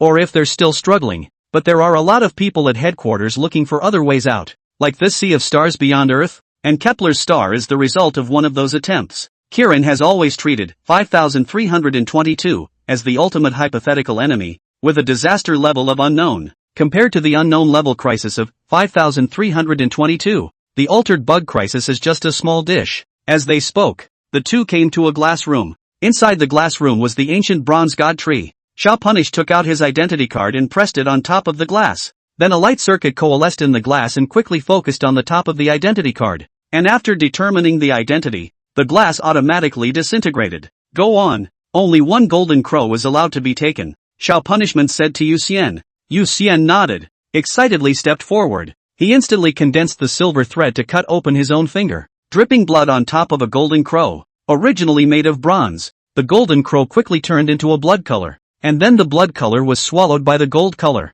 and the body quickly emitted light. This golden crow flapped its wings and flew intimately to hover above Yu Xian's head, and Yu Xian immediately felt as if he was standing under the midday sun, and his entire body was parched. But, is comfortable. The light eater talent was working, and what was supposed to be a weekend away from awakening was expected to do so in a few more hours. Yu Xian walked out of the glass room. Xiaopun removed his identity card from the light circuit, and the instantly disappearing glass quickly appeared to reprotect the bronze god tree. Follow me. Xiaopun glanced at the golden crow on Yu Xian's head and then said to Yu Xian. The golden crow did not affect other people, irradiating Yu Xian alone, and in the eyes of others, Yu Xian had just one more golden bird on top of his head. The two of them came to an empty room, and Xiaopun spoke to Yu Xian. You place a few bubbles here as a backup, in case something goes wrong with the other teleportation method in the future. At least there will still be you as insurance. Aha! Yu Xian nodded his head and immediately created a large number of tiny bubbles to attach to the perimeter of the room.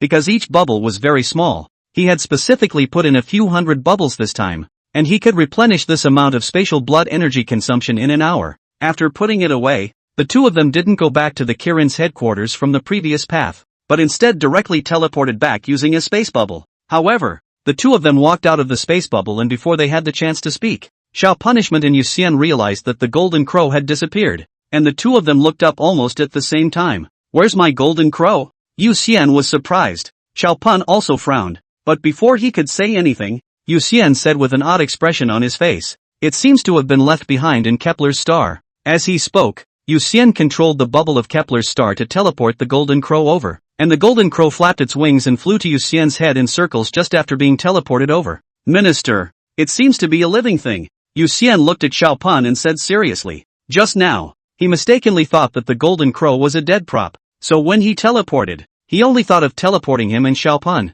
so the golden crow was left in place as an independent life form. Are you sure? Xiaopun looked at the golden crow on Yu Xian's head and his expression moved in disbelief. It wasn't like the Qilin hadn't studied the golden crow of the bronze god tree. In order to find a way to undo the side effects, all of these golden crows had been studied, and the conclusion that had been reached was a ball of light. There is no evidence whatsoever that the golden crow is a living thing. Yu Xian created a space bubble at this time. He directly used the space bubble to wrap the golden crow above his head. The golden crow that was originally relying on his head directly became a bird in a cage. His space bubble could imprison the golden crow. Even though Xiaopun had already overestimated Yu Xian's ability time and time again, he still froze his entire body after seeing how easily Yu Xian had imprisoned the golden crow. The side effects of the golden crow, which the Kirin couldn't manage even after hundreds of years of research, were solved just like that? The problem was that in the past, Kirin had actually tried to use his spatial ability to imprison Jinwu, but he couldn't be trapped at all. So what the hell was going on with Yu Xian's spatial bubble? Only living things I can trap, Yu Xian proved to Xiaopun. Xiaopun frowned and fought a lot before finally realizing again that whether or not the golden crow was a living thing was actually of little significance, because other than Yu Xian, the others simply couldn't do anything with the golden crow. He pinched the bridge of his nose tiredly and turned toward his office. Go have fun on your own. I have things to do. Oh, goodbye then, minister. Yu Xian saw Xiaopun's tired face and thought that Xiaopun didn't rest well last night, so he simply teleported away after saying goodbye. Silver City. Yu Xian returned home and directly imprisoned the golden crow with a spatial bubble. He grabbed the bubble with his hand and looked at the golden crow in the bubble that kept bumping into the bubble and laughed. Little thing, be obedient. Don't bump. But the golden crow couldn't understand him at all and still kept crashing into the bubble. Well, that's just dumb stuff. The probability was that it had taken him for a mother, and that was why it had been perched on top of his head. But once he thought of all the mothers who had been sunburned to death by the golden crow,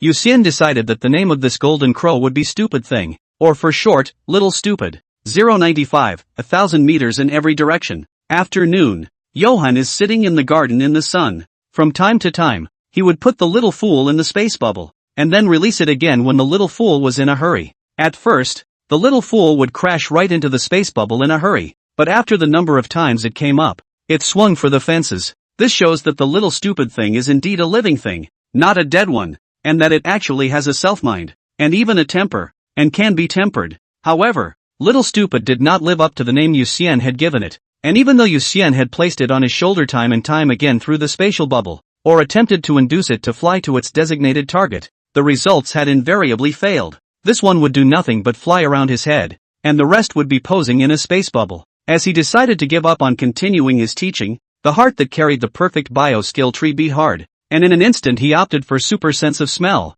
and countless streams of heat immediately rushed from his heart to his nose. He felt his nose get hot and touched it to get a nosebleed. In the next second, as he breathed in, all sorts of odors flooded into his mind, and both of his eyes instantly rolled over, his whole body twitching straight up in the recliner. Between struggles, a space bubble at his fingertips quickly grew in size, wrapping his entire body around him and isolating him from all odors for a while before he slowed down. Super sniffing is not too sick. Yu Xian took out a tissue from his storage ring and wiped his nosebleed, sitting in the bubble with his heart palpitating. Just now, it was as if he felt the various odors that Silver City had accumulated over thousands of years through his breath, and even traced his roots through these odors. Even a piece of, he knows who pooped it. Further, how the changes in the other person's intestines, how it changes in the stomach, and what food it was initially, can all be analyzed by smell. If it's a small amount of scent, that's fine. The whole of Silver City, that's just too much. It's too complicated. So much so that his brain was surprisingly overloaded.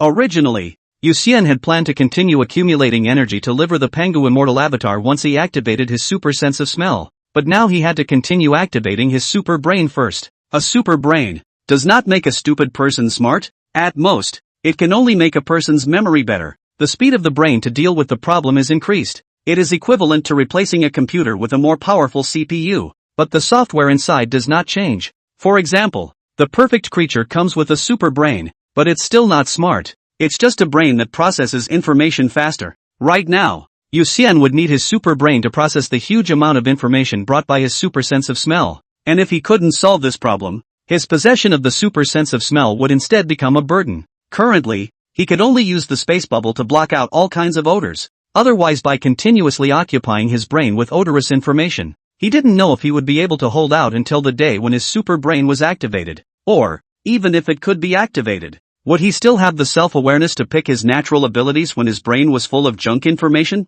But it's not like super sniff can't be used now. Yu Xian manipulated the space bubble and tried to put in the smells within a meter of his surroundings first, and instantly his brain felt the fresh scent of the leaves and the earthy smell of the grass. Continuing deeper, there were earthworms underneath the dirt, and all sorts of bugs that Yu Xian couldn't name. Although his brain wasn't a super brain, as a transcendent, his brain was actually quite good, or at least far more capable of processing information than an ordinary person. 1 meter, not much of a problem. Then Yu Xian tried to put in the smell within 10 meters, the rusty nails buried in the ground, and the broken shoes left by the workers when they built the house. Yu Xian frowned, realizing that there was surprisingly a lot of construction waste buried underneath his house. He even found some food skeletons left behind by the workers, which inexplicably he just knew had been left behind on a certain day of a certain month 5 years ago, and by the slight odor he also knew how the bones had been cooked. Sure enough, the super sense of smell was incredible. It was completely beyond the realm of normal smell. It was a complete superpower. Subsequently, Yu Xian kept trying to expand the range of the scent he put in, from 10 meters to 50 meters, then from 100 meters to 1000 meters, and finally he determined that the maximum amount of information he could currently withstand could only be maintained at 1000 meters, and beyond that his brain was a bit unable to process it. 1000 meters is not really bad enough. Yu Xian flew out of the villa sitting in a bubble, sensing everything around him through scent, the snake hiding by the river, the man who was driving, the passenger who farted quietly, the dead passers-by. He slowly moved towards the crowded area, and when the scent information became dense, he had to narrow his circle from the original 1000 meters to 500. Ha! It's Nora's scent! Yu Xian suddenly smelled a familiar sweet smell of bean on a street. Then he smelled a scent that was somewhat similar to Nora's, but again it was a little more complex compared to Nora's scent, and the other party had at least 2 men. Nora's mother? Yu Xian's heart fluttered as he strengthened his brain through the silver blood and once again took a deep breath of the air around him. In a matter of moments,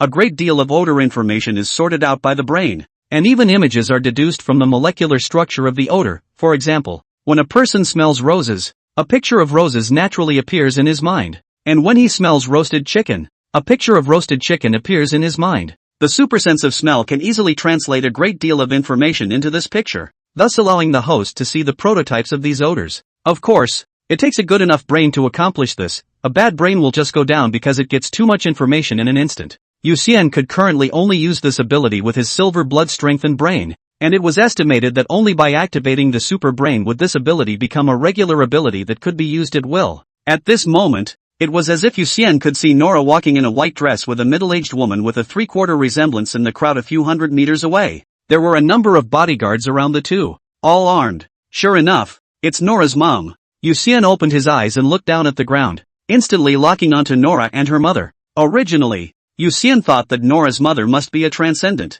but it turned out that her mother was actually an ordinary person. Only her temperament was very special, with an air of superiority. But being able to get involved with the Blood Duke, there was really no way that Nora's mother could be an ordinary person. If not a transcendent, then a special class of ordinary people. Besides, Nora's mother would certainly have had little difficulty trying to become a transcendent, but the fact that she didn't is food for thought. Either she's open-minded enough, or she has greater ambitions and is pursuing a more ambitious future. Whichever of the above. Yu Xian felt that Nora's mother was very uncomplicated. 096, the odor that transcends time and space. Yu Xian didn't disturb Nora and the girl's mother-daughter reunion. After watching the two from afar for roughly half a tea, Yu Xian then teleported back to the villa. He felt that the super sense of smell still had a lot of potential to be tapped, especially after linking with the super sense of taste. He was vaguely able to sense more information. The snake was using its tongue to collect the odor particles in the air, and what the snake could do, the super taste sense was actually able to do as well.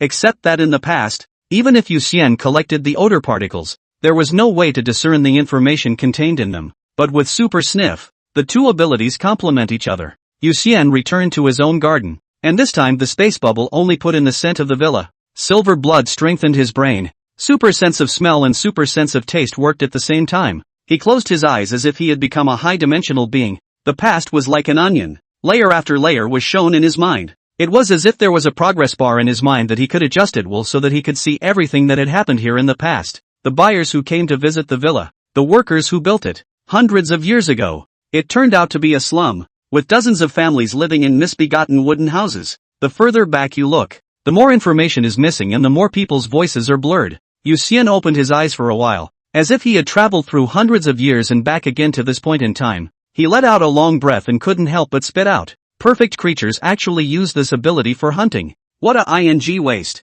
Super brain, super sense of smell, and super sense of taste. These three abilities together are so unbelievably effective. Yu Xian went back indoors. He knew every piece of furniture in his house from whom it came, and which worker carried it over. And even if the other party smoked a cigarette before carrying it, he knew it clearly. To be honest, it's actually quite unscientific, because he just smelled the odor on top of the furniture. But his brain automatically contacted a furniture factory on the edge of Silver City. It's almost like quantum entanglement, where after learning about one end automatically you learn about the other. Although it was very unscientific, Yu Xian had to admit that it was quite superhuman. The bed must be thrown away. You can't have these 3 pairs of underwear anymore. Holy, Who's so disgusting that they wash the bowls that fall on and sell them? Yu Xian checked everything in the house, only to find that many things in the house, after tracing their roots, were completely unusable. The bed he usually slept in was obviously new, but was actually refurbished secondhand, and the predecessor was a sea king. Sometimes, the more you know, the less happy you are. And anyway, Yu Xian has a little bit of diaphragm in everything he looks at right now. Nightfall. Yu Xian went back and forth changing many things in his house. A police car stopped in front of the villa gate. Yu Xian instantly teleported to a bubble outside the gate. Zhang Kai sat in the car and laughed. Let's go. It's a vacation day. Let's go rub a meal together. My treat. TCH, it's the iron rooster plucking its feathers. Go go go. As soon as Yu Xian heard that he could dabble, he immediately narrowed down the scope of the bubble and grinned as he floated onto the car. Zhang Kai, who was on the side, looked at Yu Xian inside the bubble and curiously said, "Are you exercising your ability?" "No, just the opposite. There's a problem with the ability. It's all I can do for now." Yu Xian sighed and said. Zhang Kai was concerned. "Is it okay? Do you need to find an ability corrector?" "No, it'll be fine in a few days." Yu Xian said back. Ability corrector. A transcendental psychiatrist of sorts. Some transcendentalists will have deviations when practicing their abilities, such as going off the deep end or something like that, and have a shadow in their hearts. This requires the help of a competency corrector to tutor and correct competency deviations. Zhang Kai drove the car to a tavern. The two of them got off the car and entered the tavern. Zhang Kai immediately and skillfully ordered food. Obviously a regular customer of this tavern. I just like the 3 dishes of this restaurant. Among them, the lamb chop fresh giant to quench my appetite, as well as the tendon and dompa meat. All of them are not bad. Zhang Kai said with a smile. Yu Xian laughed. Don't blow it off yet. I have a super sense of taste. I should be the one to decide if it's good later. Hey, I just know that you have a superb sense of taste. That's why I brought you to this restaurant. Do you know what their chef is capable of? Zhang Kai asked with a smug look on his face. Yu Xian didn't say anything and waited for the second half of Zhang Kai's paragraph. The chef of this store is said to have a god of food heritage, and one of his abilities is the god of food's tongue, which can distinguish the tiniest flavor changes in ingredients. Zhang Kai introduced in a serious manner. Yu Xian spat. All over the country, there are 800,000 people who say there is a god of eating inheritance without a million. Forget it you. It's not the same. This one feels real to me anyway. Zhang Kai laughed easily. At this time, the two waiters together will lamb chops freshly served up. Zhang Kai immediately greeted Yu Xian to eat, and when Yu Xian ate a bite, nodded his head to indicate that it was delicious. The two people immediately the atmosphere warmly opened to eat. Waiter, bring me a bottle of green plum wine. By the way, you're not 18 yet. Then another can of fruit juice. Zhang Kai waited for the braised pork to be served with the 2 vegetarian dishes and immediately said to the waiter. Yu Xian caught a slice of lotus root and just wanted to open his mouth to eat it, but the next moment he was fixed. He nosed the lotus root slices and said, Brother Zhang, when you're done eating ask the waiter where these lotus roots were imported. What's wrong? Zhang Kai asked in a low voice when he saw that Yu Xian did not look right. Yu Xian placed the lotus root slices on the table and whispered, Other people may not be able to smell it, but I have a super sense of smell, and these lotus root slices have a corpse odor. Then what are we waiting for? I'll go and ask. Zhang Kai immediately got up and said. Yu Xian hurriedly spoke. Keep a low profile, don't ruin people's business. Don't worry, your brother Zhang, I have my measure. Zhang Kai nodded his head. Yu Xian put down his chopsticks, already had no appetite, waited for a while and simply slightly let the surrounding smell into the bubble. Then he smelled the lotus root in the back kitchen with a stronger corpse smell than these lotus root slices. It's actually thick, just thicker than lotus root slices. And actually the corpse odor is very, very, very faint. Not enough to turn into a zombie even if an ordinary person eats it. The human body has a detoxification function. As long as there is enough yang energy and sunlight during the day, then a tiny bit of corpse gas will not cause any harm at all. But if there is a corpse gas, there must be a zombie source. And Yu Xian wants to find this source. A moment later, Zhang Kai came back with his pockets in his pockets, and after he sat down, he said, They're getting their goods over at the Green Lotus Pond in the south of the city. Want to go over and take a look? Go take a look. I'm afraid there are zombies under the pond. Yu Xian nodded. Zhang Kai knew Yu Xian also has a period of time. He is very clear that Yu Xian is not like empty words. Since Yu Xian set out, then the probability of Green Lotus Pond side of the zombie. His heart was so tight that he didn't bother to eat and immediately went to the checkout. Coming out of the bistro, the two of them got into the car and Zhang Kai drove to the south of the city. He drove the car so fast this time that Yu Xian could feel him getting a little nervous. A few days ago, When I was patrolling the night, I saw several brats catching loaches over there, and in the middle of the night, I drove them all home. But yesterday, I heard Bing from the team say that those brats were catching loaches again. Zhang Kai looked ahead and said to Yuxian, if there is really a zombie in the pond, the children catching loaches did not come across okay. Once the zombie's ferociousness is aroused, it is absolutely certain to die. Obviously, Zhang Kai was worried about the safety of those kids. 097, Zombies under the pond. Greenhorn Pond. At night, fireflies danced among the lotus leaves. For children with buckets in their hands were catching mudskippers. A police car drove from a distance and parked on the road by the pond. Zhang Kai got down from the car and immediately shouted, come here, all of you. The 4 children looked up, and finally one by one they came ashore honestly. Zhang Kai was so angry that he split his head and cursed for a while, then said to Yuxian, I'll send them back first. Are you okay here? Go ahead. Just leave this to me. Yuxian sat coiled in the bubble, glanced at Zhang Kai, then scanned the children who were curiously looking at him, and finally nodded his head. Luckily, nothing happened to these kids. Zhang Kai nodded and left with the 4 children. It was not until Zhang Kai and the others walked away that Yuxian slowly floated over the green lotus pond. He put in the air of the pond and his face turned green in the next second, almost spitting out all the mutton he had just eaten, quickly closing the odor entrance. Yuxian after a while, the whole thing was still very uncomfortable. This pond is awful. All kinds of rotting animal carcasses, human feces and urine, and animal droppings, mixed with the sludge, and while other people just smelled bad, he was smelling super bad. Still, he was able to locate the corpse breath and the stench. In his mind's eye, the entire pond looked like it was hanging upside down, and the corpse chi was like a tree root that began to take root from its underground source and eventually spread throughout the entire pond. I'm afraid this zombie has a very high rank, because the stench was too bad to affect Yuxian's judgment. He can only determine that this zombie was over 400 years old, and the probability was that it was a tiger-level zombie king. Although Yuxian was a spatial ability, he had never fought a zombie before. Zombie rabbits don't count. He really wasn't sure how strong a tiger-level zombie was. Play it safe. Shaker. Yuxian thought about it and pulled out his cell phone to contact Xiaopun.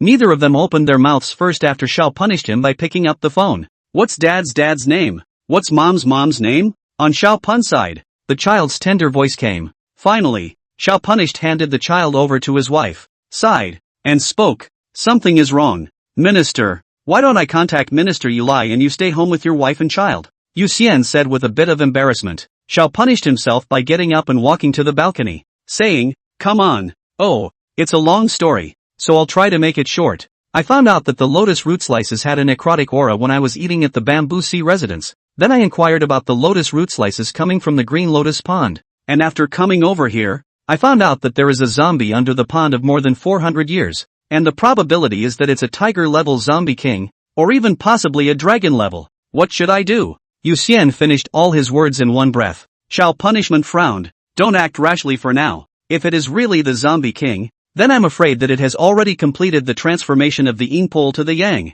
And once it comes out, the entire Silver City will be plunged into a sea of fire. You should hurry up and call the war police force and put everyone on alert. No one is allowed to go near the green lotus pond. The zombie king won't wake up that easily without a biostimulus. Understood. Yuxian nodded. Xiao punishment continued. When you make the arrangements on your side, immediately teleport to the headquarters and we'll study what to do with it. Good. Yuxian responded. After the two hung up the phone, Yuxian immediately called Zhang Kai to make sure that Zhang Kai had already sent a few children home. So he asked Zhang Kai to immediately take the war police force to the center of Green Lotus Pond and retreat 1,000 meters to impose martial law. And all the residents within this range were arranged to take refuge in the nearby gymnasium. After about an hour, the entirety of the war police force was mobilized, turning the Green Lotus Pond into a restricted area, forbidding anyone from entering. After Yuxian determined that there were no errors or omissions, he immediately teleported back to the headquarters, just as Xiaopun rushed over from home, and the two of them went up the stairs together and entered the conference room.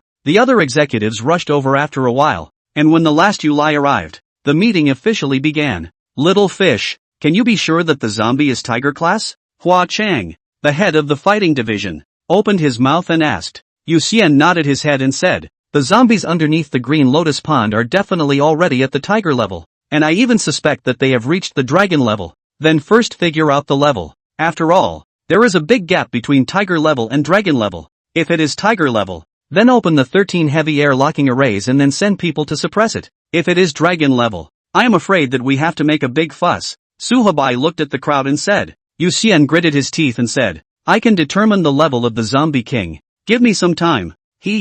Good. Then leave it to little fish. Hard work. Yu Lai glanced at Yu Xian and immediately smiled at him. Yu Xian nodded and teleported himself directly into the bubble by the Green Lotus Pond, leaving only one bubble in the conference room. Greenhorn Pond. Yu Xian looked at the pond full of silt and his expression became very grave. As the old saying goes, a truly fierce warrior should dare to face up to a dismal life and to look squarely at dripping blood. Now was the moment when he was facing the stench of the world and looking directly at the countless people eating, drinking and ting. No matter how disgusting it was, he had to endure it. Yu Xian took a deep breath, then slowly expelled the air again. The next moment he opened the odor channel and inhaled fiercely. The silver blood strengthened his brain. Instantly it was as if there was lightning swimming in his brain. The veins on his forehead all protruded, and his eyes quickly filled with blood. The whole pond from nothing, from there to what it is now, all replayed in his mind. The zombie under the ground, originally a criminal warrior, who fell from the air into the pond, and finally his powerful body sank into the deepest part of the pond, and only came into contact with a wisp of corpse chi until 400 years ago, when he began to turn into a corpse. Criminal warrior. Initially, transcendence erupted, and at that time, Pango hadn't even appeared yet, much less any war police. In order to guard China, a group of armed police volunteered to be injected with the blood of interdiction, holding battle axes to defend people against all kinds of transcendental beings, and even continued to fight after death until the blood of interdiction in their bodies was exhausted. The interdictor warriors had slowly withdrawn from the stage of history until the appearance of the war police who injected the blood of Pangu, and Yu Xian had only heard their stories in history class. What used to be a hero is now a source of disaster. Yu Xian knew very well that this criminal warrior, if alive, would definitely rather die than become a zombie to plague the party. He took a deep breath and bowed slightly, then teleported back to the conference room at headquarters. How about tiger or dragon level? Hua Chang immediately asked. Yu Xian looked grave. Dragon level, and there is bad news. The zombie king is an interdictor warrior who has exhausted the blood of interdictor. Everyone in the room's face changed. First of all, the zombie king's own flesh was extremely strong, and if the zombie king's flesh was already at the transcendent level before he became a zombie, then it would be even more terrifying. Interdictor warriors happen to be warriors with extremely powerful physical bodies. Even the interdictor warriors who had exhausted their interdictor's blood were invulnerable to swords and spears in their flesh, so one could imagine how terrifying the zombie king they were going to face was. In addition, all of the interceptor warriors are heroes. Instead, they are now facing a monster made from the remains of a hero. 098, successful teleportation. Yu Lai knocked on the table at this time. When everyone looked at him, he said seriously, since the zombie king is an interdictor warrior, it is all the more important for us to tackle it aggressively and without causing any casualties, and we should believe that this hero would never want his remains to cause harm to anyone. Well, the minister is right. We should do our best to solve this hero's worries with the feeling that we absolutely cannot let his honor be tarnished. Xiaopan nodded in agreement. Yu Xian clenched his fist and spoke. I can try to teleport the zombie king to the outskirts, but I can't guarantee 100% success. Although the zombie king is already immune to the damage of sunlight, fighting during the daytime, the strength of the zombie king will drop by at least 1 or 2%, and I think that tomorrow at 10 o'clock is the best time to strike. Cheng Jietian, the director of the Drug Research and Development Division, said. Zhou Tai gave Yu Xian a thumbs up and laughed. Give me 10 hours. I'll lead all the staff of the support division and set up the array as fast as I can. In case little fish fails to teleport, I can make sure that the zombie king won't cause too much damage to Silver City. It just so happens that there are 2 generals returning from the abyss tonight, so they can be called upon tomorrow and have them participate in the battle as well. Hua Chang also said immediately. Yu Lai nodded his head and said, very well, then tomorrow we'll do it together to see the hero off and relieve him of his aftermath. Next, the crowd began to discuss the various details of the plan, spending half an hour perfecting the whole thing. This time, the operation will be commanded by Yu Lai himself, with all the top brass participating, and the operation code name is Live Up to the Martyrdom, Guard the Glory. After finalizing the plan, Yu Xian became a teleporter, first sending supplies to Silver City, then sending members of the support division one by one. He was busy until after 3 o'clock late at night when he had time to rest. He returned to Silver City's South City Security Bureau, where a large number of people on the streets were seeking refuge in other urban areas under the guidance of armed police, and a number of transcendents stood at the top of the building watching the proceedings and speculating about what was going on. Support division is setting up the formation, and that ether kid is flying through the air at an alarming rate. Yu Xian observed for 10 minutes and saw that everything was going well. So he flew to a high altitude to stand by and closed his eyes to recuperate. Tomorrow is the real main event. If we can teleport the Interceptor Zombie King to the outside of the city and then start the war, the losses in the city can be reduced by at least 90%. He had to give it his all to get the job done. The next day, at 9 o'clock in the morning, the light of a formation activation kept rising with the Green Lotus Pond as the center. The 1 elemental formation, the 2 elemental formation, the 3 talents formation, the 4 elephant formation, the 5 elements formation, the 6 harmonies formation, the 7 star formation, the 8 trigrams formation, the 9 heavens demon ceiling formation. A large number of formations shrouded all of the heaven and the earth. At this time, Yu Lai and the others teleported over one by one through Yu Xian's bubble. Now with Yu Xian's space bubble, they were able to travel to and from Yanjing in a very short period of time, which was why they had the leeway to strike. Otherwise they could only be anxious at the headquarters in the face of this situation. From this, it was clear how important Yu Xian was to Kirin. Little fish, come here. These two are General Gao Wei and General Su Ao. You will first teleport the 2 generals to another battlefield. If you succeed in sending the criminal zombie king to another battlefield, the 2 generals will be responsible for stalling it. Yu Lai greeted Yu Xian at this time. Gao Wei was indeed long and tall, with a national face and a pair of eyes that were not angry, probably because he had just come back from the abyss and carried a fierce aura on his body. He nodded his head slightly to Yu Xian and did not say anything. Su Ao, on the other hand, smiled. He was the opposite of Gao Wei, a shorter person, probably only about 1 meter 6'8", with 2 catfish tentacle-like beards on either side of his mustache, giving people a worldly and smooth feeling. 2 generals, please enter this bubble and I will teleport you there. Yu Xian popped a bubble, which instantly grew larger, because they had just teleported from the headquarters and had already experienced it once. Neither Gao Wei nor Su Ao hesitated. They walked directly into the bubble and were instantly teleported to a wilderness dozens of kilometers away. Old Gao, why don't we warm up first? Su Ao looked at the surrounding trees and said to Gao Wei with a smile. Gao Wei nodded. Yes, first clean up the battlefield. You still really believe that kid can teleport the zombie king over? Su Ao was surprised. Gao Wei calmly said, I do believe that minister you. He can never look at people out of sight. Irrigation Junko's heritage. He ranked second, no one dares to rank first. Su Ao thought about it. Most of the talents of the Kirin, it is true that Yu Lai tapped and cultivated. It can be said that among the many disciples of the world's first Zhang Daoqin, Yu Lai is the most like Zhang Daoqin, are full of peaches and plums. He nodded and smiled. Well, then do it. In the next moment, he transformed into a giant dragon and soared into the sky, then maneuvered a large amount of water to form sharp blades to fall. The surrounding trees were chopped off by the sharp blades, and the transcendent creatures hiding in them were all dealt a devastating blow. When Gao Wei saw Su Ao make his move, a layer of golden light appeared on his body, followed by his body starting to swell up, transforming into a golden giant spirit god. He took out a long-handled Xianhua plate axe from his storage ring and swung it at the surroundings, and a terrifying astral wind swept across the other side. Countless trees and animals were blown away by the wind and their flesh and blood dissolved in the process. The two cleared a large open space in just 2 strokes,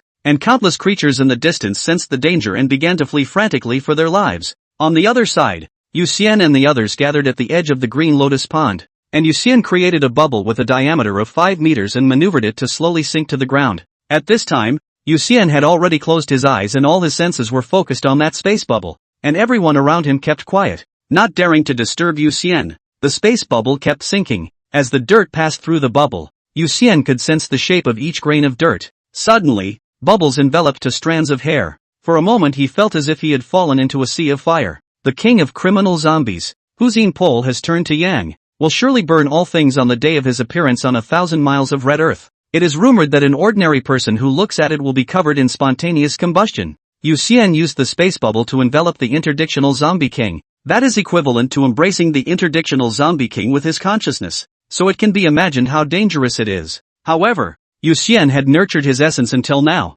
and his heart was already aware of it, so he endured the sensation of his skin and blood feeling as if it was going to burn, and gritted his teeth as he controlled the space bubble to cage downwards. Criminal zombie king, teleport me. Boom! In the next second, Yu Xian's entire body turned into a fireman. Seeing this scene, Yu Lai immediately pinched his seal with one hand and shouted, "The water dragon is summoned! Urgent!" A water dragon immediately appeared in the air and quickly fell towards Bubbles. Yu Xian was still conscious and immediately allowed the water dragon to come in, and the whole person was soon soaked inside the water. His entire body was scorched black. and he opened his mouth to spit out a mouthful of white smoke, giving a thumbs up to you lie outside the bubble. Well, the teleportation worked. Yu Lai's spirit lifted when he saw Yu Xian's gesture, and he exclaimed to the others. On the other side, Gao Wei and Su Ao had already cleared out a battlefield, when suddenly a lanky corpse appeared in one of the bubbles, and the entire bubble directly ruptured. When this corpse touched the ground, with it as the center,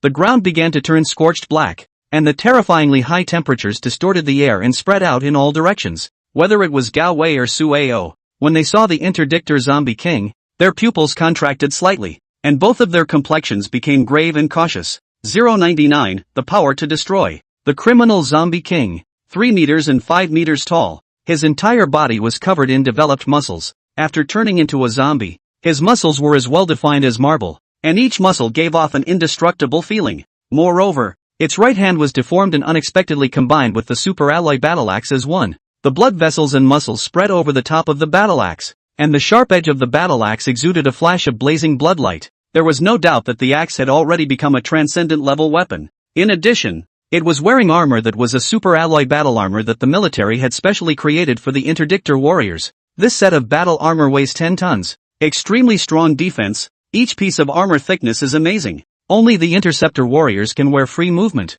More terrible is in the corpse gas under the nourishment. This armor obviously undergoes some kind of incredible changes. The color becomes greenish-green. There is a faint ghostly light such as smoke like curling up. Watch out for its axe. Su Ao flew in the air, and at this time, he transmitted his voice to Gao Wei on the ground. Gao Wei held the Xianhua plate axe in his hand, nodded his head, and in the next moment, his right leg fired, and the person instantly appeared behind the criminal zombie king, and the axe chopped at the criminal zombie king's neck. Knock! A terrifying roar shook the earth. Gao Wei's eyes snapped open in disbelief. His full-strength flat axe, or chopping at a location that was not protected by armor, surprisingly did not even cut through the skin. Back! Gao Wei immediately instinctively stepped back, suddenly felt a pain in his abdomen, and looked down to see a scorched black abdomen. He looked up at the criminal zombie king and realized that the criminal zombie king hadn't even moved a bit at all. A question mark flashed through his mind. How was he injured? Old Gao,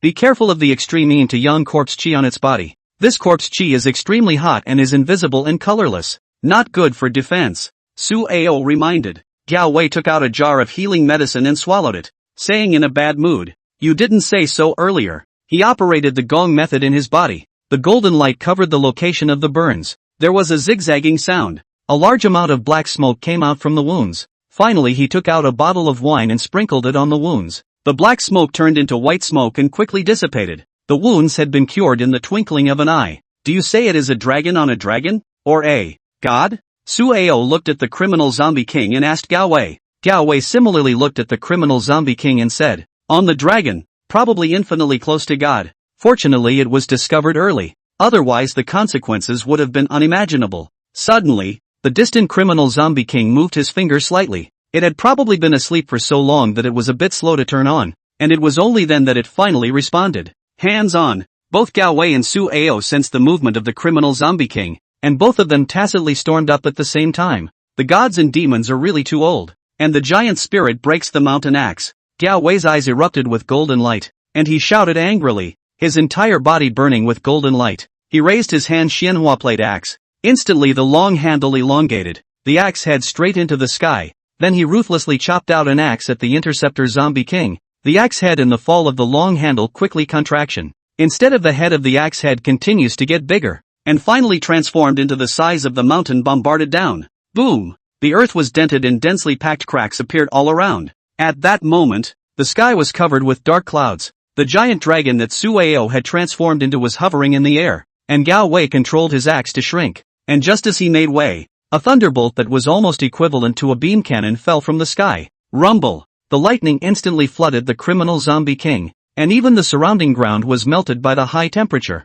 gradually becoming magma. 30 seconds later, the lightning dissipated. Su Ao and Gao Wei both had shocked faces as they looked incredulously at the criminal zombie king standing on top of the lava. Although the criminal zombie king was not unharmed, the attack of the two of them only made the criminal zombie king break his skin. This defense was too terrifying. Roar! The criminal zombie king suddenly opened its eyes. It looked upwards at Su Ao with one eye, and slanted one eye towards Gao Wei, and then let out a beastly roar as it looked up to the sky. Danger! Gao Wei's sixth sense flashed, and then he saw the scarlet axe chopping over. So fast. He immediately used the Xianhua plate axe to fight against the criminal zombie king's axe. The two axes collided together, and instantly the Xianhua plate axe shattered at the touch of a button, and then Gao Wei was chopped to the ground by the criminal zombie king with an axe. Old hi! Sueo was shocked when he saw the scene. Among the dragon level, Gao Wei's defense and strength were first-class existences, but when he fought with the interdictor zombie king, he was actually fully suppressed. At that moment, the criminal zombie king raised the axe in his hand, preparing to give Gao Wei a fatal blow. Ternary heavy water. Super shield. Sueo immediately swooped down, his body surrounded by water currents, and the moment he got close, the 4 water currents spun around and transformed into drills to crash into the criminal zombie king. But a red light flashed, and the water current drill instantly collapsed. After the criminal zombie king chopped away the water flow with an axe, his left hand immediately blasted a fist on top of Sueo's dragon head, and Sueo's huge body was knocked to the side in a continuous tumble, leveling the originally uneven ground. Roar! The criminal zombie king scanned the surroundings, and seeing that the enemies were all taken care of, he immediately raised his head to the sky. Then it looked down at the immobile Gao Wei, its eyes gradually locking onto Gao Wei's neck, and its throat suddenly squirmed as its blood-sucking instincts began to awaken. However, when it pounced next to Gao Wei's neck and opened its mouth to bite, its body paused again, as if there was another instinct in its body that was preventing it from biting down.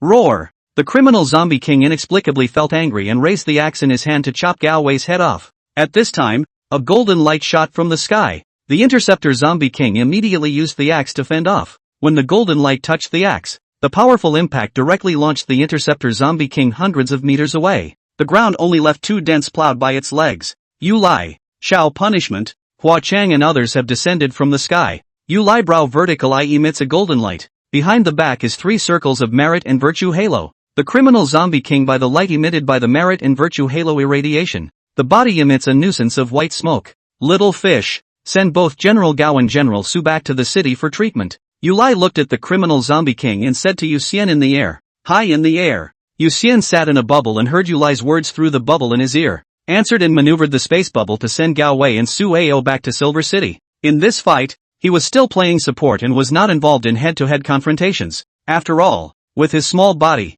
it was estimated that a single axe from the interceptor zombie king would be enough to decapitate him, and it would be the kind of thing that would go up in smoke. However, he also had an advantage. That is, as long as the injuries were not fatal, he was able to heal very quickly. A few minutes ago he was still suffering from extensive burns all over his body, but now he could not see a single trace of burns on his body. Of course, it still hurts, or at least it really hurts to cry when you get burned. Yu Xian looked at the 2 sides confronting each other below, and at that moment, he immediately mobilized the spatial blood energy within his body and used the spatial maze technique on the surroundings. Once the surrounding space was folded into a confined space with no exit. Unless the criminal zombie king also had spatial abilities, Yu Xian was confident that he could trap the criminal zombie king here even if Yu Lai and the others were defeated. 100. Invincible Defense. The spatial maze technique was actually an advanced version of the spatial folding technique. The difference between the two was only the difference in the amount of folded space, and the fact that the spatial labyrinth technique didn't fold haphazardly, but folded according to a certain law. Up and down, left and right, north and south, west and east. It was as if the entire space was turning into countless threads, and different threads had to be connected to different threads, which required Yu Xian to constantly consume blood energy as a binder between the threads and the threads. Yu Xian had practiced the spatial labyrinth technique before, but he had actually only used it on a small scale, and this was the first time he had launched the spatial labyrinth technique on a large scale. He was a bit rusty at first, but after a few successful links, he became fluent, and even had the extra energy to use the appraisal technique on the interdictor zombie king below. In an instant, the attributes of the criminal zombie king were displayed before his eyes. Name, Zhou Xiaoyang. Codename, Young Master Zhou. Race, Criminal Zombie King. Sex, male. Age, 23. Lifespan, 0. Rank, Dragon On. Formation, Dragon Dynasty of China Special Tactics Department Criminal Warriors No. 7623. Ability. The body of criminal heaven, after death. The body's defense is increased by 1000%, and its strength is increased by 1000%. Indestructible Corpse King, significantly improves one's defense. Immune to 80% of damage from the same level. Immunity increases by 10% for each level lower. Unbreakable Rigid Body, encompasses itself through corpse chi, greatly improving its defense. and can use corpse chi to quickly repair its injuries after being injured. Yin to yang, corpse chi is transformed from yin to yang. Moonlight and sunlight can be constantly transformed into corpse chi, while being immune to most yang attribute damage, and corpse chi comes with high temperature, dry relief, can fuse various axe weapons and increase their hardness to the equivalent of 200% of the body, and comes with high temperature and poisonous properties. 1,000 miles of red earth, explode all the corpse chi in your body and ignite everything around you. Summarize, Zhou Xiaoyang. No. 7623. Attention! After Yu Xian read the attributes of the criminal zombie king, he finally realized why Gao Wei and Su Ao were defeated so quickly, because Su Ao and Gao Wei's levels were both under dragon. Even though both of them were able to burst out dragon superior level attacks, even if they burst out with their full strength, the strike that hit the body of the criminal zombie king would only leave 20% of the damage, and that 20% of the damage would also be cut down again and again by the criminal zombie king's various defenses. 2 people would be lucky to break the skin. Below, the battle between Yu Lai and the others and the criminal zombie king had opened up. Yu Lai was holding a dragon-level weapon, the 3-pointed two-edged sword, and the axe of the criminal zombie king. His body lightly retreated backwards. The criminal zombie king wanted to chase after him. The vertical eye in his eyebrow opened. A golden light instantly knocked the criminal zombie king back. What a great strength! And, your weapons must not be hard against its weapons. Yu Lai landed on the ground and said gruffly, his 3-pointed two-edged sword, in the collision just now, even appeared to have an opening. The criminal zombie king's axe was too hard and too sharp. Luckily, I don't use weapons. One of Xiao Pun's eyes turned golden,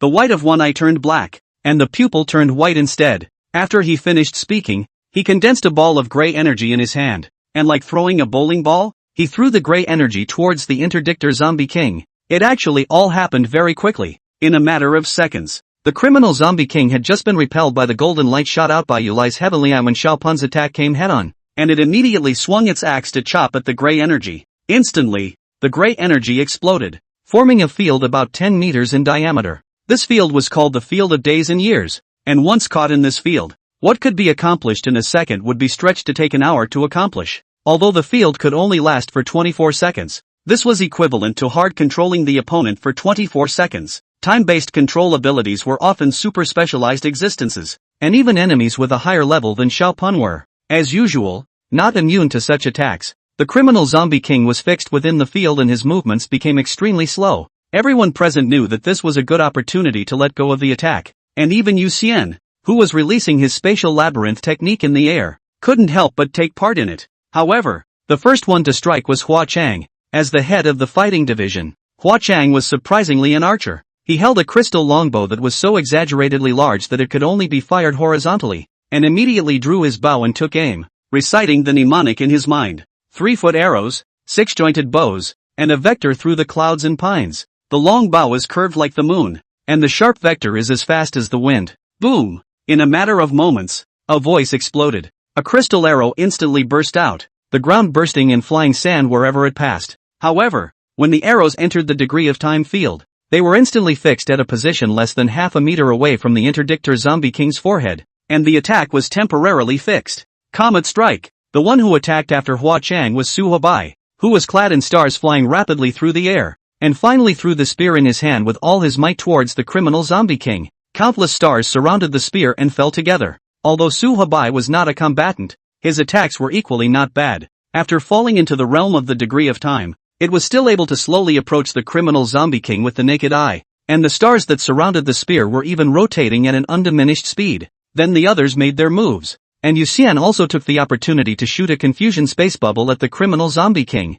Finally, Yu Lai's heavenly eye at the center of his brow opened. His hands formed a seal, and he shouted in a low voice, Xin Gun Platinum Divine Light. Boom! His heavenly eye shot out an even thicker beam of white light, continuously bombarding the criminal zombie king in the degree of life domain. The others weren't idle either. 24 seconds was a very long time for everyone here. Enough time for them to attack dozens of times. As soon as the 24 seconds are up, the field of degrees spreads out. The first time the criminal zombie king ate an arrow from Hua Chang on his face, his body involuntarily fell backward, but his back was attacked by another spear. At the same time, various attacks struck it, especially Yu Lai's attack, which triggered a terrifying explosion, and a thick pillar of light shot up into the sky. Roar! There was a flash of red light in the pillar of light, The criminal zombie king surprisingly split all the attacks with its axe and instantly came out from the explosion as it locked onto Yu Xian at the first opportunity. At this time, most of its body was covered in minor injuries, with only a dented,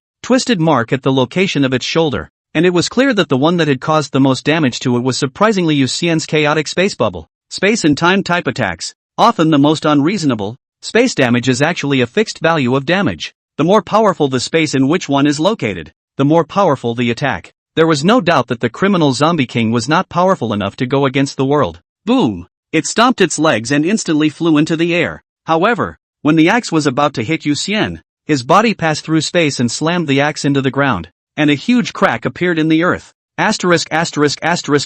Scared me. It was only at this time that Yu Xian realized with hindsight that the criminal zombie king had chosen to attack himself first. The main reason was that the movements of the criminal zombie king were too fast, so fast that his nerves couldn't react at all, and everything lagged by at least a second or more. Fortunately, the first thing he did when he cast a spell to create a spatial labyrinth was to fold the space in front of himself and connect that space to a certain coordinate on the ground. So when the interdictor zombie king attacked him in a straight line, he appeared at the other end of the folded space in the twinkling of an eye. But the situation began to take a sharp turn for the worse. The criminal zombie king missed with a single strike and immediately changed its target, quickly rushing towards Xiao Pun. And when it saw that Xiao Pun had struck the gray energy ball, it immediately dodged sideways to avoid it. Compared to its movements under the fire attack, its flexibility increased substantially, as if everyone's attack just now had woken it up instead. Too fast to lock on. Xiao Punishment watched the criminal zombie king getting closer and closer, and finally gritted his teeth and shot a gray energy ball at the ground.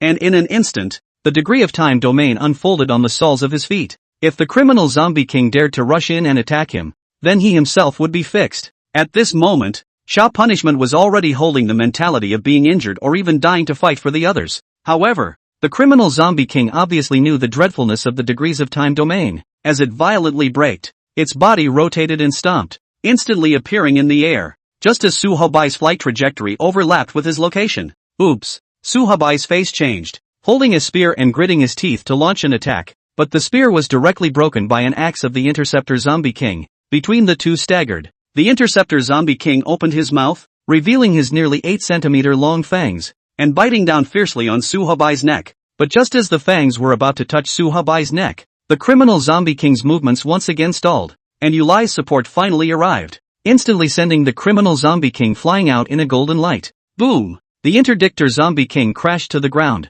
directly smashing the ground out of a large pit, and his body still didn't have much damage. Everyone present was having trouble with this monster with strong defense and attack. In the air, Yu Xian instead revealed a confused look. After the combat meeting last night, he attached a bubble for communication to each ear. Just now when the criminal zombie king and Su Hubai crossed paths, he manipulated the bubble in Su Hubai's ear to start expanding with the intention of teleporting Su Hubai away. Only his movements were too slow compared to the criminal zombie king, but because of this, he was instead the only one who observed a lag in the movements of the criminal zombie king. Could it be that the criminal zombie king still possesses the self-awareness belonging to a criminal warrior? Yu Xian's heart fluttered as he looked down at the interdictor zombie king below who was constantly fighting with the crowd and gritted his teeth and sucked in a breath to the outside world. Stink! Super gotta stink! But immediately after the criminal zombie king of everything is like an onion slowly peeled by him. 101, the everlasting password. Initially, only by taking the forbidden fruit could one gain power beyond the ordinary.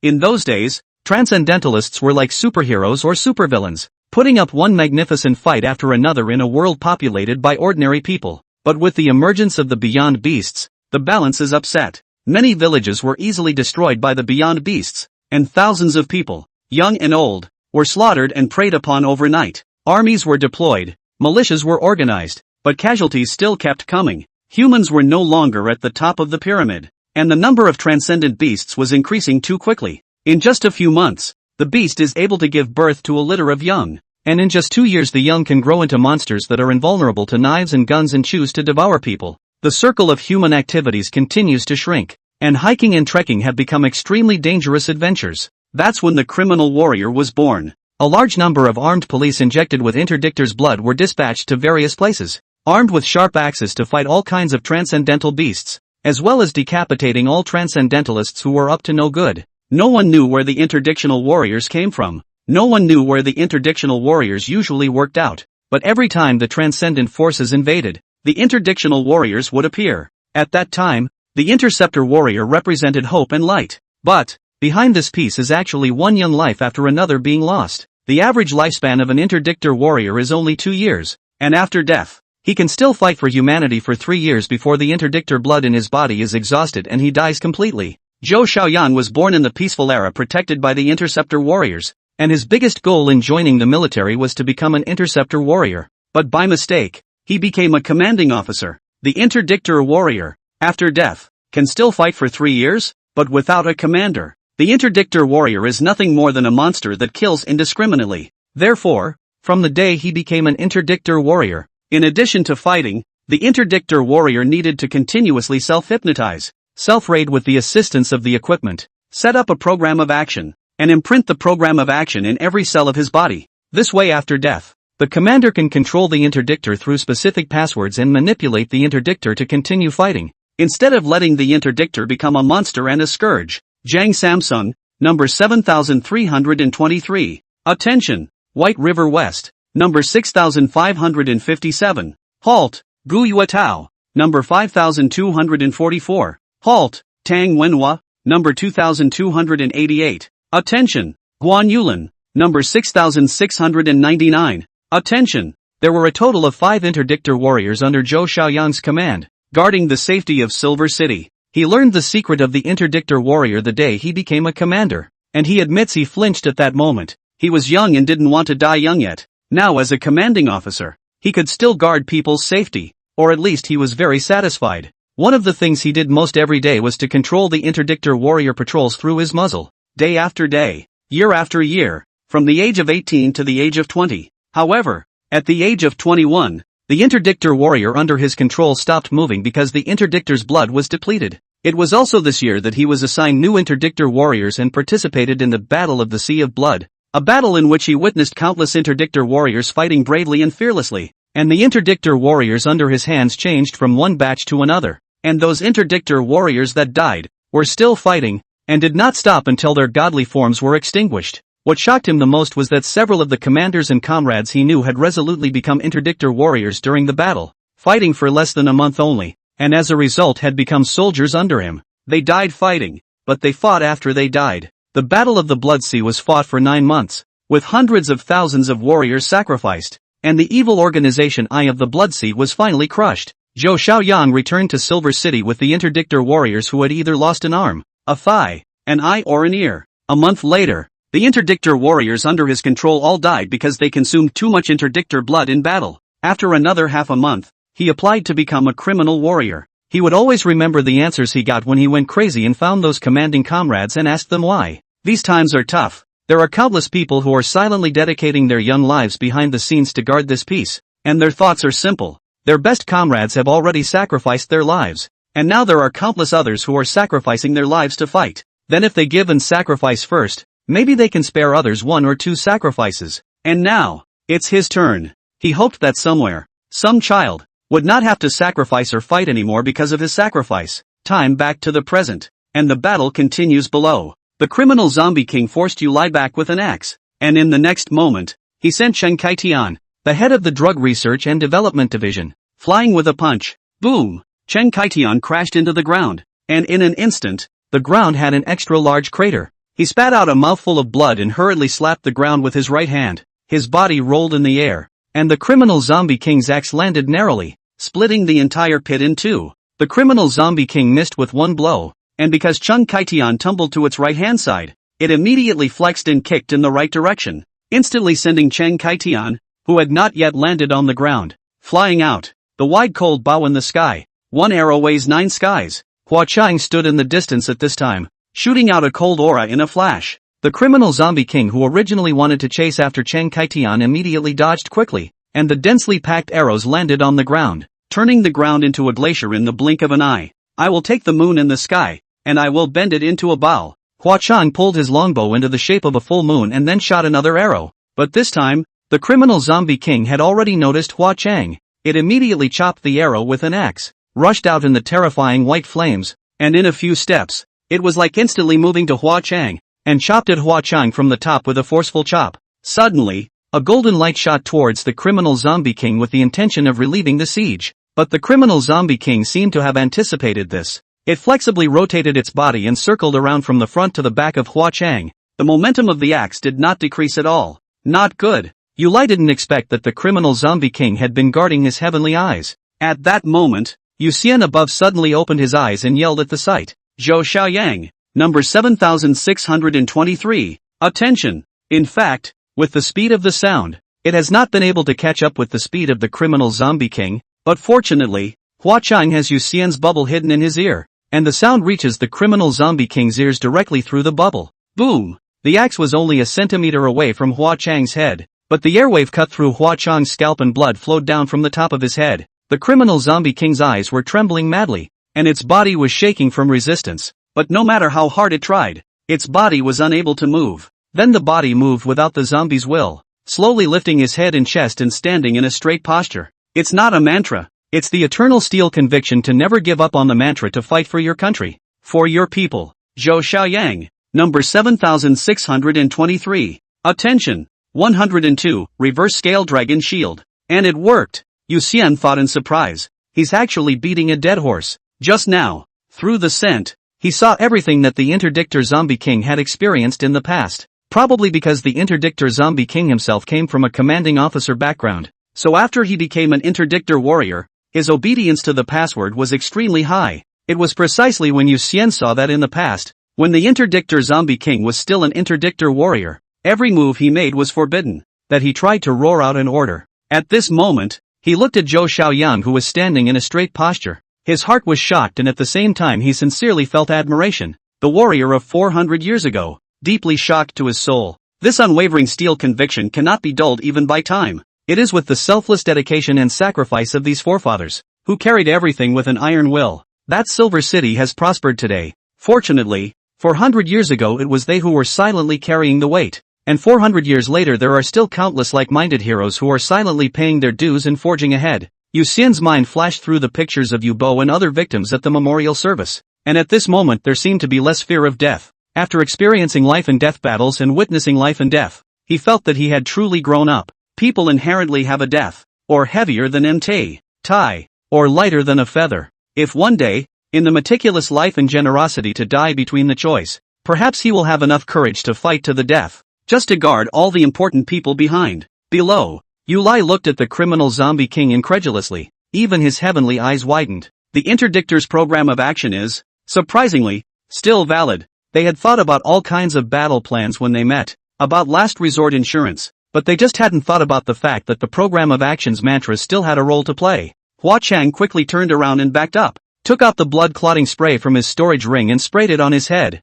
which made him look at the criminal zombie king in shock and uncertainty. Just now he was a little bit close to a heroic sacrifice. The others gathered around at this time, but none of them were too close to the criminal zombie king. Yu Lai and Su Hebai descended from the sky, with Yu Lai taking the lead as he slowly approached the criminal zombie king, and then walked around the criminal zombie king. Safe, Yu Lai then said to the others. Interdictor warrior. I remember that it was a B level and was able to reach the snake level after death. I didn't expect that the interdictor warrior turned into a zombie king would be able to be powerful to this extent. I thought that martial zombies and superpower zombies would be tricky enough, but there really is a mountain to climb. My arrow didn't even penetrate its bones. Luckily the little fish was smart. I almost became a martyr. The crowd came forward and looked at the interdictor zombie king instead. Although everyone was at the dragon level, the gap was too big. All of them were madly outputting at the interceptor zombie king, and as a result, the interceptor zombie king had many more scratches on his armor in addition to many more scratches on his own, and he was almost unharmed. Even if he had broken his skin, it automatically healed in a short period of time. The question before the crowd now was what to do with the criminal zombie king. After making sure that there were no new instructions and that the criminal zombie king would remain upright, the crowd saluted the criminal zombie king, then left one person to stand guard while the rest returned to the headquarters through Yu Xian's bubble. Back in the conference room, after a meeting discussion, the criminal zombie king is scheduled to be admitted to the transcendental shelter. Until the zombie will within Zhou Xiaoyang was resolved, the Qilin would not even put the criminal zombie king into battle. Yu Xian didn't run away with the first-class merit this time because of his timely discovery of the criminal zombie king's password and avoiding Hua Chang's heroic death, plus the discovery of the criminal zombie king as well as teleporting the criminal zombie king to the outskirts of the city. Little fish, what do you want this time? As long as the headquarters can get it you can mention it. I'll pat it if the merit is not enough. Hua Chang looked at Yu Xian, who was sitting at the very end, and asked amiably, if everyone here before was just admiring Yu Xian,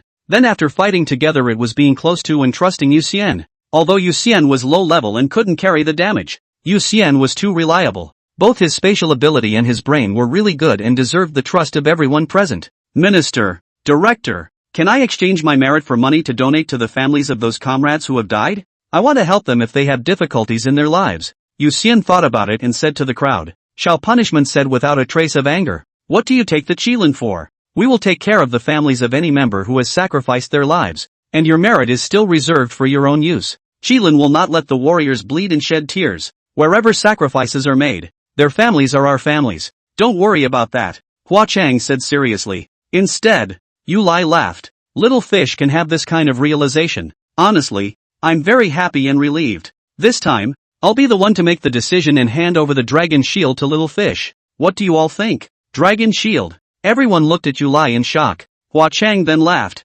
This is good. It does suit Little Fish. I'm for it. I'm also in favor of it, Shao Punishment said immediately after. The others looked at me and I looked at you, and in the end, they all gradually agreed with Yu Lai's proposal. Since everyone here agrees, then well, the dragon shield will be owned by Little Fish from now on, and all of you should stop hitting the dragon shield, Yu Lai said with a smile. The others sighed helplessly, while Hua Chang and Shao Punishment revealed smiles. What is that? Dragon shield? Yu Xian couldn't help but ask curiously at this time. Hua Chang smiled and explained. Dragon shield. The full name is reverse scale dragon shield. You should have heard of the phrase dragons have reverse scales. Touching them will lead to death. Mainly because the reverse scales are used to protect the dragon's weak points. It can be said that the reverse scales are the hardest piece of scales in the dragon's entire body. And there is a dragon species in the abyss called the shield-type dragon, and its reverse scales are even at an indestructible level. So we spent hundreds of years and used a lot of manpower and material resources to collect 3,000 reverse scales of the shield-type dragon,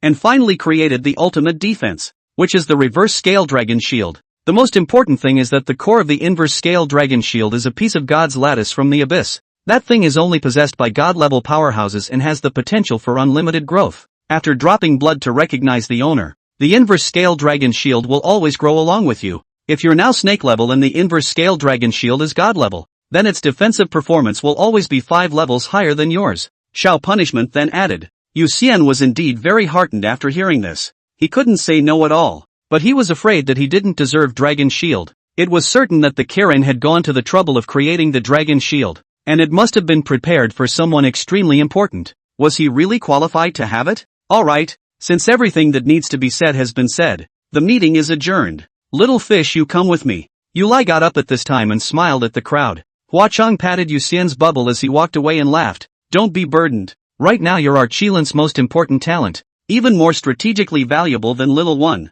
You deserve the Dragon Shield. Take it with peace of mind. This is a unanimous decision by everyone. Shao Punishment then patted Yu Xian's bubble. Su Hebai followed and also patted Yu Xian's bubble and smiled at Yu Xian, followed by Chen Kaitian, followed by. After everyone had left, Yu Lai smiled at Yu Xian and said, "Follow me." Exiting the conference room, the two men headed down the steps instead of upward this time. Yu Xian followed Yu Lai's side and vaguely sensed that space was changing. Although they were walking downwards, they were actually constantly switching positions. Even though he possessed a spatial talent, he began to feel confused. He was beginning to wonder if he was still on Earth. Should he have run away again on top of some planet hundreds of light years away from Earth? 103. A perfect defense for a perfect fit. Minister, who did HQ originally build the Dragon Shield to give it to? Yu Xian followed Yu Lai as he flew forward, and eventually couldn't hold back his curiosity and opened his mouth to ask. Initially, the Dragon Shield was built and planned to be used as the highest dedication for the founding of the country for 1,000 years. But when that one learned about it, he thought that as an ordinary person, expending a lot of manpower and resources to provide him with this level of protection was purely a waste of precious transcendent resources, and so he simply refused it. However, the design and core materials were ready, so after several meetings and discussions, it was decided to build it first, with young talent from all departments eligible to compete. Originally, the person most likely to get the Dragon Shield was Little One, but you obviously need the protection of the Dragon Shield more than Little One right now, and are also more important than Little One, so the Dragon Shield is not yours. Yu Lai narrated as he walked. Yu Xian didn't expect the Dragon Shield specifications to be so high. Yu Lai laughed instead. Don't be burdened. Hua Chang is right. Right now you're the most important talent of our Qilin. Even more strategically valuable than Xiaoyi. You deserve the dragon shield. Well, I'll try my best to be worthy of it and never lose the minister's trust. Yu Xian nodded seriously. The two continued on for about 15 minutes before finally entering a room that required heavy verification.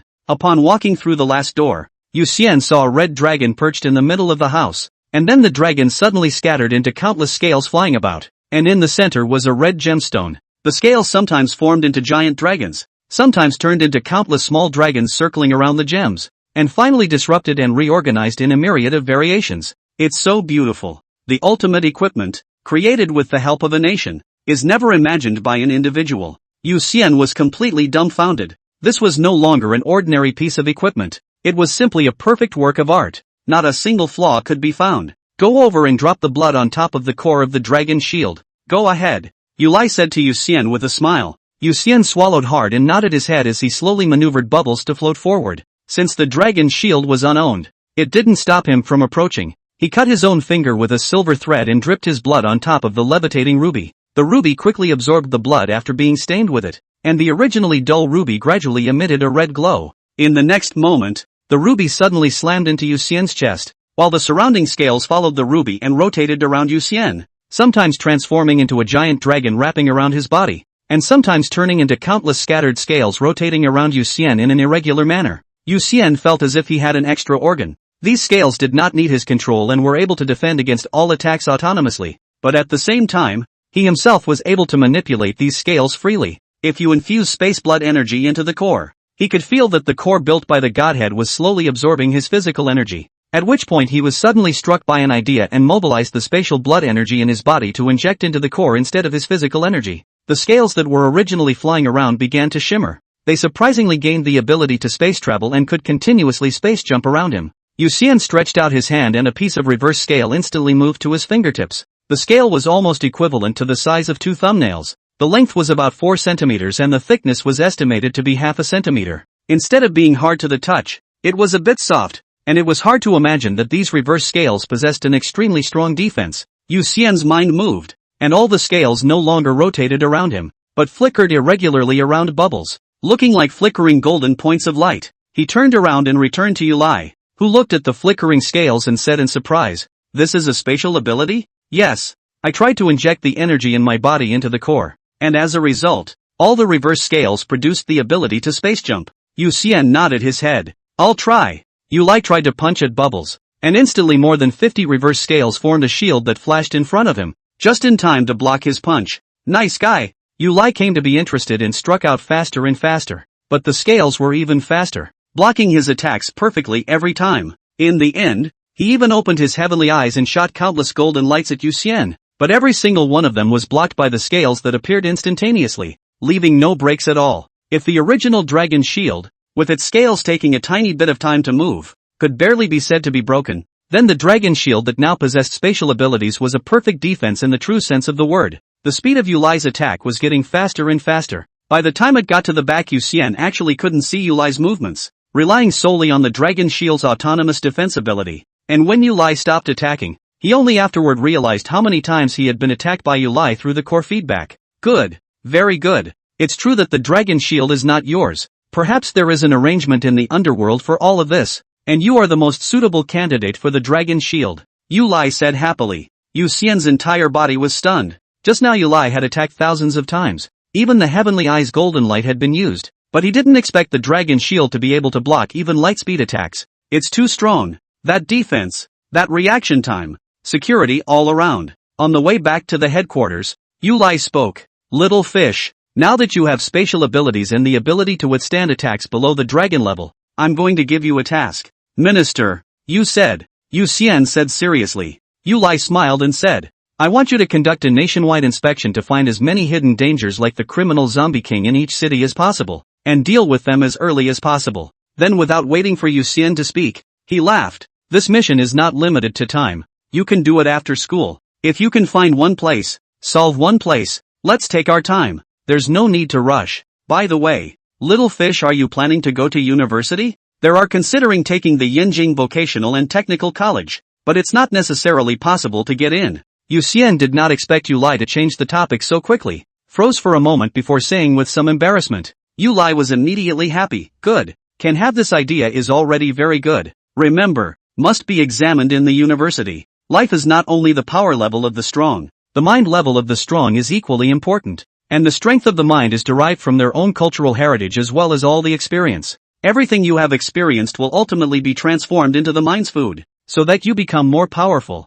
When he spoke of the university, his eyes were filled with a reminiscent color, as if he was remembering his lost youth. Well, I'll try my best. Yu Xian nodded his head in response. Culture class. He actually has 100% confidence. When the activation of the super brain, casually learning should be able to test more than 300 points. The problem is the actual combat class. He hadn't participated in a practical class before, and would need to find time to hone in with Nora later on, the two of them progressing together. In fact, he hadn't had the idea of going to college before, and the idea had only slowly popped up after talking to Nora, and the thought of being able to continue being classmates with Nora had made the idea stronger and stronger for him. Now that he had received Yu Lai's affirmation, he had made a decision in his heart that he would take the Yinjing Vocational and Technical College. 104, Meaning of Rank. Monday. Johann waited for Nora in front of his house. He cupped an elastic bubble in his hand and every now and then threw it outside the space bubble. The elastic bubble fell to the ground, and in the next second,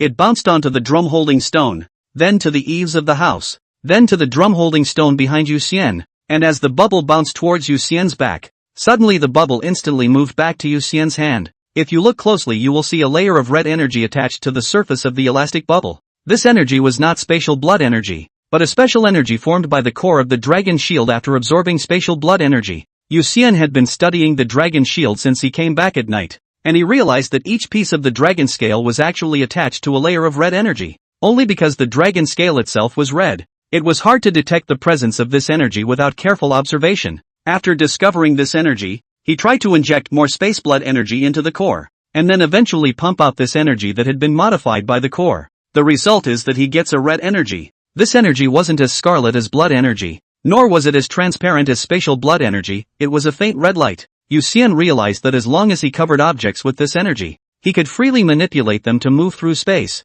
just like those dragon scales. He spent the entire night experimenting with covering the energy over various objects. Eventually he realized that every instantaneous movement consumed a portion of the energy that covered the object. But the biggest thing it did was make teleportation particularly easy compared to spatial blood energy. Presumably it's a convenient version of space jumping, or item teleportation. If he needed a tiny bit of casting time to launch his space jump spell, using this energy to cover an object or himself was a complete zero-frame starter, making it impossible to defend against. He thought of many tactics. For example, throw a bomb head-on at an enemy, and when the enemy dodges, the bomb instantly moves to where the target is dodging, resulting in the enemy crashing into the bomb itself. There are also flying daggers, thrown instantly from the front to the back to attack. After practicing for a night, Yu Xian realized that what was now limiting the use of his abilities was actually his reaction speed. As long as he could react, any attack he could easily avoid and any enemy he could easily hit. The only weakness was his ability to keep up with the speed of his enemies, just as Yu Lai had attacked thousands of times in an instant, and as a result, he hadn't reacted at all. The spatial ability was useless even if it was fast. At that moment, Nora, dressed in her school uniform, came walking at a brisk pace from the direction to her right. The school uniform that didn't look good on other students looked youthful and energetic on her, and it was true that it was always the person who was ugly, not the clothes. Good morning, Mr. Big Salty. She couldn't help but blink at the sight of Yu Xian lying in a bubble and went up to greet him. Morning, Dalek. Yu Xian looked at Nora's golden hair and smiled slightly. But Nora stepped forward and curiously poked Yu Xian's bubble with her finger, retorting, I'm not a big dumb goose. Don't you think that the way you're looking lazy right now, you look like a big salted fish that's drying out? Yu Xian then realized. No wonder Nora called him big salty fish today. Before Nora used to call him by his first name. He then explained slightly why he had to stay in the bubble, while explaining that it would be fine after a while, which allayed Nora's concerns. Road. Yu Xian opened his mouth and asked,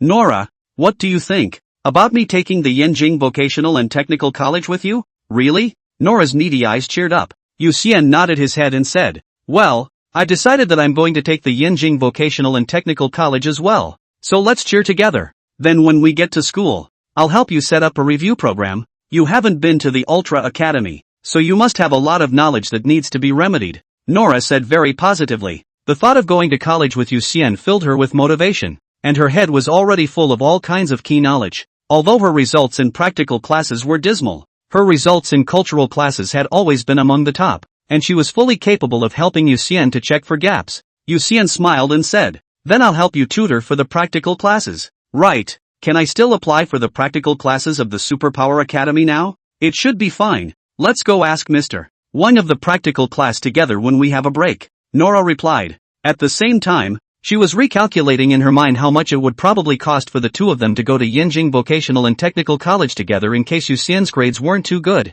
She has never been worried about money, but at this moment, she actually produced a feeling of overstretching. The heart cannot help but secretly resolve that in the future, the weekly allowance of a few hundred million must save a little spending, and can no longer be haphazardly online shopping. The two of them arrived at the school, and after entering the classroom, Nora took out her first year to senior year textbooks from her storage ring, and turned around. "Take a look at these books first, and I'll help you highlight them later." "Thanks." Yu Xian took the books and put them on the table, picking up the first book. Sure enough, the textbooks of the Superpower Academy were completely different from those of a regular high school. The first book was the first year's Transcendental General Knowledge, and he flipped through the first page to read it carefully. The first page was about the division of the realms, and the characteristics of each realm. It was only after he read it that he realized that the original division of the realms was not haphazard, and that there was actually a little bit of truth to it. The reason the bug level is not just to make the transcendents realize how weak they are, but actually contains the metaphor of the bug is both the beginning of metamorphosis. Every person who becomes a transcendent possesses the opportunity to transform into a butterfly. Ant level. It actually means that one is like an ant, possessing strength beyond one's body weight, and that weight and size are no longer indicators of strength. In the world of the average person, if the difference in the level of competition between the two parties is not very large, then the greater the weight, the greater the advantage, hence the need for the different weight classes. And in the world of transcendentalists, it is possible for a lowly to have the monstrous strength to blow up a mountain, and for a baby to easily wrestle an adult heavier than himself to the ground. Weight and size don't matter. That's what ant level really means. Just like ants, capable of lifting objects more than 400 times their own weight. B level. One of the watershed moments, so to speak. Most transcendents only reach the B level before they are considered to have made it to the top. Just as a wasp possesses a killer weapon like a poisonous stinger, most transcendents don't really have their own killer weapon, a must-kill technique, until they reach the B level. This killer app may even have the potential to cross over for a kill, or turn the tide against a bad situation. After Yu Xian read this paragraph and combined it with his own situation, he had to admit that this was indeed the case. Although he had already awakened the silver blood at the ant level due to his exceptional talent, he was truly powerful after taking the blood of Pangu and reaching the B level. Originally, he fought Zhou Tai very laboriously and was defeated both times, but after the B level he was easily able to pin down the fifth Zhou Tai who had been strengthened by the blood of the death spell, and dealt with the third Zhou Tai who was easily captured alive with just a little trickery. You know, it's far more difficult to capture alive than it is to kill. It's a testament to how much of a power boost he had at the time. 105, testing. After first period, Yu Xian and Nora traveled together to the building where the practical class was held. The practical classes have an exclusive building for various special reasons. The two of them entered the practical classroom, and the first thing Yu Xian did was to lock onto a muscular female teacher who was about 2 meters 5 tall. This female teacher was the senior year's practical class teacher, named Wang Xingnua, who was known to be a body refining cultivator, also known as a body cultivator. Yu Xian's heart moved, and the appraisal technique was instantly activated. Name Wang Xingnua. Codename, Weird Gorilla. Race, human. Sex, female. Age, 49. Lifespan, 677. Grade, Snake Medium. Formation, Chinese Dragon Dynasty, Superpower Academy. Ability, Chanshan Longzang breathing method, through specific breathing frequency, mobilizing the whole body's qi and blood to strengthen oneself, slowly improving all-round various attributes. When it is accomplished, the sinews and bones are like big dragons, and the qi and blood are rushing and flowing. Deshang 8 Extremes Fist, Deshang 8 Extremes Fist, powerful and overbearing. One punch can set the world in motion. 8 steps to catch a horse, catching up with a galloping horse within 8 steps and leaping to stand on the back of the horse with all 4 hooves in the air and running. Divine Dragon Great Lance Technique, wielding a long lance as if it were a great dragon dancing about. The head of the lance is indistinct and unpredictable, so it is impossible to defend against it. Martial Wolf Fist Intent, I have a pearl that has been locked up by dust and labor for a long time, but now that the dust is gone and light is born, it shines through 10,000 green hills, and the fist comes. The will of the martial Wade gunplay, the bare heart is flaky where asked. The answer is not to be ashamed of the opportunity to come. Now there is a material heart, and a dragon's roar is heard. Look at the gun. Summary, pugnacious big sister. Don't mess with her. There really are such people. Legendary low-level, high-realm wonders. Yu Xian was secretly surprised after reading Mr. Wang's attributes. For most transcendents, there basically wouldn't be much of a gap between their strength and realm, while geniuses tended to have their strength higher than their realm. For example, Yu Xian was in this situation right now, and there was a complete mismatch between his state of mind and his strength. This case of Wang Xinghua, on the other hand, is the opposite of genius. She belonged to the category of being poorly qualified physically, yet exceptionally high in enlightenment, thus resulting in a situation of low rank and high realm. Actually, the way to improve it is very simple: eat the forbidden fruit or never be a human being again. For example, Yu Xian's qualifications were greatly improved when he became a vampire. There are a lot of big powers that actually welcome this kind of talent. After all, the realm had already gone up, and leveling up was a proper Grand Master. Mr. Wang. Nora walked up at this time and shouted to Wang Xinghua. Nora-san, it's been a long time. Although Wang Xinghua looked like a female Zhang Fei, her voice was surprisingly gentle. However, when Yu Xian thought of the text on the remarks during the appraisal, he was 100% certain in his heart that this gentleness was definitely a disguise. Teacher Wang, this is student Yu Xian. Both Yu Xian and I want to take the Yanjing Vocational and Technical College. Can he and I come and continue the practical classes during this time? Nora asked very directly. Wang Xinghua gave Nora a surprised look, then looked at Yu Xian and asked, "You guys want to take the Yanjing Vocational and Technical College?" Her expression was one of amazement with a hint of disbelief,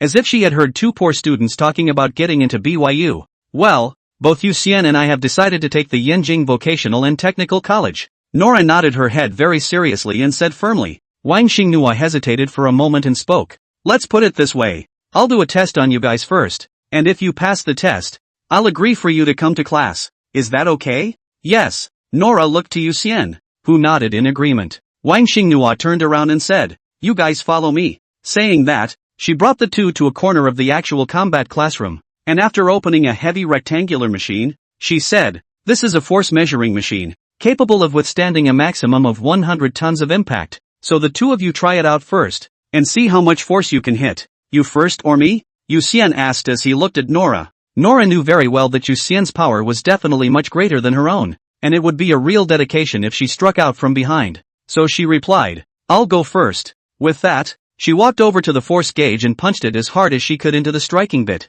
Knock! After one punch, the numbers on the side of the force gauge changed rapidly, finally stopping above 268 kilograms. Nora was an ant level and possessed about 2 tons of strength, which was a relatively normal value. Wang Xinghua looked at it and nodded slightly, then looked at Yu Xian. Boom! Yu Xian stepped forward and threw a punch with a slight buildup of energy, and a loud thud came from the striking position. Then the numbers on the side rolled over quickly, finally stopping at 999 kilograms. Wang Xinghua's eyes widened all of a sudden as he looked at Yu Xian in disbelief. The main reason was that Yu Xian's appearance was too disorienting. His appearance can't be described as handsome because it's not masculine enough, but it's not feminine enough to be described as beautiful either. But yet it's both. So the only way to describe Yuin is pretty. This, coupled with the fact that Yu Xian had been sitting in the bubble, gave the illusion of weakness. Wang Xinghua had thought that Yu Xian's strength was at most a little bit stronger than Nora's, probably around 300 kilograms,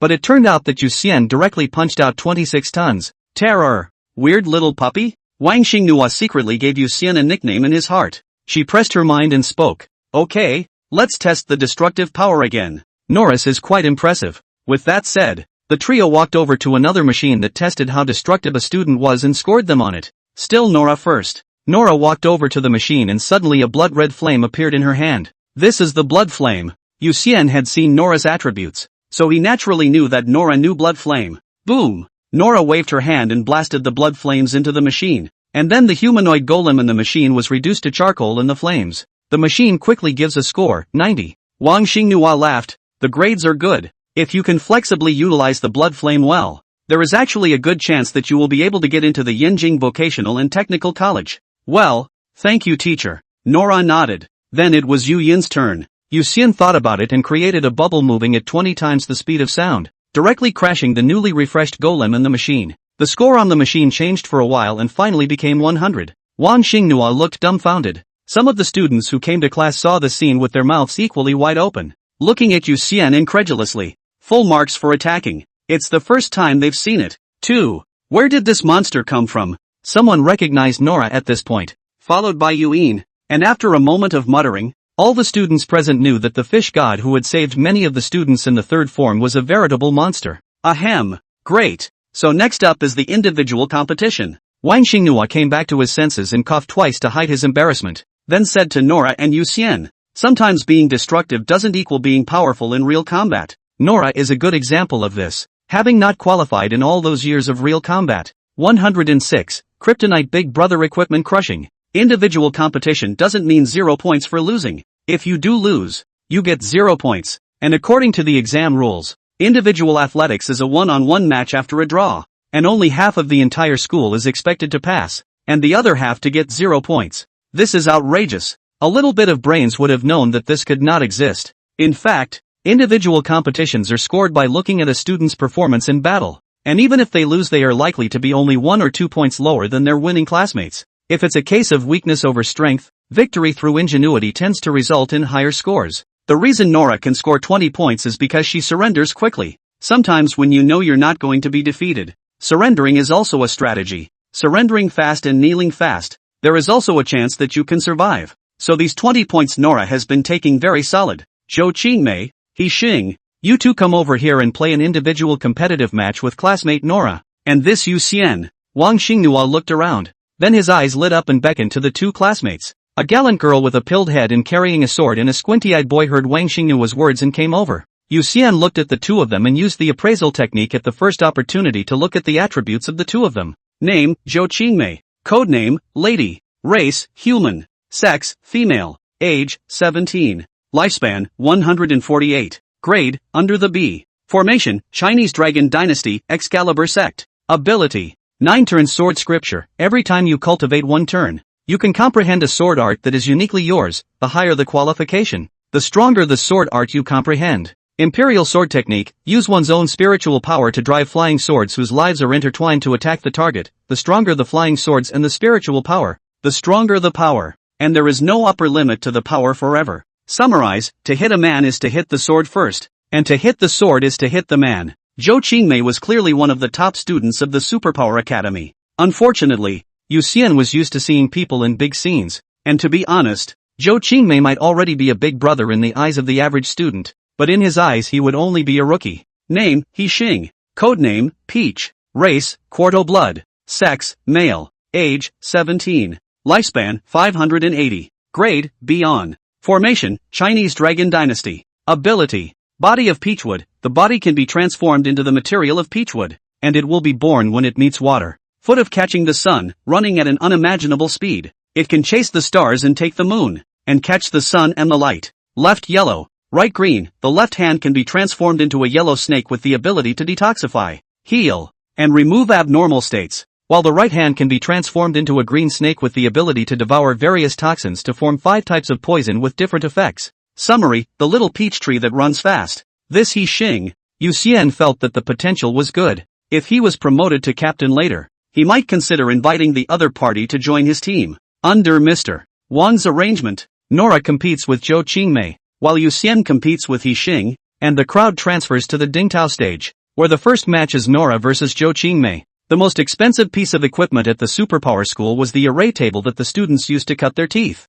The full name of the formation platform is Candle Dragon Upside Down Sun, Moon and Reverse Time Grand Formation Ring. After the teacher activates the formation of the formation platform, students fighting in the formation platform, no matter how much they are injured in the moment they leave the formation platform, will all recover. And the formation platform has the effect of foreseeing the future. It can teleport the students out of the ring even before they die. This formation was designed by Zhang Daoqin, and it was required to be constructed by all superpower schools in the country, with all material costs being half price when purchased officially. But even so, most of the array platforms of the Supervillain Academy were actually built by lifting the city's strength plus countless transcendents contributing money together in the end. You can imagine how expensive it is. Nora and Zhou Qingmei walked onto the formation stage, and Wang Xinghua immediately opened the large formation. The formation patterns around the formation platform immediately emitted a faint halo of light, and the candle dragon head statues in the 4 corners slowly opened their eyes. Game on! Wang Xinghua looked at the two people on the field and spoke at this time. In the next second, Nora raised her hand to strike a blood flame, but it was easily cleaved by Zhou Qingmei's sword. But after the flame was cleaved, she saw a gun raised in Nora's hand, and that's when she fired continuously. Not good. Zhou Qingmei immediately dodged to the side while maneuvering her flying sword to slash at the bullet. A bullet was deflected by the flying sword, but then it exploded with a bang. Bullet fragments splattering around erratically. Zhou Qingmei's cheek was instantly cut by a piece of shrapnel and blood flowed down her cheek. She wiped the blood off her face and quietly pinched a seal with her left hand to form a sword finger. Her flying sword was actually a son and mother double sword, and there was a smaller flying sword hidden inside it. At that point, feeling the Kryptonian big man's monetary attack, she had to use her hidden flying sword to strike. Actually, Nora had considered surrendering, but when she thought of going to college with Yuxian, she subconsciously wanted to save money. And saving money was not only about not spending money indiscriminately, but also about getting higher scores. The higher her score, the fewer scores she needs to buy, again saving her a ton of money. In case Yuxian didn't have enough points, she could still come up with money to buy points for Yuxian. That's why she chose to fight. In fact, she'd been thinking about what to fight ever since she'd gone through the alien bug crisis at school. Although she had been making efforts to cultivate the sunflower to sunshine divine skill, but because the time was too short, it was estimated that she wouldn't be able to form a fighting force for a few years. So in the end, she chose kryptonite. Since firearms can pose a threat to xenomorphic bugs, they can naturally pose a threat to other transcendentalists as well. And she had access to far more equipment than just guns. She just hadn't experienced anything like this before, and had stayed in a safe environment, which is why she had been successfully sneaked up on by a group of commoners. She's grown up now. If we were to encounter that situation again, it would definitely be the enemy who would die. At that moment, a small flying sword suddenly shot out from the smoke of the explosion and exploded towards Nora in a swift burst. With Nora's speed, there was no time to react, but she didn't need to react either. Ding! The flying sword was blocked by the energy shield. The bracelet at Nora's wrist emitted a blue light, forming an oval shroud that protected her entire body. Seeing this scene, Zhou Qingmei frowned slightly. She spoke up. Nora-san, does it make sense to have a low score on the test as usual if it's all about equipment? But beating the strong with the weak gets you a high score, and the winner gets 20 points themselves. Quite a lot. Nora said seriously. What was this amount of money for equipment compared to those points? Seeing that she couldn't shake Nora's fighting spirit, Zhou Qingmei had to keep fighting. She recalled the subsword and stepped on it, dodging bullets in the air with her sword art while maneuvering the mother sword to keep attacking Nora's shield. Nora, on the other hand, concentrated on shooting Zhou Qingmei, who was flying around in the air, not caring at all that the mother sword was consuming the energy of the shield. Now they'll see who wears out first. In the end, Zhou Qingmei was about to run out of spiritual energy in her body, so she had no choice but to land helplessly on top of the formation platform and spoke. I admit defeat.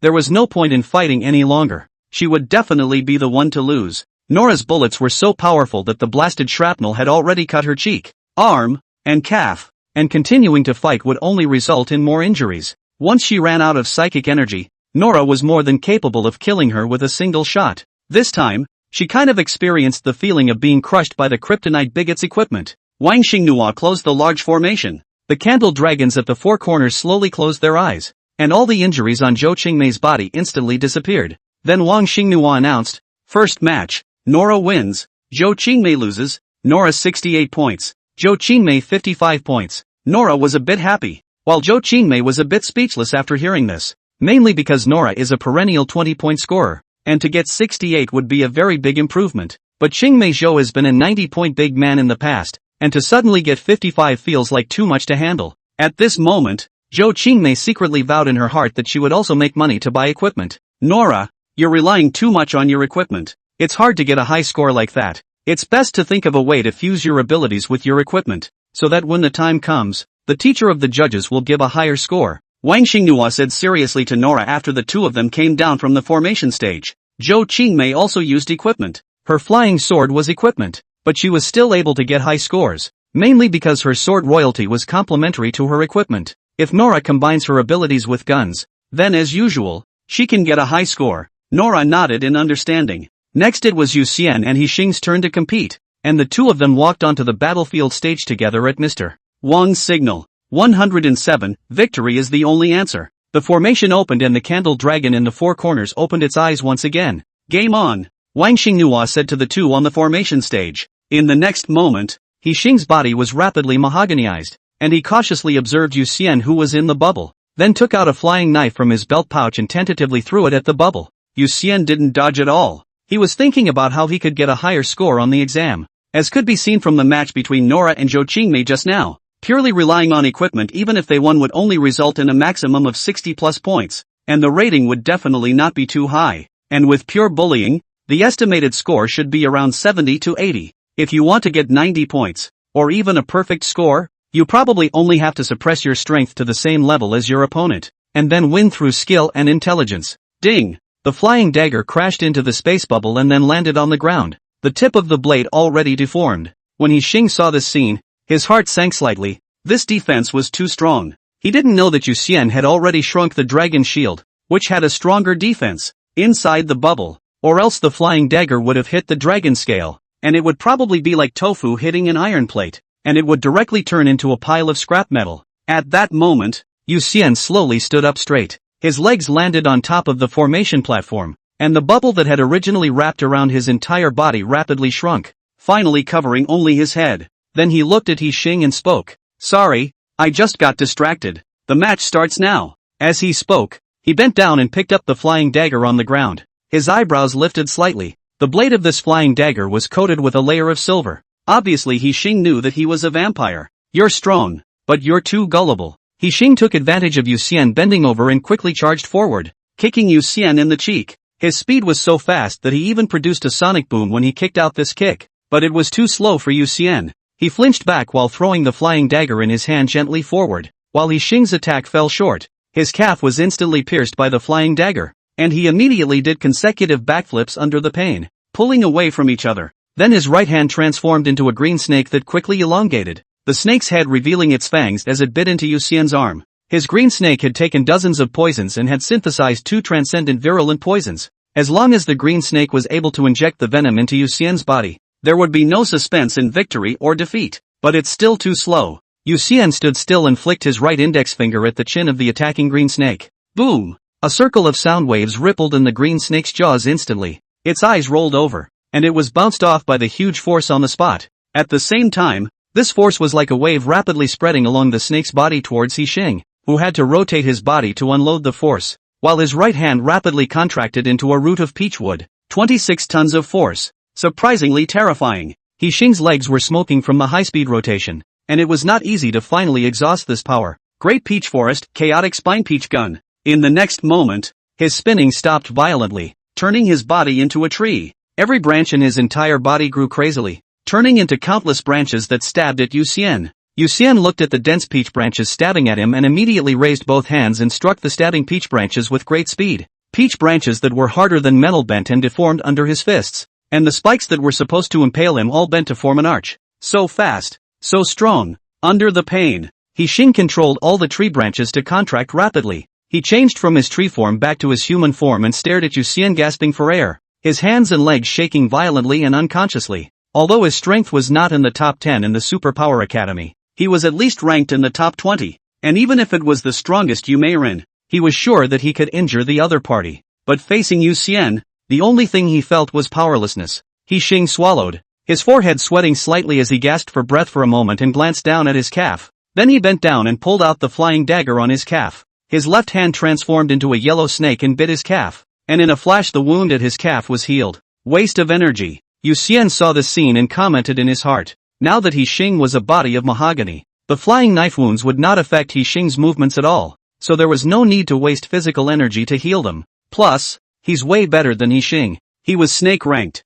while He Xing was only B ranked. There was too much of a difference between the two ranks. Even if he didn't use any of his abilities, his physical qualities alone were enough to crush He Xing. But that's where he struggled. How was he supposed to show his battle sense and battle smarts? Do you have to perform when you can obviously solve it with a mindless punch? Okay, game over. At this time, Wang Xingnua suddenly spoke. He Xing was still thinking about tactics and froze when he heard Wang Xingnua's words. Then he spoke. Teacher, I haven't lost yet. You already lost when you said that. Wang Xingnua looked helplessly at He Xing and said very bluntly. He Xing's entire body froze, his face turning white all of a sudden, and he also realized at this moment that he had subconsciously defaulted to losing. Student Yu Xian, can you tell me your rank? Wang Xingnua looked at Yu Xian and opened his mouth to ask. Yu Xian re-wrapped his body in a bubble and sat in the bubble and replied. My rank is under snake, which is indeed too much higher than He Xing's classmate's rank. Under the snake. He Xing looked at Yu Xian incredulously and couldn't help but mutter.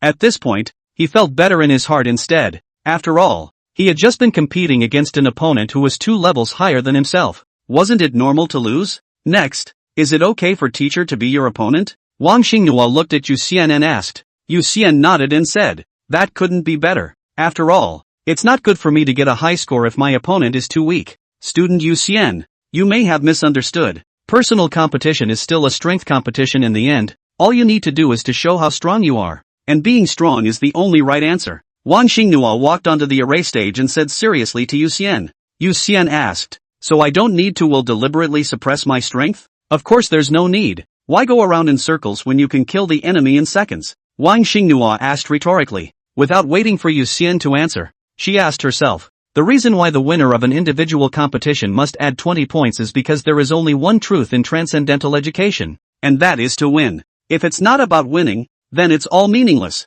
Might makes right. No matter what means you use. Nora's classmates use equipment, and her score is not high. That's because she uses equipment too simply and roughly, not because she uses it. I understand. Thank you teacher for your teaching. Yu Xian realized after hearing this and then said to Wang Xinghua. Wang Xinghua laughed. It's good that you understand. Then fight with me properly next. As he spoke, the candle dragon at the 4 corners opened its eyes once again. Game on. Wang Xinghua's entire body immediately erupted with terrifying qi and blood, and with a little bit of force from his feet on the formation platform, the person had already rushed in front of Yu Xian. In an instant, countless fist shadows enveloped Yu Xian, as if there were countless shooting stars falling. Many students were already gathered around the formation stage. When Wang Xinghua's strong attack ended and his person quickly retreated like a white crane, the students burst into an uproar. The space bubble was unharmed. Yu Xian sat in the bubble, seemingly still reminiscing about Wang Xinghua's attack just now, completely unharmed. This defense. When He Xing saw this scene, he couldn't help but suck in a breath of cool air. Just now Yu Xian took the initiative to come out of the bubble. He couldn't even beat it. If Yu Xian had stayed inside the bubble. 108, Special Recruitment Recommendation. Teacher Wang, there's no need to keep your hands off. If it's possible, I'd like to see Sensei go all out. Yu Xian sat inside the space bubble and looked at Wang Xinghua, who didn't even take a breath, and said very seriously. He was actually curious as to how much those realms depicted in the Qilin app added to the combat power, or even made the same strand of energy explode into a higher level of damage. It was said that a sword cultivator could increase the power of the same aura by 100 times when it was transformed into sword chi with the addition of sword intent. I wonder how much Mr. Wang's attack would be boosted if he used the upper fist intent? Though exams are important, but he was more interested in experiencing what the realm really was now. Okay, I'll do my best. Wang Xinghua sniffed and couldn't help but laugh. She clenched her fists and let out a crackling crunch. Then said, then Yu Xian student be careful. In the next moment,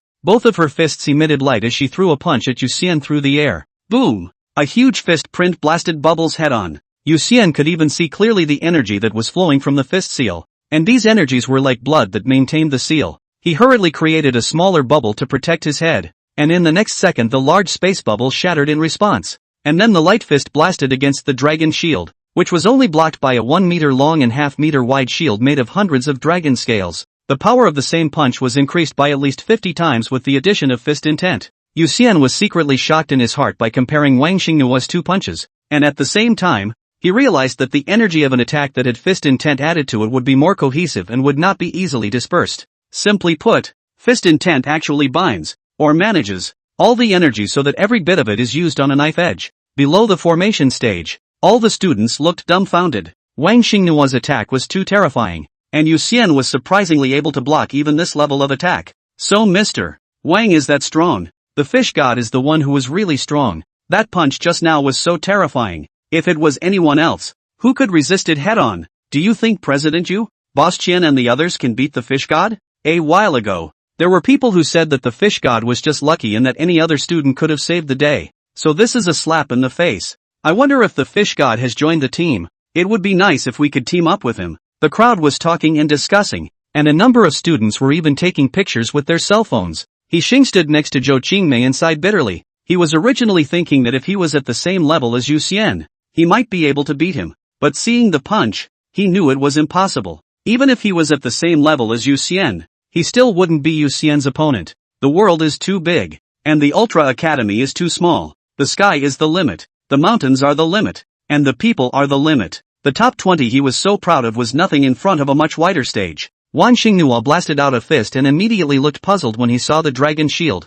Amidst the murmurs of the students, she took a deep breath. Her breathing technique worked naturally, and her hair began to move without wind. And although that punch just now utilized her punching intent, she hadn't really gone all out after all. After all, she was the teacher and Yu Xian was the student. She was worried that her punching intent was too violent and would cause damage to Yu Xian on a psychological level. Although the formation platform could protect the students' lives, it could not repair their traumatized minds, so she had just been conservative. Now that she'd seen Dragon's Shield, she knew she didn't need to worry. She didn't know if the Dragon's Shield was an equipment or Yu Xian's ability, but after the Dragon's Shield appeared, she had a strong intuition that she couldn't hurt Yu Xian, or even, will lose. But once she ascended the formation platform, she would not allow herself to admit defeat so easily. I have a pearl, long locked up by the dust and labor. Once the dust is over, the light is born, shining through the mountains and rivers of 10,000. Baji Quan, Yan Wang's three-pointed hand. In an instant, it was as if Wang Xinghua appeared as countless doppelgangers, attacking from different angles, and for a moment, the entire formation platform was filled with her silhouette. The students under the stage all looked at the uncountable Wang Xinghua on the stage with their mouths wide open, while Yu Xian was still standing in place. Red scales were constantly flickering around him. Because the scales were flickering so fast that all anyone could see was a red shield, Wang Xinghua clenched his teeth. His breathing method was constantly running. The blood in his body was like a great dragon rushing, and his punches and kicks carried a terrifying fighting aura. But it can't be broken. True was completely unbreakable. Clearly a second before it was a break. But after she threw a punch, it was blocked by the dragon scale, and the defense was surprisingly deathless. Guns! Suddenly, she took a deep breath and drank low, opening her right hand back. Boom! A hexagonal lance instantly shot out from the teacher's office, and in the blink of an eye it was in her hands. Divine Dragon Great Gun Technique. The long spear in Wang Xinghua's hand instantly transformed into a giant dragon, and the entire ring was covered in dragon shadows. The berserk dragon frantically attacked Yu Xian. If there was no dragon shield, Yu Xian was afraid that he could only dodge through spatial instantaneous movement, and he had to pull away enough distance. The problem was that the formation platform was that big, and there was really no way for him to pull away too much. On the formation stage, without the dragon's shield, I'm afraid I'm no match for Mr. Wang. But if it's in the wilderness, the situation is the opposite. I'm afraid Mr. Wang won't even be able to see me. Yu Xian looked at the airtight dragon shadows around him, simulated the situation without the dragon shield in his mind, and finally came to a conclusion. At this point, he had already felt it pretty much, with the fist intent and gun intent added. Although Wang Xinghua was only snake rank, her attack power was actually far beyond a normal snake rank, and even quite a bit stronger than an eagle rank, probably around under the wolf. This has been very scary. After all, Wang Xinghua didn't have any transcendental bloodline, and there was no hang-ups to open, and his strength was all based on his own down-to-earth cultivation. Finally, Wang Xinghua began to run out of strength. The dragon shadows around her gradually dissipated. She held the lance with one hand and pressed one hand on her thigh, panting heavily, sweat running down her cheeks and continuously dripping down on top of the formation platform. She looked at the unharmed Yu Xian and helplessly revealed a bitter smile. I thought I could have a good fight with Yu Xian, but it turned out that I couldn't even break through other people's defenses, so the frustration was a bit strong. Student Yu Xian, with your strength, you should be able to be specially recruited by Yanjing Vocational and Technical College. If you need it, I can act as a recommender. She adjusted her breathing and looked at Yu Xian and said seriously. Yu Xian said unexpectedly, special recruitment? Yes, Yanjing Vocational and Technical College has always had a special recruitment quota. Students who are under the age of 18 years old and have reached a rank of snake or above can be recommended to participate in the special recruitment exam, and by passing the exam, they will be able to be admitted directly into the school's inner circle. Wang Xinghua nodded his head and explained. Yu Xian quickly glanced at Nora under the formation stage and then asked,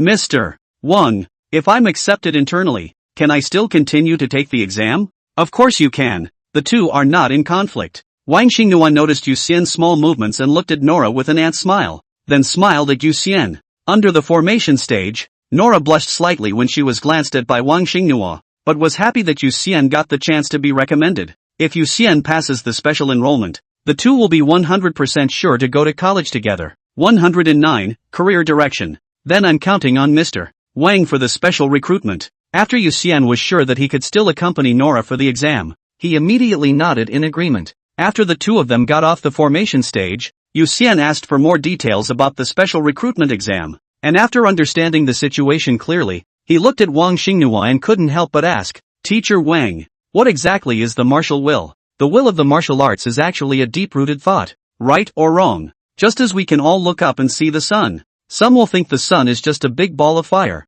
but others will see hope, and so will people will see life. Different people will have different feelings and understandings of the sun, and when this feeling and understanding continues to become profound and even touches the soul, it is probably the so-called martial will. Wang Xingnua had obviously been asked this question many times by her students, and she smiled faintly as she told Yu Xian the answer she had said countless times. After Yu Xian listened to Wang Xingnua's words, he nodded with a natural look, and in fact, he didn't understand it at all. Although he knew what this passage meant, there were still all question marks about how exactly to cultivate martial will. Of course, everyone has every way to go. Possessing the martial will was nothing more than having the ability to kill the enemy at a cross level, while Yu Xian's spatial ability similarly had the lethality to kill the enemy at a cross level, in addition to the Pangu vigorous avatar, which was even more perverse than the martial will. Because of the forbidden fruit, there are so many superhuman abilities in this world. Cultivation and magic go hand in hand. Vampires and zombies dance together. Different systems have different abilities, and understanding them is an equally powerful way to empower yourself. Yu Xian did not intend to cultivate martial arts, and inquired only out of curiosity. After all, there are hard and soft power, and knowledge is a soft power. At this time, Wang Xingnua glanced at the wall clock and realized that half a class period had already passed, so he hurriedly spoke. "Alright, you remember to come over tomorrow to fill out the application form. Now you guys quickly go back to class." "Okay, bye teacher." Yu Xian and Nora nodded and proceeded to bid farewell to Wang Xingnua. Coming out of the practical class teaching building, the two were not in a hurry to return to the classroom. This class was still a study session, and going back was just reading. Yu Xian sat in the bubble, subconsciously making it move very slowly, enjoying the morning breeze and sunshine and the sweet smell of bean around him. "Yu Xian, the special recruitment exam, are you sure about it?" Nora asked at this time. Yu Xian nodded his head and said, "There shouldn't be much of a problem. Didn't Mr. Wang say so?" The special recruitment examination is nothing more than a test of a student's strength, and once the hard power is up to par, nothing else matters. With his current situation, he had the power to fight in the face of the dragon level, and unless the judges and teachers of Yanjing Vocational and Technical College were all blind, he would 100% be passed by the inner circle. "So, have you thought about what career you want to apply for?" Nora asked next. Yanjing Vocational and Technical Institute. As the name suggests, it is an institute where one can learn various transcendent vocational techniques, such as there are martial artists, Taoist priests, square priests, mages, sorcerers, alchemists, and so on vocations to choose from. I'm more interested in the founder and also the alchemist, so I should try both professions first, followed by picking one of them for refinement. Yu Xian replied, "Both professions are supportive professions that rely on equipment. Fangsis are good at alchemy, refining artifacts, drawing talismans, and laying down formations, and alchemists are good at making all kinds of magical equipment." The most important thing was that both professions didn't need to cultivate any messy feats, but instead focused on learning knowledge. Yu Xian had 3 skill trees at his disposal right now. Whether it was the discordant skill tree or the perfect creature skill tree, the potential was bottomless, and even the vampire's skill tree had infinite potential after it was fused with the innate abilities of the other 2 skill trees. Blood energy is the best example. After fusing with the Pango spirit bead avatar, the spatial attribute was so ridiculously strong that the vast majority of spatial abilities would have trouble looking up to it, and as long as he kept basking in the sun, the number of skills he activated would inevitably increase. And it was even possible that he could fuse abilities that were even more perverse than spatial blood energy. Just mastering these abilities would cost him a lot of energy and time, so there was absolutely no need to burden himself further. And the founder and alchemist were knowledge-based professions, which would be perfect for a pastime other than exercising his abilities once he activated his super brain. In addition, he could refine more powerful bombs to give his enemies a little surprise in conjunction with his spatial abilities. What about you? What career do you want to choose? After answering, Yu Xian glanced at Nora and opened his mouth to ask. Nora was still thinking about the founder and alchemist, and when she heard Yu Xian's question, she hesitated. "What do you think about me becoming a martial artist?" Martial artists are very much a test of one's reflexes. If you can discard all sorts of distractions, you should be fine. Yu Xian seriously helped analyze. Nora's biggest drawback was that there were too many distractions, and with preparation, she actually played quite well. Just now on top of the formation platform. Her bullets were really accurate, forcing Zhou Qingmei to have to detach a flying sword to fend off her bullets. The problem is that when encountering unexpected events, Nora's ability to cope tends to drop drastically when she's unprepared, and she just becomes a silly, dumb goose. Nora also knew her problem, and after hearing Yu Xian's words, she turned into a lost, dull goose to the naked eye. But Nora, your thinking right now is very good. Since you can't react, you can make up for it with your equipment. Zhou Qingmei should be very strong in school, but didn't you win? Yu Xian then laughed. In fact, he also relied on his equipment to make up for his lack of defense, and without the dragon shield, he really couldn't beat Teacher Wang on the formation stage. You mean the French shield bracelet? But it's only eagle-level equipment. High-level defense equipment is hard to buy. Nora revealed her white wrist and showed the bracelet to Yu Xian, then said somewhat helplessly, "It's not really that it's hard to get, it's that you can't get it at all." The transcendent defense tools above the eagle level had always been scarce, and the major powers must have digested them internally by themselves. It was simply impossible to take them out and sell them. Then you can consider practicing as an alchemist on the side. You're actually very smart. Since you can't buy it, then make it yourself. Raw materials can always be bought. Yu Xian thought about it and suggested. Nora's eyes lit up. This was a good idea. Since she couldn't buy better defenses, she would simply build her own. Then I'll choose martial artist and alchemist. She looked at Yu Xian and said happily. Yu Xian smiled slightly. Good.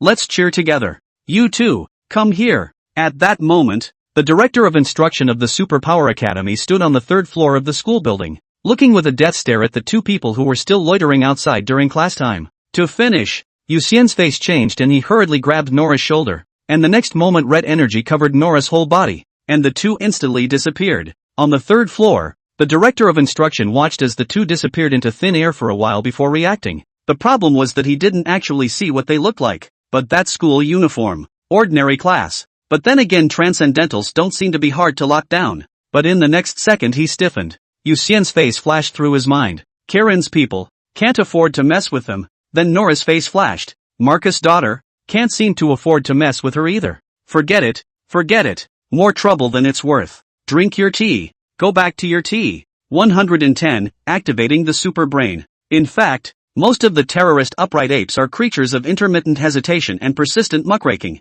The next 3 days, in addition to looking for Mr. Wang to fill out the application form, the rest of the time Yu Xian all in the touch of the fish spent. Can only say that the touch of the fish for a moment has been touching the fish a straight pleasure. During that time, Zhang Shou had also contacted him and asked if he wanted to go to Twin West Mountain together to fight zombies. But having just finished fighting the criminal zombie king not more than a few days ago, Yu Xian really didn't have much interest in ordinary zombies, so he simply refused. But he had to marvel at the fact that the Twin West Mountains were truly a feng shui treasure, with zombies popping up all over the place. Having just finished solving the flying stiffs, a whole bunch of hairy stiffs popped up in the meantime, and Qilin had to release super high rewarded syndicated quests internally, leading to both Green Bird and Zhang Shou running off to join in the fun. In fact, Kirin headquarters had specifically sent a scientific research team to investigate the entire Twin West Mountain more than 100 years ago, and had even conducted a detailed survey of the underground, but no human corpses had been found at all, and all the zombies seemed to have appeared out of thin air.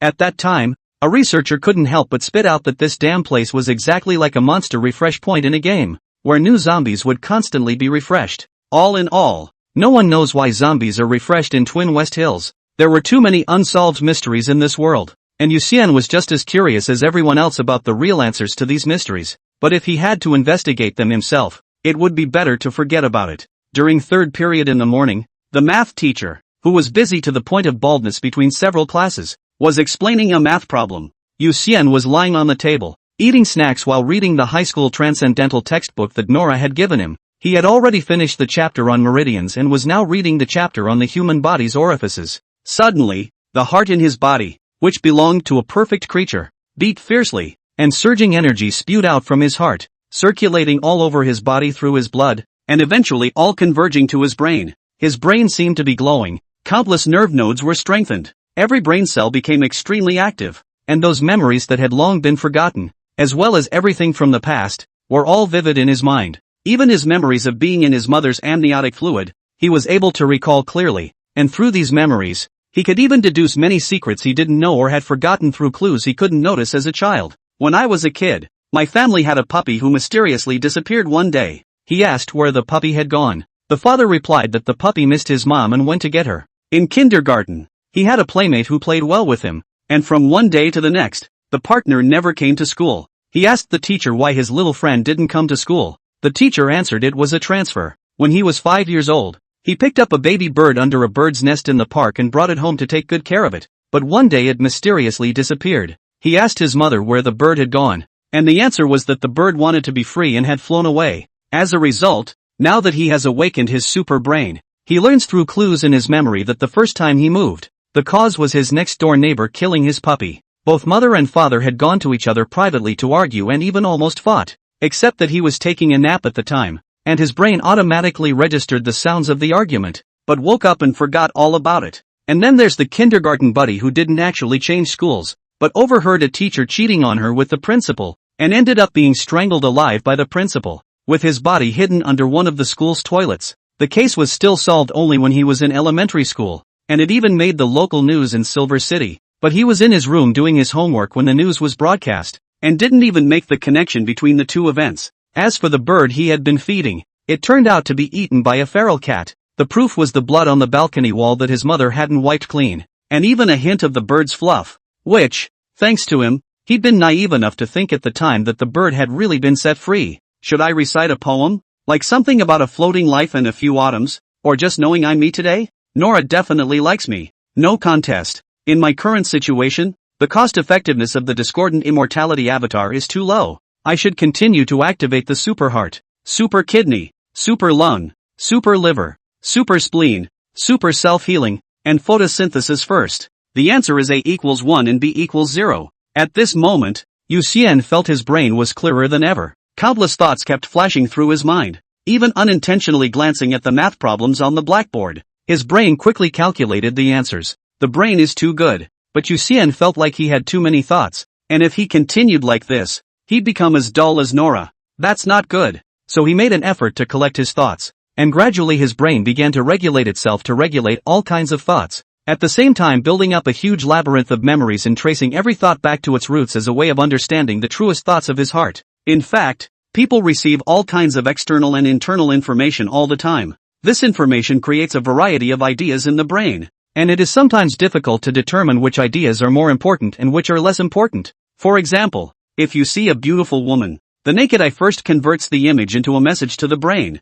so you know that there is a beautiful woman or a handsome man, and then because of the message of the beautiful woman, it stimulates the production of hormones in the body, and so you have an impulse. The two pieces of information combine to give you the idea of pursuing a beautiful or handsome man, and then you decide to act on it. It's a complete chain of action, and you can't have one without the other. Just like little children, who have no interest in women because of the lack of hormones, even if they do certain behaviors that seem to be very adult, they are actually just influenced by certain bad information on the social level, rather than really acting from the heart. Understanding the root of every thought allows you to know what you want and what to pursue. The idea of chanting poetry stems from the fact that humans have a need to pretend. But really, pretending is a cheap shot born of an unfulfilled sense of one's own existence. I was actually influenced by low-level information on a societal level, and it wasn't my first need. Nora likes the thought of me, and it's good to remain firm in continuing to believe. My analysis of the ability is completely reasonable and correct, and next time I can start by activating the superheart so that the brain gets more oxygen and performs more efficiently. Math problems, so boring, no need to calculate next time. The thoughts are organized. After taming each and every thought, Yu Xian felt lighter throughout. He let out a long breath of turbid air, and then he lifted the space bubble with a serious expression. Instantly, various scent information entered his brain through his super olfactory sense, and the super brain began to operate at high speed, sorting out the countless scent information and eventually forming a model of a silver city in his consciousness. 111 God is clear and discerning. It's a scaled-down version of a dynamic city, mapping almost everything that moves in the city. The head teacher who was drinking tea in his office, Mr. Wang, who was reprimanding his students like a cranky gorilla, the road outside the Superpower Academy, where a vendor was preparing barbecued sausages as well as turkey noodles, and a few of Nora's bodyguards were on patrol. One of the bouncers asked his companion for 2 cash, then walked toward the vendor and asked for 2 turkey noodles. Although Yu Xian had always known that Nora had bodyguards around to provide protection, it was the first time he had observed these bodyguards so clearly and thoroughly. Farther away, workers are building roads, women are buying groceries, chefs are cooking, and a police force is ambushing criminals. God is clear and discerning. unprecedented sobriety, unprecedented brilliance. Yu Xian felt as if he had the entire city in the palm of his hand. He could appear anywhere if he wanted to. In the past, he still needed to locate himself through the space bubble. Even the space jumping technique needed the coordinates of the space bubble to lock his position, but now he didn't need any coordinates anymore. The whole city was his coordinates. As long as it was within his olfactory range, he could reach it instantly. The perfect creature possessed such terrifying scouting abilities that if it wasn't affected by Huijie or by the demonic aura, it was hard to imagine how difficult it was to deal with. If it was bent on hiding, I'm afraid no one would be able to find it. Luckily, it was because it was stupid enough to allow Yu Xian to obtain this terrifying ability. But in the next second, Yu Xian recreated a bubble to protect himself. Chen Ling from the front table farted, and he didn't want to eat Chen Ling's stinky farts. Yu Xian had originally had the illusion that he had become a god. As a result, he was pulled back from the altar by a fart from Chen Ling. He looked at Chen Ling with a speechless face. Chen Ling, who was deserting at the front table, noticed Yu Xian's gaze, wiggled her butt, and turned back to ask with a frank face, "What's up?"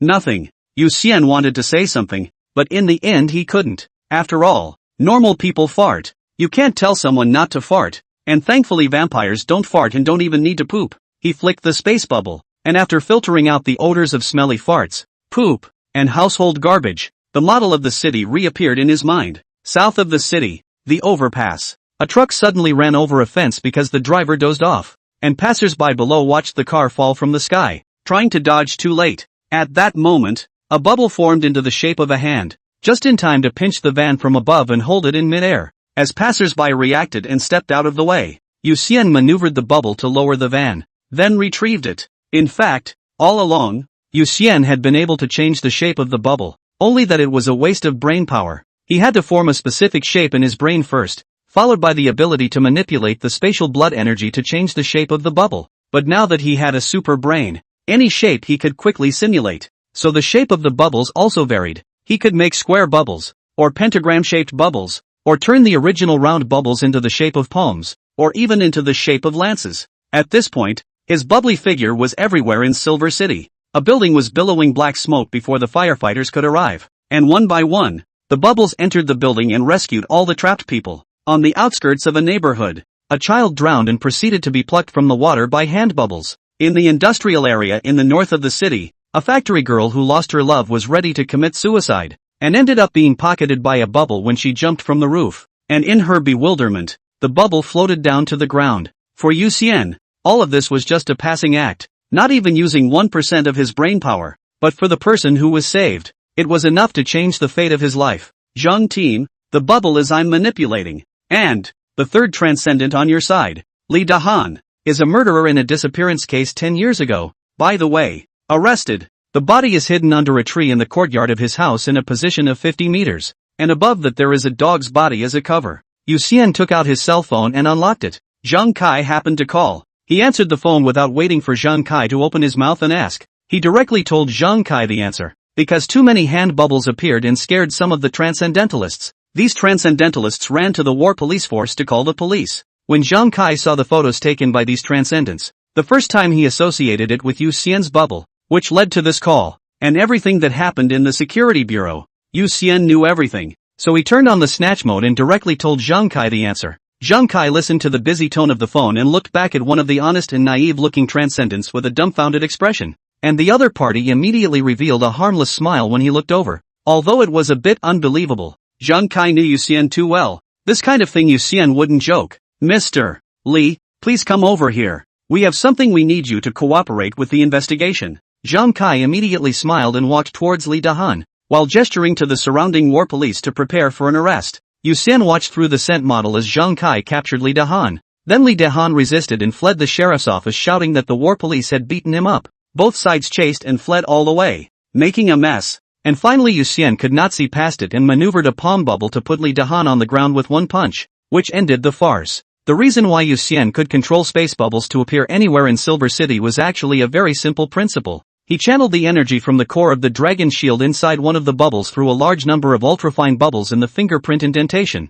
and then this energy wrapped around the bubble to control it to instantly move within the Silver City at will. It could be said that his current attack range was super large and his striking speed was extremely fast. As long as he was within his perception range, the enemy would probably have to be beaten up before they could even notice his presence. In the course of one math class, he saved more than a dozen people, caught 3 thieves, found 6 wanted criminals, and incidentally helped the police knock out a criminal who was holding a hostage. While there were some things he didn't want to count, even after blocking, there was a blank space in his brain's model of Silver City, and that blank space was the blocked odors of farts, poop, and household garbage. Through the appearance of the blank, he knew that Chen Ling had let out 3 stinky farts in one class, and that the whole class had let out more than 50 stinky farts in total, an average of 1 to 2 per person. In fact, vampires have a sharper sense of smell than ordinary people. Nora's expression changed several times in a class, obviously suffering from the farting of the classmates around her. But on the contrary, she still has pains that she can't talk about.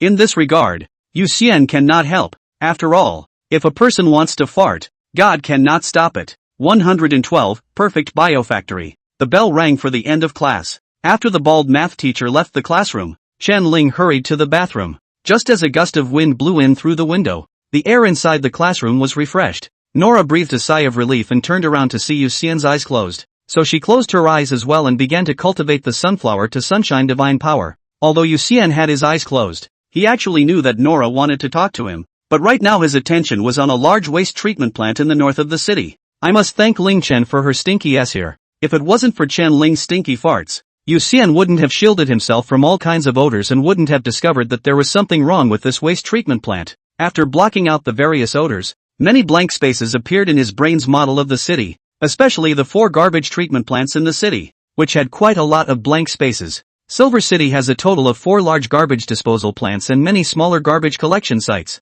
There are so many blank models to refer to, so these places have more blank spaces, but you can still deduce what's in the garbage. But this large waste treatment plant in the north of the city has some not-so-normal contours after shielding all kinds of household waste, whereas in other garbage disposal plants, the contours of the piles are haphazard and unregulated. The contours of the piles in this garbage disposal plant, with a vaguely regular portion of the contours after the shielded portion has been eliminated, appear to be a huge rectangular confined space. Taking advantage of the fact that the last class was still in session, Yu Xian left behind a diversion and then instantly moved to the sky above the waste treatment plant. He looked down to the garbage pile below, the mass of garbage forming hill after hill, and at the edges there were workers sorting through the garbage. On the face of it, the entire waste treatment plant is flawless. However, the more so, in the eyes of Yu Xian instead the greater the suspicion. His fingers of bubble flew out, quickly turned into a palm to fall. The garbage around the garbage mountain instantly swept away by the palm. An invisible boundary suddenly appeared. Ripples.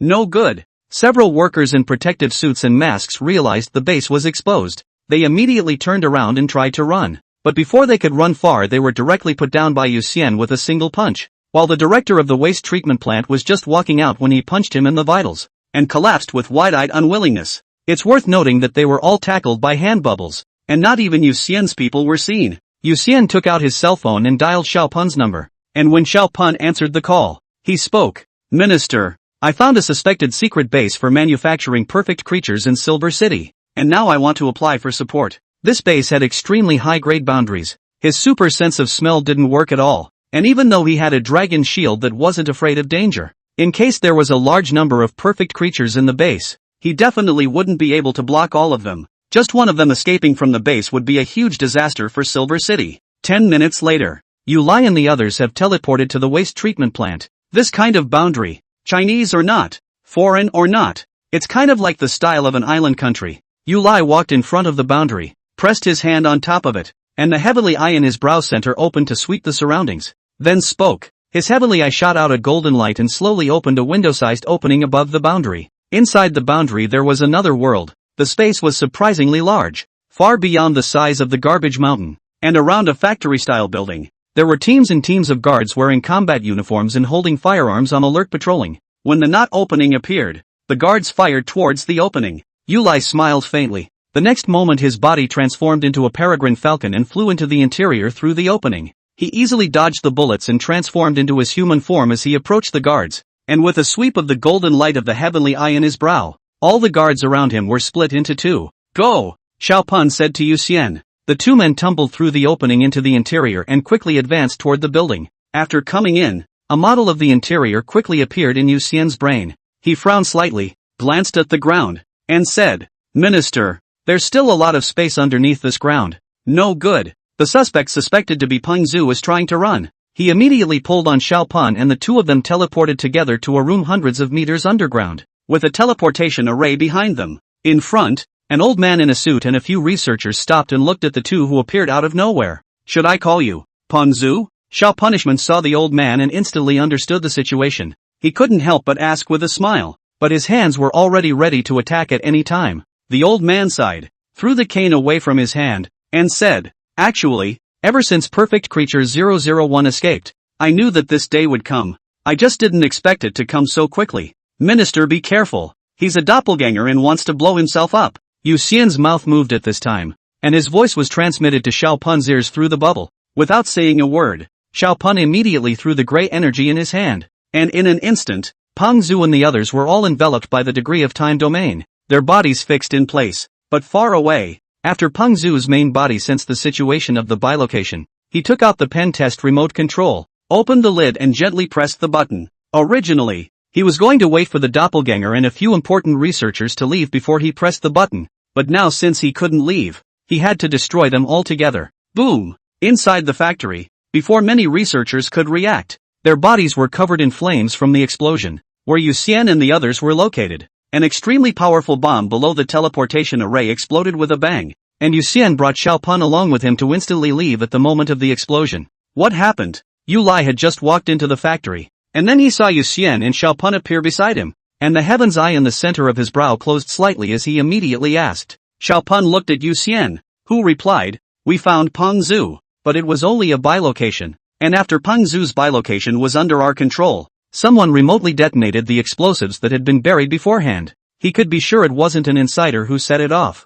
After all, he monitored the entire factory and knew every move of everyone here. Coming." Yu Xian then looked inside the factory with a gloomy expression. In the next second, a burnt monster rushed out from the exploding flames and immediately roared and attacked when it saw Yu Xian and the others blocking the way. A perfect creature? Yu Lai frowned slightly, and the heavenly eye on his forehead immediately shot out a golden light, and in an instant, the monster was split in two, then engulfed in flames. "It's weaker than expected." Yu Xian spoke up at this time. "Minister, don't be careless, that is a half-finished product. There are more perfect creatures awakening down there. The explosion destroyed the cages holding them, and some strange experiments are coming out of the incubation tanks." In his olfactory perception, although some of the perfect creatures had been killed by the explosion, more of them had instead broken free of their cages due to the explosion and were fleeing in the direction of the ground. Anyone who has held animals in captivity will realize that in a confined space, most creatures will instinctively run upwards if danger occurs. Perfect creatures aren't smart, but they do have an instinct to escape. 113, the source of ability. Boom! The flames of the explosion surged out first. The three of them stood in place. Yu Lai made a sword point with his right hand and recited, "The wind dragon summons to come, urgently." Then he pointed his sword finger forward, and a gust of wind instantly blew from his sword finger towards the gushing flames, blowing them all back inside the factory, and many of the half-finished perfect creatures that were originally able to escape collapsed directly in the high temperatures generated by the flames going back to the furnace. But these upper tiers of perfect creature semis are just appetizers. Not long after they fell, dozens of perfect creatures covered in burns quickly rushed out of the flames, and upon seeing the trio in their way, one of the perfect creatures covered in xenomorphic worm tentacles opened its mouth and spewed out a large amount of high-temperature, corrosive green liquid. This time all three struck out. Yu Lai reacted the fastest. His heavenly eye shot out a golden light, and the green liquid was immediately split in two. Although the liquid-spewing perfect creatures dodged quickly,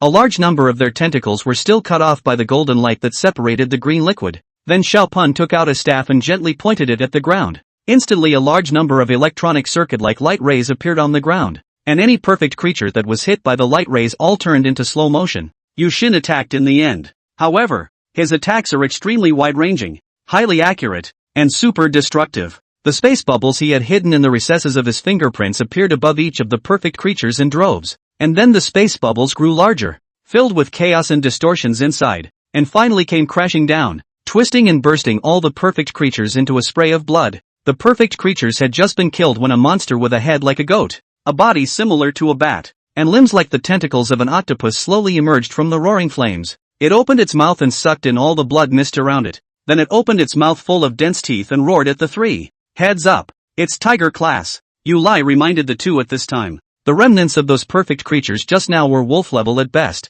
but this was only tiger level. However, just as the three of them were about to make their move, the floor suddenly exploded open, and a thick arm grabbed the tiger-ranked perfect creature. And although the tiger-ranked perfect creature kept struggling and attacking the arm, it only left some minor scratches. It was then pulled under the floorboards and soon the trio heard a chewing sound. This time, Yu Lai and Yu Xian both revealed shocked looks. Yu Lai's heavenly eyes did not detect the presence of the monster underground at all, and Yu Xian's scent model did not have any traces of that monster in it. Apparently, this monster possessed a very high-ranked sneaking ability. The odor model in Yu Xian's mind had no monsters at all below it, just a mess of equipment and a burning fire. Not even a blank. He confirmed it again and again, and finally said gruffly, "Minister, that monster seems to be completely absent on a perceptual level. They've really let them pound out something unimaginable." Yu Lai similarly looked grave. Originally he hadn't even taken out his weapon, but at this time, he also took out the three-pointed two-bladed sword from the storage room and held it tightly in his hand. Boom! The large hole where the monster had just stretched out its hand was suddenly ripped open, and a monster similar to a crocodile but also similar to a dinosaur drilled out of the large hole, and those icy vertical pupils swept towards the three people. Yu Xian used appraisal on it at the first opportunity. In fact, with his super sense of smell and super brain, he knew most creatures like the back of his hand, and there wasn't much need to use identification anymore, but this monster had to be identified. At that moment, the monster's attributes quickly appeared in his mind. Name, Divine Beast Polymer. Codename, Perfect Bio 006. Race, Gender, None. Age, 3. Lifespan, 0. Rank, Dragon On. Formation, Neutral Evil. Ability, Presence Blocking. Unless appearing head-on to an enemy, the enemy cannot detect its own presence. Super Brain, Super Sight, Super Smell, Super Hearing, Super Taste, Super Heart, Super Bone, Super Skin, Super Muscle, Super Viscera, Super Blood, Super Nerve, Super Teeth, Super Scales, Super Absorption, Super Mimicry, Super Self-Healing. Dragon's power contains the bloodline of a giant dragon, with a substantial increase in power, as well as immunity to flame attacks of up to 10,000 degrees. Summarize, eat, eat, eat. All this idiot does is eat. After Yu Xian read the attributes of 006, he immediately told Yu Lai and Xiao Pun. Existence blocking. I seem to have heard of it somewhere. Yu Lai frowned slightly after hearing that. Xiao Pun reminded. Existence blocking is the ability of the White Zephyr. But isn't the White Zephyr the most difficult to capture and meet? It doesn't have to be the real White Zephyr. There's a girl in our school who was affected by White Zephyr and awakened White Zephyr's ability. Yu Xian said it this time. The ability of Yu Mei Ren, the student president of the Superpower Academy, is rumored to have been awakened after she dreamed of Bai Zhe. Since there is one and naturally there are two, there may be more other people or animals that gain abilities under the influence of White Zephyr, and existence blocking may be included in that. Although Peng Zhu intended to interfere with Kirin's ability to obtain more information by blowing up the factory, Yu Xian had actually grasped everything about the entire factory once he entered the boundary. Through the model of the factory, which had not yet been blown up, he found a lot of experimental data and learned a lot about the inner workings of the situation. A series of super abilities of perfect creatures actually originated from various creatures that possessed the bloodline of divine beasts, such as the super sense of smell, which was actually extracted from a black dog that possessed the bloodline of a roaring dog. This black dog hadn't inherited any other abilities, but the roaring dog's super sense of smell had been inherited by him. Then there's the super brain, which actually comes from a descendant of the divine beast Shiji. The other party, though intelligent, is ultimately just a beast, and was unfortunate enough to fall into the net when Pingzhu and the others were capturing the Fae on a large scale, and ultimately ended up as one of the fodder. Is it possible to stitch together the abilities of different divine beasts through the special nature of the heteromorphic worm?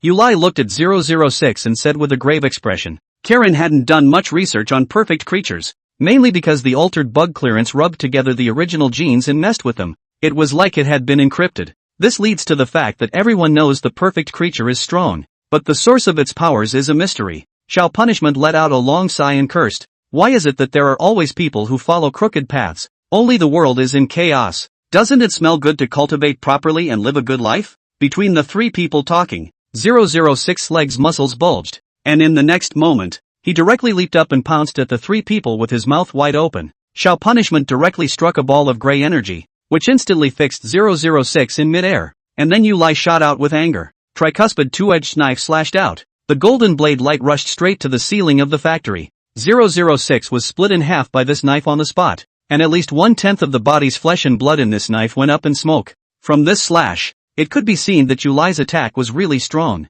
And the reason he couldn't hit the criminal zombie king was because the criminal zombie king's defense was too perverted. An ordinary dragon level was nothing more than dirt in front of this big brother Yu Lai. 114, Final Source Blood. The appetizers are over. The flames inside the factory were still roaring, and some rare and strange xenomorphic bugs just popped up before the three of them teamed up to kill them at point-blank range. Actually, using rare and weird to describe them is not very appropriate, mainly because I can't think of a more apt descriptor. Their appearance was actually not particularly rare or strange. For example, there was an ectomorphic worm. Half of its body was a wolf. Half of its body was a red worm. After being burned by the fire, half of its body was completely burned, while the other half of its body was reddish in color. But by virtue of its strong vitality, it was still alive and kicking around until it was killed by a single stroke of the sword by Yu Xian. The factory was deep, and there were many messy creatures down there, and Yu Xian had to conserve space blood energy as well. Thus, he used one palm bubble to hold the 10,000 character one flash thunderblade given to him by the Dragon King's Golden Toad,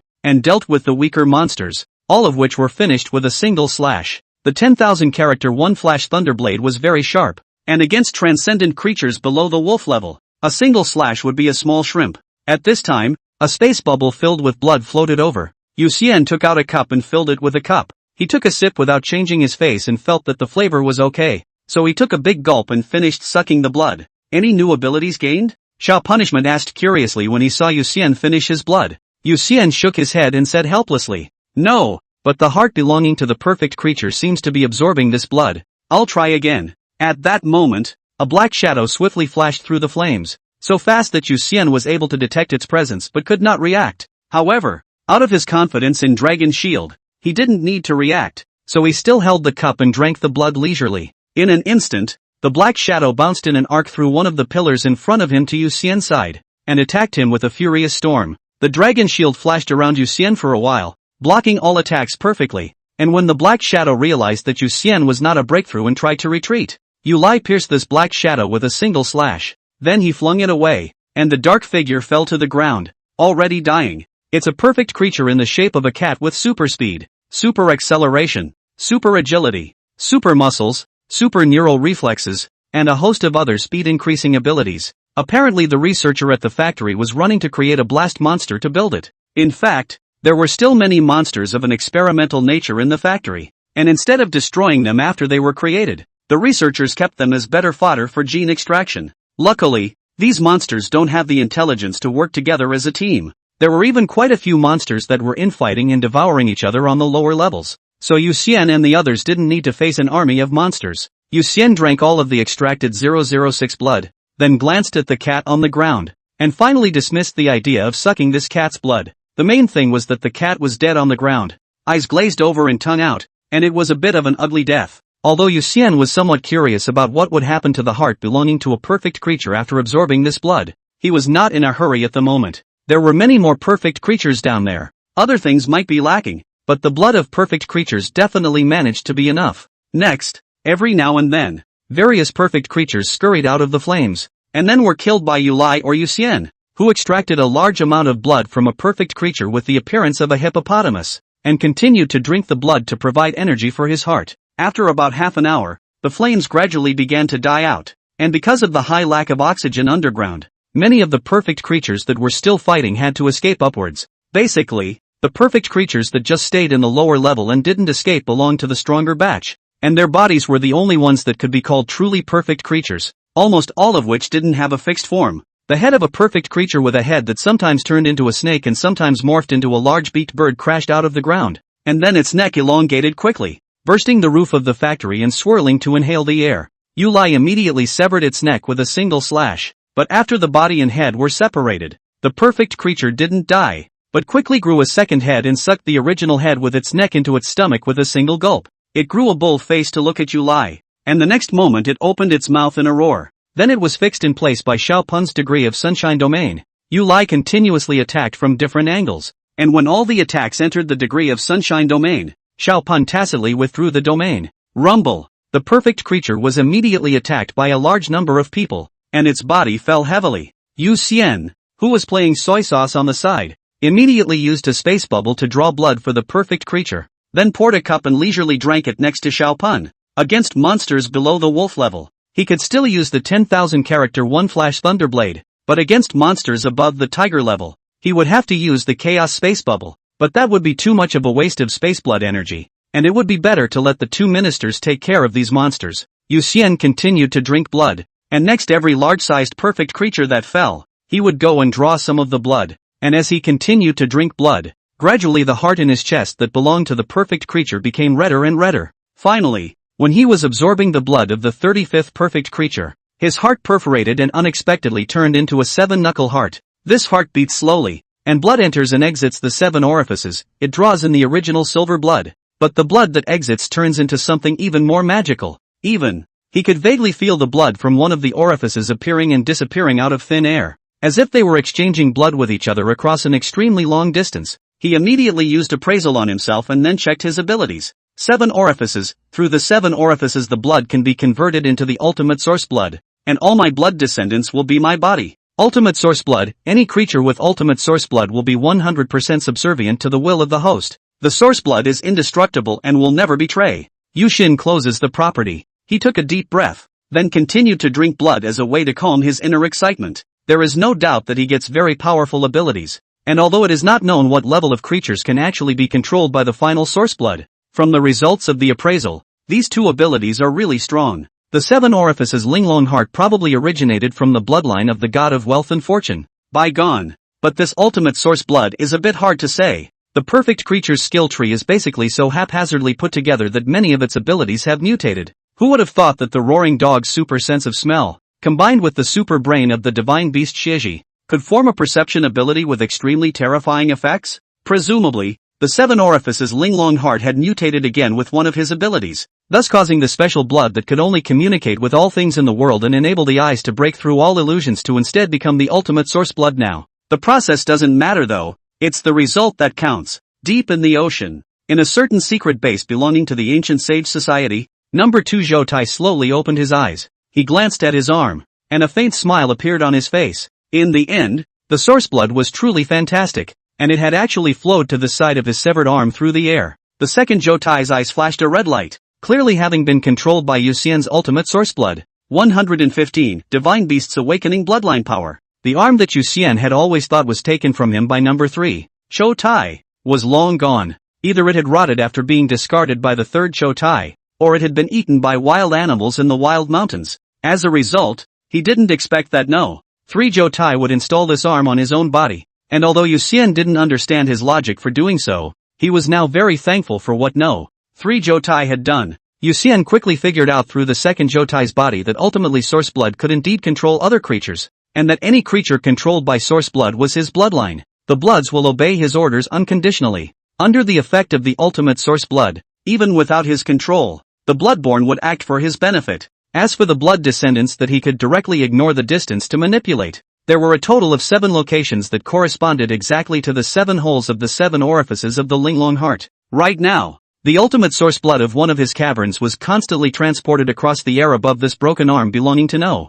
2 Zhou Tai, so through this cavern, he could project his will over and easily control 2 Zhou Tai's body. Fortunately, he had lit up his super brain beforehand, so even if he had 2 minds, he wouldn't be delayed. His main body continued to drink blood at the perfect creature's factory, and his brain was like a remote-controlled car, remotely controlling the body of the second Zhou Tai and reading the memories of the second Zhou Tai. Sure enough, an out-of-state force intervened in the first place. The Ancient Order of Sages, an organization that seeks pure power? Each member is codenamed after an ancient sage. Abe Harawaki in the 13th seat, Plato in the 12th, and Van Gogh in the 11th. Yu Xian flipped through the memories of 2 Zhou Tai, and was a bit puzzled in his heart. Was Abe Harawaki considered a sage? It should be categorized as a deus ex machina. But forget it. After all, the 13th seat was an islander, and it wasn't surprising that he would use Abe Harawaki as a codename. But isn't there something wrong with the 11th seat that it uses the name of a painter suffering from manic depression as a codename,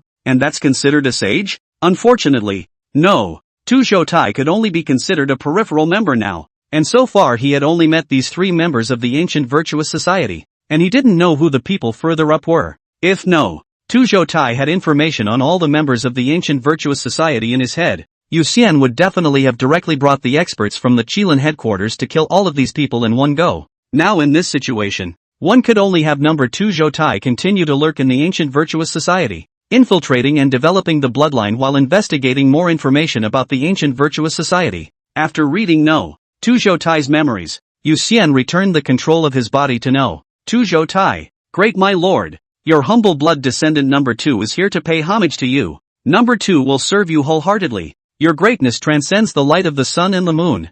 I can't wait to fly to your side immediately, to saddle up and bow down for you. Number 2 Zhou Tai had just gained control of his body and immediately knelt on the ground in excitement, murmuring with a perverted expression. Yu Xian's main body drank the blood, and as a result, he was given goosebumps by this ass-kissing from No. 2 Zhou Tai, and he hurriedly ordered No. 2 Zhou Tai to stop through the final source blood, and to absolutely not do this again next time. Perverts are still perverts even when affected by the ultimate source blood. Yu Xian waited for the second Zhou Tai to get up, and couldn't help but secretly spit in his heart. Luckily the pervert he controlled was just one. If there were more, it would be horrible to think about it. Then number 2, Zhou Tai, walked out of the room at his command and made his way familiarly to the lab. After entering the laboratory, a huge cage appeared in front of them. These cages held all kinds of giant beasts. Their brains were all controlled by the brain-hugging neural worms, and their bodies were tapping into the power latent in their blood veins under the manipulation of the brain-hugging neural worms. Is this Fennel, the giant wolf of Western mythology? Yu Xian looked at the ridiculously large giant wolf in a cage through the eyes of the second Zhou Tai and thought darkly in his heart. Second, what are you doing here? The giant wolf suddenly looked at number 2 Zhou Tai outside the cage and opened his mouth to ask. The second Zhou Tai laughed. Nothing, just idly coming over to see how much of the giant wolf Fenrir's power has been awakened. Around 3%. Ultimately, the bloodline power is too weak. The giant wolf didn't suspect anything and replied directly. The second Zhou Tai nodded and didn't say anything else, but instead walked towards another cage, which contained an undead bird that was burning with flames. Penis, am I pretty? I feel like I can burn everything to ashes, so I want to burn something. The immortal bird saw number 2 Zhou Tai walking towards him and immediately opened his mouth. The second Zhou Tai frowned. Lao San, you'd better stabilize your focus. Now is not the time to fool around. The power of the immortal bird, how much has been awakened? Che, hypocrite, I'm much more dry than old Hachi might be.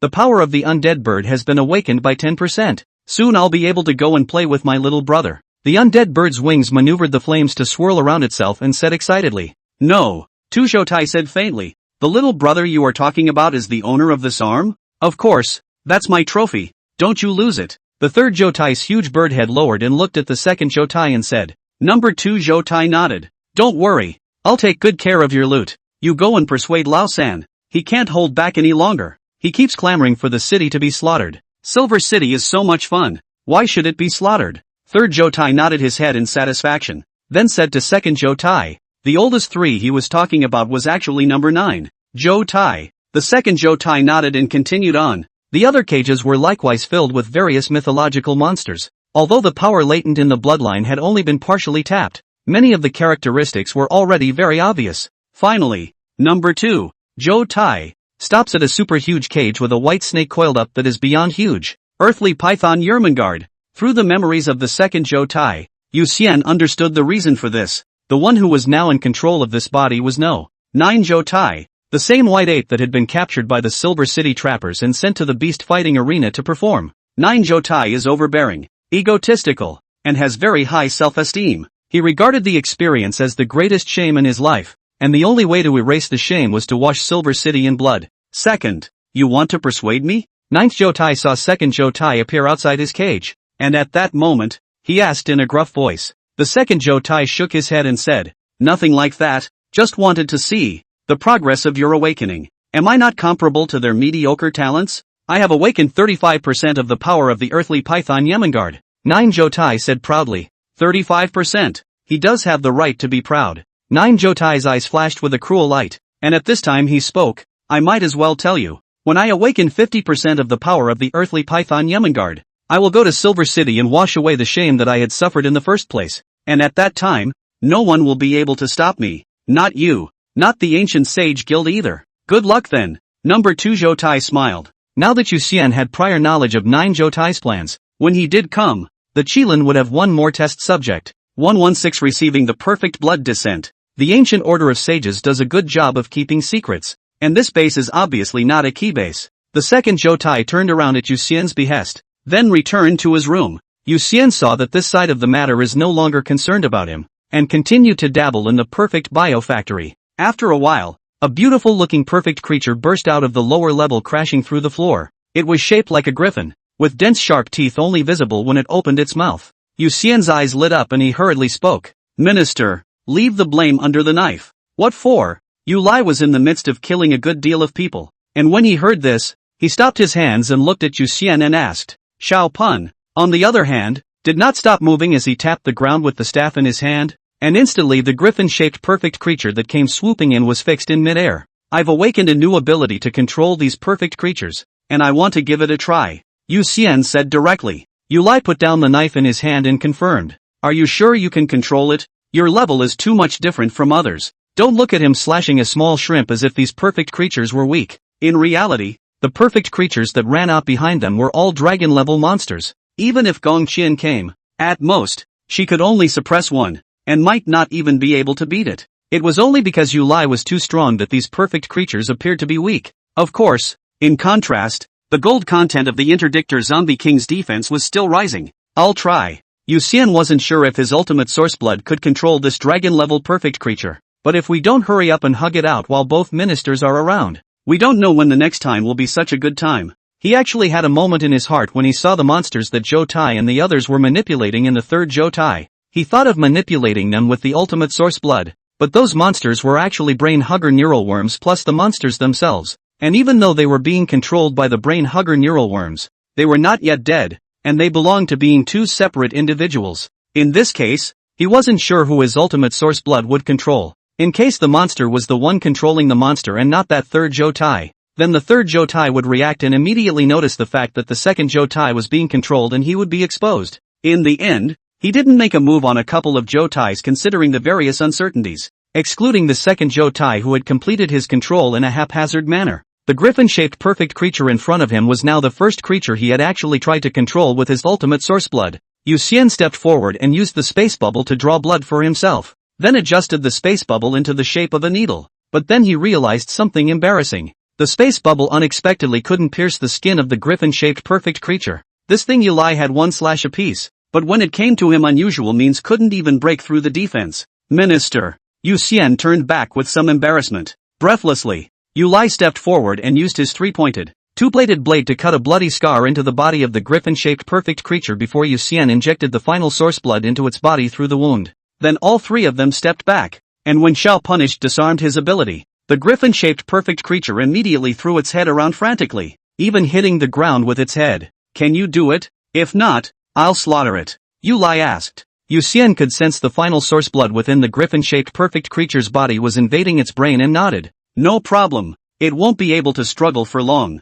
Through comparison, he could come to the conclusion that the weaker the creature was, the faster the final source blood control would be, and the stronger the creature was, the slower the control would be, and it might even fail. The griffin-shaped perfect creature even began to tear at its neck at this point, as if trying to bite out the ultimate source blood, but this was ultimately futile. After struggling for about 5 minutes, the griffin-shaped perfect creature's body shook slightly, then it shook its head like a pug and came up to Yu Xian, even rolling on the ground to reveal its belly. Apparently, that meant submission in the perception of the griffin-shaped perfect creature. Get up, Yu Xian said to the griffin-shaped perfect creature. In the next moment, the griffin-shaped perfect creature immediately got up from the ground and looked down at Yu Xian. The griffin-shaped perfect creature was almost 5 meters tall. Its entire body was very muscular, and it possessed a variety of super abilities. Yu Xian even suspected that it was a monster created by a certain researcher who ran towards griffins. Otherwise, it could not be so similar in appearance. In the future, you will be called Yu Hunting, the Hunter's Hunting. Yu Xian had a smile on his face, and before he finished speaking his head received a slap from Yu Lai. Yu Lai didn't have the good sense to say, "You kid's skin again." Then it's little buzzard, the buzzard of griffins. Yu Xian hurriedly changed his words. Shao Punishment couldn't help but spit out. This naming talent of yours? It's really lousy. In my opinion it should be called a griffin vulture. Yu Lai and Yu Xian both looked at Xiao Pun speechlessly. If Jin Shang woke up and heard this name, he would probably be so angry that he would go back to sleep again. At this time, another perfect creature came out from the ground. Yu Lai and Xiao Punishment both looked at Yu Xian, who took a look at the newly emerged perfect creature and shook his head. Too ugly. Don't. Is there an upper limit to the number of creatures you can control? Xiao Punishment hurriedly asked. Yu Xian shook his head. No, as long as there is still source blood you can control other creatures infinitely. Then control it, and if you don't just order it to listen to my orders, and I'll order it to subdue the ordinary school. Xiaopan's eyes exuded a shrewd light as he immediately said. Yu Lai nodded his head and said, this is a good idea, but you have to be trained and qualified before you can start. It was true that the alien bug crisis had passed, but there was no guarantee that other crises would arise in the future. And if every ordinary school in every city was guarded by a dragon-level transcendent creature, there was no doubt that it could greatly increase the students' chances of survival. However, Yu Lai inquired about the details of this ability quite a bit more for safety's sake, and was even prepared to test it a few more times back to make sure it was 100% safe before putting it into use. Next, the three of them worked together and kept subduing the perfect creatures that ran out, transforming them into Yu Xian's bloodline through the final source blood. Even at the back, the three of them didn't even need to do anything. Once a perfect creature popped up, dozens of perfect creatures swarmed up and directly suppressed the newly appeared perfect creatures, and finally tied them up with their tentacles and sent them to Yu Xian. After some busy work, Yu Xian had taken in a total of more than 50 perfect creatures, and except for one perfect creature with a rather special ability that was only tiger level, the rest were all dragon level. But these perfect creatures, except for the good-looking griffin and a perfect creature that looked like a western dragon, he left the rest of the unattractive perfect creatures to the Kirin to deal with. I believe they will shine in their positions and guard more people in the future. 117, Broken Land. The afternoons are basically study sessions. After solving the problem of the perfect biofactory, Yu Xian quietly returned to his seat. He closed his eyes and carefully felt the changes in his body. Just now in the perfect biofactory, although it was actually very safe with Yu Lai and Xiaopun in it, he didn't dare to really be completely negligent, so he didn't carefully check the specifics of his body. Now, he's going to do an all-around examination of himself to determine his status. The first was that the silver blood and the final source blood didn't blend together. There were now two types of blood in his veins. One was silver blood and the other was final source blood. Though the ultimate source blood is transformed from silver blood through the heart of a perfect creature, the two are distinct, like two rivers of different colors in the veins. Yu Xian tried to make the two types of blood merge, but no matter how entangled the two were, as soon as he was not in control, the blood would automatically separate. In addition, the total amount of blood in his body was constant. The more blood that was converted into the final source blood, the less silver blood there was. And the newborn blood wasn't silver blood, it was just normal vampire blood. As for ordinary vampire blood, Yu Xian tried it and it turned out that it could not be transformed into the ultimate source blood through the heart of a perfect creature. Simply put, he had to swallow more silver first, transforming the ordinary blood into silver blood, and then transforming the silver blood into the ultimate source blood. Originally, he had planned to capture a large number of creatures and control them all through the final source blood, but after learning about the conditions for the creation of the final source blood, he directly dismissed this idea. Silver is really too expensive. No way. The silver blood consumed by subjugating so many perfect creatures before was almost 3/10 of his current silver blood total, and he had to seek reimbursement from Kirin. Yu Xian took out his cell phone and directly contacted Xiaopun, telling the other party about the way the final source blood was manufactured, while applying for reimbursement of the silver consumed. At the Qilin headquarters, Xiaopunishment sat in the conference room and couldn't help but have a smile on his face when he saw the text message sent by Yu Xian. He looked to the others and laughed. Just now, I still have a headache of what to reward the little fish. This is not the answer coming. Then he flipped the phone and displayed it to Yu Lai, who couldn't help but smile after reading it. Since silver was so important to Yu Xian, why don't we just reward Yu Xian with a ton of silver first this time, so that he doesn't return to poverty due to his ability? In the classroom, Yu Xian quickly got a reply from Xiaopun. He was slightly relieved when he saw that Kirin had decided to reward him with a ton of silver, so that he wouldn't be afraid of running out of silver for a short time. Next, he put away Kirin's cell phone and took out his newly purchased regular cell phone and began to touch the fish. The perfect biofactory was smashed, and there were still many things to follow, such as investigating the source of the factory's supplies, where each member came from, the source of funding, and so on. However, these trivial matters did not require Yu Xian's personal attention, leaving them to the war police force as well as the staff of the office. Keep touching the fish until the end of school. Yu Xian and Nora walked home together. The two of them talked and laughed all the way. When they were about to arrive at the door of Yu Xian's house, Yu Xian frowned slightly. His footsteps gradually slowed down, and even came to a stop at the end. What's wrong? Nora opened her mouth to ask when she saw Yu Xian's stony face. Yu Xian replied. Old Zhang's distance suddenly changed, so something is probably wrong. He had placed bubbles in the ears of every member of the exorcist squad, so he could keep tabs on everyone's general location. Just now, Zhang Shou's location had suddenly changed, going to a location far, far away, more distant than the transcendent shelter. Yu Xian himself couldn't even say what was there, only that it was far away. Excuse me, I have to go see what happened to old Chang. Yu Xian was relieved and looked at Nora and said. Nora smiled understandingly. Go ahead. You know I actually have bodyguards following me all the time and I'm strong. At the end of her sentence, she shook her fist in triumph, as if she was truly powerful. See you tomorrow then. Yu Xian smiled slightly. Nora waved and nodded. Well, I'll see you tomorrow. Then the two of them smiled at each other, and Yu Xian immediately used his bubble to teleport himself to where Cyan Bird was. Now that the situation was unknown, he could not hastily teleport to Zhang Shou's side, nor did he dare to hastily disturb Zhang Shou, in case Zhang Shou was distracted because of him, and the crisis that he could have completely survived could not be overcome instead. Then he would be guilty of a great sin.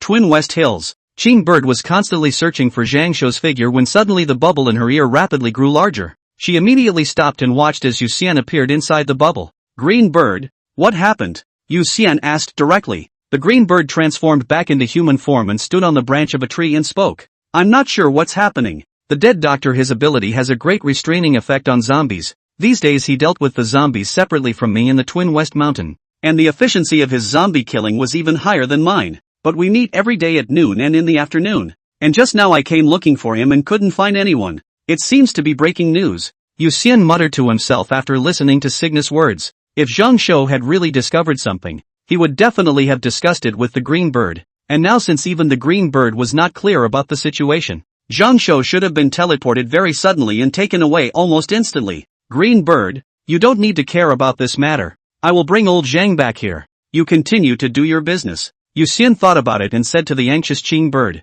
He then proceeded to shrink the space bubble back to the signet, and in the next step his body was covered in red light and he returned directly to his home. The little buzzard and the dragon-shaped perfect creature were standing by in the yard. He wrapped the two perfect creatures in a space bubble, then stepped into the bubble himself. Although he was worried that the level of danger on Zhang Shou's side would be more than he could handle, there were some things that one just had to go towards the Tiger Mountain even if they knew there was a tiger on the mountain. Besides, with the dragon shield and the two dragon-level pets, he might not necessarily do anything about it. In the next moment, he spaced out and controlled the bubble in Zhang Shou's ear to rapidly grow larger. And then he teleported himself, little Washizu, and the dragon-shaped perfect creature together. In an instant, the picture around him changed, and he appeared in a pitch-black land with a cloudy sky that emanated a heavy aura of death. Salty, Zhang Shou was controlling several healing touches to fend off the zombies, and when he saw Yu Xian appear out of thin air, he immediately shouted in excitement. As he shouted this, the zombies around him jumped forward even more excitedly, and the healing touch was consumed even faster. So he had to hurriedly cast a spell to summon the healing touch again. Yu Xian scanned around for a second and realized that there were constantly zombies waking up from their slumber in the Black Land. He landed on the ground and asked, Old Zhang, what's going on? I don't know. I was seeing a zombie appear out of thin air, so I hit it with my tentacles. Who knows that the result was that the zombie was dead, but the space around it also shook for a bit, and by the time I came back to my senses, the person had already appeared in this hellish place. Zhang Shou said quickly with an innocent face. Yu Xian listened and analyzed. In that case, the probability is that the zombie in Twin West Mountain teleported over from this place, and at that time, the space around that zombie wasn't very stable, and your attack caused even more spatial turbulence, and the result was that you were swept backwards over here. It's already an extremely small chance that you'll run into a zombie refresh that also happens to trigger spatial turbulence. There's no one else with that kind of luck. 118, Dead World. So can we go back now? After listening to Yu Xian's analysis, Zhang Shou immediately asked the question he was most concerned about. He wasn't afraid that he wouldn't be able to go back. If it was just himself who couldn't go back it would be fine. If he dragged Yu Xian into it, he would definitely have to feel guilty for the rest of his life. Yu Xian laughed. It's natural to be able to come and go back, but there's no rush. We've come all the way, so it's just the right time to investigate why zombies here will always teleport over to Twin West Mountain. It's good to be able to go back. That's good. Zhang Shou patted his chest and sighed in relief. At this time, Yu Xian's mind moved, and the two perfect creatures that were still inside the space bubble immediately descended from the sky. And he spoke. Kill all the zombies around you, and without my order, keep killing. The two perfect creatures immediately began to strike in silence, killing zombies wherever they passed. The highest level of the zombies here was just the Finch level, while both perfect creatures were dragon level, so the fight was not even close. Asterisk asterisk asterisk asterisk salty fish. You're secretly getting stronger behind our backs again. When Zhang Shou saw this scene, his eyes were about to bulge out of their sockets and he couldn't help but spit out. He had already worked very hard during this time, but he had only managed to level up 2 levels and learn 2 skills without a teacher. But when compared to Yu Xian's hang-like speed of becoming stronger, he was completely the younger brother of younger brothers. The younger brother of younger brothers. When did you get the illusion that you can catch up with me? Yu Xian looked at Zhang Shou with a smirk and asked directly in return.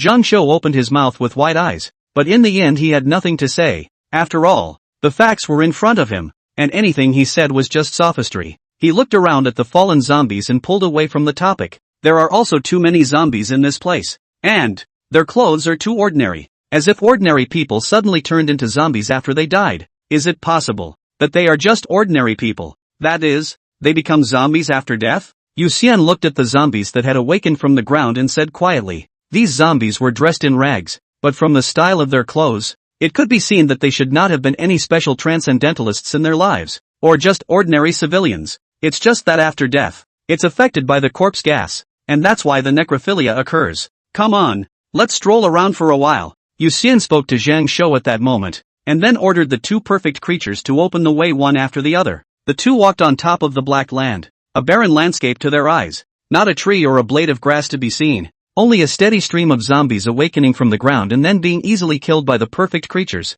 In Yu Xian's mind, this space was very confusing, and the models formed by the super sense of smell plus the super brain were all blank, as if this place shouldn't exist. Only when zombies burrowed out of the ground did a model of one appear in his mind. These zombies were so stinky that he ended up simply blocking out the corpse odor, so there was more blank space in his mind. Half an hour later, Yu Xian and Zhang Shou stopped and saw a strange tree from afar. There were almost 50 corpses hanging above this tree, and these corpses, sensing the 2 men's aura, were writhing frantically like worms, but were completely unable to break free from the ropes tied around their necks. Salty, look at the zombie over there, Zhang Shou whispered to Yu Xian at this moment, pointing at the 3rd corpse hanging from the tree as he spoke. Yu Xian looked over and realized that the zombie was actually carrying a tattered briefcase. He immediately maneuvered the silver cord to stretch with his fingers and quickly cut the cord from the body of the briefcase and brought it back. This zombie deliberately used a rope to firmly tie the briefcase to his body. Perhaps there was very important information in this briefcase. Yu Xian did not touch the briefcase, but used the silver wire to open the briefcase. And sure enough, there were a lot of obsolete documents inside. And he took out these documents to check them one by one, and his brows gradually wrinkled. What's wrong? Zhang Shou asked curiously. Yu Xian returned. Look, it's all in Chinese. What's wrong with Chinese? Isn't it good? Zhang Shou took out gloves from his storage ring and put them on, took the document and scanned it, then said. Yu Xian looked at Zhang Shou and asked, then what if we are actually no longer on Earth? Not in our original world? How is that possible? Zhang Shou was shocked. Yu Xian looked at the document and sighed. I also hope it's impossible, but all the evidence shows me that this is not our original world. At least, have you heard of the Yanlong Empire? As he spoke, he pointed to the seal on top of the document. Inferno Dragon Empire's 9th Research Institute. Zhang Shou looked at the words on the seal and his eyes widened. He was surprised for a while before he said, so now we're traveling through? Well, we came to a world where is dead. Yu Xian looked at the document and nodded gruffly. Corpse Chi Expansion Theory. Yu Xian actually read it a long time ago, but he scoffed at it. After all, there are so many capable people. There is always a way to solve the district's corpse chi. But now he seemed to have come to a world where the theory of necrotic chi expansion was perfectly fulfilled. A world where the concentration of necrotic chi was already very, very high. Not quite 50%, but at least 30%. This is already a very lethal concentration for living things. Zhang Shou was fine in this world. That was because his body didn't accept any invasion of special abilities. And the reason why he was fine was because he was a vampire. And theoretically he was actually similar to a zombie. Both belonging to our necromantic creatures. The problem is that just because they're fine doesn't mean other creatures are fine. There is no way for other creatures to survive in that high concentration of corpse gas. And even if they live, they will gradually be infected with corpse poison and eventually become zombies. Could it be that the ending of this world is the future ending of our world? Yu Xian looked at the document and couldn't help but speculate in his heart. These documents explain in detail the process of necrotic expansion and mention the final endings of a large number of transcendentalists. Powerful transcendentalists, unable to stay in this world, end up fleeing to the abyss. Basically all of them never return. After losing the shelter of the strong, the weak fall into the zombies' food. even without being attacked by a zombie. In an environment of high concentration of corpse gas, a person will gradually become paranoid, irritable, cranky, and have all negative thoughts in his head. Eventually they will even kill each other and then turn into zombies together. The scary thing is that the corpse gas is insoluble. As long as there are zombies will definitely produce corpse gas. The more zombies killed, the more corpse gas released. No killing? If you don't kill them, the zombies will become stronger and more harmful. By the time it was impossible not to kill. Once the zombie died, the corpse chi released from its body would instead be more. It seemed that as long as the forbidden fruit appeared, as long as someone wanted to become a zombie, then this ending was the inevitable ending, and there was no way to change it at all. 119 Martyrs. In order to save this world, the capable people of this world tried everything they could. For example, the creation of body burning squads, which burn corpses wherever they are found, and the ubiquitous and pervasive presence of members of these squads from the city to the wilderness. Human corpses, animal corpses, all burned to ashes. But the sea soon gave the world of mankind a surprise. People despaired to find that, although the burning of corpses can slightly slow down the increase in the speed of the corpse gas, but the zombie fish in the sea has increased at an alarming rate. And the burning of corpses, this trick, obviously in the sea, is not good to use. In addition, there were also a large number of alchemists who teamed up to develop corpse gas conversion devices with the intention of converting corpse gas into a harmless energy source. And as a result, after hundreds of years of research, the success was successful. But the conversion efficiency was a complete drop in the bucket when compared to the rate of growth of corpse gas. What was even more deadly was that this transformation also required a large amount of secret silver, which was not sustainable at all. There was also someone who thought about taking the forbidden fruit and becoming a race that could devour corpse chi, and he turned into a zombie. There was also someone who, by taking the forbidden fruit, tried to become a non-zombie race that could devour corpse chi, and he succeeded. He turned into a ghoul, a kind of monster that was even more brain dead than a zombie. In order to save the world, people are like headless flies bouncing around, daring to try anything, but invariably, after sacrificing a lot of manpower and material resources, all approaches end in failure. Yu Xian and Zhang Shou did not linger too long in front of the strange tree. After figuring out where the tree came from, the two moved on, aimlessly exploring the unknown. That tree was called the Tree of Despair, and was actually a product that the humans of this world had concocted in order to save the world. It was able to absorb corpse gas and grow. And people had originally placed high hopes on it, hoping that it would improve the increasingly harsh environment. As a result, the Tree of Despair, as its name suggests, has only brought an even more desperate future for humanity. Its seeds will explode with a large amount of corpse chi after landing, attracting more zombies. And when the zombies instinctively absorb the corpse chi, the seeds will take the opportunity to follow the corpse chi into the zombie's body, and eventually take root in the zombie's body to grow with the zombie's body's corpse chi. When the zombie is sucked dry and collapses, the seed breaks out, takes root in its place, and grows green, rope-like vines that capture any zombie that comes near. While it can kill zombies, it has itself become a part of the growth of necromancy, which will only hasten the destruction of the world. It was worth mentioning that this world should have a lot of despair trees, otherwise the oxygen would get thinner and thinner if the plants died out, and Yu Xian and Zhang Shou wouldn't be able to not feel it. Sure enough, 2 hours later, they came upon a grove of despairing trees. The Tree of Despair is easy to recognize. It is always full of corpses, all kinds of corpses, all sorts of corpses, both human and animal. All of them have become zombies without exception. Yu Xian, if our world becomes like this in the future, what should we do? Zhang Shou asked with a heavy expression. His gaze fell on top of the bodies hanging from the despair tree. Inside the many hanging zombies on the outskirts of the woods, several young zombies were particularly conspicuous. Some looked to be only 3 or 4 years old, and some even looked to be only a year old, with their diapers still on. I don't know. Yu Xian shook his head.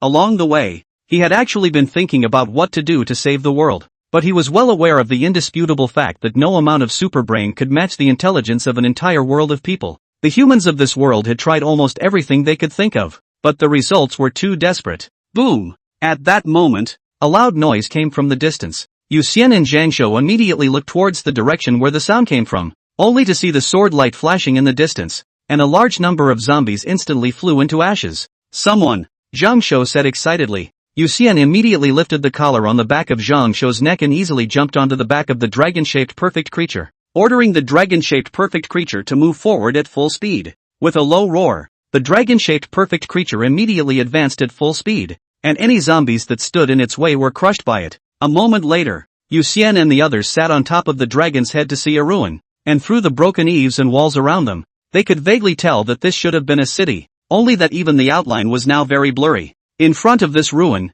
a zombie in tattered armor holding a blood-red greatsword stood still, completely unresponsive to Yu Xian's approach to them. Although the zombie didn't look stout, it had an indescribable aura, as if in front of it were 1,000 armies and behind it were 10,000 homes. A sword, but like a door. Regency. Yu Xian took a deep breath and immediately used the appraisal technique on this zombie while mentally preparing to teleport and run away at any time. In a moment, he saw the zombie's attributes. Name: Amazing Antelope. Codename: Martyr. Race: Wuji Zombie King. Sex: male. Age: 627,811. Lifespan: 0. Level: Under God. Formation: neutral and orderly. Ability: 5-pole immortal body, gathering the power of the 5 poles of heaven and earth, quenching the cycle of the 5 poles to form an immortal body. Indestructible Corpse King, significantly improves one's defense. Immune to 80% of damage from the same level. Immunity increases by 10% for each level lower. Unbreakable Rigid Body, encompasses itself through Corpse Chi, greatly improving its defense, and can use Corpse Chi to quickly repair its injuries after being injured. Yin and Yang Flow, Corpse Chi turns from Yin to Yang. Moonlight and sunlight can be constantly converted into Corpse Chi. While being immune to most Yang attribute damage, Corpse Chi turns from Yang to Yin, and carries its own infinite cold poison, freezing people's souls and making them invulnerable to prevention. Yin and Yang, any elemental damage will be converted to the opposite element and bounced back to the attacker. 1,000 miles of red earth, explode all the Corpse Chi in your body and ignite everything around you. Summarize: to die for one's country. A chivalrous man. Strong. Yu Xian felt that this zombie was even stronger than the criminal zombie king. He swallowed hard and hurriedly ordered the dragon-shaped perfect creature to back off. However, the Wuji zombie king clearly had no interest in him or Zhang Shou, still standing in place with his sword in both hands, his eyes staring ahead, seemingly guarding the piece of rubble behind him. Yu Xian associated the words martyrdom with one's body, chivalry with his mind, vaguely already guessing the situation of the Wuji zombie king. He took a deep breath and did not bother this admirable and powerful person any further, driving the perfect creatures to go around. There are many strong people in this world who have fled, but not every one of them will flee. In times of danger, there is always someone who will come forward and use their spine to hold up a piece of the sky for the people behind them. Even if they were to die, they would straighten their backs and die in battle with honor. 120. Desperation of the Desperate Serpent's Desperate Disguise. Yu Xian and Zhang Shou sat on top of the huge dragon head, gradually moving away from the Wuji zombie king. After more than 10 minutes, Zhang Shou panted heavily, sweat falling like rain like crazy. He said in horror, *********,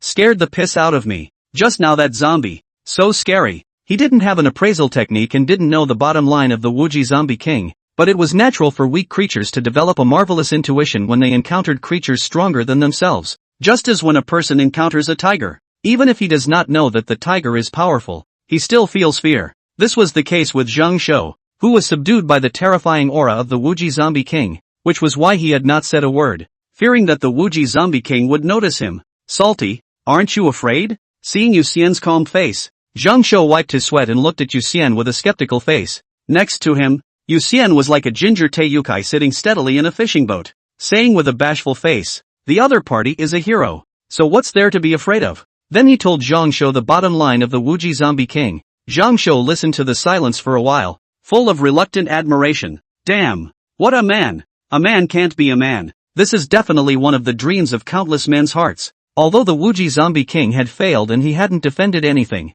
there was no one who could blame him for martyring himself. One day, if our world really comes to an end, salty fish, will you choose to leave or stay like him? Zhang Shou looked at the dim sky and dark earth in front of him and suddenly asked without a clue. They all have extremely long lifespans, and as long as nothing happens to them, they will surely live to the end of the world. Yu Xian smiled bitterly. I don't know. If it is the current me, I will definitely choose to stay, even if I die to guard Huaxia. But the future, people are going to change, and at that time, if I have too many things that are difficult to part with, I may not be as determined as I am now. What if in the future he and Nora have a child? There was absolutely no way he could stand by and watch the child stay behind and wait to die. People weren't so pure once they had attachments. In fact, in saying he didn't know, the man with the super brain already knew the answer. He just didn't emotionally want to accept it. Ugh. Suddenly I feel so desperate. Zhang Shou exhaled and said as he looked up at the sky. Suddenly, a city gradually appeared on the horizon in front of him, and the lights in the city made Yu Xian's eyes gradually glow as he spoke. It is precisely because of despair that we need to look for hope all the more. And the end of this world may not be the end of our world. Asterisk asterisk asterisk asterisk asterisk asterisk asterisk asterisk there's a city. There's light. Zhang Shou also saw the city in front of him at this time, and he excitedly stood up and shouted. Yu Xian stared closely at the city in front of him. The city had no walls. The outer perimeter was all broken eaves and walls, but the closer he got to the center, the more intact the buildings became, and many of the windows were glowing with the light of hope. Suddenly, his nose caught a hint of an uncharacteristic odor, and the otherwise blank model in his brain suddenly and rapidly spread out. His eyes grew wide, and then a bubble at his fingertips quickly grew in size, quickly covering him and Zhang Shou. But the moment he was about to teleport, a dark green light shot out of the city in a flash. Boom! The dragon-shaped perfect creature was instantly split in two, its flesh and blood rapidly dissolving in the light. At the same time the bubble created by Yu Xian was also directly burst. The two were separated in a horrifying wave of air. Zhang Shou's body was instantly twisted into a twist and died violently, while Yu Xian's body was constantly flickering with scales, perfectly resisting all the attacks. As the two landed, Yu Xian immediately looked in Zhang Shou's direction and shouted, "Old Zhang!" His body was covered in red light and he instantly flashed to Zhang Shou. Just as Zhang Shou came back to life, he pulled Zhang Shou up and flashed to 1,000 meters away once again. A green beam cannon blasted out of the city again, flooding the spot where the two had just been. What happened? Zhang Shou looked at the bombarded ground in shock and asked loudly. However, Yu Xian didn't reply, but continued to keep blinking, distancing himself from that city. 3 seconds later, the city behind him came to life. Pupils appeared in the densely packed windows, and a large, colorful snake with windows all over its body raised its head, and the densely packed eyes all over its body had locked onto Yu Xian and Zhang Shou. In fact, there is no city at all. It was a large serpent disguised as a city, coiled motionless on the ground,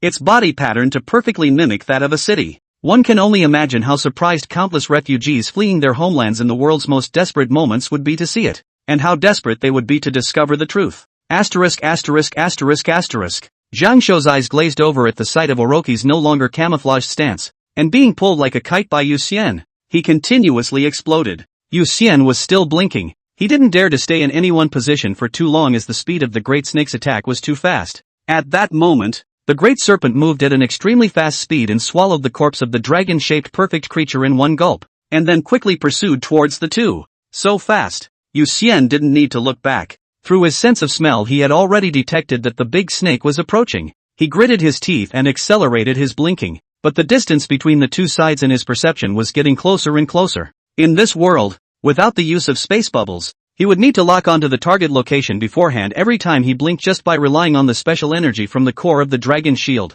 On the contrary, with the exception of Orochi, his super sense of smell was so bad in this world, and mostly blank, that he had to rely on his own two eyes to lock on to a target. The result is that his reaction time is severely delayed. The flashes were around a kilometer each time, which was still already the most efficient result. As for using space bubbles, that time just above the head of the dragon-shaped perfect creature was the best example. He might not die, but Zhang Shou would definitely die again. More importantly, they still can't escape. Boom! Boom! Countless beams of light shot out from the eyes of the big snake, almost blocking off all kinds of directions for Yu Xian to escape. Fortunately, Yu Xian didn't rely on his legs to run, but rather flickered and moved through space, so he was able to appear in the dead center of its attacks every time. As a matter of fact, with that initial beam attack, the great serpent was targeting the dragon-shaped perfect creature, not Yu Xian and Zhang Shou, and the two of them were only eating the aftermath of the attack. Yu Xian doubted that the dragon shield could actually block a frontal strike from the great snake.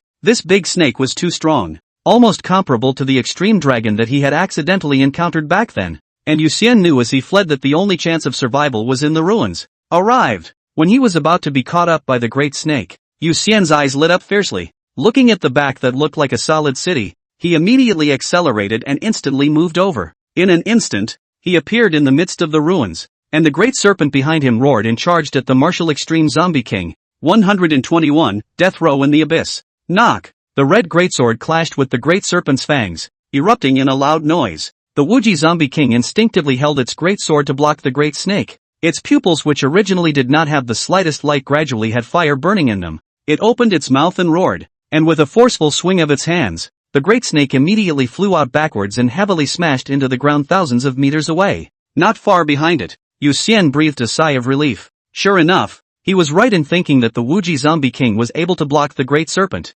However, the great snake was actually gullible. It had just simply been chasing after Yu Xian and Zhang Shou, more like hunting than fighting. It rolled over and stared at the Wuji Zombie King, opening its bloody mouth to let out an intimidating roar. However, the Wuji Zombie King had absolutely no intention of getting out of the way and still stood still with his sword. The next second, the real battle began. The eyes on the big snake's body all shot out curved rays of light, and these rays of light converged at the top of the big snake's head to form a long unicorn horn, and in an instant, it slammed its unicorn horn into the Wuji Zombie King. Boom! There was a loud bang. The martial extreme Zombie King was directly knocked out by the great snake's blow and disappeared beyond the horizon like a meteor. Fortunately, by this time, Yu Xian and Zhang Shou had already teleported tens of thousands of meters away through the bubble, and the aftermath of the battle between the two did not harm them. Identification. Yu Xian unleashed his appraisal technique on the great snake from afar at this time. In an instant, the attributes of the great snake appeared in his mind, and his eyes widened instantly.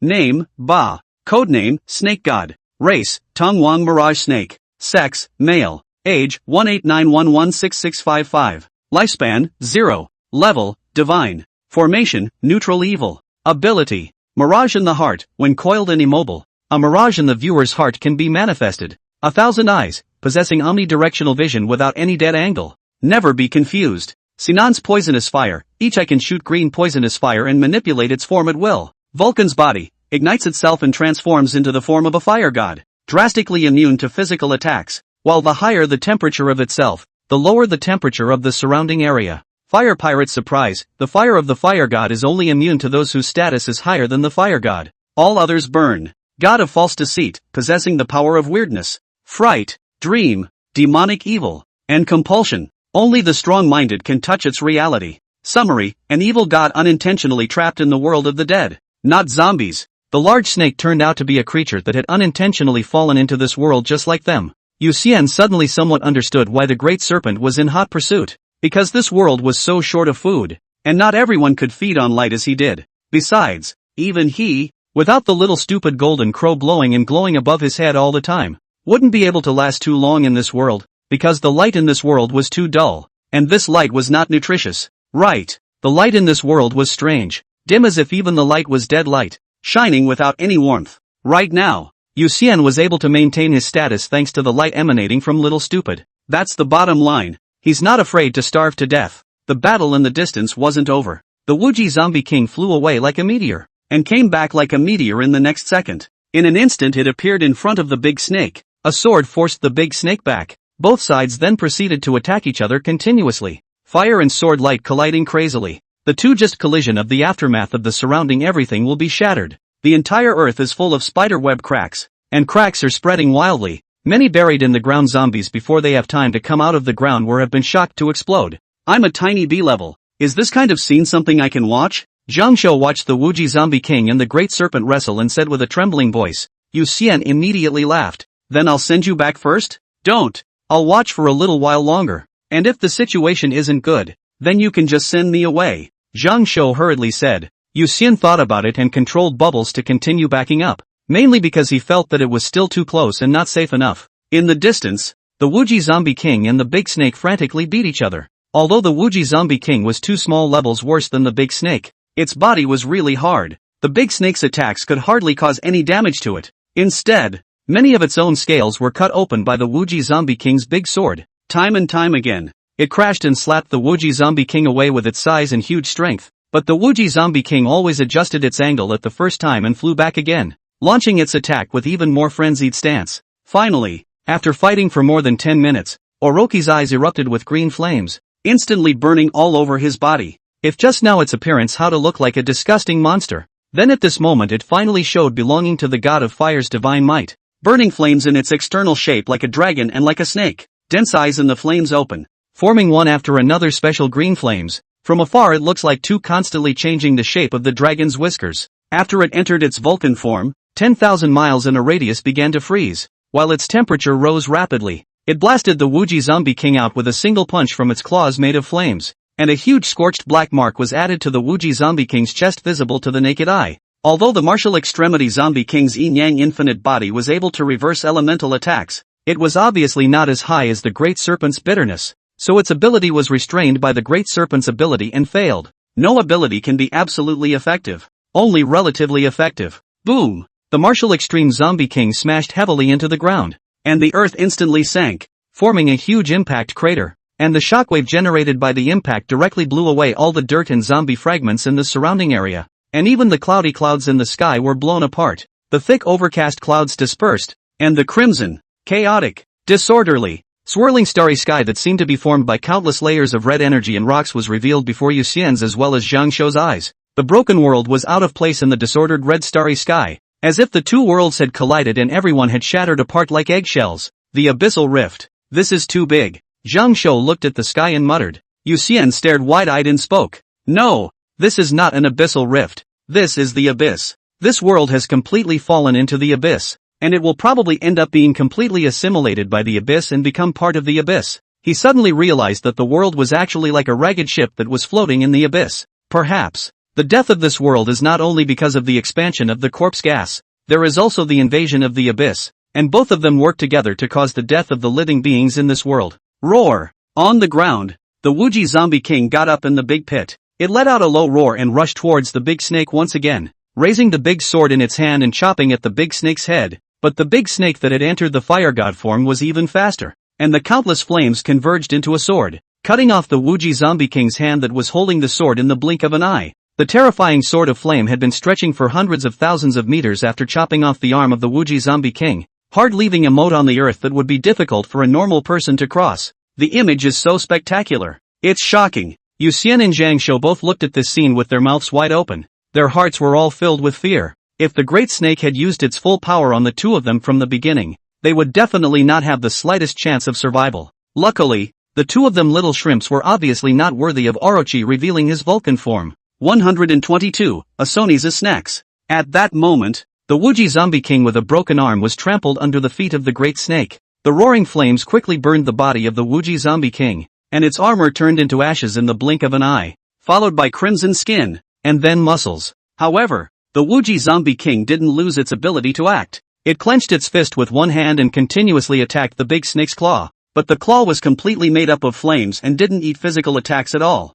Even corpse chi was unable to cause any damage to the great snake's claws, so all of the Wuji zombie king's attacks were futile, and instead, they seemed a bit sad. It's over. It's over. Even the real men can't beat it. Why don't we run away first? Zhang Shou came back from the shock and saw this scene. His heart was sad for a while, with a feeling of witnessing the late death of a hero, but then his words changed, but he wanted to hurry up and run with his feet on the ground. Yu Xian nodded and spoke. Well, I'll send you back first. See you later. Wait. Zhang Shou's eyes widened all of a sudden, and he just opened his mouth to ask Yu Xian why he didn't go back together, but before he had time to say anything, the person was directly teleported back to Earth. Yu Xian stayed behind. In fact, because he didn't think that the Wuji zombie king would lose. In the appraisal results, the life expectancy of the big snake had been zeroed out. The problem was that the big snake was not a zombie that had died a long time ago. That meant that it was bound to die today. And the most likely person here to kill the big snake was the Wuji zombie king.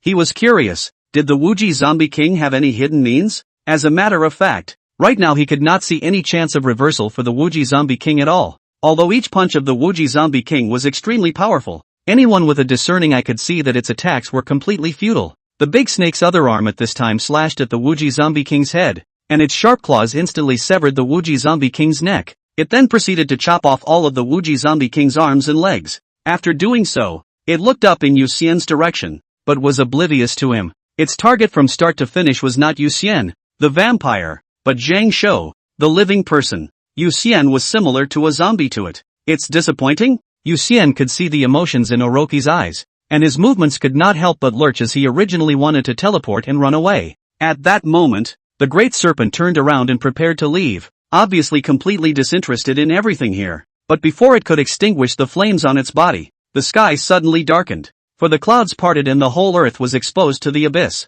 I don't know when, but there was a monster so huge that it was hard to measure standing on the other side of the extremely distant shore watching this land. Yu Xian couldn't see its full appearance clearly. His flesh eyes bled from the sight of it the moment he subconsciously raised his head, and in the blur, he could only see that it possessed a pair of exaggeratedly large demonic horns while its body seemed to be pierced with strange golden symbols. And the moment he saw one of those symbols his eyes went black, and his eyeballs popped open on the spot. The creature reached out its own hand toward the earth, squeezing the large snake ready to leave with 2 fingers as if it were an earthworm. The great snake struggled frantically, and the flames transformed into a huge sword chopping at this arm, but it failed to leave any wounds on this arm. Instead, because of the struggle, the two fingers pinching its body pinched even harder, and it instantly spewed out a mouthful of fresh blood, and then shriveled up. By the time Yu Xian's eyes recovered themselves, the entire world had once again returned to tranquility. Only the countless spiderweb-like cracks on the ground as well as the Wuji Zombie King that had been dismantled in large pieces, and the even more shattered sky, silently spoke of everything. Asonis, those symbols are part of its name, and whoever can recite its full name in its entirety can summon it and lead it to the world where the reciter is. Yu Xian looked up. The demon had disappeared, but he felt a pang of unease as his heart palpitated. When he saw the symbol, he picked up part of the information in his mind that the symbol meant Asonis, but that was only one part of its name. Since he didn't know Asonis' full name, he could only refer to the demon as Asonis for now. In addition, he has learned a magic without a teacher, and by simply reciting Asonis, he can shock and command all demons below the dragon level. He wasn't going to use this magic though. After all, this magic came from too strange a place, and he felt that the more times he used it, the more involved he would become with Asonis, and it was even possible that he would encounter the other side again at some point in the future. I didn't expect the great serpent to die at the hands of a demon, and I thought that the Wuji Zombie King would be able to kill back. Yu Xian landed on the ground and slowly walked to the broken arm of the Wuji Zombie King, thinking with some complexity in his heart. This broken arm was still holding the blood-colored greatsword tightly, but Yu Xian simply covered the greatsword with the red energy from the core of the dragon shield, and in the next moment the greatsword was transferred from the Wuji Zombie King's hand to his. Knock! However, just as he gripped the hilt of the sword, his face changed in the next second and he hurriedly let go of the greatsword. The large sword fell to the ground, and the ground around him shook fiercely. The sword unexpectedly weighed more than 100 tons, and he didn't have enough strength. Luckily he let go of his hand quickly enough, or his entire body would have been slammed into the ground with him. Identification. Yu Xian looked at the greatsword and directly started with an appraisal. Sword of Heavenly Blood. Level, God. Ability, after drinking blood. Fully strengthen the sword wielder. The more blood you drink, the higher the degree of strengthening. Fed with the sword wielder's own blood, the effect is doubled. The duration is doubled. Summary, the last Excalibur in this world was built for the purpose of guarding, but nothing was successfully guarded. Only blood and tears remain. The sword's ability was simple and crude, but the effect was incredibly strong. Unfortunately, the blood of the Wuji Zombie King had long since dried up, failing to utilize its strongest power. Yu Xian bent down to hold the hilt of the sword, then cut his own finger to drip blood onto the sword, and the Song Tian Weeping Blood sword instantly emitted a faint red light, quickly absorbing the blood. Then a huge force fed back to Yu Xian through the hilt of the sword, and he easily picked it up. At this moment, he created an illusion that he was able to kill the great serpent with a single stroke of his sword. He raised the sword in his hand and gently swung it at the ground, and the sword energy instantly cut a crack in the ground. On top of my original power, it has increased by at least 20 times. So strong. Yu Xian held the Song Tian Weeping Blood sword and couldn't help but show a hint of shock on his face. Divine artifacts were divine artifacts. They were really ridiculously strong. Moreover, this 20-fold increase was not just strength, but an all-round strengthening. His speed, defense, and reaction nerves were all strengthened. He felt as if the whole world had become small, and as if he had become a giant, as if he could destroy this fragile world by raising his hands and feet. Of course, the super brain constantly reminded him that it was all just an illusion created by the rapid expansion of power. In fact, even if he was strengthened 20 times, there was still no way he could beat Orochi. Not to mention the Great Serpent. Even the martial extreme Zombie King, he was still no match for him right now. But this feeling of expanding power was really too good. Yu Xian held back his desire to roar and simply danced his sword haphazardly on the ground. Wherever he passed, the ground was covered with sword marks that he chopped out. Suddenly, he jerked to a halt, his gaze falling on top of a mass of blood on the ground, which did not penetrate into the ground, but instead coalesced on the ground like jewels, emitting a faint millimeter of light. This is the blood spit out by the Great Serpent when it was pinched by Asonis. 123. Picking up trash is fun for a while, but it's always fun to pick up trash. Can you suck it? Yu Xian swallowed and dryly put the Song Tian Weeping Sword into his storage ring. Although he felt a huge weakness in his body the moment that Song Tian Weeping Blood Sword was put into the ring, his attention was not on himself at all, but rather on top of the mass of blood on the ground. He knelt down and cupped the blood in his hands, feeling as if he were holding a ton of gold. Ever since he teleported to this world, his nose worked and didn't work. When he held up the blood, his nose worked again. He was able to smell a special odor in the blood. and through the odor he could see the image of a large snake being kneeled by countless people as if it were a god. To suck or not to suck? It was the first time Yu Xian had encountered blood that special. This was probably the highest grade blood he had gotten so far. Even the blood of Pangu was inferior to this great serpent's blood. After all, the so-called Pangu was actually just an impostor created by the forbidden fruit, and was not the true mythological Pango god. After hesitating for a second to show his respect, he decisively decided to suck it up. God gave the opportunity, so surely he would have to hit it. Otherwise, God will press his head and scold, "Give you a chance, you don't use it, ah." He opened his mouth to reveal his fangs and gently pierced through the big snake's blood bead, and then sucked the blood with force, which did not have any impurities,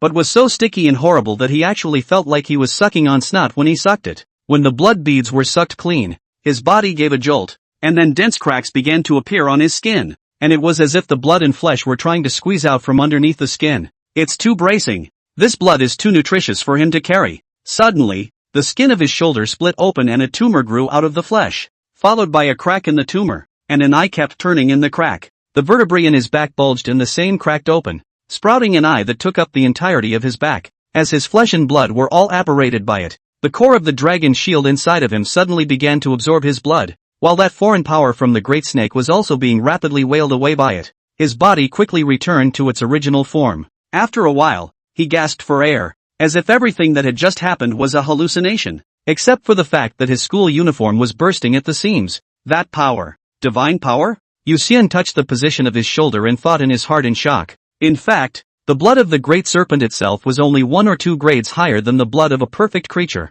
but there was a special power in its blood. That power he couldn't digest, so it acted on his body to the point that he almost turned into a monster with eyes all over his body. Luckily, while he couldn't digest it, the dragon shield core could. When this foreign power spread to the dragon shield core, the dragon shield core automatically absorbed the power. The original red core, at this time became a bit dreamy. Yu Xian's mind moved. A piece of dragon scale appeared around the body. The original very real dragon scale was even false, with a layer of hazy mist feeling. He raised his hand to poke the dragon scale with his finger, but his finger passed through the scale as if it did not exist. Then he changed his mind, and when he poked it again with his finger, the scale became real again. False, fraudulent, divine power. True and false. False and true. As you wish, and as you wish. You are unpredictable. Yu Xian was enlightened and cupped a dragon scale in his hand. Suddenly the scale turned into a flower petal. Then he moved his mind again and the petal turned into a gold coin. He smiled and flicked a gold coin. The gold coins immediately made a crisp sound,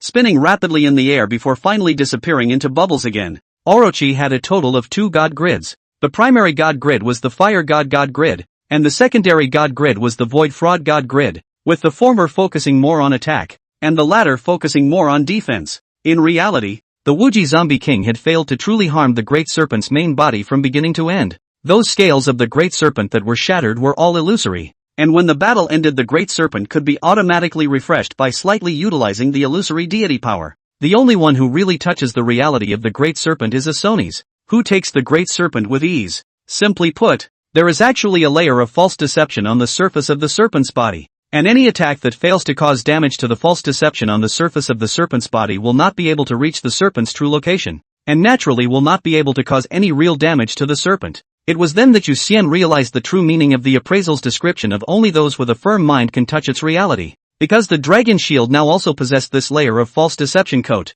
As long as the enemy's strength failed to exceed the upper limit of what this false deception divine power of the Great Serpent was capable of carrying, then there was simply no way it could truly inflict real damage on the dragon shield as well as on him. Earned it. Yu Xian couldn't suppress the corners of his mouth at all after fully understanding the changes in the dragon shield. If his previous defense was 100, then now his defense was 1000. And 900 out of that 1000 was still a special defense that needed to meet specific conditions to be able to cut tough. The mind is not strong enough to fight. I'm sure the Lord has fed me to my mouth, so I must be neutralized. Yu Xian whistled in a happy mood and continued to look for more blood belonging to the great snake, who had just spat out blood like a celestial maiden. So there must be more beads of blood in this land. He couldn't get enough of this precious blood, and he even hated the fact that the big snake spat out his entire body at that moment. Picking up trash is fun for a while, but it's always fun to pick up trash all the time. Soon Yu Xian found another blood bead. The blood of the great snake was completely dust-free. The mass was so large that it would not penetrate the ground at all,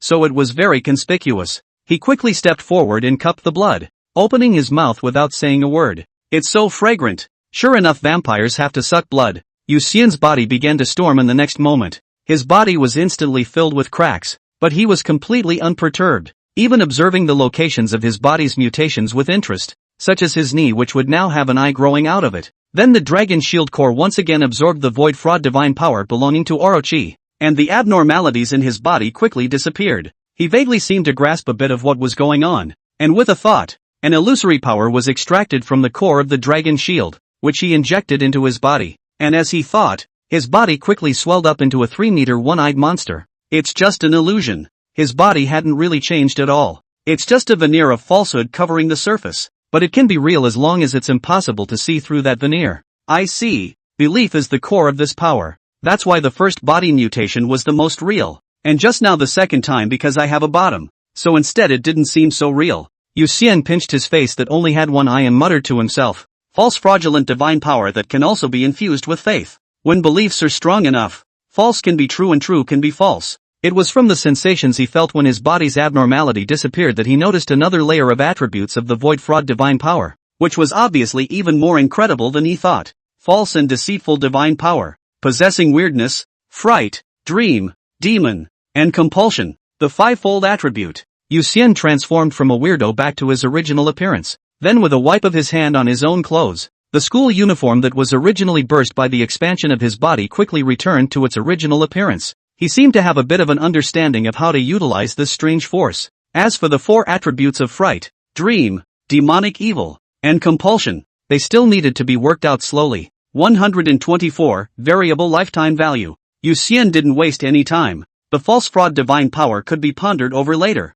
It was imperative that all the blood spat out by the great serpent be recovered in a hurry. Not a drop should be spared. Because of the aftermath of the battle between the Great Snake and the Wuji Zombie King, there were now no zombies in a 10,000 mile radius to grab blood from him, and he had to hurry up and collect all the blood before the night got too long. Next, he created a bubble and sat on top of it and moved quickly, searching for the blood beads scattered on the ground. Although the big snake was like a small earthworm compared to Asoni's, to Yu Xian, the big snake was definitely a behemoth, and it was as big as a city when it was coiled up. The blood it spat out was not much for itself, but it was much more for Yu Xian. He collected one drop and sucked it in, not dragging his feet at all, and his adaptability to the great serpent's fraudulent divine power was also enhanced by sucking blood over and over again, and when he sucked in the 10th bead of blood, he had even been able to guide this power through his mind to infuse it directly into the core of the dragon shield, and no longer produced any mutations in himself. Of course, the main reason why this was possible was because Orochi was dead. If the great serpent is still alive and the divine power has a master, if he dares to do this, he is an old man eating arsenic and living out of his mind. In fact, the blood of the great serpent had far more than just the void fraud divine power, and after the dragon shield core had absorbed the void fraud divine power, the remaining nutrients of the blood were absorbed by Yu Xian's body. His muscles, bones, nerves, and internal organs were strengthened in all directions, and his body became as soft as a snake, allowing him to make many movements that normal humans could not, such as rotating his neck 360 degrees. Basically, he's immune to all joint techniques and lock techniques that are forbidden, although originally there were not many people who could lock up a body full of strange power. Moreover, his strange power at this time also once again strengthened. The power soared by dozens of tons. This power, compared to Gong Qian, is really nothing, but to most transcendents, he's definitely the weird little white guy whose little punches hurt super bad. Half an hour later, Yu Xian cupped a blood bead and skillfully drained it. Suddenly, he felt 3 hearts beating at the same time, and then a large amount of blood wrapped around the top of the 3 hearts, gradually growing a new heart. This heart was born like a snake wrapped around 3 hearts, and the heart was shaped like a snake's head. Yu Xian closed his eyes and carefully felt the 4th heart in his body. He realized that this heart was very special and unique. Not only did it need the body to provide it with energy, but it also needed to absorb other people's emotions, especially the emotion of panic. Only after it had enough energy and had absorbed enough emotions would it pulsate once, awakening an ability for Yu Xian. Yu Xian estimated by feeling. Probably sunbathing for a month can provide enough energy for it. As for the emotions, for the time being, it is not clear, but also need to go back to the experiment to know how much is needed. But now he had a shortcut to take, and that was to continue sucking the blood of the great serpent. As long as there was enough homologous blood to energize this heart, as usual, it could be made to beat ahead of schedule. Yu Xian was curious as to what skills the heart of the great snake had, so after he figured out what was going on with the heart, he immediately took action and continued to search for the blood bead. On the way, he realized something as an afterthought. The great snake chased after him in Zhangshou. In fact, it was not that it could not kill them instantly. There was also an element of a cat playing with a mouse in it. At that time, it had actually been feeding. Only that what it was eating was his and Zhang Shou's emotions. Only by draining their panic completely would the serpent actually eat them. Nope, it's supposed to eat Zhang Shou. He, being a vampire, isn't in Orochi's recipe, though odds are he'll still be killed. Next, he was like a diligent little bee, collecting blood bead after blood bead, continuously providing blood for the fourth heart. The heart of the great serpent was becoming more and more like a snake to the naked eye. The texture of the capillaries was like a sheet of scales. Finally, his hard work paid off after most of the day. The heart of the great serpent pulsed fiercely, and a special energy quickly filled his body, eventually merging back into the mutated blood energy. To be honest, when Yuxian noticed that this energy was fusing with the spatial blood energy, his entire body went numb, because he wasn't sure if this mixed mutation was good or bad. In case he messed up the spatial attributes, then he would be finished, and there would be a question mark if he could even go back. Luckily, that didn't happen. And after incorporating the new energy provided by the heart of the great serpent, the spatial blood energy went from transparent to a bit more dreamy, with an unspoken illusory feeling. He immediately used this triple mutated blood energy to create a space bubble, and instantly a bubble not much different from a normal bubble took shape in front of him. This feels. Yu Xian looked at the bubble, and in the next second, with a thought, the bubble turned into an eyeball. Naturally, it was as if he had an extra angle to focus on, and could see through the bubble to another perspective. 1,000 eyes. At this moment, Yu Xian knew what skill he had awakened in Orochi. In fact, the big snake did not have eyes all over its body. Yu Xian had seen the true appearance of the big snake's body through the odor of the blood beads. It was actually a normal big white snake. The so-called 1,000 eyes are actually another ability attached to the veneer of false deception. Just as Yu Xian could now turn bubbles into eyeballs, Orochi could also cover the top of his void fraud coat with eyes, which not only acted as a deterrent, but at the same time allowed him to observe all movements around him in all directions through these eyes. Yu Xian's mind moved, and dense bubbles were quickly created, and then they turned into an eye spreading out in all directions. Compared to him searching for the blood beads of the great serpent one place at a time, he now had a more convenient and quicker method. Sure enough, in a few moments one of the eye bubbles found a blood bead. Yu Xian instantly moved over and cupped the blood bead and immediately absorbed it cleanly. And when he finished absorbing this blood bead, a new blood bead was found in another eye bubble in the distance. He just kept transmigrating, his efficiency increasing drastically, and finally, at around 4:30 a.m., he absorbed all of the blood beads spewed out by the big snake without wasting a single drop.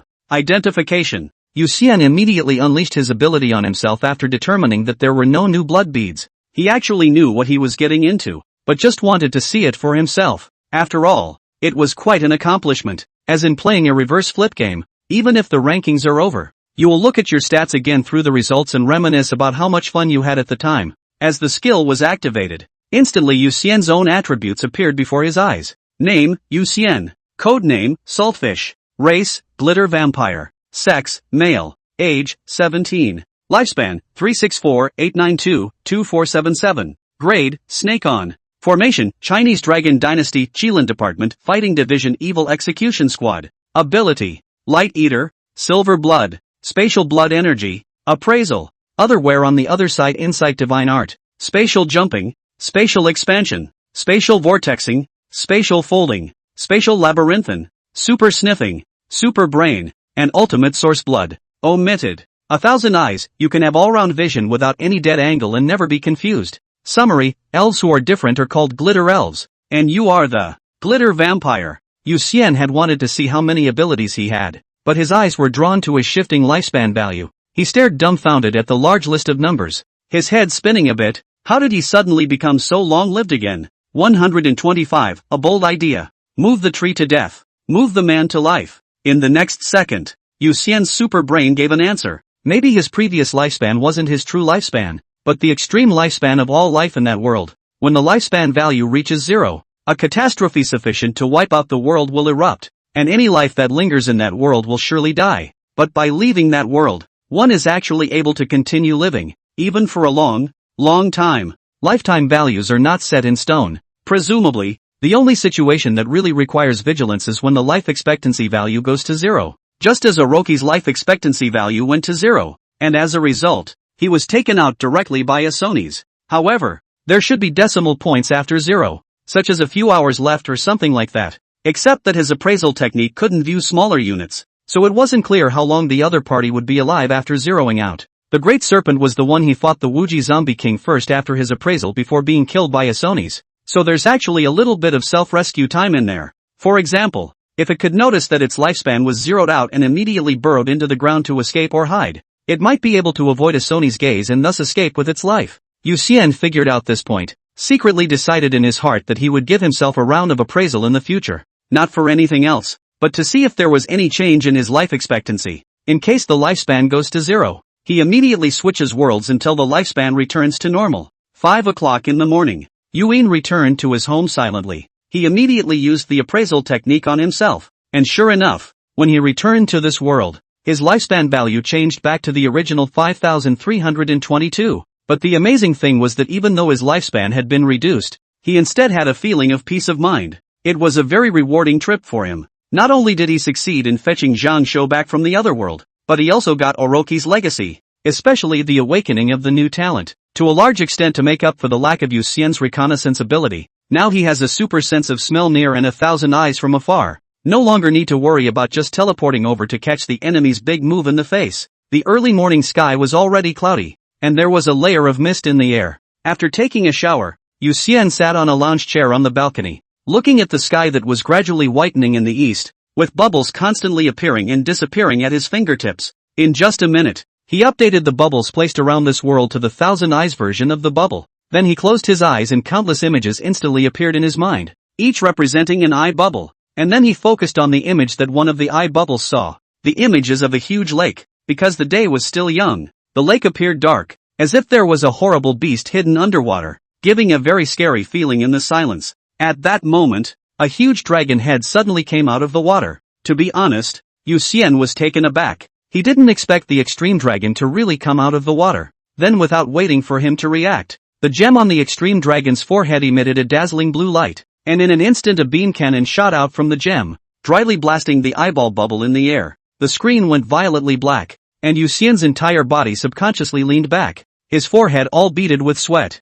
Apparently, the extreme dragon sensed his gaze and attacked without hesitation. Pugnacious, worthy of being the only existence I can't see through. It took Yu Xian a while to slow down, wiped the cold sweat from his forehead and said to himself. In fact, after he successfully appraised the martial extreme zombie king and the great serpent, he realized that he could appraise targets above the dragon level. But because of this, the extreme dragon became even more mysterious in his mind. That's why he spied on extreme dragon first thing after updating his bubble. It was just that he didn't expect extreme dragon to realize he was peaking so quickly. It's about time. Yu Xian didn't harass extreme dragon anymore, in case he really made the other party angry. He got up and went into the kitchen and started making breakfast. And when he was done he had school with Nora. The next 3 days passed uneventfully. It's true that hilarity is only temporary and only mediocrity is real. But Zhang Shou came back to school, and the days got a little more lively again. It was mainly because Yu Xian had decided to give his good brother a little perk and a bright idea in order to not let Zhang Shou interrupt his alone time with Nora.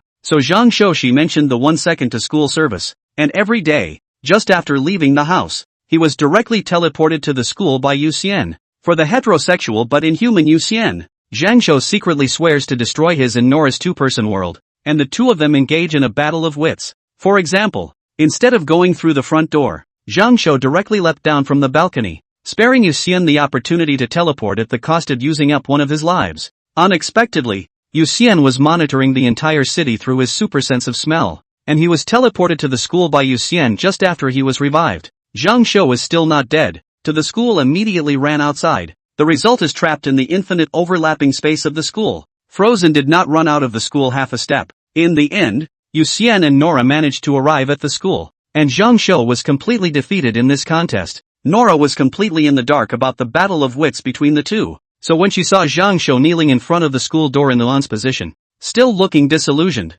she cocked her head at Yu Xian, her head all filled with question marks. Yu Xian, on the other hand, revealed a victor's smile, cocking his nose in triumph as he passed by Zhang Shou, infuriating Zhang Shou to pound the ground. Morning study sessions. Yu Xian was lying on the table with his eyes closed, while an eyeball bubble in the cabinet was staring at the cell phone held in the bubble of his hand. Watching his cereal, he found that he could easily filter out all kinds of foul odors with the false deceit exterior, and even deceive himself by transforming them into scents through the enchantment of his beliefs. In this way, he doesn't have to look like an astronaut with a bubble over his head. Besides, he didn't mind any more defense. With the double protection of the dragon shield and the void fraud tunic, security was full, and he no longer had to worry about defense sidekicks. He wasn't actually just watching a serial now. Having a super brain, he could multitask. In that world, destroyed by necrotic gas, an eye bubble was moving high above the ground, observing everything on the surface as he looked for silver and gold. The world is too big for all the silver and gold to be taken away. As long as he had the intention to look for it, Yu Xian was sure that he would be able to find gold and silver. At the end of the first class, a bubble appeared in Yu Xian's palm, and then a golden piece of metal appeared out of thin air in the bubble. In that world, 2 palm bubbles were rapidly digging into the ground, and then the gold they found was thrown into the eyeball bubbles, and instantly the gold teleported to Yu Xian's side. Yu Xian crumpled the gold into a ball as an even bolder idea arose in his heart. Since he really found gold in the other world, what about this world's universe? There must be more gold and silver out there in space. Other people don't have the ability to tap into it, but he does. For a moment, it was as if he saw a shining golden avenue appearing in front of him, and if his thoughts were not wrong, then he would never have to hurt his head for money again. To pick up trash, of course, you have to go where there is less competition, and the less competition there is, the greater the harvest. Space is apparently like one big garbage dump, and there are no garbage men out there to develop and excavate it. It's a good deal. The more Yu Xian thought about it, the more he felt that it was a good idea, and immediately decided to take a shot. 126. Martian Insights. A spatial ability person should be able to do whatever they want, traveling towards the North Sea and ending up in Kangwu. Since Yu Xian had experienced what true freedom was, he acted in a more and more casual style, going wherever he wanted. After school, solar system, Mars. A dust storm is ravaging the land, and the sand and gravel blown up by the gusty winds are as powerful as bullets, and contain extreme lethality. Yu Xian sat on a rock and was thinking about life when countless sand and rocks flew in, but they were all resisted by the dragon scales with a clanking sound. He looked at the obviously man-made pit not far away and let out a long sigh. Sure enough, he was still too naive. At least the gold and silver mines that are easy to find on planets within the solar system have long since been scooped up by other transcendents. Contemporary space system transcendents were indeed rare, but if all space system transcendents from ancient times to the present were counted, the number was actually not too small. At a conservative estimate, there should be 3,000 or 4,000 people. Probably as early as a few hundred years ago there had been a succession of transcendents running to the neighboring planets to dig for gold and silver, and as generations went by the time it was Yu Xian's turn, all that was left of these planets was a single cratered pit. Maybe there's a leak somewhere on the planet, but like looking for a needle in a haystack, trying to find the gold that's hidden deeper is destined to take a lot of wasted time. If Yu Xian was really short of money, he probably would have done it the hard way. The problem was that he wasn't actually short of money, and this was totally a bad idea that came out of his head. It's one of those things that's a 3-minute rush, and after the rush is over, you're not interested. Therefore, he certainly won't waste his time on boring and tedious searches. At that moment, an apparent human bone was blown over by the wind and hit the top of the dragon's scales into powder. At the time when countless transcendentalists were still living on Earth at a snail's pace, it was estimated that how could they have ever imagined that in the distant Mars, there had been a firefight, and the bodies of the dead were left on Mars forever.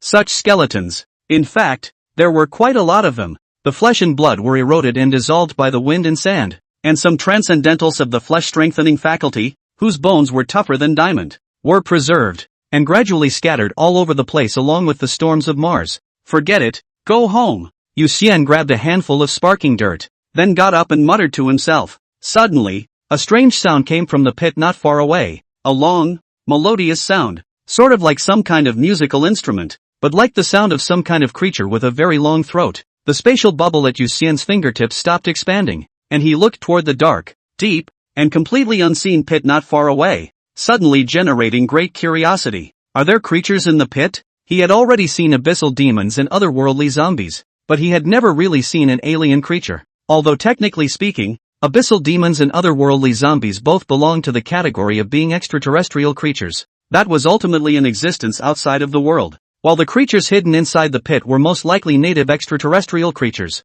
As the saying goes, the artist is bold. How bold a man is depends on how much force he has. Now Yu Xian has long since not been the coward who was afraid of death at the beginning. With the double protection of the dragon shield and the void fraud outerwear, he is very fat with guts, or else he wouldn't have single-handedly run to Mars as a gold digger. His body was covered in red light and he instantly appeared at the edge of the pit. This pit is very special. It's like drilling directly down from the ground with a huge drill. So the pit is all the way down and deep. Yu Xian listened with his side ear. Strange sounds came out of the pit intermittently, and after a while the sound was completely cut off, leaving only the sound of the whistling wind. On Mars, a super sense of smell doesn't come in handy, so a bubble at the tip of his finger quickly grows eyeballs, which then quickly fly into the mine pit under his control. Thousand Eyes comes with night vision and can see through most illusions. The image of the pit quickly appeared in Yu Xian's mind. The pit was really vertically down, but when it went down to a depth of roughly 2,000 meters, there were many more passages around the walls of the cave with a diameter of about 2 meters.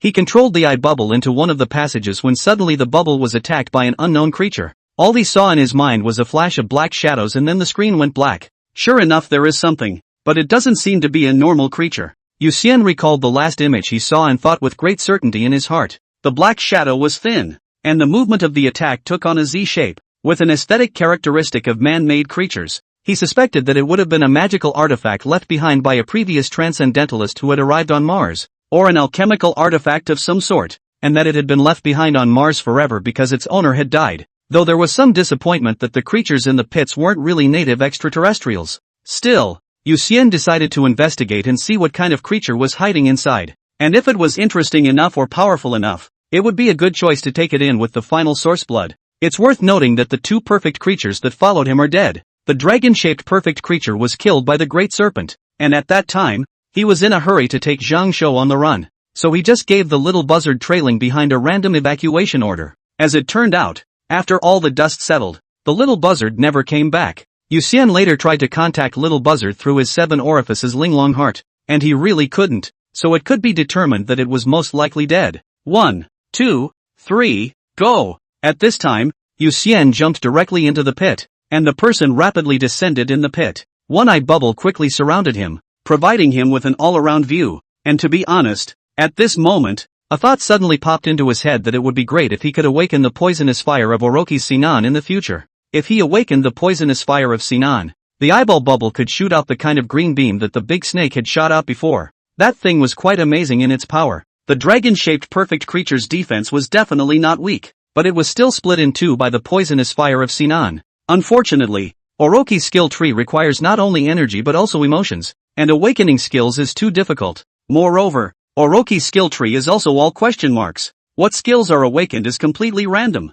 not by his own choice. So the difficulty of wanting to get Sinan's poisonous fire is even greater than awakening Panga's powerful divine ability. For now, his focus was still on lighting up the perfect creature's series of basic abilities first, and only after lighting up all the basic abilities would he consider what abilities to light up subsequently. There's a sound. As he descended to about 500 meters, Yu Xian heard another strange sound coming from below. He immediately wrapped himself in a space bubble, and in the next moment accelerated violently, falling downward at an even faster speed. In a few moments, he saw a group of beetles similar in appearance to black melons were surrounding a snake with no eyes and skin full of hard shells. The snake opened its mouth and kept attacking the beetles, but its body was crawling with beetles. Its angry roars were of no use at all, and in the end the hard shells on its back were torn open, and in the twinkling of an eye, its body was being hollowed out by the beetles. Native creatures of Mars? Yu Xian thought in amazement as he watched the beetle burrow into one of the small holes and disappear in the twinkling of an eye. He stopped in front of the hard shell left over from where the snake had been eaten and grabbed it with one palm bubble and looked at it. Then he pulled out his cell phone and took a picture of it and sent it to the bat and asked, "Shocked that I've found lifeforms on Mars, aren't you?" The Kirin's Internal Nature magazine has long documented a related report. It seems to be from 90 years ago. This is a mutated version of the dine-eating mining snake. It should be a species brought to Mars by the ancients more than 600 years ago to be bred down. The bat quickly replied. Yu Xian read the bat's reply and directly closed the bat's page. Then he opened Zhang Shou's contact page, sent the photo to Zhang Shou, and asked, "I found lifeforms on Mars. Shocked? Asterisk asterisk asterisk asterisk you're all the way to Mars? Take me one." Zhang Shou immediately replied. Yu Xian looked at Zhang Shou's reply. His face finally showed a faint smile. It is true that it is still the emotional value provided by a dead friend that is higher. But this guy is fine or don't contact. 127, Yu Yin's triple defense. In fact, with a super brain, Yu Xian can be very mature and rational. But he refuses to be too mature and rational, after all. He's only 17 and doesn't want to age that fast yet. He could do whatever he wanted to do now. And he was willing to experience that futility even if his superbrain had calculated that what he was doing would be futile. If a man has not been disappointed for a long time, then when he is, the sense of disappointment that whips through him can overwhelm his entire sanity. Suffering is not to be glorified, but for the transcendentalist, necessary suffering is the best whetstone for sharpening the mind, the medicine that can quit one's own blind arrogance, and the guideline for restraining the growing indulgence of one's heart. The more powerful you are, the more important the practice of mindfulness becomes. A man, when no one can stop him from doing whatever he wants to do,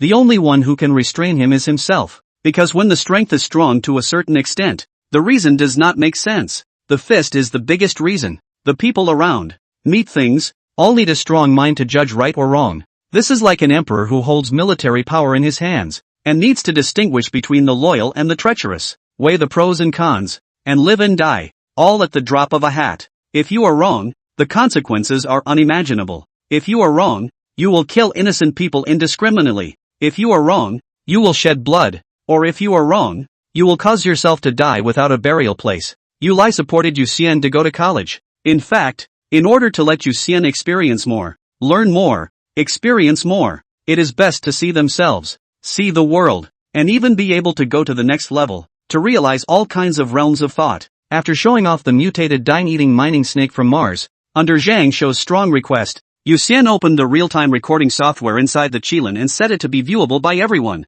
The reason for using Kirin's internal software was because ordinary civilian communication software would have no signal on Mars, and only Kirin's internal software could communicate ignoring such a long distance. Holding the phone in one palm bubble, he waved his hand at the screen and asked, "Old Zhang, can you see it?" Then he saw Zhang Shou reply with an internal codename. Codename Dr. Death, see, you're really on Mars. Look at your surroundings. At this point, several more night owls joined in. Codename Omi, what is this? On a mission? Codename 17, it's you again. Kid, where have you been fooling around tonight? Codename Stock God, Fro Tiger +1. Codename Goblin, Stockbroker. Are you two jet-lagged? Codename Cope, the snakeskin that appears on the screen, called the Mars Dine-Eater Mining Snake, has the strength of a worm but don't underestimate it. Its teeth are so sharp that it can easily bite through steel, so be sure to avoid being bitten in the vitals by it. Codename number 1, Salty. Are you on the air? Are you in some kind of trouble? Yu Xian did not expect so many people in the middle of the night,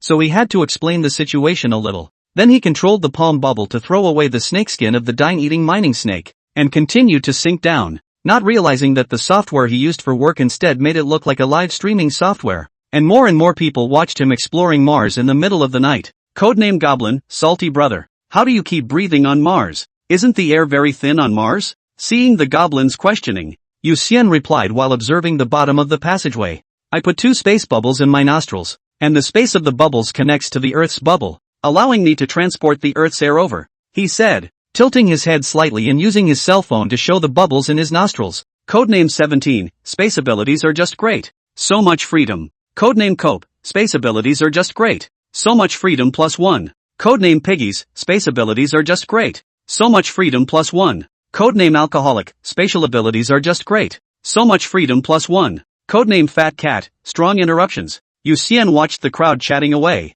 not feeling bored at all, and before he knew it, he had descended to a depth of 2,000 meters. He looked to the passageway where the eyeball bubble had entered earlier. A sludge-like substance was lurking in the darkness at the top of the hole, and after a moment's thought he turned on his cell phone's flashlight and set it to super strong mode, and proceeded to shine the light through it. When the sludge-like substance was illuminated by the light, a burst of black smoke immediately emerged, and it contracted backward at a very fast speed, seemingly very afraid of strong light irradiation. Codename Cop, that is the shadow compulsion of the compulsion master, generally refined by the compulsion master's own shadow. Even if the death of the compulsion master will be loyal to carry out the compulsion master's last command. In the dark environment, shadow compulsion's attack power is very strong, even beyond the scope of the dragon level. The physical level of defense is completely ineffective against it. However, the weakness of the shadow compulsion is very obvious. That is, afraid of the bright light irradiation. Codename number 1, Salty. Be careful. Shadow parasites are really dangerous. I've had my arm scratched by one before. Yu Xian glanced at the phone, secretly surprised in his heart. Dongqian's defense is ridiculously strong. Even Demos cannot break the defense, can only use poison to deal with her? I did not expect that this small shadow compulsion can hurt her. Luckily, the weakness of the shadow compass is very obvious, and it's just a matter of shining a light on it. He simply took out more than 10 spare cell phones from his storage ring, and all of them turned on their flashlights and irradiated the shadow parasites in the passageway in unison, which could only back away frantically under the threat of the bright light. It shifted shape constantly, searching for an angle at which it could attack, but whichever way it extended it was hit by the light, and then it could only quickly shrink back. Suddenly, a huge tentacle attacked from the passage behind the shadow compass. Because its speed was so fast, Yu Xian couldn't react at all, and in an instant, the tentacle blasted on top of a piece of dragon scale. Boom! The entire passageway was shaken, and then the shadow parasites followed the shadows left by the tentacles and attacked Yu Xian at an extremely fast speed.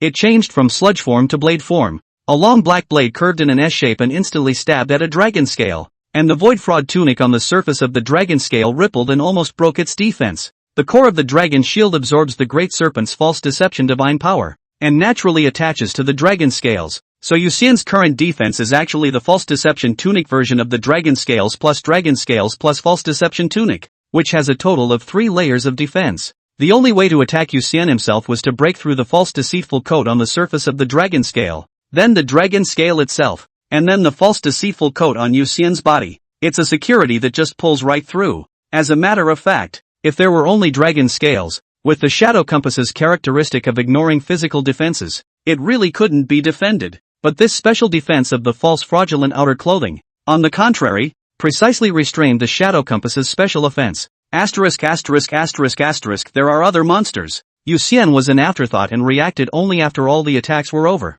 and said in shock. Cell phones faithfully recorded the scene. The others watched in silence. Just the attack is terribly strong. The people present asked themselves. They seem to be unable to defend. Even Gong Qian, looking at shadow compass that fatal knife, the heart all feel gusts of coldness. If it were her, it is estimated that she has already been stabbed through the heart and cooled off on the spot. When everyone reacted, they all looked at Yu Xian in the screen in amazement. This guy really ranked 33. The defense is too strong. At this moment, Codename Coat quickly inputted. Salty fish, run. That tentacle is part of the desolate stone compound. And where there is a desolate stone compound present, there must be a molten spirit compound present. This tentacle is almost half a meter thick, and a conservative estimate is that the number of molten spirit compounds here is no less than 100,000. This text of his just appeared on Yu Xian's cell phone screen, and the next moment the tentacle shook violently, and the dense red dots at the end of the passage lit up. Snicker! Intense sounds rang out,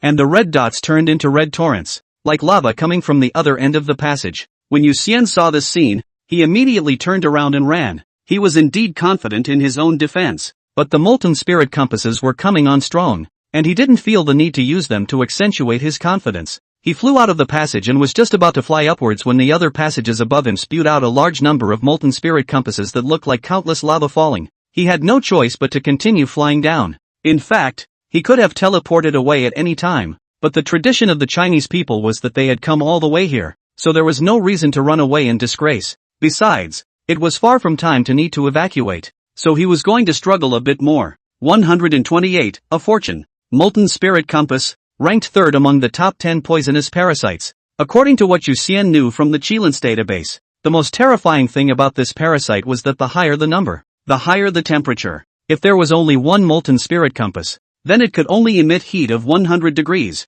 When there were 2 of them, the temperature of the 2 molten spirit compasses would rise to 200 degrees together, and when there were 3 molten spirit compasses, their temperatures would collectively rise to 300 degrees. 10 molten spirit compasses could already emit 1,000 degrees of heat, 100 that would be 10,000 degrees, and 1,000 would be 100,000 degrees. If there really were 200,000 molten spirit compasses here, then the temperature they collectively emitted would be 20 million degrees. Of course, the above was purely theoretical, and in reality, molten spirit compasses were not able to emit such high temperatures, as each molten spirit compass had a limitation of sensing distance. Assuming that the molten spirit compound is attached to each other, the molten spirit compound at the center can only sense the presence of 99 molten spirit compounds around it, and any further away is beyond the molten spirit compound's sensing range. So in fact, the upper limit of the molten spirit compound's temperature is 10,000 degrees. It's not as dramatic as the theoretical 20 million degrees, but it's nearly twice the temperature of the sun's surface, so you can imagine how scary it is. In fact, the moment the molten spirit compound lit up with red light, the temperature of the entire large pit rose rapidly. Wherever the molten spirit compasses passed, the ground was turned into magma. So Yu Xian saw that while the molten spirit compasses looked like magma, They were actually accompanied by a large amount of magma. But Yu Xian sat in the bubble and didn't feel the heat at all. The high temperature outside had nothing to do with him at all. The spatial nature of the space bubble determined that it was not affected by the temperature of the outside world. And no matter how hot or cold the outside world was, it could not be transferred to the inside of the bubble, which was a basic characteristic that the space bubble already possessed at the very beginning. The reason why Yu Xian escaped was actually because he was afraid of being surrounded by a large number of molten spirit compound insects. Although the strongest part of the molten spirit compound insects was their own high temperatures, they themselves were also very hard. Normal armor-piercing bullets could not penetrate their armor, while their food was the feces of the desolate stone compound insects. It is important to introduce here that the desolate rock compass is a type of compass that feeds on rocks. After eating the rocks, they poop out a type of feces that is harder than diamonds, which is so strategically valuable that the walls of some early cities were built from it. For good measure, the Transcendents have given this feces a less disgusting name, barren rock. In the Transcendent world, there weren't many creatures capable of destroying barren rocks, and the molten spirit compound happened to have a mouthful of teeth that were strong enough to bite into this kind of barren rock. So even without the high temperature attribute, the molten spirit compound was still a very terrifying existence when it was in large numbers up to a certain point. At this time, Yu Xian all the way down, behind the molten spirit compasses emitted red light illuminated the entire passageway. The rock wall of many strange creatures sensed the high temperature incoming. They have to show their magic skills. There were bugs shaped like ants crawling rapidly down the rock wall, surprisingly fast enough to keep up with Yu Xian. And there were also rats with drills growing out of their heads rapidly drilling holes to escape. There were also the black melon beetles that Yu Xian had seen earlier densely clustered together to form a large black ball that rolled rapidly down the rock wall. Yu Xian looked around in amazement at the growing number of creatures and used his cell phone to take pictures of all of them. On the other side, Zhang Shou and the others were all dumbfounded. Who would have thought that there would be so many creatures underneath Mars nowadays? Apparently they had formed a perfect ecological cluster. The food chain could ensure that all the creatures would live on. Suddenly, a white skeleton of a human set in a rock wall flashed across the screen. And then more and more skeletons appeared in the picture as Yu Xian continued to fall down. These skeletons were in various states of death. Some with huge bones, some with petite bones, and through the movements of some of the skeletons before they died, it could be seen that they were frantically climbing upwards in life, as if trying to escape from some danger. Codename Dead Doctor, Salty, why don't we pull out? Something's not right about this place. Codename number 1, the Dead Doctor is right. There's definitely something wrong with this place with the shadow compound, the molten spirit compound, and now so many skeletons. Yu Xian had been looking at his cell phone with one of his eye bubbles, and seeing that the two of them were worried about themselves, he laughed. Don't worry, if I really feel in danger, I'll decisively bolt. It's far from being that time yet. He was inside the space bubble and evacuating was just a thought, so he really didn't think it was that dangerous. Now he was even more curious about what had happened here, that there were so many skeletons. 10 minutes later, the bottom of the cave was illuminated by a red light. There were almost 200 skeletons lying on the ground in various positions, and just by looking at their movements one could imagine that a brutal and bloody battle had once taken place here. Codename Leprechaun, it looks like the spoils are being divided and imploding. Codename Fat Cat, the gold diggers were already outlaws, and it's not hard to understand the infighting when they dared to run to Mars to dig for gold. The reason why the two judged so, that was because there were still some tattered fabrics on these skeletons, and from the fabrics, it could be seen that these people should be wearing uniforms. Yu Xian landed at the bottom of the cave at this time and immediately looked to his right-hand side. There was another passage over here that led to nowhere. He immediately maneuvered bubbles into the passageway, and 20 seconds later the molten spirit compound fell along with the magma,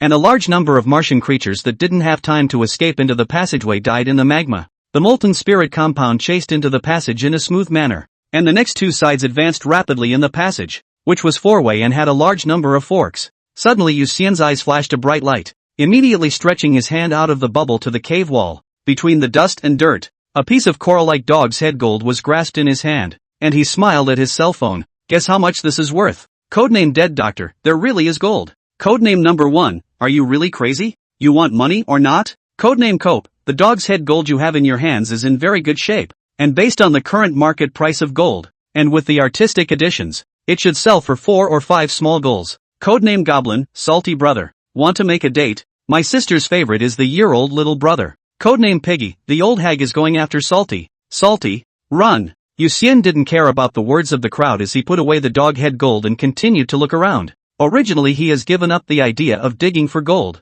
Who knows that the mountains are full of doubt and no way out, dark flowers and a village. Even between the mistake and let him find gold, And with all that obvious doghead gold left behind, maybe there's more gold in this place. Next, he was in the four-way passage in the rampage. In the process of advancing also really was he found a lot of gold. Smallest gold and soybean almost. The largest gold is the size of the wheel. So big a piece of gold. Let all the people who are watching sour, which is digging for gold, completely is picking up money. However, the crowd soon realized that Yu Xian had entered a dead end, and that there was no road ahead of the passage. Codename Fat Cat, well, the game is over. Codename Dead Healer, Salty, time to pull out. You've made a lot of money on this one. No need to risk it again. Codename Piggy, yeah, safety is most important. Yu Xian looked at the speeches of the crowd. Not only did he not rush to run, but instead, he looked behind him in a calm manner. Behind them, a large number of molten spirit compasses came in like magma, and the temperature rose rapidly, and the surrounding soil and rocks began to melt in smoke. It's beautiful. Too bad I don't know how to control it. He looked admiringly at the molten spirit compound and exclaimed to the crowd on the other side of the phone, under everyone's anxious urging, at the last second of the molten spirit compound's approach. With a thought, he instantly shifted his person into another bubble and continued along the passage. Every time he passed a fork in the road just now, he split a bubble into the fork and controlled it to continue along the passage. When the passage he chose didn't work, he could always teleport inside another bubble and continue exploring forward. And a mere molten spirit compound couldn't pose any threat to him at all. When Zhang Shou and the others saw the scene, they were all speechless. No wonder Yu Xian was so calm. This was a long time ago that he had prepared a retreat. Codename 17, space abilities are just great. So much freedom. Codename Dead Healer, space ability people are just great. So much freedom +1. Codename Piggies, space abilities are just great. So much freedom +1. Codename Goblin, spatial abilities are just great. So much freedom +1. Codename Fat Cat, strong interruptions. Under the envious gazes of the crowd, Yu Xian continued to rake in the gold along the way, pushing forward towards the unknown. 129, the flood will be a long time in the making. For the next half hour, Yu Xian traveled through different passages. On the way he picked up no less than a ton of gold, and also picked up some dusty weapons. Weapons that could be preserved intact in such an environment could obviously not be ordinary weapons. He had missed the path several times during that time as well, but each time he reached the end of the passage, he switched passages to continue exploring. In fact, right now he wasn't even sure himself where he was and how far he was from the ground. And anyway, through the sensing between the bubbles, he knew that he had in fact been moving downward. These passages appear to be flat, but actually slope downward slightly. Whichever way you choose to go, it's all the way down. Codename Godshot, what's up with being so energetic in the middle of the night? When Yu Xian saw the codename, he knew that he was looking at Hua Chang, the director of the Human Fighting Warfare Division, so he laughed and said, "Good day, Director. I'm currently on Mars fishing for gold." As he spoke, he reached out and plucked a golden bean from the wall next to him. Hua Chang's eyes were about to glaze over, holding his cell phone and typing in surprise. Wasn't the gold of Mars long ago emptied out by that group of gold diggers? And where are you now? I don't know. It should be inside one of the pits, but this place is connected in all directions, connecting too many pits, so it's hard to say exactly where it is. Yu Xian laughed easily. Hua Chang was speechless. If it was him, falling into an unknown location, he would have already been nervous. How could he be as loose as Yu Xian? He kind of understood why the top row was full of spatial ability users are just great. So free, because Yu Xian was truly free now. Next, he saw endless numbers of molten spirit compasses in the picture. In the middle of the night his entire body scurried up from the roof in fear, and only when he landed on the ground was he shocked. Little fish, what have you done to harm the heavens and the earth? Why are there so many molten spirit compasses chasing after you? Chief, I don't know. I was just passing by and they kept chasing me. Yu Xian had wanted to ask Hua Chang how to control the molten spirit compound, but he didn't expect that. Instead, he would first be suspected by Hua Chang that he had done something bad. Hua Chang said with a confused face, although the molten spirit compasses have a fierce reputation, they are actually considered to be a more docile species amongst the compotes. If you didn't do anything, it doesn't make sense that they would keep chasing after you. Codename Cop, Chief. There is actually another scenario where the molten spirit compasses have a master and order them to prevent all intelligent life from entering the interior of the pit. Seeing Copper's words, Hua Chang said thoughtfully, that is to say, Yu Xian might meet that compassionist who placed the parasites? If there was an enemy, then there was a fight, and both his eyes began to glow, his heart for battle stirring. Don't look at him as an archer. In fact, he is a fighting maniac. In addition to the strongest bow, he is also proficient in 18 kinds of weapons. The whole Qilin can beat him not more than the number of palms. or else why he is the head of the fighting division. It would be the biggest joke if the director of the fighting division couldn't fight. He couldn't break the Interceptor Zombie King's defense. That was because the Interceptor Zombie King was too strong, not because he was too weak. In fact, for an average dragon level, he could kill them in seconds with a single arrow. Codename Cop, it is not certain that you will encounter that compounder. Shadow compounds are usually hidden in the shadow of the compounder, or hidden in the compounder's cloak, but that compounder has left the shadow compounds outside. Odds are that the compounder is already dead. Moreover, this mine cave had obviously not been visited by anyone for a long time, and if Yu Xian hadn't come in by mistake, it was estimated that no one would come for a long time to come. Even if someone came, the probability was that they would either die under the attack of the shadow compasses or the attack of the molten spirit compasses. There really weren't many people who could be as relaxed as Yu Xian. At this time, a new situation suddenly appeared on Yu Xian's side. The molten spirit compasses that were originally in hot pursuit suddenly retreated backward,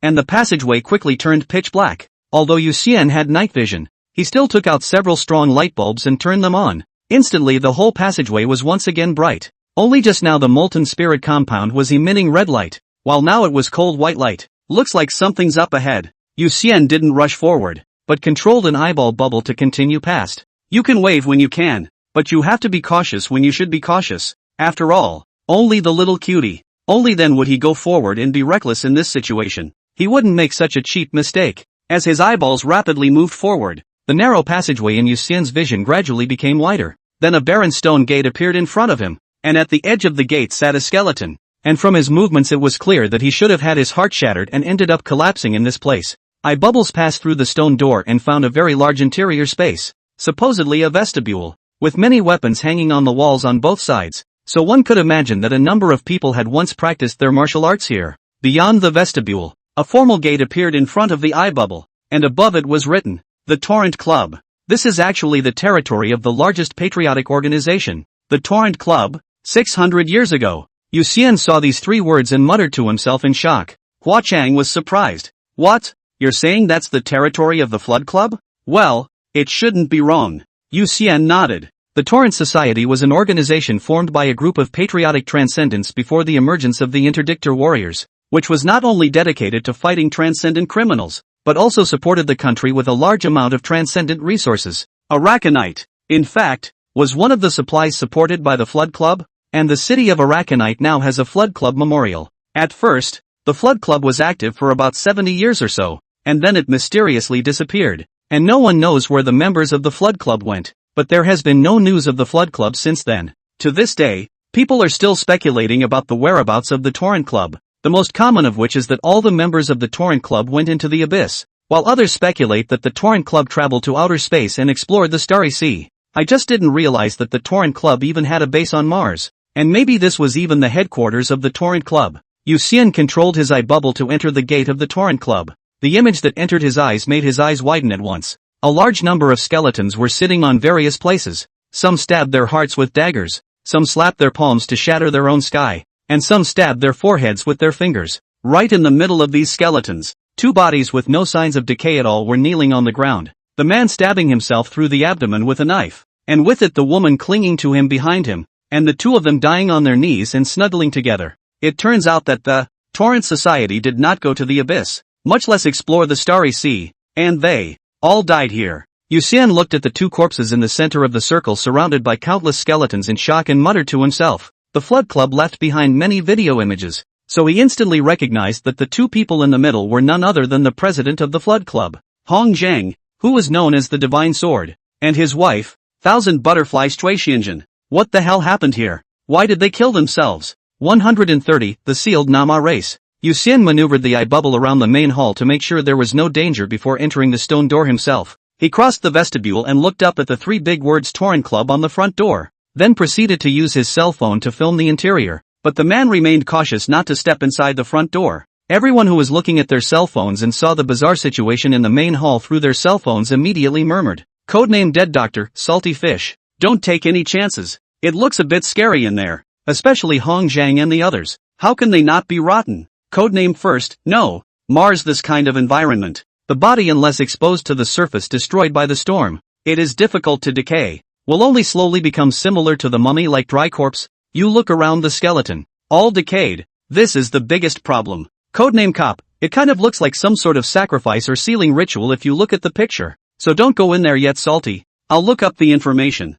Codename Piggy, they all seem to be suicides. So many people making the same decision. For what exactly? Codename Alcoholic, Old Hong, take it easy for now. Although the images recorded by Salty Fish look a bit scary and evil, sometimes what you see may not be the truth. And you can't be sure what's going on until after the investigation. Help me. At that moment, Yu Xian suddenly heard someone whispering as if it was right in his ear. He immediately looked around but didn't see anything. He immediately mobilized the void fraud divine power in the core of his dragon shield and his eyes gradually turned green. Looking around again, a blur of countless black spectral shadows were chained around, with Hong Zhang as the center. The densely packed spectral shadows were trapped in a huge cage. Only a few of the spectral shadows were outside of the cage, but they were still trapped by the chains, unable to leave too far away. Save me. I'm the vice president of the Torrent Club. Chen Benshan. The president is crazy. Save me. A ghostly shadow surrounded the outside of the bubble and whispered pitifully. More spectral shadows in the cage begged for help,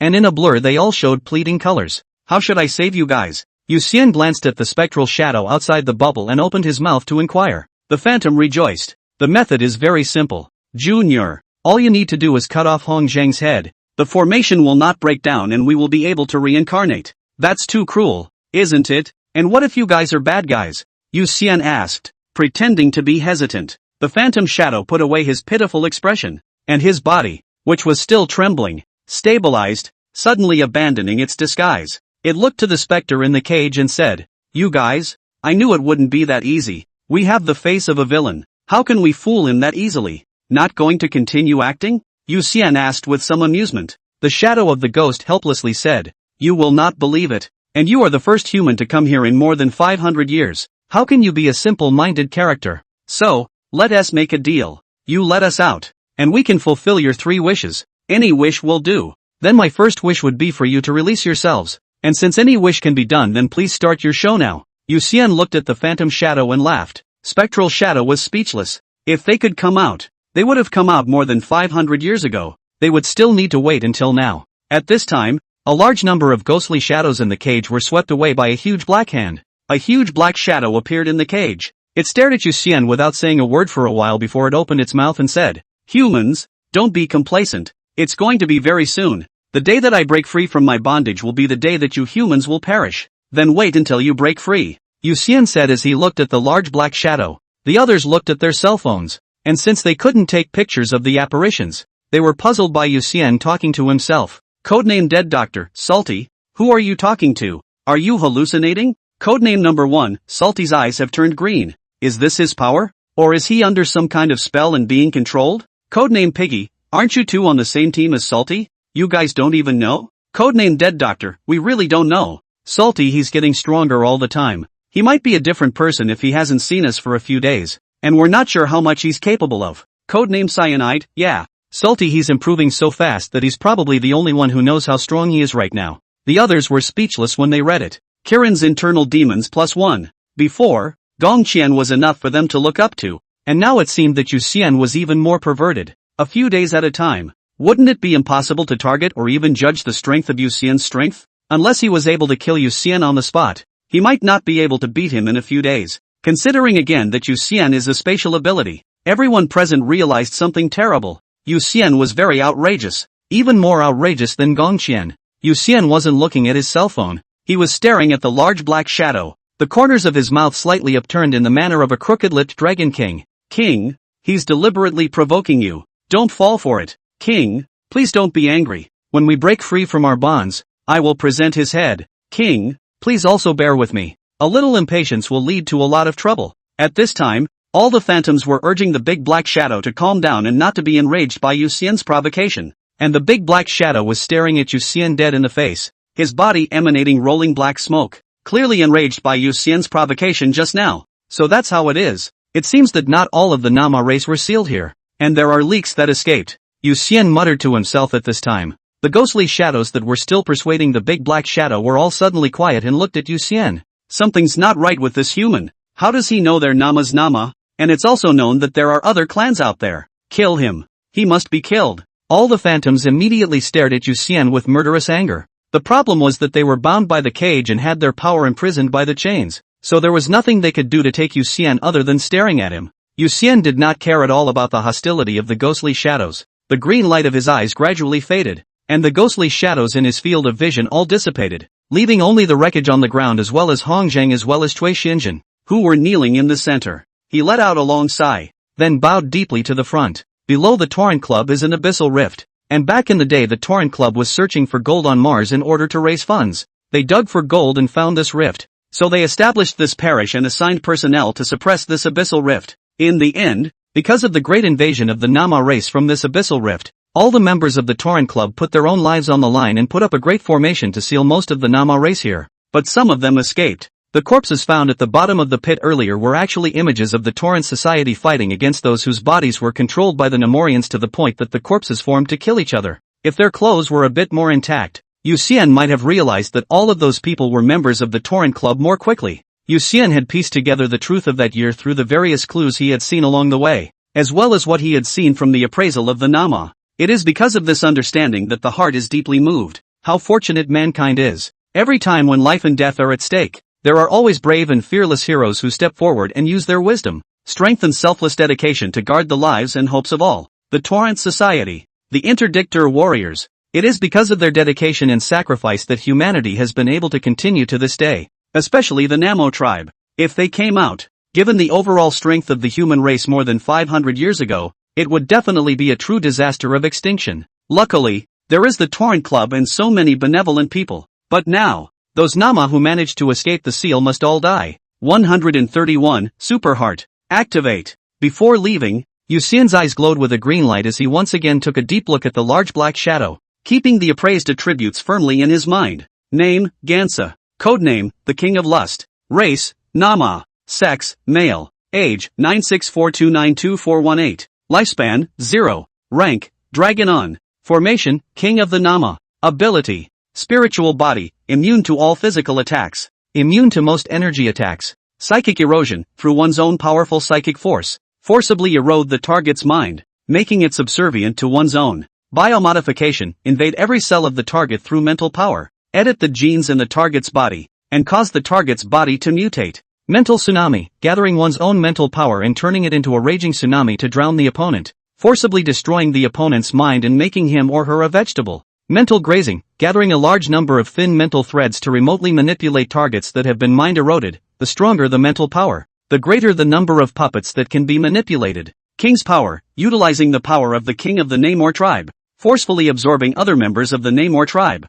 and drastically strengthening one's own spiritual power. One can exert power beyond the level. Summary, the king of the Namor tribe who was sealed by the Torrent Society with the holy martyrdom sacrifice soul-locking formation, more than 500 years ago. The strongest human was only at the tiger level. Even back then there was no concept of tiger or dragon class. The torrent would be invaded by the Namo clan, and one could imagine how desperate it was to face a dragon class Gansa. At that time, Mr. and Mrs. Hong Zhang were both just under the tiger, and the remaining members, the elite backbone, were just at the wolf level, and more members weren't even at the eagle level, and most of them were below the snake level. Coupled with the fact that the Nama were all mental bodies, there was no way to do any damage to them without a specific skill. It was a complete battle with no chance of winning, and the end could be seen at a glance. But heroes are heroes precisely because they can do what no one else can, always making the most heroic and fearless choices in times of despair. Things gather in groups. All the members of the Torrent Association were people with great love in their hearts. When Mr. and Mrs. Hong Zhang made a decision, they immediately trusted it unconditionally. And that was the only way they could have the chance to seal Gansa here and buy valuable time for the human race. Now it was his turn. Since he knew that there were still remnants of the Namo tribe that had escaped out, it was up to him to clean up and wrap up the loose ends. Not giving the Namo tribe any chance, Yu Xian turned around and instantly appeared in a bubble on the surface of Mars. He controlled the bubble and quickly flew towards the sky. After passing through the clouds, the sun's rays shone through. Countless bubbles filled with water quickly formed a convex lens, and the sunlight through the bubbles all focused on him. His skin quickly turned black, maximizing the efficiency of absorbing the light, and his new talent, which had originally taken 2 days to awaken, was accumulating energy at 3 times its usual rate with his active intervention. It's not a pleasant process, probably like a full person still on a feeding frenzy. However, Yu Xian clenched his teeth and had absolutely no thoughts of giving up. On the other side, the crowd looked at their cell phones, unable to comprehend what Yu Xian was doing, and the crowd murmured until Codename Cope came back again. Codename Cop, checked it out. The Torrent Club, they are using the sacred martyrdom sacrifice life-locking soul formation. This is a formation that can only be activated with a voluntary sacrifice. But where there is a hesitation, the formation will be rendered ineffective. However, this formation was currently the strongest sealing type formation. As long as the number of people was large enough, even a group of ordinary people could utilize this formation to seal a dragon-level powerhouse, precisely because this formation is too cruel and easy to be exploited by those who have the intention. So it belongs to the content of the prohibited publicity. The unicorn internal contact can be understood, but no contact is required to keep secret. It is worth mentioning that the most cruel part of this formation is that as the core of the formation, it needs to be a couple that truly loves each other, and that during the maintenance of the large formation, they will wander between life and death, constantly experiencing the pain that everyone feels before they die, which means that President Hong and his wife are still suffering from the pain that everyone suffers from before they die, and that this torment will continue until the day the formation ends. The palm bubble that Yu Xian used to hold the cell phone shook for a while, and the eye bubble in front of the cell phone was a gradual dilation of the pupils, and finally the eye bubble split open. In the air, his eyes snapped open, tears slowly streaming from them. The others didn't understand what was happening at the Torrent Club, but he understood it all of it. 500 years, 193, 582 days and nights of torture. Unimaginable, unfathomable, even shuddering just to think about it. This is truly worse than death. And Hong Young knew it, and so did Choi Hyan Young, but they all made the same choice without hesitation. The Nama, all damned. Yu Xian's eyes were wide open. His mood was unprecedentedly complex. Shocked, stunned, admired, heartbroken, angry. He took a deep breath and tried to calm the stirring emotions in his heart. Then he gritted his teeth to create more convex lens bubbles. The dense light fell on his body. His forehead veins soon protruded as his body absorbed the light to its limit of efficiency. This was the first time he had run his light eater to its limit. His whole body's muscles gradually bulged. His originally slender figure gradually became stout, tiger-backed, and an invisible force field gradually formed on his body. His pupils gradually turned from silver to red. His vampire fangs could no longer be retracted, and his hair stood all the way up, one like a steel spike. Vampires have actually always had a monster side. Just as werewolves have a human form and a werewolf form, vampires have a human form and a vampire form. Normally all you see is the human form, and it's only when fighting for their lives that vampires fully reveal their monster side. That side of most vampire monsters, though, is actually more like a traditional vampire, with the body becoming drier and thinner, the nails getting longer, the speed increasing dramatically, and the skin becoming paler and more horrifying compared to a human. But Yu Xian was different. After his muscles were fully liberated, he was even stouter and thicker than a werewolf, and his height had skyrocketed to 2 meters, because his body temperature was very high. His body even emitted white smoke, and if he didn't have fangs, it was estimated that anyone who saw him for the first time wouldn't be able to associate him with a vampire. Puff! At that moment, the perfect creature's heart beat hard. Enough energy had come together to activate the new talent. Yu Xian closed his eyes and directly activated the ability Super Heart. According to the Super Brain's calculations, after activating the Super Heart, there was a high probability that he would evolve in all directions. After all his power actually came from his heart. Sure enough, when the Super Heart ability was activated, the vampire's heart, Discord's heart, perfect creature's heart, and the great serpent's heart throbbed, and then the 4 hearts grew densely packed with tiny blood vessels connecting with each other to form an inverted tree-like network. When all 4 hearts beat at the same time, the silver blood, the ultimate source blood, was fused together by the 3rd super blood born from the tree-like network, and in an instant, the blood vessels, veins, and nerves of his entire body seemed to glow, and eventually the light extended all the way to his brain. Boom! The brain had never fought a battle so rich. Every cell, every drop of brain matter filled with abundant energy, and in this state his thoughts became minimal instead. Yu Xian realized that he had gained a new ability naturally without a teacher. 132. Extreme Dragon feels a little annoyed. The super blood produced by the super heart empowers the super brain to further strengthen it. So the super brain seemed to unlock the body's root privileges, completing 100% control over the body. And naturally Yu Xian obtained a new ability called Unifier Black Blood form. Simply put, Yu Xian in this form, super blood, silver blood, and ultimate source blood unite together to form black blood. This black blood has the duality of blood and thread. It can be blood when needed, but it can also be thread. When the black blood was spread all over his body with bloodline duality, the powerful blood supply strengthened his body comprehensively. His strength would be boosted to 100 times of his usual strength. His self-healing ability would be boosted by 100 times. His sense of smell, taste, vision, and hearing were all drastically strengthened. Especially his super sense of smell, which directly boosted the range of scent capturing by 100 times. In addition, his reaction nerves along with his brain would enter an overclock state, where a second for others equaled a minute for him, and his speed would be boosted to an extremely terrifying point. But this state is extremely taxing on the heart, as well as horribly exhausting. If it was at night, with a small stupidity to provide light, it could only last for 10 minutes. During the daytime, double sunlight added, it could only last for a mere 20 minutes. And if the convex lens bubble was used again, the limit would be about 30 minutes. Of course, if he used the Zhou Tai Weeping Blood Sword of the Martial Extremity Zombie King, after paying a large amount of blood, he could maintain this state for several hours. The price is that he will go into a prolonged state of weakness afterward. But now Yu Xian doesn't care about the side effects at all. He only has one thought: the Namo tribe must die, and then let the Hongzheng couple be relieved.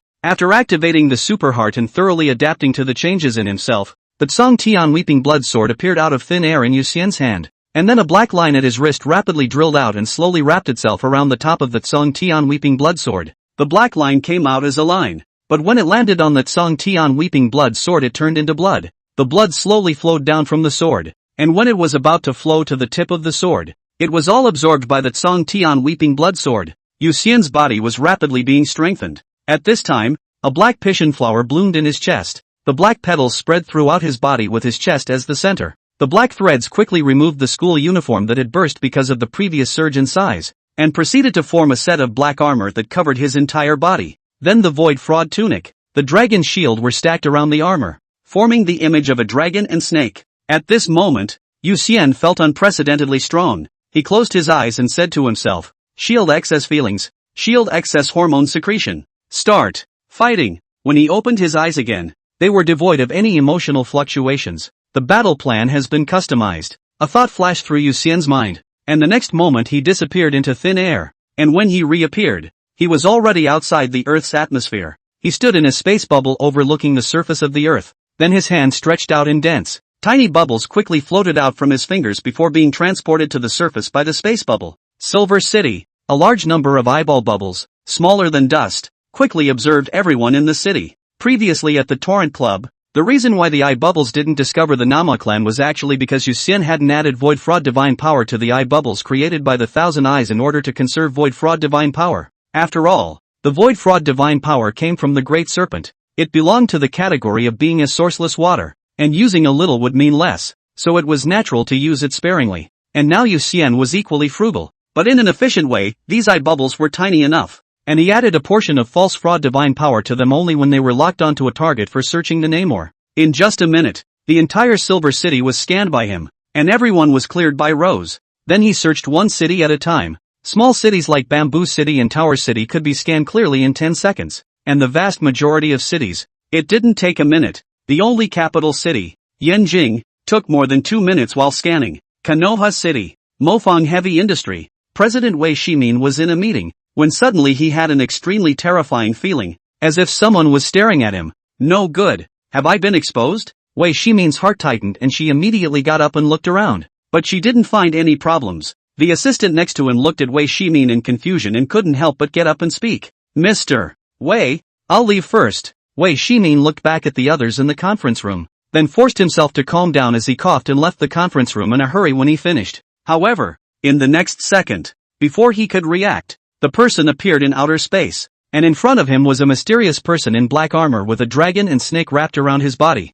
What are you? You know what I am. Dare to kidnap me? Aren't you afraid of being hunted down by Huaxia? Wei Shimin struggled to maintain her composure. Coloring and drinking. Yu Xian looked at Wei Shimin and spoke. I'm surprised that the Nama clan is only controlling an ordinary person. This is no way to save your king out. What Nama tribe? I cannot understand what you say. Sensible, hurry to release me. Or, Wei Shimin's heart was shocked. He immediately broke out and cursed. Yu Xian ignored Wei Shimin's performance, at which point he faintly said, Experiment 1. He raised his hand and countless black lines instantly pierced through Wei Shimin's body, and the next moment a ghostly shadow rushed out of Wei Shimin's body, attacking with teeth and claws. However, the spectral shadow crashed on top of the spatial barrier of the spatial bubble immediately afterward, its sharp claws clawing for a while, but it was completely unable to break through the spatial bubble. Experiment 2. Yu Xian teleported Wei Xinin's body away, then looked at the phantom shadow and said calmly, "What experiment 2? The phantom looked at Yu Xian in horror before it realized that the space bubble was shrinking. And in the blink of an eye the space bubble shrunk to the size of a needle's eye and was still shrinking. After a while, Yu Xian made the shrinking space bubble larger, and the phantom immediately returned to its original state, apparently not injured by the compression. It also came back to its senses at this time, understanding experiment 2's meaning, and laughed coldly, "I'm immortal. You can't kill me. Wait for death you. Since you've destroyed my physical body, I want your children and grandchildren to become my puppets." Experiment 3. Yu Xian calmly looked at the spectral shadow at this time and said indifferently, "A large amount of lightning appeared out of nowhere, filling the entire space bubble, which originated from a storm on the African savanna, where countless bubbles were collecting lightning from the thunderclouds and teleporting it over." The phantom was even more pleased in the thunder and lightning as it laughed maniacally. "Give up. Ha ha ha ha ha. You can't kill me. You can't kill me. Thunder and lightning breaks evil. And it seems that the Nama are not of the same species as ghosts and evil spirits," Yu Xian said lightly. Experiment 4.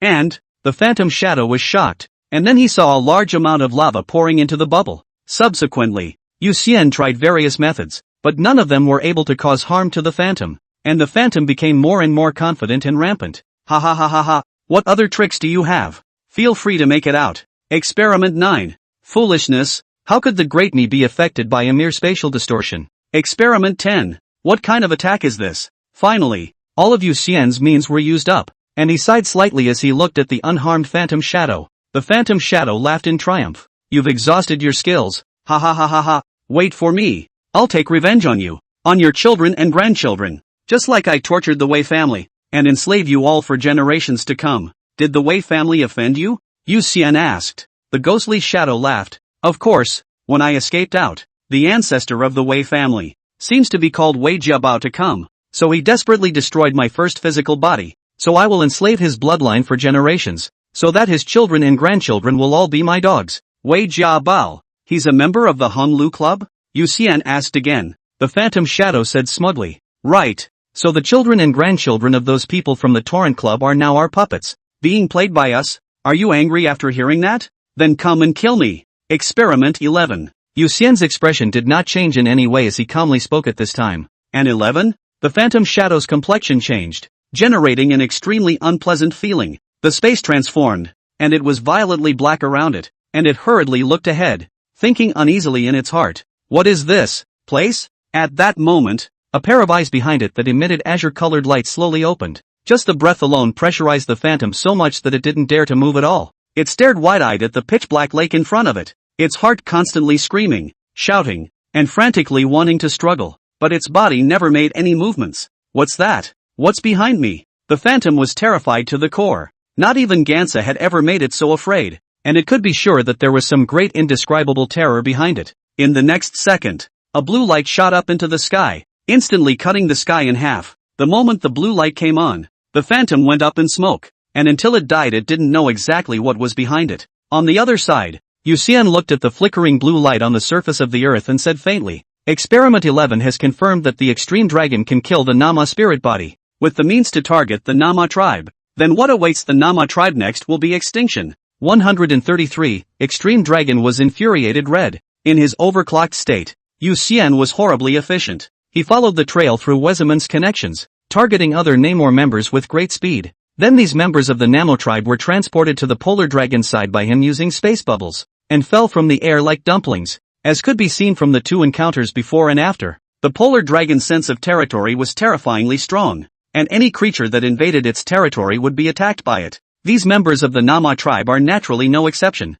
When the extreme dragon came out of the lake, all the members of the Nama race screamed and tried to run away. The gemstone on the extreme dragon's forehead emitted a brilliant blue light, and then swept at all the members of the Nama race. And these members of the Nama race screamed miserably and went up in smoke in the light. But that wasn't all. The extreme dragon had just settled dozens of members of the Nama race when more members of the Nama race fell from the sky, its eyes gradually turning from blue to red, its azure-colored scales flashing with a hint of red light. Boom! With the extreme dragon as the center, terrifying red and blue thunderbolts shot straight up into the sky, and those members of the Namo tribe were shattered and dead before they could fall into the lake. In just 5 minutes, hundreds of Namo members were all dead. and even if the remaining members of the Namo tribe were slow to react, they realized that they were exposed at this time. However, these members of the Nama tribe immediately made the most venomous choice, mobilizing their connections in human society, trying to find out the murderer who attacked the members of the Nama tribe through the humans, and letting the humans eliminate this murderer. These Nama, who had escaped from Mars, had been lurking in human society for more than 500 years, and they would have infiltrated the higher echelons long ago if the humans hadn't possessed the technology to detect whether or not their targets were possessed. Now, although they failed to infiltrate the top echelons, the network of relationships they had woven over the centuries could influence many of the top echelons all the same. One by one, calls were made to Yanjing. This pressure was quickly transferred to the Kirin through many of the higher-ups. After all, the Kirin is the department that specializes in the management of transcendent powers in the country. In fact, the case is not difficult to investigate. After Wei Simon's disappearance, his assistant, Shu Kun, immediately called the police. There is surveillance can be accessed. The Qilin sent the evil squad quickly locked the perpetrator must have space ability, and the domestic space ability of only a few. A little bit of checking gone and MOCA they have a clear idea. Soon, the investigation report appeared in front of Yulai, and when Yulai finished reading the report, he picked up the phone and dialed Yuxian's cell phone number. Yuxian's cell phone in one of the space bubbles far away from Mars immediately rang with a cell phone ringtone. Yuxian's mind moved and the cell phone appeared in his hand. He chose to pick up the call. On the other end of the phone, Yulai opened his mouth and asked, "Little fish, did you do this?" "It's me," Yuxian replied. Yulai was silent for a moment, and gradually said firmly, "Good, then let go of it. I'll hold the pressure from above for you, and remember to write the report beautifully when you turn around, and explain the situation all clearly." Obviously having shielded himself from excess feelings and hormones, Yuxian's heart trembled at this moment. "Yes, Minister." Yuxian took a deep breath and immediately responded. After hanging up the phone, he glanced at the Cthulhu sobbing sword. A large number of black threads wrapped around the sword, constantly supplying blood. After the Cthulhu sobbing sword drew blood, his physical body was further strengthened, and his brain continued to increase its threads, controlling more eyeball bubbles to search for members of the Namor clan. He knew very well that the pressure Yulai was under must be extremely great. The Kirin was not the only official transcendent organization in the country. There were also the Green Dragon, White Tiger, Vermilion Bird, and Xuanwu. And if the higher-ups were provoked by the Namo tribe to misunderstand that Yulai was no longer trustworthy, or even feel suspicious of the Kirin, it was highly likely that these four transcendent organizations would intervene. At that point, the pressure on the minister will be even greater. Therefore Yuxian had to race against time to settle the Nama clan at a faster pace. Tower City. A group of people under the control of the Namor clan gathered. One of the women asked, "Well, any results? Has the murderer been found?" "The murderer has spatial ability. If it's a newborn transcendent, I'm afraid it's not easy to check. We can't rely on all human beings. The most important thing is to rely on ourselves." A man dressed as a martial artist clenched his fist and said through clenched teeth. He was very confident in his power. A spatial ability person was just that. Even if he was teleported to all sorts of treacherous places, he was confident that he would survive. Even if this physical body was gone, it was still an elite among the Nama clan and still had the power to fight. "Saul, what do you think?" At this moment, a fat man with a big belly asked his companion beside him. Then it didn't hear an answer from its companion and subconsciously looked to its side, only to find it empty, and it said in surprise, "Where's Saul?" As it spoke, it looked to the others, its eyes growing wider and wider. Everyone present disappeared at an extremely fast speed, and the horrified expressions on some people's faces had just appeared and were gone in the next second. "No!" the fat man cried out in fear. In the next moment, his body passed through a bubble and a giant red dragon appeared in front of him. This huge dragon exuded an astonishing aura, with a large number of golden auras around it, and before it could turn around and escape, terrifying white beam cannons were ejected from one of the golden auras. Ah ha ah! The fat man's skin instantly festered, then his flesh and blood dissolved and his bones shattered. When the mental body was exposed to the beam cannon, the turn of the eye body shape could not be maintained, as if wiped away by the white correction fluid, completely dissipated. Boom! The white beam cannon penetrated all the way to the distant mountains, obliterating them before fading away. The polar dragon's body was suspended on the surface of the lake, its entire body emitting a red glow, and the jewel on its forehead had shifted from blue to red, with flames blazing inside the jewel. Obviously, it had been angered to the extreme, and any intruder that appeared in front of it would mercilessly erase the other party. Additionally, it was searching for the location of the murderer who had teleported this garbage over. If it locked onto Yuxian's location, it would absolutely destroy him with a single shot. The problem was that Yu Xian's space bubble was very special, and unless one entered the inside of the space bubble, it was impossible to lock Yu Xian's position through spatial fluctuations, but entering the inside of the space was tantamount to being at Yu Xian's mercy. Yu Xian might not be able to defeat the extreme dragon, but if the extreme dragon really dared to enter the space bubble, then he would dare to send the extreme dragon over to the zombie world, so that it would never find its way home. At this time, Yu Xian teleported another batch of Nama-controlled puppets over to the extreme dragon side, while an eyeball locked onto a person, and Yu Xian's eyes widened slightly as he unexpectedly looked at the person in the picture. How is that possible? How can this person be a puppet? Yu Xian looked at the person in front of him that he had seen since he was a child, not realizing that the other party would be a puppet of the Namo clan. 134, The Wrath of the Broken Limit, Igniting Divine Power. The picture is of a competent lady.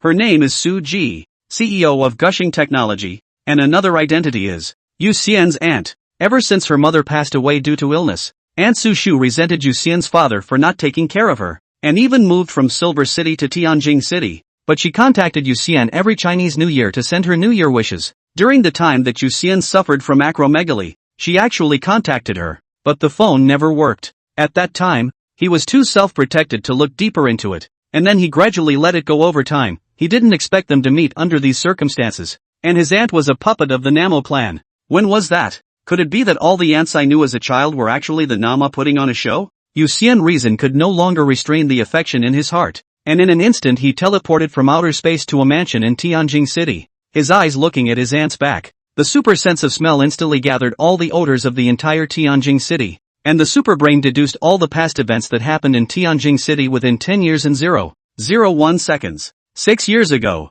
when Yu Xian was 11 years old, his aunt came to Tianjing City. In Tianjing City she interviewed and applied for a job and joined Ancient Life Technology Limited, a company that researches paleontological restoration technology, the founder of which is Dr. Zhou Zhua, a doctor of transcendental biology. 2 years after joining Gushing Technology, Auntie fell in love with Zhou Zhua and got married. After another year and a half, Zhou Zhua was accidentally killed when he encountered a tiger-ranked beast while collecting paleontological feces in the wild. Auntie loses the love of her life and grieves but is forced to carry the banner of Gushing Technology. Under her efforts, instead of declining, Ancient Life Technology grew stronger and even managed to replicate the patriarch bird. This made Gushing Technology famous. The market value soared, and the aunt jumped to become a famous female tycoon in China. But just when Yu Xian was diagnosed with acromegaly, the Namo tribe set their sights on Auntie's company, believing that this technology of replicating ancient creatures would be of great use in rescuing the Namo tribe on Mars. So a member of the Namo tribe used a mental tsunami to destroy Auntie's mind and possessed her to take over all the technology and wealth of the Ancient Life Technology in its entirety. Just shortly after his aunt's murder, Yu Ying calls his aunt for help. The Namo tribe thought that Yu Xian's line was worthless, so they directly blacked out Yu Xian's phone. At that time, Yu Xian was in the doldrums. The whole person is muddled. The heart will inevitably have darker ideas. Coupled with some of the news can see the picture of the aunt to participate in the various meetings in style, so that he thought his aunt after the money does not want to be his poor relatives. They broke all the thoughts, and also cut off the idea of contact again. At this moment, Yu Xian learned the truth, and his eyes stared extremely wide, blood rapidly spreading in his eyeballs. Scenes from his past with his aunt flashed through his mind. Images of being held by his aunt as a baby as she gently hummed a song. Images of his aunt as a child standing in the sunshine and playing with himself. Images of being tired from hiking and resting on his aunt's back in peace. And images of holding each other and crying when his mother died. Unconsciously, 2 lines of tears slowly flowed down from the corners of his eyes. Turns out the aunt was killed over a year ago. It wasn't that she disliked him as a poor relative. On the contrary, she had always missed him, and had decided when her father died that she would bring him to Tianjing City to study. Of the many pieces of information gathered, countless bits and pieces show that his aunt cared for him, and up until the time of her murder was preparing the bedding and clothes to take him over to stay. Asshole, asshole, asshole, asshole, asshole. Yu Xian was unprecedentedly angry. Every cell of his super brain was filled with anger. His heart was beating madly at a rate of 1,000 times per second, and under the boiling of his blood, all the water molecules that came into contact with his body turned into steam and kept tumbling. At this time, the Nama clan that possessed Sushu's body finally realized that something was wrong. It immediately turned around, its eyes widening the next moment as it looked in horror at Yu Xian, who was like a demon god. At this moment, the black armor on Yu Xian's body was emitting rolling steam, those eyes were emitting an angry red light, and the large snake wrapped around his body turned red as if it was going to burn in the next moment. Suji took a step back and just opened his mouth to ask for help. Boom! In an instant, Yu Xian appeared in front of Suji. His right arm wrapped Suji in his arms, but the large snake that was wrapped around his body passed through Suji's body, directly blasting the Nama clan that was possessed in Suji's body out of his body. The serpent kept toppling the Namor to the outside of the building, then opened its mouth and bit the Namor and flung it into the sky. Yu Xian gently put Ansushu down. Then the red light covered his body, and in the twinkling of an eye he appeared high in the air. The void fraud divine power covered his whole body, and he threw frantic punches at the Nama who was thrown up by the big snake. Aha! Yu Xian angrily threw punch after punch, hitting the Namo tribe's body shape as if it were dough, changing in a million different ways. But this didn't actually cause too much damage to the Namo clan, who reacted from their shock, and their expressions flashed with a hint of celebration. Asshole! Yu Xian was already enraged, and when he saw its expression, his soul seemed to crack with a click, and anger surged out of his soul in a frenzy. The hands covered by the void fraud divine power suddenly burned with blood-colored flames, and a large hole was blown out of the Nama clan's body with a single punch.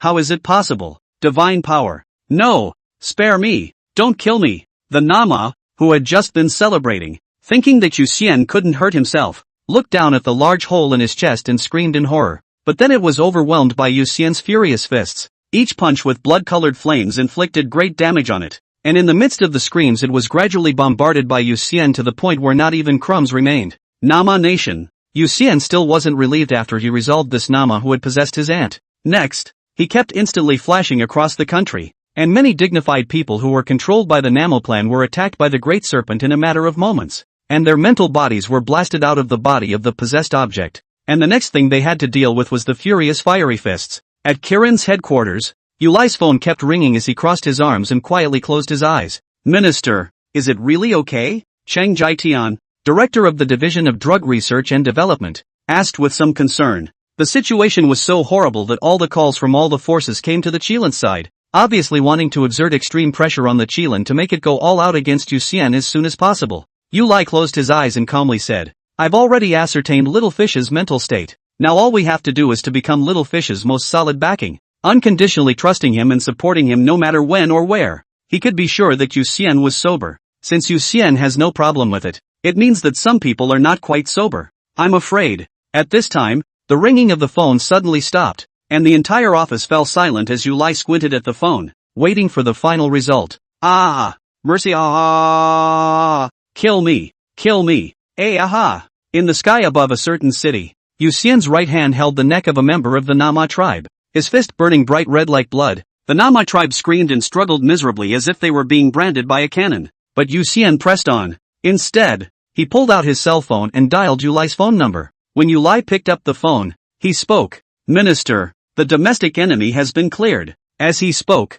he pinched with force, and the flames instantly covered the Nama in his hand, and he closed his eyes and listened to the Nama's screams as if they were heavenly music. This is just the beginning. Next, the Nama on Mars. All must die. 135. Everything is in Yu Yin's calculation. But before that, one thing must be settled. This time, Kirin has been under tremendous pressure to support him. All forces have turned on Kirin under the misguided influence of the Namo clan, and the higher-ups are waiting for an explanation from Minister Yuli. If it drags on too long, suspicion will easily arise, so the internal problems must be solved first. When Yuli asked Yu Xian on the phone when he could return to the headquarters, he took his cell phone and closed his eyes as thousands of eyeball bubbles quickly searched the cities for a large amount of evidence under his control and transmitted it through space. While gathering evidence, Yu Xian also controlled a hand bubble to write a quick report at home. Super Brain after the Black Blood and Song Tian Weeping Blood Sword reinforcement, used to write a report as simply as big as anti-aircraft guns to hit mosquitoes. Just half a minute.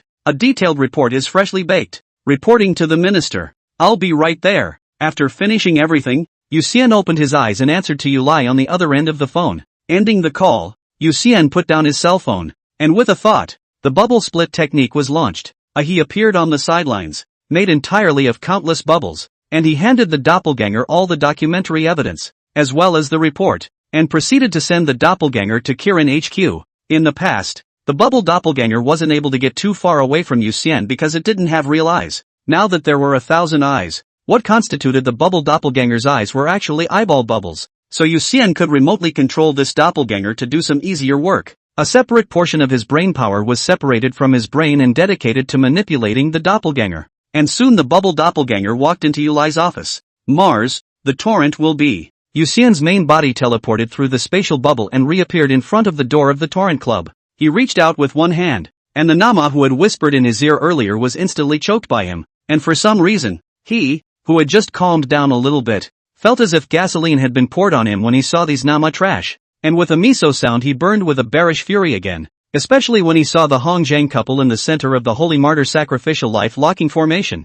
He couldn't wait to burn all the Namo scum here to ashes. In fact, he did. That anger was like substance, and when it combined with the void fraud divine power, it immediately turned into blood-colored flames, and the Nama who was being held by his neck immediately let out a mournful scream as his body turned into a torch in the blink of an eye. The Nama who were originally clamoring in the cage formed by the sacred martyrdom sacrificial life locking formation suddenly quieted down, all looking in horror at their compatriots who were burning in Yuxian's hands. The king of the Namo tribe, Gansa, even lost his voice and shouted, "How is it possible? The power of a true god." The general Nama clan was not able to distinguish the difference between divine powers, thinking that all divine powers were the same, but it, as the king of the Nama clan, knew that there were two types of divine powers in total. One was the pseudo-god power and the other was the true god power. The power of the false god was really just a sublimation of some kind of energy on a mass level, and while it was still strong for the dragon class, it might not pose a threat to the Nama. Only the power of the true god can inflict real damage on all lifeforms without discrimination.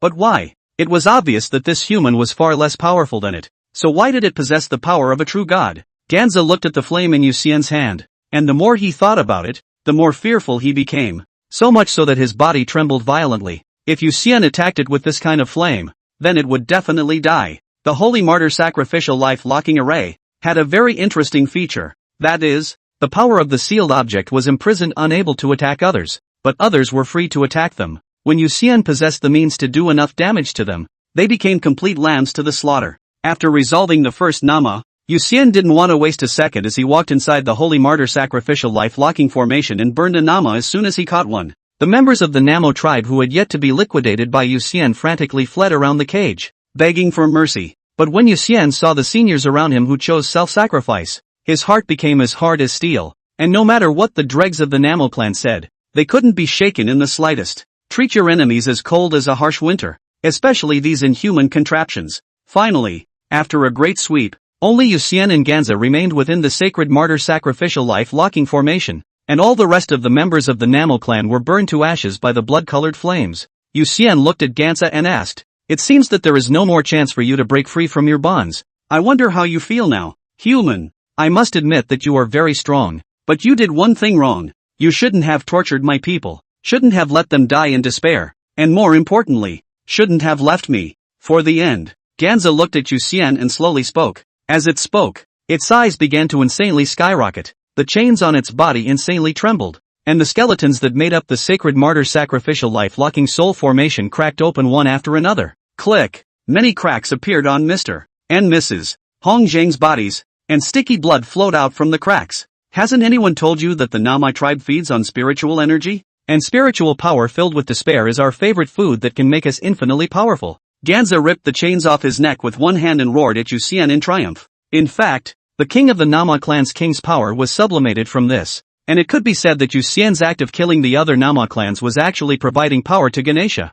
That I certainly know. Yuxian looked at Ganza and smiled slightly. After killing all the Nama, the remaining void fraud divine power in his body would not have been enough to burn Ganesha. In the end, the void fraud divine power was ultimately sourceless water that he had extracted from the blood of the great serpent, and there would always be a day when it would run out, and using it on these Nama clans was considered to be on the edge of the sword. The superbrain had calculated everything before it was done. The method to undo the holy martyr sacrificial life locking formation was simple. Beheading the Hongjiang couple would do, or killing all the Nama clan would also do. Yuxian was certainly unwilling to desecrate these two honorable seniors. The problem was that if weaker members of the Nama tribe were left behind, even if it absorbed the spiritual power of all the Nama tribe, it probably wouldn't be able to break free from the holy martyrdom sacrificial life locking formation. When this really happened, after his void fraud divine power was exhausted, then he could only watch the other party continue to live on in the world, and Mr. and Mrs. Hongjiang would continue to be tortured because of this scum.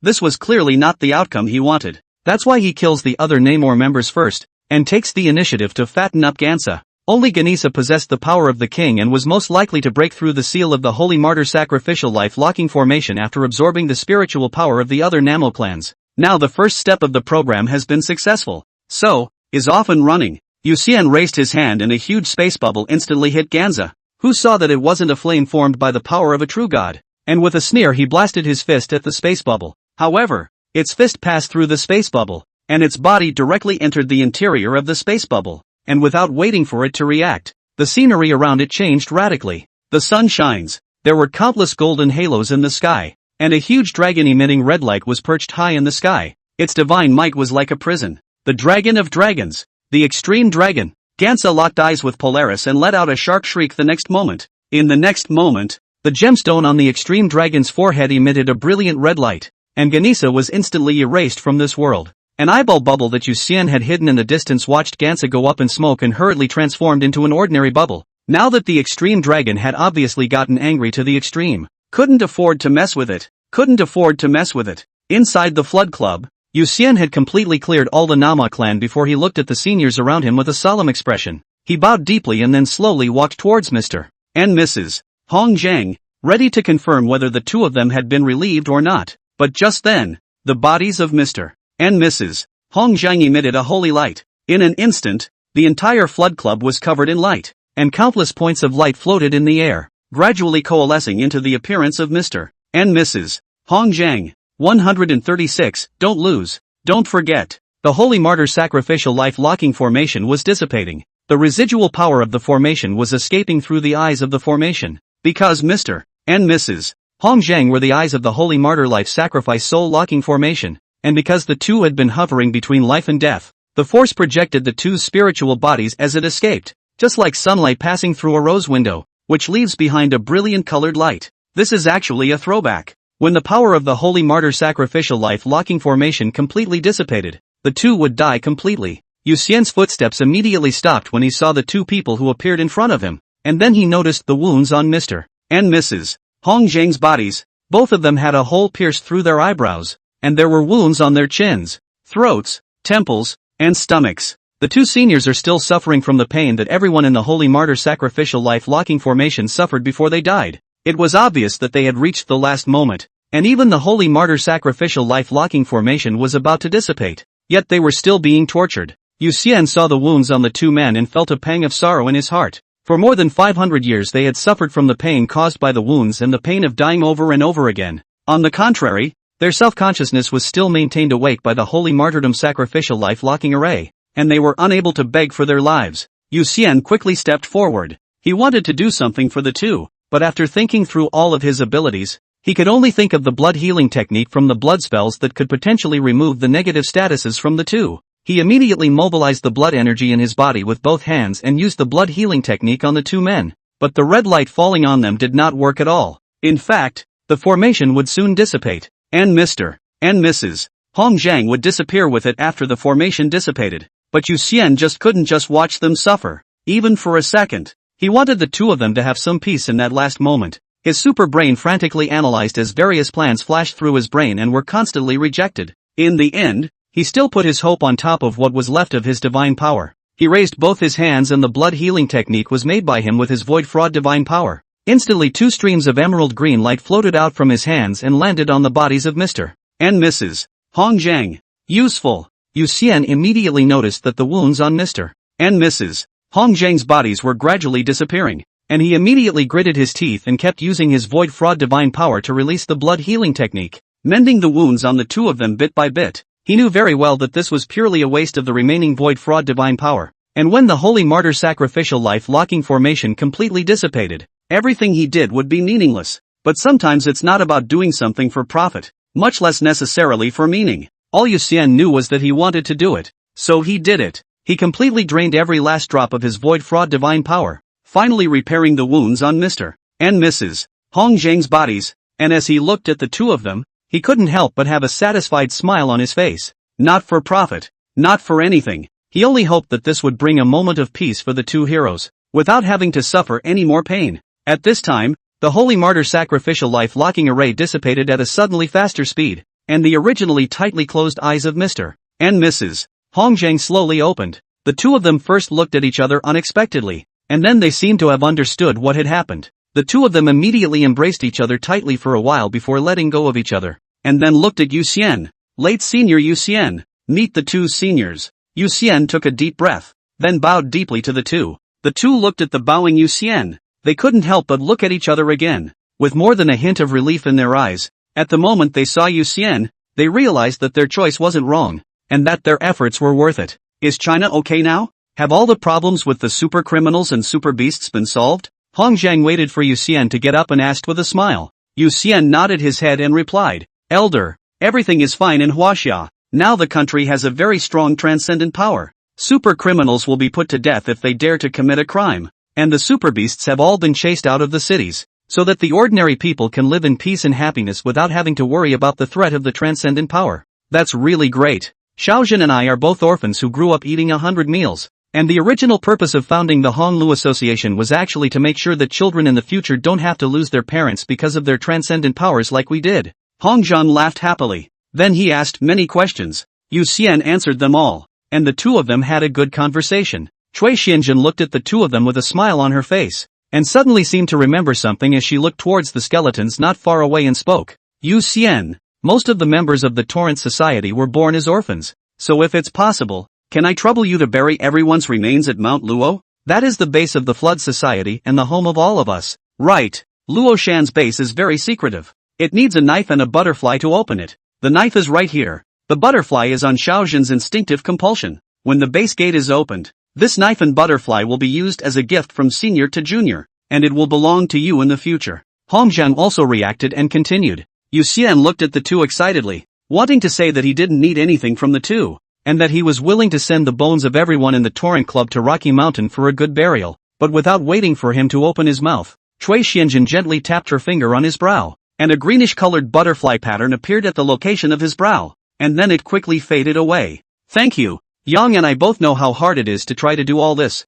and to be able to see such a good junior like you at the end of the day, to know that we didn't make the wrong choice, that's already the best gift for us. So this is a return gift. Cui Xianjun smiled slightly. By how hard at all is she meant addressing the Namo in the seal of the Holy Martyr Sacrificial Life Locking Formation, as well as repairing their 500 years of spiritual trauma. Yu Xian had a butterfly appear in his spirit world at this time. This butterfly instantly pulled his consciousness to an extremely distant place, and countless knowledge of the companions poured into his consciousness like a torrent. Obviously, Cui Xianjun had a very unique understanding of spiritual power and consciousness, and this was using the remaining power of the Holy Martyr Sacrificial Life Locking Formation to impart knowledge to Yu Xian. However, the fact that the Torrent Society was able to discover the Nama clan in itself indicated that there must be a transcendent inside the Torrent Society who was quite knowledgeable about spiritual power, and if they didn't have the means to discover the Nama clan, they wouldn't have been able to use the sacred martyrdom sacrificial life locking soul formation to seal the Nama clan. While Yu Xian was drowning in the ocean of knowledge, the Holy Martyr Sacrificial Life Locking Formation accelerated and dissipated because Cui Xianjun used some of her power to impart knowledge. Hong Yang and Choi Hyun Young both knew that it was about time, and only each other was left in their eyes at this moment. I'm sorry for clearly saying that I want you to have a good life, Hong Yang said as he gently hugged Cui Xianjun and closed his eyes. Cui Xianjun leaned into Hong Zhang's embrace and smiled. Well, then in your next life remember to make sure to fulfill this promise and don't forget. The light emanating from the Holy Martyrdom Sacrificial Life Locking Soul Formation was getting dimmer and dimmer, and gradually the points of light on the two men were getting dimmer and dimmer as well, and eventually the light went out, and in the darkness, only Yu Xian, who was standing in the same place, was left. 137, Butterfly Transformation Compass Master. After almost an hour, cracks gradually began to appear in the ground. An array of red light shot out from the floor of the Torrent Club. The Holy Martyrdom Sacrificial Life Locking Array not only sealed the Nama race here, but also suppressed this abyssal fissure on Mars, so that the Nama race did not have any abyssal monsters invading this world through this fissure afterward. But now that the Holy Martyr Sacrificial Life Locking Array had dissipated, the abyssal rift that had been suppressed in the first place was gradually restored. Yu Xian closed his eyes tightly, unaware of the changes in the outside world. At that moment, a tiny arm stretched out from the not-so-large crack of the abyssal fissure, and it pressed its palm on the floor with a strong push as its body slowly came out of the fissure. It had a large head and a small body with reddish-red skin, was only about half a meter tall, and had a head full of sharp horns. It's a lower imp. It belongs to as the lowest-ranked demon in the abyss, with strength against the lower wolf rank. Inferior imps generally have no names, and have no special abilities of their own, purely having a comprehensive quality of wolf level, with fighting habits of pouncing on their targets and clawing madly, and are considered to be at the bottom of the food chain in the abyss, and are easily preyed upon by all sorts of abyssal creatures. After this inferior imp came out, the first thing it did was to look at Yuxian, who was standing still, and its eyes immediately showed excitement, and without hesitation, it directly pounced on Yuxian. Although the Void Fraud tunic had already dissipated due to the exhaustion of the Void Fraud divine power, Yuxian was still protected by the dragon shield, and before the lower imp could touch Yuxian, his head hit heavily on top of the shield constructed by the reverse scales. It shrieked miserably as its body went back how it came and landed with a grunt, the spikes on its head cracking. Miscellaneous. The inferior imp quickly got up with a strange cry and looked at Yuxian in horror. Then it turned around in panic and tried to escape, but just as it ran out of the stone door, a black shadow instantly attacked it in a zigzag shape, and it immediately received an additional cut on its head and neck. Puff! The lower imp's body and head were separated and immediately fell to the ground. Not far from it, the shadow compass flowed over like a liquid, entering the stone door and quickly flowing into Yuxian's shadow, which was the last order Cui Xianjin gave it. There were three more popular types of transcendent inheritance brought about by the forbidden fruit, the first being the bloodline inheritance, nine-tailed foxes, quaffle bloods, vampires, werewolves, etc. all fall into this category. The second is knowledge transmission. The general professions of martial artists, alchemists, and so on are considered to be in this category of heritage. The third is the seed seal lineage. For example, fighting warriors, magicians, fairy cultivators, compulsion masters and other professions, all belong to this type of inheritance. This type of inheritance often required a transcendent seed or transcendent seal to be able to possess transcendent power, such as humans themselves who could not cultivate fighting chi no matter how much they practiced. However, if one was implanted with a fighting seed, then one could slowly incubate the fighting seed in their body by exercising their body, allowing the fighting seed to take root in their body, and ultimately transforming into their own transcendent power. The same was true for compassionists, who needed to possess the inheritance seal to be able to cultivate. Without the inheritance seal, it would be impossible to manipulate the parasites, much less cultivate them, and even if they were controlled through other abilities, they would not be able to utilize 100% of their power. The green-colored butterfly that Cui Xianjin gave to Yuxian was in fact the legacy seal of the compassionist, which not only contained a great deal of knowledge of the compassionist, but at the same time, it was itself the key to manipulating the compassionist. This is actually equivalent to a token or a military talisman. After 3 hours, Yuxian thoroughly absorbed all the knowledge of the compassionate master. He slowly opened his eyes, and the green butterfly mark on his brow flickered, immediately sensing the shadow compass hidden in the shadows, as well as the molten spirit compass and desolate stone compass in the distance. In the past, there were many Hmong people who wanted to become parasites and made pretty much the same wish after taking the forbidden fruit. This has led to the existence of many schools of compulsion, each of which traces its origins back to a lucky man who ate the forbidden fruit. The compassionist inheritance that Cui Xianjin had passed down to him belonged to the compassionist inheritance that was of the butterfly transformation stream, which was why this profession was also called the butterfly transformation compassionist. That butterfly seal was called the 1000 butterfly seal,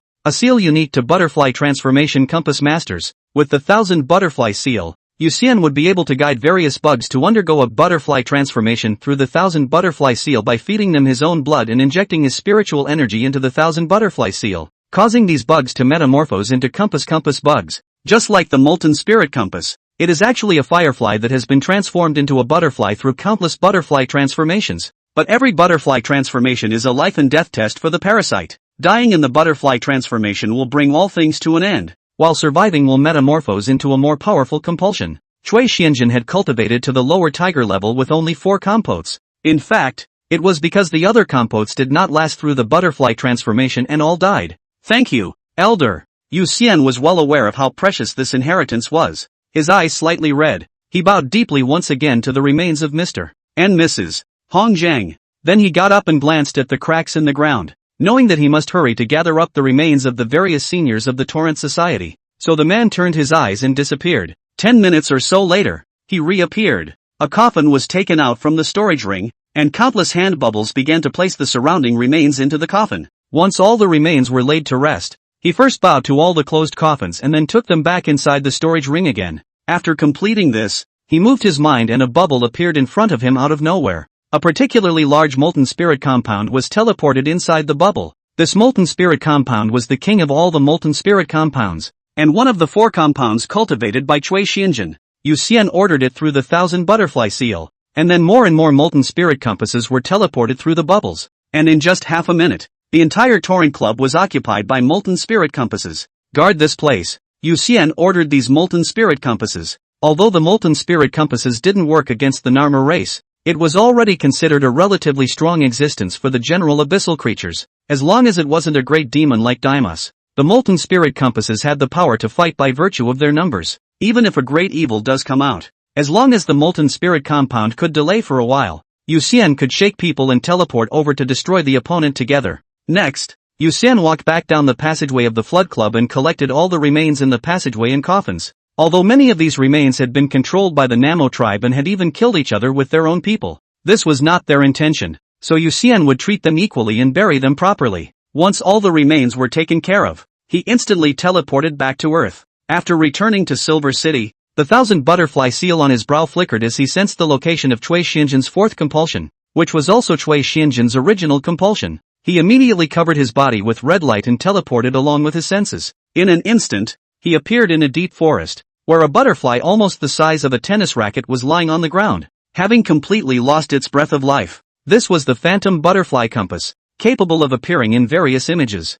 Cui Xianjin had left it on Earth to be used to transform into her own image and remotely deal with all sorts of Torrent Club affairs, except that she hadn't expected that she would end up sacrificing herself on Mars, so much so that the phantom butterfly compass had been left behind on Earth for eternity. Come out! Yu Xian looked at the phantom butterfly compass and spoke. The next moment, an even tinier, hidden butterfly slowly floated out from the corpse of the phantom butterfly compass. 138, a knife and a butterfly. It takes a knife and a butterfly to open the door to the Torrent Society's base in Rocky Mountain. A knife was the long knife that Hong Zheng used to finish himself off. It was a long knife of about 1 meter 7, and it was natural for Yu Xian to pull out the knife when he collected the remains of the two men. The knife was now in his storage ring. And a butterfly. It was this one that loomed in front of Yu Xian's eyes. This butterfly wasn't a compulsion, but rather the ultimate defense that the butterfly transformation stream patriarch had created with his own dead compulsion, called the Dream Butterfly. The butterfly transformation stream, like the Pagoda City 8 treasures sect that Zhong Wulan was a part of,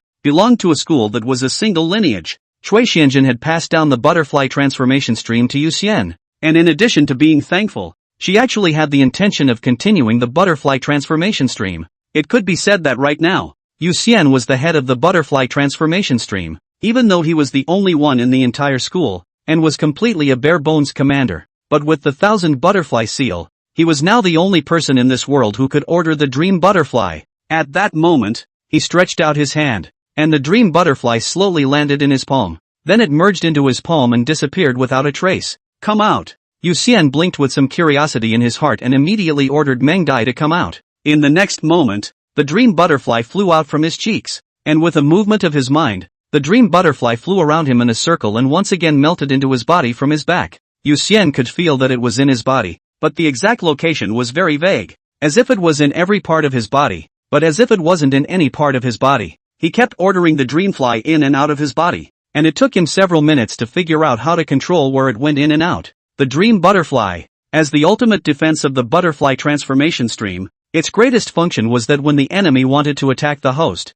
it would cause the enemy to drift off slightly, and all thoughts of attack would first pass through their minds in the form of daydreams, and they would only come back to their senses when they realized that they were daydreaming. For example, someone saw Yuan and tried to stab him with a knife. Moments before striking he would daydream, generating images in his mind of himself stabbing Yu Xian furiously with a knife, only to realize when he came back to his senses that he had in fact been frozen in place and hadn't struck at all. Of course, the defensive effect of this defense depends entirely on the gap between the two parties' spiritual power. If the enemy's mental power was much higher than Yu Xian's, then the Dream Butterfly might only take effect for 0.01 seconds, or even be directly immunized by the opponent. However, if Yu Xian's mental power was much higher than the enemy's, it would be possible to hard control the opponent for more than 10 seconds, or even when the gap was so large as to be unimaginable. The Dream Butterfly could cause the opponent to fall into a cyclic daydream from which he would never be able to wake up. The main reason why the Dream Butterfly was in the body of Phantom Butterfly Compass was because the Hong Liu Society had been actively fighting against all kinds of transcendental criminals, and there were a lot of transcendental criminals who couldn't stand to see the Hong Liu Society. So Phantom Butterfly Compass playing Cui Xianjin could easily be targeted by her enemies. Cui Xianjin, in order to protect the Phantom Butterfly compulsion, which before going to Mars will be the dream butterfly placed in the phantom butterfly compulsion. Only at that time, how she could not imagine that she will not return. Half an hour later, Yu Xian appeared in the desolate stone city not far from Mount Luo. Desolate Stone City was a city made entirely of desolate stone. Although Yu Xian's heart was a little diabolical after learning that desolate stone was actually the feces of the desolate stone compound, but he had to admit that Arakanese city had indeed sheltered many ordinary people in ancient times. This is the most active city in the past, and there are also buildings in the city that are related to the Hungarian society, such as the Hungarian Society Memorial Hall and the Hungarian Society Amphitheater. However, the residents of Desolate Rock City probably couldn't have imagined how the base of the Torrent Club was actually just outside of the city at Luo Mountain. Yu Xian sat inside the space bubble and flew from Desolate Rock City to Luo Mountain in the twinkling of an eye. Then he circled around the entire mountain to look for the entrance, and finally found the entrance at a hidden cliff on the mountainside. This entrance was very inconspicuous. Not only was it full of vines and weeds, but there was also a small illusion formation. Fortunately, the illusion formation was already in a semi-crippled state, and at most, it could only confuse ordinary people who did not have a high level of mental power. Yu Xian swept away the vines that blocked the entrance and walked along the passageway, because it was too long for anyone to visit. There were many small insects in the passageway, and when Yu Xian saw these insects, he had a bright idea and caught a lot of spiders and centipedes with his space bubble, preparing to turn back to himself and use them to create compulsion. The passage was very much in the style of the Torrent Society, similar to the passage on Mars, which sloped all the way down. However, this passage was nowhere near as long as the one on Mars, and after a few minutes, the floor, walls, and ceiling around the passage turned into slabs of barren stone, and a few steps further on, a large door made entirely of barren stone came into view. Yu Xian came to the door and took out Hong Zhang's sword from his storage ring. The blade was called Great Thick Earth Kyo Shigtake Blade, and its ability was very simple. The blade's length, size, and weight would change depending on the energy provided by the user. It is not picky, like the thick earth. Any energy can be absorbed and in doing so it changes its length, size and weight. Yu Xian held the Great Thick Earth K Yao Chongyu blade and directly inserted the blade into one of the blade holes of the gate, and then summoned the Dream Butterfly and maneuvered the Dream Butterfly to fly to one of the butterfly seals of the gate. The gate creaked heavily at this point, opening slightly a crack. Yu Xian stepped forward and easily pushed the door open with both hands. These two doors probably weighed about 4 tons each. An ordinary person would probably not be able to push the door open even if they had the great thickness of the Earth K Yao Chongyue sword and the Dream Butterfly. In fact, not to mention ordinary people, most of the transcendents below the bug level actually couldn't push this door. A dull odor hit Yu Xian as he pushed open the door, and he immediately wrapped himself in a space bubble and maneuvered it to slowly enter the door. Inside the door is a huge man-made cavern, bigger than you can imagine. Many of the houses are built right into the caves, and you can even see some slides and swings for children around the perimeter. And further away there is a small river as well as fields that people have carved out. Unfortunately, the place has been abandoned for a long time, with dilapidated houses, broken swing ropes and fields full of weeds. Yu Xian looked at the traces of life left behind by the people around him, and could imagine the picture of the members of the Torrent Club living a life of men farming and women weaving, and children playing happily here. He stepped out of the bubble and forced himself to take a deep breath. Instantly images of the entire cavern's past came quickly to mind as he slowly walked to the dirt slope in the upper right corner of the cavern. There is a withered peach tree planted here, planted by Hong Yang and Choi Hian Yang themselves, and it is also their favorite place. Yu Xian buried the two under the tree, then he buried the others around them, and when he had finished everything, he lit 3 incense sticks for each of them. Bowing deeply again, he rose and stood for a moment, finally turning away as he had business to attend to. He returned to the gate and closed it again before pulling out the Great Thick Earth K Yao Chongyu sword and calling the Dream Butterfly back into his body. And finally he took a deep breath and teleported directly back to his aunt's house in Tianjing City. Freeze! However, just as Yu Xian teleported over, more than a dozen swords instantly surrounded him. 139. Zheng Shou has made a great achievement. Salty? You're not at headquarters? A short-haired youth holding a long sword was surprised to see Yu Xian. Yu Xian also recognized the other party at this time and frowned. Brother Chongying, what are you doing? Wait, let me check if you're a real person first. Don't move you kid. Changing hurriedly spoke, then took out his cell phone to contact his captain, Dryad. He was a member of the Evil Beheading Squad under the Dryad. The members of the Evil Beheading Squad have code names related to famous swords and knives from ancient times. In addition to Dryad and Moxie, there are several other members, including Changing, 7 Stars, Red Sky, Pure June, and Shang Xie. When he first fought Daimos,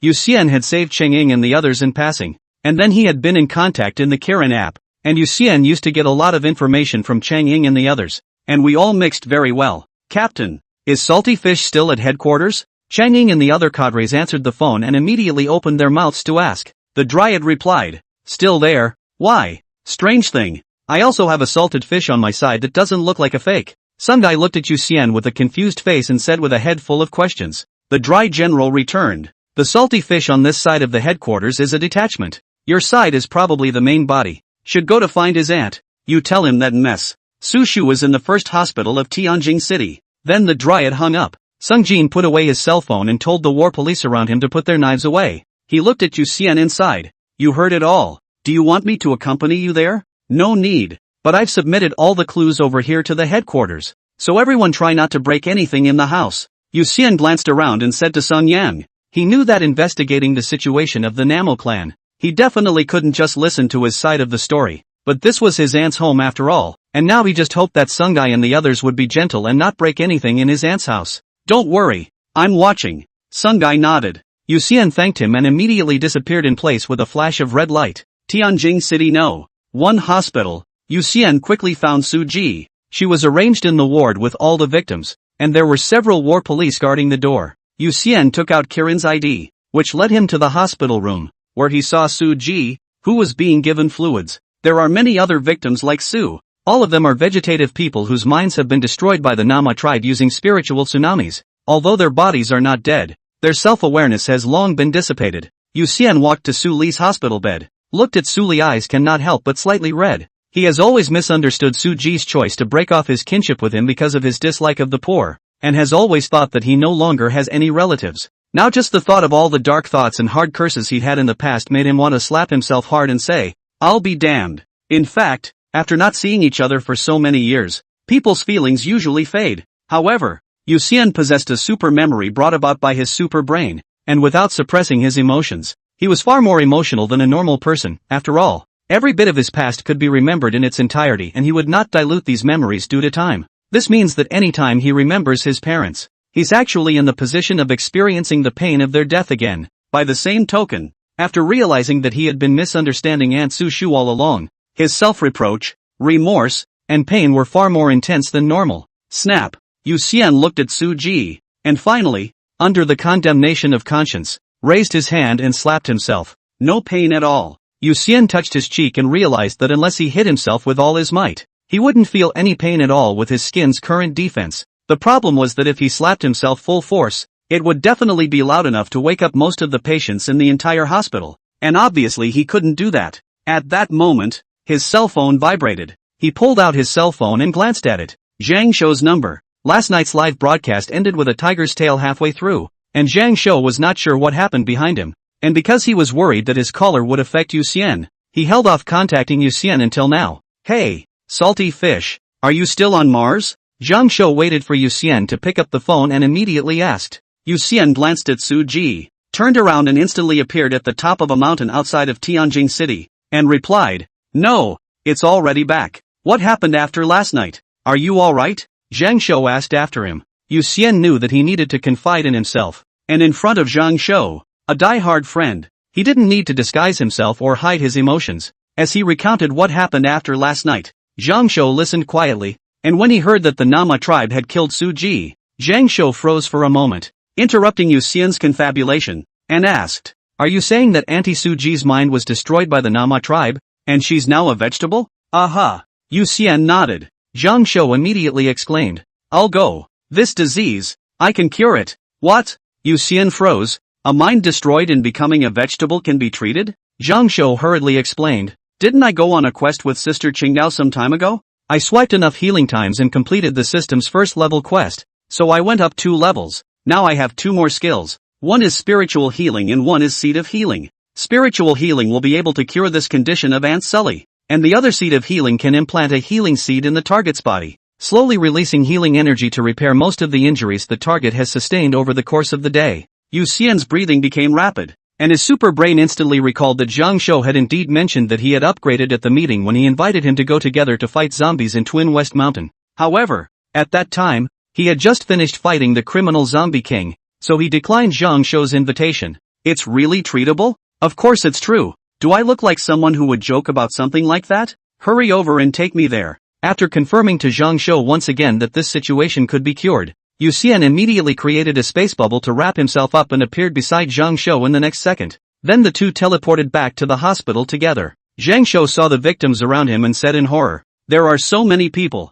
This is just a part of it. There are quite a few more victims in other cities. Probably several thousand." Yu Xian explained. Zhang Shou was silent for a moment and suddenly looked up to the sky inside. And in Yu Xian's puzzled gaze, he explained, "The essence of spiritual healing is to consume my spiritual energy to heal the other party's lost spiritual energy. And if the target of the healing is a vegetable, then it must consume one of my lives." He doesn't actually die after the treatment, but becomes a vegetable himself. But it was basically no different than consuming a life. And even if no one did anything to kill him, he would need at least 7 days before he could die of old age and come back to life again. If he doesn't know about it, forget it. Now that he knew, his medical ethics as a healer would not allow him to stand by and do nothing. But just the thought of dying once or even twice a day for the rest of his life made his scalp tingle. But real men do something, and they don't. Zhang Shou's conviction became strong once again as soon as he thought of Yu Bo and the others who had already sacrificed their lives. These people, he's going to save. A moment. Zhang Shou collapsed,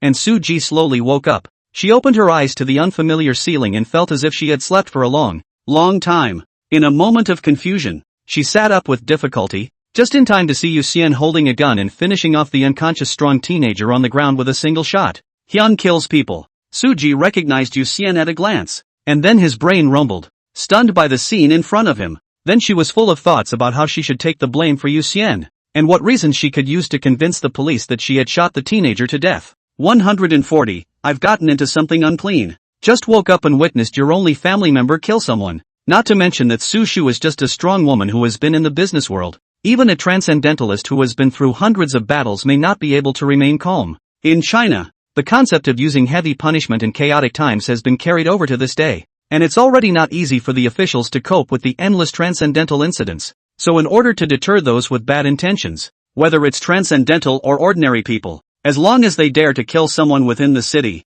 once they're caught by the Public Security Bureau, all of them will be sentenced to the highest amount of punishment. Su Ji wants to take the blame for Yu Xian, but actually he wants to exchange his life for Yu Xian's life. However, before Su Ji could think of a suitable reason, the resurrected Zhang Shou got up from the floor, and then came to the hospital bed with Yu Xian. Auntie? Yu Xian saw that Su Ji had already sat up and opened his mouth to call out. He had always called Aunt Suli this way, and since he had been called this since he was a child, neither he nor Suli thought there was anything wrong with it. It's really the same as how some families grow up calling their children babies, and when they're clearly grown up, they still call them babies out of habit. They're still babies anyway, no matter how old they are. However, Su Ji just stared blankly at Zhang Shou, as if he hadn't heard Yu Xian's voice at all. Yu Xian didn't have mind-reading skills, so naturally he didn't know what Su Ji was thinking, so he subconsciously looked at Zhang Shou, who frowned and said, "It's strange. Could it be that Auntie Su has other illnesses that we don't know about? Emotional deficiency? Or is the brain memory damaged? Xiao Xian, am I dreaming?" Su Ji came back to his senses at this time, slowly looked at Yu Xian and opened his mouth to ask. She could be sure that she was absolutely not wrong. Just now Yu Xian did open a big hole in Zhang Shou's head with a shot, but why is Zhang Shou alive and kicking now? And also with Yu Xian as if he was a brother and sister? The CPU spun smoking, and she couldn't even figure out the logic. Had she finally found proof that this world was actually virtual? The next moment, however, she was hugged by the overly emotional Yu Xian, and as she listened to his emotional cries, the questions, confusion, and insecurity were all put aside. She is an adult in front of Yu Xian, and she will stand up for him even if the sky falls. She smiled and gently patted Yu Xian's back, saying gently, "Well, such a big man, still likes to pamper your aunt, shy or not. Auntie Su, just let salty fish cry for a while. It's really not easy for him this year." Zhang Shou wiped his slightly red eyes at this time, and whispered to Su Ji.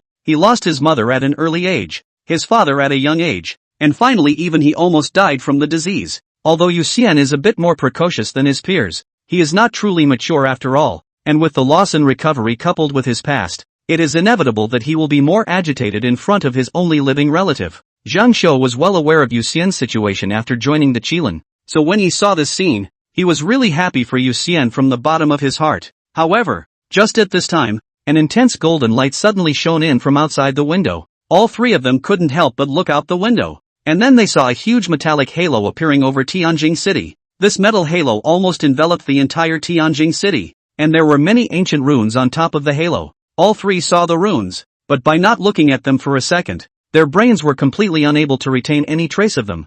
Bad. The Extreme Dragon has locked onto me. Yu Xian recognized that the aura belonged to Extreme Dragon the moment he saw it. His face changed slightly, and without waiting for Zhang Shou and Su Qian to inquire, the next moment he wrapped Su Qian as well as Zhang Shou in a spatial bubble, and in the twinkling of an eye, the two of them were transported by him to Silver City. Then he himself instantly moved outside of Tianjin City, and sure enough, the aura that enveloped the sky above Tianjin City quickly chased after him. Identification. Yu Xian immediately used appraisal on himself. However, when he opened his attribute panel, he realized that his lifespan had become. He froze for a moment and immediately wrapped himself in a space bubble, and in an instant he teleported to the world of the dead. On the cracked ground full of cracks, he appraised himself again, and his lifespan was indeed back to 364-892-2477. Scared the hell out of me. Yu Xian sat inside the bubble, which was a relief. He did not think that Extreme Dragon could really find him. This is also too vindictive. Is not just to send a few garbage over.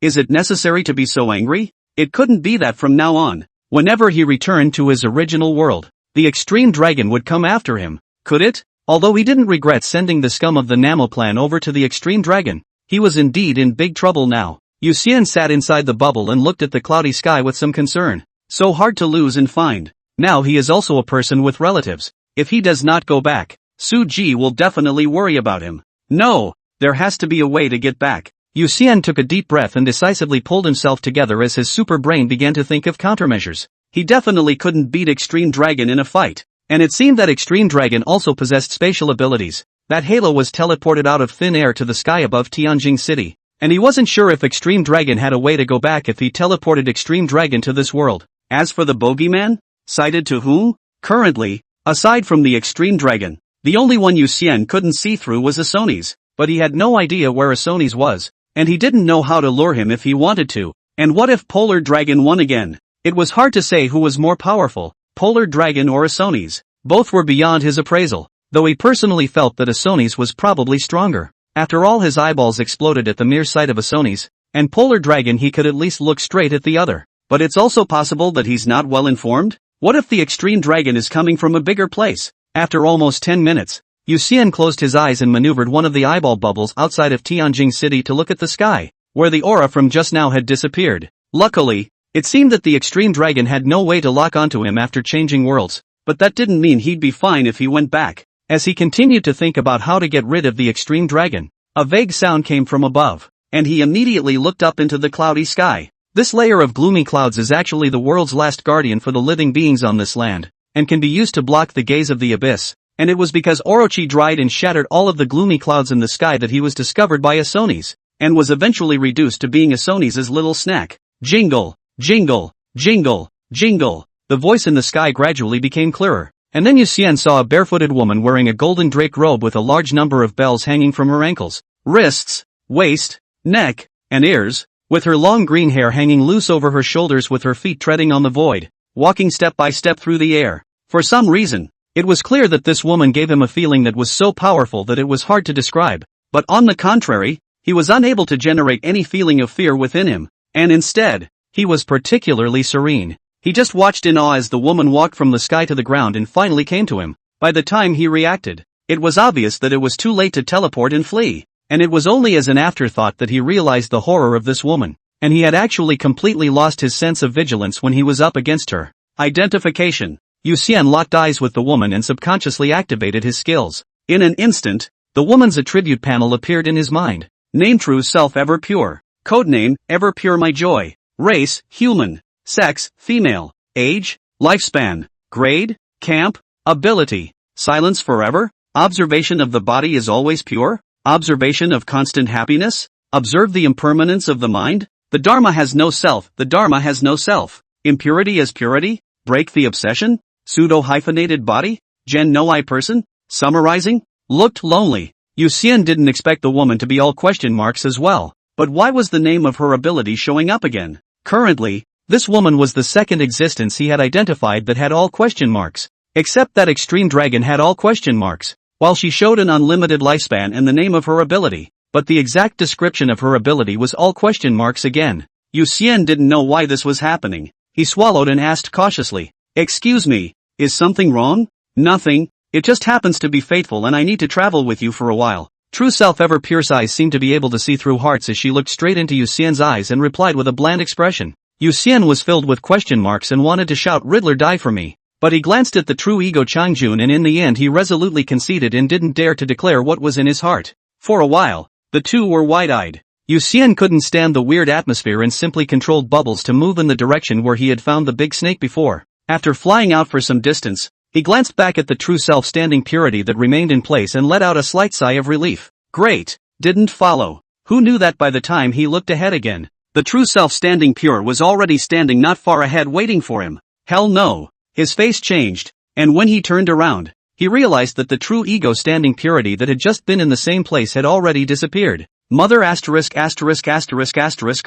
Yu Xian couldn't help but put on a mask of pain at this moment. He seemed to have gotten his hands on something unclean. It was true that this kind of place engulfed by the abyss was too dangerous. And if you weren't careful, you could get into big trouble and get caught up in the mess. He wanted to go home so badly for Su Ji, so badly for Nora, so badly for Lao Zhang. 141, the true self is always pure and shares knowledge with you. No, I have to pull myself together. Everyone must still be waiting for me to get back. Yu Xian was motivated just by the thought that there were still loved ones and friends waiting for him to return. He glanced at the true self-changing pure in front of him and immediately gritted his teeth and quickly flew forward while shooting out space bubbles from his 10 fingers in 10 different directions. In the blink of an eye, the space bubbles quickly dispersed like fireworks, flying in different directions. After flying some distance, instantly Yu Xian teleported from the space bubble to another space bubble. The image around him changed, and what came into his eyes was a dried-up lake. But the true self-standing pure was standing in the center of the lake,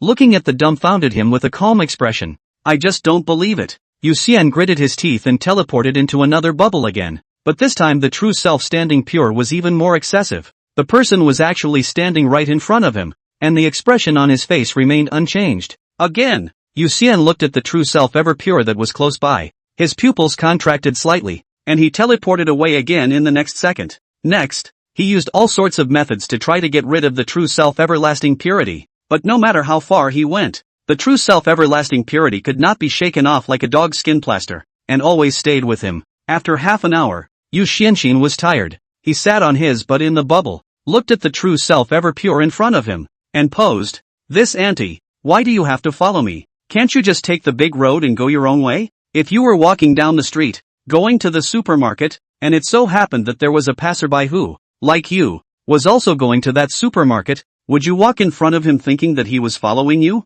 True self-everlasting purity looked at Yu Xian and opened his mouth to ask a rhetorical question. Yu Xian said breathlessly, it's not the same. What's the difference? You and I just happen to be going to the same place. True self-changing purity smiled slightly. Yu Xian looked at true self Changjun with a skeptical look on his face and retorted, the problem is that I don't even know where I'm supposed to go. So how can I possibly be going to the same place as you are going to go? No. It's not. It's not. It's not. He didn't want to come to this world at all. Who would run to this hole if they weren't targeted by the extreme dragon? True self Changjun calmly looked at Yu Xian and elaborated. Everyone's destiny is like a river, which flows in different directions and ushers in different endgames. It just so happens that your flow aligns with mine, which is a rare form of karma. So if you think I'm in the way, you can just pretend I don't exist and do what you want. So aunt, you mean that my current fate is the same as yours? Yu Xian frowned as he looked at true self ever pure and asked. Luckily he has a super brain. Although true self-standing purity's words were cloudy,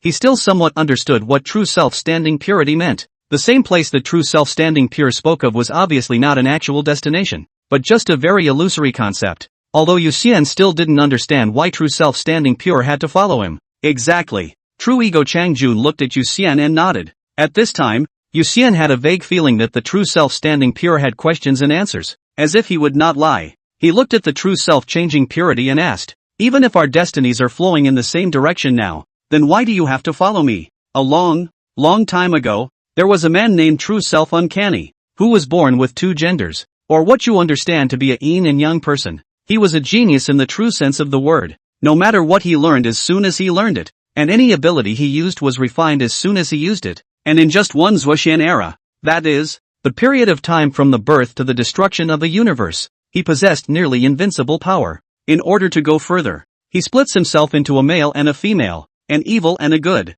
Whether the male devours the female or the female devours the male. But if the male devours the female, his character will become even more evil, and then countless worlds will be devastated. The true self ever pure looked at Yu Xian and said in an unhurried tone. Yu Xian looked at the true self ever pure and immediately reacted, asking, "So you are the good side that the true self everless split off?" "Exactly. The evil side that the true self impermanence split off from his name true self Changle, and now he is searching for me, and since my strength is still a bit short of his, the only way to conceal my existence is to travel with you," True Self Everclear said as he looked at Yu Xian.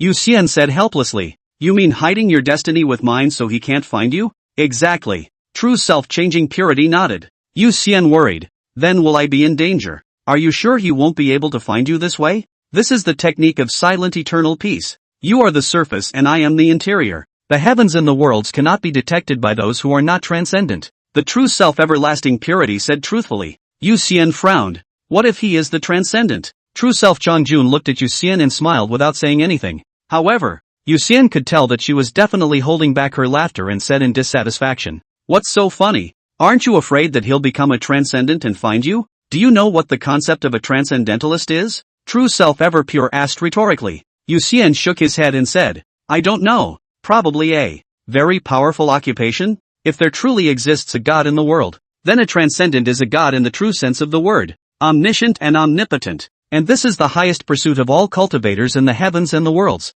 and if true self Everclear has already become a transcendent, then he doesn't need to devour me any longer, as he has already become invincible in the true sense of the word," True Self Everclear explained. Yu Xian was surprised. Then do transcendents really exist? I don't know. There are many records of the existence of transcendentalists in the distant past, but I've never seen a transcendentalist, so I can't be sure if transcendentalists truly exist, True Self Ever Pure replied. Yu Xian pursued, "Then do you know what to do to become a transcendent?" "I don't know." True Self Ever Free speculated that if he could unite yin and yang, he would be one step closer to transcendence, but whether that is the case or not, we still need to wait for the final results to know, True Self Everlasting Purity replied. The final result would naturally be revealed only after she had devoured the true self everlasting bliss, or the true self everlasting bliss had devoured her. After Yu Xian listened to true self everlasting purity, he suddenly realized something. Since true self everlasting was so powerful, the splintered true self everlasting purity must be super powerful as well.